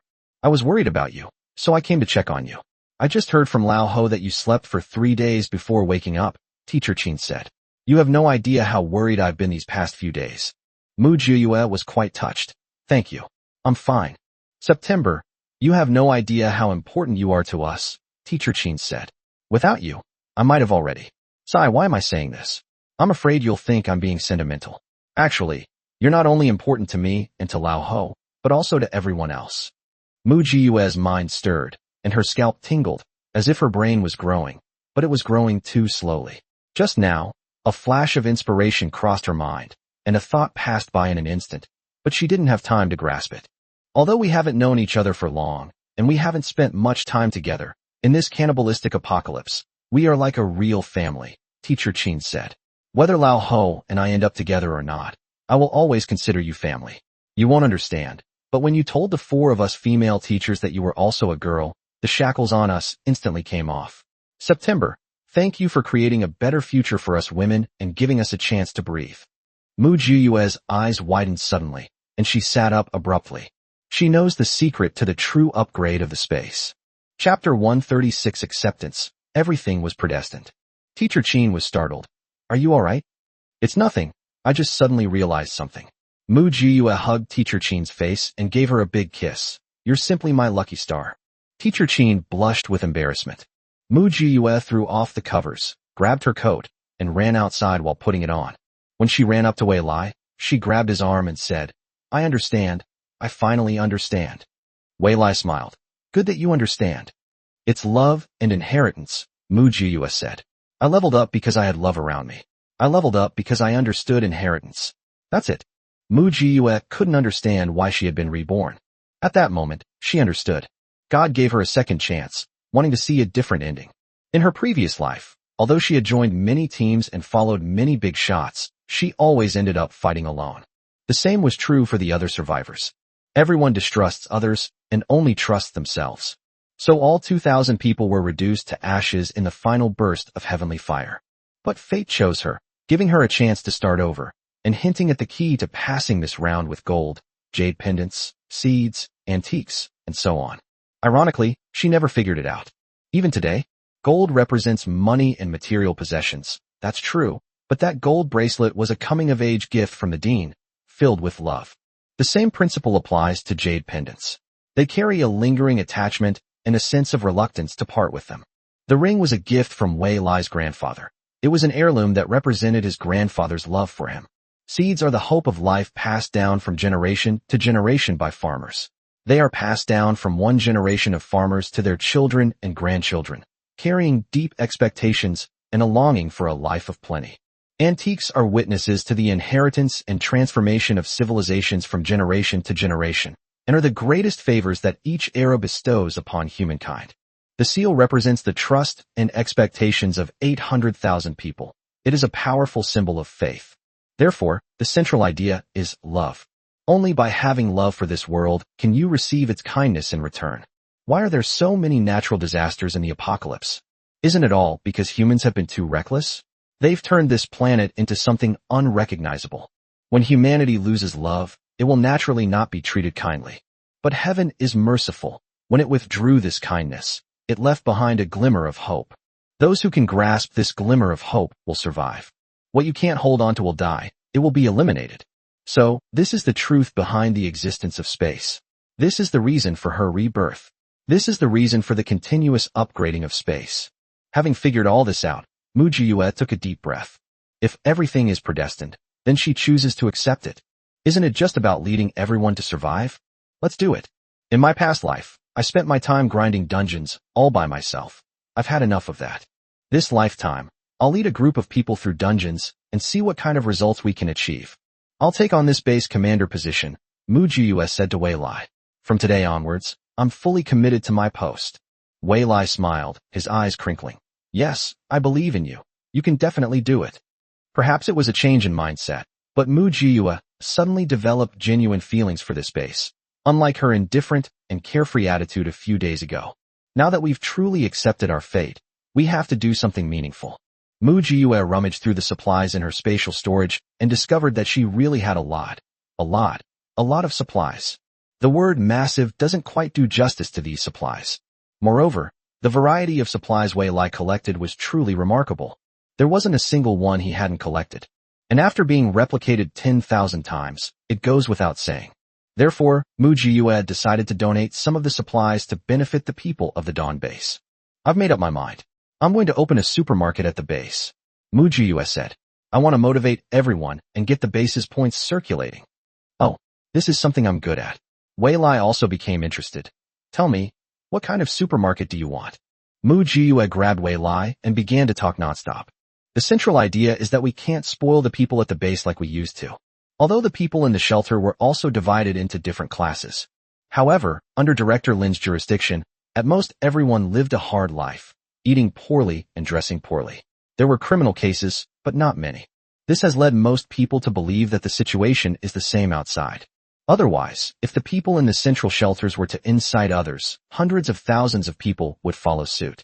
Therefore, brainwashing, no, education, must also be addressed. I also want to install a display screen in each cave to show the outside situation every day, as well as some entertainment programs and TV dramas, Mu Jiyue said. People need to have hope. With hope, they have the motivation to live. Okay, whatever you say, Wei Lai said. I'll discuss it with Director Lin later. Mu Jiyue said, we've always called him Director Lin, but we don't even know his real name. His real name is Lin Suo, the Suo in shuttle, but he didn't like the sound of it, so he always asked everyone to call him Director Lin. Wei Lai replied with a smile, his brother's name is Lin Dang, the Dang install. Mu Jiyue was speechless. This name is quite unique. I think so too, Wei Lai replied humorously. That's why he particularly likes the position of shelter director. With Mu Jiyue's support, the standard of living in the entire Dawn base has risen dramatically. They not only opened an internal supermarket, but also installed a large screen that broadcasts news from the outside world every day, letting them feel the cruelty and horror of the outside world. Director Lin found that fewer people made management easier, so he brought up the topic with Mu Jiyue again. Should they set up the school again so that the children who had nothing to do would have a place to go? Mu Jiyue readily agreed. Others also expressed their approval. The Dawn base has finally shed its burdens and is actively striving for upward development.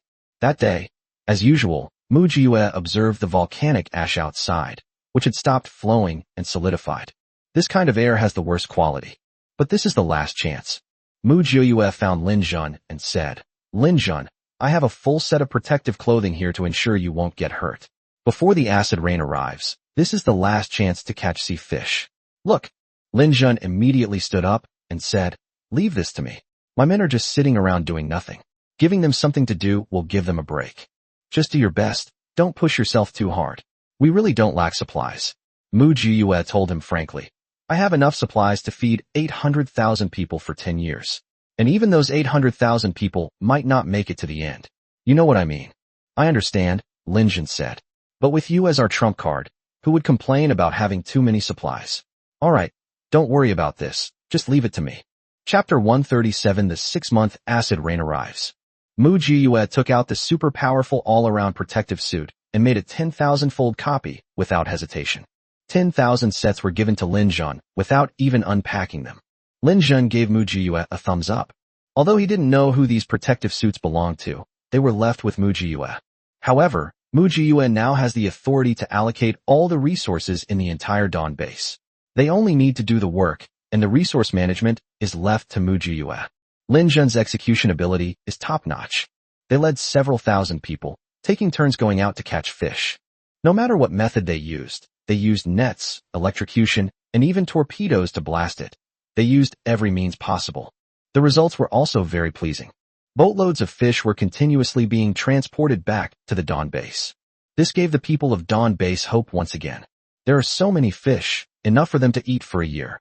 This year, I won't have to worry about going hungry. Every time a cargo ship docked, someone would carry it out, like ants carrying food, and put it into the cave. Mu Jiyue didn't have to do anything. She just sat there and waited. The conveyor belt whirred as it transported boxes to her, and she quickly stored them in her spatial storage. After she finished, she threw the empty boxes back onto the conveyor belt, which then sent them out to continue loading fish. They worked like that for 2 days in a row. After catching most of the fish in the surrounding area, Mujiyue gave the order for everyone to return to port and not go out again. Because someone skilled in meteorology told her that it was going to rain. Mujiyue dared not risk the lives of these thousands of people, so she immediately called a halt and ordered Lin Jun to lead his men back as quickly as possible. Lin Jun did not linger in the fight. Mujiyue told them to come back, so they immediately brought their people back. Just as their boat was pulled into the cave, the rain started to pour down outside.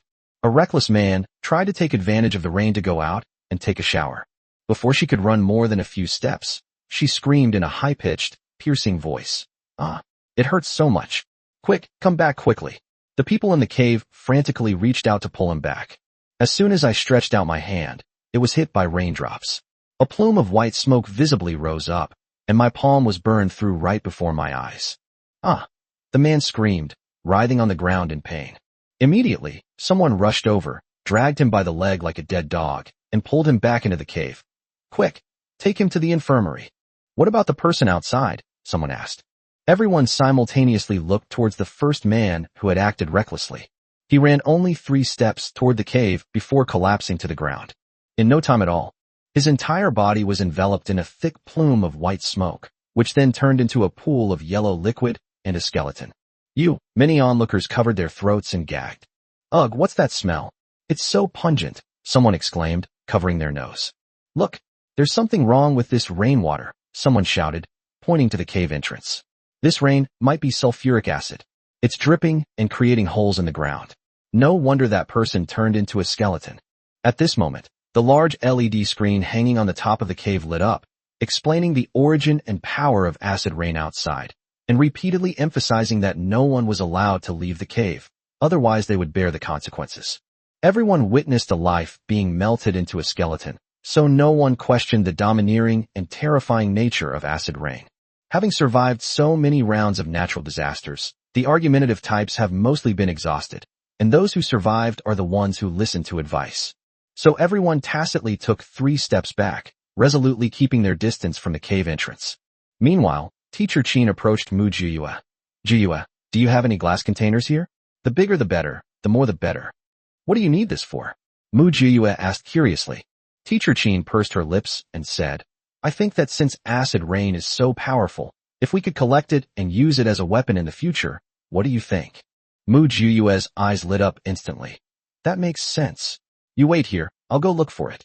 After returning to her room, Mujiyue immediately entered her spatial dimension and began searching through the categories. She didn't keep any glassware, but Wei Lai and Director Lin did. Anyway, they're all under her control now, so she's not going to be polite to them. They selected the ones that were the right size, took them all out, and replicated them 10,000 times with gold. When Teacher Chin went to find Mujiyue again, she was almost blinded by the sight of the entire cave filled with glass jars, bottles, buckets, and tanks. "How is it?" Mujiyue asked. "Is it enough?" "Enough, enough." Teacher Chin nodded mechanically. "That's more than enough. All right, take it and use it. Let me know if you need more." Mujiyue rubbed her hands together eagerly. "You reminded me that we can use this acid rain to make some weapons or something. We'll have to fight the central shelter sooner or later. Ammunition is a finite resource, so this is the best option. It's 0 cost, and we can take as much as we want. In the future, it will also be useful when dealing with mutated animals and plants."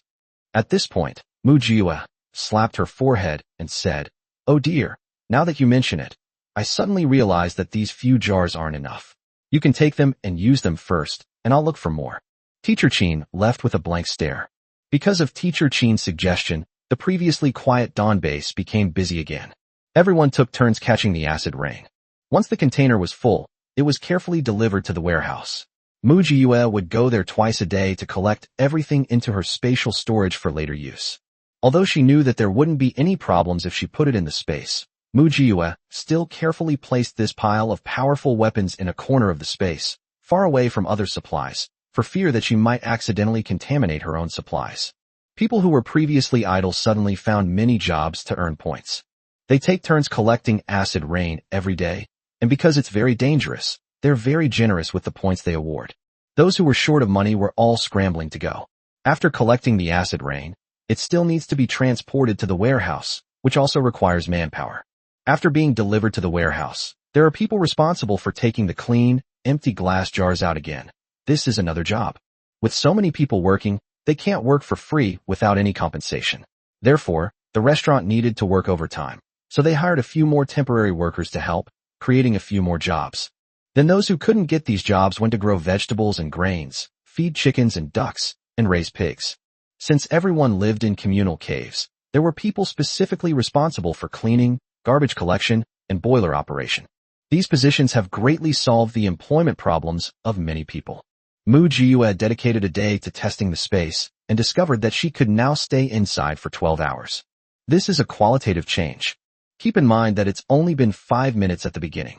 She doesn't know how many more upgrade opportunities she'll have before she can stay in the space 24/7. The changes in space are not limited to this. The area of arable land has more than doubled, becoming 500 acres. Whether it's a lake, a mountain forest, a swamp, or an ocean, the amount is doubled.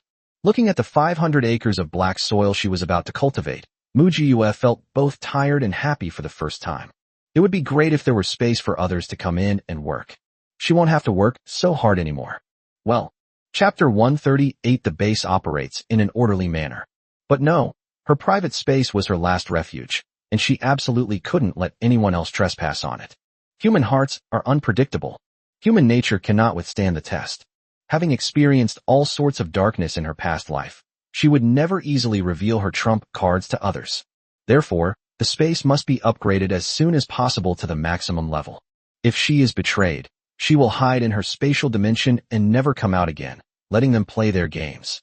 If she hadn't been betrayed, she wouldn't have been so generous in letting others in and out. At most, she would have provided some supplies to maintain the normal functioning of society. Neither the Holy Mother nor the Holy Father was able to hold on until the end. So, it's okay to be a little tired.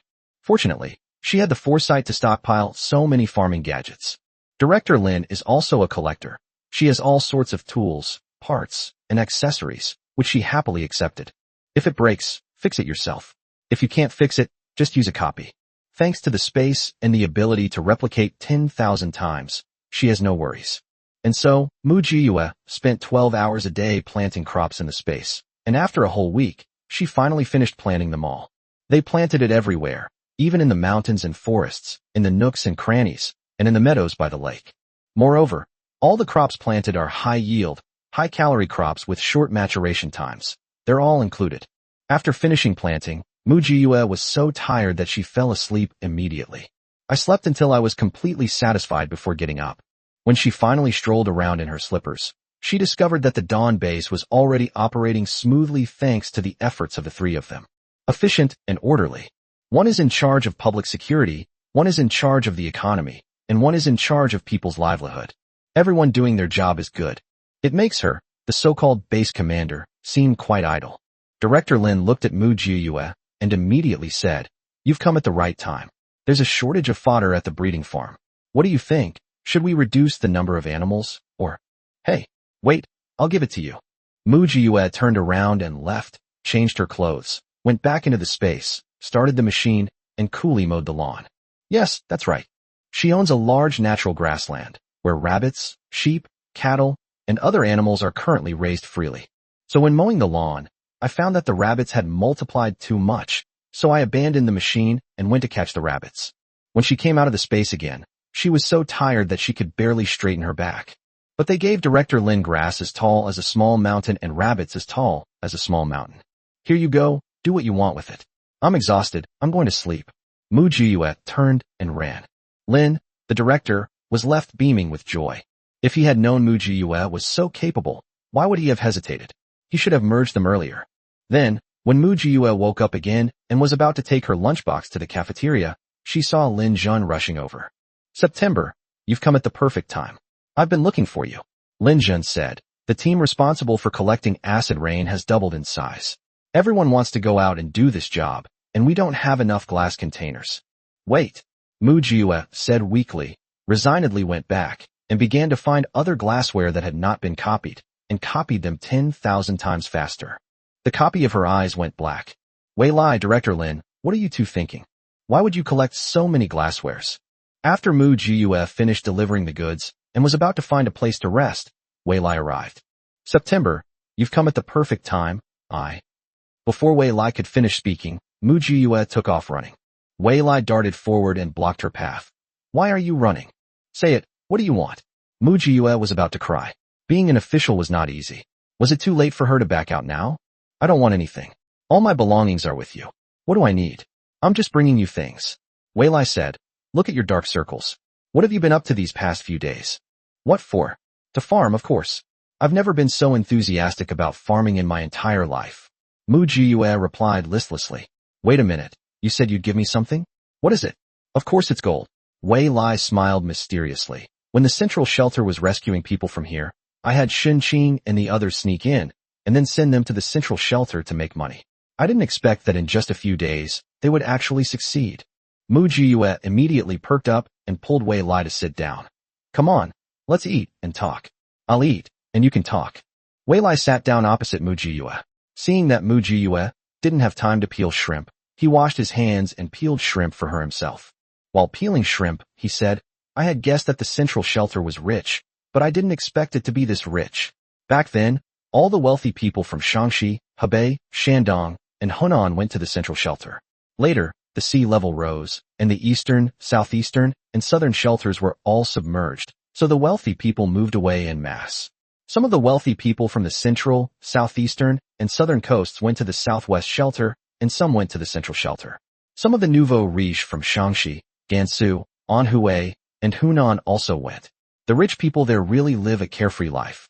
The central shelter wasn't lying. Life there is indeed similar to before the apocalypse.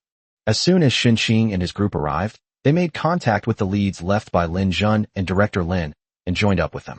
Then they started doing business together, specifically targeting wealthy people, providing them with scarce resources in exchange for gold. Just from the small umbrellas alone, we made this much money. Wei Lai held up one hand. 5 tons. Mu Jiyue's eyes widened. Guess again. Wei Lai shook his head with a smile. It's not 5 tons, it's 5 kilograms. Mu Jiyue asked. I just told you they're all rich now, so go ahead and guess. Don't be stingy with your guesses. Back in the K-City shelter, that idiot surnamed Lin would buy water and throw parties with a gold bar each time, let alone the wealthy central shelter. Wei Lai placed the peeled shrimp into Mu Jiyue's bowl. That's 50 tons. Mu Jiyue's voice trembled slightly. That's right. Wei Lai nodded with a smile. Didn't expect that, did you? I really didn't expect this. They're really generous. Mu Jiyue immediately checked her inventory and exclaimed with delight. My goodness! I still have a container full of small umbrellas. How much gold could that be sold for? We're rich. Wei Lai, we're going to strike it rich. Wei Lai liked Mu Jiyue's money-grubbing nature. He added, this is just the income from the small umbrella, not including the blue carefree pill, as well as women's high heels, stockings, diamonds, cosmetics, and the like. These things are not big, but they are all extremely profitable. Mu Jiyue nodded frantically. Wei Lai, you're amazing. I was even criticizing you back then, asking why you were collecting all this stuff in the apocalypse. Turns out, you were saving it all for this moment. You're the most qualified businessman ever. Wei Lai said with a smile. Even in the apocalypse, there will always be some people who enjoy a life of luxury and extravagance. Now is the time to drain them dry. That's right, that's right. Mu Jiyue asked excitedly. So, how much gold was transported this time? A full 100 tons, Wei Lai said. When these people went to the central shelter, they also took away the local gold reserves, which means they emptied their local treasuries. That's why the central shelter is so rich. The gold is all in my cave now. I'll collect it after you finish eating. Wait a minute. With acid rain pouring down outside, how did all this gold get transported from the central shelter to here? Mu Jiyue asked curiously. Chapter 139 Making Money. I want to make money. Wei Lai laughed and said, I've already tested it. The all-purpose protective suit can safely withstand acid rain for 48 hours. After 48 hours, the protection weakens, but it still provides protection, only its performance begins to decline. We have so many all-purpose protective suits, it would be a waste not to use them to make some money. So, I had someone take these protective suits, use aviation-grade acid-resistant life-saving capsule material to make the outer shell, build a boat, and then take it for a stroll around the central shelter, Wei Lai said. First, to check on Shen Qing's situation, and second, to deliver goods to them. After all, they didn't bring much with them when they went there. As soon as these protective suits appeared at the central shelter, they caused a frenzy. The wealthy people lacked nothing but protection. Moreover, they were all rich and had supplies. When they heard that they could provide all-around protection, they didn't hesitate to spend money. The last 10 sets were even sold at auction, with each set containing 5 kilograms of gold. Just like that, supply can't keep up with demand. Xinxing has already reached supply and demand agreements with several wealthy people, and they're just waiting for us to deliver the goods. Gold is so readily available. Wei Lai couldn't help but laugh as he spoke. He's been in business for so many years, and honestly, this is the first time he's encountered something this easy. He originally priced the protective suits at 50 grams per set, but they were snapped up so fast that they were sold for 5 kilograms per set. There was no stopping them. They just raised the price on their own. Upon hearing this, Mu Jiyue lost all appetite. She jumped to her feet and said, Let's go find old Ho and have him prepare a Manchu Han imperial feast to take to Xinxing and the others. Xinxing and the others are great contributors. They deserve the highest honors. Then they dragged Wei Lai to his cave. Upon entering, you'll see gleaming gold piled up in the center. It almost blinded her. I'm rich. Mu Jiyue rushed over with a big smile, touching this piece and rubbing that piece, grinning as she put all the gold into her spatial storage. However, this batch of gold was not kept for long. When Wei Lai's people set off for the central shelter again, all this gold will become part of her wealth as the cost of replicating it 10,000 times. 2 days later, Old Ho walked out of the kitchen, supporting his back. Behind him, his dozen or so apprentices all looked pale and sickly. They worked nonstop for 2 days and prepared 108 dishes. That's a really impressive dish. Every single dish is a masterpiece. They were so exhausted they could barely stand it. Mu Jiyue was very generous, giving everyone a 4-piece home essential set, a game console, a tablet, a power bank, and a case of soda. This reward instantly lifted the spirits of the dozen or so young men who had been clutching their backs, and they thanked him profusely with beaming smiles before eagerly heading back to their own little nests to play. Mu Jiyue stored these impressive dishes in her spatial storage and then copied them 10,000 times without hesitation. We can't always make Lao Ho and the others work so hard, right? So let's bring one of these 10,000 Manchu Han imperial feasts to Xinxing and the others every time we go there. Wei Lai organized another group to go to the central shelter. Mu Jiyue handed them a tightly packed Manchu Han imperial feast. I have packed your meals separately. This is for Xinxing and the others. Don't get it wrong. Don't worry, it's absolutely sure. The other party replied with a beaming smile. We'll be back in a week. Wei Lai and Mu Jiyue nodded in unison. Safety must be the top priority. Go. The small boat drifted away, carrying with it the hopes of the Dawn base. 1 week later, they returned as promised. They brought back the latest news from the central shelter and 500 tons of gold. Mu Jiyue was truly impressed this time. Those rich people in the central shelters are just too rich. She earned so much gold with such a small amount of stuff, she's almost embarrassed, ha ha ha. Mu Jiyue was so happy she couldn't close her mouth. What's the situation at the central shelter now? How are Xinxing and the others doing? Does Gao Yi still have control over there? Director Lin asked first. The team leader replied, the central shelter has absorbed everything it could in the surrounding area. There are hardly any people left in about 7 or 8 provinces nearby. With the acid rain, those small, wild shelters are basically all wiped out. Therefore, people go to the central shelter every day to make a living. Therefore, the central shelter is very arrogant. Unless the person is rich and has supplies, or is a young and strong person, they will not accept them. Many poor people really sell their children to get a spot in the central shelter. Many people who cannot get into the central shelter build temporary buildings on the outside to temporarily avoid acid rain. So, the central shelter is like a big seashell with garbage borders.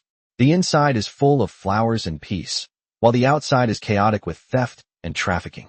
The population inside the shelters in the central region is now between 12 and 15 million. The situation there is extremely serious, especially the disappearance of young and beautiful boys and girls. They disappear without a trace. Reporting it to the police is useless because no one will care. It can be said that it is a paradise for the rich and a hell for the poor. Xinxing and his group are doing very well. Xinxing is very capable and has made connections. At the top of these connections is the person in charge of maintaining order in the central sanctuary. Xinxing is very sensible and has provided him with a lot of good things. Including this time, 10% of the goods delivered were given to that person as protection money. Therefore, Xinxing's business is going very smoothly. He has sold all the goods he had and keeps urging us to supply him quickly. He said that he has already accepted orders from several very wealthy people. Those wealthy people were very kind to Xinqing because of the goods he had, and even gave him a beautiful woman, but Xinqing refused. Gao Yi is nominally the head of the central shelter, but in reality, his power has begun to be undermined by his subordinates. To put it bluntly, Gao Yi is just a businessman. How many businessmen truly understand power? Like the person Xinqing got involved with, whose family has always been involved in politics, and who has intermarried with several other people in power. They have gradually sidelined Gao Yi, making him provide the money while they profit. Gao Yi isn't stupid. Even though he's being sidelined and exploited, he's building his own network. So, most of the wealthy people who later came to the central shelter from other places were basically won over by Gao Yi. Their current situation is somewhat similar to an aging emperor and a young and vigorous regent, with both sides vying for power. But because they share common interests, they haven't broken ties yet. Especially with the acid rain, which forces people outside to seek large shelters for survival, a steady stream of new life is being injected into them, and the shelters in the central region are not yet ready to collapse. That's a general overview, Director Lin said. It seems that this acid rain has brought both crisis and gain. Chapter 140, should we go to the central shelter for a visit? Indeed. Everyone nodded in agreement. Xinqing said that there are still too few people. If we give him another 100 people, he might earn even more, Wei Lai said. So, we need to discuss whether we should send more people. Having already tasted the benefits, Mu Jiyue's eyes lit up immediately. Go. Why not go? With a population of over 800,000, picking out 100 or 200 people won't be difficult. Lin Jin said. Selecting people isn't difficult. The difficulty lies in establishing connections with those above. Xinqing was able to succeed so quickly because Director Lin and I handed over all the connections we had built up before to him. If we send more people over using the same network, it will basically be of no benefit. Unless we cultivate a second network, then it will be meaningful. Yes, that's the point, Director Lin said. This is also an issue we need to discuss carefully. Personally, I prefer to maintain stability and develop ourselves first. This acid rain will last for 6 months. The consumption over 6 months is enormous. We need to focus on developing agriculture and animal husbandry to feed so many people. I've already been very frugal. Those people without labor power eat 2 meals a day, which are made of cakes mixed with sand, grass roots, and tree bark. But even so, the daily consumption is still an astonishing figure. This is even with the fact that we provided most of the food in September as a gesture of goodwill. I always believe that we should eat our fill first before talking about anything else. Director Lin looked at Mu Jiyue. Moreover, there will be natural disasters after acid rain, and we need to prepare the supplies needed for the next natural disaster in advance. Mu Jiyue said thoughtfully. That makes sense. Wei Lai said, money-making opportunities are fleeting. To be honest, the reason I'm so eager to earn gold is because I need it in September. Everyone looked at Mu Jiyue. Mu Jiyue nodded. That's true. Maintaining the space requires gold, and a considerable amount of gold at that. This statement is a lie, intended to prevent others from having the idea that they can gain something for nothing, and to prevent them from thinking that everything in her space is obtained for free. They need to make sacrifices. When the sunk costs are large enough, they will be more anxious about the space than she is about it. Sure enough, Lin Jun and Director Lin immediately fell into deep thought. The space in September is our bottom line. We absolutely cannot afford any mistakes. Our entire fortune is contained within it, Lin Jun said. Moreover, there's arable land inside, which is the very foundation of our existence. I agree. Director Lin sighed and said, no wonder General Wei specifically asked for gold before. It was all for September, right? Okay, let's discuss this matter again. Growing grain is important, but gold is also important. Let's see if we can find a way to do both at the same time. I do have an idea, Mu Jiyue said, raising her hand. All three of them turned to look at her at the same time. I think we should go check out the shelters in the central region. We can't come up with anything by discussing it at home, so we might as well go and see for ourselves, Mu Jiyue said. Let's try to sneak in and see if there are any bargains we can find. Making money is important, but finding bargains is just as important. After saying that, Mu Jiyue blinked. Wei Lai was the first to realize. You want to pick up the bargains of those rich people? Why not? Mu Jiyue said. The central shelter has caused us trouble time and time again, and has also caused us such great losses.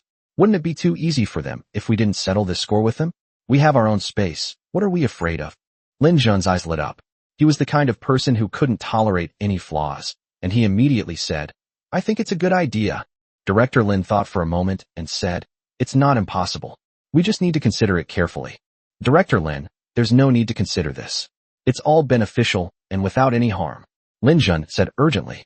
We'll go secretly and come back secretly. We'll deny any wrongdoing to the death. Let the central shelter go and search for it if they can. If they can find the lost item, then they're really capable. Don't be so confident. The central shelter houses the population and wealth of 10 provinces, and there are quite a few capable people there. Director Lin, the oldest and most composed, spoke slowly. Moreover, September's space is an absolute secret of our Dawn base, and there can be absolutely no mishaps. Aren't you afraid that once the people at the central shelter know her secret, they might secretly try to kill her? In this apocalypse, such an ability is already a heaven-defying existence. Those in power will not let it go easily. That makes sense. Wei Lai nodded. We really need to discuss this carefully. Mu Jiyue was about to speak when she was interrupted. September, don't rush. It's not that we don't want you to go, but we need to see what the circumstances are. Director Lin immediately reassured her. After all, you are the base commander of Dawn Base. A wise person avoids dangerous situations, don't you think? Mu Jiyue nodded dejectedly. All right, let's discuss it again. Mu Jiyue went to find Lao Ho dejectedly, only to find Lao Ho following Teacher Qin, helping to make the most common and most consumed vegetable pancakes at the base. Some people were chopping vegetables, some were mixing in sand and tree roots, some were heating pans and oil to make pancakes, and some were taking them out of the pan, packaging them, and sending them out. Old Ho muttered as he worked. What are you doing? You've ruined a perfectly good meal like this. How are we supposed to eat this? It's full of sand, leaves, and bark. Teacher Qin comforted him, saying, this is also a way to prevent the welfare provided to ordinary people from being taken advantage of by some bad people with ulterior motives. But it's too much. Old Ho still had a constipated expression on his face. Mu Jiyue stood beside him and continued to explain for Teacher Qin. Old Ho, have you ever watched TV dramas? In those disaster relief porridges, they would throw a handful of soil into them. Do you know why? Why? Old Ho asked in return. Because truly hungry people would eat even clay, so why would they care about sprinkling a handful of clay into their porridge? But those who don't lack food simply can't bring themselves to eat it. Although this flatbread is rough and hard to swallow, it can fill a person's stomach and keep them alive. This allows those who can't earn points to survive on these flatbreads. But those who can earn points will find the flatbread too rough and hard to swallow and won't bother with it. Mu Jiyue picked up a cooked flatbread and took a bite. It was indeed hard to eat, but it was definitely filling. That makes sense, Teacher Qin said to Lao Ho. There are still quite a few people in our base who survive on these 2 pancakes every day. Old Ho's mouth moved, but he didn't say anything more. He just worked even harder. Mu Jiyue also went when the cakes were being distributed. When she saw a group of people dressed in tattered clothes, helping each other to receive the cakes, she seemed to understand Director Lin's concerns. She is indeed very important to the Dawn Base. At least she's alive, and the poor people at Dawn Base won't starve. Director Lin may not be a truly good person, but he did do what he was supposed to do. Especially compared to those parasites in the central shelter, Director Lin is already a rare and virtuous person. Chapter 141 The Opportunity to Go to the Central Shelter. Mu Jiyue turned around and copied a bunch of sweet potato leaves and dried sweet potatoes from her space 10,000 times over. This stuff is crude, but it's nutritious and filling. Rich people can have a couple of bites, but if they eat too much, they'll fart and have acid reflux. Moreover, this thing is worthless, so when it is replicated 10,000 times, less gold is consumed.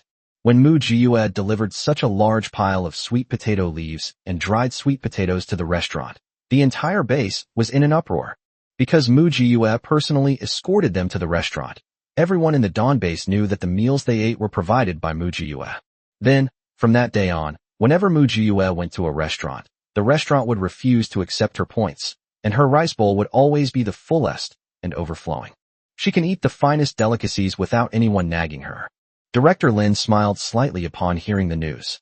Lin Jin paused for a moment, then smiled gently. Wei Lai looked on with satisfaction and smiled indulgently. With this batch of coarse ingredients, ordinary people at the bottom of society were basically able to eat their fill. Although the food was still not good, it was much better than the tree roots and leaves they used to eat. It wasn't that no one wanted to take advantage of these pancakes. Lin Jin investigated and dealt with each one without hesitation. The solution was simple, no beatings or scolding, just expulsion from the Dawn base. At this point, leaving the base and being kicked out meant certain death. Therefore, after dealing with those 3 people, no one dared to risk their lives again. It wasn't worth risking their lives for a batch of worthless pancakes. Time flew by, and when the 4th group of people Wei Lai sent out returned, they told Wei Lai and the others that the opportunity to go to the central shelter had arrived. The acid rain has been going on for 2 months. Because the temperature has remained low, the people in the central shelter are afraid of returning to a state of severe cold and natural disaster. They are now frantically collecting firewood, charcoal, coal, and other heating materials. However, with the continuous turmoil, the outside world has no time to rest and recuperate. Where would they find so much firewood, charcoal, and coal? Therefore, the central shelter has also lowered its head. Each person only needs to provide 100 kilograms of charcoal to enter the shelter, the team leader said. 100 jin, regardless of gender or age? Mu Jiyue asked. Yes, the team leader replied. The threshold of 100 jin, 50 kilograms, is both high and low. Many people risk going to the collapsed city to look for old doors, windows, tables, and chairs, and they can still make up that number. As a result, the number of people going to the central shelter has surged dramatically during this period. When I came back, I roughly estimated that there were already about 20 million. It can be said that most of the survivors in the Eastern Kingdom have gone to the central shelter. Why is that?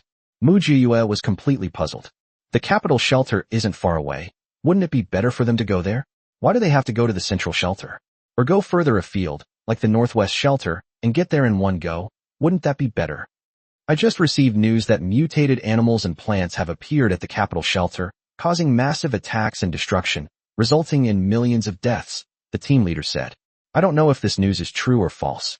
It's also possible that the central shelter is spreading rumors to compete with the capital shelter for people. Just as Lin Jun and Director Lin were about to nod, Mu Jiyue suddenly stood up and said, No, this is not a rumor. I called everyone here to talk about this. Everyone looked at Mu Jiyue. Mu Jiyue said very seriously, this acid rain will not only eliminate humans, but also animals, plants, and marine life. The wild animals and plants that survive will evolve to be extremely terrifying. They will be extremely aggressive, and slaughtering humans will become their nature. Most importantly, those who have eaten humans will be anchored to these mutated animals and plants until they become food or incubation grounds for these mutated animals and plants. So that's why you've repeatedly emphasized that there can't be anyone who has eaten people in the base, Director Lin said thoughtfully. Yes, anyone who has eaten a human will carry a virus. This virus acts like a signal to mutated animals and plants, constantly summoning them and thus affecting the entire base, Mu Jiyue said. I suspect that the reason so many people suddenly died at the Beijing shelter is because someone secretly ate humans but didn't admit it and kept it a secret. As a result, it became a signal, pointing the way for mutated animals and plants. As soon as he finished speaking, everyone present felt a chill run down their spines. The team leader looked visibly shaken. Starting right now, every resident in the base must be screened to ensure they haven't eaten people, Mu Jiyue said solemnly. If even one escapes, our base will be in grave danger. I don't think you want to witness such horrific and brutal scenes, do you? In their previous lives, these mutated animals and plants swept across the entire planet. Countless small bases vanished overnight. Even some medium-sized shelters could not withstand the rampant mutations of animals and plants, which became their nutrients overnight. Why didn't they fight back? They retaliated. It's useless. The overwhelming hordes of mutated animals are relatively easy to attack. But how do we defend against the plants that burrow in from underground and climb over walls? Moreover, not all bases possess heavy weapons. Even if there are heavy weapons, this thing can't be used at close range. Otherwise, the mutated animals won't die before the humans are blown up. Therefore, the best way is to have never eaten a human. I understand, Wei Lai said seriously. We'll start checking them one by one tomorrow. I also think now is the best time to go to the central shelter, Mu Jiyue said. Before the mutated animals and plants invade humans on a large scale. I don't think anyone in the central shelter has ever eaten a person. This time, Director Lin didn't stop her. He just said, September, you must take good care of yourself. Don't worry, Wei Lai and Lin Jun know my combat strength. At worst, I still have ways to save my life, Mu Jiyue said. I value my life more than anyone else. I'll go with you this time, Lin Jun said. I will protect Jiu Yu's safety throughout the entire trip. I'm going too, Wei Lai said. Making money is my specialty. With Jiuyu around, I can rip off all those bastards in the central shelter. Director Lin sighed. All right, you can go if you want. I'm too old. I'll stay here and watch the house. Director Lin, your mission is also very important, Mu Jiuyu said. We won't be gone for too long. We'll call it a day while we're ahead. Before I leave, I'll leave you some supplies. If you run out of anything, just let me know. We have so much advanced technology. I won't feel at ease until we've squeezed them dry. Chapter 142 Departure from the Central Shelter. Wei Lai said with a smile, we're going to pay back for the losses we suffered before. Lin Jin also said, while they're still doing well, grab everything you can. Don't let all those supplies go to waste. After all, scrambling for supplies from a pile of plants is quite a lot of work. Director Lin said, bring as many weapons as possible. Don't worry, it's all in the space. Take it whenever you want, Mu Jiuyu said. Director Lin, just you wait and see. We'll earn back enough wealth for you to last 100 years. Director Lin then smiled and said, all right, I'll be waiting for your triumphant return. Mu Jiuyu, Wei Lai, and Lin Jun exchanged a smile, their tacit understanding unspoken. All three of them were fearless. Especially Mu Jiuyu, whose blend of wickedness and righteousness is simply mesmerizing. The three of them went back and made careful preparations, handing over everything they needed to Mu Jiuyu, who then tossed it into her spatial storage. Seeing this, Lin Jin couldn't help but exclaim, September is simply a lifesaver for both home and travel. It's so convenient to go out. Wei Lai smiled and replied, indeed. All right, stop joking around. Mu Jiuyu glanced at the acid rain outside, which seemed to be subsiding, and said, now that the rain has lessened a bit, we should set off. Walk. Set off. The three of them, accompanied by only 5 assistants, set off for the central shelter. The reason I didn't bring too many people was because it wasn't necessary. Quality over quantity. 8 people boarded a small boat and traveled slowly along the road. Looking out through the protective glass, the sea appeared lifeless. The former liveliness and vitality are nowhere to be seen. This is what the outside world is like now, utterly desolate. The former team leader, now accompanying Wei Lai as his assistant, explained, it all started with the acid rain. Everywhere is the same, barren. The whole world has been washed by sulfuric acid. I even doubt whether tardigrades can survive. So, when I heard that the Beijing shelter was attacked by mutated animals and plants, I couldn't believe it. How did they manage to survive the acid rain? Survival of the fittest, elimination of the inferior, Mu Jiuyu said calmly. There is no absolute rule. This world is full of disappointment and indifference towards humanity, but it will also give tenacious life a glimmer of hope. As for whether or not one can seize that glimmer of hope, that's none of our business. Wei Lai walked over slowly and said, yes, aren't we humans more fragile? Yet so many of us have survived. This is our glimmer of hope. Never underestimate any creature. Perhaps the most inconspicuous one is the one that survives to the end, Mu Jiuyu said, her eyes filled with deep emotion. Who would have thought that the creature that survived alongside humans in their past life was neither a fierce lion nor a resilient tortoise, but rather a fragile yet resilient earthworm? After Mu Jiuyu finished eating the grass, she relied on eating earthworms to reach the final level. Thankfully, this time we don't have to eat grass or earthworms. The small boat moved slowly, and even through the glass, one could hear the hissing sound of acid rain falling and corroding the hull. Therefore, these ships can only be used twice, after which they must either undergo major repairs or be scrapped. I've finally managed to go out, so I have to make sure I earn enough this time. Everyone, take a break. It'll be another 2 days before we arrive. Someone told Mu Jiuyu and the others to rest, saying, there are very few people outside now, and no fools will dare to rob us. What kind of crazy person would dare to rob us? The moment they show their face, they're gone. Mu Jiuyu smiled. That's right. Let's rest well these 2 days, recharge our energy, and prepare for the tough battle ahead. Okay. Lin Jin nodded. Then I'll go take a nap. After saying that, he got up and went back to his room. Wei Lai also said, I'll go and sort out the bills. Then I'll go back to my room to organize the goods. Mu Jiuyu also got up and left. Once the 3 people left, the 5 assistants visibly relaxed and were in the mood to chat. Hey, tell me, who's really in charge at Dawn Base? Someone asked in a low voice. Director Lin, Base Chief Lin, and Chief Wei seemed to be in control of Dawn Base, but they all seemed to listen to Ajio a lot. I've noticed that too. No matter how big the matter is, Ajio is always there, and everyone listens to her opinions. You guys just realized? Let me tell you, Ajio is the uncrowned queen of Dawn Base. We all live off her. From now on, you better behave yourselves. How did you know? Don't ask me how I know, just do as I say. When we get to the central shelter, stop nagging, and just do what Agio tells us to do. Don't ask why, just do it. Okay. You're so cunning, I'll listen to you. At this moment, Mu Jiyue, whom they were discussing, was in her spatial dimension, diligently farming.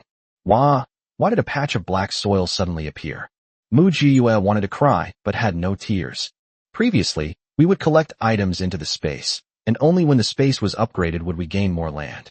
But ever since she understood the meaning of rebirth and the secrets of space upgrade, the space was like a lock that had been opened. As long as she did something beneficial to the base and the people, the space would give her a small reward. Sometimes the reward is a hillside, sometimes a fish pond, sometimes a medicinal herb field, and this time it was a full 20 acres of black soil. Even though there's no bonus time, having more land is still good. Mu Jiyue had no choice but to resign herself to operating the machines and continuing to farm. This time she planted medicinal herbs. Although she and Wei Lai had stockpiled a lot of medicine, they had only considered the dosage for more than 100 people. The base now has over 800,000 people. Even if only 1% of people get sick every day, it still represents a huge drain on resources. Western medicine is truly gone once it's used up. No one can produce it now, so we should conserve as much as possible. Instead, Chinese medicinal herbs have become the preferred choice because they can be grown and can be used without the need for factory assembly lines. 2 days ago, Mu Jiyue rummaged through the base's medical room and found that it had been in a state of shortage of medical supplies. So this time, she decided to plant medicinal herbs. Mu Jiyue diligently planted medicinal herbs on the extra black soil and the extra hill. Regardless of whether you know them or not, regardless of their effects, just keep planting them. The doctor said that even a single blade of grass can be used. Just as Mu Jiyue was frantically farming, the central shelter ushered in the highlight of her life. At this time, long queues had already formed outside as people wanted to enter. Many people carried tables, iron pots, or boxes on their heads to protect themselves from acid rain, and after that, they could also be used as supplies to bring into the city. Meanwhile, those inside the central shelter stood high above in their opulent rooms, watching the spectacle unfold, unaware that their nemesis, Mu Jiyue, was about to arrive at the central shelter. Chapter 143, A Divided Central Shelter. Can our shelter still accommodate so many people? A well-dressed man, holding a gold-rimmed coffee cup, asked casually, exuding an air of sophistication. Our central shelter has always maintained high standards and strict requirements. We don't just accept any Tom, Dick, or Harry. Gao Feng, are you saying they're too low class? Someone sneered. The people your father has been trying to win over lately are all these nobodies you look down on. This man is the only son of Gao Yi, the current nominal head of the central shelter. She is 30 years old, has a very ordinary appearance, but is very confident. Before the apocalypse, he was a well-known rich second generation in the Eastern Kingdom, surrounded by beautiful women, and had an arrogant and conceited personality. Even after the apocalypse, nothing changed. He was still the same as before, so ordinary, yet so confident. After all, in order to survive, there were still quite a few young and beautiful girls who threw themselves at him. As a result, he never realized his own abilities and always thought he was the most handsome man in the world. Hua Dandan, you'd better shut up. You're a woman. Take advantage of your youth, get married, have a child, and serve your husband well. That's what's important. Gao Feng retorted sarcastically. What? You have time to whine and complain to me because you can't get married? Gao Feng, you bastard, I'll beat you to death. Hua Dandan angrily grabbed a teacup and was about to throw it, but was stopped by the people next to her. Gao Feng, say less. Whether Dandan gets married or not doesn't matter. She's Boss Hua's darling.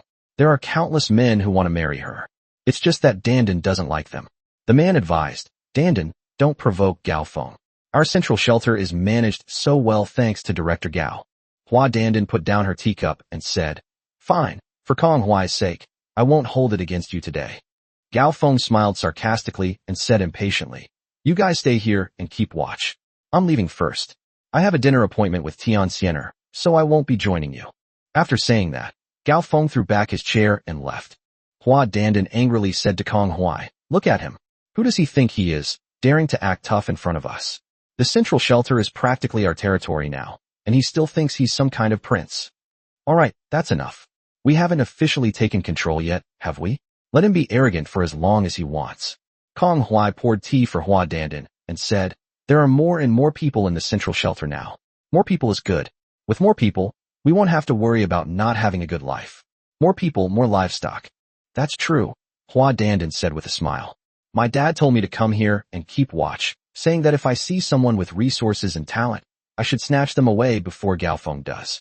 But I've been looking all day, and there's no one talented at all, just a bunch of poor losers. What a waste of a day. Forget it. I'm not waiting here anymore. I'm meeting my girlfriends to go get a beauty treatment. I'm off." Hua Dandan, in her high heels, left with a graceful figure. Kong Hui smiled, his sinister eyes peering out through the glass. No one knows what he's thinking.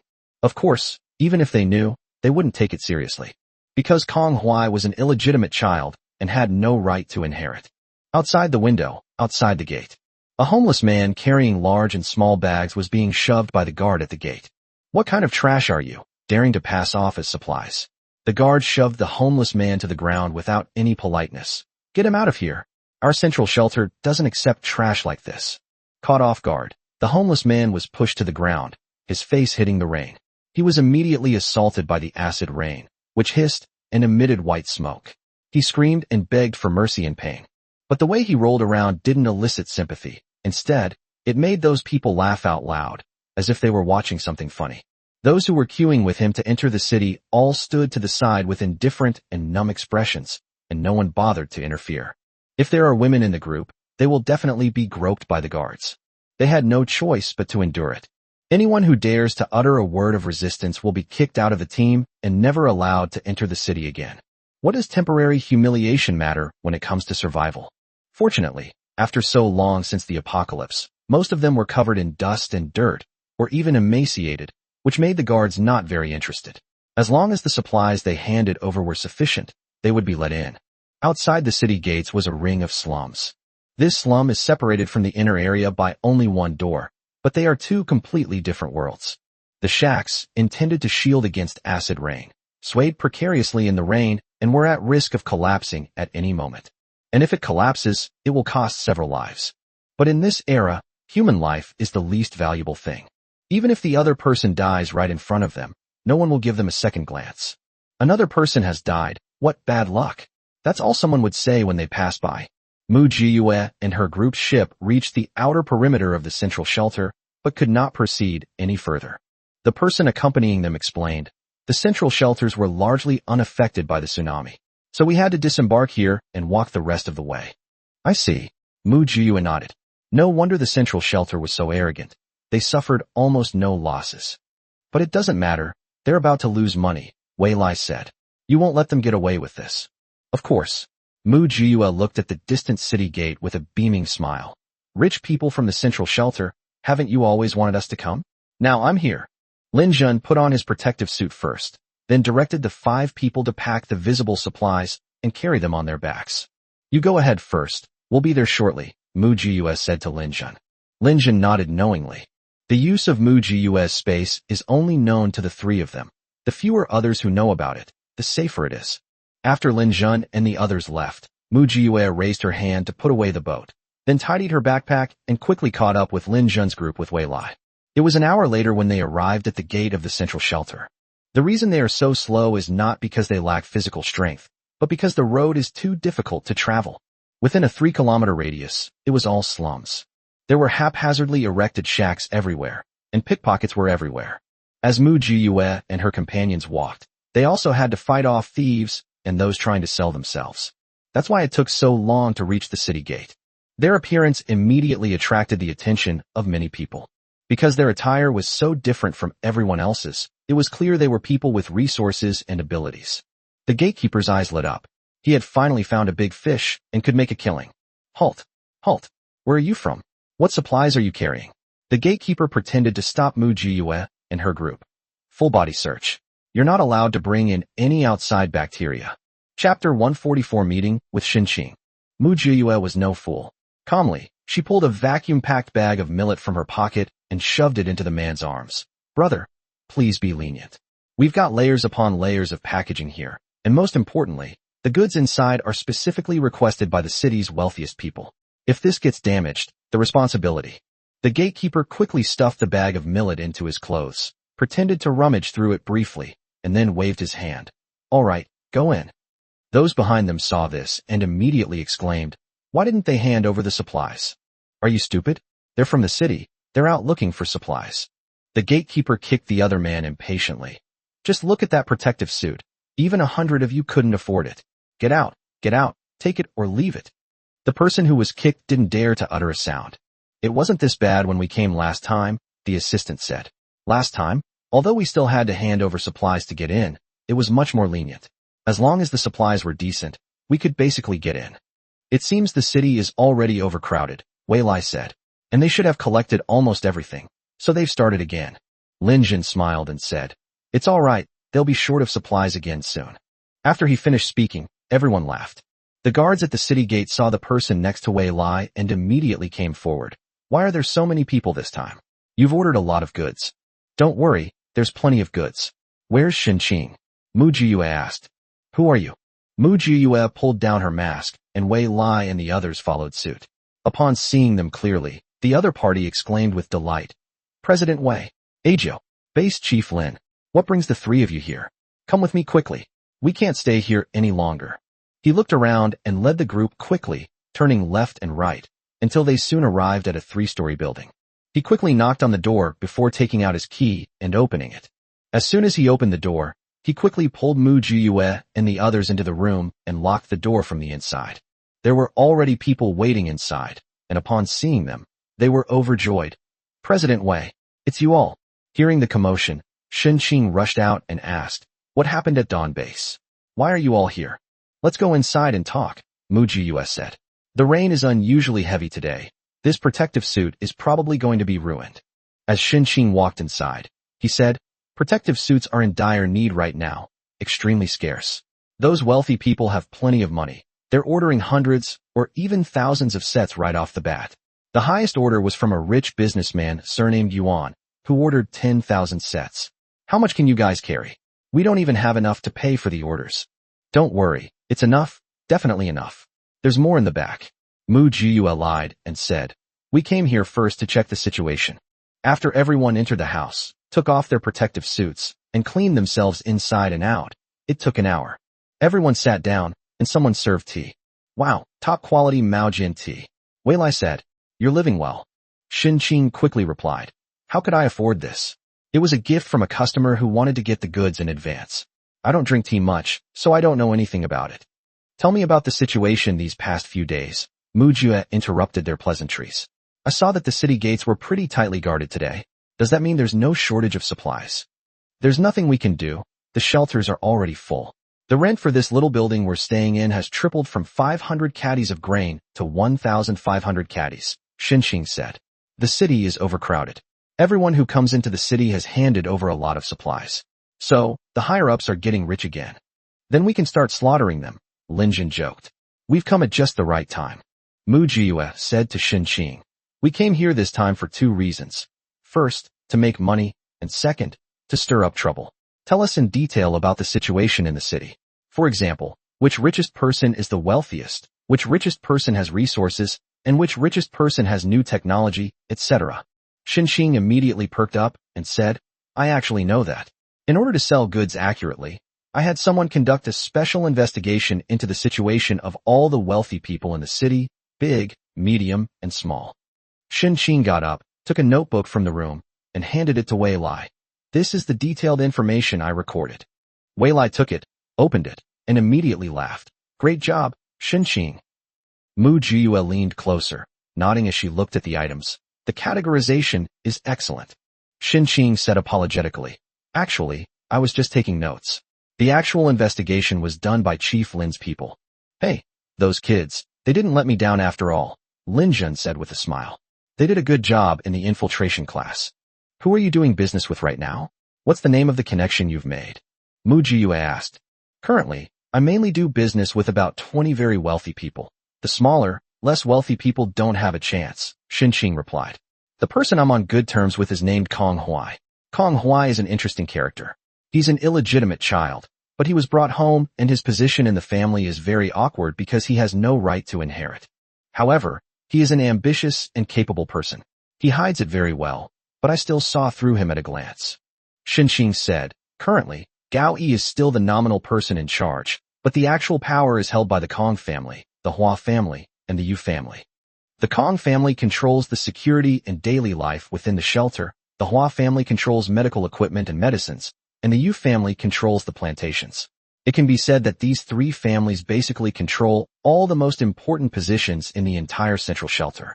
Gao Yi also has his own men, but in much smaller numbers. However, Gao Yi once sent people to seize a granary, and he has a large amount of grain in his hands, so the Kong, Hua, and Yu families will not break ties with him. After all, these three families still want to continue to drain Gao Yi's grain reserves. Gao Yi used to be involved in organized crime, with connections in both the criminal and legitimate worlds. Therefore, he has weapons, food, and manpower. It won't be so easy for those three families to overthrow him. Mu Jiyue scratched her ear. Huh, why does this sound so familiar? Wei Lai chuckled and said, that sounds familiar, that's why? Isn't this a low-budget replica of the founding team of Lu Xiao when he established the Eastern Han Dynasty? Back then, Lu Xiao united with other powerful clans to create the Eastern Han. However, what brought them success was also their downfall. In the end, the Eastern Han Dynasty perished due to the division among these powerful clans. Isn't there a song that goes like that? The end of the Eastern Han Dynasty saw the division into the three kingdoms. Yes, yes, yes. The flames of war never cease, Mu Jiyue laughed. Why are you singing now? The atmosphere immediately eased considerably. So now, Gao Yi can't control his subordinates, and they're always thinking about rebelling, Mu Jiyue said. They're moving fast. It's only been a short time, and they're already rebelling. Chapter 145, Creating the Harvest List. It's the end of the world. Everyone's losing patience, Lin Jin said. Who knows what the future holds?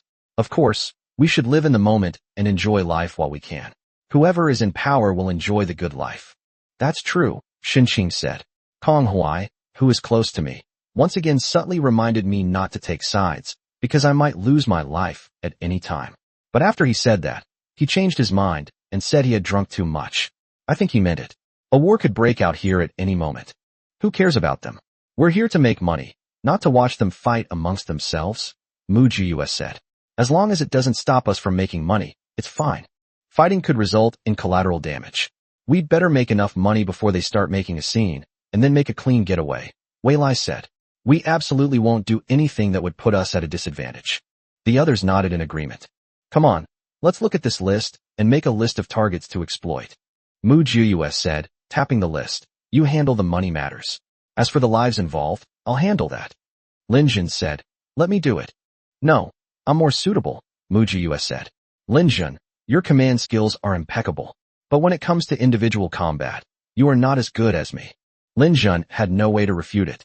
This matter definitely needs to be done in September, Wei Lai said, because only in September can we successfully take away so many good things. Wei Lai turned to Mu Jiyue and said, Jiyue, you must remember, when you enter their house, you must conduct a thorough search. Be precise, down to the electrical wires, faucets, and even the toilet. Why? Mu Jiyue didn't quite understand. Because the luxury of the rich is beyond your imagination.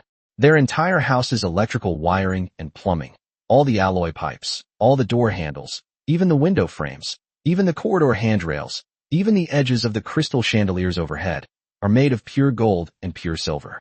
Wei Lai replied, since we're already here, and since we're already doing this, let's do it cleanly and thoroughly. Either we don't plunder at all, or we plunder everything. Although Wei Lai was smiling, his words were devoid of warmth. Our dawn base is not some slum outside, where you can come and go as you please. If you mess with us, you'll have to pay the price. Well said. Mu Jiyue slapped Wei Lai's shoulder hard, showering him with compliments. I knew it. That's why I felt an instant connection with you the first time I saw you.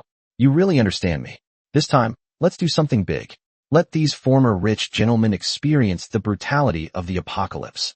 Speaking of which, Mu Jiyue's eyes lit up like light bulbs. How do you know all this? Did you used to live such a luxurious life? Wei Lai was a little embarrassed and said, I'm fine. I'm not that extravagant. I use all my money for circulation and business, but some people around me do that. Lin Jin nodded and said, some rich people are indeed like that. Wei Lai is right to remind me. I would have forgotten about it if he hadn't mentioned it. Mu Jiyue nodded repeatedly. She had almost forgotten that Lin Jin's background seemed to be quite unusual as well. It turns out that the lives of the upper class are so luxurious that ordinary people can't even imagine. If we're talking about the richest person, it has to be Gao Yi, Mujiyue said. Should we take him out first? No. Wei Lai and Lin Jin stopped them at the same time. Lin Jin explained, do you think the Kong, Hua, and Yu families don't want to get rid of Gao Yi? They can't. They still need Gao Yi as a mascot to keep order at the central shelter. If Gao Yi dies, the central shelter is destined to fall into chaos. And in chaos, some people will take advantage of the situation. This is not what these three families want to see, or rather, it's not the right time yet. Only after these three families have completely taken control of the central shelter and sidelined Gao Yi will they end his life. Wei Lai added, yes, we can take down Gao Yi, but that's when we're ready to leave. We'll just walk away then, and let them do whatever they want. It's best if things get completely chaotic, so they won't have the time to bother with us. Understood, Mujiyue said. Then it's settled. Mujiyue made the final decision. I'll take Gao Yi's head. The three of them sat together, much like children sitting in a row sharing fruit. You had a pile of lists, I had a pile of lists, and he had a pile of lists, clearly distinguishing the wealthy people on the lists. Some of these people are good at doing business and emptying his pockets. Some are good at assassinating and robbing his supplies. And some are good at winning him over and working with him from the inside out, like termites, hollowing out the foundation of the central shelter.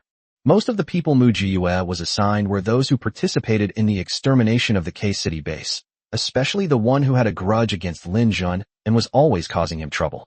The rest are some notorious individuals who are a waste of air just to be alive, mainly because there is solid evidence that they have eaten people. Let's not leave this junk to mutated animals and plants. Let Mujiyue send them to be used as fertilizer ahead of time. The list that Wei Lai was assigned consisted of wealthy and powerful individuals, all of whom were extremely extravagant and extravagant spenders. The small umbrellas, blue care pills, and even high-end cigarettes, liquor, and cigars that Mujiyue brought this time were all prepared for them. Wei Lai's mission was to empty their coffers and make them frantically collect gold coins. The list that Lin Jun was assigned was to find a way to infiltrate the central shelter and get their truly valuable resources. Mujiyue believed one thing. Every properly functioning base or shelter must have a truly core means of survival. Some possess superior planting techniques. Others rely on underground resources that can continuously support the operation of the entire base or shelter. Still others are high-tech industries that can endlessly exchange for survival resources. Therefore, to completely destroy the central sanctuary, we must cut off its lifeline, remove its roots, and extinguish its vitality. The three of them had a clear division of labor, and after they finished, they gave each other a high five. Everyone remember, safety first. Mujiyue instructed Wei Lai and Lin Jun. We're here to cause trouble, not to fight a direct battle. I wanted to say that to you too, Wei Lai said. When it comes to being reckless, you're number one. Lin Jun smiled and said, I believe September is a sensible person, and we will take care of ourselves. All right, it's settled then. Let's split up. Mujiyue immediately stood up, picked the top name, and curled the corner of her lips into a smile. My gold, my supplies, here I come. Wei Lai said to Lin Jun, let's divide up the manpower.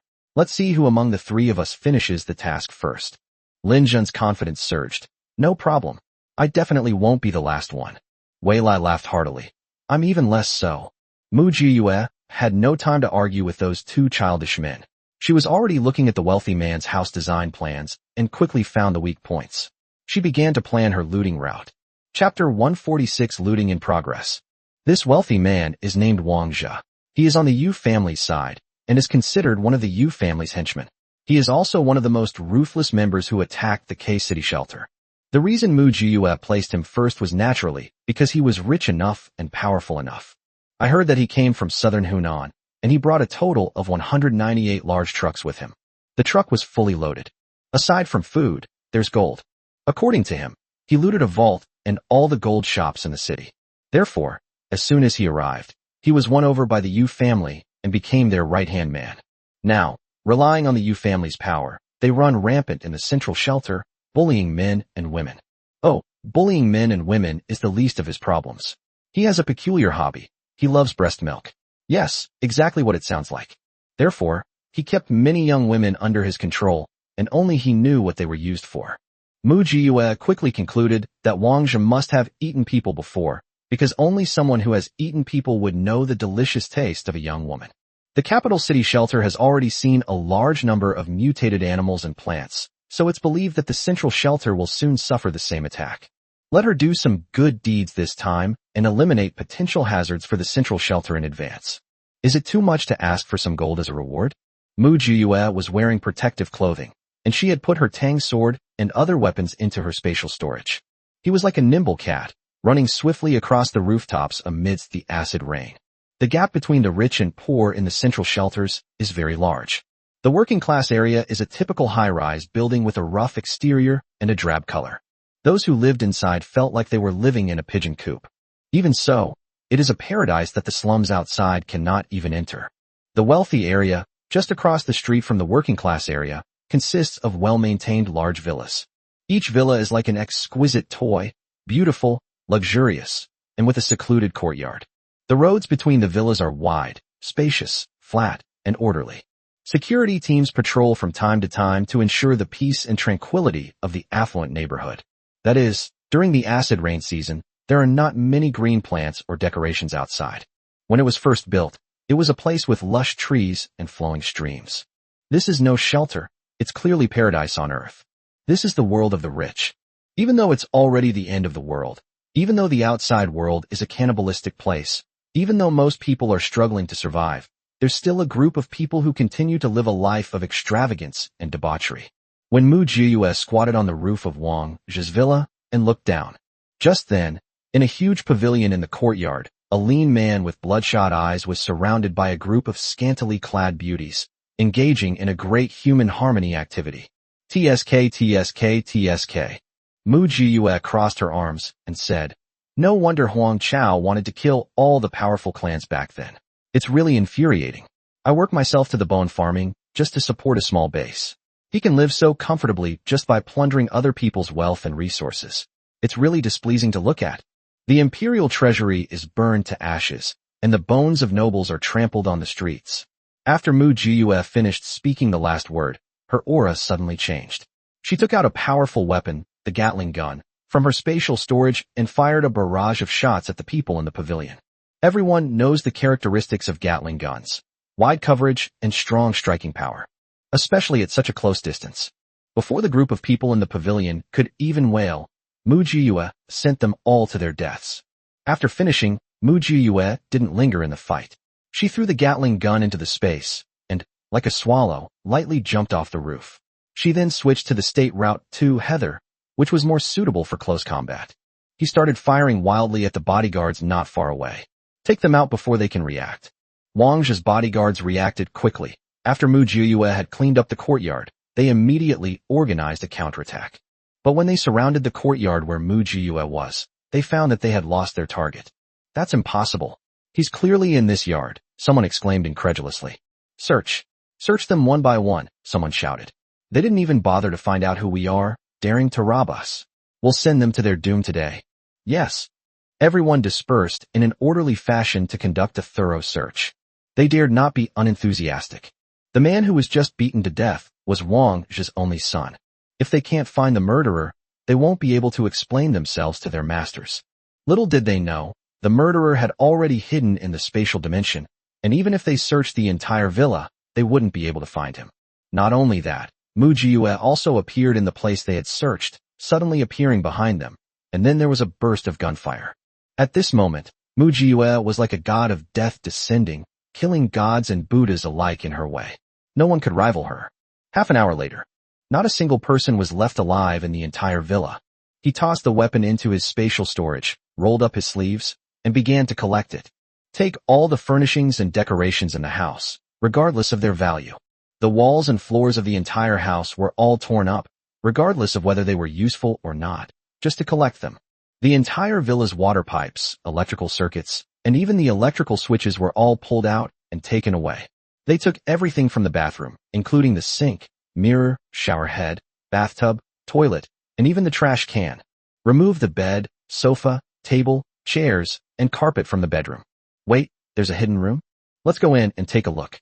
Wow, a room full of antiques. Take it away. A walk-in closet? Take everything away, whether it's been worn or not. They searched every nook and cranny, leaving no corner untouched, and eventually turned the room into a bare shell. As for hidden doors and basements, they certainly wouldn't let them go. Mu Jiyue already had experience. That's not enough. Mu Jiyue also stripped the bodyguards she had shot naked. Then they throw people into the acid rain. Great, no need to clean up the scene. It will be spotless and leave no trace. Judging by the time, Wang Zhe should be back by now. It's time to retreat. Mu Jiyue put her protective suit back on and quietly left. Half an hour later, a car came back from outside. What's going on? Is he drunk again? Nobody's coming to open the door. The driver muttered as he held up a protective umbrella and opened the car door for Wang Zhe. Young master must be having too much fun. Nobody's guarding the door. Wang Zhe merely frowned and said, "This is getting more and more outrageous." "Oh well, let him be. Let's go inside." The door opened. Wang Zhe and the driver looked up. The next second, both of them froze. The driver even rubbed his eyes hard, thinking he was seeing things. He must be sick. Otherwise, why would the scene I see be different from others? How could a magnificent villa turn into a bare-bones house? Chapter 147, a series of disappearances and thefts. One night passed. Mu Jiyue dragged her tired body back to her residence. My body is very tired, but my mind is very excited. In one night, she ransacked 3 villas, each one opening her eyes to a whole new world and leaving her with a great deal of reward. When she received the third offer, Mu Jiyue was overjoyed. Who would have thought that this seemingly ordinary little man possessed a fortune equal to the combined wealth of the 2 families mentioned earlier? This old bastard must have embezzled quite a bit. Otherwise, how could a mere logistics minister have so many supplies? The entire 10,000 square meter basement, spanning 2 floors, was crammed full of all sorts of supplies, including the most scarce items: food, medicine, bottled water, building materials, hardware, and fuel. Most importantly, seeds, a massive quantity of seeds. Although Mu Jiyue didn't lack these things, who would complain about having more supplies? She really can't live without the seeds now, especially with so much land to cultivate. How can we manage without seeds? Then there was gold, which was all painted black and used as paving stones, covering the entire yard. Mu Jiyue had already left when she felt something was wrong with her feet. She squatted down and tapped them, only to discover that the seemingly ordinary floor tiles were actually all gold bricks. Then she pried it clean. As soon as these floor tiles entered the space immediately provided feedback. 400,000 grams of gold were detected. Should it be used for 10,000-fold replication? Mu Jiyue casually clicked no, then grinned from ear to ear. Wei Lai waited for Mu Jiyue to return before he felt relieved. Seeing her smiling face, he knew she had had a good night. "It seems you're quite satisfied with your harvest." Wei Lai handed her a glass of hot milk. "Very satisfied," Mu Jiyue said. "These parasites are really something. They actually hid so much stuff." "Wei Lai, I have a feeling that if I can loot the entire villa area, I can be confident that we can keep 100,000 people at Dawn Base alive until the end." Wei Lai was also pleased and said, "Although you've been busy all night, you should rest. Eat something first. Don't go to sleep on an empty stomach." "Understood." Mu Jiyue took out a steaming hot boxed lunch from her spatial storage. These were all prepared by Lao Ho and his apprentices working overtime before she left. It has a great color, aroma, and taste, making it perfect for eating when you're out and about. After eating and drinking her fill, Mu Jiyue fell asleep immediately. She was sleeping soundly, but the outside world was in an uproar. Overnight, 3 villas were destroyed, and the people disappeared without a trace. The house was thoroughly ransacked, with even the floor tiles missing. Such enormous losses left the leaders of the central shelters trembling with fear and extremely nervous. They all gathered together to discuss how to handle the matter. "Director Gao, my son's fate is unknown. His whereabouts are unknown. My whole family was robbed. Shouldn't the shelter give me an explanation?" Wang Zhe questioned Gao Yi. "Didn't the central shelter claim to be the safest shelter in the entire eastern country? If it weren't for that, we wouldn't have moved here with our whole family." Wang Zhe's master, the head of the Yu family, also spoke up. "Director Gao, I also want to know why this situation has arisen at the shelter.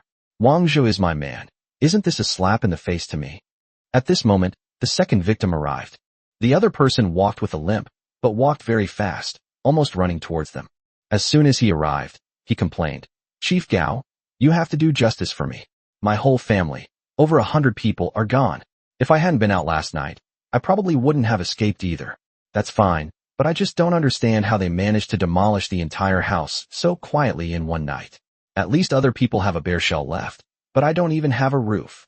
Then a third victim came over and cried, Wah, all my belongings are gone. I don't want to live anymore. Gao Yi was in a real bind and quickly tried to calm them down, saying, Are you doubting me? Do you think I, Gao Yi, would need to do something like this? Aren't I richer than you? No, no, no. Director Gao, we don't suspect you, we suspect someone else, the three victims said at the same time, then looked at each other warily. This kind of thing can't be done by one or two people at all. The Kong family representative walked in from outside, and without even bowing to Gao Yi, pulled out a seat and sat down. He said, In 3 houses in one night, how much manpower does that require? This is a gang operation, with at least 100 people. The question is, how did these 100 people manage to sneak in without the patrol team and leave without leaving a trace?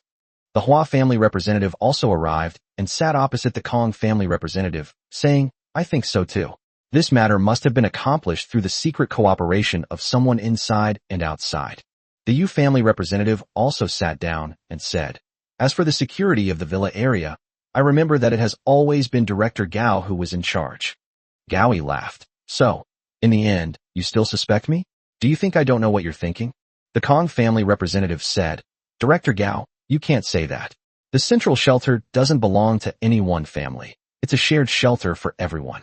I just want to resolve the issue quickly to prevent similar incidents from happening again. These kinds of things create fear and anxiety among the other residents, which is detrimental to stability. What do you think? The Hua family representative said sarcastically, Yes, yesterday they targeted some small-time tycoons. What about today? What about tomorrow? Will it be our turn someday? Director Gao, we've always been united against a common enemy.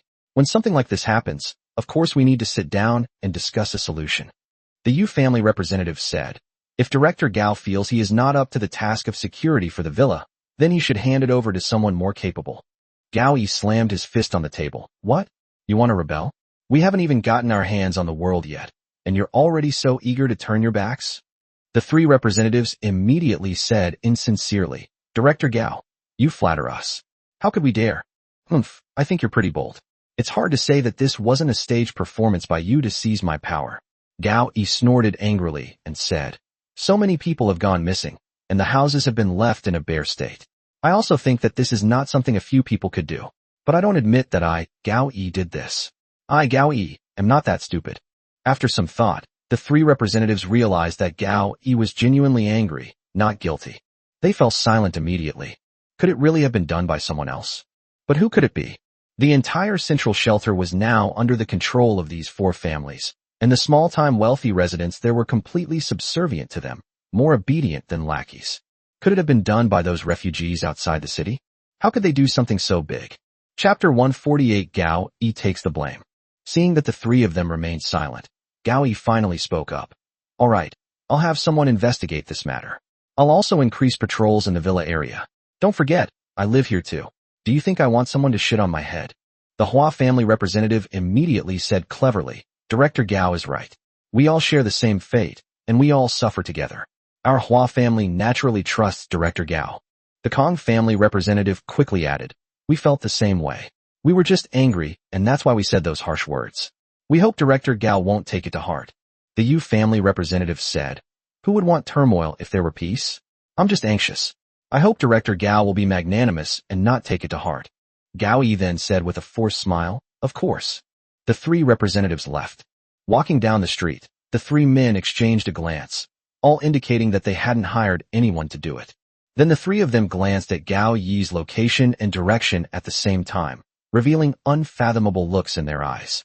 It seems our Director Gao wasn't telling the truth, the Hua family representative said.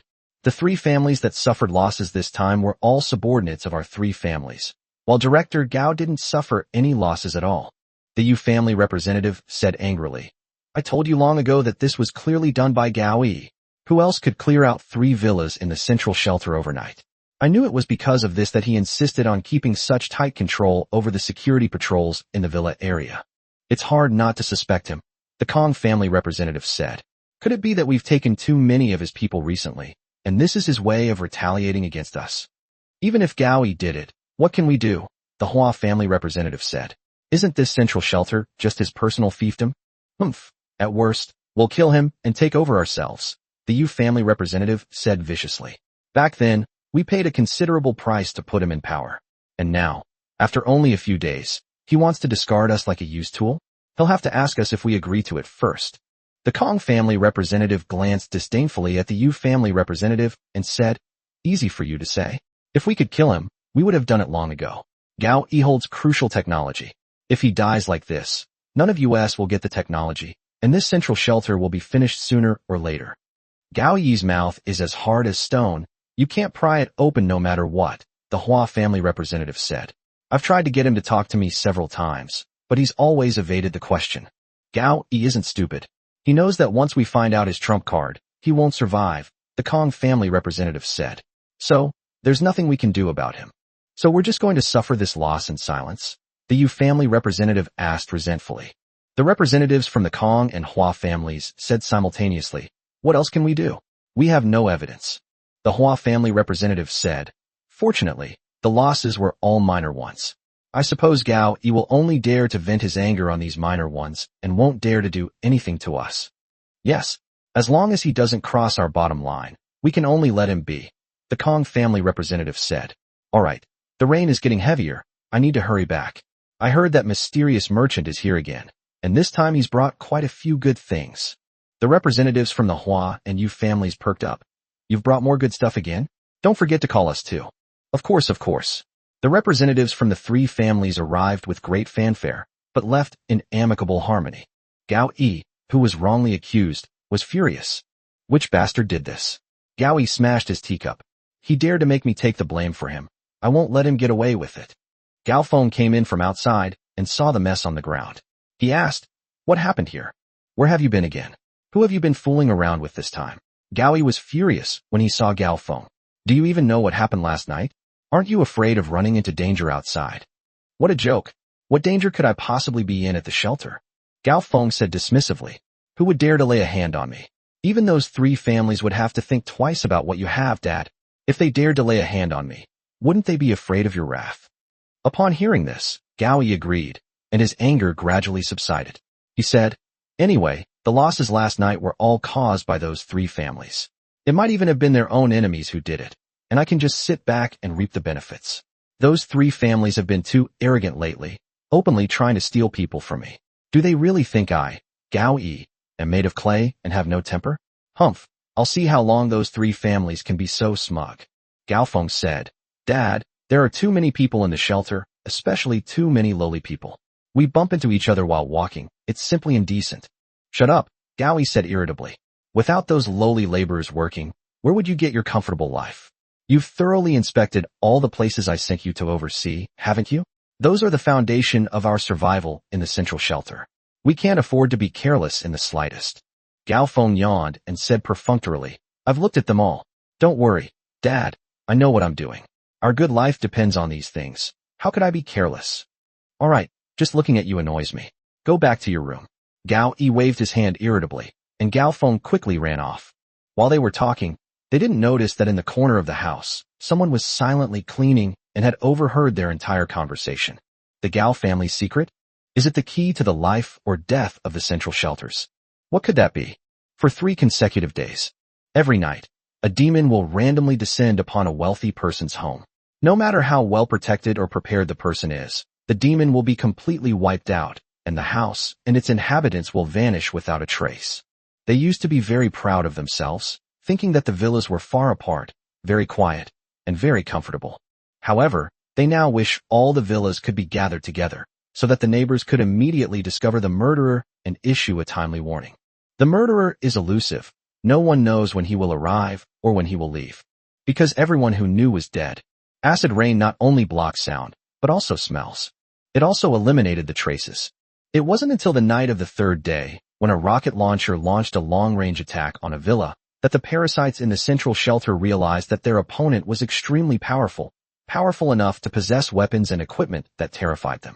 "Director Gao? What's going on?" Representatives from the Kong, Hua, and Yu families approached Gao Yi again, demanding an explanation. "Director Gao, I remember you were in charge of the heavy weapons in the shelter, right?" the Hua family representative said. "Don't tell me that those poor bastards outside can afford rocket launchers. You still doubt me, huh?"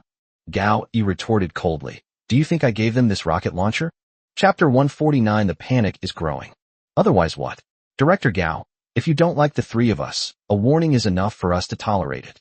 The Yu family representative finally couldn't hold back any longer and jumped out, saying, but don't go too far.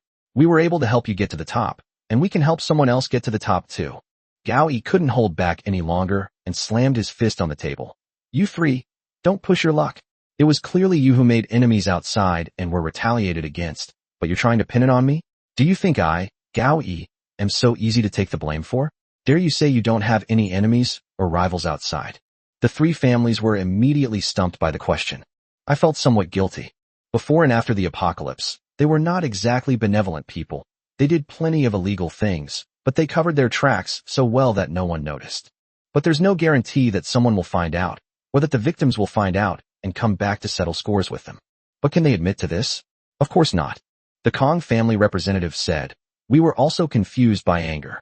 Director Gao is right. You can't make things up without evidence. The Hua family representative said, but who exactly are these people? Why are they targeting our own men? Doesn't Director Gao have any enemies outside? Why haven't any of Director Gao's men been lost? The words of the Hua family representative caused Gao Yi's expression to change. Gao Yi said, then I don't know. Perhaps all my enemies died in the apocalypse and had no chance to seek revenge. I sympathize with the losses of your three families, but I swear, I did not do this. Just as the Yu family representative was about to speak, the Kong family representative secretly pulled him back, so the Yu family representative had no choice but to keep quiet.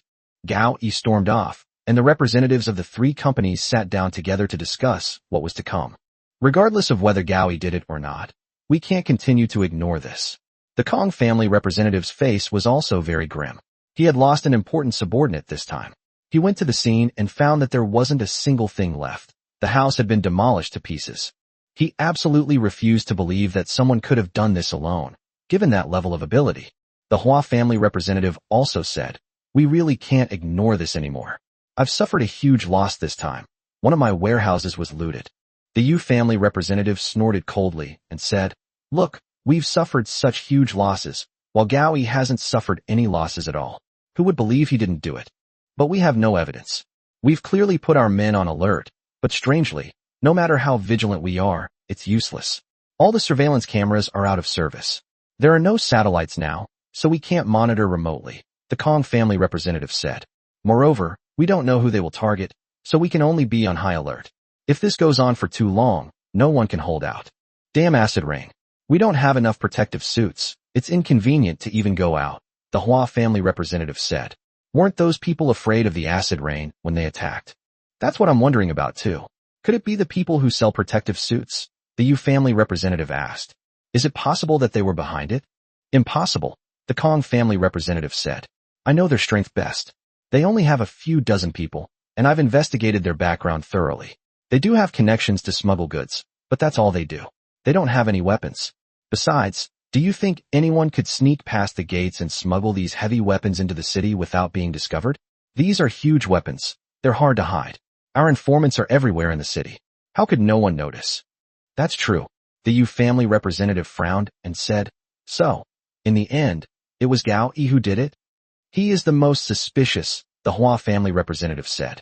Unless someone is like Zhang Yuanzi, the ancestor of Earth immortals, with a hidden universe that can silently transport things in. But is that possible? How could anyone have that ability? If the other party really had that ability, they would have already become a king in the apocalypse. Why would they need to sneak around and stealthily steal things? That makes sense, the Yu family representative said bitterly. That bastard Gao Yi, I'll kill him sooner or later.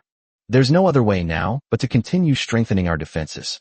If all else fails, we'll gather them in one place and see how the enemy tries to attack, the Hua family representative said. No, the Kong family representative refused. Everyone has a large amount of supplies, and it's impossible to concentrate them all. This acid rain keeps falling, and wherever it falls, it will melt away. What if the murderer doesn't come, and all the supplies have been melted by the acid rain? This won't work, that won't work, what do we want? The Yu family representative was extremely agitated. We can't just sit here and wait to die, can we? Neither the Kong family representative nor the Hua family representative spoke. None of the three of them could come up with a good solution. The entire central shelter was instantly gripped by fear, and the panic only grew stronger. Everyone is afraid that they will be the next victim, but they also hope that the unlucky one will be someone else, and that they will be spared. Meanwhile, the object of their shared fear, Mujiue herself, was in the space, picking and choosing, refining all the gold, and throwing the useless trash together, planning to have others sort it when they returned, keeping the useful ones and using the useless ones for firewood. After tidying up like this, she actually found a huge pile of gold. From door handles, nails, and screws to wash basins, mirrors, and bathtubs, everything was made of gold. That's so extravagant. All these miscellaneous gold items added up to more than 100 tons. TSK. This achievement has given her even more motivation. On the other side, Wei Lai's business is booming. Because of the series of panic events, the wealthy are particularly afraid of dying, and when they are afraid of dying, they seek weapons and protection. Wei Lai's protective suits sold out. That's a total of 500,000 sets of protective suits. Each set weighs 5 kilograms. 500,000 sets would be an astronomical figure. As a result, their gold reserves were completely depleted, forcing them to use other resources as substitutes. This move effectively emptied their gold reserves in an instant. The combination punches that Wei Lai and Mu Jiue delivered together were truly spectacular. Many wealthy families have started removing doorknobs to extract gold, which they then use to order protective suits. Protective suits are consumables, and they dare not stock up too little. What if the acid rain keeps falling? They still have decades to live, so they need to stock up enough. If one company does this, others will follow suit. Therefore, during this period, apart from the Gao family, the Kong family, the Hua family, and the Yu family, all other wealthy people, large, medium, and small, were frantically refining gold and exchanging it for protective suits. Later on, these 4 companies also started frantically buying protective suits. They were scared too. What if the murderer attacks indiscriminately, but eventually ends up targeting them? So Mu Jiue was in charge of killing and looting, while Wei Lai was in charge of selling the goods and protective suits. Together, they plundered a whole layer of land from the central shelter. A huge profit.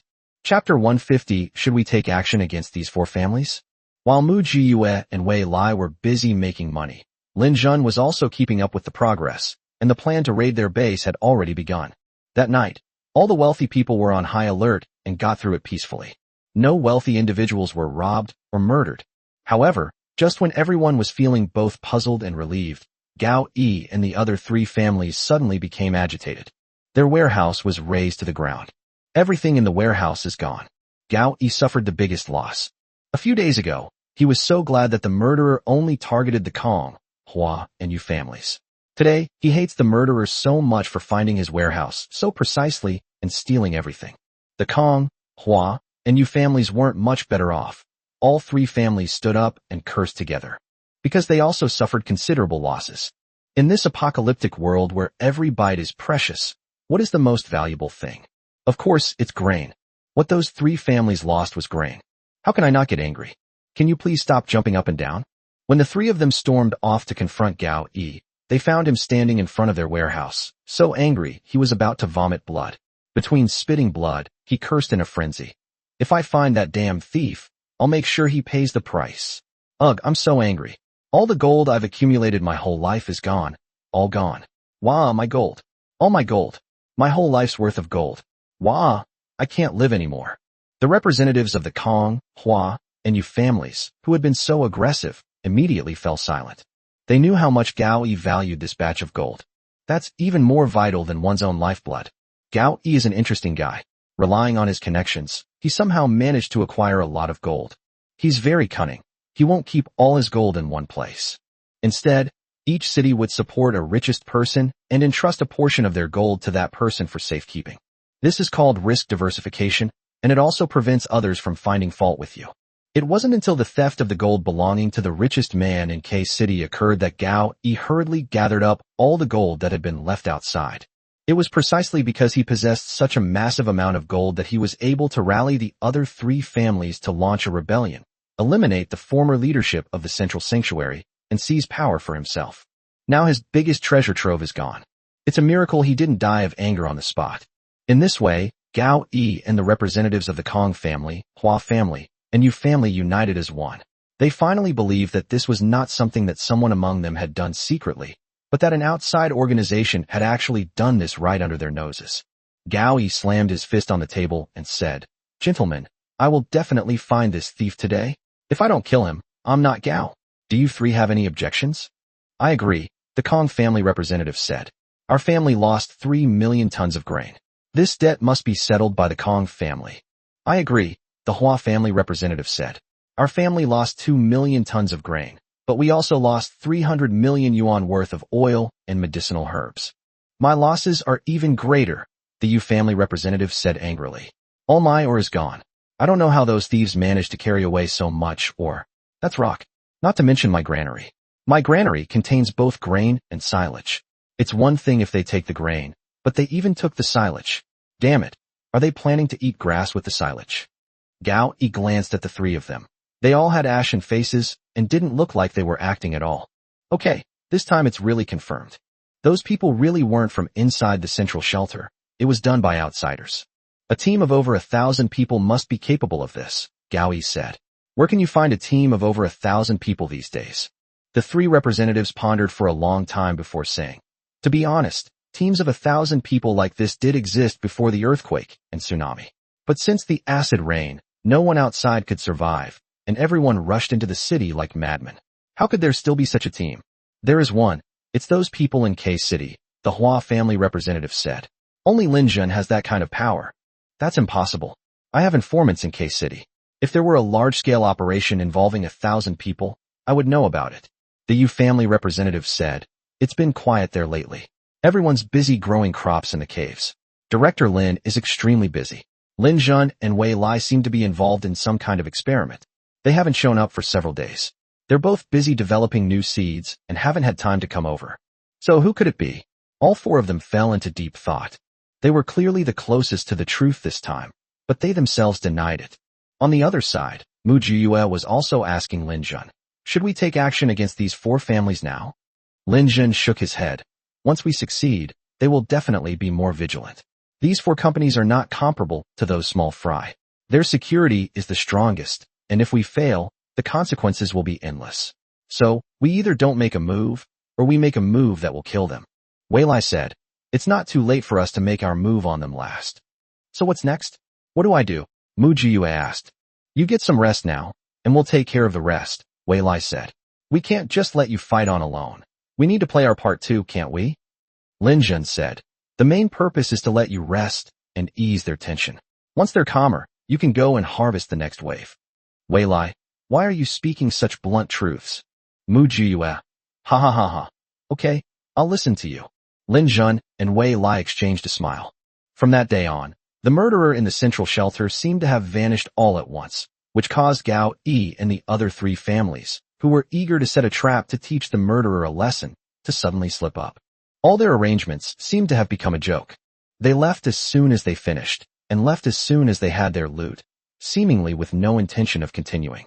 The small and medium-sized wealthy people below all breathed a sigh of relief. Gao Yi and the other three families were furious. But no matter how thoroughly they searched, turning the shelter inside and out, they couldn't find the group of people. Shinqing's small building was searched 3 times in one day, inside and out. This was only because Shinqing was a mysterious supplier, so the search was limited to that. Meanwhile, a large number of others were arrested, and the prisons were overcrowded. Anyone suspected was arrested and interrogated. But in the end, the interrogation yielded nothing. That mysterious group just vanished without a trace. This is unbelievable. This is the first thing all the wealthy people say when they meet. They simply cannot accept or understand this outcome. Chapter 151 Rumors Fly, 4 Scapegoats. How did those people manage to take all that stuff out? Did they dig tunnels? Fly out? A wealthy man surnamed O couldn't help but ask. That's not just a little bit. It's the stuff from 4 large warehouses. How could it just vanish into thin air? Who knows? Even the higher-ups are having doubts. If you ask me, there must be someone on the inside working on this, otherwise it's impossible to explain, said the wealthy man surnamed Bai. Some people say it might be a scheme orchestrated by those 4 companies at the top. Tell me more, the wealthy man surnamed O said, intrigued. Think about it, the wealthy man surnamed Bai said. The central shelter has always been effectively controlled by Director Gao and the Kong, Hua, and Yu families.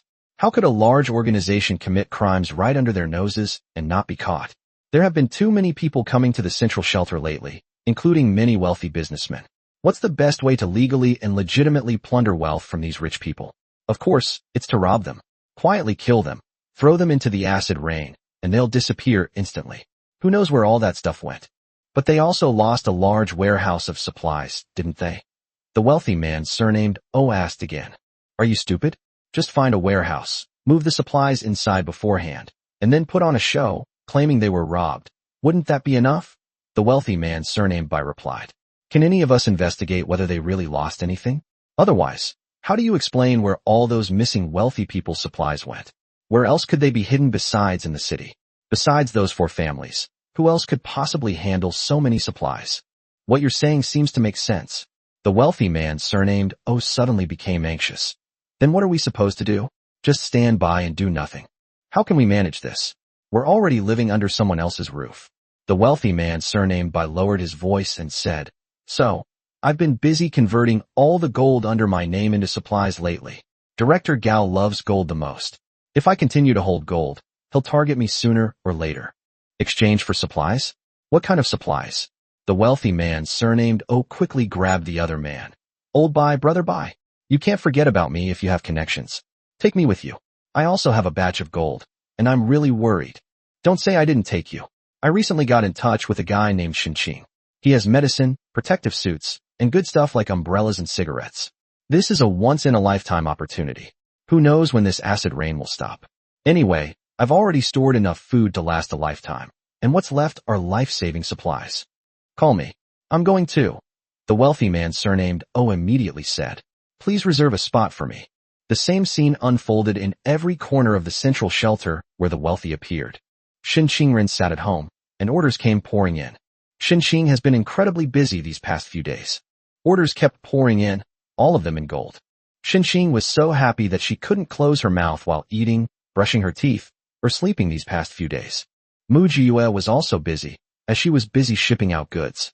It would be a waste not to use all that gold we've plundered to replicate it 1,000-fold. It is taken from the wealthy and used for the wealthy. Countless small umbrellas, blue xiaoyao pills, various traditional Chinese medicines, Western medicines, protective suits, protective materials, coatings, and various cordyceps, ginseng, sea cucumbers, and abalone were continuously replicated from space and delivered to the hands of the wealthy, large, medium, and small, in exchange for their gold reserves. At first, Mu Jiyue had the leisure to count how much gold she had earned that day. Later on, we stopped counting them all together. We couldn't keep up, we simply couldn't count them all. The rumors spread like wildfire, attracting more and more wealthy people to join. By the time Gao Yi and his 3 families found out, almost all the wealthy people in the city had gotten involved to some extent. Nonsense, utter nonsense. Slander. This is slander. Slander. This is slander. All right, everyone calm down. Gao Yi said, seeing the indignant expressions of the 3 representatives. Their purpose in spreading these rumors is to damage our image. What's the story with that Shin Qing? The Kong family representative said, Oh, Shin Qing came from K-City, bringing over 20 people with him. I checked them all, and they're all clean. Most importantly, when those tragedies happened, all 20-odd people were drinking with my son, so they had no opportunity to commit the crimes. Their source of goods is a mystery. They won't say, but after a while, someone did secretly bring them in from outside the city gates. They came from the north, and I suspect they came from the sanctuary in the capital. The Beijing shelter? Gao Yi thought for a moment and said, That's possible. The technology there is the most advanced. They can definitely develop something as good as protective suits. It seems this Shin Qing is quite interesting.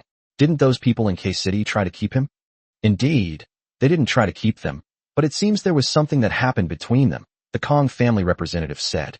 According to my son, someone took a liking to Shin Qing and wanted to be paired with her, but Shin Qing was not happy about it, so they broke up. Is that so? Gao Yi became interested. If Director Lin lets such a great opportunity slip by, he'll probably regret it to the point of being green with envy. Definitely. By the way, which one is your son? Gao Yi asked again. Kong Huai, the Kong family representative replied. I brought him back from outside. Some of his manners are not presentable. Oh, you can't say that. Like father, like son. Old Kong, you'd better win over this Shin Qing. Then we'll be in contact with the Beijing shelter. We can enjoy whatever good things the Beijing shelter has ahead of time. Gao Yi smiled with a kind and benevolent expression. That's natural. The Kong family representative replied, though inwardly he was sneering. Speaking of which, my child also bought some trinkets from that Chin-Ching. That kid certainly has a wide supply chain. Do you think it's possible that he's colluding with outsiders to pull these things? The Hua family representative asked. Impossible. The Kong family representative refused outright. How much could that small building possibly hide?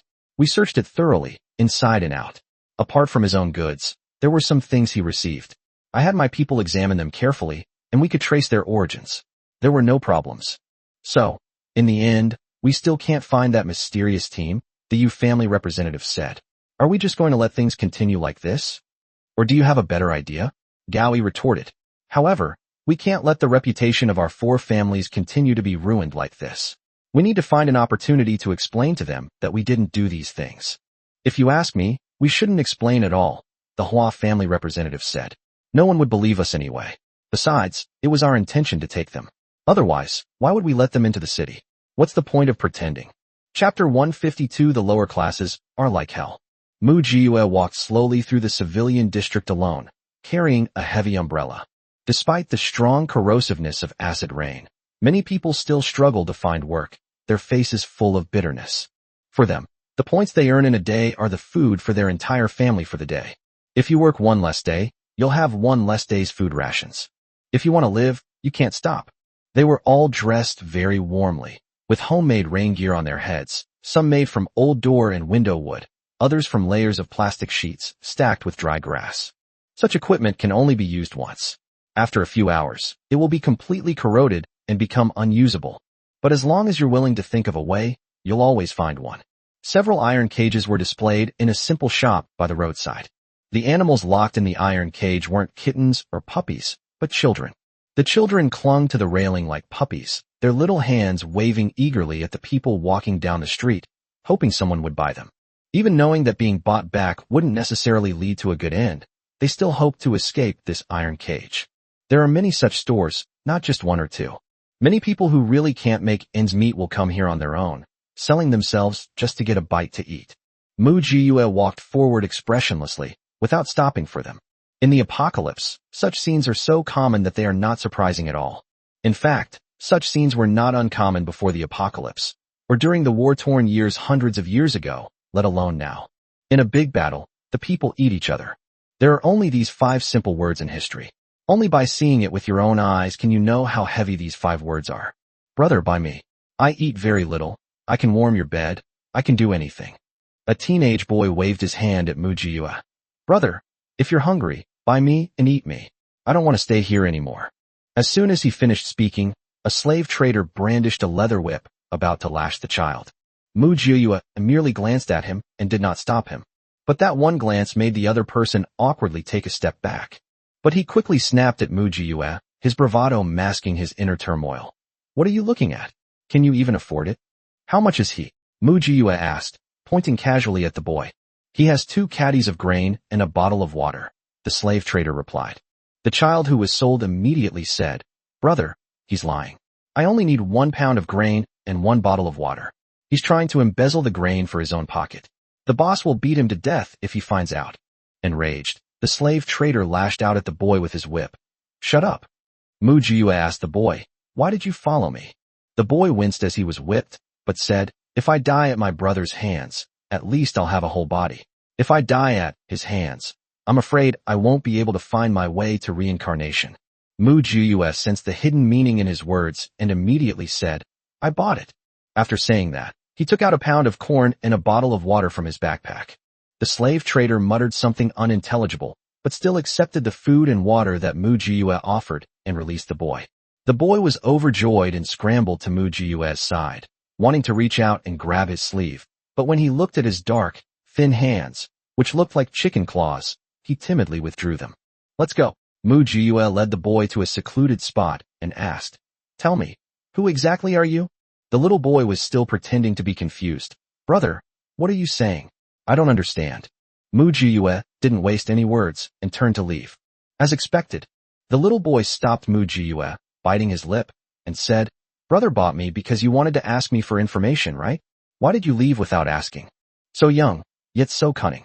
Mu Jiyue looked at him speechlessly. But that's normal. In this apocalypse, the simple-minded are long gone. You're in cahoots with that slave trader, aren't you? As soon as he finished speaking, a group of people suddenly appeared and surrounded Mujiue's path. I'm sorry, brother, I want to live too. The little boy smiled apologetically at Mujiue. I was forced into this. So this is where your goods come from, isn't it? Mujiue ignored him and said to the people surrounding her, when you encounter a generous buyer, you double-cross them. When you encounter someone alone, you knock them out and carry them away to serve as your source of goods. What a clever scheme, what a shrewd business. Young man, you know quite a lot. The group surrounding him burst out laughing. Even if you know a lot, it's useless. Let's all attack together. Is that so? Mujiue smiled slowly, drawing her Tang sword from behind her back. Then let's all come at once. He's armed. Everyone be careful. A large group of people rushed towards Mujiue, surrounding her. Mujiue knew the fighting strength of this group, just from the fact that she only drew her sword and didn't pick up her gun. A flash of light, and a head rolled to the ground. In just a few breaths, the group of people who had been besieging Mujiue were already dead in two separate places. Brother, I was wrong.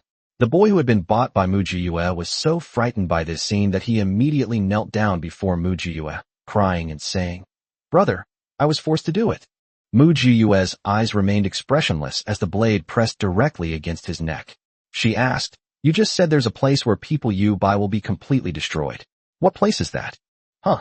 The boy was almost taken aback, and after a few seconds he quickly replied, It's Director Gao. Gao-yi. Mujiue paused. He bought people? Yes. Although outsiders don't know, I do know that it's Director Gao who's buying people. He only wants able-bodied young men. Anyone between 16 and 46 years old. Many people have disappeared without a trace. Later, when the number of missing persons decreased, he came to us, asking us to catch them and send them to him. The boy's body trembled as he answered, his voice trembling. Some people say that those who were taken away were sent to mine coal underground. The reason the shelter was able to withstand the bitter cold is because Director Gao discovered a huge coal mine underground. Coal mine. Mujiue raised an eyebrow, thought for a moment, and realized that the central shelter was indeed located in a coal resource area. Could this coal mine be Gao Yi's trump card? Is that why those three families are wary of him? Brother, if I tell you the truth, will you let me go? The boy looked at Mujiue with hope. I was really forced into this. It's not that we can't consider it, Mujiue replied with a smile. As long as the answer satisfies me. The boy was overjoyed and quickly said, Director Gao has a son named Gao Feng, and his favorite game is eating people. Oh, Mujiue didn't seem surprised at all. I'm not very satisfied with this news. And another thing, I also know that Gao Feng secretly built an underground palace, a place of extravagance and debauchery, a place countless wealthy people dream of visiting. I also heard that there are countless supplies there, all Gao Yi's private collection. I also heard that Gao Yi knew the apocalypse was coming long ago, so he acquired a lot of gold and hid it all inside the underground palace. The gold displayed outside is just a decoy, used to cover up the underground palace. The boy said impatiently, Brother, if you let me go, I can take you there. Chapter 153, A Fairy Tale-like Underground Palace. Tell me, what is Gao Yi's greatest asset? Mujiue asked. I don't understand what you mean, brother. How would I know? The boy looked confused. Mujiue laughed. Really? Then let me ask you again, where in the underground palace is Gao Yi's gold hidden? How would I know such a thing? Brother, you overestimate me. The boy replied with a smile. I'm just a lowly vagrant. Mujiue sheathed her Tang sword, roughly grabbed the boy's chin, forcing him to look up at her, and said in a flippant tone, Oh, is that so? If the young master of the Gao family is just a lowly vagrant, then what am I? As soon as he finished speaking, the boy, who had been looking completely innocent, suddenly turned fierce and opened his mouth to call for help. But he was fast, and Mujiue was even faster, dislocating his jaw directly. The boy lay on the ground, mouth agape, drool dripping uncontrollably, his eyes filled with resentment as he stared at Mujiue. It seemed like they were asking her how she figured it out. Mujiue was never one to waste words, so she naturally wouldn't answer his questions. She simply touched the boy's face gently and said, Thank you for coming to me of your own accord. As soon as he finished speaking, he raised his hand and snapped the other person's neck. As he breathed his last, the other person seemed unable to believe that he had actually died. Why didn't Mujiue fall for it? The answer is simple. In her previous life, Mujiue had heard that the person in charge of the central shelter had a son on the surface, but also an illegitimate son who did some shady things for him outside. For example, the underground palace I just mentioned. So the moment the boy chose Mu Jiyue knew that she was suspected and being targeted. Although she didn't know where she had slipped up, it didn't matter. She could just kill everyone who suspected her. Is it an underground palace? Let's go take a look. This time, I didn't come looking for you. You provoked me first. Mu Jiyue deftly severed the boy's head, deliberately flicking it. Then don't blame me. Accept it. It's raining at night. The acid rain still emitted a pungent smell, making people uneasy. But beneath the ruins of an abandoned building in the shelter, a life of debauchery and excess reigns. An unknown sweet scent filled the air, mixed with the smells of perfume and alcohol, making one feel slightly intoxicated even before taking 2 sips. Mu Jiyue had a head of long, wavy brown wig, standard Western-style white makeup, and a pair of long, white, and straight legs that were particularly eye-catching. The security guards on the perimeter only glanced at her, and after confirming that the woman, who was only wearing a short skirt, could not possibly be carrying a weapon, they waved her in. Days like today are a monotonous repetition. Every day, beautiful women of all kinds, dressed in revealing clothes, will come to the door, allowing wealthy men to choose them like commodities. The beautiful white woman who came today is probably the same. No matter what country they're from, it's all the same now. To have something to eat, they have to sell everything they can. Mu Jiyue easily passed the security check by the outer guards and stepped into the abandoned building. However, when she went down, Mu Jiyue was stopped and asked to go through a security gate. Will she be able to make it? Of course not. So she pulled out an MP5 player with a silencer from under her skirt and, without saying a word, started shooting at the security guard. The music inside was turbulent and frenetic, and the entire floor trembled, yet no one heard the faint gunshots outside. It seems that after living in peace and tranquility for too long, one loses the necessary vigilance. However, this has nothing to do with Mu Jiyue. I put away my MP5 player, put on my 10-centimeter high heels, and walked in calmly, taking a glass of red wine from a passing uniformed waiter. She only smelled it, but didn't drink it. She wouldn't touch a single thing here. But with the red wine in her hand, it was as if she were holding a ticket. Wherever she went, no one questioned her identity. Instead, they all whistled at her. Mu Jiyue raised her red lips and blew them kisses, which drew cheers from the crowd. We walked through the chaotic scene and headed towards the back. At that moment, someone stopped her. Beautiful lady, this is not a place for you. Really? Mu Jiyue deliberately tossed her wavy hair and wrapped one arm around the other's neck, seemingly pouting. But I really want to go in. What should I do? As soon as he finished speaking, the dagger pierced the other person's heart. And then it rotates around once. The bodyguard's eyes widened in shock, and before he could utter a word, he died in Mu Jiyue's arms. Mu Jiyue pretended to support him as she continued walking inside, giggling as she went. You're so annoying. I know. 2 people came up ahead and saw them walking forward embracing, but they just shook their heads, and no one went up to ask what was going on. This has happened far too many times. It's become commonplace. We went down to the second basement level. Mu Jiyue pushed the bodyguard she had stabbed to death into a corner, then pulled out the head of the boy she had cut off from her skirt, actually from her spatial storage. He grabbed his head and shoved it into the facial recognition system on the door. Beep, beep, beep. Recognition successful. Door open. With a whoosh, a large door opened automatically. Mu Jiyue smiled. You made the right bet. That boy had indeed been here before, and he held a high position here. The little guy wasn't telling the truth again. Go through this door, and you'll find the real underground palace. That chaotic scene outside is just a facade. As Mu Jiyue walked, she took off her high heels and tossed them into her spatial storage. I found some pants and a shirt in the room and put them on as I walked. She casually ripped off the wig and tossed it into her storage space. I poured a handful of makeup remover onto my face and rubbed it all over, then wiped it off with a damp towel. In an instant, she transformed from a white girl into an Asian guy. When she turned the corner, she had transformed into a well-dressed, impeccably dressed underground palace bodyguard, complete with earphones and walkie-talkies, the kind of equipment typically worn by underground palace security personnel. Even the pistols on their waists were standard equipment for the bodyguards in the underground palace. As for where that poor guy she robbed went, oh, he's probably gone to meet the king of hell. After all, she's not responsible for sending others to heaven. A large door slowly opened before us. The heavenly underground palace finally appeared before Mu Jiyue's eyes. The little boy's statement was too conservative. This is hardly a scene of wine, meat, and flowers. It's clearly a grand feast of peaches. The vast venue was filled with the soft sounds of traditional music, and beautiful women moved about, serving every distinguished guest who came here. There was absolutely no sulfur smell or pungent odor from outside. Everything looked absolutely wonderful. But Mu Jiyue knew how much filth was hidden beneath all this beauty. Chapter 154, Extracting Gao Yi's Old Root. As Mu Jiyue entered, she took out a jammer from her spatial storage, stuck it behind the door, and then calmly stood to one side of the door, looking just like a qualified bodyguard. No one who came in or came out doubted her identity. Even the bodyguard standing opposite her was wondering why she had a different partner today. The other party ignored Mu Jiyue, so Mu Jiyue took the initiative to talk to the other party. "Brother, can we leave work early tonight?" The other person glanced at Mu Jiyue. "New here?" Mu Jiyue nodded and said, "Yes, I just took over my brother's job, and he told me to listen to you more." The other party had no doubts at all, truly believing that Mu Jiyue had taken over her family member's position, because that's what they all did. "We usually work until 3 a.m. We also have to finish up, so we won't get off work until 5 p.m. at the earliest. You're already thinking about slacking off on your first day. Don't let your supervisor find out, or you'll be in trouble," the other person warned Mu Jiyue. "Okay, brother."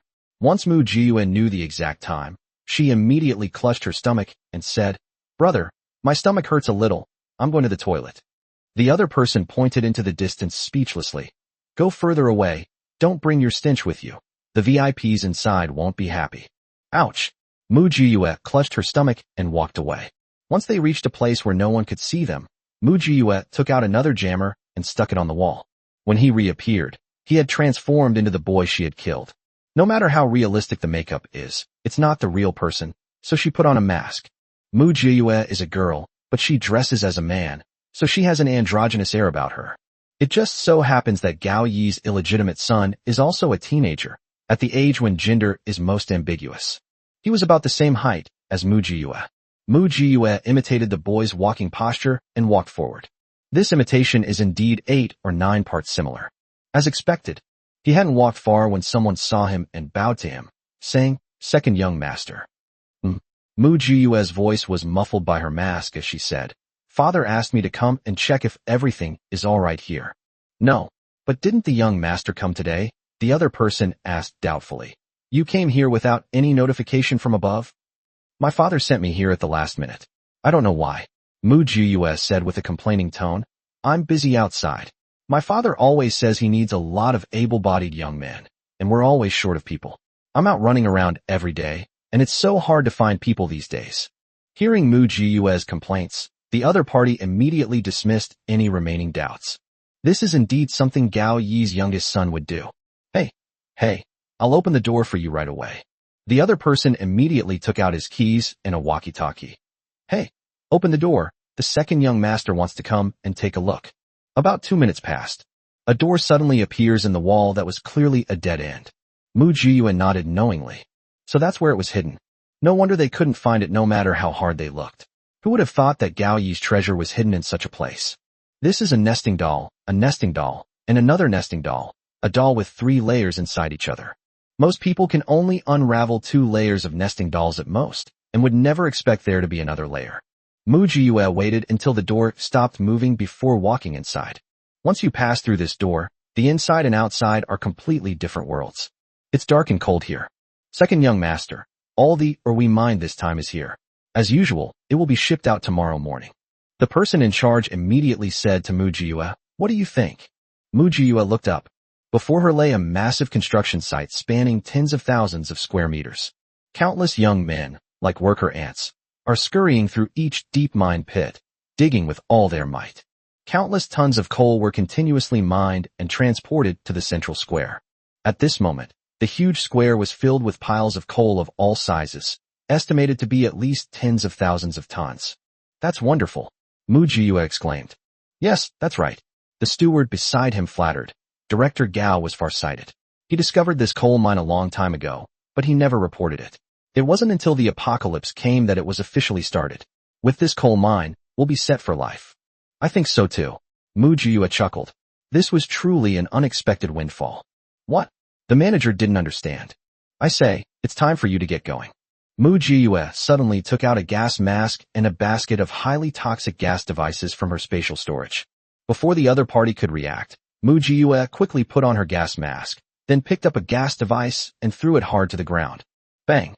The toxic gas, emitting a strong, pungent odor, spread instantly. The group of people standing next to Mu Jiyue didn't even have time to say a word before they all collapsed to the ground with a thud.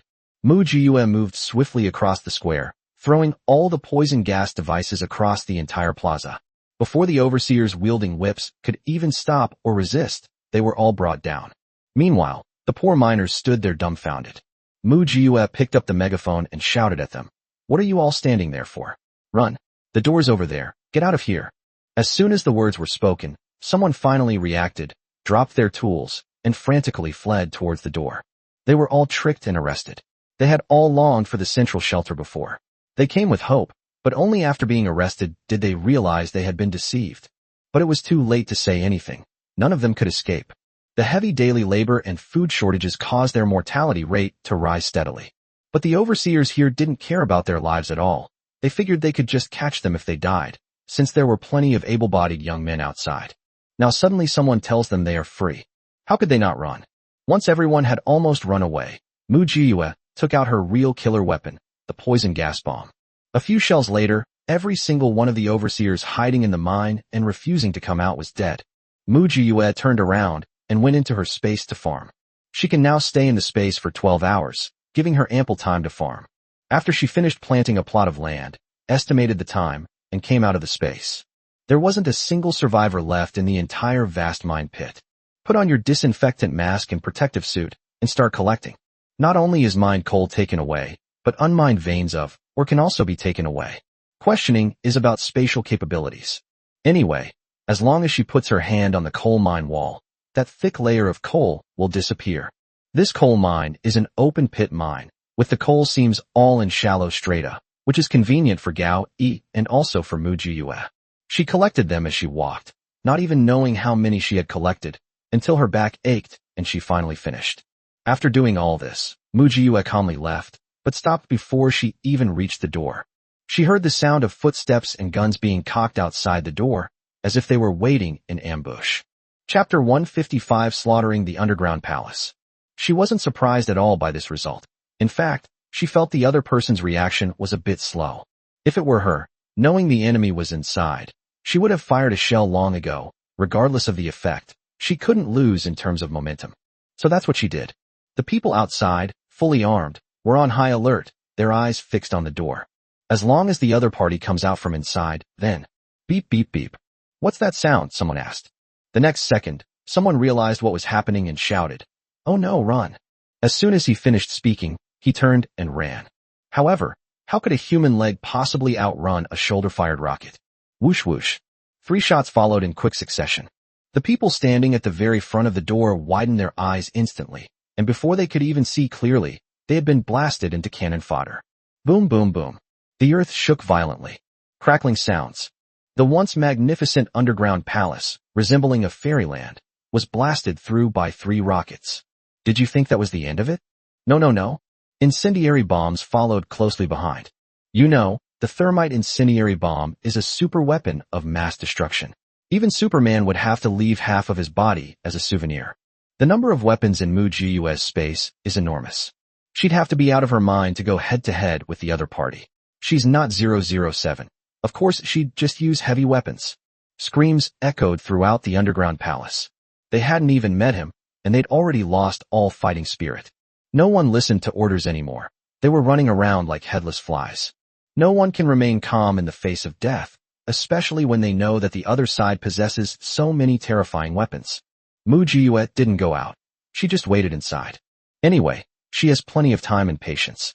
The intense heat burned through the walls and the floor, and the entire underground palace was on the verge of collapse. Once there was no more noise outside, Mu Jiyue came out of the space, changed into a new set of protective clothing, and began searching each room one by one. 400,000 grams of gold detected. Do you want to use it for 10,000-fold replication? Confirm/cancel. Upon hearing the number announced from the space, Mu Jiyue immediately smiled. We finally found it. However, this number is incorrect. The amount of gold in the warehouses outside is already much higher. The gold hidden in the underground palace is likely even greater. Sure enough, As she reaped her loot from the other rooms, the space kept counting. 500,000 grams of gold detected.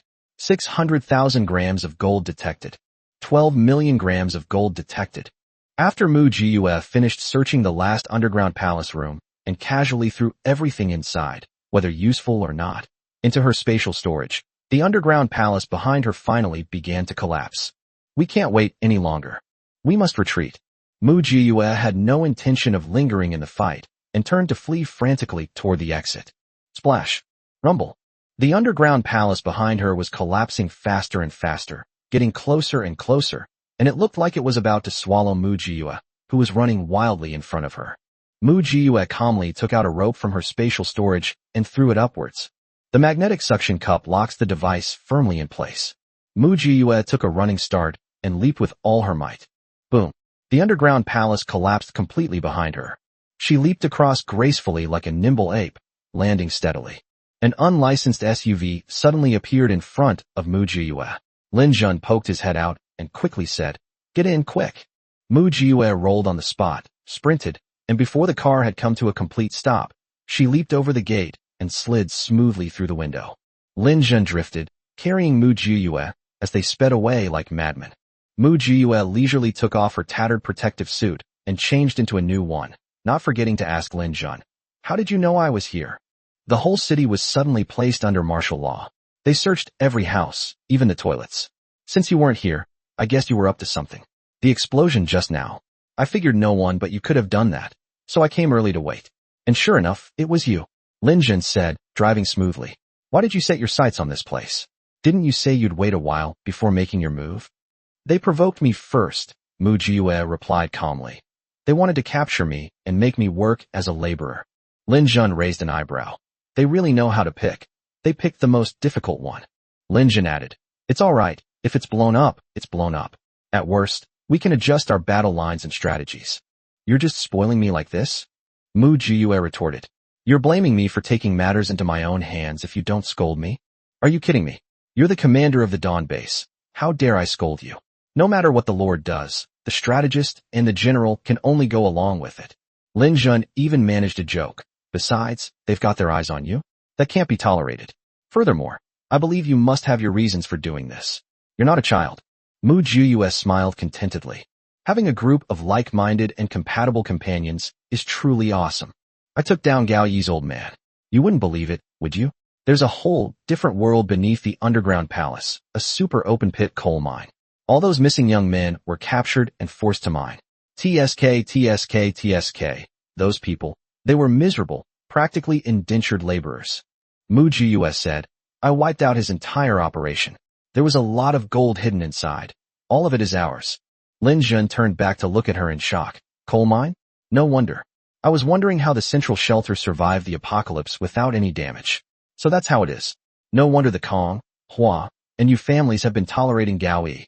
It turns out it's because of the coal he has. In this apocalypse, having a coal mine can indeed make life extremely comfortable." "That's right. It's acid rain season now, and the temperature is dropping. They're also afraid that the severe cold will return," Mu Jiue said. "That's why this coal mine is so crucial. You've pulled this off? Gao Yi is furious. Let's lay low for a while. I'll also hold off on dealing with Wei Lai for now," Lin Jun said, "to prevent Gao Yi from becoming desperate and attacking anyone he can." "Okay." Mu Jiue was very satisfied with her trip. "Drive slowly. I'm going to take a nap. I'm exhausted." After saying that, he pulled down his hat and went to sleep. Lin Jun laughed as he drove. At this moment, Gao Yi was not only furious, he was so angry that he vomited blood. "Find him. Dig 3 feet into the ground. I'll find him." Gao Yi shouted frantically, spitting out blood as he gave orders. "My coal mine, my son." Those were truly tearful words, each one a lament. "That's terrible." Gao Feng stood to one side, but he was wondering if he was the only one left with his father's illegitimate son now that the other child was gone. "We ordinary people are truly happy today. It's a real shame that the coal mine is gone, but fortunately, it produced quite a bit of coal, enough to last him for a while." "Gao Feng, what are you still standing there for?" Gao Yi looked at his eldest son with a sinister gaze. "Your brother is dead, and you're not even sad? Tell me, did you do it? Did you hire someone to kill him and then frame your brother? Were all these recent events you're doing too?" Chapter 156. Those 3 families cannot be let off the hook either. Lin Jun suggested that everyone keep quiet for the time being, but Wei Lai did not quite agree. Wei Lai said, "The reason why the central shelter is stable is because Gao Yi, the Kong family, the Hua family, and the Yu family have reached a balance.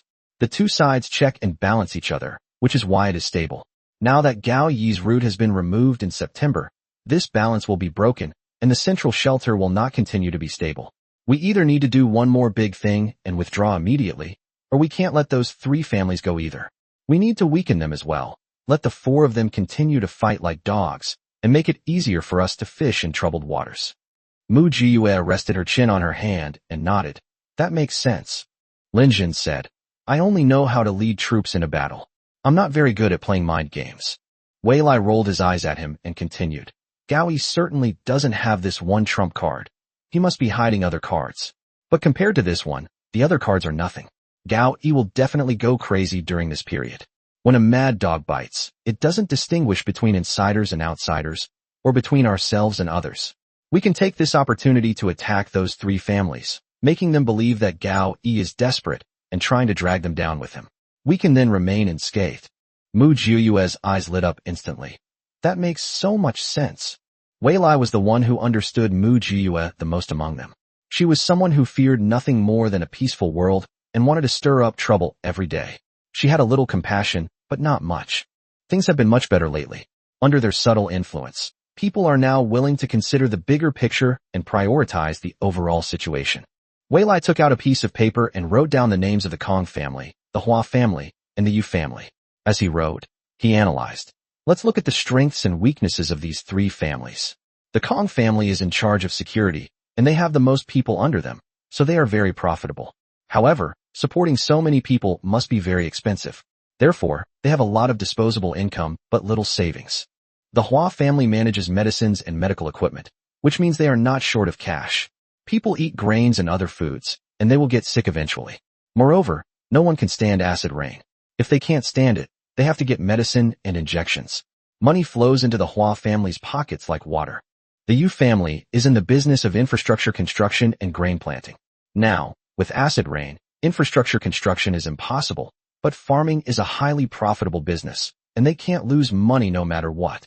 So, who should we target first? Mu Jiyue asked. These three are all about the same. Lin Jun spoke up, saying, I suggest a blitzkrieg, with all three parties attacking together. Blitzkrieg? Yes, let's take care of all three of them in one night. That's more in line with Gao Yi's style, Lin Jun said. Wei Lai and I will cover for you. Acid rain is the best camouflage. No trace will be left. Mu Jiyue stroked her chin. This suggestion is very tempting. It is indeed a bit difficult for me to steal from three bases at the same time, but it is not impossible to try. I need to make some preparations in advance and plan the route. Leave this to us, Wei Lai said. Weapon configuration is up to Lin Jun. Routes and key points are up to me. Lin Jun nodded. No problem. Then let's do it this way. Mu Jiyue looked at Lin Jun and then at Wei Lai. Lin Jun and Wei Lai nodded in unison. Let's do it. Wei Lai and Lin Jun immediately split up, with Lin Jun choosing appropriate weapons based on the condition and combat strength of the three families. Wei Lai studied the travel routes of the three families and the patterns of when they went out and returned home, and picked out the time when their defenses were weakest. Then comes the reconnaissance, repeatedly determining the best firing position. It's said that it's not the theft itself that's scary, but the fact that the thief has his eye on you. And these are three thieves, three highly intelligent thieves, three thieves with full firepower. The three of them whispered and discussed for 3 days, and finally came up with 3 perfect plans. If there are no unexpected issues, use the first option. If there are unexpected issues, activate the second and third options. For 3 days, Gao Yi went crazy. They're really digging 3 feet into the ground to find the murderer. As a result, all young white women and teenagers in the city suffered, and they lived in constant fear and trepidation. The instigator, Mu Jiyue, would hide in her spatial dimension to farm every time the search was conducted, and only come out after the search was finished. Wei Lai and Lin Jun are both adult men who are close to 1.9 meters tall, which clearly does not meet these 2 requirements, so they passed the review easily. Gao Yi's madness has indeed implicated many people, because which wealthy family doesn't support a song and dance troupe or something? It's a dance troupe. How could it be without white ladies and black rose girls? It's a song and dance troupe. How could it not have someone with homosexual tendencies? How could it not have a delicate little boy as a pet? The Kong, Hua, and Yu families were also implicated, causing widespread resentment throughout the city. Just as the Kong, Hua, and Yu families were getting restless and preparing to expose Gao Yi's secrets, all three families collapsed. The first house to collapse was the Yu families. The Yu family mainly engages in farming, so during the day some people work the land, and at night they all go back to rest. Plants need rest too, don't they? After the last shift was handed over, the Yu family members went home without any guilt, leaving behind a few guards. It was at this moment that Mu Jiyue made her move. This time she didn't kill anyone, she only stole goods. She kept going in and out of the space, in and out, in and out. Each time they enter and leave, they plunder large areas of the planting area, taking everything in one go, whether it's soil or crops, fruit or stems and leaves, large pots or small pots. To facilitate planting and increase yield, the planting area adopts vertical farming, which means that inside such a tall greenhouse, there are layers of partitions, and each partition is filled with grains and vegetables. Good management leads to good returns, and it's also convenient to store items in the space. 2 hours have passed. When the next shift of people came to take their turn, they saw that the once full plantation had become completely empty, with nothing left. Help! Help! The sky has fallen. What are we going to do? A group of people rushed over, looked over there, and without saying a word, plopped down on the ground and started wailing. It's over. It's really over this time. This is a super plantation covering more than 2,000 acres. The wealthy people in the entire central shelter all depended on this plantation for their food and vegetables. Now it's all gone. Before the Yu family could even get to the plantation after receiving the news, something happened to the Hua family next door. The Hua family's hospital suddenly caught fire, and everyone rushed to put it out. After they finished putting out the fire, they discovered that the boiler room was leaking. They then rushed off to the boiler room to fix the leaks. After they finished fixing the leaks, they turned around, and the sky had fallen. Their warehouses, medicinal herb gardens, medicinal herb institutes, pharmaceutical production workshops, were all emptied out. What were the security personnel on duty doing? They've all been reassigned to put out fires and fix leaks. The two who didn't go were knocked unconscious and stuffed into the security room, where they couldn't get out. Before the Kong family could even laugh at the Yu and Hua family's misery, their homes were also raided. Chapter 157 Substantial Resentment. Because the Kong family was responsible for the security of the entire shelter, all the supplies and money they collected each day were first stored in a warehouse, and then sent to the Kong family when they had accumulated enough. Under the cover of Lin Jun and Wei Lai, Mu Jiyue searched through each warehouse. The reason the Kong family is listed last is because the people from the Kong family side are responsible for patrolling. The latter half of the night is when they are most relaxed and sleepy, and also when they are most likely to make their move. This time, Mu Jiyue didn't use any firearms. She relied entirely on flying ladders, zip lines, grappling hooks, and parachutes to get things done quietly. After pulling off the job, they turned and ran, leaving Lin Jun and his men to clean up the mess. Operating with such high efficiency, they emptied all 28 warehouses in the central shelter in the middle of the night. When she touched the last one, Mu Jiyue didn't even have time to look at what she had touched before she grabbed it and ran away. A group of people were running like madmen on the rooftop, like parkour performers. At first, everyone ran in one direction, then they split into several directions, and then each person ran individually. Mu Jiyue ran the longest distance, mainly to create opportunities for the others to escape and concentrate firepower on herself. She has a protective charm, so she's not afraid of getting into danger. Others won't do. This trick really worked. After the Yu family realized what was happening, they immediately sent people to chase after Mu Jiyue. Then, when they reached the city gate, the person had vanished. Where is he? Where is he? The pursuers went crazy, grabbing the gatekeeper by the collar and demanding answers frantically. No, there's no one here. The gatekeeper was equally bewildered. No one came here just now. Damn it. I clearly saw him running this way just now. He was right at the gate. How could he have disappeared? The pursuer pressed his weapon against the gatekeeper's forehead. Were you on their side? Were you covering for them? I knew it. This whole thing was suspicious. So many supplies, so much gold, just vanished like that. So you opened the gate for them. You were working with them from the inside, weren't you? The gatekeeper cried out that he was innocent. I really didn't know. Bang. A gunshot rang out. The gatekeeper collapsed in the acid rain with an incredulous look on his face, and quickly melted into a pile of bones. Chase them. They can't have gone far. The pursuer gritted his teeth and said, If we don't bring them back today, none of us will live. A whole group of people rushed out of the city, chasing after it like headless flies. However, with such heavy acid rain, cars that haven't been protected can't go far before their tires are corroded and burst. Damn it! The pursuer slammed his fist on the steering wheel, venting his anger. The car squeaked and groaned as it was pounded, but to no avail. Several groups of pursuers all said that they disappeared from sight once they reached the city gate. Then the focus immediately shifted to the Kong family, who were in charge of security. Without further ado, the Kong family opened the doors of their 28 warehouses and said, "If our Kong family were colluding with them from the inside, would I need to go to such lengths? Do you know? These 28 warehouses represent most of our Kong family's wealth. All the wealth we've painstakingly accumulated over the years is gone. Gone." The Kong family representative stomped his feet and shouted angrily, "If I find out which little bastard did this, I'll skin him alive. Our family has also suffered significant losses. All our Chinese medicinal herbs are gone." The Hua family representative also looked gloomy. "We also have some family heirloom pills that have been passed down for centuries, and they're gone too. From now on, we won't be able to get any more life-saving medicine. Our family is the same." The Yu family representative was heartbroken. Those bastards didn't even leave the soil behind. They took the pots and the soil with them. With this acid rain, where are we going to find good soil? I'm going to have to tear down the house and dig up the soil from underground. After the three finished talking, they all looked dejected. That real resentment was practically ready to explode at any moment. Gao Yi, however, was overjoyed after hearing about the ordeal of the three families. He was initially very worried that his underground palace had been blown up and his coal mine had been raided, and that the three families would definitely have no scruples and would be ready to take action against him. As a result, before he could even plan a counterattack, those three companies themselves went bankrupt. Ha ha ha. From this perspective, that gang was quite good. They shared the spoils equally, leaving no one out. However, this incident has finally confirmed our suspicions, the Hua family representative said. They were indeed a group, and their coordination was excellent. There must have been someone among the guards at the city gate who colluded with them.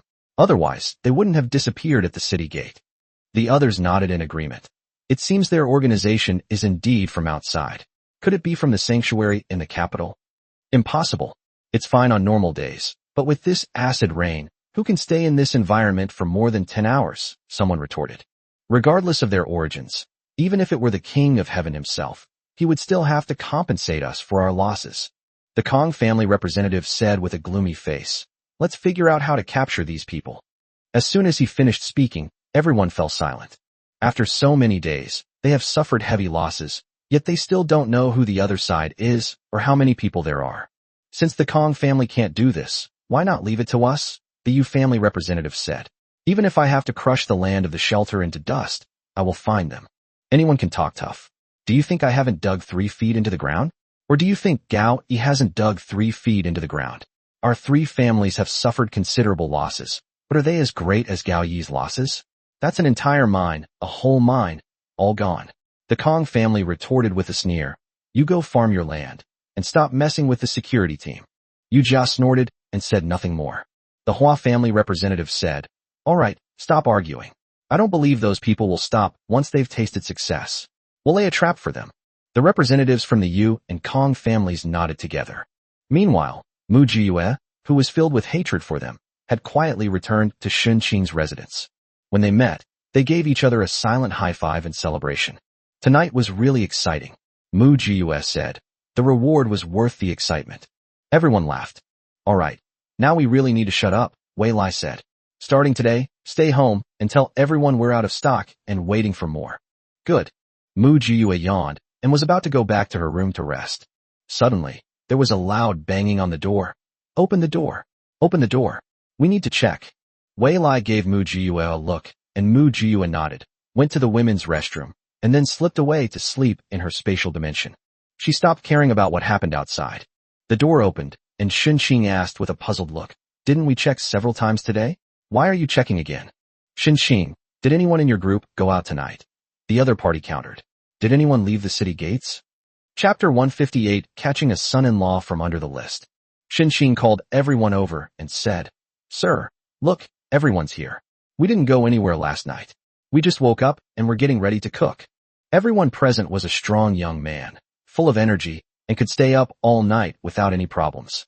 Everyone looked energetic and lively. Yeah, we just got up. What happened? The search team looked inside and out thoroughly, but found nothing illegal. There were none of those shuttles, parachutes, or ladders. Some people even went to their bedroom to touch the blankets, and they were indeed still warm. All right, that's all. If you see any strangers, report them immediately, understand?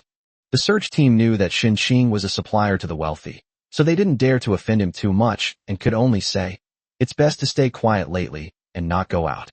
All right, fine. Xing very tactfully slipped a gold bracelet into the other man's pocket. Have some tea for the brothers. Everyone's worked hard. The search team nodded in satisfaction and left with their men. All right, don't sleep during the day today. Hang in there a little longer and go to bed early tonight, Xing said cautiously. Don't let them find any fault with us. Yes.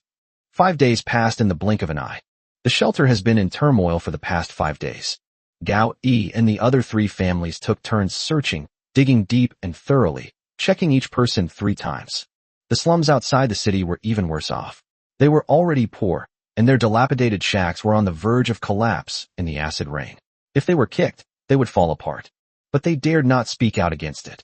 If they dared to utter a single word of dissent, they would be dragged into the acid rain and drenched to death.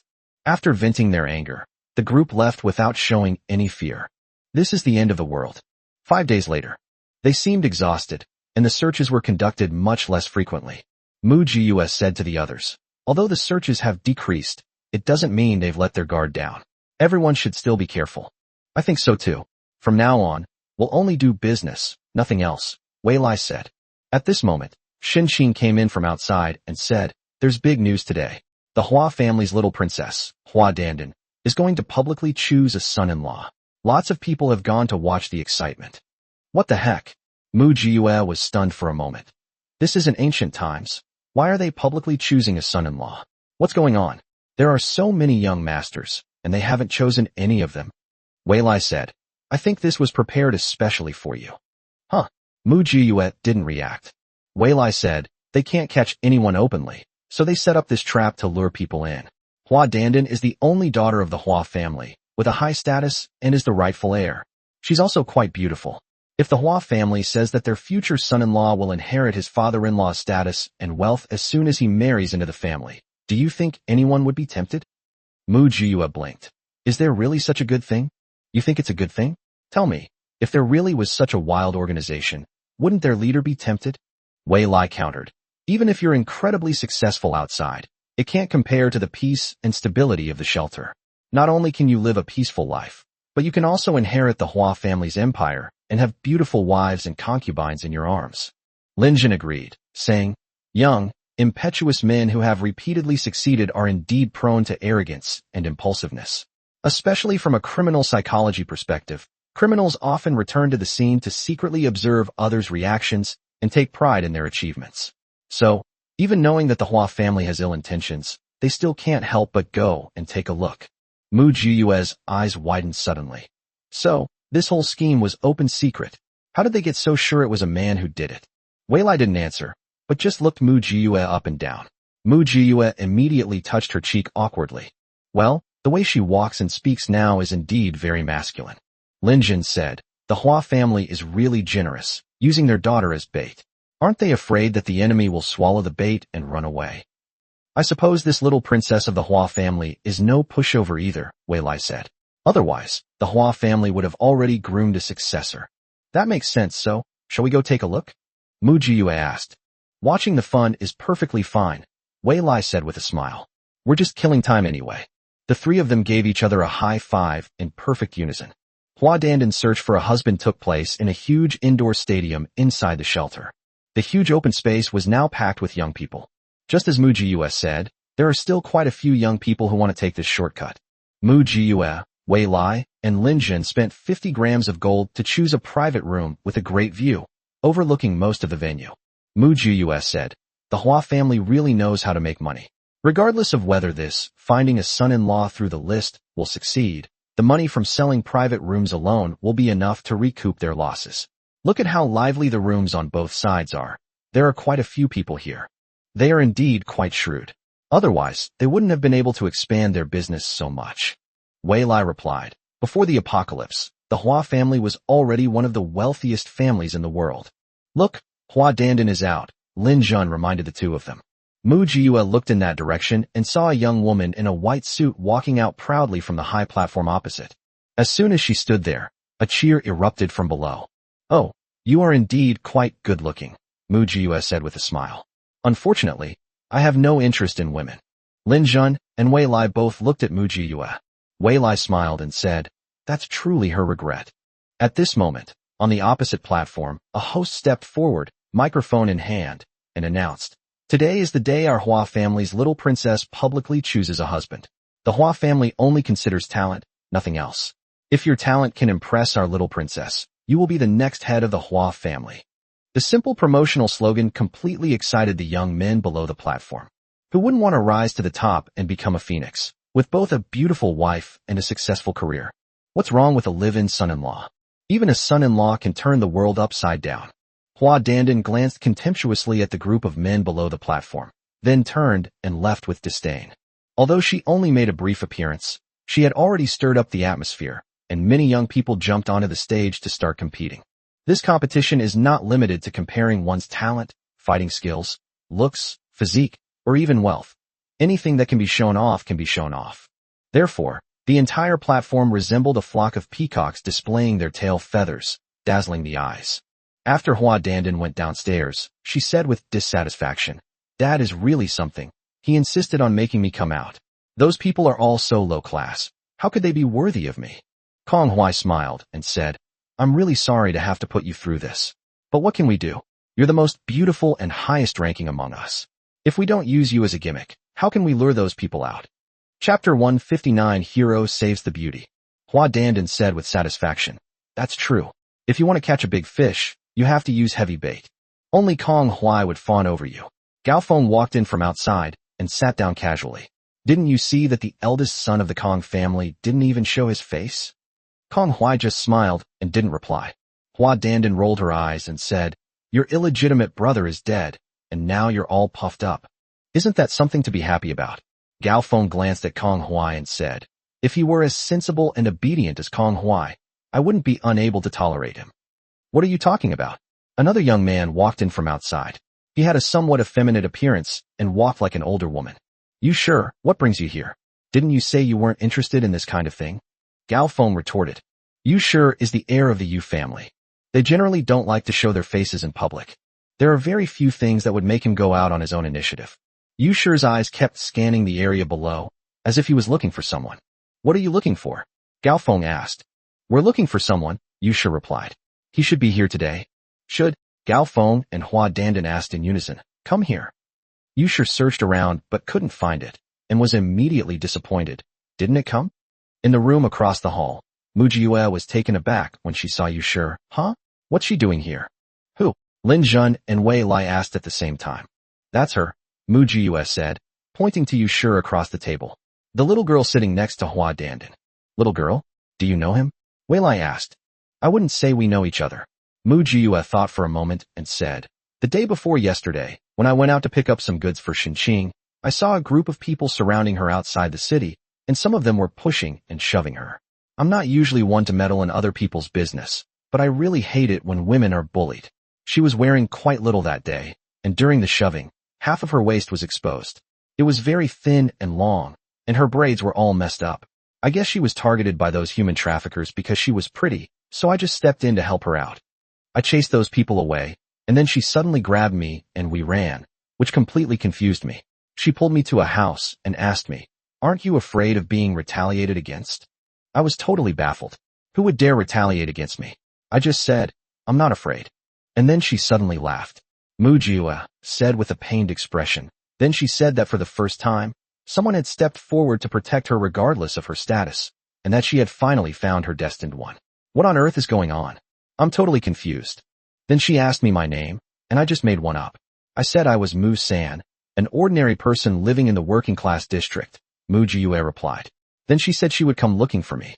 I thought, is this person out of their mind? Why would she come looking for me? She suddenly shoved a small bag into my hand and left. Mu Jiyue took out the small bag from her spatial storage. Here, this is it. Wei Lai snatched it away quickly, opened it, and found a palm-sized rectangular object that looked like a cassette tape inside. Lin Jun, being well-informed, recognized it immediately. Isn't this a signal receiver? Signal receiver? Before Mu Jiyue could finish speaking, she saw Yu Shirting stand up on the opposite platform and look towards the location of Mu Jiyue's room. Holy crap! Mu Jiyue grabbed the signal receiver and quickly threw it into her spatial storage. The next second, Yu Shir on the other side held a signal search device in his hand with an incredulous look on his face. The signal was clearly there just now. How could it disappear again? He must be nearby. Yu Shir couldn't sit still any longer and hurriedly left. Gao Feng glanced at Yu Shir's retreating figure and asked Kong Huai and Hua Dandan, "What's wrong with Yu Shir?" Hua Dandan shrugged. "Who knows? The head of the Yu family has a bad temper, but I didn't expect his child to be such a pushover. I think the Yu family would be more suited to having a son-in-law marry into the family." Kong Huai didn't want to judge, he just smiled, clearly agreeing with Hua Dandan's opinion to some extent. These young masters were out of step with the rest of the world. Mu Jiyue asked Wei Lai and Lin Jun anxiously, "Did I cause trouble? Should I have meddled and gone to save people?" Wei Lai looked Mu Jiyue up and down and said, "I think Yu Shir has taken a liking to you." "What the hell?" Mu Jiyue's voice rose 3 octaves. "I don't like women." Lin Jun suppressed a laugh. "Yu Shir is a man, but he looks a bit effeminate." Mu Jiyue's eyes widened in disbelief. "What the hell? A man? And he looks like that? You're the only woman allowed to look like a boy, but a man isn't allowed to look like a girl?" Wei Lai looked at Mu Jiyue with a half-smile. Mu Jiyue rubbed her face vigorously and said, "That's not right either. My public image has always been that of a man. I'm a man to the world, So he's not allowed to like men?" Wei Lai retorted. Mu Jiyue was speechless when asked the question. Lin Jun patted Mu Jiyue on the shoulder and said, "A hero rescuing a damsel in distress is a fatal attraction for rich young men. This is ridiculous." Mu Jiyue was speechless. "If I had known earlier that he was the heir of the Yu family, I would never have gone to save him." "Yu Shir is coming with his men," Wei Lai reminded her. "You should quickly hide in your spatial dimension." Without saying a word, Mu Jiyue turned around and entered the space. The next second, there was a knock on the door. Yu Shir and his men then entered. Yu Shir looked around but couldn't find the person he was looking for, and a clear sense of disappointment appeared in his eyes. He ignored Wei Lai and Lin Jun, acting as if they were invisible. Wei Lai and Lin Jun were hoping he would ignore them, otherwise they would have had to waste time explaining. Just as Yu Shir was about to leave, his gaze suddenly fell on the teacup on the table, and he asked, "Is there a third person in your room?" Wei Lai also saw the teacup and inwardly cried out in alarm. Lin Jun reacted quickly and said, "No, it's just the 2 of us. Do you think I'm stupid?" Yu Shir pointed at the teacups and said, "2 of you using 3 teacups? This teacup is for you." Wei Lai also realized what was going on. How could we not welcome the esteemed young master of the Yu family with open arms and fragrant tea? Yu Shir completely ignored Wei Lai's flattery and asked, "Have you ever seen a boy who isn't very tall, around 20 years old? He's very handsome, has a wildness about him, is a bit unruly, and seems very straight-manly." Wei Lai pondered for a moment, and thought the description was quite accurate. Wei Lai shook his head. "I haven't seen it before. Why don't you go check other rooms?" Yu Shir stopped talking, turned around, and left. After more than 10 minutes, Mu Jiyue finally came out of the space and asked in a low voice, "Are you gone?" Wei Lai and Lin Jun looked at her with amusement. "September, your peach blossoms are in bloom. Come on, please." Mu Jiyue looked disgusted. "I only eat peaches, not peach blossoms." I think he didn't believe us just now. He might have someone guarding the door. "If you go out, you'll be caught red-handed." Wei Lai reminded her. "Yu Shir looks weak, but he has a kind of paranoid air about him." Chapter 160, Searching for Mu-san. Lin Jin chimed in. "She looks so delicate and weak, but she has a hint of mental illness in her." Mu Jiyue said, "Isn't he mentally ill? He's the heir of the Yu family, yet he was being shoved and bullied by a group of people outside the city, like he was being bullied. Damn, would a normal person do something like that? Isn't this just entrapment? If you don't go to save him, will he kill you? They say you have no compassion. But if you go to save him, he'll harass you? What is this if not insane?" Wei Lai touched Mu Jiyue's forehead. "Huh, are you so clear-headed? I thought I had to give you a long lecture." Lin Jin laughed and said, "September isn't like that. How can someone who's obsessed with love achieve anything great?" Mu Jiyue rolled her eyes frantically. "What a load of rubbish about being lovey-dovey. I've never even considered romance. Forget about a brain-dead lunatic like you, sure. I wouldn't even consider a normal person. What era are we living in? It's the apocalypse. Why are we talking about love when we should be focused on survival? Oh, wait. Other people still need to date. Otherwise, how will the base grow its population? Wei Lai and Lin Jun burst into laughter at the same time. Mu Jiyue is just too clear-headed. Those who survived the final hurdle of the apocalypse were all living with clear minds. Then how will we leave later? Wei Lai asked. If you hide in the space, can we take you out? Mu Jiyue shook her head. No, you'll come out the same way you went in. But don't worry, I have a way. At this moment, Lin Jun suddenly spoke up. Look over there. Mu Jiyue and Wei Lai looked out the window and saw a man with a good appearance and temperament who had been chosen on the high platform. The man walked towards Hua Dandan, knelt on one knee, opened the box in his hand, and said, Miss Hua Dandan, I have liked you for a long time. Please give me a chance to take care of you. Hua Dandan glanced at the other person and said arrogantly, Then I'll give you a chance. How many days do you think this poor man can live? Mu Jiyue asked, arms crossed. 5 days, Lin Jun said. 3 days, Wei Lai replied. The three of them laughed together. It seems no one has high hopes for this poor soul. That Hua Dandan is clearly not a good person. A good person wouldn't be able to secure the throne as an heir while being a woman. Others thought Hua Dandan was bait, but in fact she was the monster that devoured people. This is boring, let's go, Wei Lai said. Since someone is willing to take the bait for us, let's just watch the show. Wait for me. Mu Jiyue flashed into the space. 15 minutes later, she emerged transformed into a giant loli. Layer upon layer of pink and shimmering dresses, and an exquisitely sparkly makeup look. Aside from being a bit too tall, it's an exquisite human-shaped figurine. Oh, uffed. Wei Lai and Lin Jun spat out their tea. Cough, cough, cough, cough. Your outfit. Cough, cough, cough. Mu Jiyue said helplessly, There's nothing I can do. I would like to dress up as a normal woman, but you've forgotten that I disguised myself as a white woman when I infiltrated the underground palace. Now that they're arresting white women like crazy, I can't risk it. Then women from the Eastern Great Kingdom will also be fine, Wei Lai said. That won't work either, Mu Jiyue said awkwardly. I used the image of a woman from Dongwa to rob Gao Feng's villa. The people outside who are frantically arresting young women are Gao Feng's men. You've really blocked every path for yourself, Lin Jun said. The boy, the white woman, the Eastern woman, the young man, they're all wanted. So, all that's left is to dress up as a little girl. Mu Jiyue said impatiently. Let's go. Let's go. This outfit is so awkward.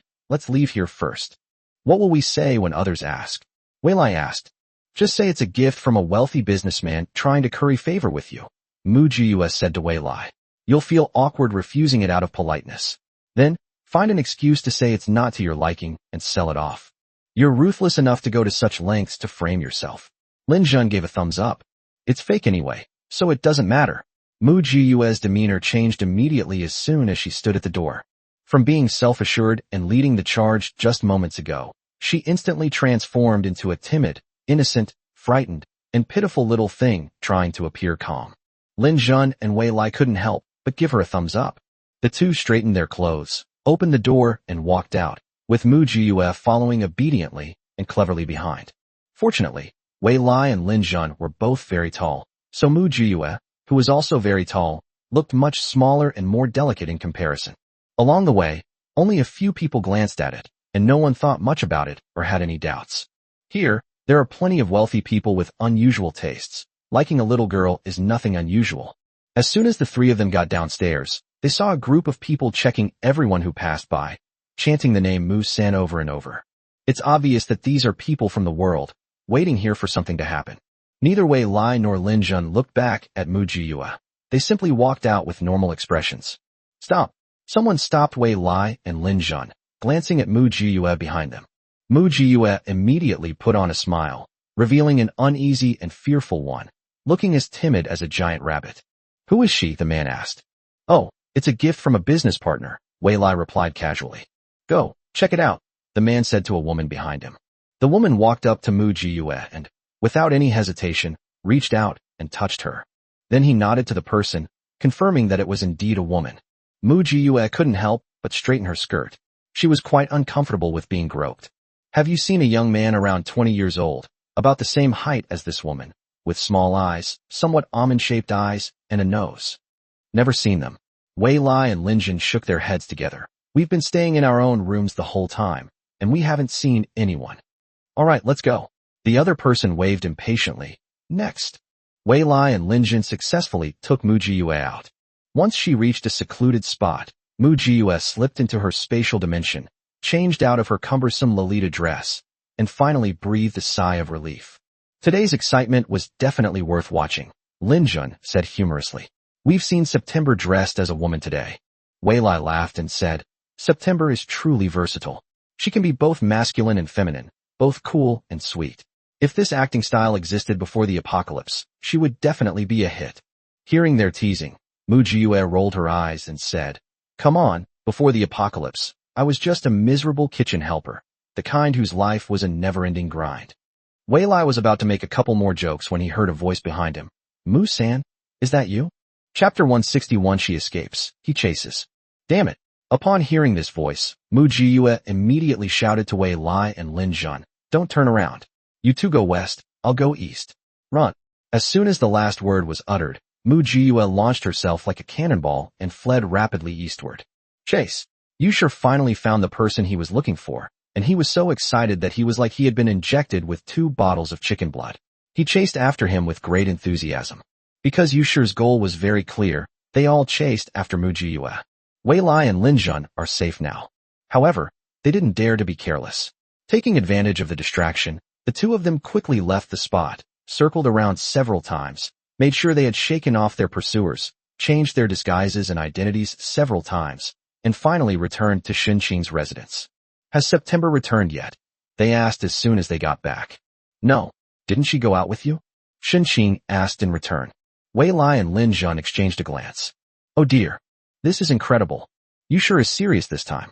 In September, their family either doesn't make a move at all, or when they do, it's a huge one, directly causing the Yu family heir to fall for them. At this moment, Mu Jiyue felt extremely miserable. If she had known that Yu Sure was so crazy, she would never have bothered with his affairs. Serves you right for being so impulsive. I've never been this mischievous in my past life. I've been living too comfortably in this life, to the point that I've forgotten how many crazy people there are in the apocalypse. This is the 3rd time Mu Jiyue has hidden herself in the spatial dimension. She was puzzled. She could easily evade the pursuit of Gao Yi, the Kong family, the Hua family, and the Yu family. So why couldn't she escape Yu Sure? Could she have been fitted with some kind of tracking device? Etc. Signal receiver. Mu Jiyue's pupils contracted. He immediately took out the signal receiver from his spatial storage. Sure enough, the group of people she had shaken off turned around and headed in her direction. It seems that this really is it. But that doesn't make sense. It's already been thrown into the spatial dimension. So how could it still catch up with me? Could it be something else? Mu Jiyue smelled a faint orchid fragrance on her body. The scent of orchids? She never uses any perfume, and even the soap she uses for bathing and washing her hair is unscented. Where is this fragrance coming from? Fragrance, aroma, perfume, etc. She had just drunk tea made with orchids. Grass. So that's where the problem was. Although she was with Wei Lai and Lin Jun, their heights were clearly mismatched, and only she met the criteria. So of course the other party was relentlessly pursuing her like a mad dog. Mu Jiyue flashed into her spatial dimension again and frantically washed her hair and took a bath. Luckily, she had her spatial dimension, otherwise she really wouldn't have been able to escape. Huh? Where did he go? The pursuers reached this place and disappeared again. Is this guy some kind of local deity? He can just disappear into any random place. The person who spoke was slapped hard on the head. What are you saying? That's the person our young master is looking for. By the way, why is the young master looking for this person? And why go to all this trouble?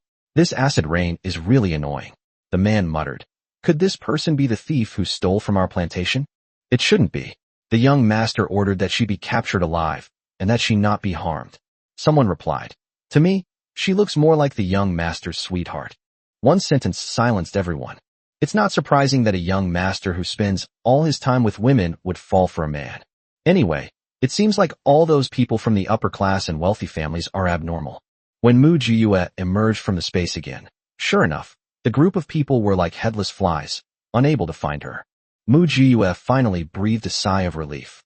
That's fucking wicked. Who would have thought there was something wrong with the tea? So, how could you sure be so certain that he would definitely go to Hua Dandan's selection of a husband? When Mu Jiyue got home, it was already evening. As soon as she entered the door, she complained that she was hungry. I'm exhausted. That you sure has a nose like a dog. He came right up to me by smelling the food. How did he find you so accurately? Wei Lai quickly brought her food, watching Mu Jiue wolf it down. Don't even mention it. There was something wrong with the tea we drank, and he's never let his guard down since. Mu Jiue said while eating. We can't stay here anymore. We have to find somewhere else. I suspect that you sure will come knocking on our door sooner or later. After all, he has seen both of you. Also, once Yu sure sets his sights on us, it will definitely arouse the Yu family's vigilance. And once the Yu family is on their guard, they will easily associate me with the thief who stole from their house. September is right. Lin Jin came downstairs and said, I also think we should change our base. Xin Qing looked reluctant. But we haven't sold all our goods yet. We're not selling anymore, Mu Jiue said with a pained expression. We've already gotten enough. We can't afford to lose more than we gain. The central shelter is still a force we can't compete with. Wei Lai nodded. That's right. Xin Qing, you have 3 days to sell off everything you have. It's okay if you can't sell it all. We'll find another opportunity to sell it. The rest of you, pack your things and leave the shelter in batches to wait for us outside. No, 2 days at most, Lin Jin said. Start preparing now. Xin Qing immediately stood up straight. Yes. Mu Jiue wolfed down her meal and said, we can't just leave like this. We need to stir things up. Ideally, we should make them fight amongst themselves so they won't have time to deal with our dawn base. We still need to keep a low profile, develop stealthily, and wait for the right opportunity. Counting the days, we've been out for quite a while now. Director Lin is alone at home. I don't know if he can manage. Wei Lai comforted her. Don't worry, he can handle millions of people, let alone only 80,000. Lin Jun also said, with my people stationed there, no one dares to riot or cause trouble. There are no issues with discipline. That's fine then. Mu Jiue said, before we leave, let's kill Gao Yi and make those 3 families fall into chaos. What do you think? With Gao Yi dead and Gao Feng in power, the Kong family, the Hua family, and the Yu family will definitely not accept him. Without the coal mine, the Gao family will lose their trump card, and they will surely seize power. But how do we kill him? He's like a frightened bird now, always surrounded by dozens of bodyguards when he goes out, Wei Lai asked. Lin Jin also said, killing Gao Yi is quite difficult, but it's not impossible to give it a try. Leave this to me, Mu Jiue said. Since I'm the one who caused this mess, I'll clean it up. Just do your best, don't force it, Lin Jin advised. I know. Don't worry, I know what I'm doing, Mu Jiue replied. On the other side, Yusha received the news that the person had been lost. Yusha's face was as gloomy as ice. He lashed out with his whip, sending the person who was reporting flying. Useless, Yusha said coldly. You can't even track down a person. What use are you to me? Young master you. It's not that we're useless, it's that he's too capable. So many of us surrounded him, and he just disappeared right before our eyes. The man below replied with a wronged expression. Young master, he's so skilled. Could he be the thief who stole from our house? Chapter 162, Orderly Evacuation. Yusha was stunned for a moment, then defended Mu Jiue. Impossible. He wouldn't do such a thing. Don't mention this again, and don't let my father know, understand? If you dare to leak this, I'll skin you alive. Yusha coldly warned. Yes, absolutely not. Yusha waved them away, then sat by the window, gazing at the peony he had painstakingly cultivated at great expense. He gently stroked it and murmured to himself, Mu-san, I will definitely find you. You are mine. Mu Jiue, who was warming herself by the fire after a satisfying meal, suddenly sneezed for no apparent reason. Ugh, this damn weather. Xin Qing was directing the people behind her as they were moving things when she saw Mu Jiue sneeze. She kindly reminded her, the temperature is getting lower and lower now. You should wear more clothes. It's nothing. I'm as strong as an ox. Mu Jiue yawned and said, never mind. I'm going to sleep. I need to conserve my energy for something big. As soon as Mu Jiue left, Xin Qing whispered instructions. You guys, leave here first. There's a safe house 3 kilometers southwest of the city. Go there and wait. Once you have enough people, return to K-City. And what about you? The other person asked. I waited for the next group to arrive and handed them over to him. Xin Qing replied. We're all familiar faces here now, so it's not convenient to continue hiding. We all need to evacuate. K-City has already arranged for a second group to come, and they should arrive tomorrow. Okay, we'll go first then. Be careful. Don't worry, with the base commander here, we're safe. Xin Qing patted the other person on the shoulder. This time, we've really made a great comeback. Everyone smiled. 2 days passed in the blink of an eye. The The spies and informants who were previously stationed here have all been replaced, and the handover has been completed. Xinqing is leaving today with her last 4 junior brothers. Before leaving, Xinqing asked Wei Lai, "Mr. Wei, are you sure you don't want to come with us?" "We still have important things to finish up," Wei Lai replied with a smile. "Don't worry, we'll catch up with you soon. Let's go." "All right," Xinqing said. "Then you all be careful." Wei Lai nodded with a smile. After Xinqing left, only Wei Lai, Lin Jun, Mu Jiyue, and 2 assistants remained in the small building. Everyone else has already evacuated. The newly recruited undercover agent went elsewhere to re-establish his own base. This outpost is now useless. If we really want to kill Gao Yi, then I suggest we take one last hit on his assets, Lin Jun said, pointing to a simple map. The Gao family used to be in the coal mining business, so they are very good at mining and storing coal. In addition, they also have a lot of grain and water stored here. Is the location confirmed? Wei Lai asked. Confirmed. But the defenses are tight, with guards every 3 steps and sentries every 5, Lin Jun replied. Based on my experience, it would take at least 1,000 men to break in. You could say Gao Yi has deployed all his elite forces here. This is the Gao family's last lifeline. If we can take these supplies, once Gao Yi dies, Gao Feng will definitely not be able to inherit Gao Yi's connections. At that time, the central shelter will surely descend into chaos. Coal is a good thing. Mu Jiyue came over and said, although I don't lack coal, with a population of over 800,000, the consumption is a terrifying number, so naturally the more the better. The fact that it's so heavily guarded suggests it might contain not only coal and food, but also weapons, Wei Lai said. I have the same suspicion, Lin Jun said. I have been inquiring around these past few days, but I haven't been able to find the armory of the central shelter. This is not normal. And the Kong family, the Hua family, and the Yu family have been eyeing Gao Yi covetously but dare not overthrow him. Gao Yi must have something to rely on. Besides the coal mine, it must be weapons. Weapons? That's great. Mu Jiyue's eyes lit up immediately. She had been drooling over the weapons at the central sanctuary last time, and even stole so many of their boats. Why not just grab them all this time? What will be the next natural disaster in September? Wei Lai suddenly asked. Mu Jiyue thought about it seriously and said, acid rain corroded the rocks, soil, and buildings on the ground, and everything turned into sand. When the wind blows gently, it can cover the sky and block out the sun. So the next thing is a sandstorm? It must be gales, hurricanes, typhoons, accompanied by sandstorms and drought. The surface water of the planet's land has mysteriously disappeared. The oceans continue to encroach on the land, and mass extinctions are occurring. But mutated animals and plants have suddenly risen up, like new species, gradually encroaching on human territory. If there's a recent disaster, it's that the mutated animals and plants are coming. Mu Jiyue sighed. We really should retreat. Judging by the time, the mutated animals and plants should be heading this way from the capital's sanctuary. Wei Lai and Lin Jun's expressions changed simultaneously. With so many disasters happening at the same time, it is indeed very difficult to handle. Don't think too much about it. Let's focus on the present. Mu Jiyue was quite optimistic. We're so well prepared. What's there to be afraid of? Wei Lai and Lin Jun also breathed a sigh of relief. That's right. If anyone should be afraid, it's others. We've prepared so thoroughly. Let's just do it. Come on, let's make a plan and rob Gao Yi. Mu Jiyue pulled Wei Lai and Lin Jun to sit down and began to whisper and discuss. At this time, Gao Yi, the unsuspecting victim, was also very cautious. He was accompanied by at least 20 bodyguards who protected him closely. He was worried about Gao Feng, so he went to inspect his property himself. Director Gao.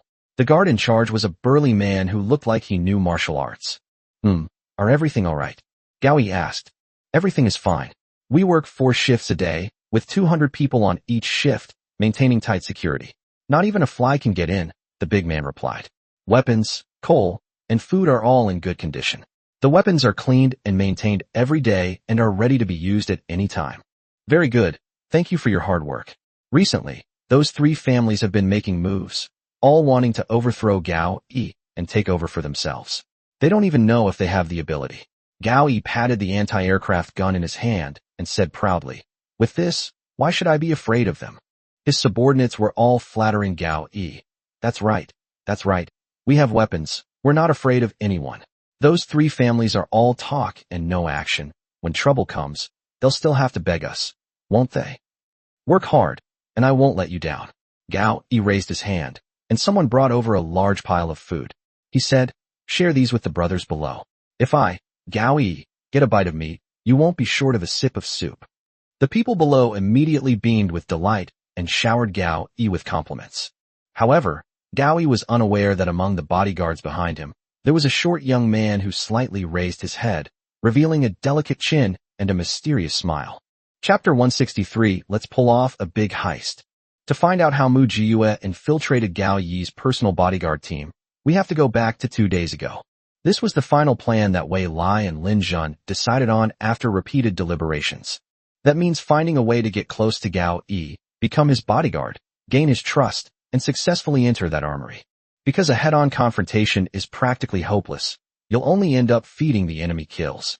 Because they took advantage of people quite aggressively recently, Gao Yi is now extremely paranoid and sees threats everywhere. He was extremely afraid of dying.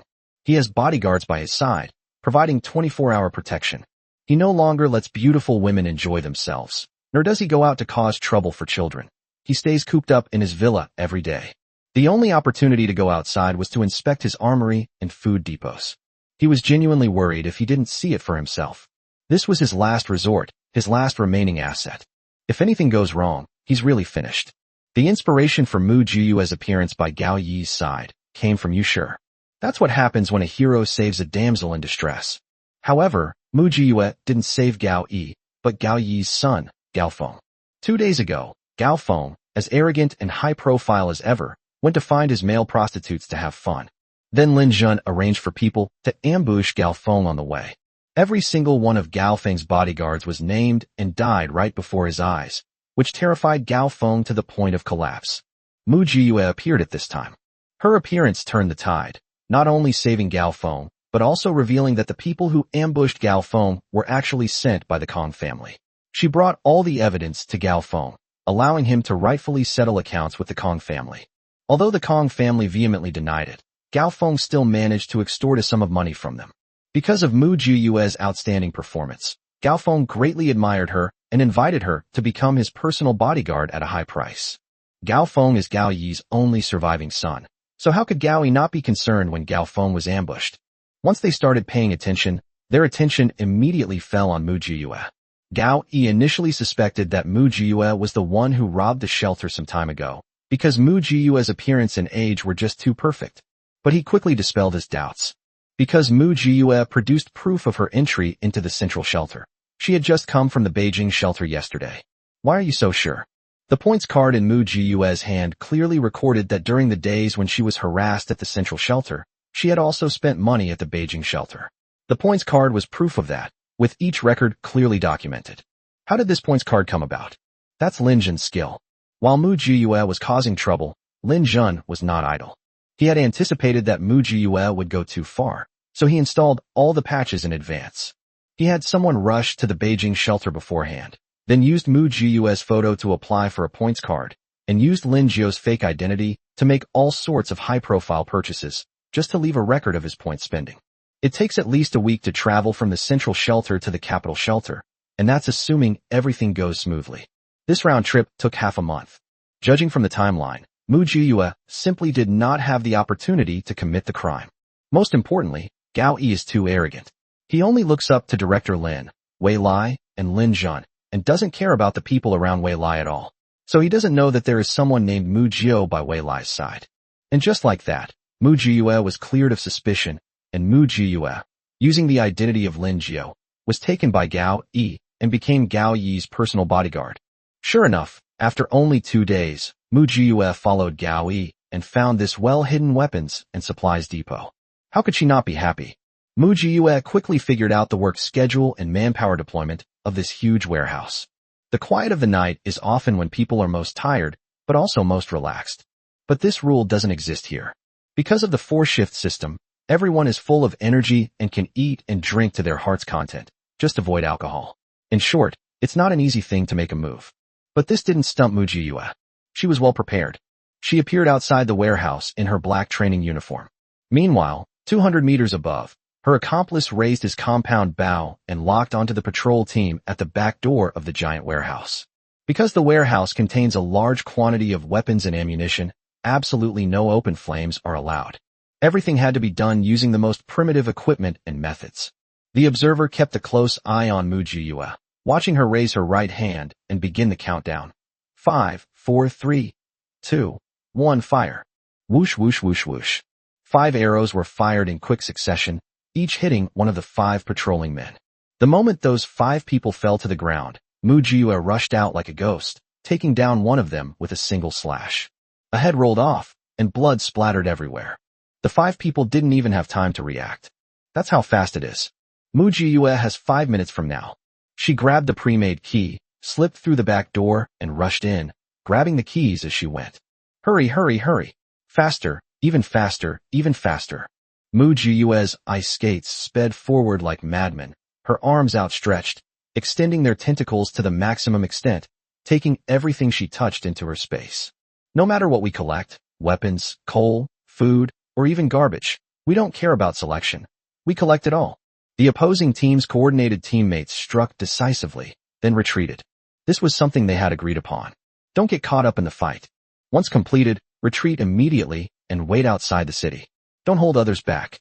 Mu Jiyue didn't dare to blink, constantly dodging possible ambush points. Her mind was clearer than ever before. The map was firmly etched in her mind, and she kept dodging and jumping to avoid patrol points. A minute passed. 2 minutes passed. 3 minutes, for minutes. 50 seconds left, 40 seconds left, 30 seconds left. 10, 9, 8, 7, 3, 2, 1. Time's up. Stop. Mu Jiyue showed no reluctance to continue the fight and turned to run away without hesitation. The alarm went off the moment she rushed to the back door of the warehouse. Buzzing. The alarm blared shrilly, as if trying to deafen us, screaming wildly. Meanwhile, the second patrol team arrived and discovered the 5 people who had been hacked to death 5 minutes earlier. The second team was taken aback and frantically called for backup. Help! Help! Enemy attack! Mu Jiyue pulled out a shotgun from her spatial storage and, without even looking, started firing at them. Shotguns are incredibly powerful. They might not kill you, but they'll definitely cripple you, rendering you unable to move. Their area of effect is extremely wide, like scattering beans. Wherever they're scattered, a whole area falls. Grab him. Quick. Call for backup. The patrol captain roared hysterically. If we don't catch him, we're all dead today. Chapter 164 Show. Do you want to rise to the top? Mu Jiyue rushed out onto the road, leaped into the car that was already prepared, and drove around the city, turning left and right, fleeing frantically. A convoy quickly appeared behind them, chasing relentlessly. Although she has been here for quite some time, she is not as familiar with the area as the locals. As we walked, we came to a dead end. Damn it, Mu Jiyue cursed and abandoned the car to flee for her life. He grabbed his weapon, flipped over the wall, and sprinted across the rooftop. Puff, puff, puff. Countless bullets flew past her. Mu Jiyue kept going into the space to dodge, and then came out again to continue running for her life after the bullets had passed. More and more people are chasing after them. Nearly 1,000 people, like madmen, charged towards Mu Jiyue without regard for their lives. As Mu Jiyue ran, she suddenly realized that she had wandered into a villa area. Grass. I was careless. It's not a good place to hide. Just as Mu Jiyue was about to change locations again, a figure suddenly appeared in front of her. Upon seeing her, the other person exclaimed in surprise. Mu-san, what are you doing here? Shoo. Mu Jiyue recognized the other party as well. Wasn't this the crazy Yushur who had been chasing after her? Mu Jiyue covered Yushur's mouth with a shove, roughly pushed him against the wall behind him, and imposingly pinned him down. Shut up. Yushur also heard the commotion outside and asked vaguely, Are you the one they're chasing? Mu Jiyue rolled her eyes at him. Otherwise what? What did you do? Yushur tried to break free from Mu Jiyue's grasp, but Mu Jiyue was too strong, even stronger than him, a man. Yushur could only give up, letting Mu Jiyue cover his mouth, neither asking for help nor informing on him. Once that group of people caught up with them, Mu Jiyue let go and was about to leave. Yushur grabbed her hand instead. Where are you going? Let go, or I'll kill you, Mu Jiyue said coldly. Mu-san, is your real name really Mu-san? Yushur said, Don't worry, I won't betray you. But I need to know your real name. Mu Jiyue looked at Yushur with disbelief. Does this idiot know what he's saying? They are the enemy. You can't escape like this, Yushur said. Once the Kong family makes a move, not even a fly can get away. Come with me. After saying that, Yushur turned and left. Mu Jiyue watched his retreating figure, her eyes flickering a few times before deciding to trust him this once. Even if it means walking into a trap, I still have room to hide temporarily. As for why you sure helped her, she didn't care why. Talking about reasons and causes with an idiot, a madman, and a lunatic is just nonsense. You sure led Mujiua through the strange rocks and forests behind the villa area, wandering around for who knows how many times, and actually managed to get out of the villa area. Just then, a shout came from afar.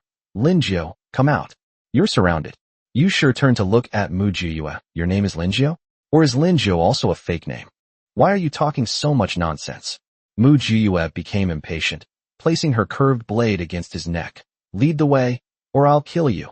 You sure couldn't help but tilt her head back, revealing her delicate face. I'm becoming more and more curious about you.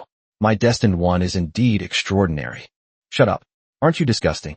Mujiua was almost sick with disgust. It's too greasy. Were you the one who robbed my plantation? You sure asked. Mujio didn't answer, but instead lowered her eyes slightly, listening carefully to the sounds outside and trying to discern their plans. Where is this place? Mujiua asked. Southeast Gate, Yusha replied. The coastline is right outside. Falling in means certain death. Do you dare? What's there to be afraid of? Mujiua retorted. You brought me here. Aren't you afraid your family will find out? I'm more afraid of missing you, Yusha replied. Mujiua wiped her hands disgustedly. You sure are you sick? This is the apocalypse, and you're still playing the sadomasochistic card. I'm sick. I have a disease that makes me miss you when I can't see you. It's called MMM. Mujiua pinched Yusha's mouth shut with her hand. I just couldn't listen to it anymore. That's disgusting. Yusha, listen up. Mujiua pinned Yusha against the wall. I'm asking you, do you want to take over? I'll help you kill Gao Yi, and you'll take over. Yusha suddenly looked at Mujiua. He wanted to say something, but Mujiua's hand was pressing too tightly, and he couldn't say a word. He could only blink repeatedly, signaling her to let go with his eyes. Mujiua didn't want to listen to his nonsense, so she didn't let go and continued. Where would Gao Yi most likely go if he were in danger? Yusha vaguely pointed to the villa in the very center of the villa area. That place, is that Gao Yi's residence? Mujiua asked. Why have I never seen him go there before? Yusha shrugged.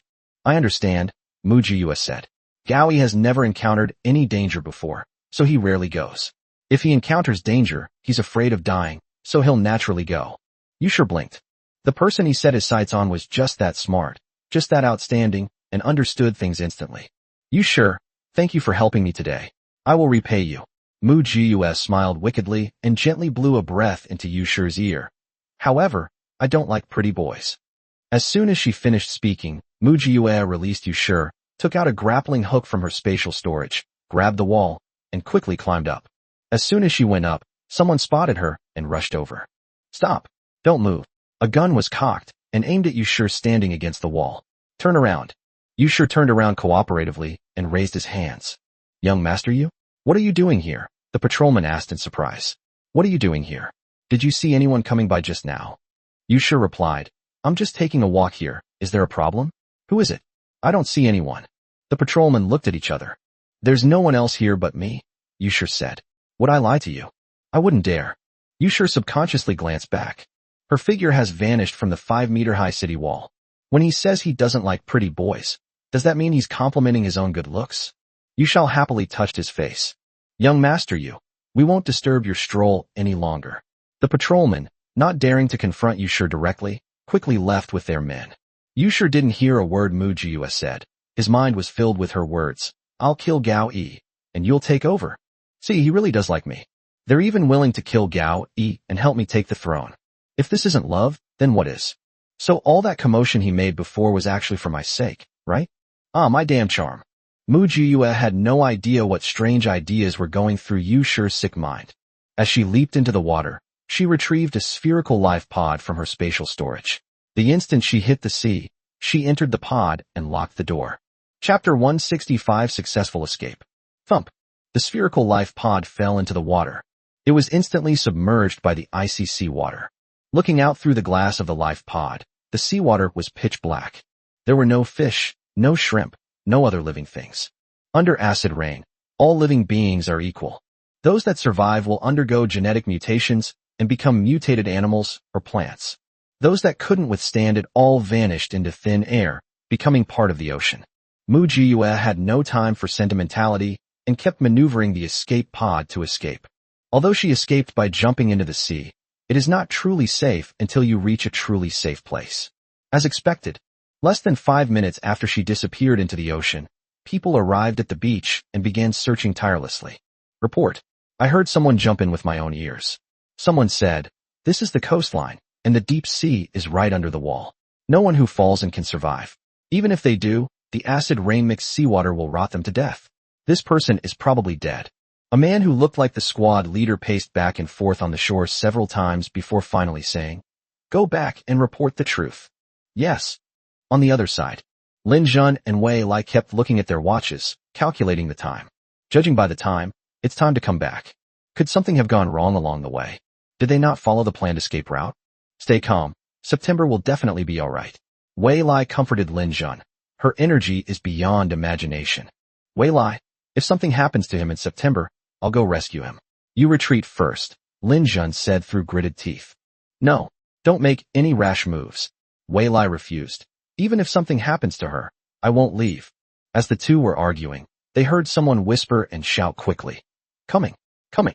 Wei Lai and Lin Jun turned their heads at the same time and saw a spherical object, like a spider with outstretched legs, splashing through the water as it approached. The spherical escape pod stopped in front of Wei Lai and Lin Jun. A door opened from the inside, and Mu Jiyue crawled out, covered in sweat. Damn, I'm exhausted, Mu Jiyue said, panting heavily.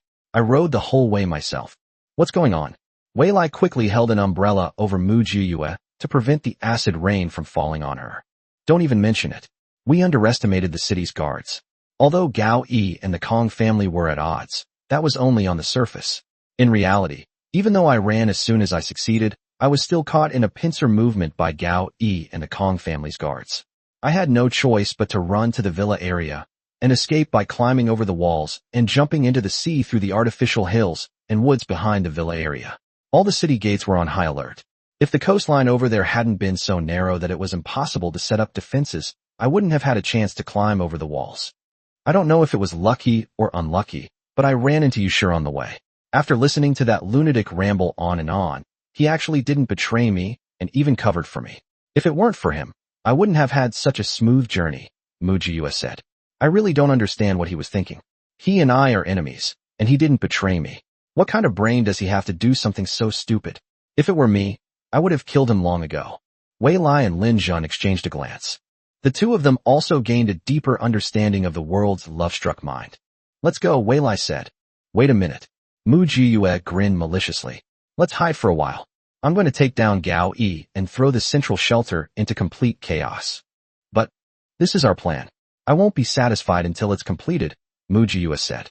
Let's find a place to hide first. Looking around, Mu Jiyue lowered her voice and said, I'll go a little further away first and deploy a large escape pod. We'll make do in the escape pod for a couple of days. Okay. Lin Jun agreed first. Since we've already done something big, why not do something even bigger? Wei Lai reluctantly agreed. All right. Wait here. Mu Jiyue put on her acid rain protection helmet and ran out. Under the cover of night, when no one was watching, a 10-person life pod with 10 layers of protection was released from the space. Mu Jiyue took the opportunity to stuff a lot of food, water, and even some magazines and novels to pass the time into the life pod.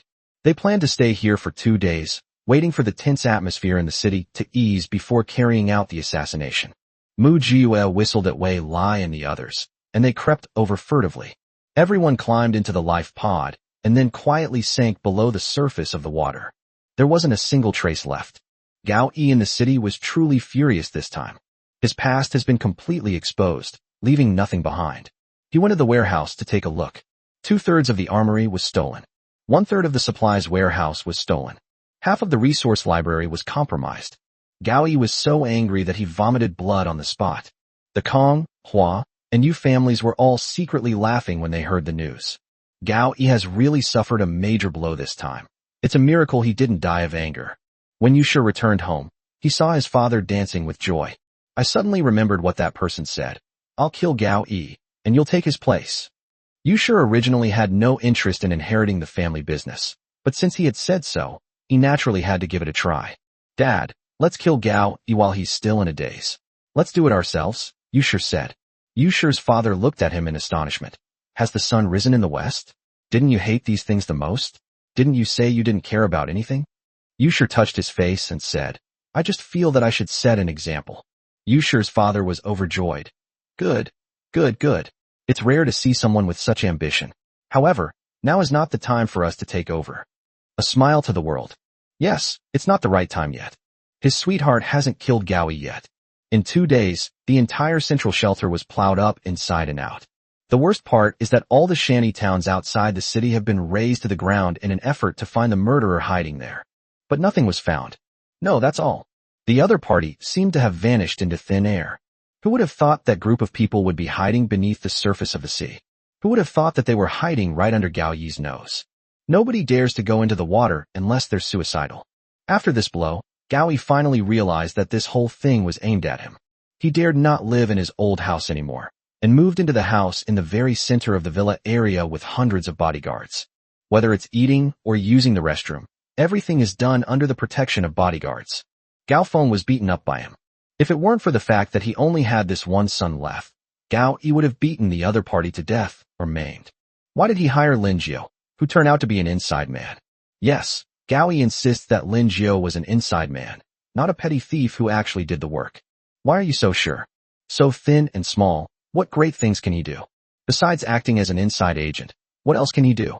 Chapter 166, Killing Gao Yi. The rain was relatively light that day. Visibility has improved considerably. Mu Jiyue, dressed in protective clothing, held up a high-precision, long-range sniper rifle, the TC-50, which was covered with a protective film. She sat on a swing and swung back and forth. When she swings to the highest point, she can see Gao Yi's figure in the villa through the scope. But if the swing falls, she will lose her target. She swung on the swing very patiently, constantly calculating the time to determine the best moment for her to shoot. Aim again. To ensure accuracy, she calmed down and waited patiently. The reason for choosing this method is that Gao Yi, that coward, is really afraid of death. There are no high-rise buildings around the villa area, so there is no high ground to ambush them. But this didn't stump Mu Jiyue. She had a tall swing erected, and used the swing's drifting trajectory to lock onto her opponent. Although it's very difficult, she can do it. Perhaps it was the heavens that were on her side, knowing she was going to do something big today. The acid rain that had lasted for several months gradually stopped. Mu Jiyue looked up at the sky. The clouds parted a bit. Surprisingly, a ray of sunlight peeked through after a long absence. The rare sunshine attracted many people, who came out of their houses and cheered continuously. No more wearing heavy protective suits, and no more fear of being seriously injured or killed if acid rain gets on your body. Everyone cheered, and Gao Yi was also very happy. Ignoring his bodyguard's advice, he couldn't resist going into the courtyard and looking up at the sun in the sky. The opportunity has arrived. Shoot decisively. Mu Jiyue held the gun steady as she fired a bullet at Gao Yi. Puff! A bald bodyguard had his head cracked open in front of Gao Yi. Ah! Gao Yi screamed in terror. Protect me. Protect me now. Damn it. Who is it? Who wants to hurt me?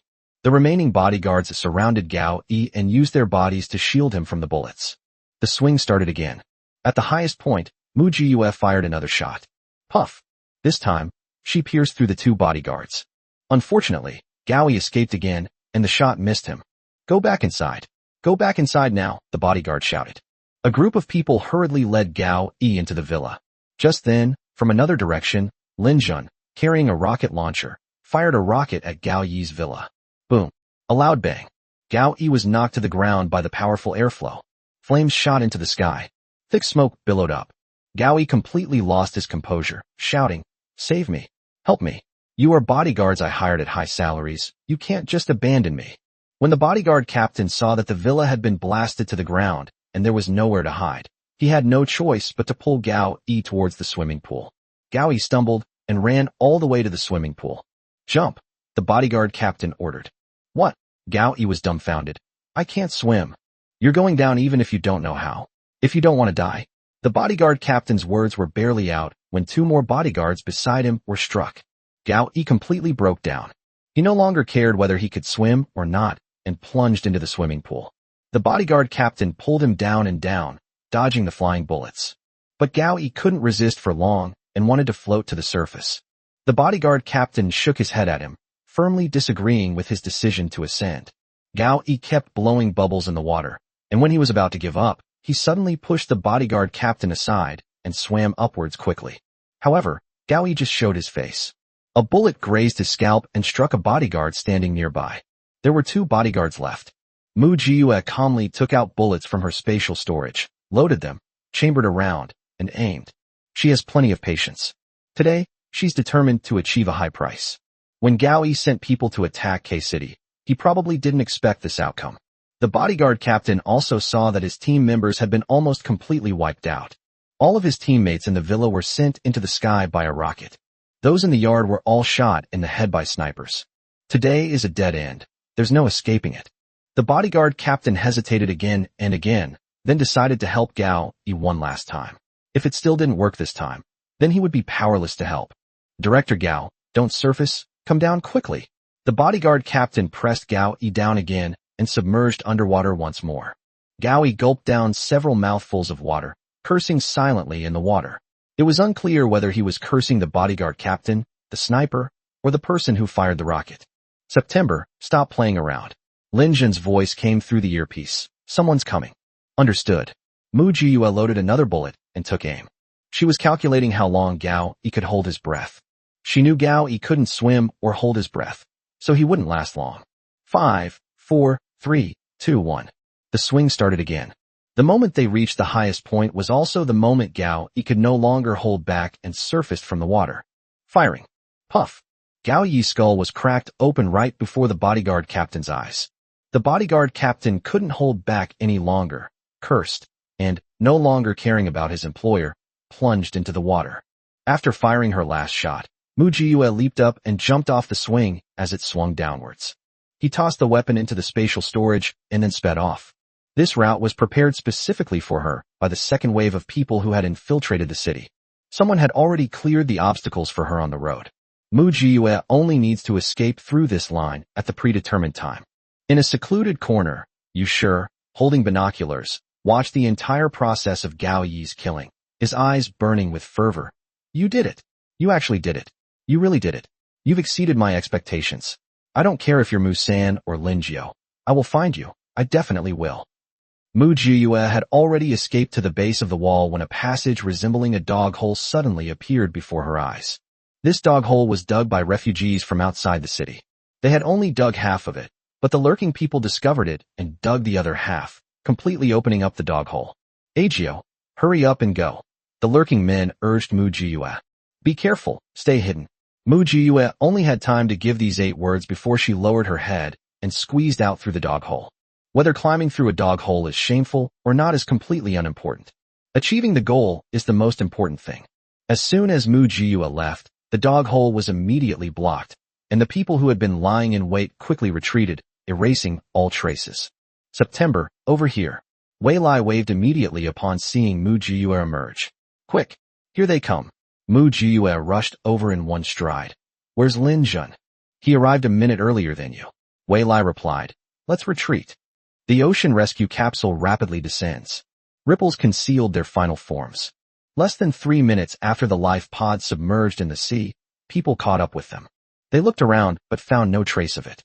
Furious, they jumped up and down and started firing wildly into the sea. Damn it, they got away again. What do they take our shelter for? A public toilet? Someone who can come and go as they please.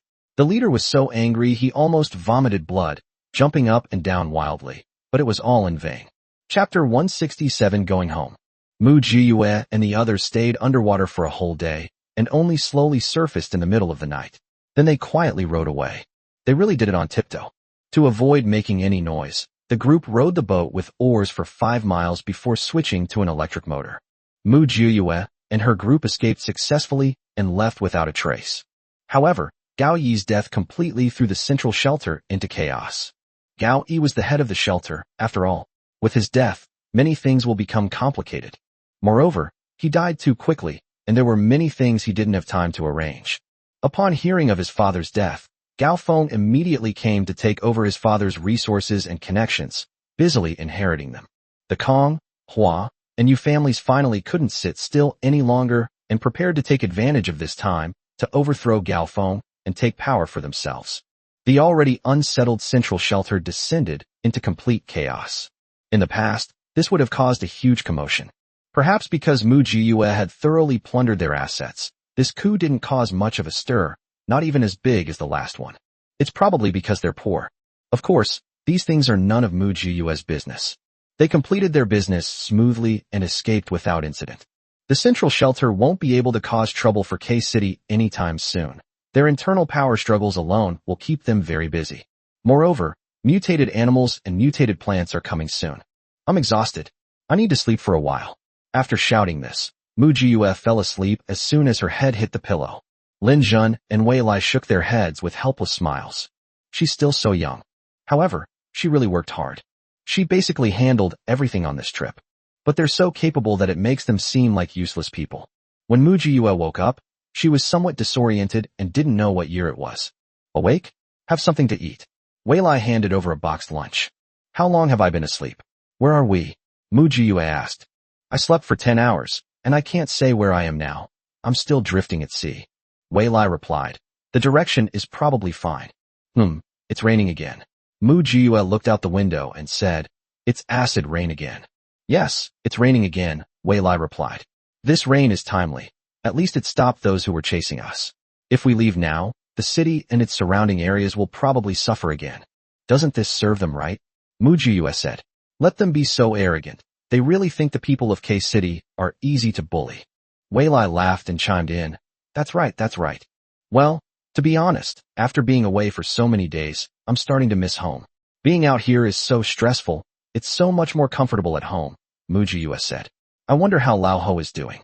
You're so good to Lao Ho, Wei Lai said with emotion. Of course, he's like my father. Mu Jiyue replied. I've never had parents since I was little. The only people who were good to me were the dean and old Ho. Now that the dean is dead, he's the only one left. Wei Lai patted Mu Jiyue's head to comfort her. Mu Jiyue, however, was unmoved. What are you doing? I don't need your sympathy. Although I don't have parents, I also lack awful family members. Some people are better off without parents. Wei Lai chuckled self-deprecatingly. You're right. I'm not even as good as you. Wei Lai thought of his father. They should be in the southwest shelter by now. Given his personality, he's probably doing quite well. Family? Oh. At this time, the dawn base in K-City. Every day, Director Lin would stand on the mountaintop, gazing longingly in the direction he was returning. These brats said they'd only be gone for a few days. But how many days has it been? Why aren't they back yet? Did you get into trouble outside? Has something happened? When Xinqing and the others came back, they said they would be back soon. But it's been several days now. Why haven't they returned yet? Xinqing spoke vaguely and unclearly, only saying that they were doing something big over there, but not specifying what that big thing was, which was really worrying. Look, isn't that the base captain's ship? Someone shouted at that moment. Director Lin immediately craned his neck to look, and from a distance, he saw a small black appear in his line of sight. It's getting closer and clearer. Finally, I could see clearly that it was a ship. Someone on the boat waved their hands at them. Director Lin immediately picked up his binoculars and took a look. The smile on his face was impossible to shake off. Finally back, Director Lin shouted as he turned around. Go and tidy up their rooms, dry the damp bedding, and heat up the food. The base commander is home. The people below immediately cheered, roaring with excitement. Director Lin told them that the base commander had gone out to find supplies and food for everyone. When we return in triumph, it will be time for everyone to improve their lives. So how can everyone not get excited? The ship docked smoothly, and a group of people surrounded Wei Lai and Lin Jun. Although Mu Jiyue was also warmly welcomed, she was far less enthusiastic than the two men. Mu Jiyue didn't think there was anything wrong with this at all. Working behind the scenes is much more interesting than working in front of the camera. The real masters are the hidden masters. I finally got back to my place and touched the bedding. It was all freshly dried. The house was spotless, clearly cleaned every day. Are you hungry? Eat something. Old Ho brought in a bowl of noodles with chicken leg and shredded pork. Mu Jiyue took it and finished it in one go, panting, delicious. It has to be your cooking. I'm so tired of eating boxed lunches these days. Come on, don't you have lots of pre-made meals in your storage space? Old Ho rolled his eyes at her. I forgot. Mu Jiyue replied. Life has been too hectic. I can't remember some things. Why did you take so long? Did you do something big? Old Ho asked. Isn't this a big deal? Let me tell you, Mu Jiyue rambled on to Lao Ho. You have no idea how handsome I am. I was standing on the swing, holding the gun very steadily, just aiming, aiming. And then when the time was right, bang, I fired. Gowie got his head slit open in no time, ha ha. Seeing Mu Jiyue's smug expression, old Ho sighed helplessly. The child is so capable that it makes the adults look so stupid. However, he was still happy for September. The more capable you are in September, the greater your chances of surviving in this apocalypse. Just then, someone came over. Agio, come here after you finish eating. Chief Lin wants to see you. Okay, I understand. Mu Jiyue said to Lao Ho. Sit for a while, I'll be right back. Mu Jiyue is still too young. It's not a place where you can just go and come back. I didn't go back that day. She sat with Lin Jun and Wei Lai, and got a good scolding from Director Lin. You guys are really too audacious. Do you know what will happen to this base if anything happens to any of you? Director Lin pointed at Mu Jiyue. Especially you. If anything happens to you, our entire base will be finished. Chapter 168. Look, what's that? And you, Lin Jun, how could you join in this nonsense? They're young and don't know any better, and neither do you. And you, Wei Lai, you've always been so composed. Why are you acting so childish this time? Director Lin passed the civil service exam through proper channels, and with the help of his family, he gradually rose to the position of director of the shelter. It's fair to say that someone with good eloquence could easily berate the three of them for half a day without changing a single word. Mu was on the 23rd of September, Wei Lai on the 26th, and Lin Jun on the 27th. Three young men, all under 30, were given a severe dressing down by the 39-year-old Director Lin. The three people were so scolded that they didn't dare to utter a sound. Who can blame them when their criticism is justified? All three of you, go and write self-criticisms. 5,000 words each. Director Lin said angrily. This is a one-time exception. Mu Jiyue looked at Wei Lai and then at Lin Jun, wondering who was really the base leader. Why did she still have to write a self-criticism? Never mind, I don't dare ask. Write it. Mu Jiyue slunk back home, but after taking only a few steps, she was called back again. You must have had quite a haul this time, Director Lin asked. That's right. Mu Jiyue immediately perked up and said incessantly. I've really got some good stuff this time. The central shelter is really rich. They have everything. They've been draining the resources of more than a dozen provinces, and I've taken a third of it. They're crippled now, so they definitely won't have the energy to mess with us. Perfect timing, the warehouse is almost empty. Director Lin said with a friendly smile. Since we're not short of supplies, why not use some to improve the lives of the people? Okay. Mu Jiyue readily agreed, took a couple of steps, then turned back and asked, could I write 2,000 fewer words? Don't even think about it. Director Lin's face immediately darkened. Not a single word can be omitted. Mu Jiyue left feeling wronged. Back in her room, Mu Jiyue faced a blank sheet of paper, racking her brains and writing for an hour before finally writing down 5 large characters. My apology letter. You really can't blame her. She hasn't written anything like this in years. After scratching his head for half an hour, he gave up and went to Teacher Chin for help with paper and pen. What? You're asked to write a self-criticism? Teacher Chin was also shocked, but then expressed her understanding. You really should write one. I can't write it. Why don't you write it for me? Mu Jiyue took out a strawberry cake from her spatial storage and secretly handed it to Teacher Chin. We're family. Please help me. The aroma of the strawberry cake made Teacher Chin's mouth water. High-calorie cream, which was once looked down upon, is now a luxury that is hard to find. Especially Teacher Chin, who used to love sweets, hadn't had any since the apocalypse, so she was particularly unable to resist the allure of this strawberry cake. After struggling for a long time, Teacher Chin said, then you write first, and I'll help you polish and refine it. Okay. Mu Jiyue immediately grabbed the paper and pen and quickly finished writing. He handed the phone to Teacher Chin, saying, please help me. Teacher Chin looked at the huge sheet of paper, which contained only 3 pitiful lines of text. Is this your 5,000-word self-criticism? Ah. Mu Jiyue nodded. That's right, this is my level. Can you help me polish it up? September, huh? These 3 lines of yours. Do they even add up to 200 words? Expanding 200 words into 5,000. You're making things difficult for me. No matter how much I polish it, I can't make it 5,000 words. Teacher Chin sighed.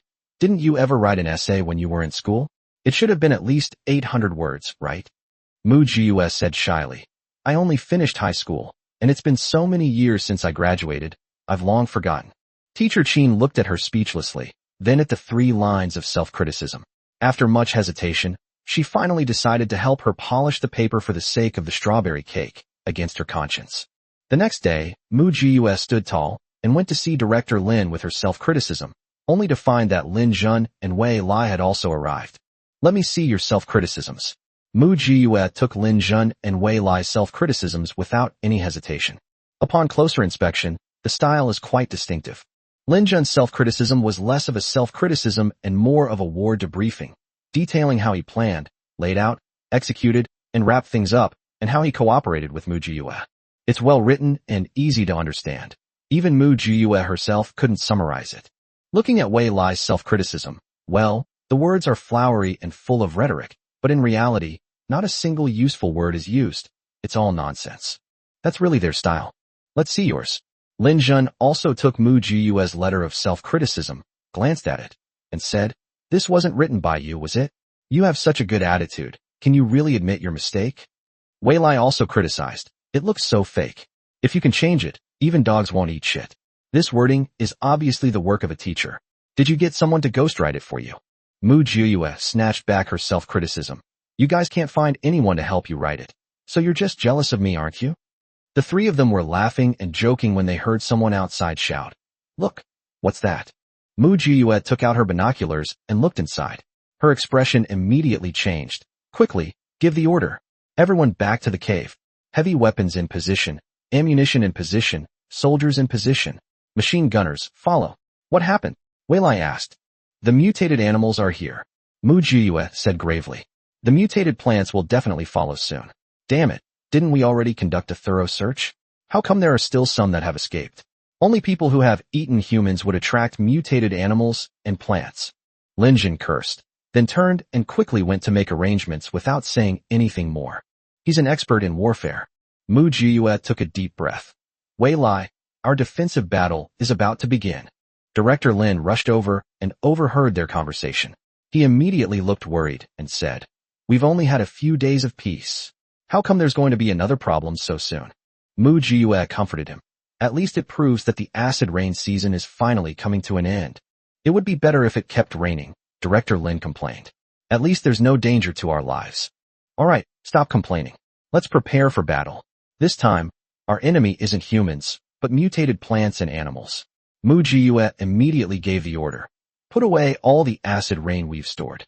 This stuff is a fatal blow to us, but a great tonic for mutated plants and animals." Wei Lai quickly said, "Then you should take it all away quickly. Put it all into your space, that way it's safe." "Okay, I'll go collect it now." Mu Jiyue nodded. "Let's go. We should get to work." The entire base instantly came to life. Everyone returned to their posts in an orderly manner. Ordinary citizens should all return to their rooms and protect themselves. All the soldiers took to the field, participating in the battle in turn. All weapons are in place. All soldiers are in place. War is imminent. Chapter 169, The Mutant Plants and Animals Have Arrived. Lin Jun stood beside Mu Jiyue and asked, "Are our weapons effective?" "What a question. Don't you know better than me?" Mu Jiyue replied. "It will have an effect on any carbon-based life form. It's just a matter of how strong the effect is." "Will it be very effective?" Lin Jun asked again. Mu Jiyue sighed and said, "It's hard to say. Weapons with too much destructive power are indeed effective, but they can kill 1,000 enemies while losing 800 of your own. That won't work. We can't use it." Lin Jun rejected it on the spot. "Yes, we can't use that, so we can only fight with ordinary weapons," Mu Jiyue said. "If we were all planning to die together, one nuclear bomb would be enough. But we still want to live, so we can't use weapons of mass destruction. Can we find their hideout in advance and eliminate them beforehand?" Lin Jun asked again. Mu Jiyue shook her head. "Without satellites, we can't find it." Lin Jun also let out a long sigh. "What happened to all the satellites?" What followed was a long silence. Wei Lai walked over and asked, "What about the central shelter?" Lin Jun and Mu Jiyue understood immediately. Lin Jun said, "Judging from this direction, this wave of mutated plants and animals should have come from the central shelter. In other words, we just left the central shelter and were attacked by mutated plants and animals there. I feel a little sorry for them," Mu Jiyue said insincerely. "Gaoi really died too young. He should have seen how powerful these mutated plants and animals are." "Let's have some sympathy for ourselves first," Wei Lai said. "They're here." As soon as he finished speaking, even without binoculars, one could see with the naked eye that a group of enormous, strangely shaped, alien-like mutated animals were swarming toward the Dawn base. "Pass down the order." Once humans are found to be infested by mutated animals and plants, kill them on the spot and burn them alive. Mu Jiue said solemnly. This order must be strictly enforced. Otherwise, the consequences will be endless. Understood. Lin Zhen immediately turned around and gave the order. Wei Lai, this battle isn't for you. Help Director Lin calm the people down. Mu Jiue took out a shoulder-fired rocket launcher from her spatial storage and said coldly, take care of the logistics. Be careful. Wei Lai gave Mu Jiue a deep look. If you really can't hold on, I hope you can protect yourself first. I would, but I'm not that selfless and altruistic. Mu Jiue tilted her head. I'm terrified of dying. Wei Lai smiled, turned and left, not wanting to hold her back. The mutated animals swam over. They are fearless, despite the deep sea and the acidic rain. The dark gray, cold limbs exuded a chilling aura. My God, what kind of monsters are we facing? Someone in the crowd screamed in despair. We might have a chance against humans. How can we possibly win against these things? Shut up, someone interrupted him. Since the apocalypse, every single day has been a struggle. No matter the sky, no matter the earth, no matter these nameless creatures, just fight. It's either them or us. Brothers, let's fight. Let's give it our all. Mu Jiue was very pleased. The trials of the apocalypse have thoroughly ignited humanity's courage to survive. Nothing is more important than survival. Closer, closer, even closer, it's already within firing range. Mu Jiue launched the first rocket, thus beginning the war. All sorts of weapons swarmed towards the mutated animals. Boom, boom, boom. The space was instantly filled with the smell of gunpowder, accompanied by the stench of blood. The group of mutated animals opposite them were instantly blasted apart and plunged into the boundless deep sea. It works. It really works. Everyone, let's go. A brief cheer erupted from the human side. But their joy didn't last long. Behind the mutated animals, even larger and more lethal mutated animals appeared. This time, they saw it clearly. This is a mutated crab. Its enormous foreclaws, with their unnatural bright purple color, clearly tell everyone. It's poisonous. Don't let them get close, Mu Jiue reminded everyone. If you can exchange blows from a distance, don't engage in close-quarters combat. Boom, boom, boom. Whoosh, whoosh. One shell after another landed on the mutated crab. But the cannonball that could destroy a small mountain only made the crab sway its body, without breaking through its defenses at all.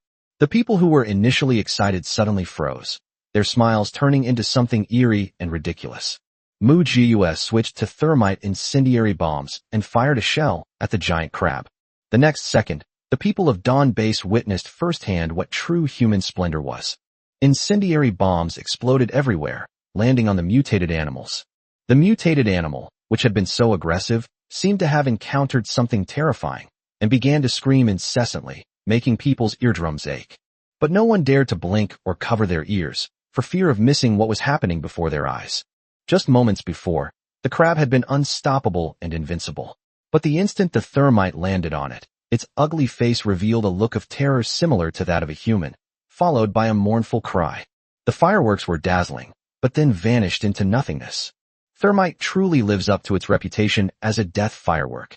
Even a robust crab cannot withstand the scorching heat of 3,000 degrees Celsius.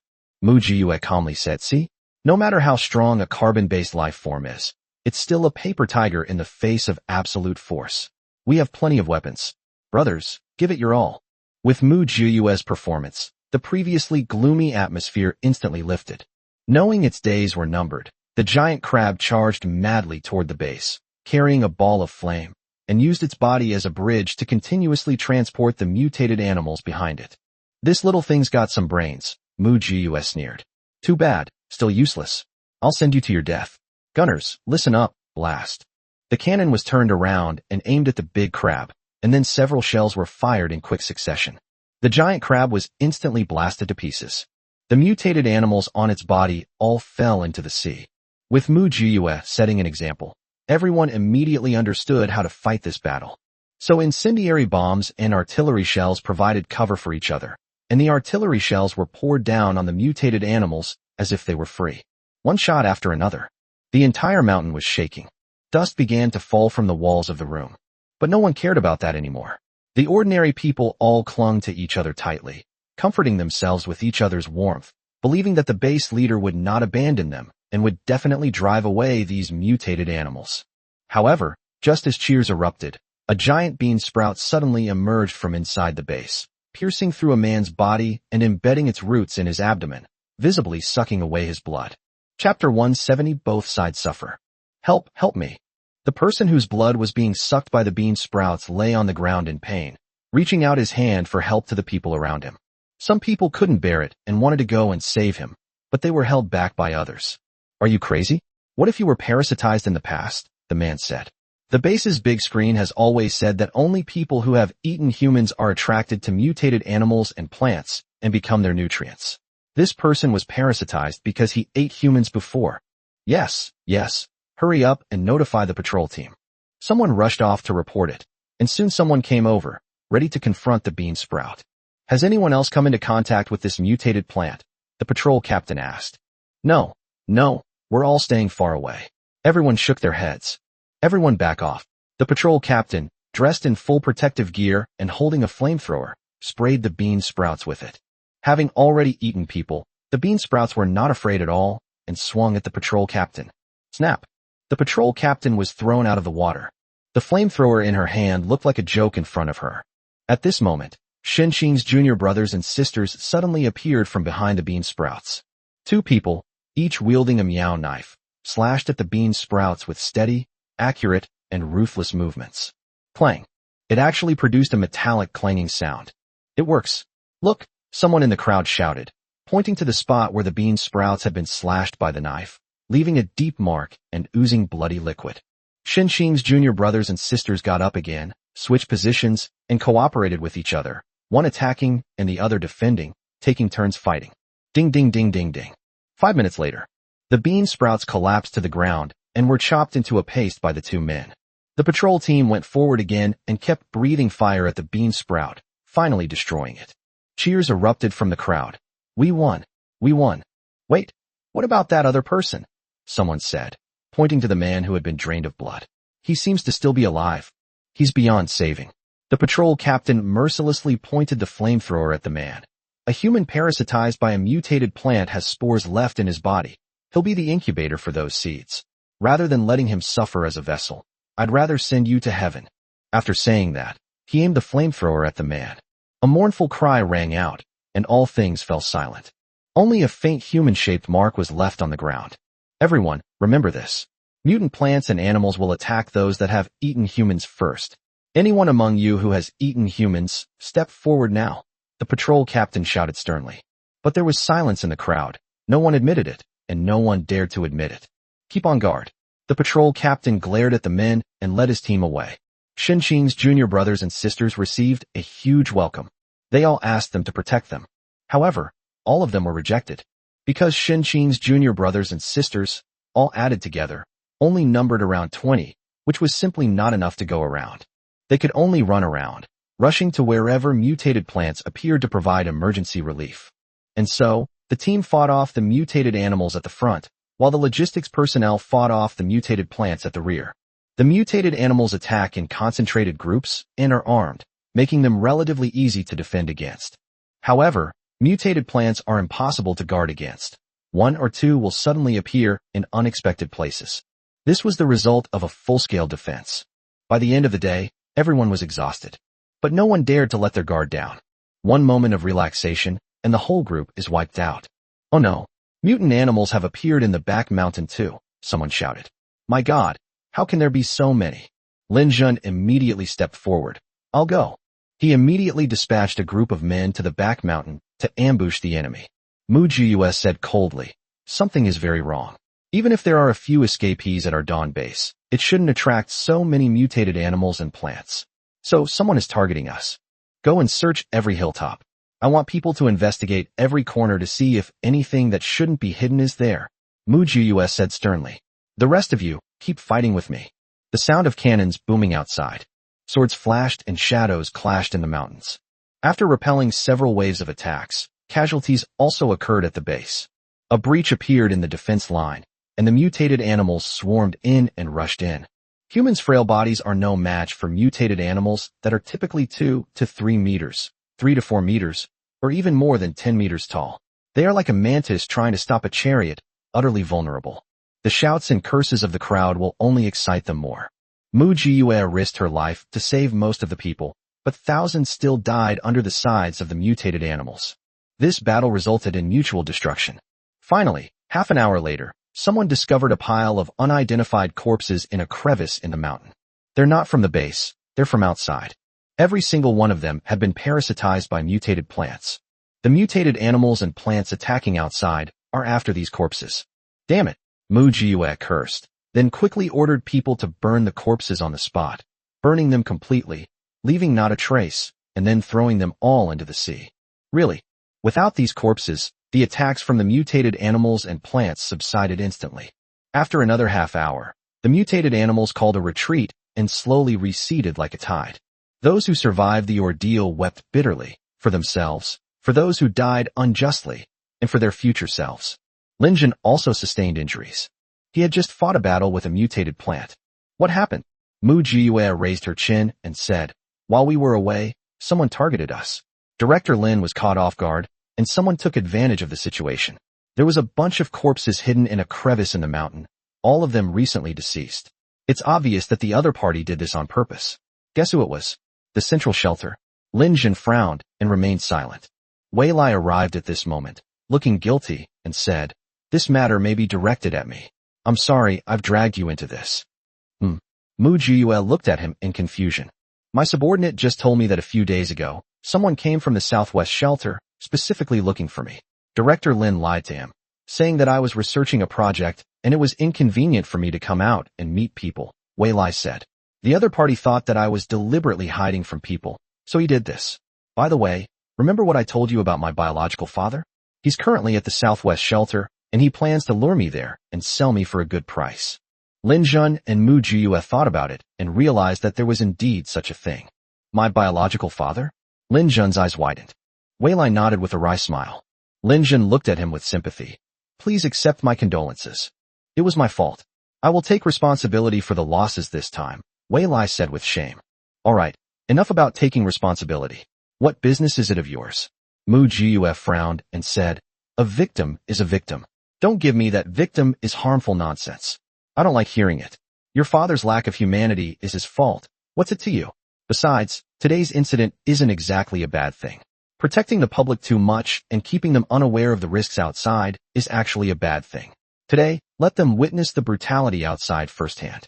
Let them know who made this good life possible, and they'll have to thank the right people." Chapter 171, Let's discuss whether it's edible.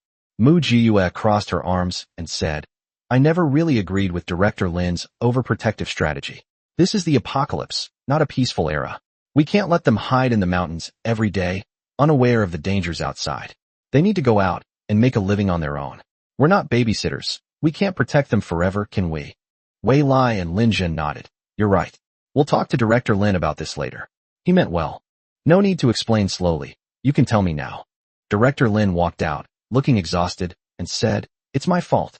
I was too presumptuous. I thought I could protect them." Mu Jiyue said, "Although the central shelter has its problems, its people have an exceptionally strong will to survive. They can survive in such harsh conditions, being exploited and bullied. Our people at Dawn Base are like flowers in a greenhouse. Just now, when they were invaded by mutated animals, they actually turned and ran instead of picking up weapons and fighting together. Don't they know that by running away, they mean that more people will die, and they might not even be able to escape?" Director Lin lowered his head in shame as he listened to Mu Jiyue's criticism. "Since you've appointed me as the base commander, from today onwards, everyone in the base, except for the elderly, the infirm, the disabled, and pregnant women, must go out to find supplies or fight monsters. In short, no one can stay at home and enjoy our sacrifices. You grown men, shamelessly asking for food. How can you be so embarrassed? Lin Jun, let's also establish a mercenary system, allowing them to form teams freely. They can go out in small squads. We need to not only get the points in the base circulating, but also ensure that capable people use those points effectively." Mu Jiyue said, arms crossed. "I'll only save those who want to live. I won't save those who are half dead and only thinking about giving them a handout.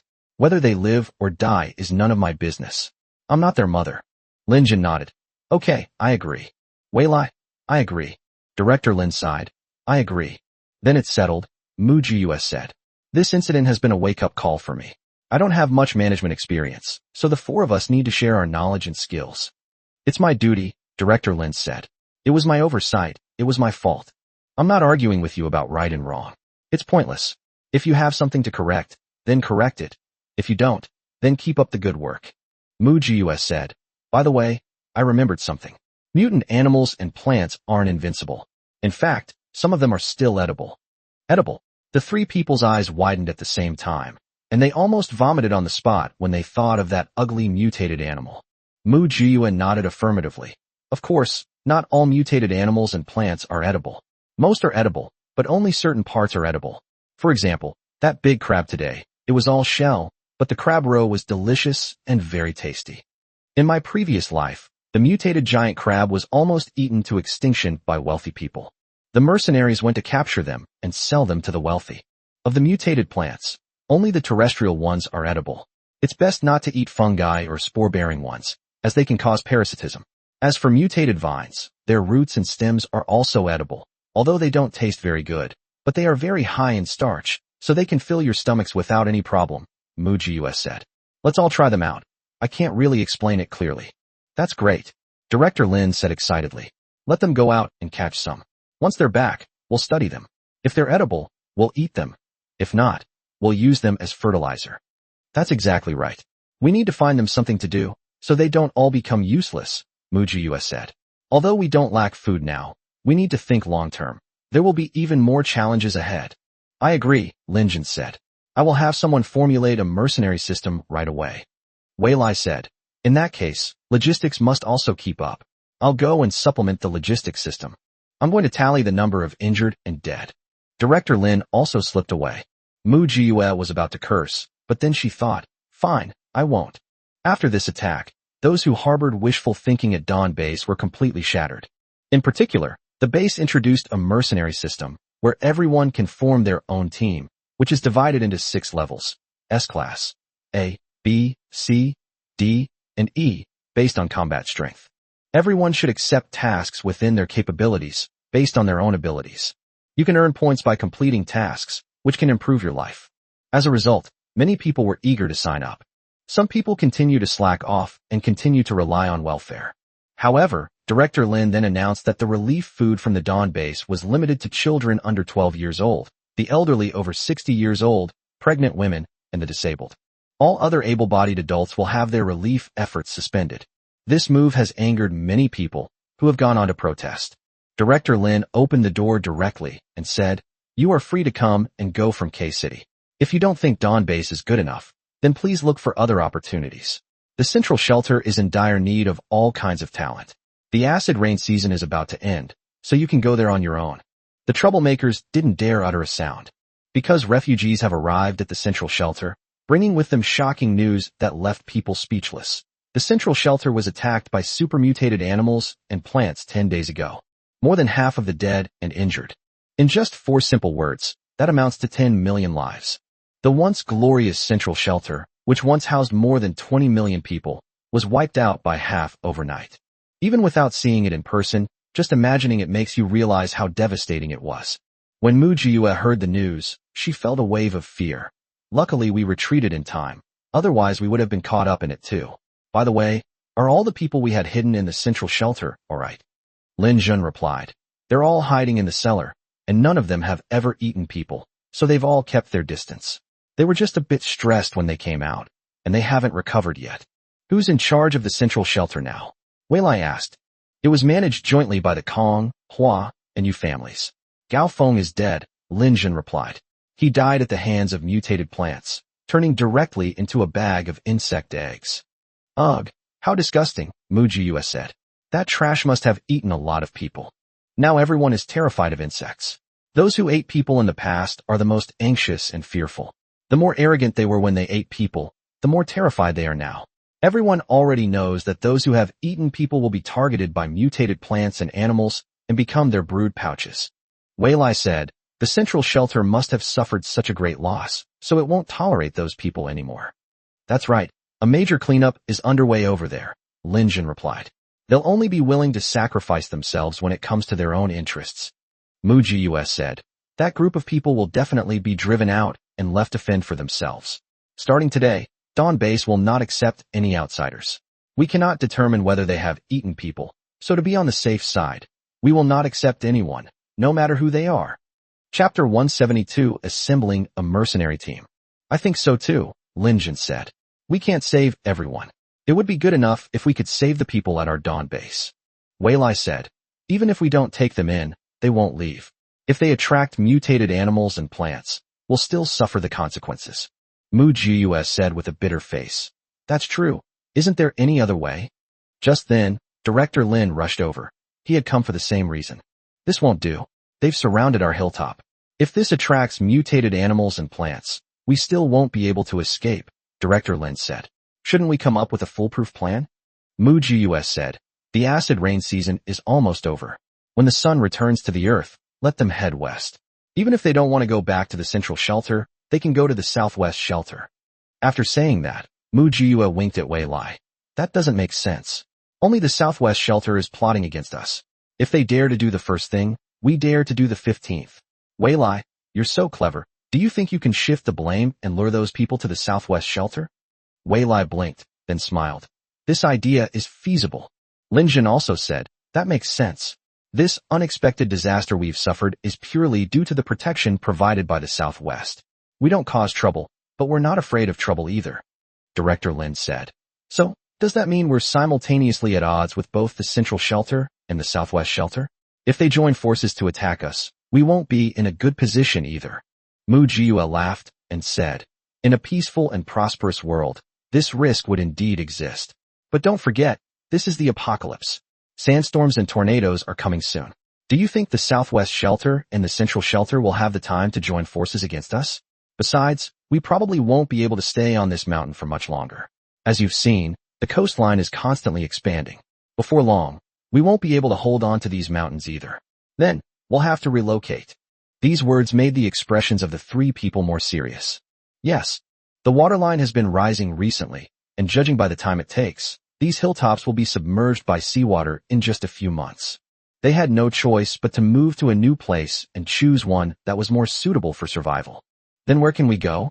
Director Lin said with a bitter face. Running a base is really too difficult. Every aspect, every little detail. Just when we finally got it almost done, we have to move again. Sigh. Wei Lai comforted him. There's nothing we can do about it. We should hurry up and produce as much as possible to stockpile supplies. Mu Jiue also said. After we finish planting this batch of grains and vegetables, let's not plant any more. Even if we do plant, let's plant things that mature quickly and are easy to move around. For example, mushrooms and bean sprouts. I can store these in my space anytime, so they won't go to waste. Don't worry about the grain problem. I got quite a lot from Gaui. And there's also the Yu family's plantation, which is all in my space. Once we find another stable place to settle down, we can start developing again. After Mu Jiue's words, the three of them looked much better. Lin Jun, find a way to get more ships. Whether you steal or rob, get them first. We'll inspect the existing ships from top to bottom, reinforce what needs to be reinforced, and repair what needs to be repaired, Mu Jiue said. The transfer will inevitably require ships. Whether we can take these 800,000 people with us depends on how capable our fleet is. Wei Lai, first find a way to deal with those people outside. Then find a way to boost morale and ensure that the young people in the base have the ability to protect themselves. When the great relocation comes, tens of thousands of us can't protect hundreds of thousands of them. We need to teach them how to protect themselves and save themselves. So encourage them to go out as much as possible, whether it's to find supplies or to kill mutated animals and plants. In short, we need to improve their combat skills. If necessary, have Xinqing and his junior brothers and sisters teach them for a fee. Xinqing has done a great job this time. We should give him a chance to earn some extra money. We can't let him work for nothing. Mu Jius said. You can handle the specifics. He really respects you. Okay. Wei Lai nodded with a smile. Don't worry, I'll take care of it. Okay, it's settled then. Mu Jius said, I'll go patrol the mountain again. If anyone sneaks into the crevices and attracts more mutated animals and plants, we'll be in deep trouble. The four people split up and acted separately. The news of the establishment of a mercenary organization at Dawn Base not only inspired those within the base, but also attracted those outside. You can't go to extremes in anything, or others will suffer the consequences. Wei Lai stated that although Dawn Base no longer accepts outsiders, it allows outsiders to form mercenary organizations. They can bring hunting or other supplies to Dawn Base to exchange for resources or points, or even make purchases. However, they can only stay on the periphery and cannot enter the base. This news gave a jolt of hope to the group of people who had wandered over from outside. The acid rain has gradually subsided. 3 days later, it came to a complete halt. Once the rain stopped, most of the clouds in the sky dispersed, washing away most of the volcanic ash. People could now move around freely without needing to wear respirators or masks. The temperature is still very low, hovering around 0 degrees Celsius. It's hard to say whether the next round will be extremely hot or extremely cold. Therefore, everyone washed and dried both kinds of clothes, preparing to face the next natural disaster. Mu Jiyue then gathered all the acid rain she had collected over the past few days inside her space. The factory was asked to produce a batch of super large glass jars, and the collected acid rain was carefully packed into them. Even without replicating it 10,000 times, this is already a huge amount. Mu Jiyue estimated that this acid rain alone would be enough to break through the central shelter. The vegetables in the space had a bumper harvest. Mu Jiyue operated the machine and worked hard to harvest them. After she finished, she handed them directly to Director Lin and asked him to take them to add vegetables to the people in the base. The fresh vegetables were warmly received as soon as they hit the market. More than a year and a half into the apocalypse, this kind of fresh vegetable is as rare and precious as gold.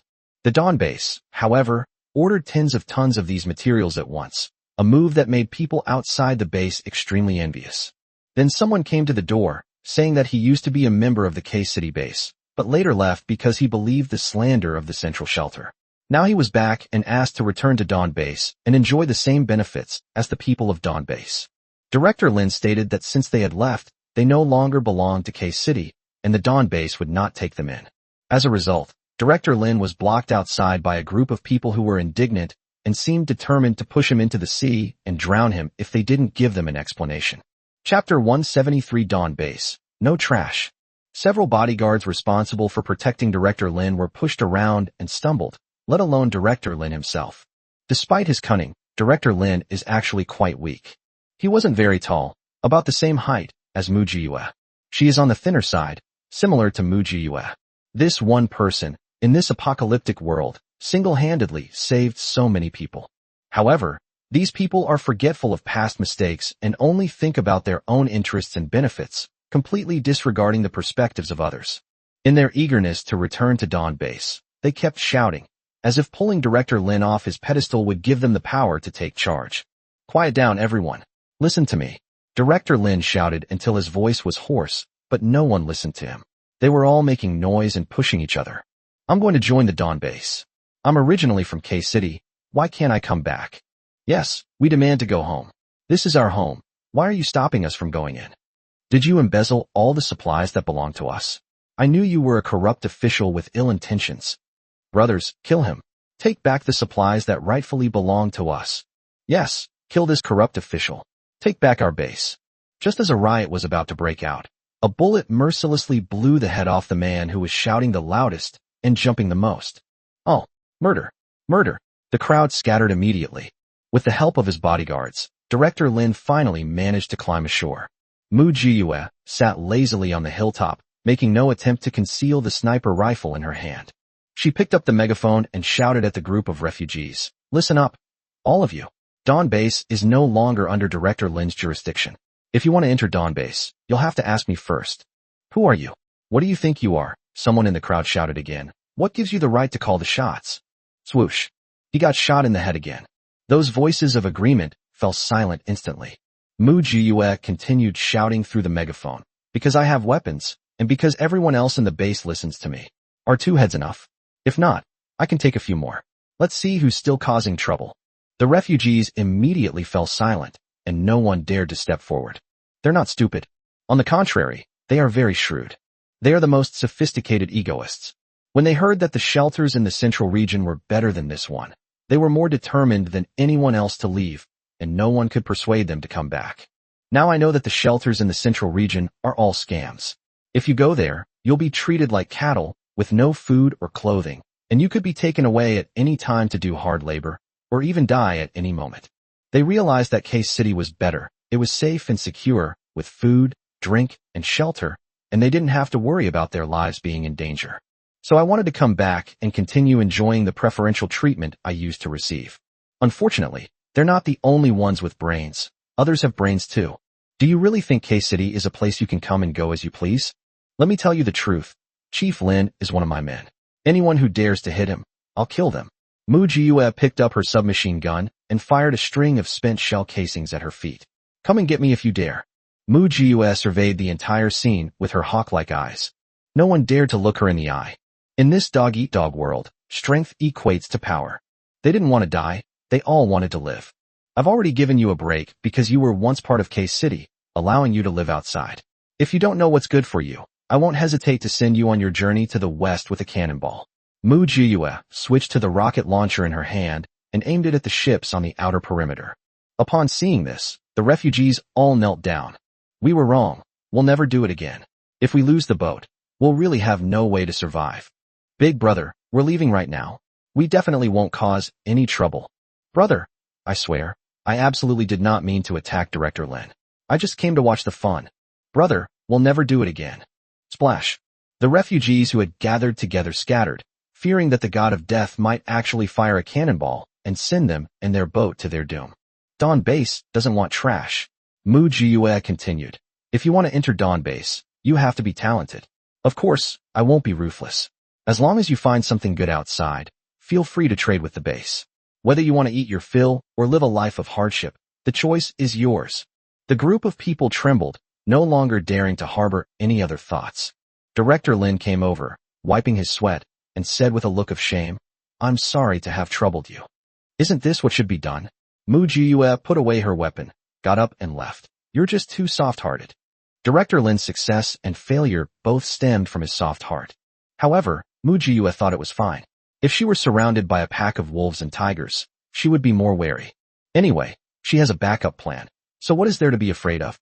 With Mu Jiyue's physical intimidation earlier, it became much easier for Wei Lai to cause trouble later. Encouraged by Wei Lai, nearly a third of the people indeed chose to detour to the southwest shelter. Now the entire eastern country, the eastern coastal provinces, the southern coast, the southeastern coast, and even the entire Jiangnan region are all submerged. The central shelter became the coastline.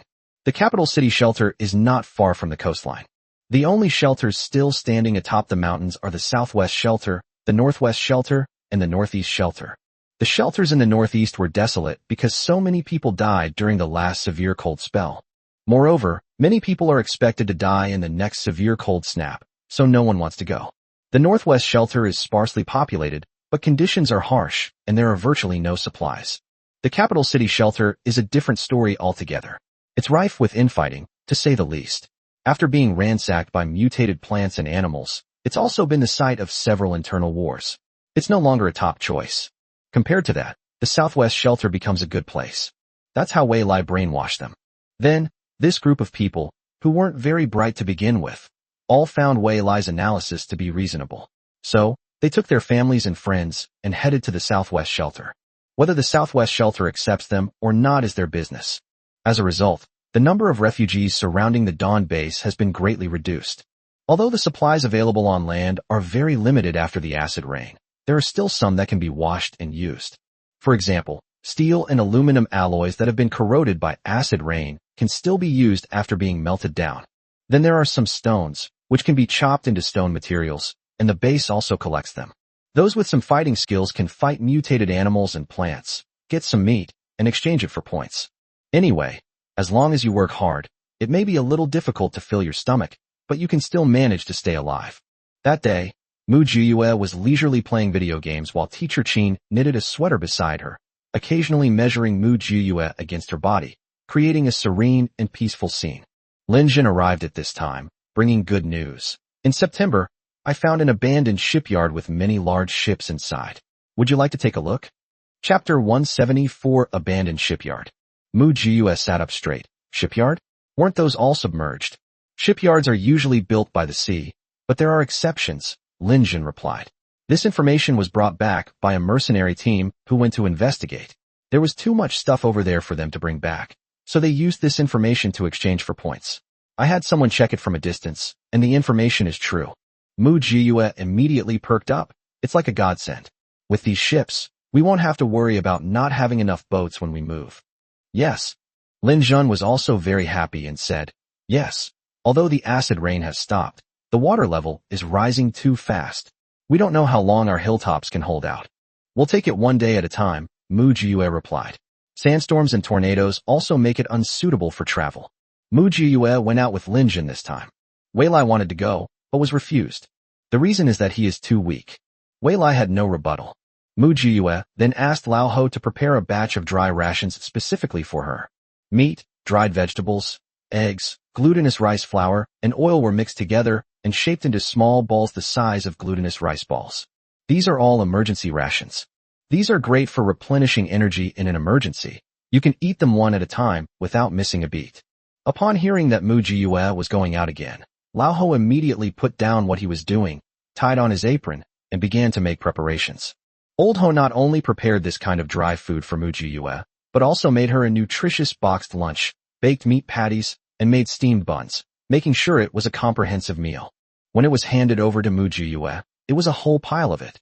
Mu Jiyue raised her hand and put the items into her spatial storage, then began to check her equipment and weapons. Old Ho grumbled worriedly. September, fight if you can win, run if you can't. Isn't there a space? If all else fails, hide inside. Okay, stop nagging. You've said it 18 times already. Just focus on your relationship with Teacher Chin. If you want to get married, then get married. If you want to have children, then have children. I've prepared everything for the baby. That's all. I'm leaving. Mu Jiyue left without looking back.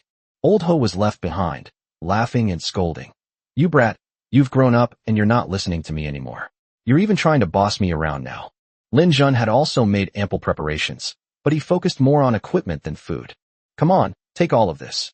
Lin Jun pointed to a pile of equipment on the ground and said, I suspect there's something else under the shipyard. If we happen to be passing by, we can go look for it. Okay.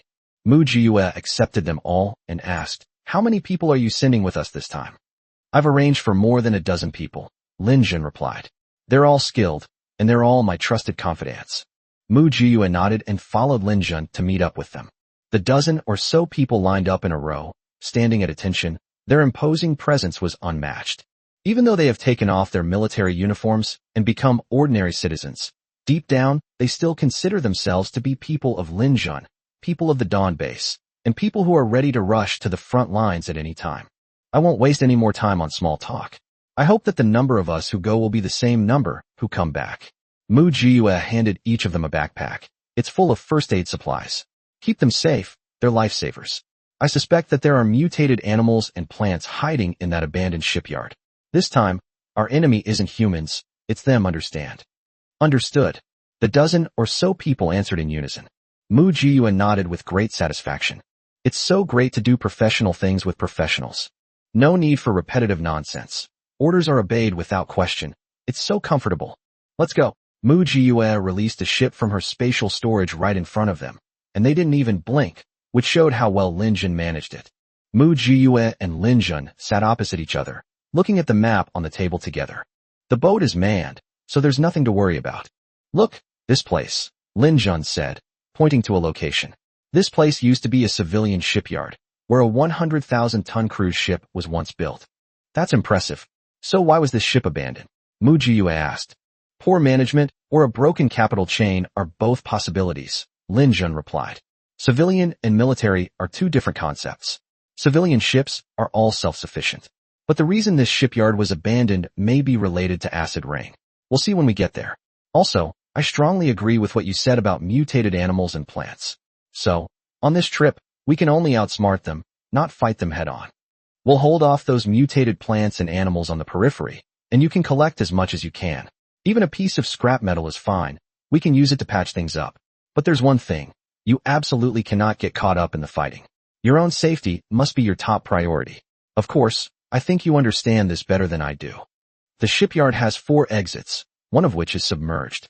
I'm worried about the possibility of mutated marine life appearing there, so we're not considering that for now.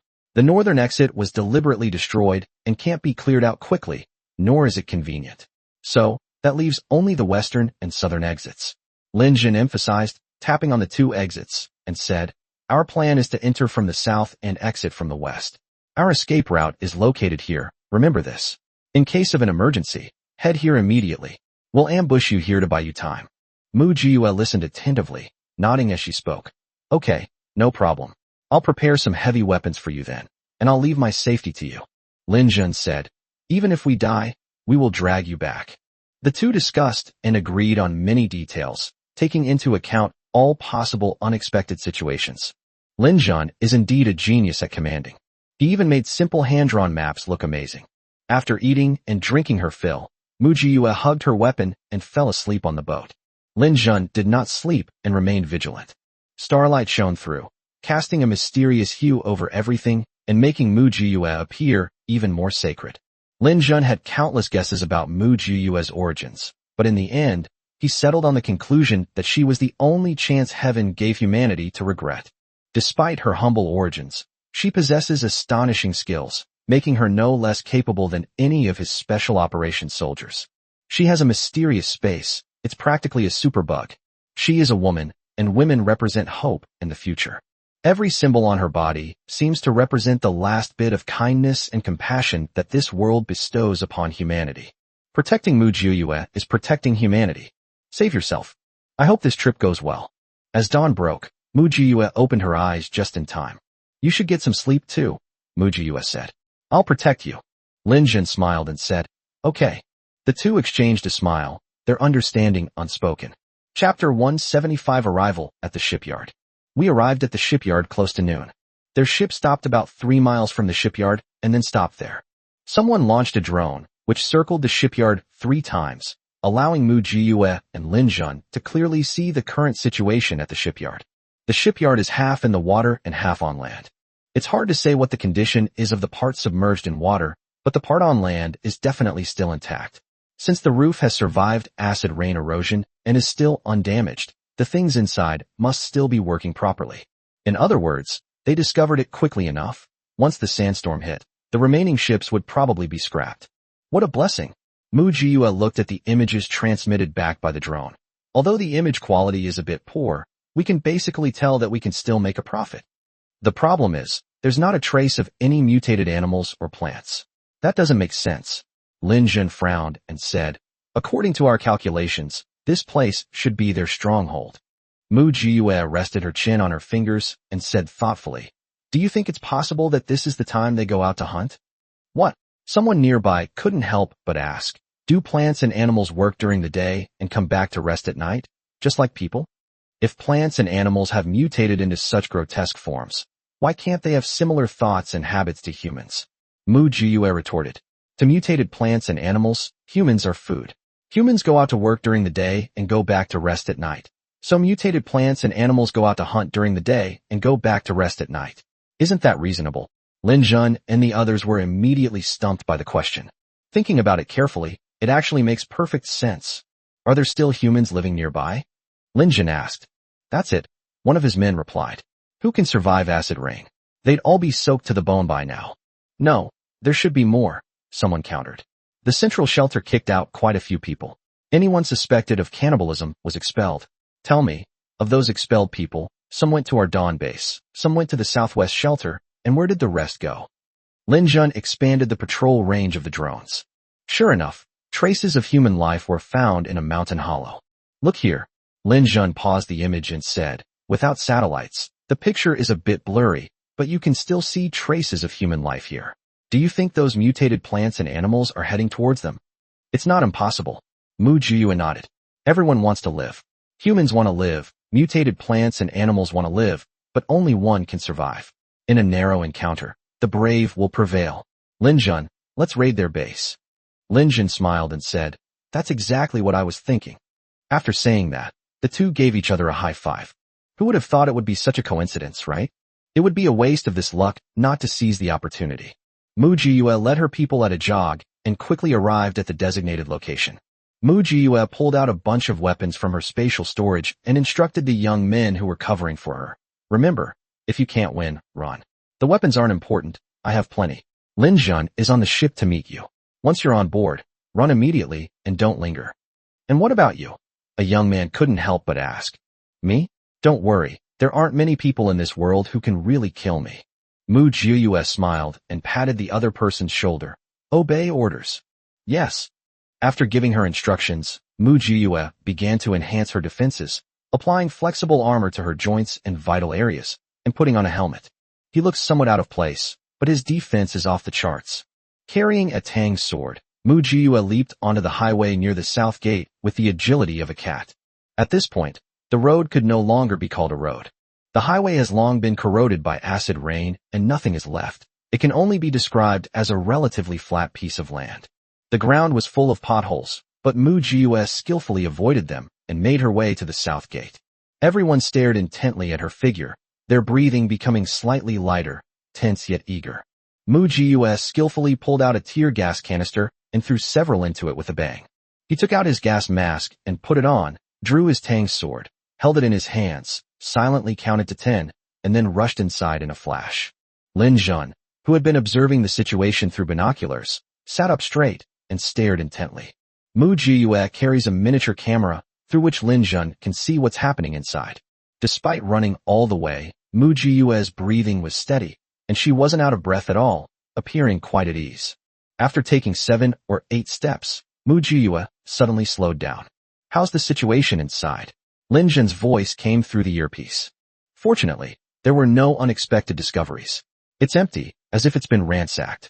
Mu Jiyue replied in a muffled voice. It's been so long since the apocalypse. It's not surprising that this place would be discovered and searched. It's just that they couldn't take those big guys with them. Mu Jiyue's relaxed tone calmed Lin Jun's anxious heart for a moment. Suddenly, the camera panned, and Lin Jun's heart, which had just settled, jumped up again. September, look at the 10 o'clock position to your left.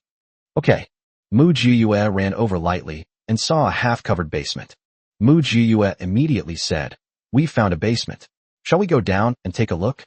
Be careful." Mu Jiyue pushed off with one hand and jumped down, using the obstacles as footholds to leap forward. The massive earthquake destroyed many buildings, and this shipyard was no exception. A large portion of the well-maintained basement collapsed, with only a small section remaining intact. Mu Jiyue looked around but didn't find it, just as she was about to turn and leave. Suddenly, a familiar sticky sensation under her feet sent chills down Mu Jiyue's spine. Her body moved faster than her brain. She rolled on the spot and jumped 7 or 8 meters. Damn it, Mu Jiyue cursed as soon as she saw what was in front of her. What's wrong? Lin Jun's voice also became tense. Lin Jun, I found the insect nest. Look for yourself. Mu Jiyue pointed the camera forward, and Lin Jun quickly saw a huge nest in the picture, about 10 meters wide and 5 or 6 meters high. On one side of the insect nest, neatly arranged corpses lay.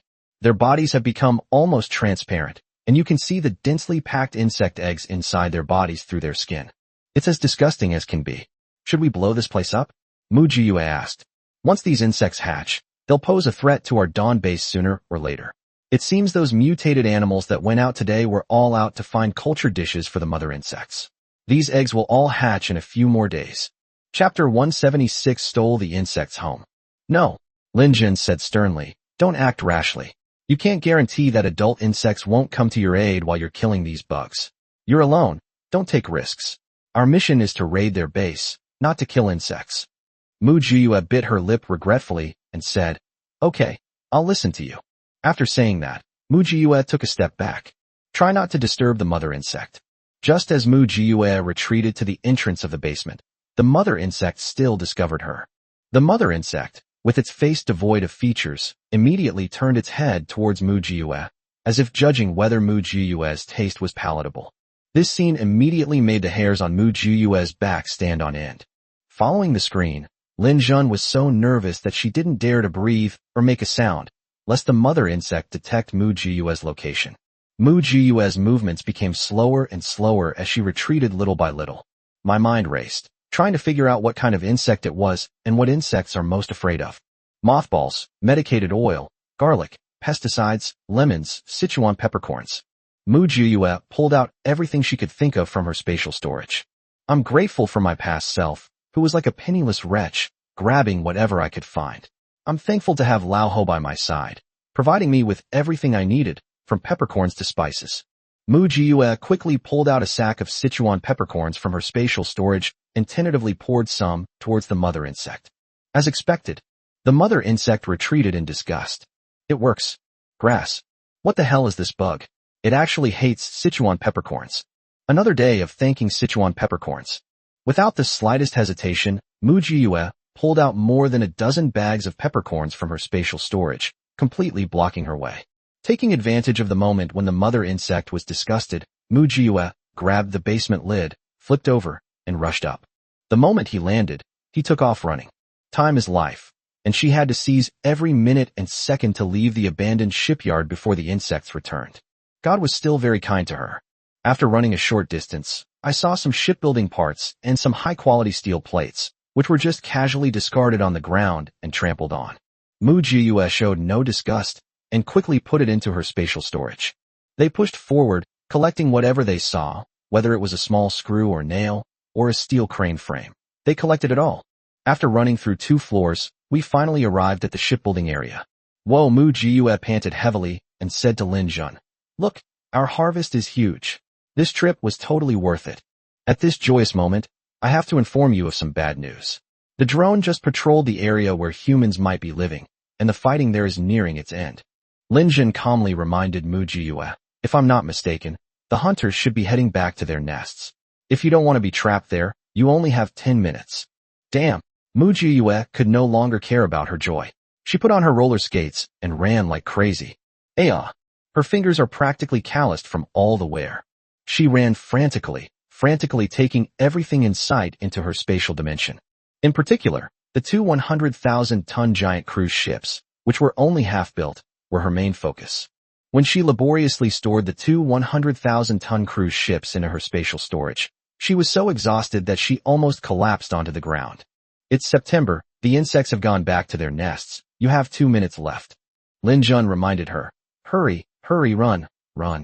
Mu Jiyue took out a bottle of energy water from her spatial storage, gulped it down as she ran, and then, ignoring everything else, sprinted towards the prearranged west gate. The next second, she heard the deafening sound of artillery shells exploding outside. Her teammates were already fighting the insects, buying her time to escape. Mu Jiyue roared, "Fuck your mother's stinking bugs, I'm coming." Sparks flew from the roller skates on his feet as he rushed toward the west gate, leaving a trail of fire and lightning. When she reached the west gate, she was already facing the insects head-on. He sheathed his tang sword, switched to a heavy-fire Gatling gun, and unleashed a barrage of fire on the insects in front of him. When you run out of bullets, switch to the next one. Throughout the entire process, only the gun was changed, not the magazine. Without stopping for a moment, they opened fire wildly. September, the right side is weak. Lin Jun's reminder came through the earpiece. Got it.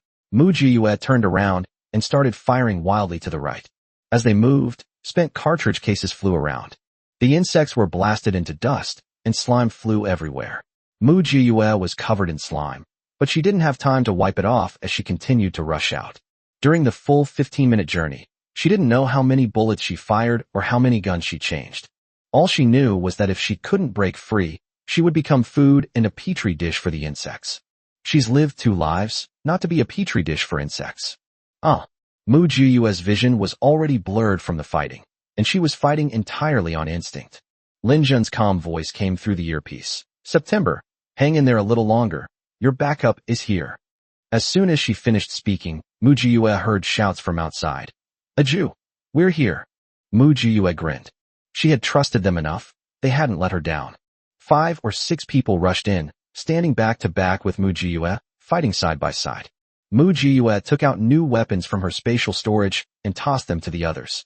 Some fired guns, some wielded knives, and they forged a path to survival, stepping over the corpses scattered on the ground. The moment they broke through the encirclement, everyone had a smile on their face. Mu Jiyue took off her helmet and hood. Although she was covered in sweat, she laughed freely and happily. Retreat. Mu Jiyue glanced back at the chaotic scene, then led everyone back to the ship via the pre-prepared escape route, using ropes and rock climbing. Lin Jun promptly handed each of them energy water to replenish their strength. Thank you all for your hard work. Mu Jiyue gulped down the entire bottle in one go, tossed it back into her spatial storage, and said, Lin Jun, I've thought it over. We can't just leave like this. Once those insects hatch and leave their nests, our dawn base will be the first to suffer. Our popularity of over 800,000 people will definitely attract them. Do you have any good ideas? Lin Jun asked softly. Mu Jiua wiped the water stains from the corner of her mouth fiercely and grinned maliciously. Let them be reduced to ashes. Can you identify what species these insects are? Mu Jiua asked Lin Jun. Lin Jun shook his head. A young man standing nearby spoke up, saying, I think it might be a slug. I think it looks a bit like it too. It should be a variant of a slug, someone added. That is, a mutated slug. Mu Jiua nodded. So, what are slugs most afraid of? Chapter 177. I'll grind you to dust. Slugs prefer water and dislike light, often hiding in dark, damp places with abundant humus. Shipyards, which are half in water and half on land, provide the most comfortable living environment for slugs. Slugs are afraid of dry environments, strong light, and certain chemicals. Slugs prefer dampness and dislike light. They will die from strong light exposure in 2 to 3 days. They are afraid of dryness. They will die quickly once their body surface loses water. Therefore, sprinkling quicklime, wood ash, salt, etc., in places where slugs frequently appear can cause them to die from dehydration. Furthermore, their natural enemies are animals such as chickens, ducks, and turtles. Microorganisms such as bacteria, viruses, and nematodes can also cause slugs to die. The young men started discussing it animatedly. Mu Jiue reminded them. These are slugs from before the apocalypse. They are slugs that have evolved after the apocalypse. You have just experienced their combat power. You can't judge them with the common sense you used to have. Everyone nodded in agreement. That's right. I just thought we were fighting the Zerg in space. That's terrifying. Lin Jin said. But in terms of their living environment, it is certain that they prefer humid conditions and dislike dryness. Everyone nodded in agreement. Lin Jun then said, then why not set it on fire? Simply setting a fire might not be enough. Someone objected. Slugs are hermaphroditic, so killing only the mother slug is not enough, because once the mother slug dies, other slugs will evolve into mothers. So, if you're going to kill them, you have to kill them all, wipe them out completely. A single fire cannot wipe them all out. So it seems we can't handle this simply. Mu Jiuan nodded thoughtfully. Then, should we use incendiary bombs? Armor-piercing bombs? Earth-penetrating bombs? Thermite incendiary bombs? But if we do that, we'll lose all the steel and ships left in the shipyard. Everyone fell silent instantly. Lin Jin said, we do need to make some choices. But I really can't bear to part with so many half-finished ships. How about I go again? Mu Jiue suggested. No. Can't. Disagree. Before Lin Jun could even speak, a group of young men collectively objected. Lin Jun laughed. See, that's public opinion. You should give up that idea. When these dozen or so young men first started the mission, they didn't understand why their leader admired and respected Mu Jiue so much. But once they arrived, they understood. They have a mysterious pocket that can pull things out with a bang, can carry guns into battle with a bang, and can stuff things into the pocket with a swish. Such a large cruise ship can be loaded and taken away just like that. Oh my god. What amazing teammates. This is a rare, protected species of the entire base, one that must be buried alive with it. Young men, you may not understand anything else, but don't you understand the importance of making a living? If Mu Jiue is saved, they'll have food to eat for the rest of their lives. If anyone should go, it should be us, the young man said. We were lucky to have fought our way out. Never mind then, Mu Jiue said sullenly. I was just saying. Actually, with the ships we found this time, we have enough for over 800,000 people. Those luxury cruise ships always have some unnecessary facilities. If we remove them all and add rooms, we can accommodate 100,000 to 300,000 people. I have 5 100,000-ton cruise ships, dozens of 10,000-ton cargo ships, and many small ships of 1,000 tons each. Lin Jun and the others breathed a sigh of relief. That's enough.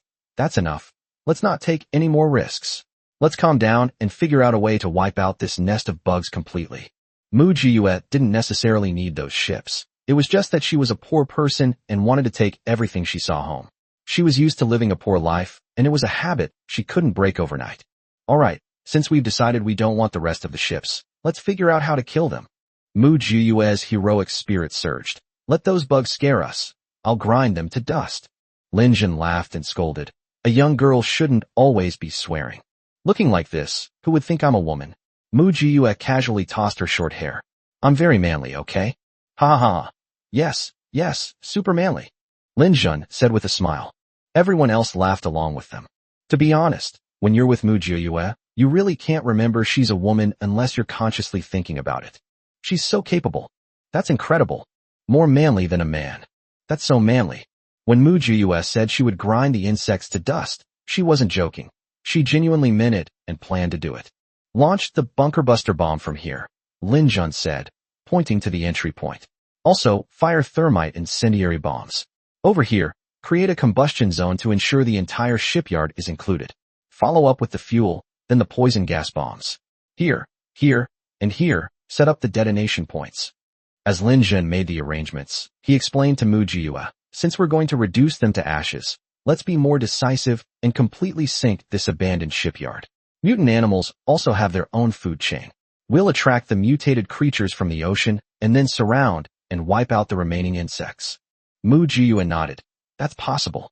The problem now is how we'll clean up the mess after the bombing, Lin Jun said.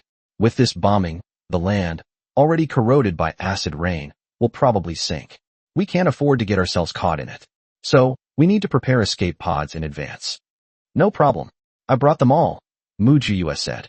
There are more than 10 of us, so a 20-person room will be enough.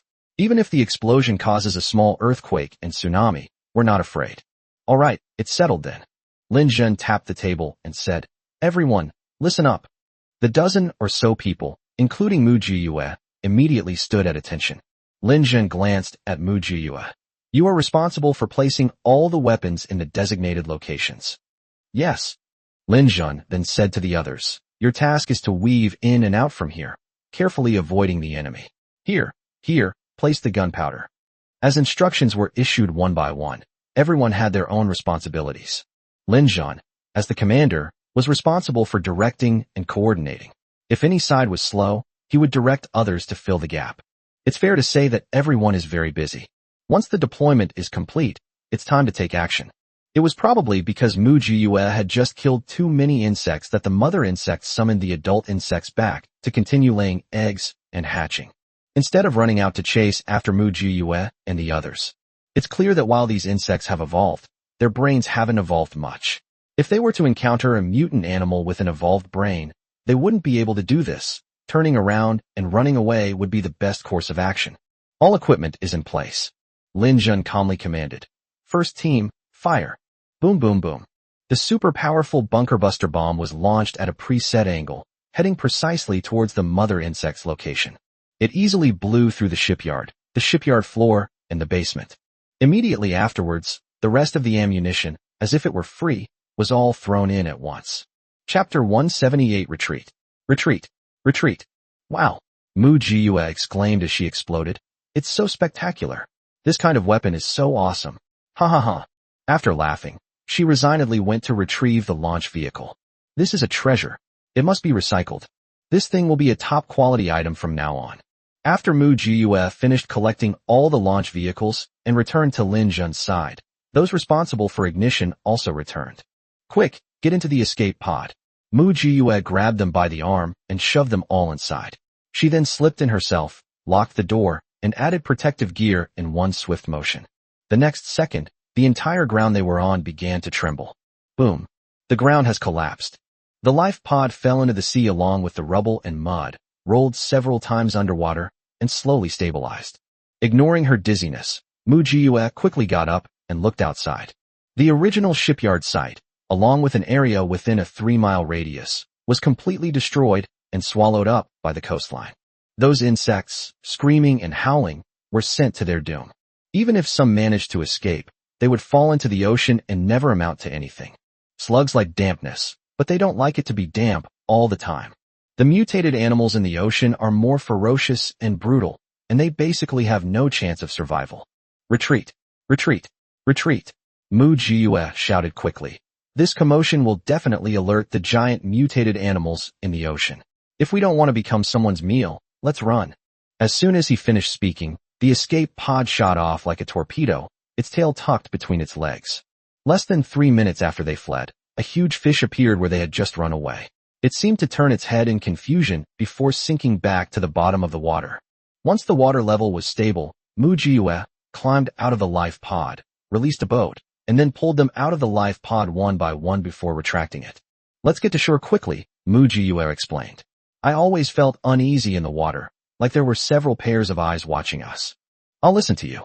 Quickly, Lin Jun made a decisive decision. Find a place to dock. The young men were all-rounders, and they coolly steered the boat towards the shore. Faster, faster. Mu Jiyue's unease grew, and finally her face turned pale. Those young men could tell at a glance that something serious had happened. How could I dare waste any more time? Speeding up to the maximum, ignoring the noise level, we sped along in an arc, madly fleeing towards the shore. Run, run, faster. Suddenly, Mu Jiyue went berserk, drew her Tang sword with a whoosh, and slashed towards Lin Jun. Lin Jun was stunned for a moment, then realized what was happening and squatted down on the spot. Swish, swish, swish. A flash of light appeared. A giant fish, over 10 meters long, appeared behind Lin Jun, and Tang Dao firmly blocked its gaping mouth. If Mu Jiyue hadn't reacted quickly, Lin Jun would have been dragged into the water and eaten. This scene sent chills down the spines of everyone watching. I'll fucking kill you, Mu Jiyue said fiercely, swinging her Tang sword and hacking away incessantly. Finally, the big fish was no match for Mu Jiyue and jumped into the water with a splash. The water was instantly stained red with blood. Faster, faster. The fish blood will attract even bigger fish, or even a school of fish. We can't shoot at close range, we can only fight head-on, Mu Jiyue said, her hand holding the knife trembling slightly. It's clear how much strength she used to fight that fish. Thanks, September. Lin Jin gave her a complicated look. Mu Jiyue simply tilted her head. Why are you talking about this? We're teammates. Lin Jin smiled. Despite the magnitude of the incident, none of the young men were distracted. They were all focused and concentrated on steering the ship to escape at breakneck speed. The other young men took out steel bars or knives, ready to defend against the fish that might suddenly jump out. Fortunately, this time fate was on Mu Jiyue's side again. They made it safely ashore before the swarm of fish arrived. Mu Jiyue didn't even have time to look back. As she jumped ashore, she also took the boat and was pulled by Lin Jun as they raced upstream. I hadn't run 2 steps when I heard the sound of fish stranding behind me. The fish were clearly chasing after them, but because they were going too fast, they couldn't brake in time and ended up all tumbling ashore and getting stranded. Mu Jiyue was in a terrible state from being chased by these fish, and she was furious. Seeing them stranded, how can we just let them go? Mu Jiyue turned around and went back, drawing her sword and slashing. In the sea, fish do whatever they want. Once on land, it will be Mu Jiyue's domain. Those stranded fish all died with their eyes wide open in disbelief. After venting her anger, Mu Jiyue put all the fish that she had chopped into pieces into her spatial storage, and then casually explained to Lin Jun, I'll take them back and study whether they're edible. If they are, the base's menu can be updated again. Lin Jun suppressed a laugh and nodded in agreement. You're right. When Mu Jiyue came to her senses, she realized how childish she had just been. Cough, cough, cough, cough. As long as my teammates don't mind. You must be hungry after running for so long, right? Let's eat something and rest for a bit. Mu Jiyue pretended that nothing had happened and took out a bunch of boxed lunches from her spatial storage. Lin Jun and a dozen or so young men were all in their prime, and they also had a good appetite. Mu Jiyue is no less impressive. That battle and escape just now really took a toll on my energy. The dozen or so people who had prepared the boxed meals were finished in no time by Lao Ho. There was a man who was 2 meters tall, like an iron tower, and had the biggest appetite. He ate 8 boxed lunches, a chicken, and half a pound of fruit all by himself. Mu Jiyue couldn't help but give him a thumbs up for his appetite. The towering man blushed with embarrassment at the compliment. Why was he so loyal to Lin Jun? Because Lin Jun can feed him. If he leaves Lin Jun and goes out to fight on his own, he'll probably starve to death in less than 3 days. Work hard. We'll make sure you're well fed, Mu Jiyue said with a smile. I love strong men like you. Isn't that because you have strength? They carried dozens of kilograms of shells and hundreds of kilograms of bullets on their backs and ran incredibly fast. That stamina is absolutely amazing. After resting for a while, everyone set off again. On their way back, they encountered another wave of mutated plants. However, this group of plants is relatively weak and has not yet gained significant influence. But it also caused them a little bit of trouble. We can't make it through tonight. Lin Jun checked the time and said, It's too dangerous to travel at night. Let's find a place to rest. Okay. Mu Jiyue nodded and said, Let's find a cave? If that doesn't work, I'll dig one out with an excavator. Okay. Lin Jun agreed after considering it for a moment. After much deliberation, Mu Jiyue finally chose a wide open area. She actually took out an excavator from her spatial storage and dug a cave large enough for more than 20 people to rest in. The young men were quick to act. She had just finished digging the hole when the young men reinforced it and leveled it, finishing the temporary shelter in less than half an hour. Chapter 179 Surrounded in the Dead of Night. Fortunately, although the acid rain has stopped, the temperature remains constant, neither extremely hot nor extremely cold, making it relatively comfortable. Mu Jiue looked around the cave, waved her hand, and pulled out more than a dozen inflatable beds and matching bedding and pillows from her spatial storage. Then a simple outdoor shower room was set up at the entrance. Today, everyone was killing bugs, frying bugs, burning bugs, and running for their lives, and they all worked up a sweat. Who would rather sleep in a clean and tidy place than be covered in sweat and grime? Mu Jiue didn't stand on ceremony with them. She went in first and took a refreshing shower, and then provided them with soap, towels, and razors. Sure enough, the dozen or so young men cheered when they saw what Mu Jiue had taken out. Ninth brother is awesome. The young men roared as they rushed into the bathroom. Lin Jun said with a smile, "You really spoil them. Coming out with us to cause trouble wasn't their mission in the first place. Giving them preferential treatment is only right." Mu Jiue was very clear-headed. There was never any such thing as should or shouldn't in this world. If people follow you, you have to give them appropriate compensation. This is what she learned from Wei Lai. Mu Jiue took out a large pot, preparing to cook a pot of steaming hot meat porridge to soothe her parched stomach. Mu Jiue has always been skilled at slicing vegetables, and now she's even more adept at using a knife. With each clink and swish, she cuts the vegetables like works of art. Large chunks of beef were thrown into the pot, and the aroma that burst forth instantly made the young men's mouths water uncontrollably. After taking a shower, Lin Jun sat down next to Mu Jiue and said, "I didn't expect you to have this skill. Isn't this normal? I don't believe you haven't investigated my background. I worked in logistics at Lao Ho's Hunan restaurant for several years. Cutting and chopping vegetables was just a daily routine for me. I can handle simple dishes too. It's just that my cooking isn't as good as Lao Ho's, so I usually don't cook them." In Mu Jiue's hands, the large wok, weighing dozens of kilograms, was handled like a game, frantically tossing and turning it. Being able to caramelize sugar outdoors is truly a luxurious experience. "All right, let's eat." Mu Jiue poured the last dish into a large basin that was a meter wide. "Everyone, help yourselves with rice." A dozen or so young men rushed forward with a roar. I was extremely satisfied with the meal. After eating and drinking their fill, everyone began to take turns on night duty. Mu Jiue is on the first shift, from 9 p.m. to midnight. Everyone else went into the cave to sleep and rest, while Mu Jiue and Lin Jun lit a campfire outside the cave and reviewed the day's actions while warming themselves by the fire. In September, will these mutated animals and plants survive to the end alongside humans?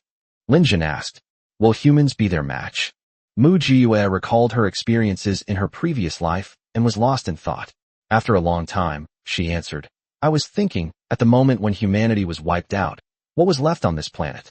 If there was one species left, it would probably be the most primitive plants and animals.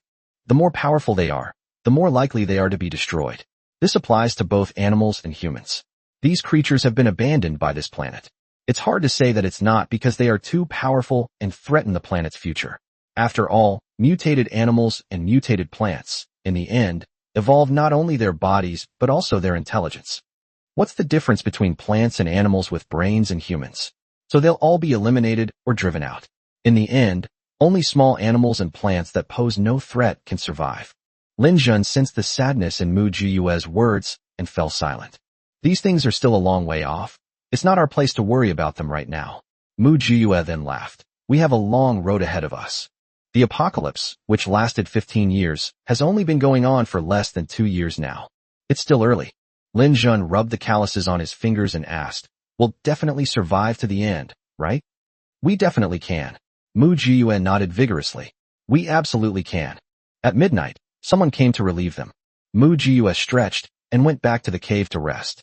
Just as she was about to step into the cave, Mu Jiue paused. "What's wrong?" Lin Jun asked. "It's nothing. I probably just saw it wrong." Mu Jiue looked thoughtfully into the darkness in the distance and said casually, "Let's rest." After saying that, Mu Jiue stepped into the cave. Lin Jun followed the direction Mu Jiue was looking, glanced at it a few times, his eyes flickered slightly, and then he followed her inside. Half asleep, Mu Jiue suddenly opened her eyes. The people around him also sat up alertly at the same time. Mu Jiue raised her finger. "Shoo." Mu Jiyue stretched out her hand and began the countdown. 5, 4, 3, 2, 1. Screech. A soul-shaking scream came from outside. Immediately afterward, the person on guard at the entrance shouted, "We're surrounded." But before he could finish speaking, everyone in the cave, fully dressed and armed, rushed out. However, when they came out and saw what was happening, they were immediately dumbfounded. The low hill where their cave was located was surrounded by a circle of mutated plants. However, they were isolated from the outside world, unable to advance or retreat. It turned out that what was blocking them was a ring of flammable material, which would ignite and burn them to ashes as soon as they got close. "What is this?" someone asked in surprise. Mu Jiyue stepped forward and explained, "This is phosphorus powder that Director Lin just developed, specifically to deal with these mutated plants. I tried it out, and I didn't expect it to work so well. Indeed, technology is always the primary productive force." Lin Jin looked surprised. "How much phosphorus powder is left?" "Not many, but we've used them all," Mu Jiyue answered honestly. "After all, it's only just been developed, and it's not ready for mass production yet." Lin Jin said excitedly, "It's been proven that this stuff works on mutated plants, so we can increase our investment. I'm sure other shelters need these things too." "That's right." Mu Jiyue's smile widened. Wei Lai has work to do again. However, making money is for later. Let's get to work now. As soon as Mu Jiyue finished speaking, she drew her Tang sword and charged towards a mutated plant that had already broken through the phosphorus powder defense circle. This wave of mutated plants is much stronger than the one we encountered during the day. Mu Jiyue immediately realized that the group during the day had deliberately feigned weakness, leaving them behind, and then sending a stronger force to launch a sneak attack at night. Look, plants have developed brains and can use tactics, so don't blame this planet for indiscriminately attacking and purging them. Mu Jiyue killed the mutated vine with 3 strikes, then casually pulled out a flamethrower from her spatial storage and burned it mercilessly. Lin Jin said, "Don't just stand there, attack together." A dozen or so people lined up, each with a flamethrower, and headed towards the group of mutated plants. Even the most resilient plants cannot withstand high-temperature calcination. Mu Jiyue has an endless supply of flamethrowers here, enough to burn even the largest number of plants. This battle lasted until dawn. Among the mutated plants, one inconspicuous plant suddenly let out a sharp cry. The plants that were still attacking seemed to hear the command and immediately retreated from the battlefield like a tide. Chapter 180 Emperor Flower. Mu Jiyue suddenly looked up and met the face of a giant flower. Mu Jiyue had a strange intuition. She felt that the flower was watching her. Mu Jiyue walked towards the flower without realizing it. He hadn't taken 2 steps when Lin Jin grabbed him. Lin Jin looked at her seriously and shook his head. Mu Jiyue pointed to the giant flower and said, "She is summoning me." A hint of shock flashed in Lin Jin's eyes. "It sounds like she's talking to me," Mu Jiyue said. "I want to hear what she's trying to say." "Are you serious? Are you sure you're not hallucinating?" Lin Jin kept asking. "I'm very clear-headed right now. It's hard to understand, but that's just my intuition," Mu Jiyue said. "Don't worry, I won't get too close." Lin Jin let go of Mu Jiyue's hand and walked over with her. As expected, as soon as Mu Jiyue walked over, all the mutated plants retreated like a tide, making way for her. A magnificent protea, blooming with an alluring beauty, moved silently a few steps toward Mu Jiyue, as if a king had descended. One person and one flower, separated by a wall of fire, simply gazing at each other. The enormous flower head of the king protea nodded up and down, just like a person. This scene was as terrifying and absurd as could be. If they hadn't seen it with their own eyes, and someone told them that there was a flower that was so sentient it was like a person, they would definitely say that the person was talking nonsense. But all of this happened right under their noses. The king protea grows very tall, reaching a height of about 5 or 6 meters. Mu Jiyue was so insignificant in its presence. The aura of the Mumu September is very strong, not at all inferior to that of the emperor flower. The emperor flower stared at Mu Jiyue for a few moments, then suddenly turned around and led a group of mutated plants away like a tide. At this moment, the sun rose above the horizon.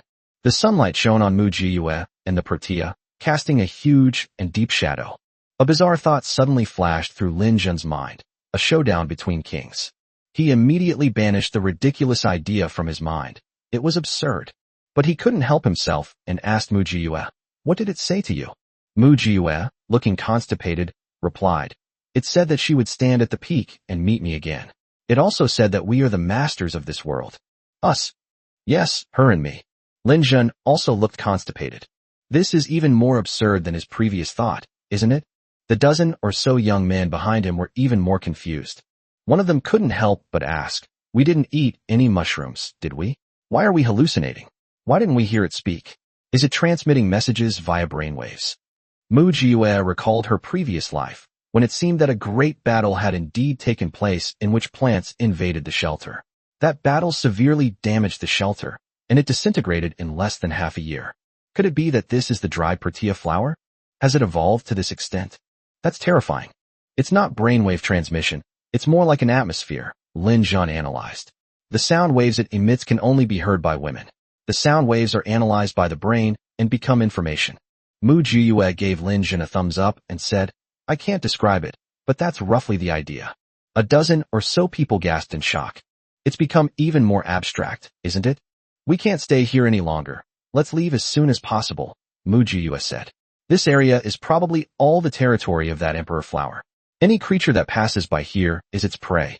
"Okay, let's set off immediately," Lin Jun quickly said, afraid of encountering such a strange creature again. After packing their things, everyone ate some boxed lunches that the space had prepared in advance, and then hurriedly set off. As she walked out of this area, Mu Jiue felt something and suddenly turned back. On a distant mountaintop, a huge protea sways in the wind. With such an unexpected turn of events on the way, Lin Jun was eager to return home. They took turns eating, and after a whirlwind of speed, they managed to escape back to Dawn Base before nightfall. As soon as we got back, everyone inexplicably relaxed. Although they had only lived on this mountain for a few days, they still felt a sense of security, as if they were returning home.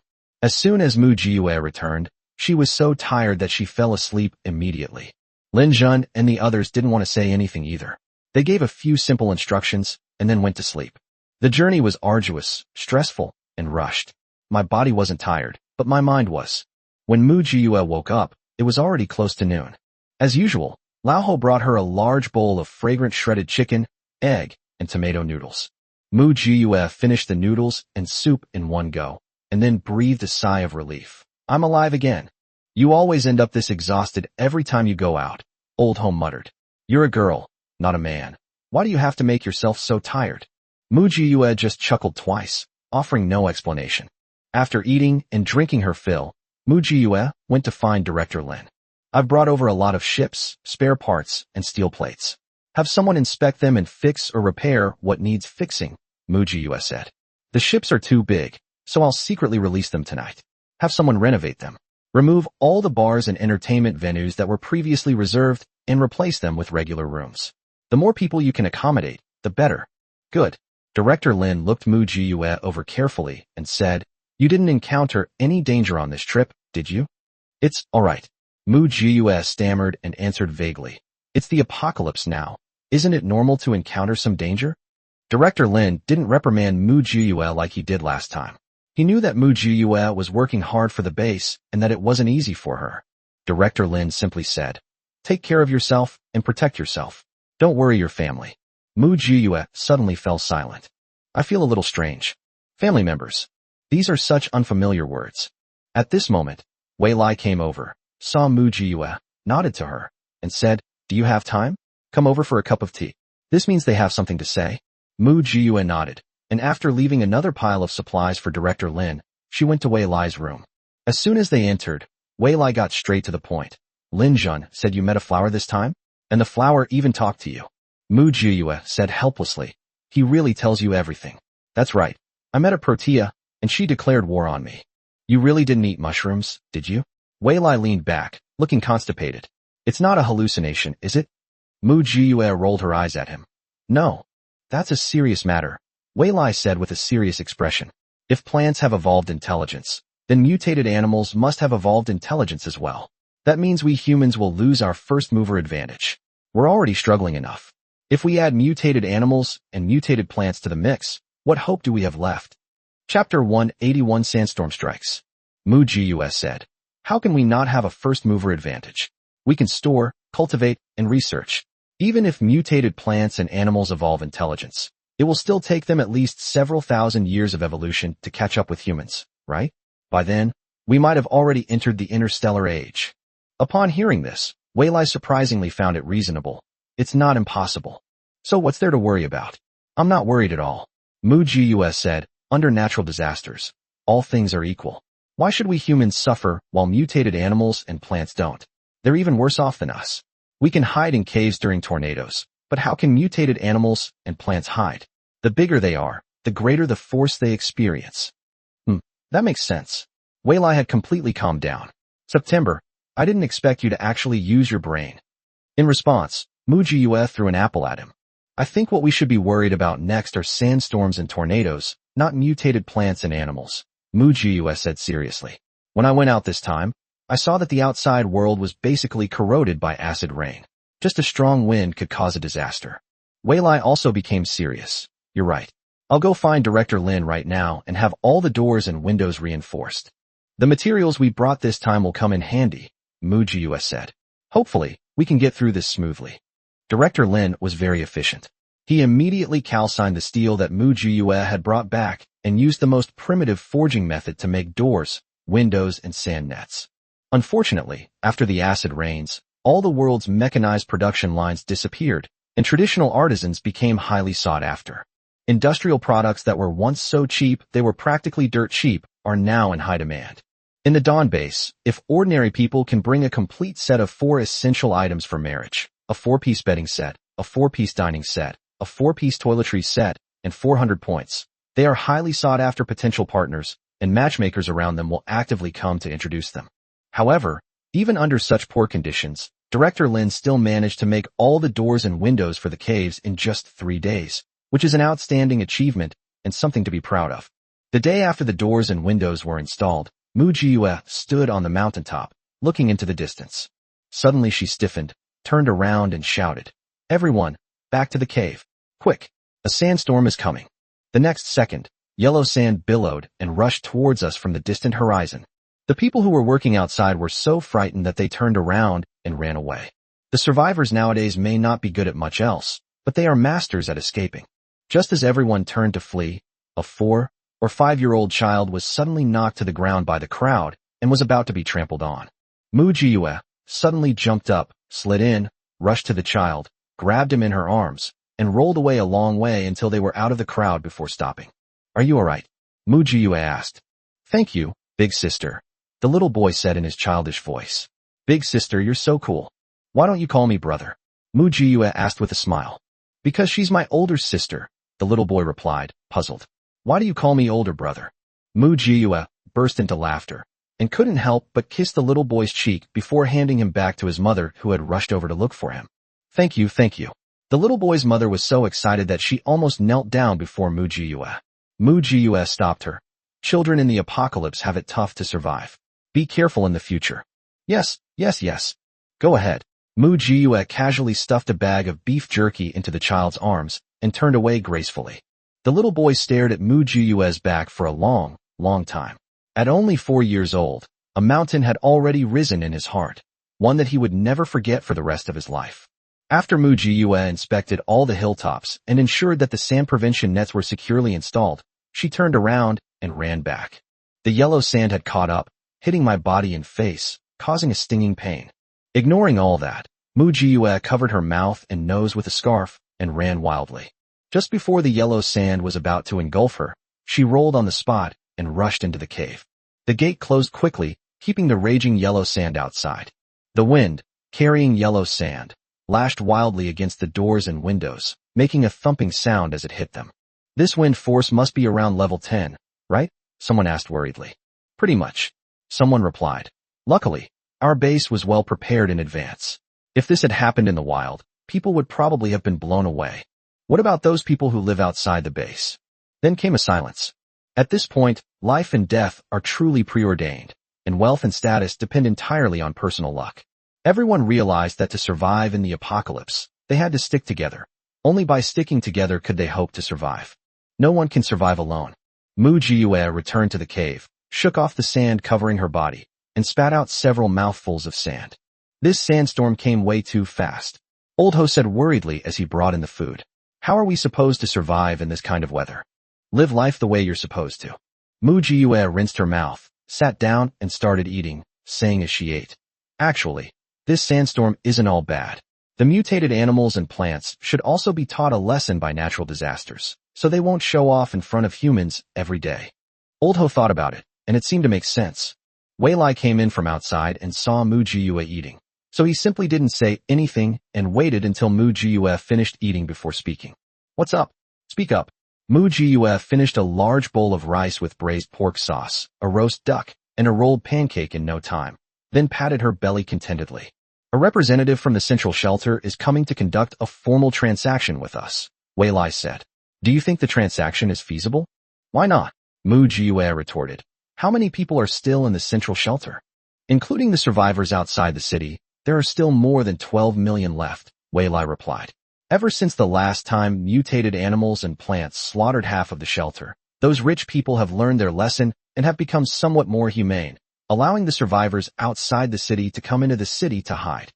Mu Jiyue snorted coldly. "They're afraid that the refugees outside the city will become food and breeding grounds for mutated animals and plants, and then they'll turn around and eat them. They're all a bunch of cowards. Who's the representative who came this time? What do they want to trade with us?" "Our newly developed phosphorus powder has been very popular since its effectiveness was tested. The news reached the central shelter, and they want it too. According to the rules, it will be traded in gold," Wei Lai said, then suddenly smiled. Mu Jiyue felt a little uneasy at his laughter. "Anything else?" Mu Jiyue asked. "Guess who the representative from the central shelter is this time?" Wei Lai winked mischievously. "Who?" A bad feeling rose in Mu Jiyue's heart. "You sure?" Wei Lai replied mischievously, surprised. "Unexpected. Chapter 182 You sure is coming to the Dawn base." Mu Jiyue leaned back strategically. "Does he know who I am?" "I don't know," Wei Lai said. "After you killed Gao Yi, Gao Feng also died, leaving the Gao family leaderless. They were quickly divided up by the Kong, Hua, and Yu families. The Yu family acted swiftly, seizing most of Gao Yi's supplies, demolishing his villa, digging up the soil underneath, and rebuilding the plantation. The Kong family completely consolidated the security forces of the central shelter, taking control of all the teams and armories. The Hua family seized the opportunity to take over Gao Yi's market, monopolizing most of the central shelter's market and stealing the remaining supplies from Gao Yi. It's hard to say who is stronger right now, but the Yu family, which owns the plantation, clearly holds an unparalleled position in this apocalypse." Wei Lai continued. "Since Yu Sure met you, he has become particularly ambitious. He used to be an idle second-generation rich kid, but recently he has been very proactive in getting things done. He is the one who rebuilt the plantation.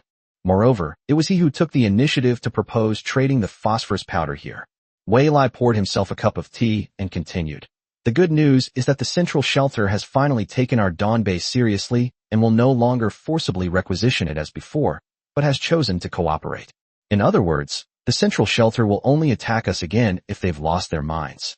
The news must have come from those people who were kicked out of the central shelter and brought back," Mu Jiyue said. "Those people are really resilient. This is what people in the apocalypse should be like." "Get ready," Wei Lai said. "You sure will know everything the moment he sees you." "Should I hide?" Mu Jiyue asked with a worried expression. "You can run away from it one day, but you can't hide the whole time. You'll run into it sooner or later," Wei Lai said. "What are we going to do then?" Mu Jiyue said. "Won't all the things we did at the central shelter be exposed? So it's up to you. Right now, only you sure can guess the truth. After all, most of the time we're in disguise, and only you have been seen by him." Wei Lai's expression was strange, as if he wanted to laugh or not. "You sure has always been gay, but it's hard to say. Your existence might just change his orientation." Mu Jiyue was even more upset. "I can't do it. You want me to sacrifice my good looks? The problem is, I'm not." Wei Lai looked at Mu Jiyue with sympathy. "The message has been delivered. You can decide what to do yourself." After saying that, Wei Lai took the apple and left. Mu Jiyue was left frantically scratching her hair. What should we do?"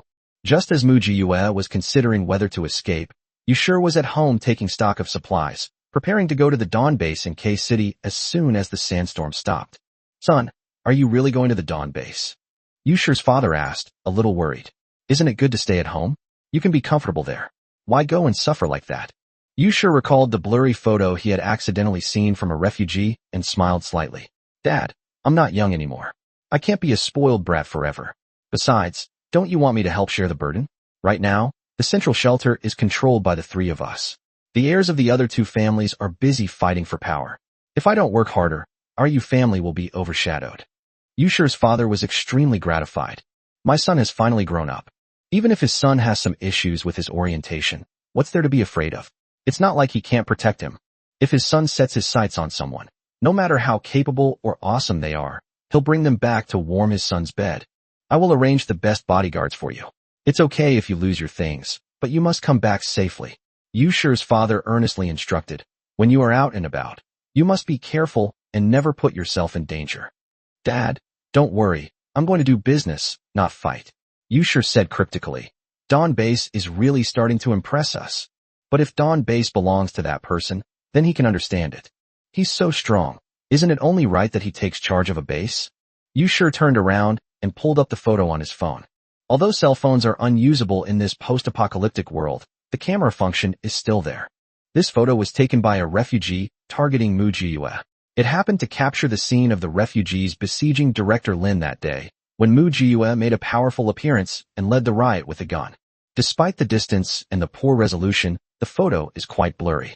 However, his domineering and arrogant demeanor and his air of self-importance made him instantly recognizable to the world. Yusher then asked the phone's owner who the person in the photo was. The person told Yusher that the person's name was Mu Jio, and he was the fourth in command of the Dawn Base, on par with Wei Lai, Lin Jun, and Director Lin. Yusher immediately laughed. So your name is Mu Jio. They even lied to me, saying my name was Mu San and my name was Lin Jio. But it doesn't matter. I'll like you no matter what your name is. Jio, let's see how you try to hide from me this time. Yusher carefully put away the photos and didn't tell anyone that Mu Jiue was the culprit who caused the turmoil in the central shelter and the murderer who shot Gao Yi. Anyway, Gao Yi is already dead, so whether he speaks or not, no one will avenge him. It would be better to use this information to threaten Mu Jiue, so that he would stop avoiding him. The yellow sand outside the window was still raging, and people could only hide in the caves, not daring to go out even a step. Some people didn't believe in superstition and wanted to go out and try it out. As a result, those who tried it died. They vanished in a gust of wind, and no one dared to go out and try it again. To keep everyone busy, Director Lin created many job positions, including hand-twisting hemp rope, making paper boxes, sharpening knives and scissors, mending clothes, sweeping, mopping, and taking out the trash, and even tending the boiler. These were all basic jobs that anyone with hands could do, without requiring much expertise. With Mu Jiue continuously providing supplies to the Dawn Base, everyone had enough to eat and drink, so their lives and production were stable and no one caused trouble. The main reason is that they don't dare to cause trouble.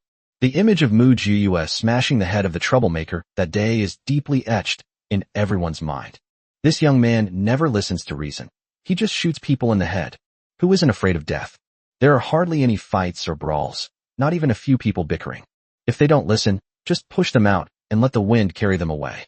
Therefore, during this sandstorm, the people were unusually harmonious and stable. Mu Jiue made great contributions. 3 days passed in the blink of an eye. The yellow sand shows no sign of stopping. Mu Jiue delivered another batch of freshly picked vegetables to the restaurant and was about to leave when Director Lin called her back. Jiue, wait a moment. The chicks in our breeding area are all ready for market. The central shelter said they want to buy a batch from us. You can take charge of this matter. Chapter 183 Long time no see, Agio. Mu Jiue refused without even thinking. I'm not going. They specifically asked you to make the deal, and they even said you can name your price. Director Lin said earnestly. September, you are the base commander of the Dawn Base. You have to think about these 800,000 plus people. Every extra penny we earn means we can support one more person. Is it too late for me to step down now? Mu Jiue asked hopefully. Too late. You've already taken the seal. And now you're telling me you're stepping down? Director Lin sneered. Don't even think about it. This is settled. After saying that, Director Lin walked away arrogantly. Mu Jiue was left alone, bewildered. There's no way to avoid it now, is there? Okay. You brought this on yourself. Mu Jiue angrily went to Wei Lai to complain, but Wei Lai was not there. Only Secretary Chow was working diligently and conscientiously. Where's Wei Lai? Mu Jiue asked casually. Secretary Chow pushed up his glasses and replied with a smile. President Wei said that the central shelter will definitely bring a lot of gold with them this time. He plans to take all of it, So he is currently taking stock of the supplies and personally overseeing every aspect of their lives, including food, clothing, and accommodation. You can talk to me if you have anything to say. Never mind, Mu Jiyue sighed. You can continue with your work. Secretary Chow smiled and saw Mu Jiyue off. Mu Jiyue turned around and went to find Lin Jun again. Lin Jun was training his troops, leading them in strenuous exercise. Forget it, I won't look for him anymore. It's pointless anyway. Mu Jiyue could only turn around and look for Teacher Qin, but Teacher Qin was teaching the children at the base and didn't have time to pay attention to her. Since the establishment of the school at Dawn Base, all the teachers have been shouldering heavy responsibilities, working around the clock to prevent the children from causing trouble, which can be seen as a way of protecting the future hope of the base. Look, the sandstorm outside has subsided, someone shouted. Everyone stopped what they were doing and pressed their faces against the windows to look outside. The windows were blurred by sand, but you could still vaguely see that the wind outside had died down and the sand was beginning to settle. Mu Jiyue also went over and knocked on the window, shaking off a layer of yellow sand and making the view clearer. It's gotten smaller, but it hasn't completely stopped yet. A bespectacled man who seemed knowledgeable about the weather observed the situation for a while and said, "In another 2 days, the sandstorm will be over." As soon as he finished speaking, everyone cheered. Mu Jiyue also sighed. Good. 2 days later, the sandstorm indeed stopped. Everyone opened the doors and windows to get some fresh air. Mu Jiyue touched the water level gauge. The water level had risen another 10 centimeters. So much sand was blown over and settled to the bottom of the water, naturally raising the water level. Wei Lai also came over, looked at the scale, and said, "We can only stay on this mountain for another 6 months at most before we have to find a place to move." Mu Jiyue said, "How's the ship modification going, Director Lin?" "It's still in progress," Wei Lai replied. "He asked me for the shipbuilding experts and transferred all the capable people from the base there." Mu Jiyue clapped her hands, straightened up, and said, "At worst, we can stay on the boat first and find a place slowly." No sooner had the words left his mouth than someone pointed into the distance and said, "Look, a ship is coming." Mu Jiyue followed the gaze and saw a fleet of ships heading towards the Dawn base. "Take out your binoculars and take a look." Mu Jiyue's face turned green. She turned to leave without saying a word, but Wei Lai quickly grabbed her arm. "You sure has arrived?" Wei Lai asked with a half-smile. "Is he out of his mind? He actually went out in a sandstorm." Mu Jiyue was at a loss for words. "Isn't he afraid of getting buried in the sand?" Wei Lai said with a smile. "Guess who he was going out for? Risking everything? Come on." Mu Jiyue's face turned green. "I just dress like a man. I'm not a real man. I have no interest in sissies." "All right, you stop him. I have something to do. I'll go out for a bit." After saying that, Mu Jiyue disappeared like a monkey. Wei Lai laughed so hard, he almost fell over behind her. However, Mu Jiyue still couldn't escape the world. As the base commander, she was required to attend the occasions when Dawn Base and Central Shelter officially established a cooperative relationship. Even though she was disguised and said she was just the 4th in command of the Dawn Base, the 4th in command still has to show up. At the welcome dinner, Mu Jiyue arrived dressed in a black hoodie and black trousers, with a lollipop in her mouth and her hands in her pockets. He looked so out of place among the others, all dressed in suits and ties, their hair flowing in elegant attire. Even so, no one dared to underestimate her. Her gun skills were superb. She earned her status and respect through her strength. Upon hearing footsteps, Yusher turned around.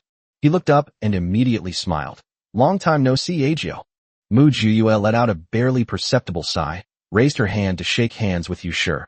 "Young master Yu. It's a pleasure to meet you. I've already called you a Jew, so can you call me Yusher?" Yusher held Mu Jiyue's hand tightly, refusing to let go. Mu Jiyue roughly shook off his hand and said, "Don't call me that so intimately. Don't forget, half a year ago, your Central Shelter wanted to annex our Dawn Base. That was Gao Yi's doing. What does it have to do with me? Although it's called the Central Shelter, you and I both know that it's been through 3 dynasties since then." Yusher said in a low voice, "A Jew, you've really opened my eyes. You're the most capable man I've ever met." Mu Jiyue covered his mouth and roughly dragged him away from the crowd. Just as Yusher's bodyguards were about to act, Yusher immediately gestured for them to stay put. Meanwhile, Wei Lai and Lin Jun's men quietly separated them. It's obvious they're protecting their own. Mu Jiyue dragged Yusher to a secluded corner and said bluntly, "I don't like testing you. I'll just be direct. What are you doing at the Dawn Base? Do you want to avenge Gao Yi?" Or do you want to take back what belongs to your Yu family from me? Huh? Why would you ask that? Didn't I come here to do business with Dawn Base? Yusha raised her hand and flicked her hair, her alluring little ponytail exuding a seductive charm. Threatening me, Mu Jiyue narrowed her eyes, her murderous intent undisguised. No, no, no, how could that be? Yusha said, I haven't told anyone about you, and no one knows that I know you. In fact, we only really met today, didn't we? Then what did you mean by what you just said? Mu Jiyue asked casually, her fingers already gripping the curved blade. If Yusha's answer didn't satisfy her, she would chop off his head. As for the feud with the Central Shelter? Please.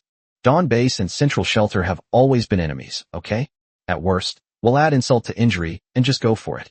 Chapter 184 Reconciliation with the Central Shelter. Yusha stared intently at Mu Jiyue's face and suddenly said, Do you know why I like you? You're sick. Your defiant gaze is killing me. Yusha brought his neck close to Mu Jiyue's face and said, Do you really want to kill me? Come on, cut me this way. I'd be willing to die by your hand.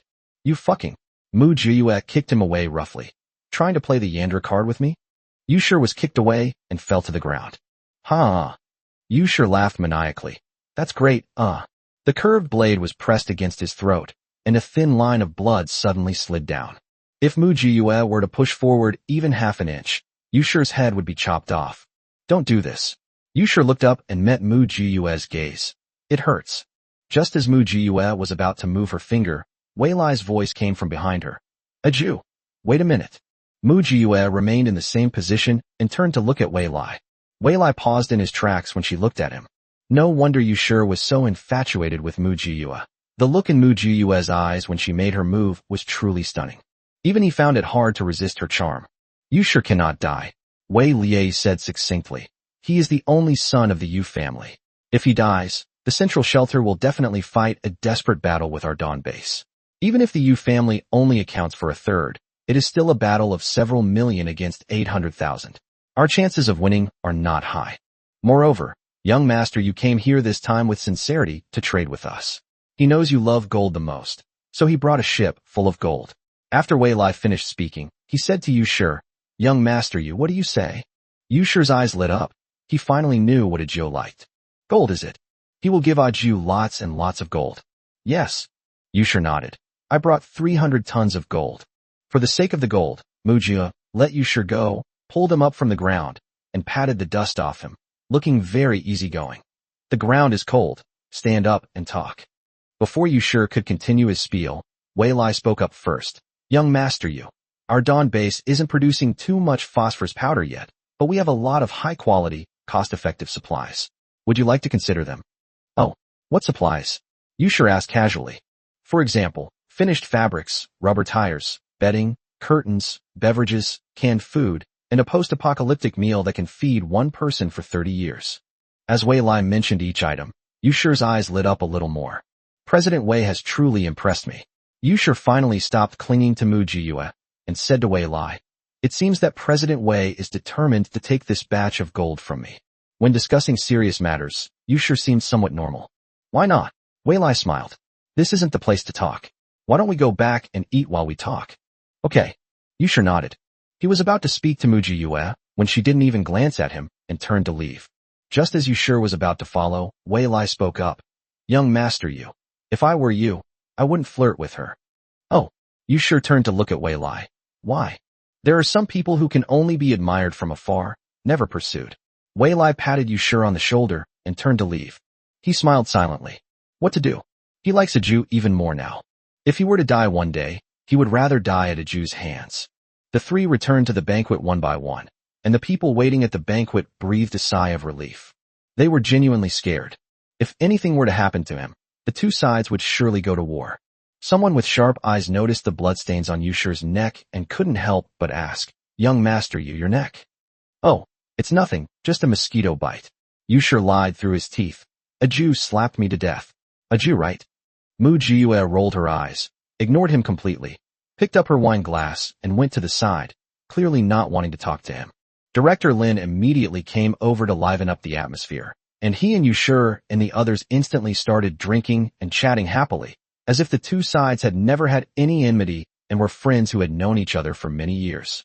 Mu Jiyue was impatient with this kind of occasion, so she only showed her face briefly before leaving.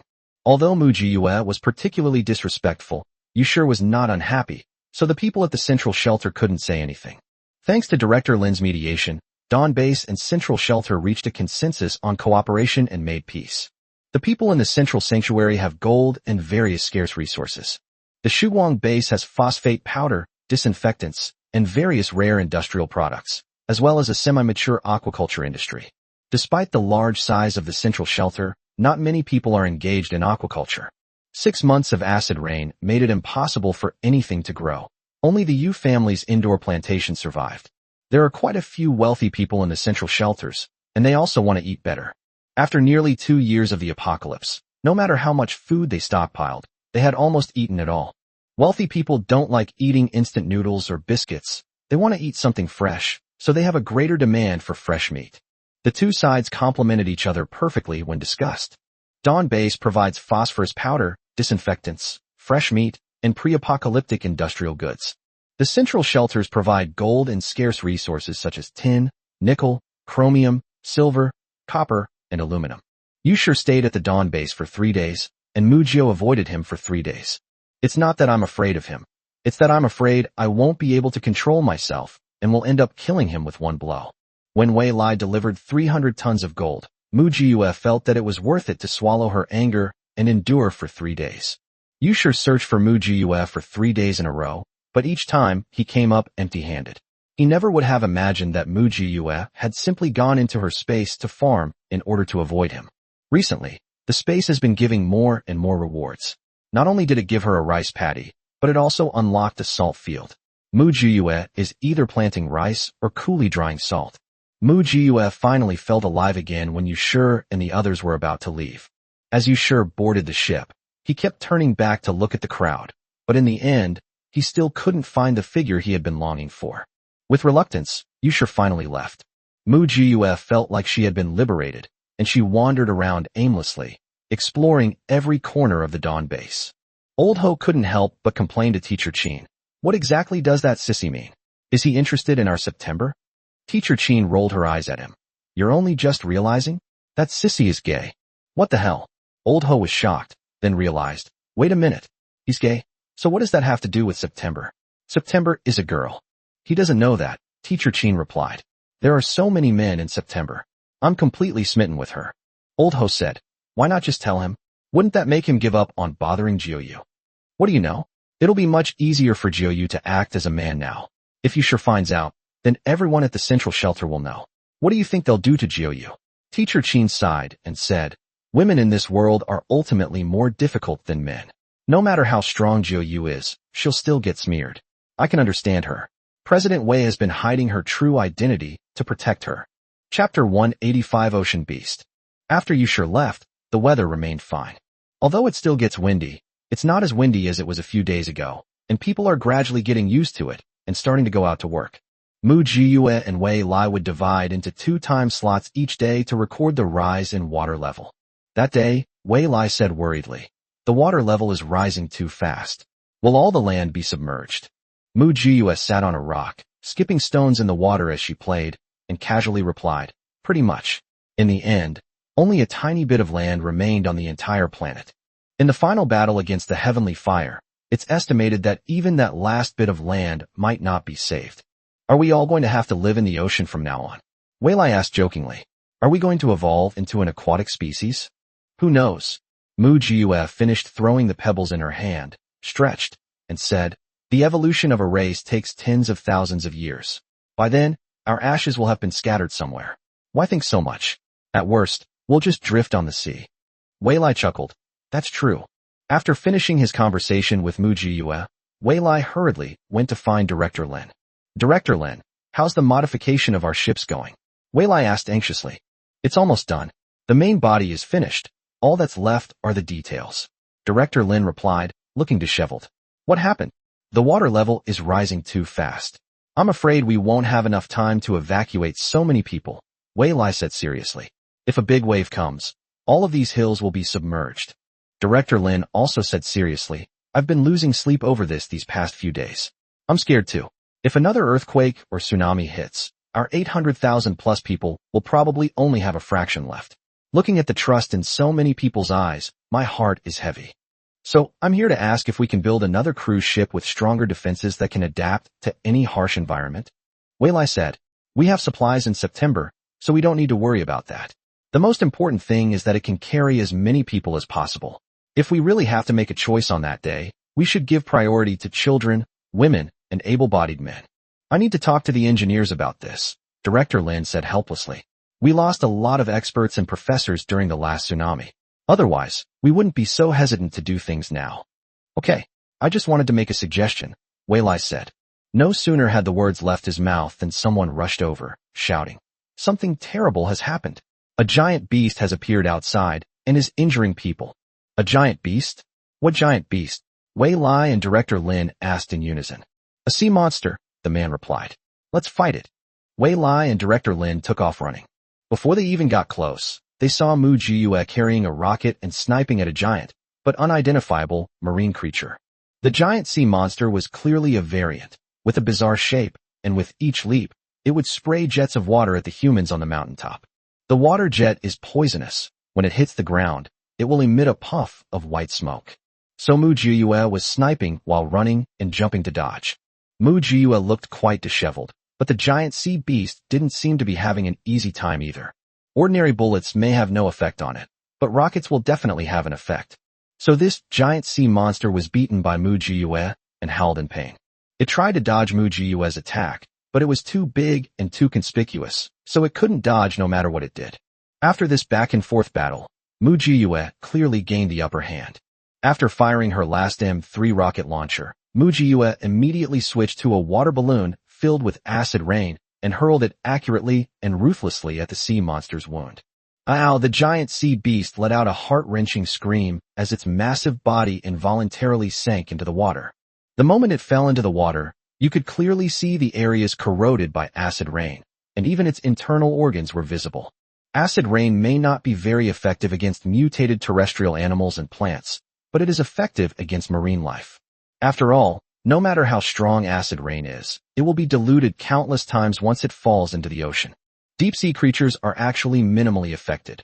Only fish, shrimp, and crabs in shallow waters and freshwater face catastrophic consequences. The giant sea monster fled in defeat, and cheers erupted from the mountaintop. Mu Jiyue couldn't help but breathe a sigh of relief. If she hadn't been outside monitoring the water level all day, this giant sea monster could have caused enormous damage. With a single lash of its tail, it can whip hundreds of people to death.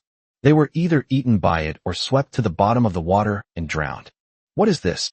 Wei Lai handed Mu Jiyue a towel and a bottle of water, asking with lingering fear.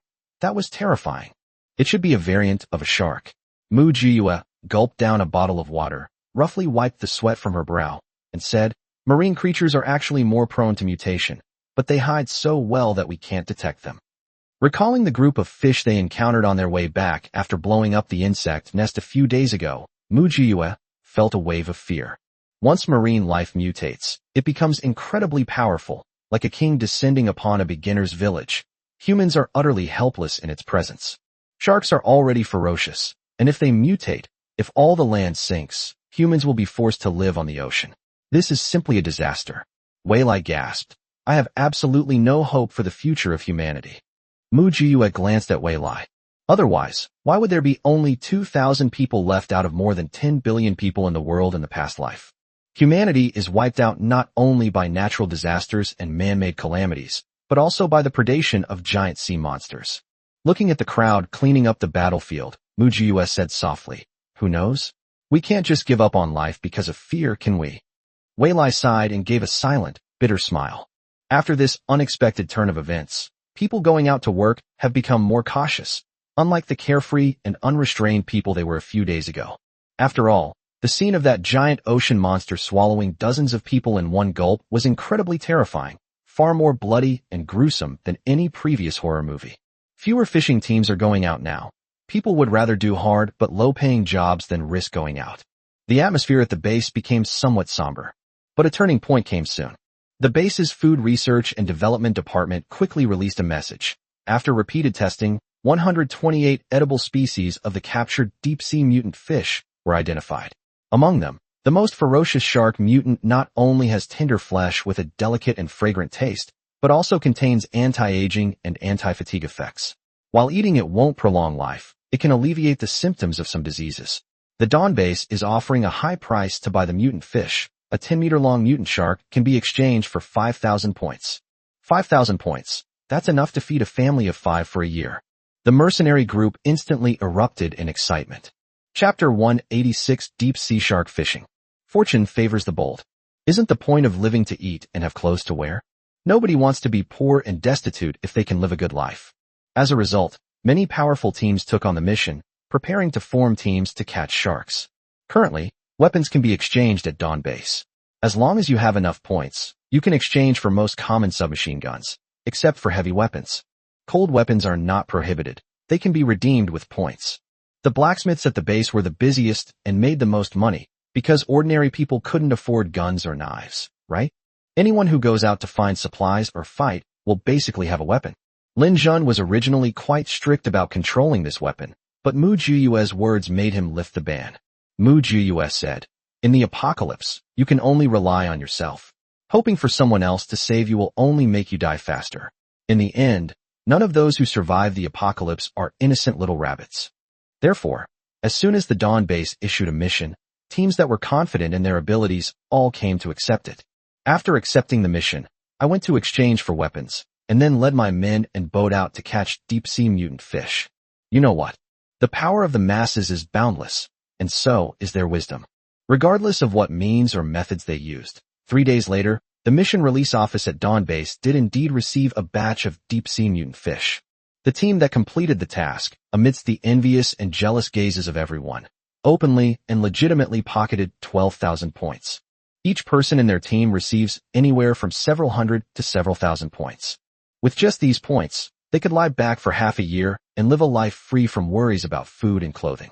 With this precedent, even more teams went out to catch deep-sea mutant fish. Of course, not all teams made any progress. Quite a few teams were completely wiped out, with not a single survivor. The apocalypse is just that cruel. That day, Mu Jiyue was helping Director Lin tally the current population of the Dawn Base. Looking at the numbers, Director Lin sighed. Last month we had 860,000 people, but now we only have 840,000. In just 1 month, we've lost 20,000. If this continues, our Dawn Base won't be wiped out for long. Mu Jiyue, however, remained optimistic. She twirled her pen incessantly and said, "Isn't this normal? These 20,000 who died were clearly those who couldn't adapt to the apocalypse and were eliminated. Survival of the fittest, what a normal law of nature. Don't worry, they won't all die. Those who have been tempered in the apocalypse will become stronger, and the weak will be eliminated. Just wait and see, before long, our base's powerful mercenary teams will become the backbone of the base." As soon as he finished speaking, Secretary Chow rushed over. "Adieu, Director Lin. It's so good to have you here." "What happened?" Mu Jiyue asked sharply. "Something did happen, but it should be considered a good thing," Secretary Chow said with a smile. "A team under General Wei just returned from outside, and said they discovered a small island covered with shark eggs." Mu Jiyue stood up abruptly. "I'll be right there." "Be careful," Director Lin warned from behind. "Don't take any risks." Okay. Mu Jiyue waved her hand without turning her head and ran out lightly. She hasn't left the house at all during this time, and she's so bored she's practically living on air. She finally had something to do, and she didn't want to miss it. Mu Jiyue ran over to Wei Lai's side, where several people in white coats were already studying the shark eggs they had brought back. "It should be a mutant shark egg," one of the men said, pointing to the shark eggs in his hand. "Normal shark eggs don't look like this, and they wouldn't be on the island's land. Generally speaking, sharks reproduce by laying eggs, giving birth to live young, or having ovoviviparous birth. Oviparous refers to the laying of eggs by sharks with thick egg cases, which allow them to attach to rocks or seaweed and defend against predators. Ovoviviparous refers to the development of fertilized eggs in the uterus, nourished by the yolk sac or eggs released from the ovary into the uterus, without the formation of a placenta in the uterus. Viviparous refers to the development of fertilized eggs encased in a keratinous shell in the uterus, obtaining the necessary nutrients from the yolk sac and placenta. Later, the female shark absorbs nutrients in the uterus through the placenta or a secretion called uterine fluid, until the pup is almost fully formed before giving birth. But look, The shell of this egg is exceptionally thick. Doesn't it resemble the egg of a terrestrial creature more? The expert said. This indicates that mutated sharks are beginning to evolve towards terrestrial life. Once they adapt to terrestrial life, humanity will face annihilation. No matter how powerful the weapons, they will be no match for a shark's attack. This expert is somewhat pessimistic. Mu Jiyue couldn't help but lean closer and say, if sharks come ashore, aren't they just like crocodiles? Crocodiles are powerful too, but they don't rule planets. The others nodded in agreement. Yes, yes. Crocodiles come ashore because they haven't mutated, but sharks come ashore because they have mutated. So we can't make common sense, the expert said. Just like that giant crab that appeared recently. After mutating, it's no longer the same species, and its fighting ability can't be predicted by common sense. Mu Jiyue immediately became serious. That makes sense. Therefore, we must find a way to interrupt or slow down their evolution. This batch of shark eggs must be completely wiped out. Lin Jun immediately said, I will send people to eliminate them right away. I'll go too, Mu Jiyue said. I'm a little worried. I have a feeling that things aren't that simple. Lin Jun didn't waste any words. Okay, I'll go take attendance. Mu Jiyue turned around and went to find Old Ho again. This time, Mu Jiyue didn't even need to say anything. Old Ho already nodded knowingly. I know. You want boxed lunches, right? I'll go prepare them for you right away. You guys really can eat. After saying that, the talkative Old Ho, with a cigarette dangling from his lips, called over his apprentices to work overtime to prepare boxed lunches for Mu Jiyue and the others. Mu Jiyue was also busy. She thought about it for a moment. Since the sharks were able to lay so many eggs on the island, there must be a considerable number of them. To get through the shark swarm to the island, a fierce battle is inevitable. Since it's going to be a fierce battle, weapons are essential, and they have to be heavy weapons. The boat can't be small either, or it'll surely be capsized by a swarm of sharks. After much deliberation, Mu Jiyue chose a frigate that she had once stolen from the central sanctuary. Among cargo ships, medium-sized frigates are absolutely king-class, incredibly powerful. Even without satellite navigation, it is still an indispensable and powerful tool.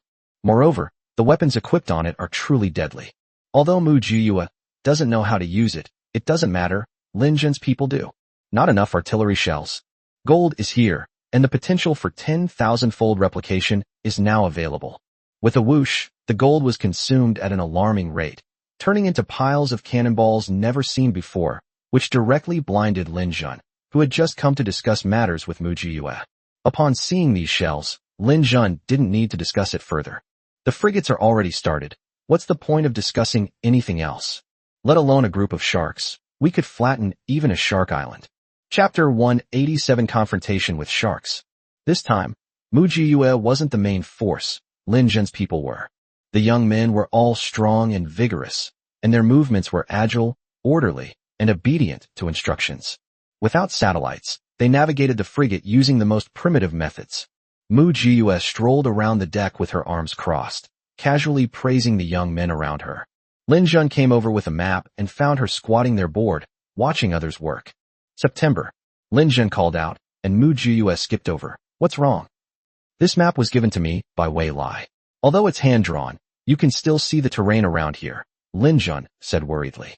The water level is rising again and again, and the area of seawater is expanding further.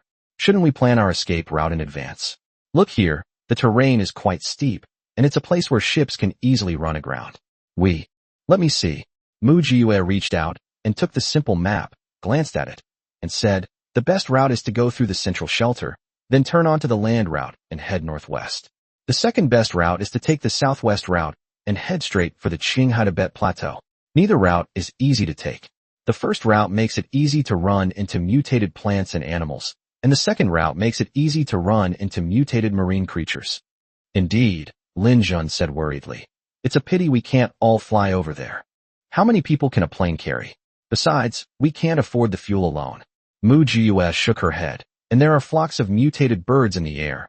Each one as ferocious as the mutated animals on the ground. If the plane is hit, they will all die. Yes. Lin Jun sighed and said, Director Lin told me to speed up the training of the troops because we could be evacuated at any time. I feel reluctant to leave. We've been running the Dawn base for so long. It's like our own home. Mu Jiyue tilted her head and said, Who isn't? But in the apocalypse, where's a home? As the two were talking, they heard someone shout over to report. Report to the base commander. A group of sharks has been spotted. Lin Jun and Mu Jiyue immediately put down the map, turned around, and walked out together. A group of sharks firmly pinned the 3 to 4,000-ton frigate between them. The sharks were all ridiculously large, and all looked like bizarre variants. This is terrifying.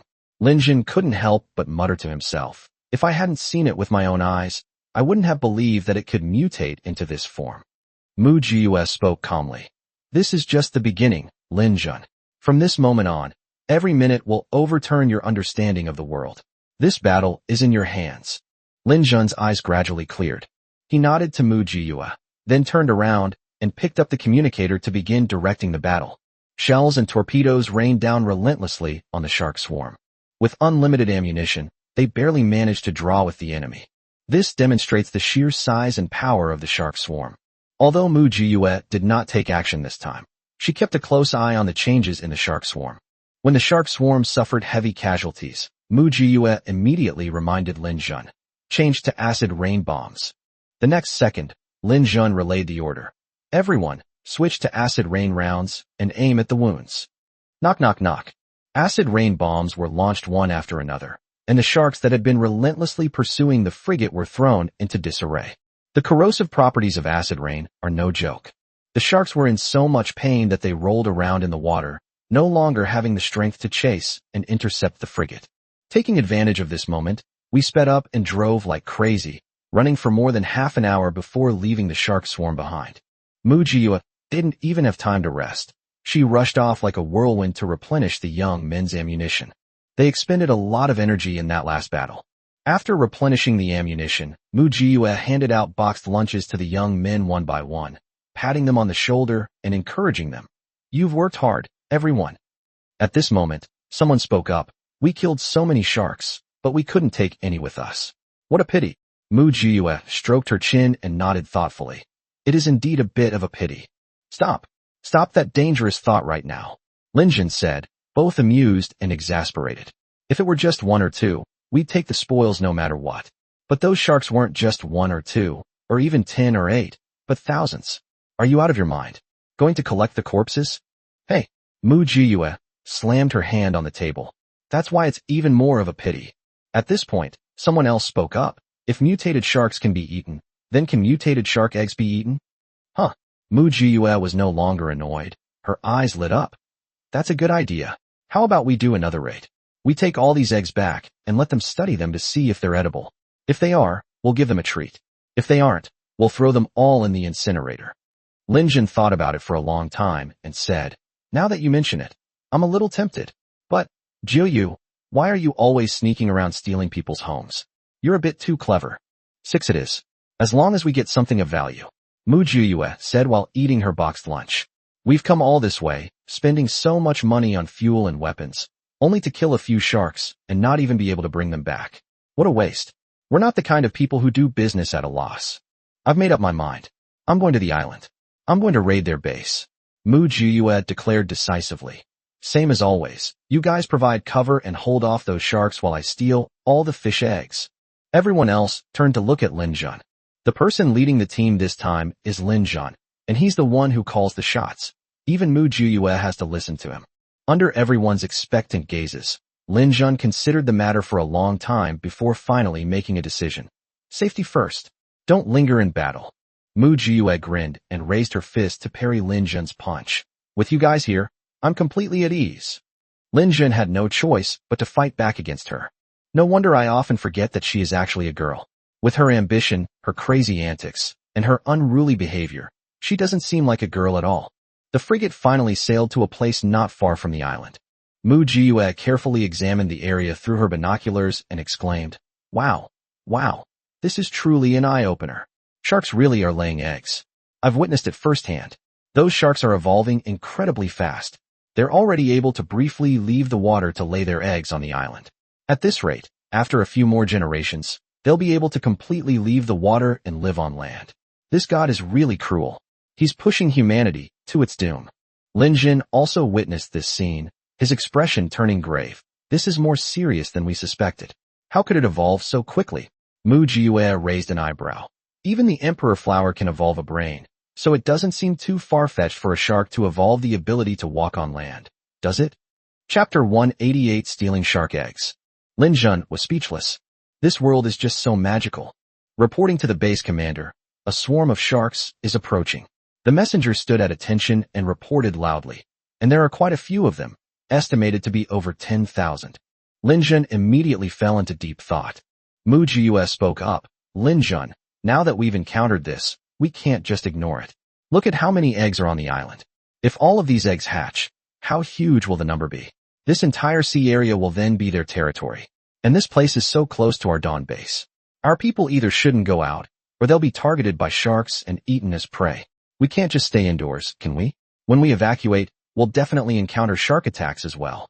Therefore, prevention is better than cure, and offense is the best defense. Mu Jiue said seriously.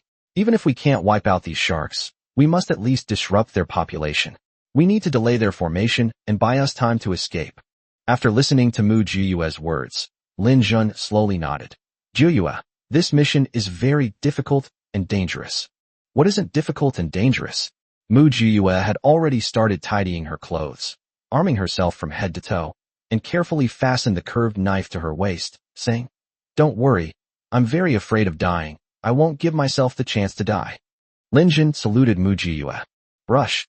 Behind me, a group of young men stood at attention and saluted. Mu Jiue slowly returned a somewhat awkward military salute, then turned and rushed towards the location where the small boat was placed. The young men on the frigate fired at the sharks to provide cover for Mu Jiue. A small boat was quietly placed on the water. Mu Jiue grabbed the rope, jumped off the small speedboat, and steered it at high speed toward the island. Closer and closer, we're getting closer and closer to the island. Mu Jiue turned off the motor and rowed forward manually.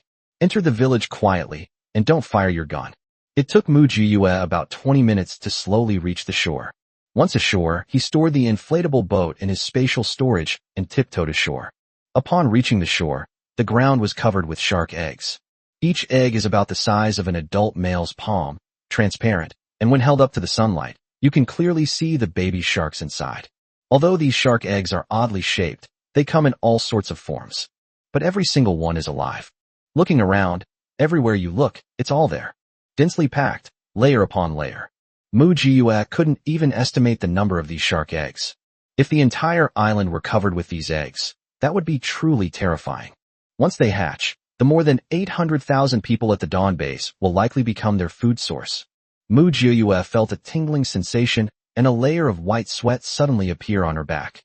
She is now extremely glad that she came along, and even had the sudden idea to go to the island to take a look. If she hadn't looked into it, she would have been blindly confident that bombarding the island would eliminate any future troubles. However, with so many shark eggs, a few cannonballs are definitely not enough. Even if you blow up the island, it won't make a difference. Don't forget, shark eggs are meant to live in water. If they fall into the sea, it's just another way for them to hatch. The humans at Dawn base might not even be able to migrate before being surrounded and wiped out by the shark swarm. Mu Jiue dared not hesitate any longer, popped a few high-energy, high-calorie rice balls into her mouth, and then opened her arms to start working. A frenzy of buying. No matter what kind of shark eggs they are, whether they are about to hatch, or what kind of stones and sand they are, just collect them first. Mu Jiue didn't dare put these things on the black soil, but instead put them in the warehouse where time was frozen. Thankfully, the warehouse has an unlimited capacity, which is why it was able to hold so many shark eggs. Mu Jiue ran wildly, frantically collecting as she went. The island is not large, but it still covers an area of 300,000 square meters. Mu Jiue was panting heavily from running, but she still didn't dare to stop. She took out her energy water, drank a few sips to replenish her strength, and then continued to collect energy. The place she had taken over was now barren and desolate, devoid of any vegetation. The areas that hadn't been harvested were covered with a thick layer, like a small hillside. Lin Jun naturally saw this scene through the binoculars, and his back was also covered in a layer of cold sweat. He hadn't expected the situation to be this bad. If Mu Jiue hadn't insisted on going ashore, he simply couldn't imagine the consequences. Lin Jun realized once again that Mu Jiue was simply the chosen one, and following her would definitely be the right choice. Lin Jun clenched his fists tightly, praying silently for Mu Jiue, hoping everything would go smoothly. However, what you fear most is what happens most often. A shark discovered its home had been robbed. Then he turned around and rushed towards the island, ready to fight the thief who had stolen his house to the death. Oh no, they're trying to escape. Someone noticed and immediately intensified the attack. Everyone, beat them to a pulp and buy Agio some time. Boom, boom. More and more shells landed in the water, causing the surface to churn with blood. Linjin couldn't help but remind Mujiyue through her earpiece. A shark spotted you sneaking into our base. Hurry up. If you can't make it, come back. It's okay, I can catch more. Mujiyue's voice was unsteady, showing how fast she had run. The ground here is uneven, so there's no way to use ice skates. You can only use your 2 legs, swinging them like wheels of fire, to measure the entire island step by step. Sweat had soaked through her clothes, and large drops of sweat almost obscured her vision. She didn't care anymore. At that moment, she had only one thought in her mind. These shark eggs must not be allowed to hatch. They must not be allowed to become the #1 disaster for Dawn Base. When they get tired of running, they just slide and roll on the ground to collect themselves. After resting for a while, I got up and continued running. Time passed by, minute by minute. Most of the island has been taken over, with only the southeast corner remaining. Just as Mujiyue rushed over, a dozen sharks that were laying eggs finally spotted her. The ugly shark used its fins as legs and charged towards Mujiyue. If it were the normal Mujiyue, dodging it would be a piece of cake. But she's so tired right now. She was so tired she could barely lift her hands. Seeing this, Lin Jun was so anxious he was practically getting blisters on his lips. He shouted hoarsely into the radio, "Get out of the way! September, get out of the way!" The moment the shark charged, Mujiyue flashed into the space. The ferocious shark's mouth grazed Mujiyue's figure before crashing heavily to the ground. Lin Jun straightened up abruptly, staring intently at the small island, but couldn't spot Mujiyue. A wave of despair struck Lin Jun almost instantly. This caused his mind to go blank for a moment.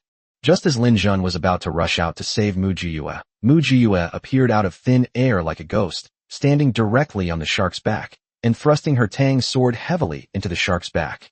Chapter 189, We've struck it rich this time. Mujiyue's move was so cool that Lin Jun was speechless for a moment, staring at her blankly, unable to come back to his senses for a long time. After Mujiyue stabbed him, she immediately pulled out the knife, and a bottle of acid rain poured down the wound. Sizzle, sizzle.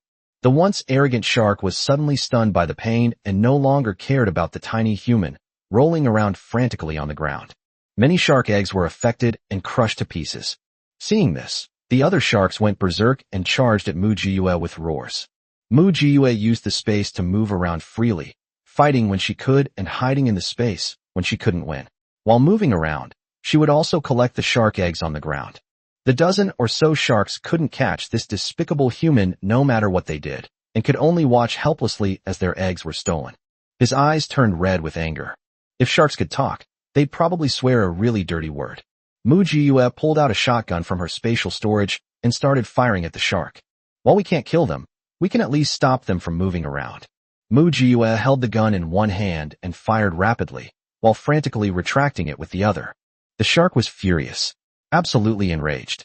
But they couldn't keep chasing because they needed to go back into the water to replenish their fluids. The dozen or so sharks glared fiercely at Mujiyue, then turned and jumped into the water with a splash. Upon seeing this, Mujiyue dared not waste any more time chasing the shark. Stop messing around. Hurry up and collect it. Mujiyue kept collecting the last piece without thinking. When she finished collecting the last piece, she saw a group of sharks ferociously leaping ashore, all heading straight for her. Damn it! Mujiyue turned and ran. 2 legs are still more useful than fins. Mujiyue was running ahead, and the shark was chasing her from behind, and the chase was on land. The scene was hilarious no matter how you looked at it. September, head west. We'll meet you here. Lin Jun's voice came through the radio, urgent. Hurry, hurry. We can't stop them anymore. More and more sharks are heading your way. Understood. Mujiyue leaped and rolled on the spot, fleeing frantically to the west in an extremely disheveled state. Ignoring the bloodstains on her cheeks from the rubble, she braced herself with her hands and took off running. As he ran, he pulled out a grenade from his storage space and threw it behind him without even looking. This thing won't kill the opponent, but it can successfully annoy them. Sure enough, the sharks went even crazier. Lin Jun was speechless. This girl is really someone who thrives on chaos. Even at this point, she still can't resist provoking the other party. Whose temperament do you get from?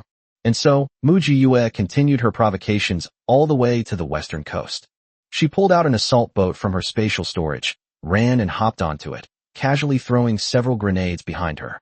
When the sharks saw that this despicable human had actually gone into the water, they charged forward even more recklessly. On land, they can't do anything to her, but in the water, that's their domain. What are they afraid of? However, just as the shark swarm reached the shoreline and was about to enter the water, a series of explosions instantly sent them all to their deaths. When did she plant this mine? Someone immediately recognized it. Isn't this an anti-tank mine? It seems correct. It really is an anti-tank mine.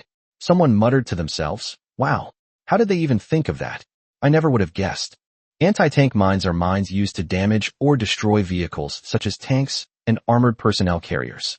Composed of TNT explosives, a fuse, and a detonation device, anti-tank mines typically contain more explosives than anti-personnel mines. To prevent detonation by people or vehicles, the fuse is designed to be triggered by a force greater than 180 kilograms to cause an explosion. Mu Jiyue's small body weighs at most 130 pounds. Even if she rolled on lightning, it wouldn't trigger. But sharks are different. Each one weighs over 180 kilograms. So when they chase after us, you can step on them every time you step on them. It would be a waste of the mine if it didn't kill them. No wonder she was so exhausted. She was busy planting mines all day long, someone remarked. It's no wonder these sharks died at her hands. Hearing the explosion behind her, Mu Jiyue grinned and quickened her pace. A real woman never looks back at an explosion. The frigate is just ahead. Just 5 more minutes, and you'll be able to. Just then, a shark suddenly leaped out from behind and lunged menacingly at Mu Jiyue's back. Watch out. Careful. Behind us. The people observing the situation all roared in unison. Mu Jiyue calmly drew her Tang sword and blocked in the opposite direction. It completely blocked the bloody shark's mouth. Then, with a calm and collected air, he took out a can filled with acid rain from his storage space and threw it into the shark's mouth. Click! The shark bit the jar, paused for a moment, then let out a roar and fell into the water, rolling around wildly. The people on the boat all gasped for breath, finally letting out the air they had been holding in. However, more and more sharks caught up, all rushing towards Mu Jiyue as if they didn't care about their lives. They suffered a great loss today. Their home was completely robbed, and right under their noses. This is intolerable. Mutant sharks have dignity too. If we don't kill this human today, all the sharks will change their surnames. Just as this group of reckless sharks leaped forward, about to smash Mu Jiyue and the boat into the sea, the escort ship sped over. Quick, get on the boat. Before Mu Jiyue even arrived, the rope ladder was lowered, and someone desperately leaned down, reaching out their hand to Mu Jiyue. Grab my hand. I'll pull you up. Mu Jiyue sheathed her Tang sword, aimed, and leaped into the air. A hand firmly gripped Mu Jiyue's wrist. The shark behind Mu Jiyue also leaped up and was only half a meter away from her body. Using the other person's strength, Mu Jiyue flipped over and grabbed the ship's ladder tightly. The people above worked together to pull Mu Jiyue and the rope ladder up. Splash, splash. The sharks plunged into the sea. They surrounded the frigate, silently cursing. The insults were extremely vulgar. Yet they were powerless against this colossal steel behemoth. Mu Jiyue lay on the deck, panting heavily, too exhausted to speak. But she was laughing, a silent laugh filled with sarcasm. She did it. She really did it. Another day of pushing my limits. Lin Jun rushed over, picked up the exhausted Mu Jiyue, checked her over several times to make sure there were no wounds, and then breathed a sigh of relief. Lin Jun, we've struck it rich this time. Mu Jiyue said haltingly. If these fish eggs are edible, the people at Dawn Base can eat for 3 years. Chapter 190. Fish roe is edible and quite delicious. Lin Jun really wanted to scold her, but he couldn't bring himself to do it. Talented people, regardless of gender, are treasures in any team. Mu Jiyue is an SSSSSS level darling. In the end, all that could be said was a sigh. If Director Lin finds out, you'll have to write another self-criticism. Don't let him know, Mu Jiyue said lazily as she sat up. I'm hungry. Wait. Lin Jun rolled her eyes at her, annoyed, and had someone bring over the food. There was plenty of chicken, duck, fish, and meat, and rice and steamed buns were all served. Mu Jiyue sat there and wolfed down her food. The energy expenditure just now was really too great. She was so tired that she almost had to go see her great-grandmother. After eating and drinking her fill, Mu Jiyue was sent back to her room to rest by Lin Jun, who wouldn't let her participate in anything that followed. Every time I go out with her, my heart is put to the test. Each test is more challenging than the last. By the time Mu Jiyue woke up, the ship was almost at dawn base. When they were still some distance from the base, they put away the frigates, switched to ordinary cargo ships, and pretended to be returning with a full load of goods. The shark eggs brought back were quickly sent to the Food Research and Development Department. The Food Research and Development team worked overtime to conduct the tests, and the results were available the next day. The results were very encouraging. Shark eggs are not only edible, but also delicious. It has a chicken flavor when cooked. I made vegetable pancakes by grinding up mixed vegetables, and they have a hint of cilantro flavor. Therefore, the Dawn Base announced that a boatload of shark eggs brought back today had been tested and found to be edible, and that there would be no limit to the quantity that could be purchased, with a very high purchase price. This news immediately invigorated the entire Dawn Base. Everyone was very happy. Who can resist edible ingredients? Somehow, the people at the central shelter found out about this, and they wanted to try it too. Then, food made from shark eggs was continuously sent to the central sanctuary in exchange for a large amount of resources. The impending shark disaster was unfortunately averted by Mu Jiyue ahead of time. Dawn Base has once again gained a respite. Mu Jiyue resumed her leisurely life, spending her days eating and drinking, strolling around here and there, looking like a street hustler. But no one in the entire Dawn Base believed she was a real street urchin. Because of her feat of single-handedly fighting mutated sharks and bringing back a whole boatload of shark eggs, no one dares to talk behind her back. However, many people idolize her, and many young girls even fantasize about marrying her. Well, that's a bit surreal. That day, a strong wind blew up again, and layers of yellow sand swept in, making people feel irritable and restless. Although it wasn't quite at the level of a sandstorm, it still hurt quite a bit when it hit your body and face. In September, people from the central shelter came, wanting to buy helicopters from us. What do you think? Should we sell them to them? Wei Lai asked Mu Jiyue directly. Buying a plane? Mu Jiyue asked in surprise. What are they doing? Are they planning to run away? I think so, Wei Lai replied.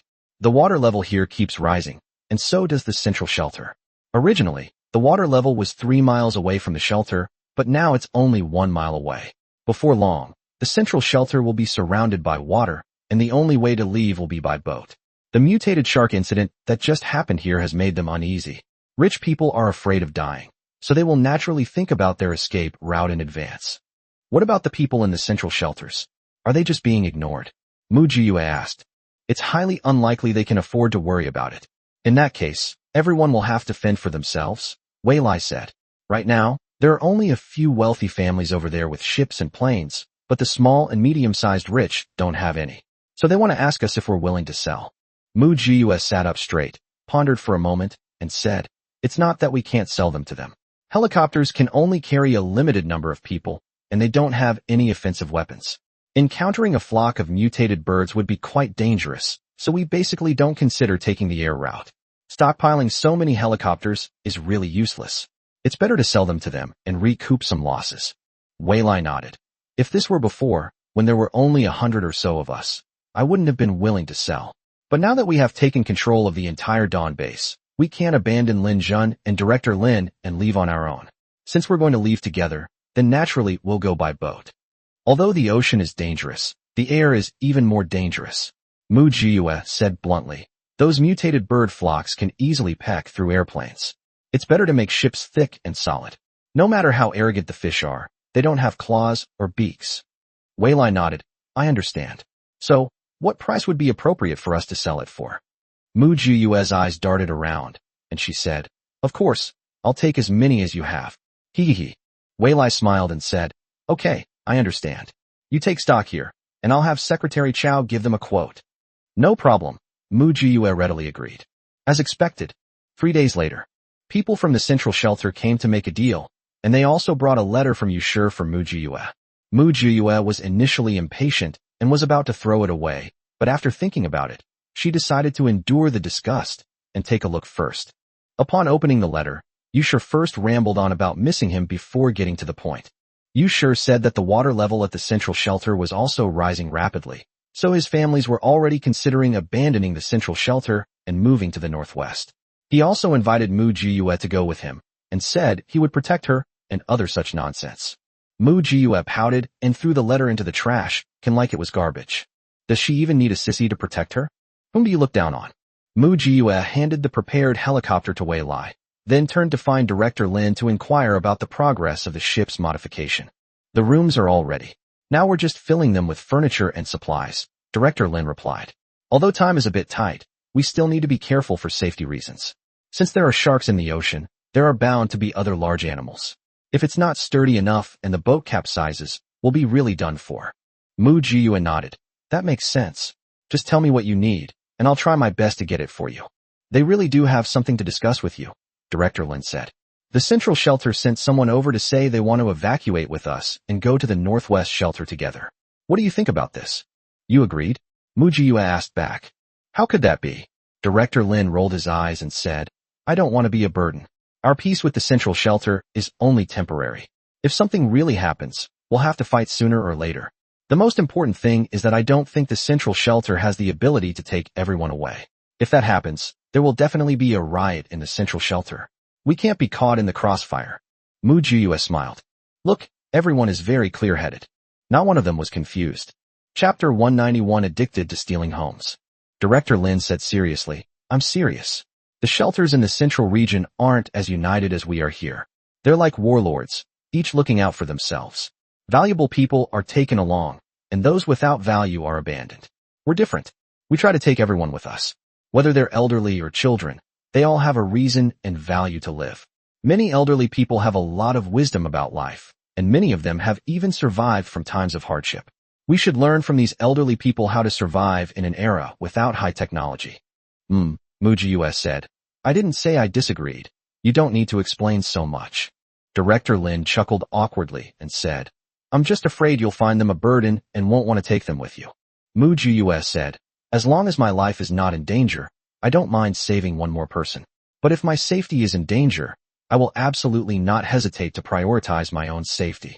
I know, I understand, Director Lin quickly said. We're all the same. Do your best and leave the rest to fate. So how do you plan to refuse the invitation from the central shelter? Aren't you afraid they'll stop trading with us if you refuse them? I heard you made a lot of vegetable pancakes, planning to sell them to them at a high price, Mu Jiyue asked. Why refuse? Just don't answer, or say you'll consider it. How long will you consider it, and what will the result be? Isn't that up to us? Director Lin replied with surprise. Anyway, those 3 shelters in the central region aren't really sincere about forming an alliance with us. Aren't we just going through the motions? Ha ha ha ha, you're right. Mu Jiyue couldn't help but laugh. You really see things clearly. How can I manage this base if I don't understand it thoroughly? Director Lin muttered, then said, there's another matter. The shark eggs you brought back last time were so popular that a lot of them have been sold in the last few days. Do you see if you can get some more? Should we get some more? Mu Jiyue pondered, stroking her chin. It's not impossible. I wonder if those sharks have been laying eggs diligently lately. The sharks, who were originally destined to dominate the ocean, were unaware that the 6th man had set his sights on their offspring, not only causing them to lose their right to rule the ocean, but also trying to wipe them out of the family line. Mu Jiyue sneakily approached Lin Jun and told him her idea. She wanted to go and collect another batch of shark eggs. Lin Jun's first reaction was to refuse, his second reaction was to consider it, and his third reaction was that he could give it a try. The reason their attitude changed so quickly is because these shark eggs are just too profitable. Those idiots at the central shelter, I don't know what they were thinking, they really love the taste of shark eggs. Ever since they tried it once, they've increased their orders. Mu Jiyue originally planned to eat these shark eggs for 2 or 3 years, but the central shelter wiped out half of the stock. Those rich people really know how to eat. But who can resist the allure of gleaming gold? Especially when Lin Jun learned that Mu Jiyue's space required a large amount of gold to maintain, and that the more gold there was, the richer the output inside. Lin Jun wanted to make money even more than Mu Jiyue. Dawn Base had already exhausted its small gold mine, so now if it wanted gold, it could only trade with others. Although they had scraped a layer of land off the central shelter last time. But that piece of land is nothing compared to the massive central shelter.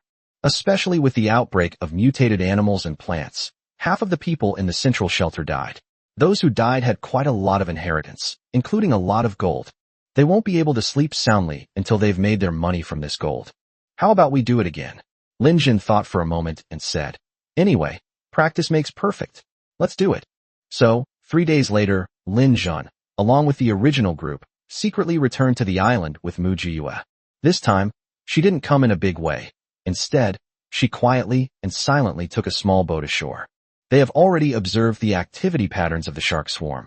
Every day at midnight, all sharks return to the seabed to hunt and feed. They are unlikely to appear on the island. Therefore, Mu Jiyue had 2 hours to scavenge the island. This time, Mu Jiyue didn't plant any landmines. She just went to raid the enemy base. In just a few days, the sharks laid many more eggs, but compared to the 3-foot-thick layer of eggs last time, this time there was only a thin layer. It's truly heartbreaking.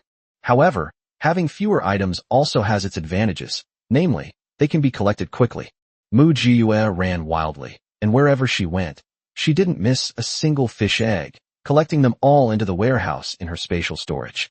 After completing this heist, she even had the energy to level the roads on the island, making it easier for her to raid other people's bases next time. Mu Jiyue quietly returned to the ship, and then waited for the sharks, who had eaten and drunk their fill, to come ashore to lay their eggs. The mother sharks looked at the empty island and let out a silent roar. Translated into human language, it would probably be extremely vulgar. Mu Jiyue watched the sharks go berserk through her binoculars and burst into laughter. Stealing bases is an addictive activity.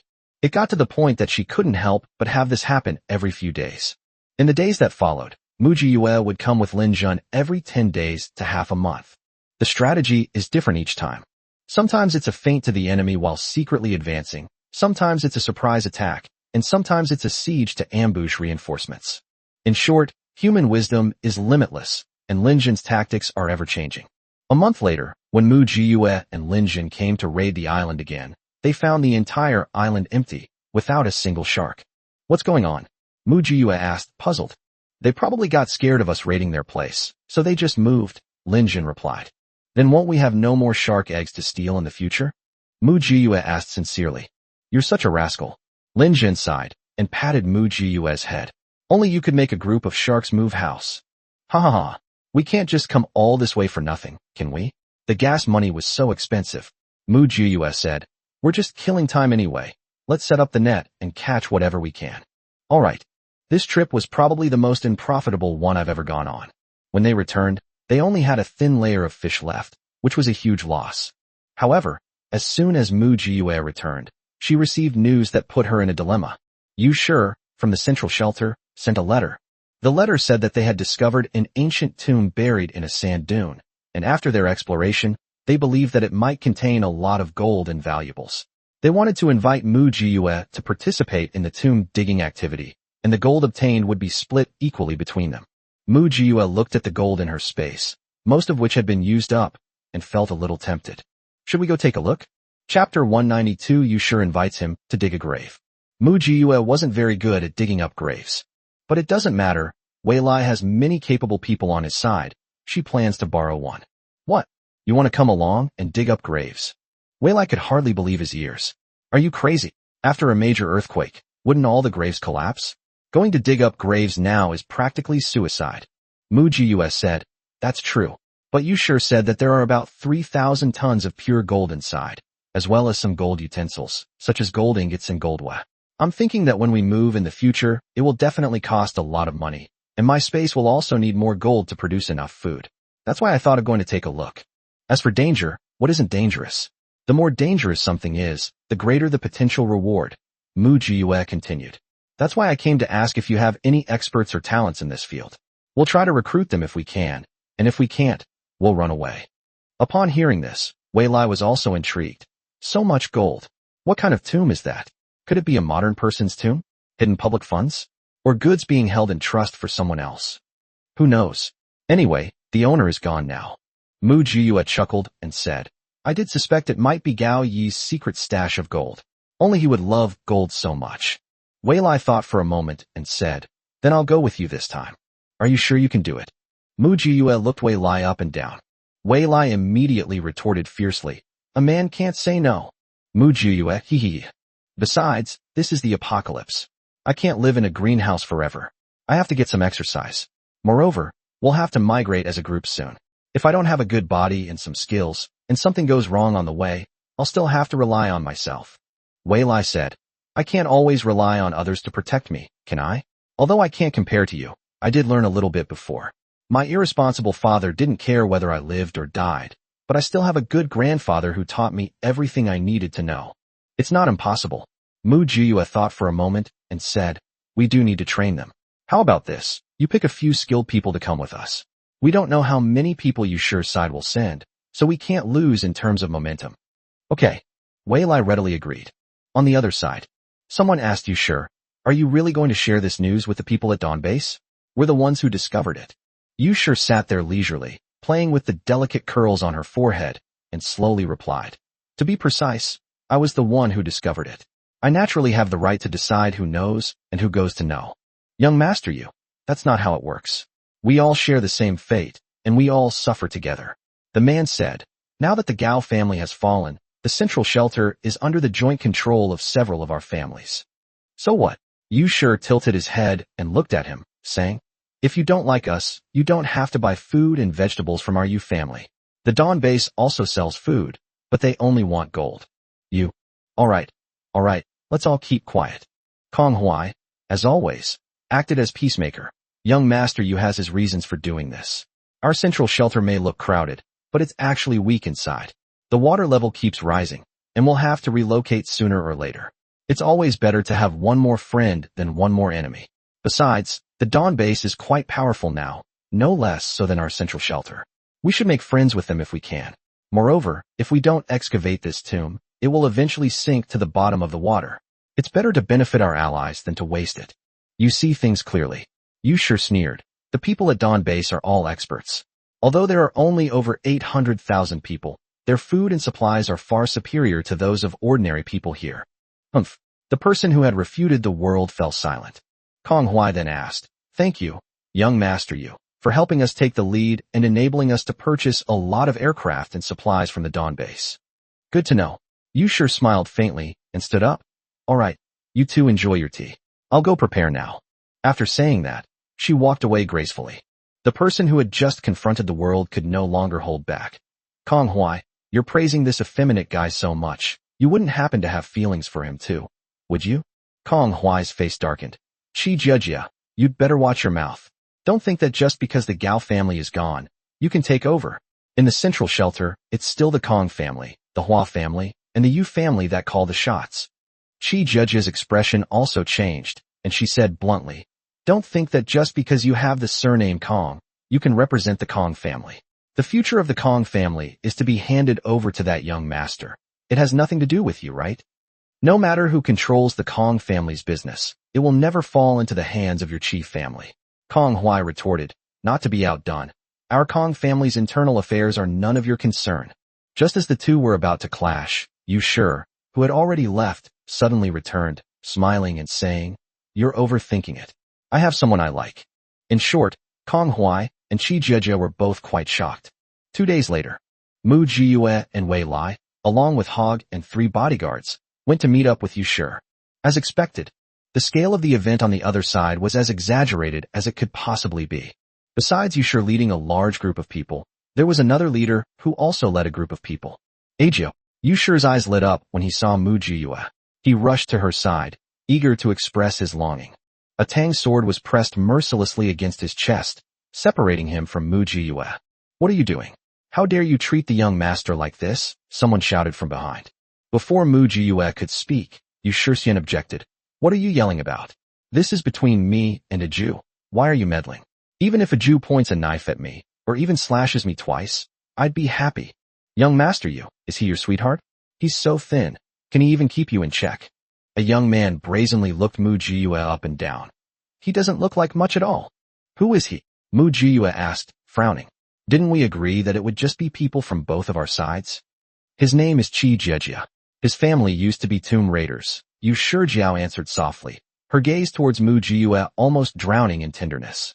Mu Jiyue suppressed the urge to kill the person and frowned, saying, there are too many people, I'm not going. With more people, there are more things to do and more changes to be made. Although she really likes gold, that's only if she can get her hands on it successfully. If the group you're traveling with is full of useless, incompetent people who will only drag you down, then it's better not to go. Hey, don't. Yu Sure quickly said. They're all here to see us off. Only a few of us are actually going to dig up the grave. Chapter 193 Split up to enter the tomb. Chi Jejia wisely took a step back and said, all right, I'll shut up, okay? But, young man, you're so thin. How can you prove you can keep up with our team? In tomb raiding, the worst thing is having someone hold you back. I think so too, Mu Jiue said bluntly. Since we don't trust each other, let's split up. Whoever gets the treasure first keeps it. You sure panicked. Then I'll go with the Jio. Chi Jejia rolled her eyes. Whatever. After saying that, he turned and left in another direction with his men. Just as Yushur was about to get all cozy, Mu Jiue turned to Wei Lai and asked, are our instruments in place? Almost there. Wei Lai gave an okay sign and replied, we've identified 3 suitable locations for digging, and Chi Jejia has already picked one. It seems his people are quite capable. It doesn't matter, aren't there 2 other locations? Mu Jiue said, let's start. Lin Jun and several others dragged all the weapons over with a clatter. Everyone remained silent as they began to select weapons and equip them on themselves. Since it involves digging graves, it's natural not to carry weapons that are too heavy or have too much firepower. Anti-material sniper rifles like the Barrett are not suitable for use here. You might end up burying yourself in it. Therefore, Mu Jiue chose weapons with short range and poor effectiveness, and tried to select cold weapons as much as possible. For example, crossbows, slingshots, daggers, and the like. Lin Jun and others were in a similar situation. His pockets were full of small-scale lethal weapons. Yushur was reluctantly dragged away by his bodyguard, who also loaded him with self-defense items. Yushur seized the opportunity and approached Mu Jiue again, handing her a map ingratiatingly. Aju, this is an internal exploration map of the ancient tomb. Look at this door, it's clearly been tampered with. So I suspect Gaoi was here before, and that he's the one who hid the gold here. Mu Jiue took it, looked at it carefully, and memorized the map. Then, without any mercy, she slapped the map back at Yushur's face and said coldly, if you look at me with such disgusting eyes again, I'll dig out those 2 beads. Yushur was pushed backward, but he wasn't annoyed at all. He said with a grin, Agio, take whatever you want from me. I have a heart, do you want it? Mu Jiue couldn't take it anymore and kicked Yushur to the ground. Get the hell out of here. You sissy. Yushur's bodyguards swarmed around her, looking ready to attack Mu Jiue. Lin Jun's men were equally ruthless, drawing their weapons and aiming them at Yushur's bodyguards. The atmosphere between the 2 sides suddenly became tense. Yushur quickly got up from the ground, pressed his hand against the muzzle of his bodyguard's gun, and said with a smile, it's a misunderstanding. It's all a misunderstanding. A Jew was just joking with me. Mu Jiue said impatiently. Yushur, you take the people through exit C. Chi Jejia just chose exit A. You 2 can meet inside the tomb. And what about you? Yushur asked. We'll go through exit B. Whether we meet down there or not depends on everyone's luck. Mu Jiue buttoned up her collar with a dashing air. Let's go. As soon as she finished speaking, Mu Jiue led her people and headed towards exit B at an extremely fast speed. Yushur stood there, mesmerized, until the people were out of sight. Only then did he turn back, still wanting more, and command. Did you hear that? Agio told us to go through exit C. Let's go? I'm going to show Agio my sincerity. Yushur's bodyguards all wore expressions that were hard to describe. But there's not much I can say. Yushur has Chi Jejia, and Wei Lai also has an expert, but he's not a tomb raider. He does field exploration and works part-time as a cultural relic restorer. He also had some experience in digging graves. In addition, Wei Lai has modern instruments, and with a lot of spectral analysis and echo detection, it is not a difficult thing to dig a hole in a tomb. Place an appropriate amount of explosives at a suitable detonation point. Without damaging the structure of the tomb, a 1-meter-high blast hole suddenly appeared in everyone's sight. Let me test the air composition first. The expert immediately launched a palm-sized drone into the cave, observing the terrain below while taking air samples and analyzing them in real time. Oxygen content, carbon monoxide content, carbon dioxide content. The expert reported the sampling data while operating the drone. It is recommended to stay for 10 minutes before going down. Mu Jiue nodded. We're not in a hurry. This isn't something that just depends on who goes down first and who gets to grab it. Lin Jun agreed, saying, yes, we're not in a hurry. There's so much gold, it would take a lot of effort to move it. We'll have plenty of opportunities. Wei Lai, who had been staring at the screen, suddenly stood up and said, look, what is this? Mu Jiue and Lin Jun immediately huddled together, watching the footage transmitted back by the drone with Wei Lai. Something white flashed across the screen. Just as Mu Jiyue and the others were trying to get a clearer view, the camera suddenly cut out, and the drone lost contact. Clearly, there were creatures in the tomb that discovered the drone and shot it down. No matter what it is, we have to go down and take a look, Mu Jiyue said. Wei Lai, you stay up here and provide support. I'll go down with Lin Jun and the others. Wei Lai didn't insist on coming along, and obediently nodded. Okay, I'll wait for you upstairs. You guys, be very, very careful. Mu Jiyue raised her hand, clenched her fist, and bumped fists with the others. Let's go. The group of people, as nimble as monkeys, swiftly jumped into the dug tunnel one by one. The moment Mu Jiyue landed, she rolled on the spot and turned on her flashlight to survey her surroundings. This tomb might have become one of the dens of mutated animals, so let's all be careful. Mu Jiyue reminded the others, tighten your cuffs and collars, don't give the insects a chance. I'll lead the way, and you guys follow behind. Just as Lin Jun was about to speak, Mu Jiyue added, I have more experience than you. Lin Jun could only nod helplessly. Okay. Mu Jiyue took the lead, bending over and slowly feeling her way forward. This place was basically the same as what the drone had detected, so everyone walked quite quickly and soon passed through a circular corridor and arrived at a three-way intersection. Mu Jiyue recalled the map Yushir had shown her and chose a winding downward passage. They came to collect the gold, not the coffin, so they bypassed the main burial chamber and headed towards the secondary burial chambers. Chapter 194 Mutant Centipede Swarm. Sporadic gunshots rang out overhead, audible with exceptional clarity within the tomb chamber. Clearly, it's unclear whether it's Yushir or Qi Jiejia's team, but they've gotten into a fight with some kind of creature. Mu Jiyue became increasingly cautious. She held the flashlight in her mouth, took out a miniature grenade from her pocket, gripped it tightly, and was ready to shoot her target at any moment. He held the dagger in reverse with his other hand, poised to attack at any moment. Those behind followed suit, all maintaining a high level of vigilance and walking forward with light steps, just like Mu Jiyue. Soft rustling sounds. Suddenly, a crackling sound came from above. The flashlight was immediately shown over. One glance was enough to make everyone gasp. The roof and walls were covered with enormous centipedes, estimated to be between 1 and 3 meters long. Normal centipedes rarely grow to this size, so there is only one explanation: a mutated centipede colony.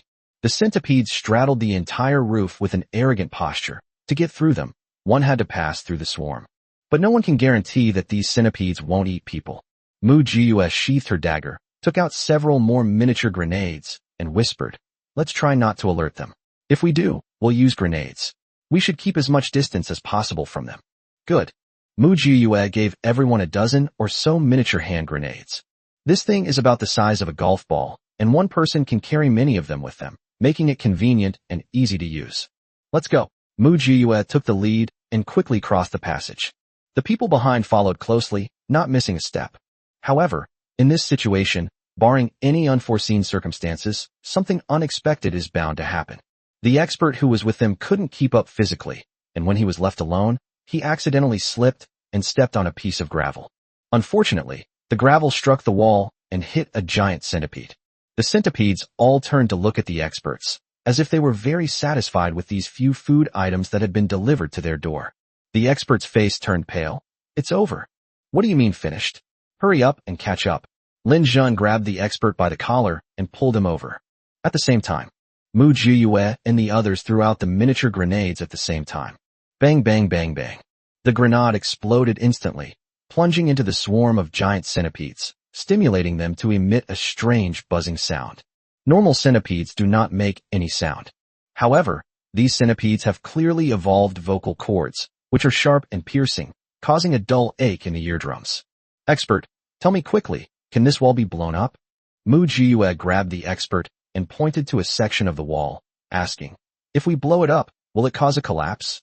The expert steadied himself, quickly looked around, and pointed to several places, saying, here, and here, we can blow them up. Mu Jiyue released him abruptly and said to Lin Jun, you guys run first, I'll cover the rear. Hurry. Without the slightest hesitation, Lin Jun led his men and ran inside frantically. Mu Jiyue took out the miniature explosive she had prepared from her spatial storage, and following the expert's instructions, she attached the explosives, lit the fuse, and ran away. Bang, bang, bang. An explosion was heard behind me. The violent explosion caused the walls to shake, and huge stones fell and piled up in the passageway. This allowed them to stop the giant centipedes from pursuing them. The centipedes were piled up in layers, trying to squeeze through the gaps between the rocks. However, they are too big. Even the smallest ones are a meter long and half a meter wide, so it is not easy for them to squeeze through the cracks in the rocks. Therefore, the centipedes could only keep cursing and swearing at their prey for being so ungrateful. Mu Jiyue and the others fled frantically, not caring about the road ahead. As long as there was a place to escape, they would get there first. This running actually brought them closer to the main burial chamber. The group of several people were so exhausted that they sat down on the ground, panting heavily. "Where have we gone?" someone asked, and then everyone looked at the expert. The expert touched the wall and drew on the ground, making some speculations, and said, "We are now off course from the burial chamber and closer to the main burial chamber. If we go this way, we will reach the main burial chamber. If we go in the other direction, we will reach the burial chamber." Based on the analysis of the structure and materials here, it can be determined that this is a Han Dynasty tomb, and the tomb owner was of high status, either a descendant of the royal family or a local lord, the expert analyzed. There must have been many burial objects, so the size of the accompanying burial chambers would not be smaller than that of the main burial chamber. This tomb has been entered before, so it's hard to say how much is still in the burial chambers. But the main burial chamber should not have been opened yet, and is currently intact. Mu Jiyue nodded and said, "I agree with Yusher's opinion. Gao Yi may have been here and hid a considerable amount of gold in the burial chamber. Wei Lai once told me that Gao Yi was a famous wealthy businessman before the apocalypse, and he had connections in both the legal and illegal worlds, doing many shady things for many people. He was a coal mine owner, so it's not surprising that he would rob a tomb while he was mining. So you suspect that Gao Yi didn't move the main tomb chamber, but instead hid the gold in the accompanying burial chambers?" Linjin asked. Mu Jiyue nodded. "That's my guess. What do you think?" "There must be some kind of restriction on the main tomb chamber that prevents him from entering for the time being."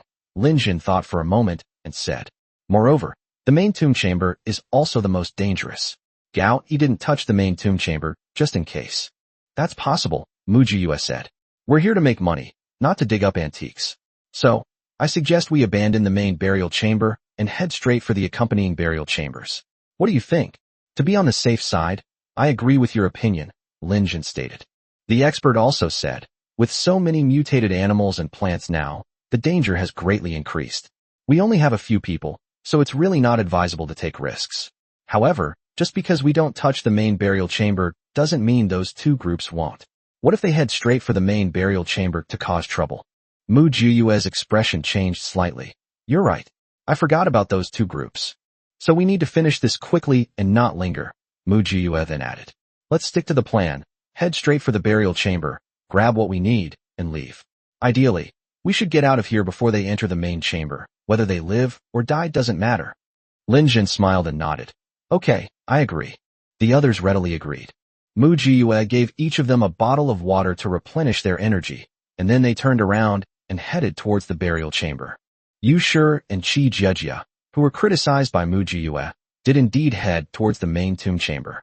Qi Jiejia started out as a tomb raider, and he was convinced that there must be something better in the main tomb chamber, so he didn't even bother with the burial goods. Yusher was simply joining in the fun and incidentally stopping Qi Jiejia from seizing the gold. Since Jio likes gold, then that batch of gold can only belong to him. Chapter 195 Creatures Resembling Black Algae. Qi Jiejia led his people uphill, turned a corner, and suddenly stopped. "You sure you're not just going to stand by and do nothing the whole time, are you?" Qi Jiejia asked. "Then what are you doing here? Go ahead and play. Is that not allowed?" Yusher retorted. "Anyway, I don't know anything about grave digging. You can do it." Qi Jiejia's eyes darkened, and she couldn't help but sized up the bodyguards Yusher had brought, considering the cost of dragging Yusher into this mess. Throughout history, the casualty rate of tomb raiders has been very high. Of course, the benefits are also enormous. Otherwise, so many people would have wanted to make a living in this field for so many years. Previously, there was state pressure to suppress such behavior, and no one dared to be so blatant. But now that the country is gone, we can still dig up those ancient tombs whenever we want. However, we still need to think carefully about how to dig them out. Especially now that mutated animals and plants are prevalent, the dangers we face are many times greater than before. It's clearly impossible for a few people to excavate a large tomb from 1,000 years ago. There are quite a few people in the world, and if I can get him involved, I might be able to open the main tomb chamber. But Yushur was too cunning and wouldn't fall for it. He had deliberately dragged Yushur into the mess to attract the attention of a swarm of mutated earthworms, but Yushur, that sissy, didn't even bother to fight back. He turned around and ran back with his men, leaving him standing there. This forced him to shoot and fight the mutated earthworms for half an hour before he could escape. As soon as he got away, that shameless Yushur actually came back with people. How could the heir of the Yu family be such a shameless and perverted freak? Yushur calmly let Chi Jiejia look him over, and then said something that almost made Chi Jiejia choke. Are you captivated by my beauty? Let me tell you, it's no use, I don't like you. Compared to a Jio, you're nothing. Yushur gave Chi Jiejia a thumbs up, then fell down. Chi Jiejia was so angry she almost fell backward. Thank you so much. Yushur stood to one side and gestured to Chi Jiejia. You can begin. Are you sure you don't want to get involved? Chi Jiejia asked him fiercely. If I open this door and find something good, don't you dare share it. No, I have absolutely no interest in these things used by the dead. Yushur waved his hand. Antiques from a prosperous era? This is the end of the world. What use would I have for these things? No matter how ancient an object is, can it smell as good as a pound of my family's grain? Chi Jiejia was unable to refute it. All right, then you can stay here. Chi Jiejia stopped wasting words with Yushur and led the group towards the main burial chamber. Once Chi Jiejia and Yushur had left, Yushur turned to the bodyguards behind him and said, keep an eye on them. Don't let a Jew leave here before he gets the gold. If necessary, cause him some trouble. Young master, what do you mean? The bodyguard was a little confused. Wasn't his young master and Chi Jiejia on the same side? Why were they fighting amongst themselves? When we came here, wasn't there something that looked like black algae growing on the wall? It didn't look like a good thing, did it? Yushur replied very naturally. Let's find a way to lure it over and add some color to Chi Jiejia's life. Ah yes. The bodyguard immediately realized. Mu Jiyue and her group also encountered this type of black algae. Be careful, these things are alive. Mu Jiyue raised her hand to block the other's path and cautiously approached. Look, they are breathing. Is this an animal or a plant? Linjin looked at it for a long time, but still couldn't tell its category. It should be a mutated moss, someone said. It's mutated quite a bit, somewhere between an animal and a plant. I've never seen such a creature before. The expert also took a closer look and said, there's no record of it in any books. No, there is a creature, Mu Jiyue replied. Tai Sui. As soon as he finished speaking, everyone suddenly realized. But this isn't the color of the Tai Sui, someone offered their opinion. It's the apocalypse now. Animals and plants have mutated and their appearances are completely different from before. Maybe even the Tai Sui has mutated, someone retorted. Mu Jiyue nodded. Our ancestors had a saying. If you provoke the Grand Duke Jupiter, you'll regret it. So, let's stay away from him. Just as Mu Jiyue was about to leave quietly with her people, she heard someone frantically fleeing from the opposite side. Then she saw the Tai Sui, which had been quiet on the wall, suddenly awaken and move quickly toward the source of the noise. What happened? Linjin asked in surprise. Could it be that those two groups have offended someone powerful? How stupid do they have to be to do something like this? That's hard to say. Mu Jiyue immediately retreated. Let's go. Let's take advantage of the chaos they've created and fish in troubled waters. Several of Linjin's men laughed at the same time. They absolutely love it when Mu Jiyue sneaks into their base. Stealing someone's base is always incredibly exciting. Mu Jiyue and the others turned and ran, completely unaware that the moment they turned, the Tai Sui that had been quietly sitting on the wall slowly coalesced into a strange smiling face, seemingly smiling at Mu Jiyue and the others. Perhaps the commotion in the main tomb chamber was too great, because Mu Jiyue's side was quite quiet. Even if something happened, it was all drawn to the commotion there. Mu Jiyue and the others soon arrived at the entrance of the burial chamber. The expert quickly stepped forward, touched the walls and the sealed stone door, and said, this tomb chamber was opened before, but it is well preserved, which shows that the other party had a key, otherwise the walls and stone door of the tomb chamber would not be so well preserved. Based on the traces, it is estimated that it was last opened about 10 years ago. Mu Jiyue gave the expert an appreciative look. Although this guy is physically weak and drags everyone down, an expert is an expert, and he can spot the problem at a glance. Where are we going to find the key? Mu Jiyue pondered for a moment. What are our chances of escaping successfully if we use explosives to open the door? The expert replied, this tomb has multiple layers of protection. Forcibly opening the tomb would inevitably trigger a chain reaction, causing turmoil, and we would be instantly buried underground. Moreover, the foundation outside is unstable due to acid rain corrosion. Even a trace amount of explosives, if it exceeds the limit, will cause turmoil. In that case, we would be buried inside before the door is even blown open. Therefore, previous inferences and theories cannot be applied at this time. But Chi Jieja might not think of all that. They will do anything to blow open the main tomb chamber, Lin Jin said. September, we don't have much time left. We need to make a decision quickly. The expert also said, if the main burial chamber is blown open, our side will also be affected. It is estimated that in less than 5 minutes, our side will also collapse. At that time, a chain reaction will occur, and within 10 minutes, all the burial chambers will collapse. Mu Jiyuan nodded immediately. In 10 minutes, none of us will be able to escape. Chapter 196 Grandfather Tai Sui, please help me. Are we just going to give up like this? Someone asked unwillingly. We've gone through so much trouble to get here. Giving up is impossible, Mu Jiyue said thoughtfully. But we need to think of a way. Lin Jin saw Mu Jiyue's eyes darting around and knew she had an idea. You say so, and we'll cooperate, Lin Jin said. Do you think those mutated Tai Sui on that wall have already developed sentience? Mu Jiyue asked a completely unrelated question.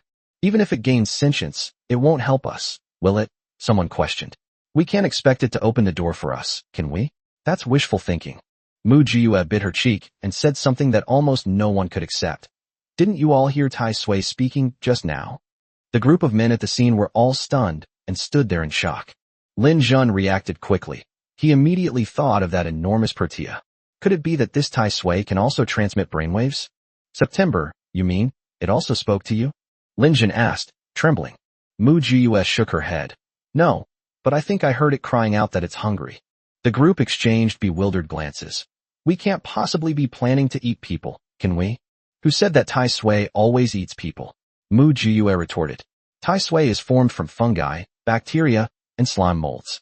Humans may be one of its food sources, but that's not the case. So what do you plan to do? Lin Jun asked bluntly. We can't exactly offer it sacrifices and then beg it to open the door for us, can we? Why not? Mu Jiyue retorted. This question left everyone else dumbfounded. How is this possible? Give it a try?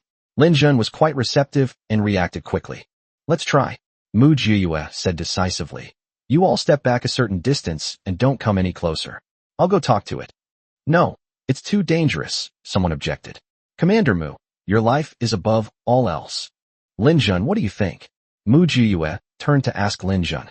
Lin Jun's face showed obvious struggle, but in the end she chose to take the gamble. Be careful, Lin Jun said. We promise we won't cause you any trouble. If you sense anything amiss, immediately hide in the spatial dimension. Mu Jiyue gave Lin Jun a knowing look. Lin Jun immediately waved and led the others to retreat and hide. Mu Jiyue returned to the wall once again. As expected, only a small portion of the Tai Sui were drawn away from the main tomb chamber. Most of them lay peacefully against the wall, breathing steadily. Mu Jiyue thought for a moment, then took out a pile of humus and nutrient soil from her spatial storage and placed it at the base of the wall. Grandpa Tai Sui, this is my tribute to you. If you like it, could you please do me a small favor? Mu Jiyue took 3 steps back, wrapped her right hand around her left, and made a Taoist gesture of bowing. The Tai Sui on the wall remained as still as a mountain. Mu Jiyue once again pulled out 3 fresh beef, mutton, and pork from her spatial storage and bowed to them. The Grand Duke Jupiter still hasn't moved. Mu Jiyue then took out the 3 sacrificial animals, chicken, duck, and fish. The Grand Duke Jupiter still hasn't moved. Mu Jio pondered to herself. Could it be that she guessed wrong? Has Tai Sui not developed sentience? Or is this not Tai Sui at all? Just as Mu Jiyue was about to give up, a book fell out from a pile of beef. Mu Jiyue took a closer look and realized it was a book recording Taoist prayers. She had picked it out from the library stacks when she was bored during the extreme cold. After reading it, she casually tossed it into her spatial storage, not expecting it to end up in the pile of beef. She brought it out with her today when she got the beef and mutton. Just as Mu Jiyue was about to pick up the book, a sudden feeling of joy washed over her the moment her fingers touched it. She returned to the original spot, found 3 incense sticks in her spatial storage, lit them, and stuck them into the ground. He continued to bow and loudly recited the praise. Today, a devout disciple from K City in the Eastern Great Kingdom, having bathed in the 9th month, burns incense 3 times on this day, and wholeheartedly humbly beseeches the Holy One, praying that the Grand Duke Jupiter will bless the disciple, granting his wishes and ensuring his safe return. The disciple is filled with trepidation, bows his head and prostrates himself, and prays to you. Mu Jiyue maintained her bowing posture, but the Tai Sui above her remained unresponsive. Just as Mu Jiyue thought she had failed and was about to leave, the Tai Sui on the wall suddenly moved. A giant, hand-like tentacle devoured the offerings Mu Jiyue had made with lightning speed. Mu Jiyue's eyes widened instantly. The eyes of the people who had been watching the situation from a distance nearly popped out of their sockets. It actually worked. It's so dreamy. Seeing that Tai Sui had eaten her offerings, Mu Jiyue immediately pointed to the door of the burial tomb and said, "Grandpa Tai Sui, please help me. Help me open that door. This disciple has even more gifts to give you in return." Tai Sui glanced at Mu Jiyue, retracted its tentacles with satisfaction, and then really headed towards the burial tomb. The expert watching from a distance was so excited he was practically gesturing wildly. My God! It actually understood. But Lin Jun quickly covered his mouth to stop him from saying anything more. At this time, we must not cause trouble for Mu Jiyue. Then, to everyone's astonishment, the door to the burial chamber was opened. Overjoyed, Mu Jiyue felt a surge of pride and pulled out a mountain of various kinds of meat and soil from her spatial storage. He loudly expressed his gratitude. This disciple humbly thanks the Grand Duke. The giant creature wriggled its enormous body and covered the offerings provided by Mu Jiyue. In no time, it ate them all up, then slowly returned to the wall, ignoring Mu Jiyue and the others. Mu Jiyue gestured to Lin Jun and the others, and Lin Jun immediately led his men over. When they arrived, they were so excited they couldn't speak. It worked. It actually worked. How could this be possible? Mu Jiyue held up a finger. Shoo, let's get to work. Yes, let's get to work. Lin Jun and the others stopped talking and went through the gate. Mu Jiyue lit up the glow stick and tossed it inside. Where the light shone, there were countless burial objects and piles of gold as high as small mountains. Several people gasped in unison. So many. Mu Jiyue said, "You guys keep watch, let's finish this quickly." Okay. The group took their positions in different locations, remaining vigilant at all times. Mu Jiyue put the headlamp on her head and frantically started taking it off. Whether it's gold bars that were brought in later or old burial gold and silver artifacts, we'll take them first. In just a few minutes, the once full burial chamber was reduced to nothing but walls and floor. After collecting the last item, Mu Jiyue turned and ran out, shouting, "Let's go." Lin Jun's men acted efficiently, covering Mu Jiyue's retreat and quickly leaving the tomb. Compared to Mu Jiyue's smooth progress, the main tomb chamber next door was not so smooth. 7 or 8 of Chi Jiejia's team members have died, all at the hands of Tai Sui, instantly turning into a pile of bones. Chapter 197 Two-Headed Serpent. Chi Jiejia was about to go crazy. The weapon in his hand kept firing, but the bullets didn't leave a single mark on Tai Sui's body. What kind of monster is this? Chi Jiejia's team members screamed in despair. Is this even a species from this planet? What do we do? Who provoked this monster? Chi Jiejia was also at her wit's end. I don't know, someone replied. We were so careful to avoid it. How did it even get here? Where is you sure? Where is he? He's just standing by and doing nothing. Is he planning to break ties with us? Chi Jiejia roared angrily. I don't know. I didn't see them just now. Someone replied.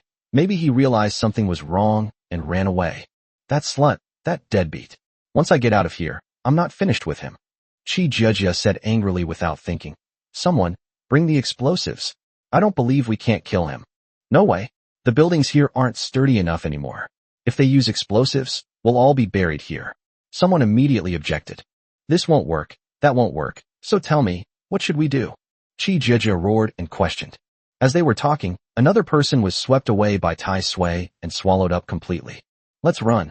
Finally, someone gave in. This tomb is too eerie. The creatures that have appeared here are beyond our comprehension. Chi Jiejia looked unwilling. He was clearly well prepared, so how did he fail? Damn it. But it was no use in his resentment. If he continued to die, all his men would be wiped out. Retreat. Chi Jiejia glanced reluctantly at the main tomb chamber door and led his men in a retreat.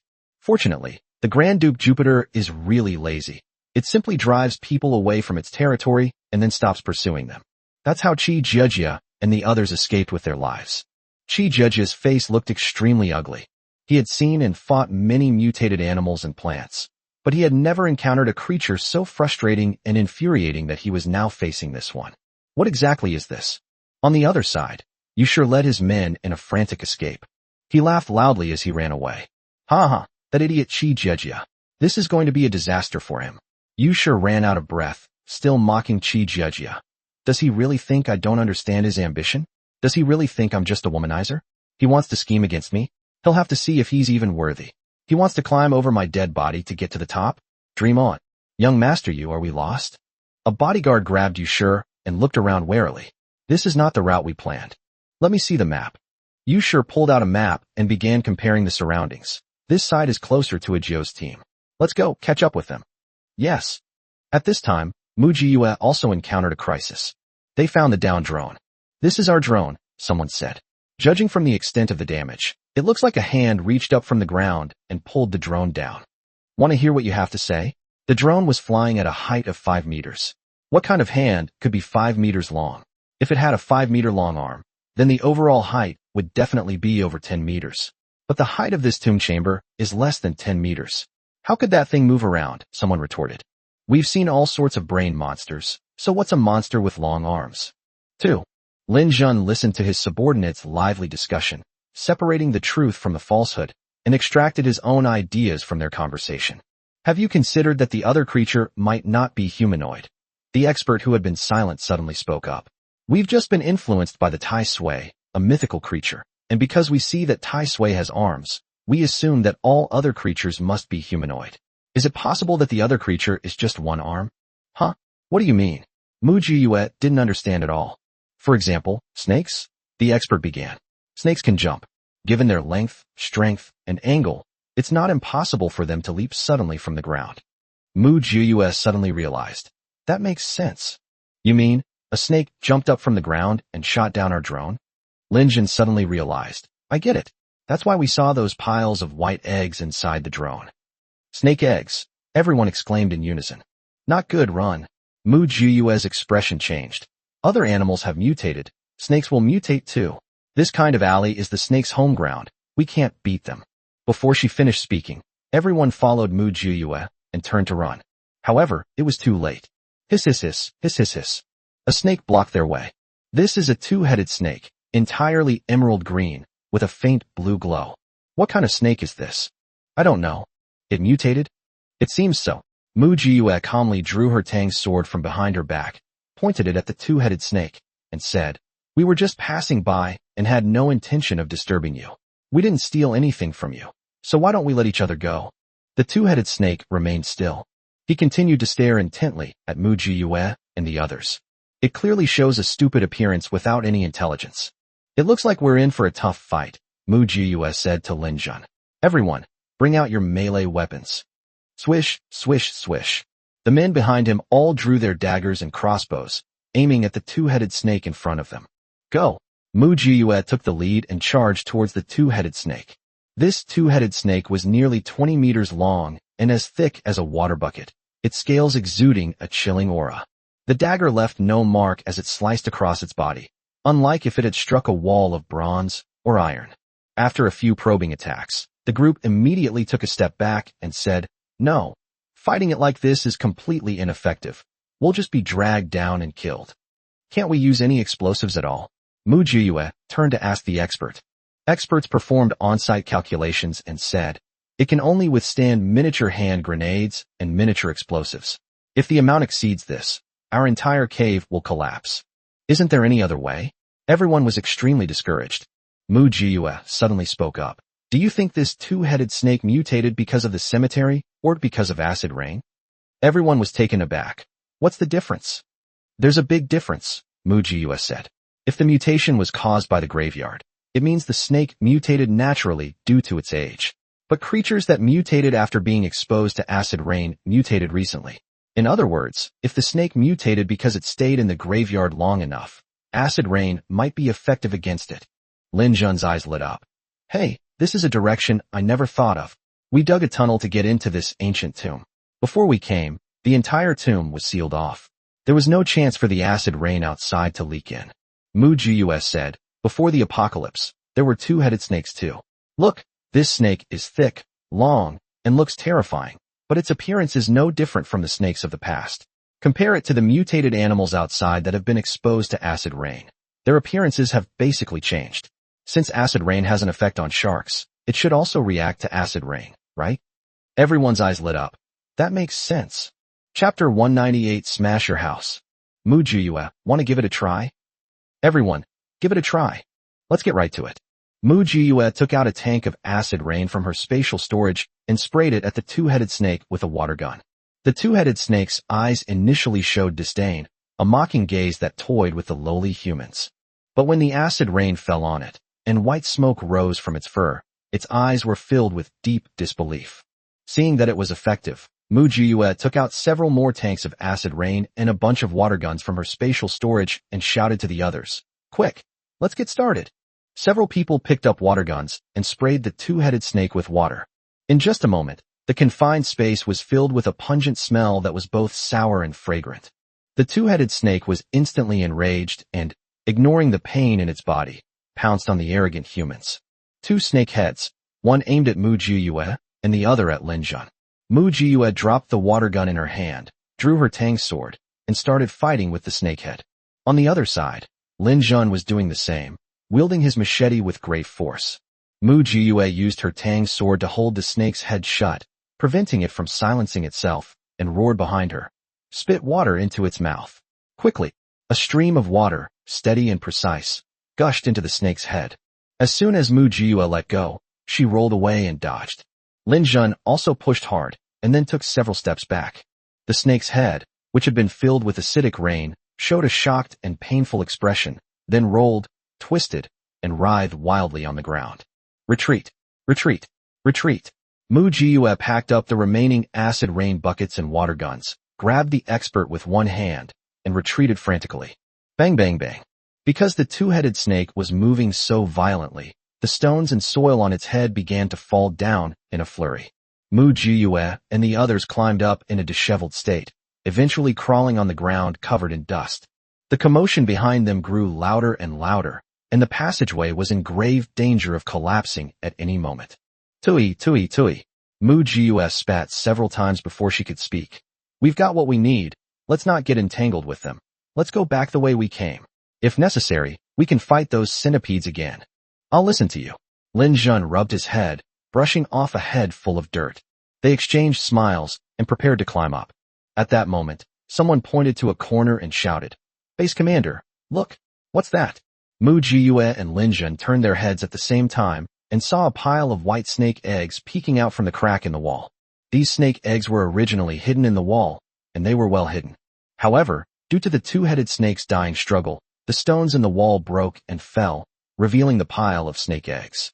Do you think these snake eggs are edible? Mujiyue stroked her chin, pondering the possibility that they were edible. Linjun said, "Snake eggs before the apocalypse were edible. Take away. Take away." Mujiyue leaped over and raised her hand to collect the snake eggs. However, things took an unexpected turn at that moment. Another two-headed snake suddenly rushed out from behind, baring its ferocious fangs, and lunged at Mujiyue's head and shoulders. The two-headed snake was extremely close to Mujiyue, and Linjun's attempt to rescue her was too late. Linjun screamed at the top of his lungs, "Hide! Quickly!" Mujiyue moved very quickly and immediately tried to hide in the space. However, someone was faster than her. A figure suddenly rushed behind Mujiyue, using their own body to take the blow for her. Agio go! Yushur held up two iron rods as thick as his wrists, desperately blocking the two-headed snake's fangs. The snake's mouth was less than 10 centimeters away from Yushur's neck. If Yushur relaxed his strength even slightly, the fangs would pierce through his neck and impale him like a gourd. Mujiyue was stunned for a moment. She hadn't expected Yushur to appear at this time. What's this sissy up to? Do I even need his help? Whom do you look down on? Mujiyue didn't dodge. Instead, she pulled out more than a dozen bottles of acid rain from her spatial storage and threw them into the gaping maw. At such close range, the throw was incredibly accurate. Not a single bottle was wasted. They were all thrown in. Mujiyue grabbed Yushur by the collar and threw him forcefully. Go! Yushur Shui was flung away by Mujiyue, but was caught by her bodyguard. Mujiyue rolled on the spot and jumped out of the two-headed snake's attack range. Agio! Yusher was about to speak when Mu Jiyue abruptly stopped him. Shut up. Mu Jiyue asked again. Why did you all come here? Where's Chi Jejia? Oh, he's probably entangled with those strange black algae right now. I'm here to see you. Did you get your hands on that batch of gold? Yusher asked. Mu Jiyue nodded. Did you encounter any danger on your way here? No. Ajio, are you worried about me? Yusher's eyes lit up. You're overthinking it. I just wanted to see if the path you came from could serve as a retreat route, Mu Jiyue replied without hesitation. These two snakes will definitely destroy all the passages in this area. We have to find another way out. Oh no, this snake is about to go berserk too. Let's get out of here. As soon as he finished speaking, the two-headed snake, which had been hit with more than a dozen bottles of acid rain, also showed an incredulous look in its eyes, and then rolled on the ground in pain and howled. It looks really bad. Wait, are we just going to leave like this? Yusher pointed to the pile of snake eggs and said, Are we just going to leave these snake eggs here? Mu Jiyue glared fiercely at Yusher. If it weren't for him, she would have already put those snake eggs into her spatial storage. There are outsiders here now, so the space absolutely cannot be used. Therefore, these snake eggs had to be destroyed. Smash it, Mu Jiyue said fiercely. If it won't let us live, then we'll smash its house. The world is waiting for this sentence. As soon as he finished speaking, he swung the iron bar in his hand and smashed the snake eggs to pieces. Many of the eggshells already contained baby snakes, and they would obviously hatch soon. The most terrifying thing is that the baby snakes that hatch from the snake eggs were all two-headed snakes. If they all hatch, it will be another disaster. The two-headed serpent, soaked in acid rain, was enraged to see its children destroyed and charged madly at Mu Jiyue and the others. Run! Mu Jiyue turned and ran first. A group of people followed behind her, running away frantically like headless flies.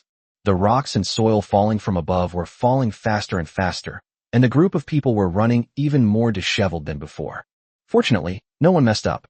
Even the effeminate Yusher, with the help of the bodyguards, managed to keep up with Mu Jiyue and the others. The passage behind them finally gave way and collapsed with a loud crash. Just when everyone thought they had escaped, something terrifying happened. They had disturbed a snake's nest, and even more snakes came toward them. Chapter 199 Run. Whoever falls behind dies. Holy crap, where did all these snakes come from? Who the hell would know? Thank goodness it wasn't a two-headed snake. A single-headed snake doesn't stop it from biting people. Stop talking nonsense and run. A large group of people scrambled and crawled back the way they came, fleeing frantically. As Mu Jiyue ran, she pretended to take out a bunch of explosives from her pocket, but actually from her spatial storage, and casually stuck them on the wall. Detonate a section after each run. Since they've already gotten what they wanted, let the tomb collapse as long as they can get out before it collapses. This tactic did indeed hinder many adult snakes, but some small juvenile snakes managed to squeeze through the cracks in the rocks and continue their pursuit. Is there still acid rain? Lin Zhen asked Mu Jiyue. Spit it out. They're here. Mu Jiyue took a running start, turned around abruptly, and aimed the water gun she had prepared at the snakes, spraying them with water. The cramped space was instantly filled with the smell of acid rain mixed with snake meat, a smell that made one want to vomit. Where do we run next? Yusher also came over and asked from behind Mu Jiyue. Is the passage you came through still passable? Mu Jiyue asked. No, it exploded while we were dodging the bugs, Yusher replied. The road over at Kijiajia's place also exploded. Mu Jiyue said. Then we can only go through our B gate. There's a huge swarm of centipedes over there. Get ready. As soon as she finished speaking, Mu Jiyue turned around, took a running start, and jumped onto the gravel. She then used the water gun in her hand to spray water all over the snake swarm as if it were free. This time, regardless of whether they were big or small snakes, they all received the rain and rolled around on the ground together. A Jew, come back quickly, Lin Zhen shouted. We must retreat as soon as possible. This tomb is about to collapse. We're here. Mu Jiyue put away her water gun, turned around, and continued running with the others. The large creature returned to the opposite side of the centipede swarm, where they had blasted a passage, temporarily blocking the way on both sides of the rock. To get out, you must clear this passage, then face the centipede swarm head-on, and kill the centipedes before you can return to the surface. I wonder if Wei Lai was getting impatient up there. With such a commotion down below, there's no way he wouldn't have heard it. This time, Mu Jiyue didn't need to fetch the explosives. Yusher voluntarily contributed a whole bunch of gunpowder. You have quite a lot of stock. Mu Jiyue gave Yusher a rare kind look. Having received Mu Jiyue's praise, Yusher was energized, saying, I have many more good things. I'll give them all to you. Mu Jiyue ignored all his nonsense and turned to Lin Jun, saying, we'll use explosives on a small scale to remove as many of these rubble pieces as possible, and we also need to be on alert for the centipede swarm's movements. Don't worry, leave these to me. Lin Jun nodded. Young master Yu, shall we work together? Okay. Yusher happily went off to work. Lin Jun did not allow Mu Jiyue to make a move. If Yu Shizai weren't around, Mu Jiyue could have easily taken away these rubbles with a wave of her hand. But aren't there people in this world? Therefore, we can only use conventional methods to clear the passage. Fortunately, the people on both sides were young and strong, and they worked quickly. In about 10 minutes, they cleared a passage that could allow one person to pass through. The other side of the passage was quiet. It seems the centipede swarm wasn't guarding this spot. But Mu Jiyue doesn't think so. None of the animals living in the ancient tomb have a good temper, and that group of centipedes certainly wouldn't be kind enough to let them go. Everyone stepped back. Mu Jiyue took out a tin frog from her pocket, tightened the string, and placed it on the ground. Then everyone watched in disbelief as this tin frog hopped forward through the empty, eerily quiet passage. Da-da-da-da-da-da? Quack. A flash of eerie light, and the tin frog was dead. It's confirmed. The mutated centipede swarm has been waiting there, waiting for these tiny humans to walk right into their trap. What should we do? Everyone looked at each other, and then finally looked at Mu Jiyue, who was squatting on the ground deep in thought. Unbeknownst to her, Mu Jiyue had become the de facto leader of both teams.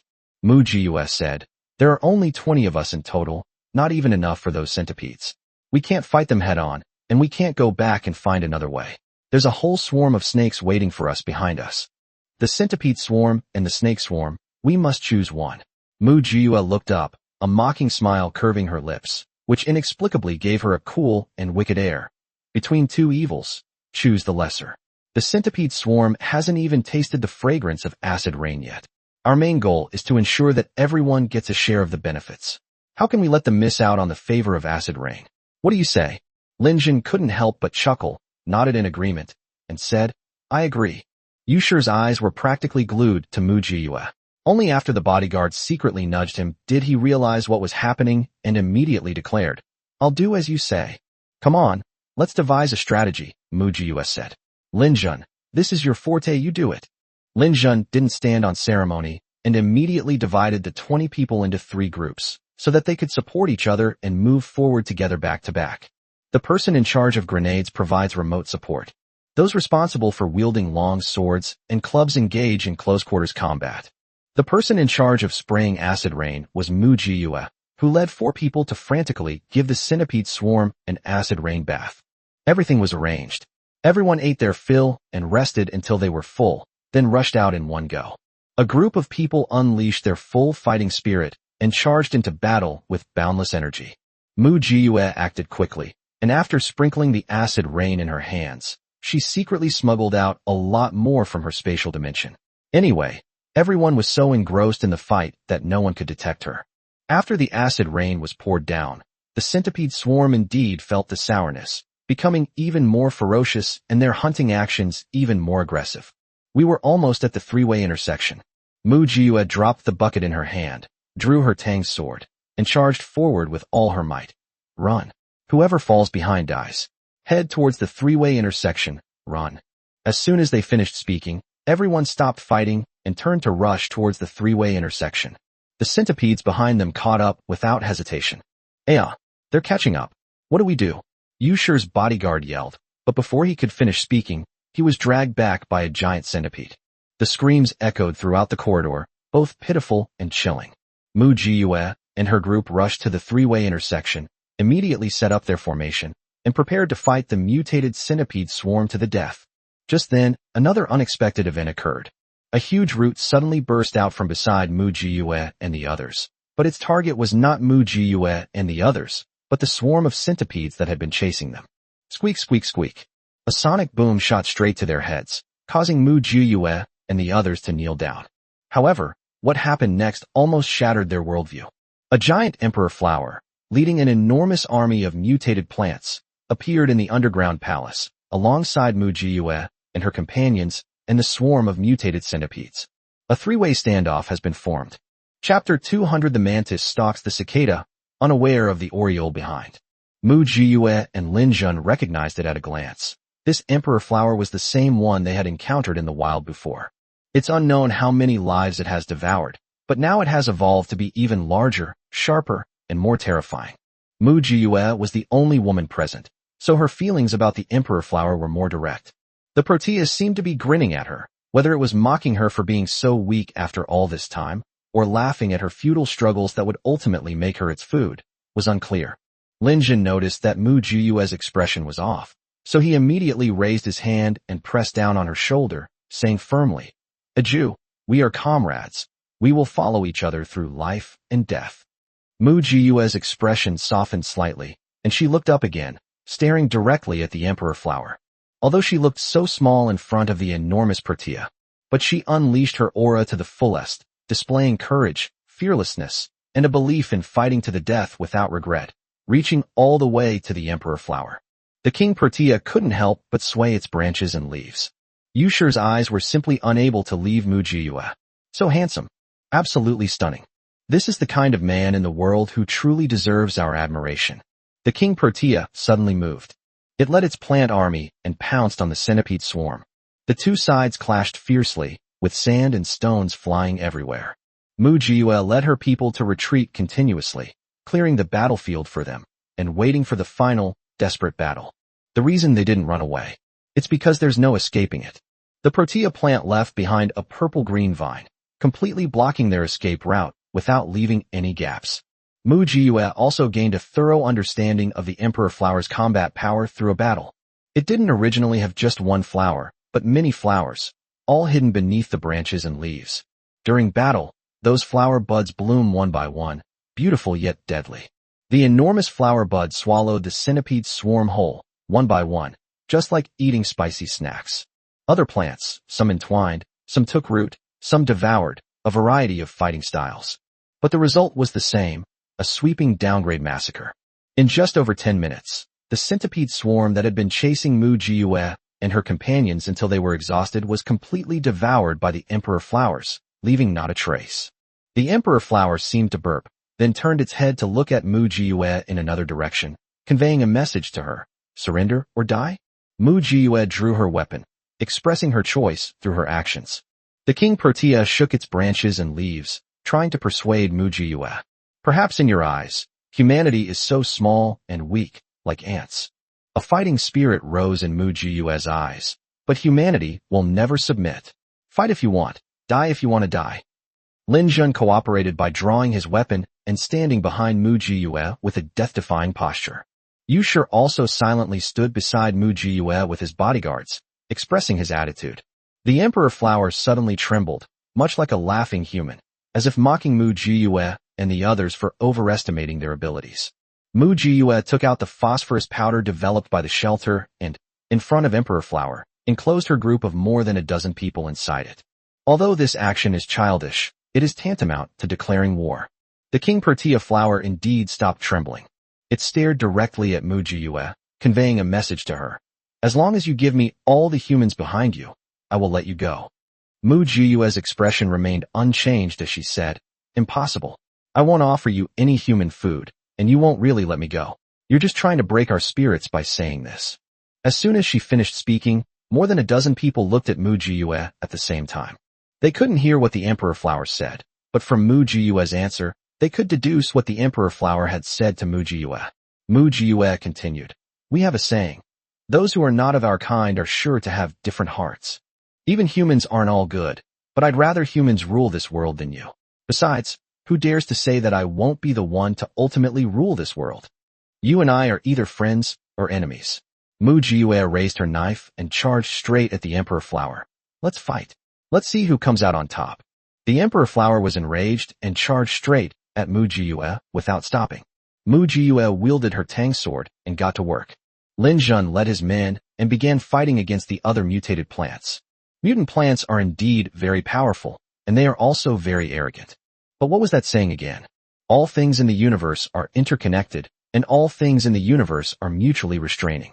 Mutant plants are indeed powerful in combat, but they can't compete with human technology.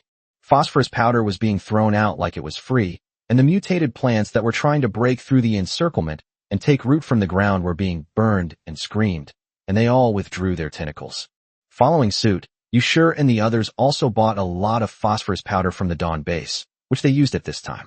Mu Jiyue chopped and sprinkled phosphorus powder at the same time, which stimulated the Emperor Flower to go berserk instantly.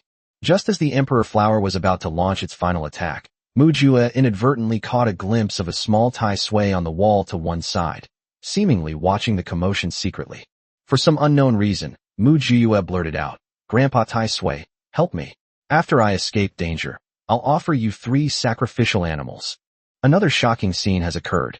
The next second, a huge mass of Tai Sui rapidly crawled over from the other side of the wall, clearly intending to help Mu Jiyue.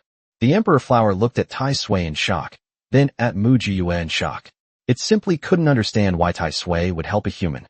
Mu Jiyue straightened her clothes and bowed to Tai Sui. "Lord Tai Sui, were you satisfied with the meat last time?" The Tai Sui wriggled and squeezed out something that looked like a hand.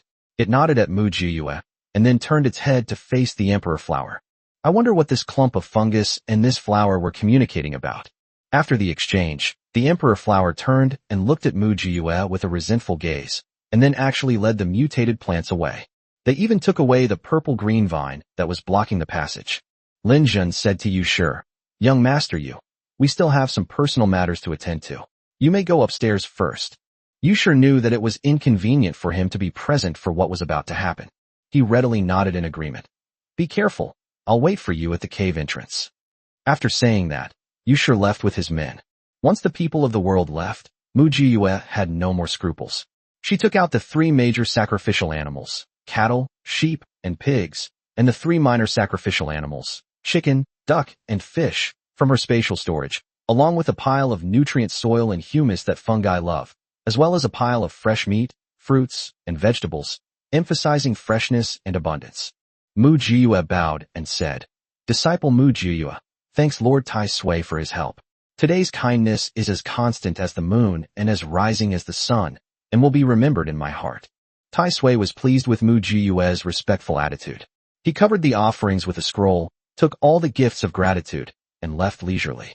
Faced with this mind-blowing scene, everyone was touching their faces, thinking, "Am I hallucinating? It actually happened. If I hadn't seen it with my own eyes, I simply wouldn't have believed it." Mu Jiyue explained, "They are all sentient beings, so naturally, whoever is stronger has the right to speak." In this battle, the Emperor Flower was no match for the Tai Sui.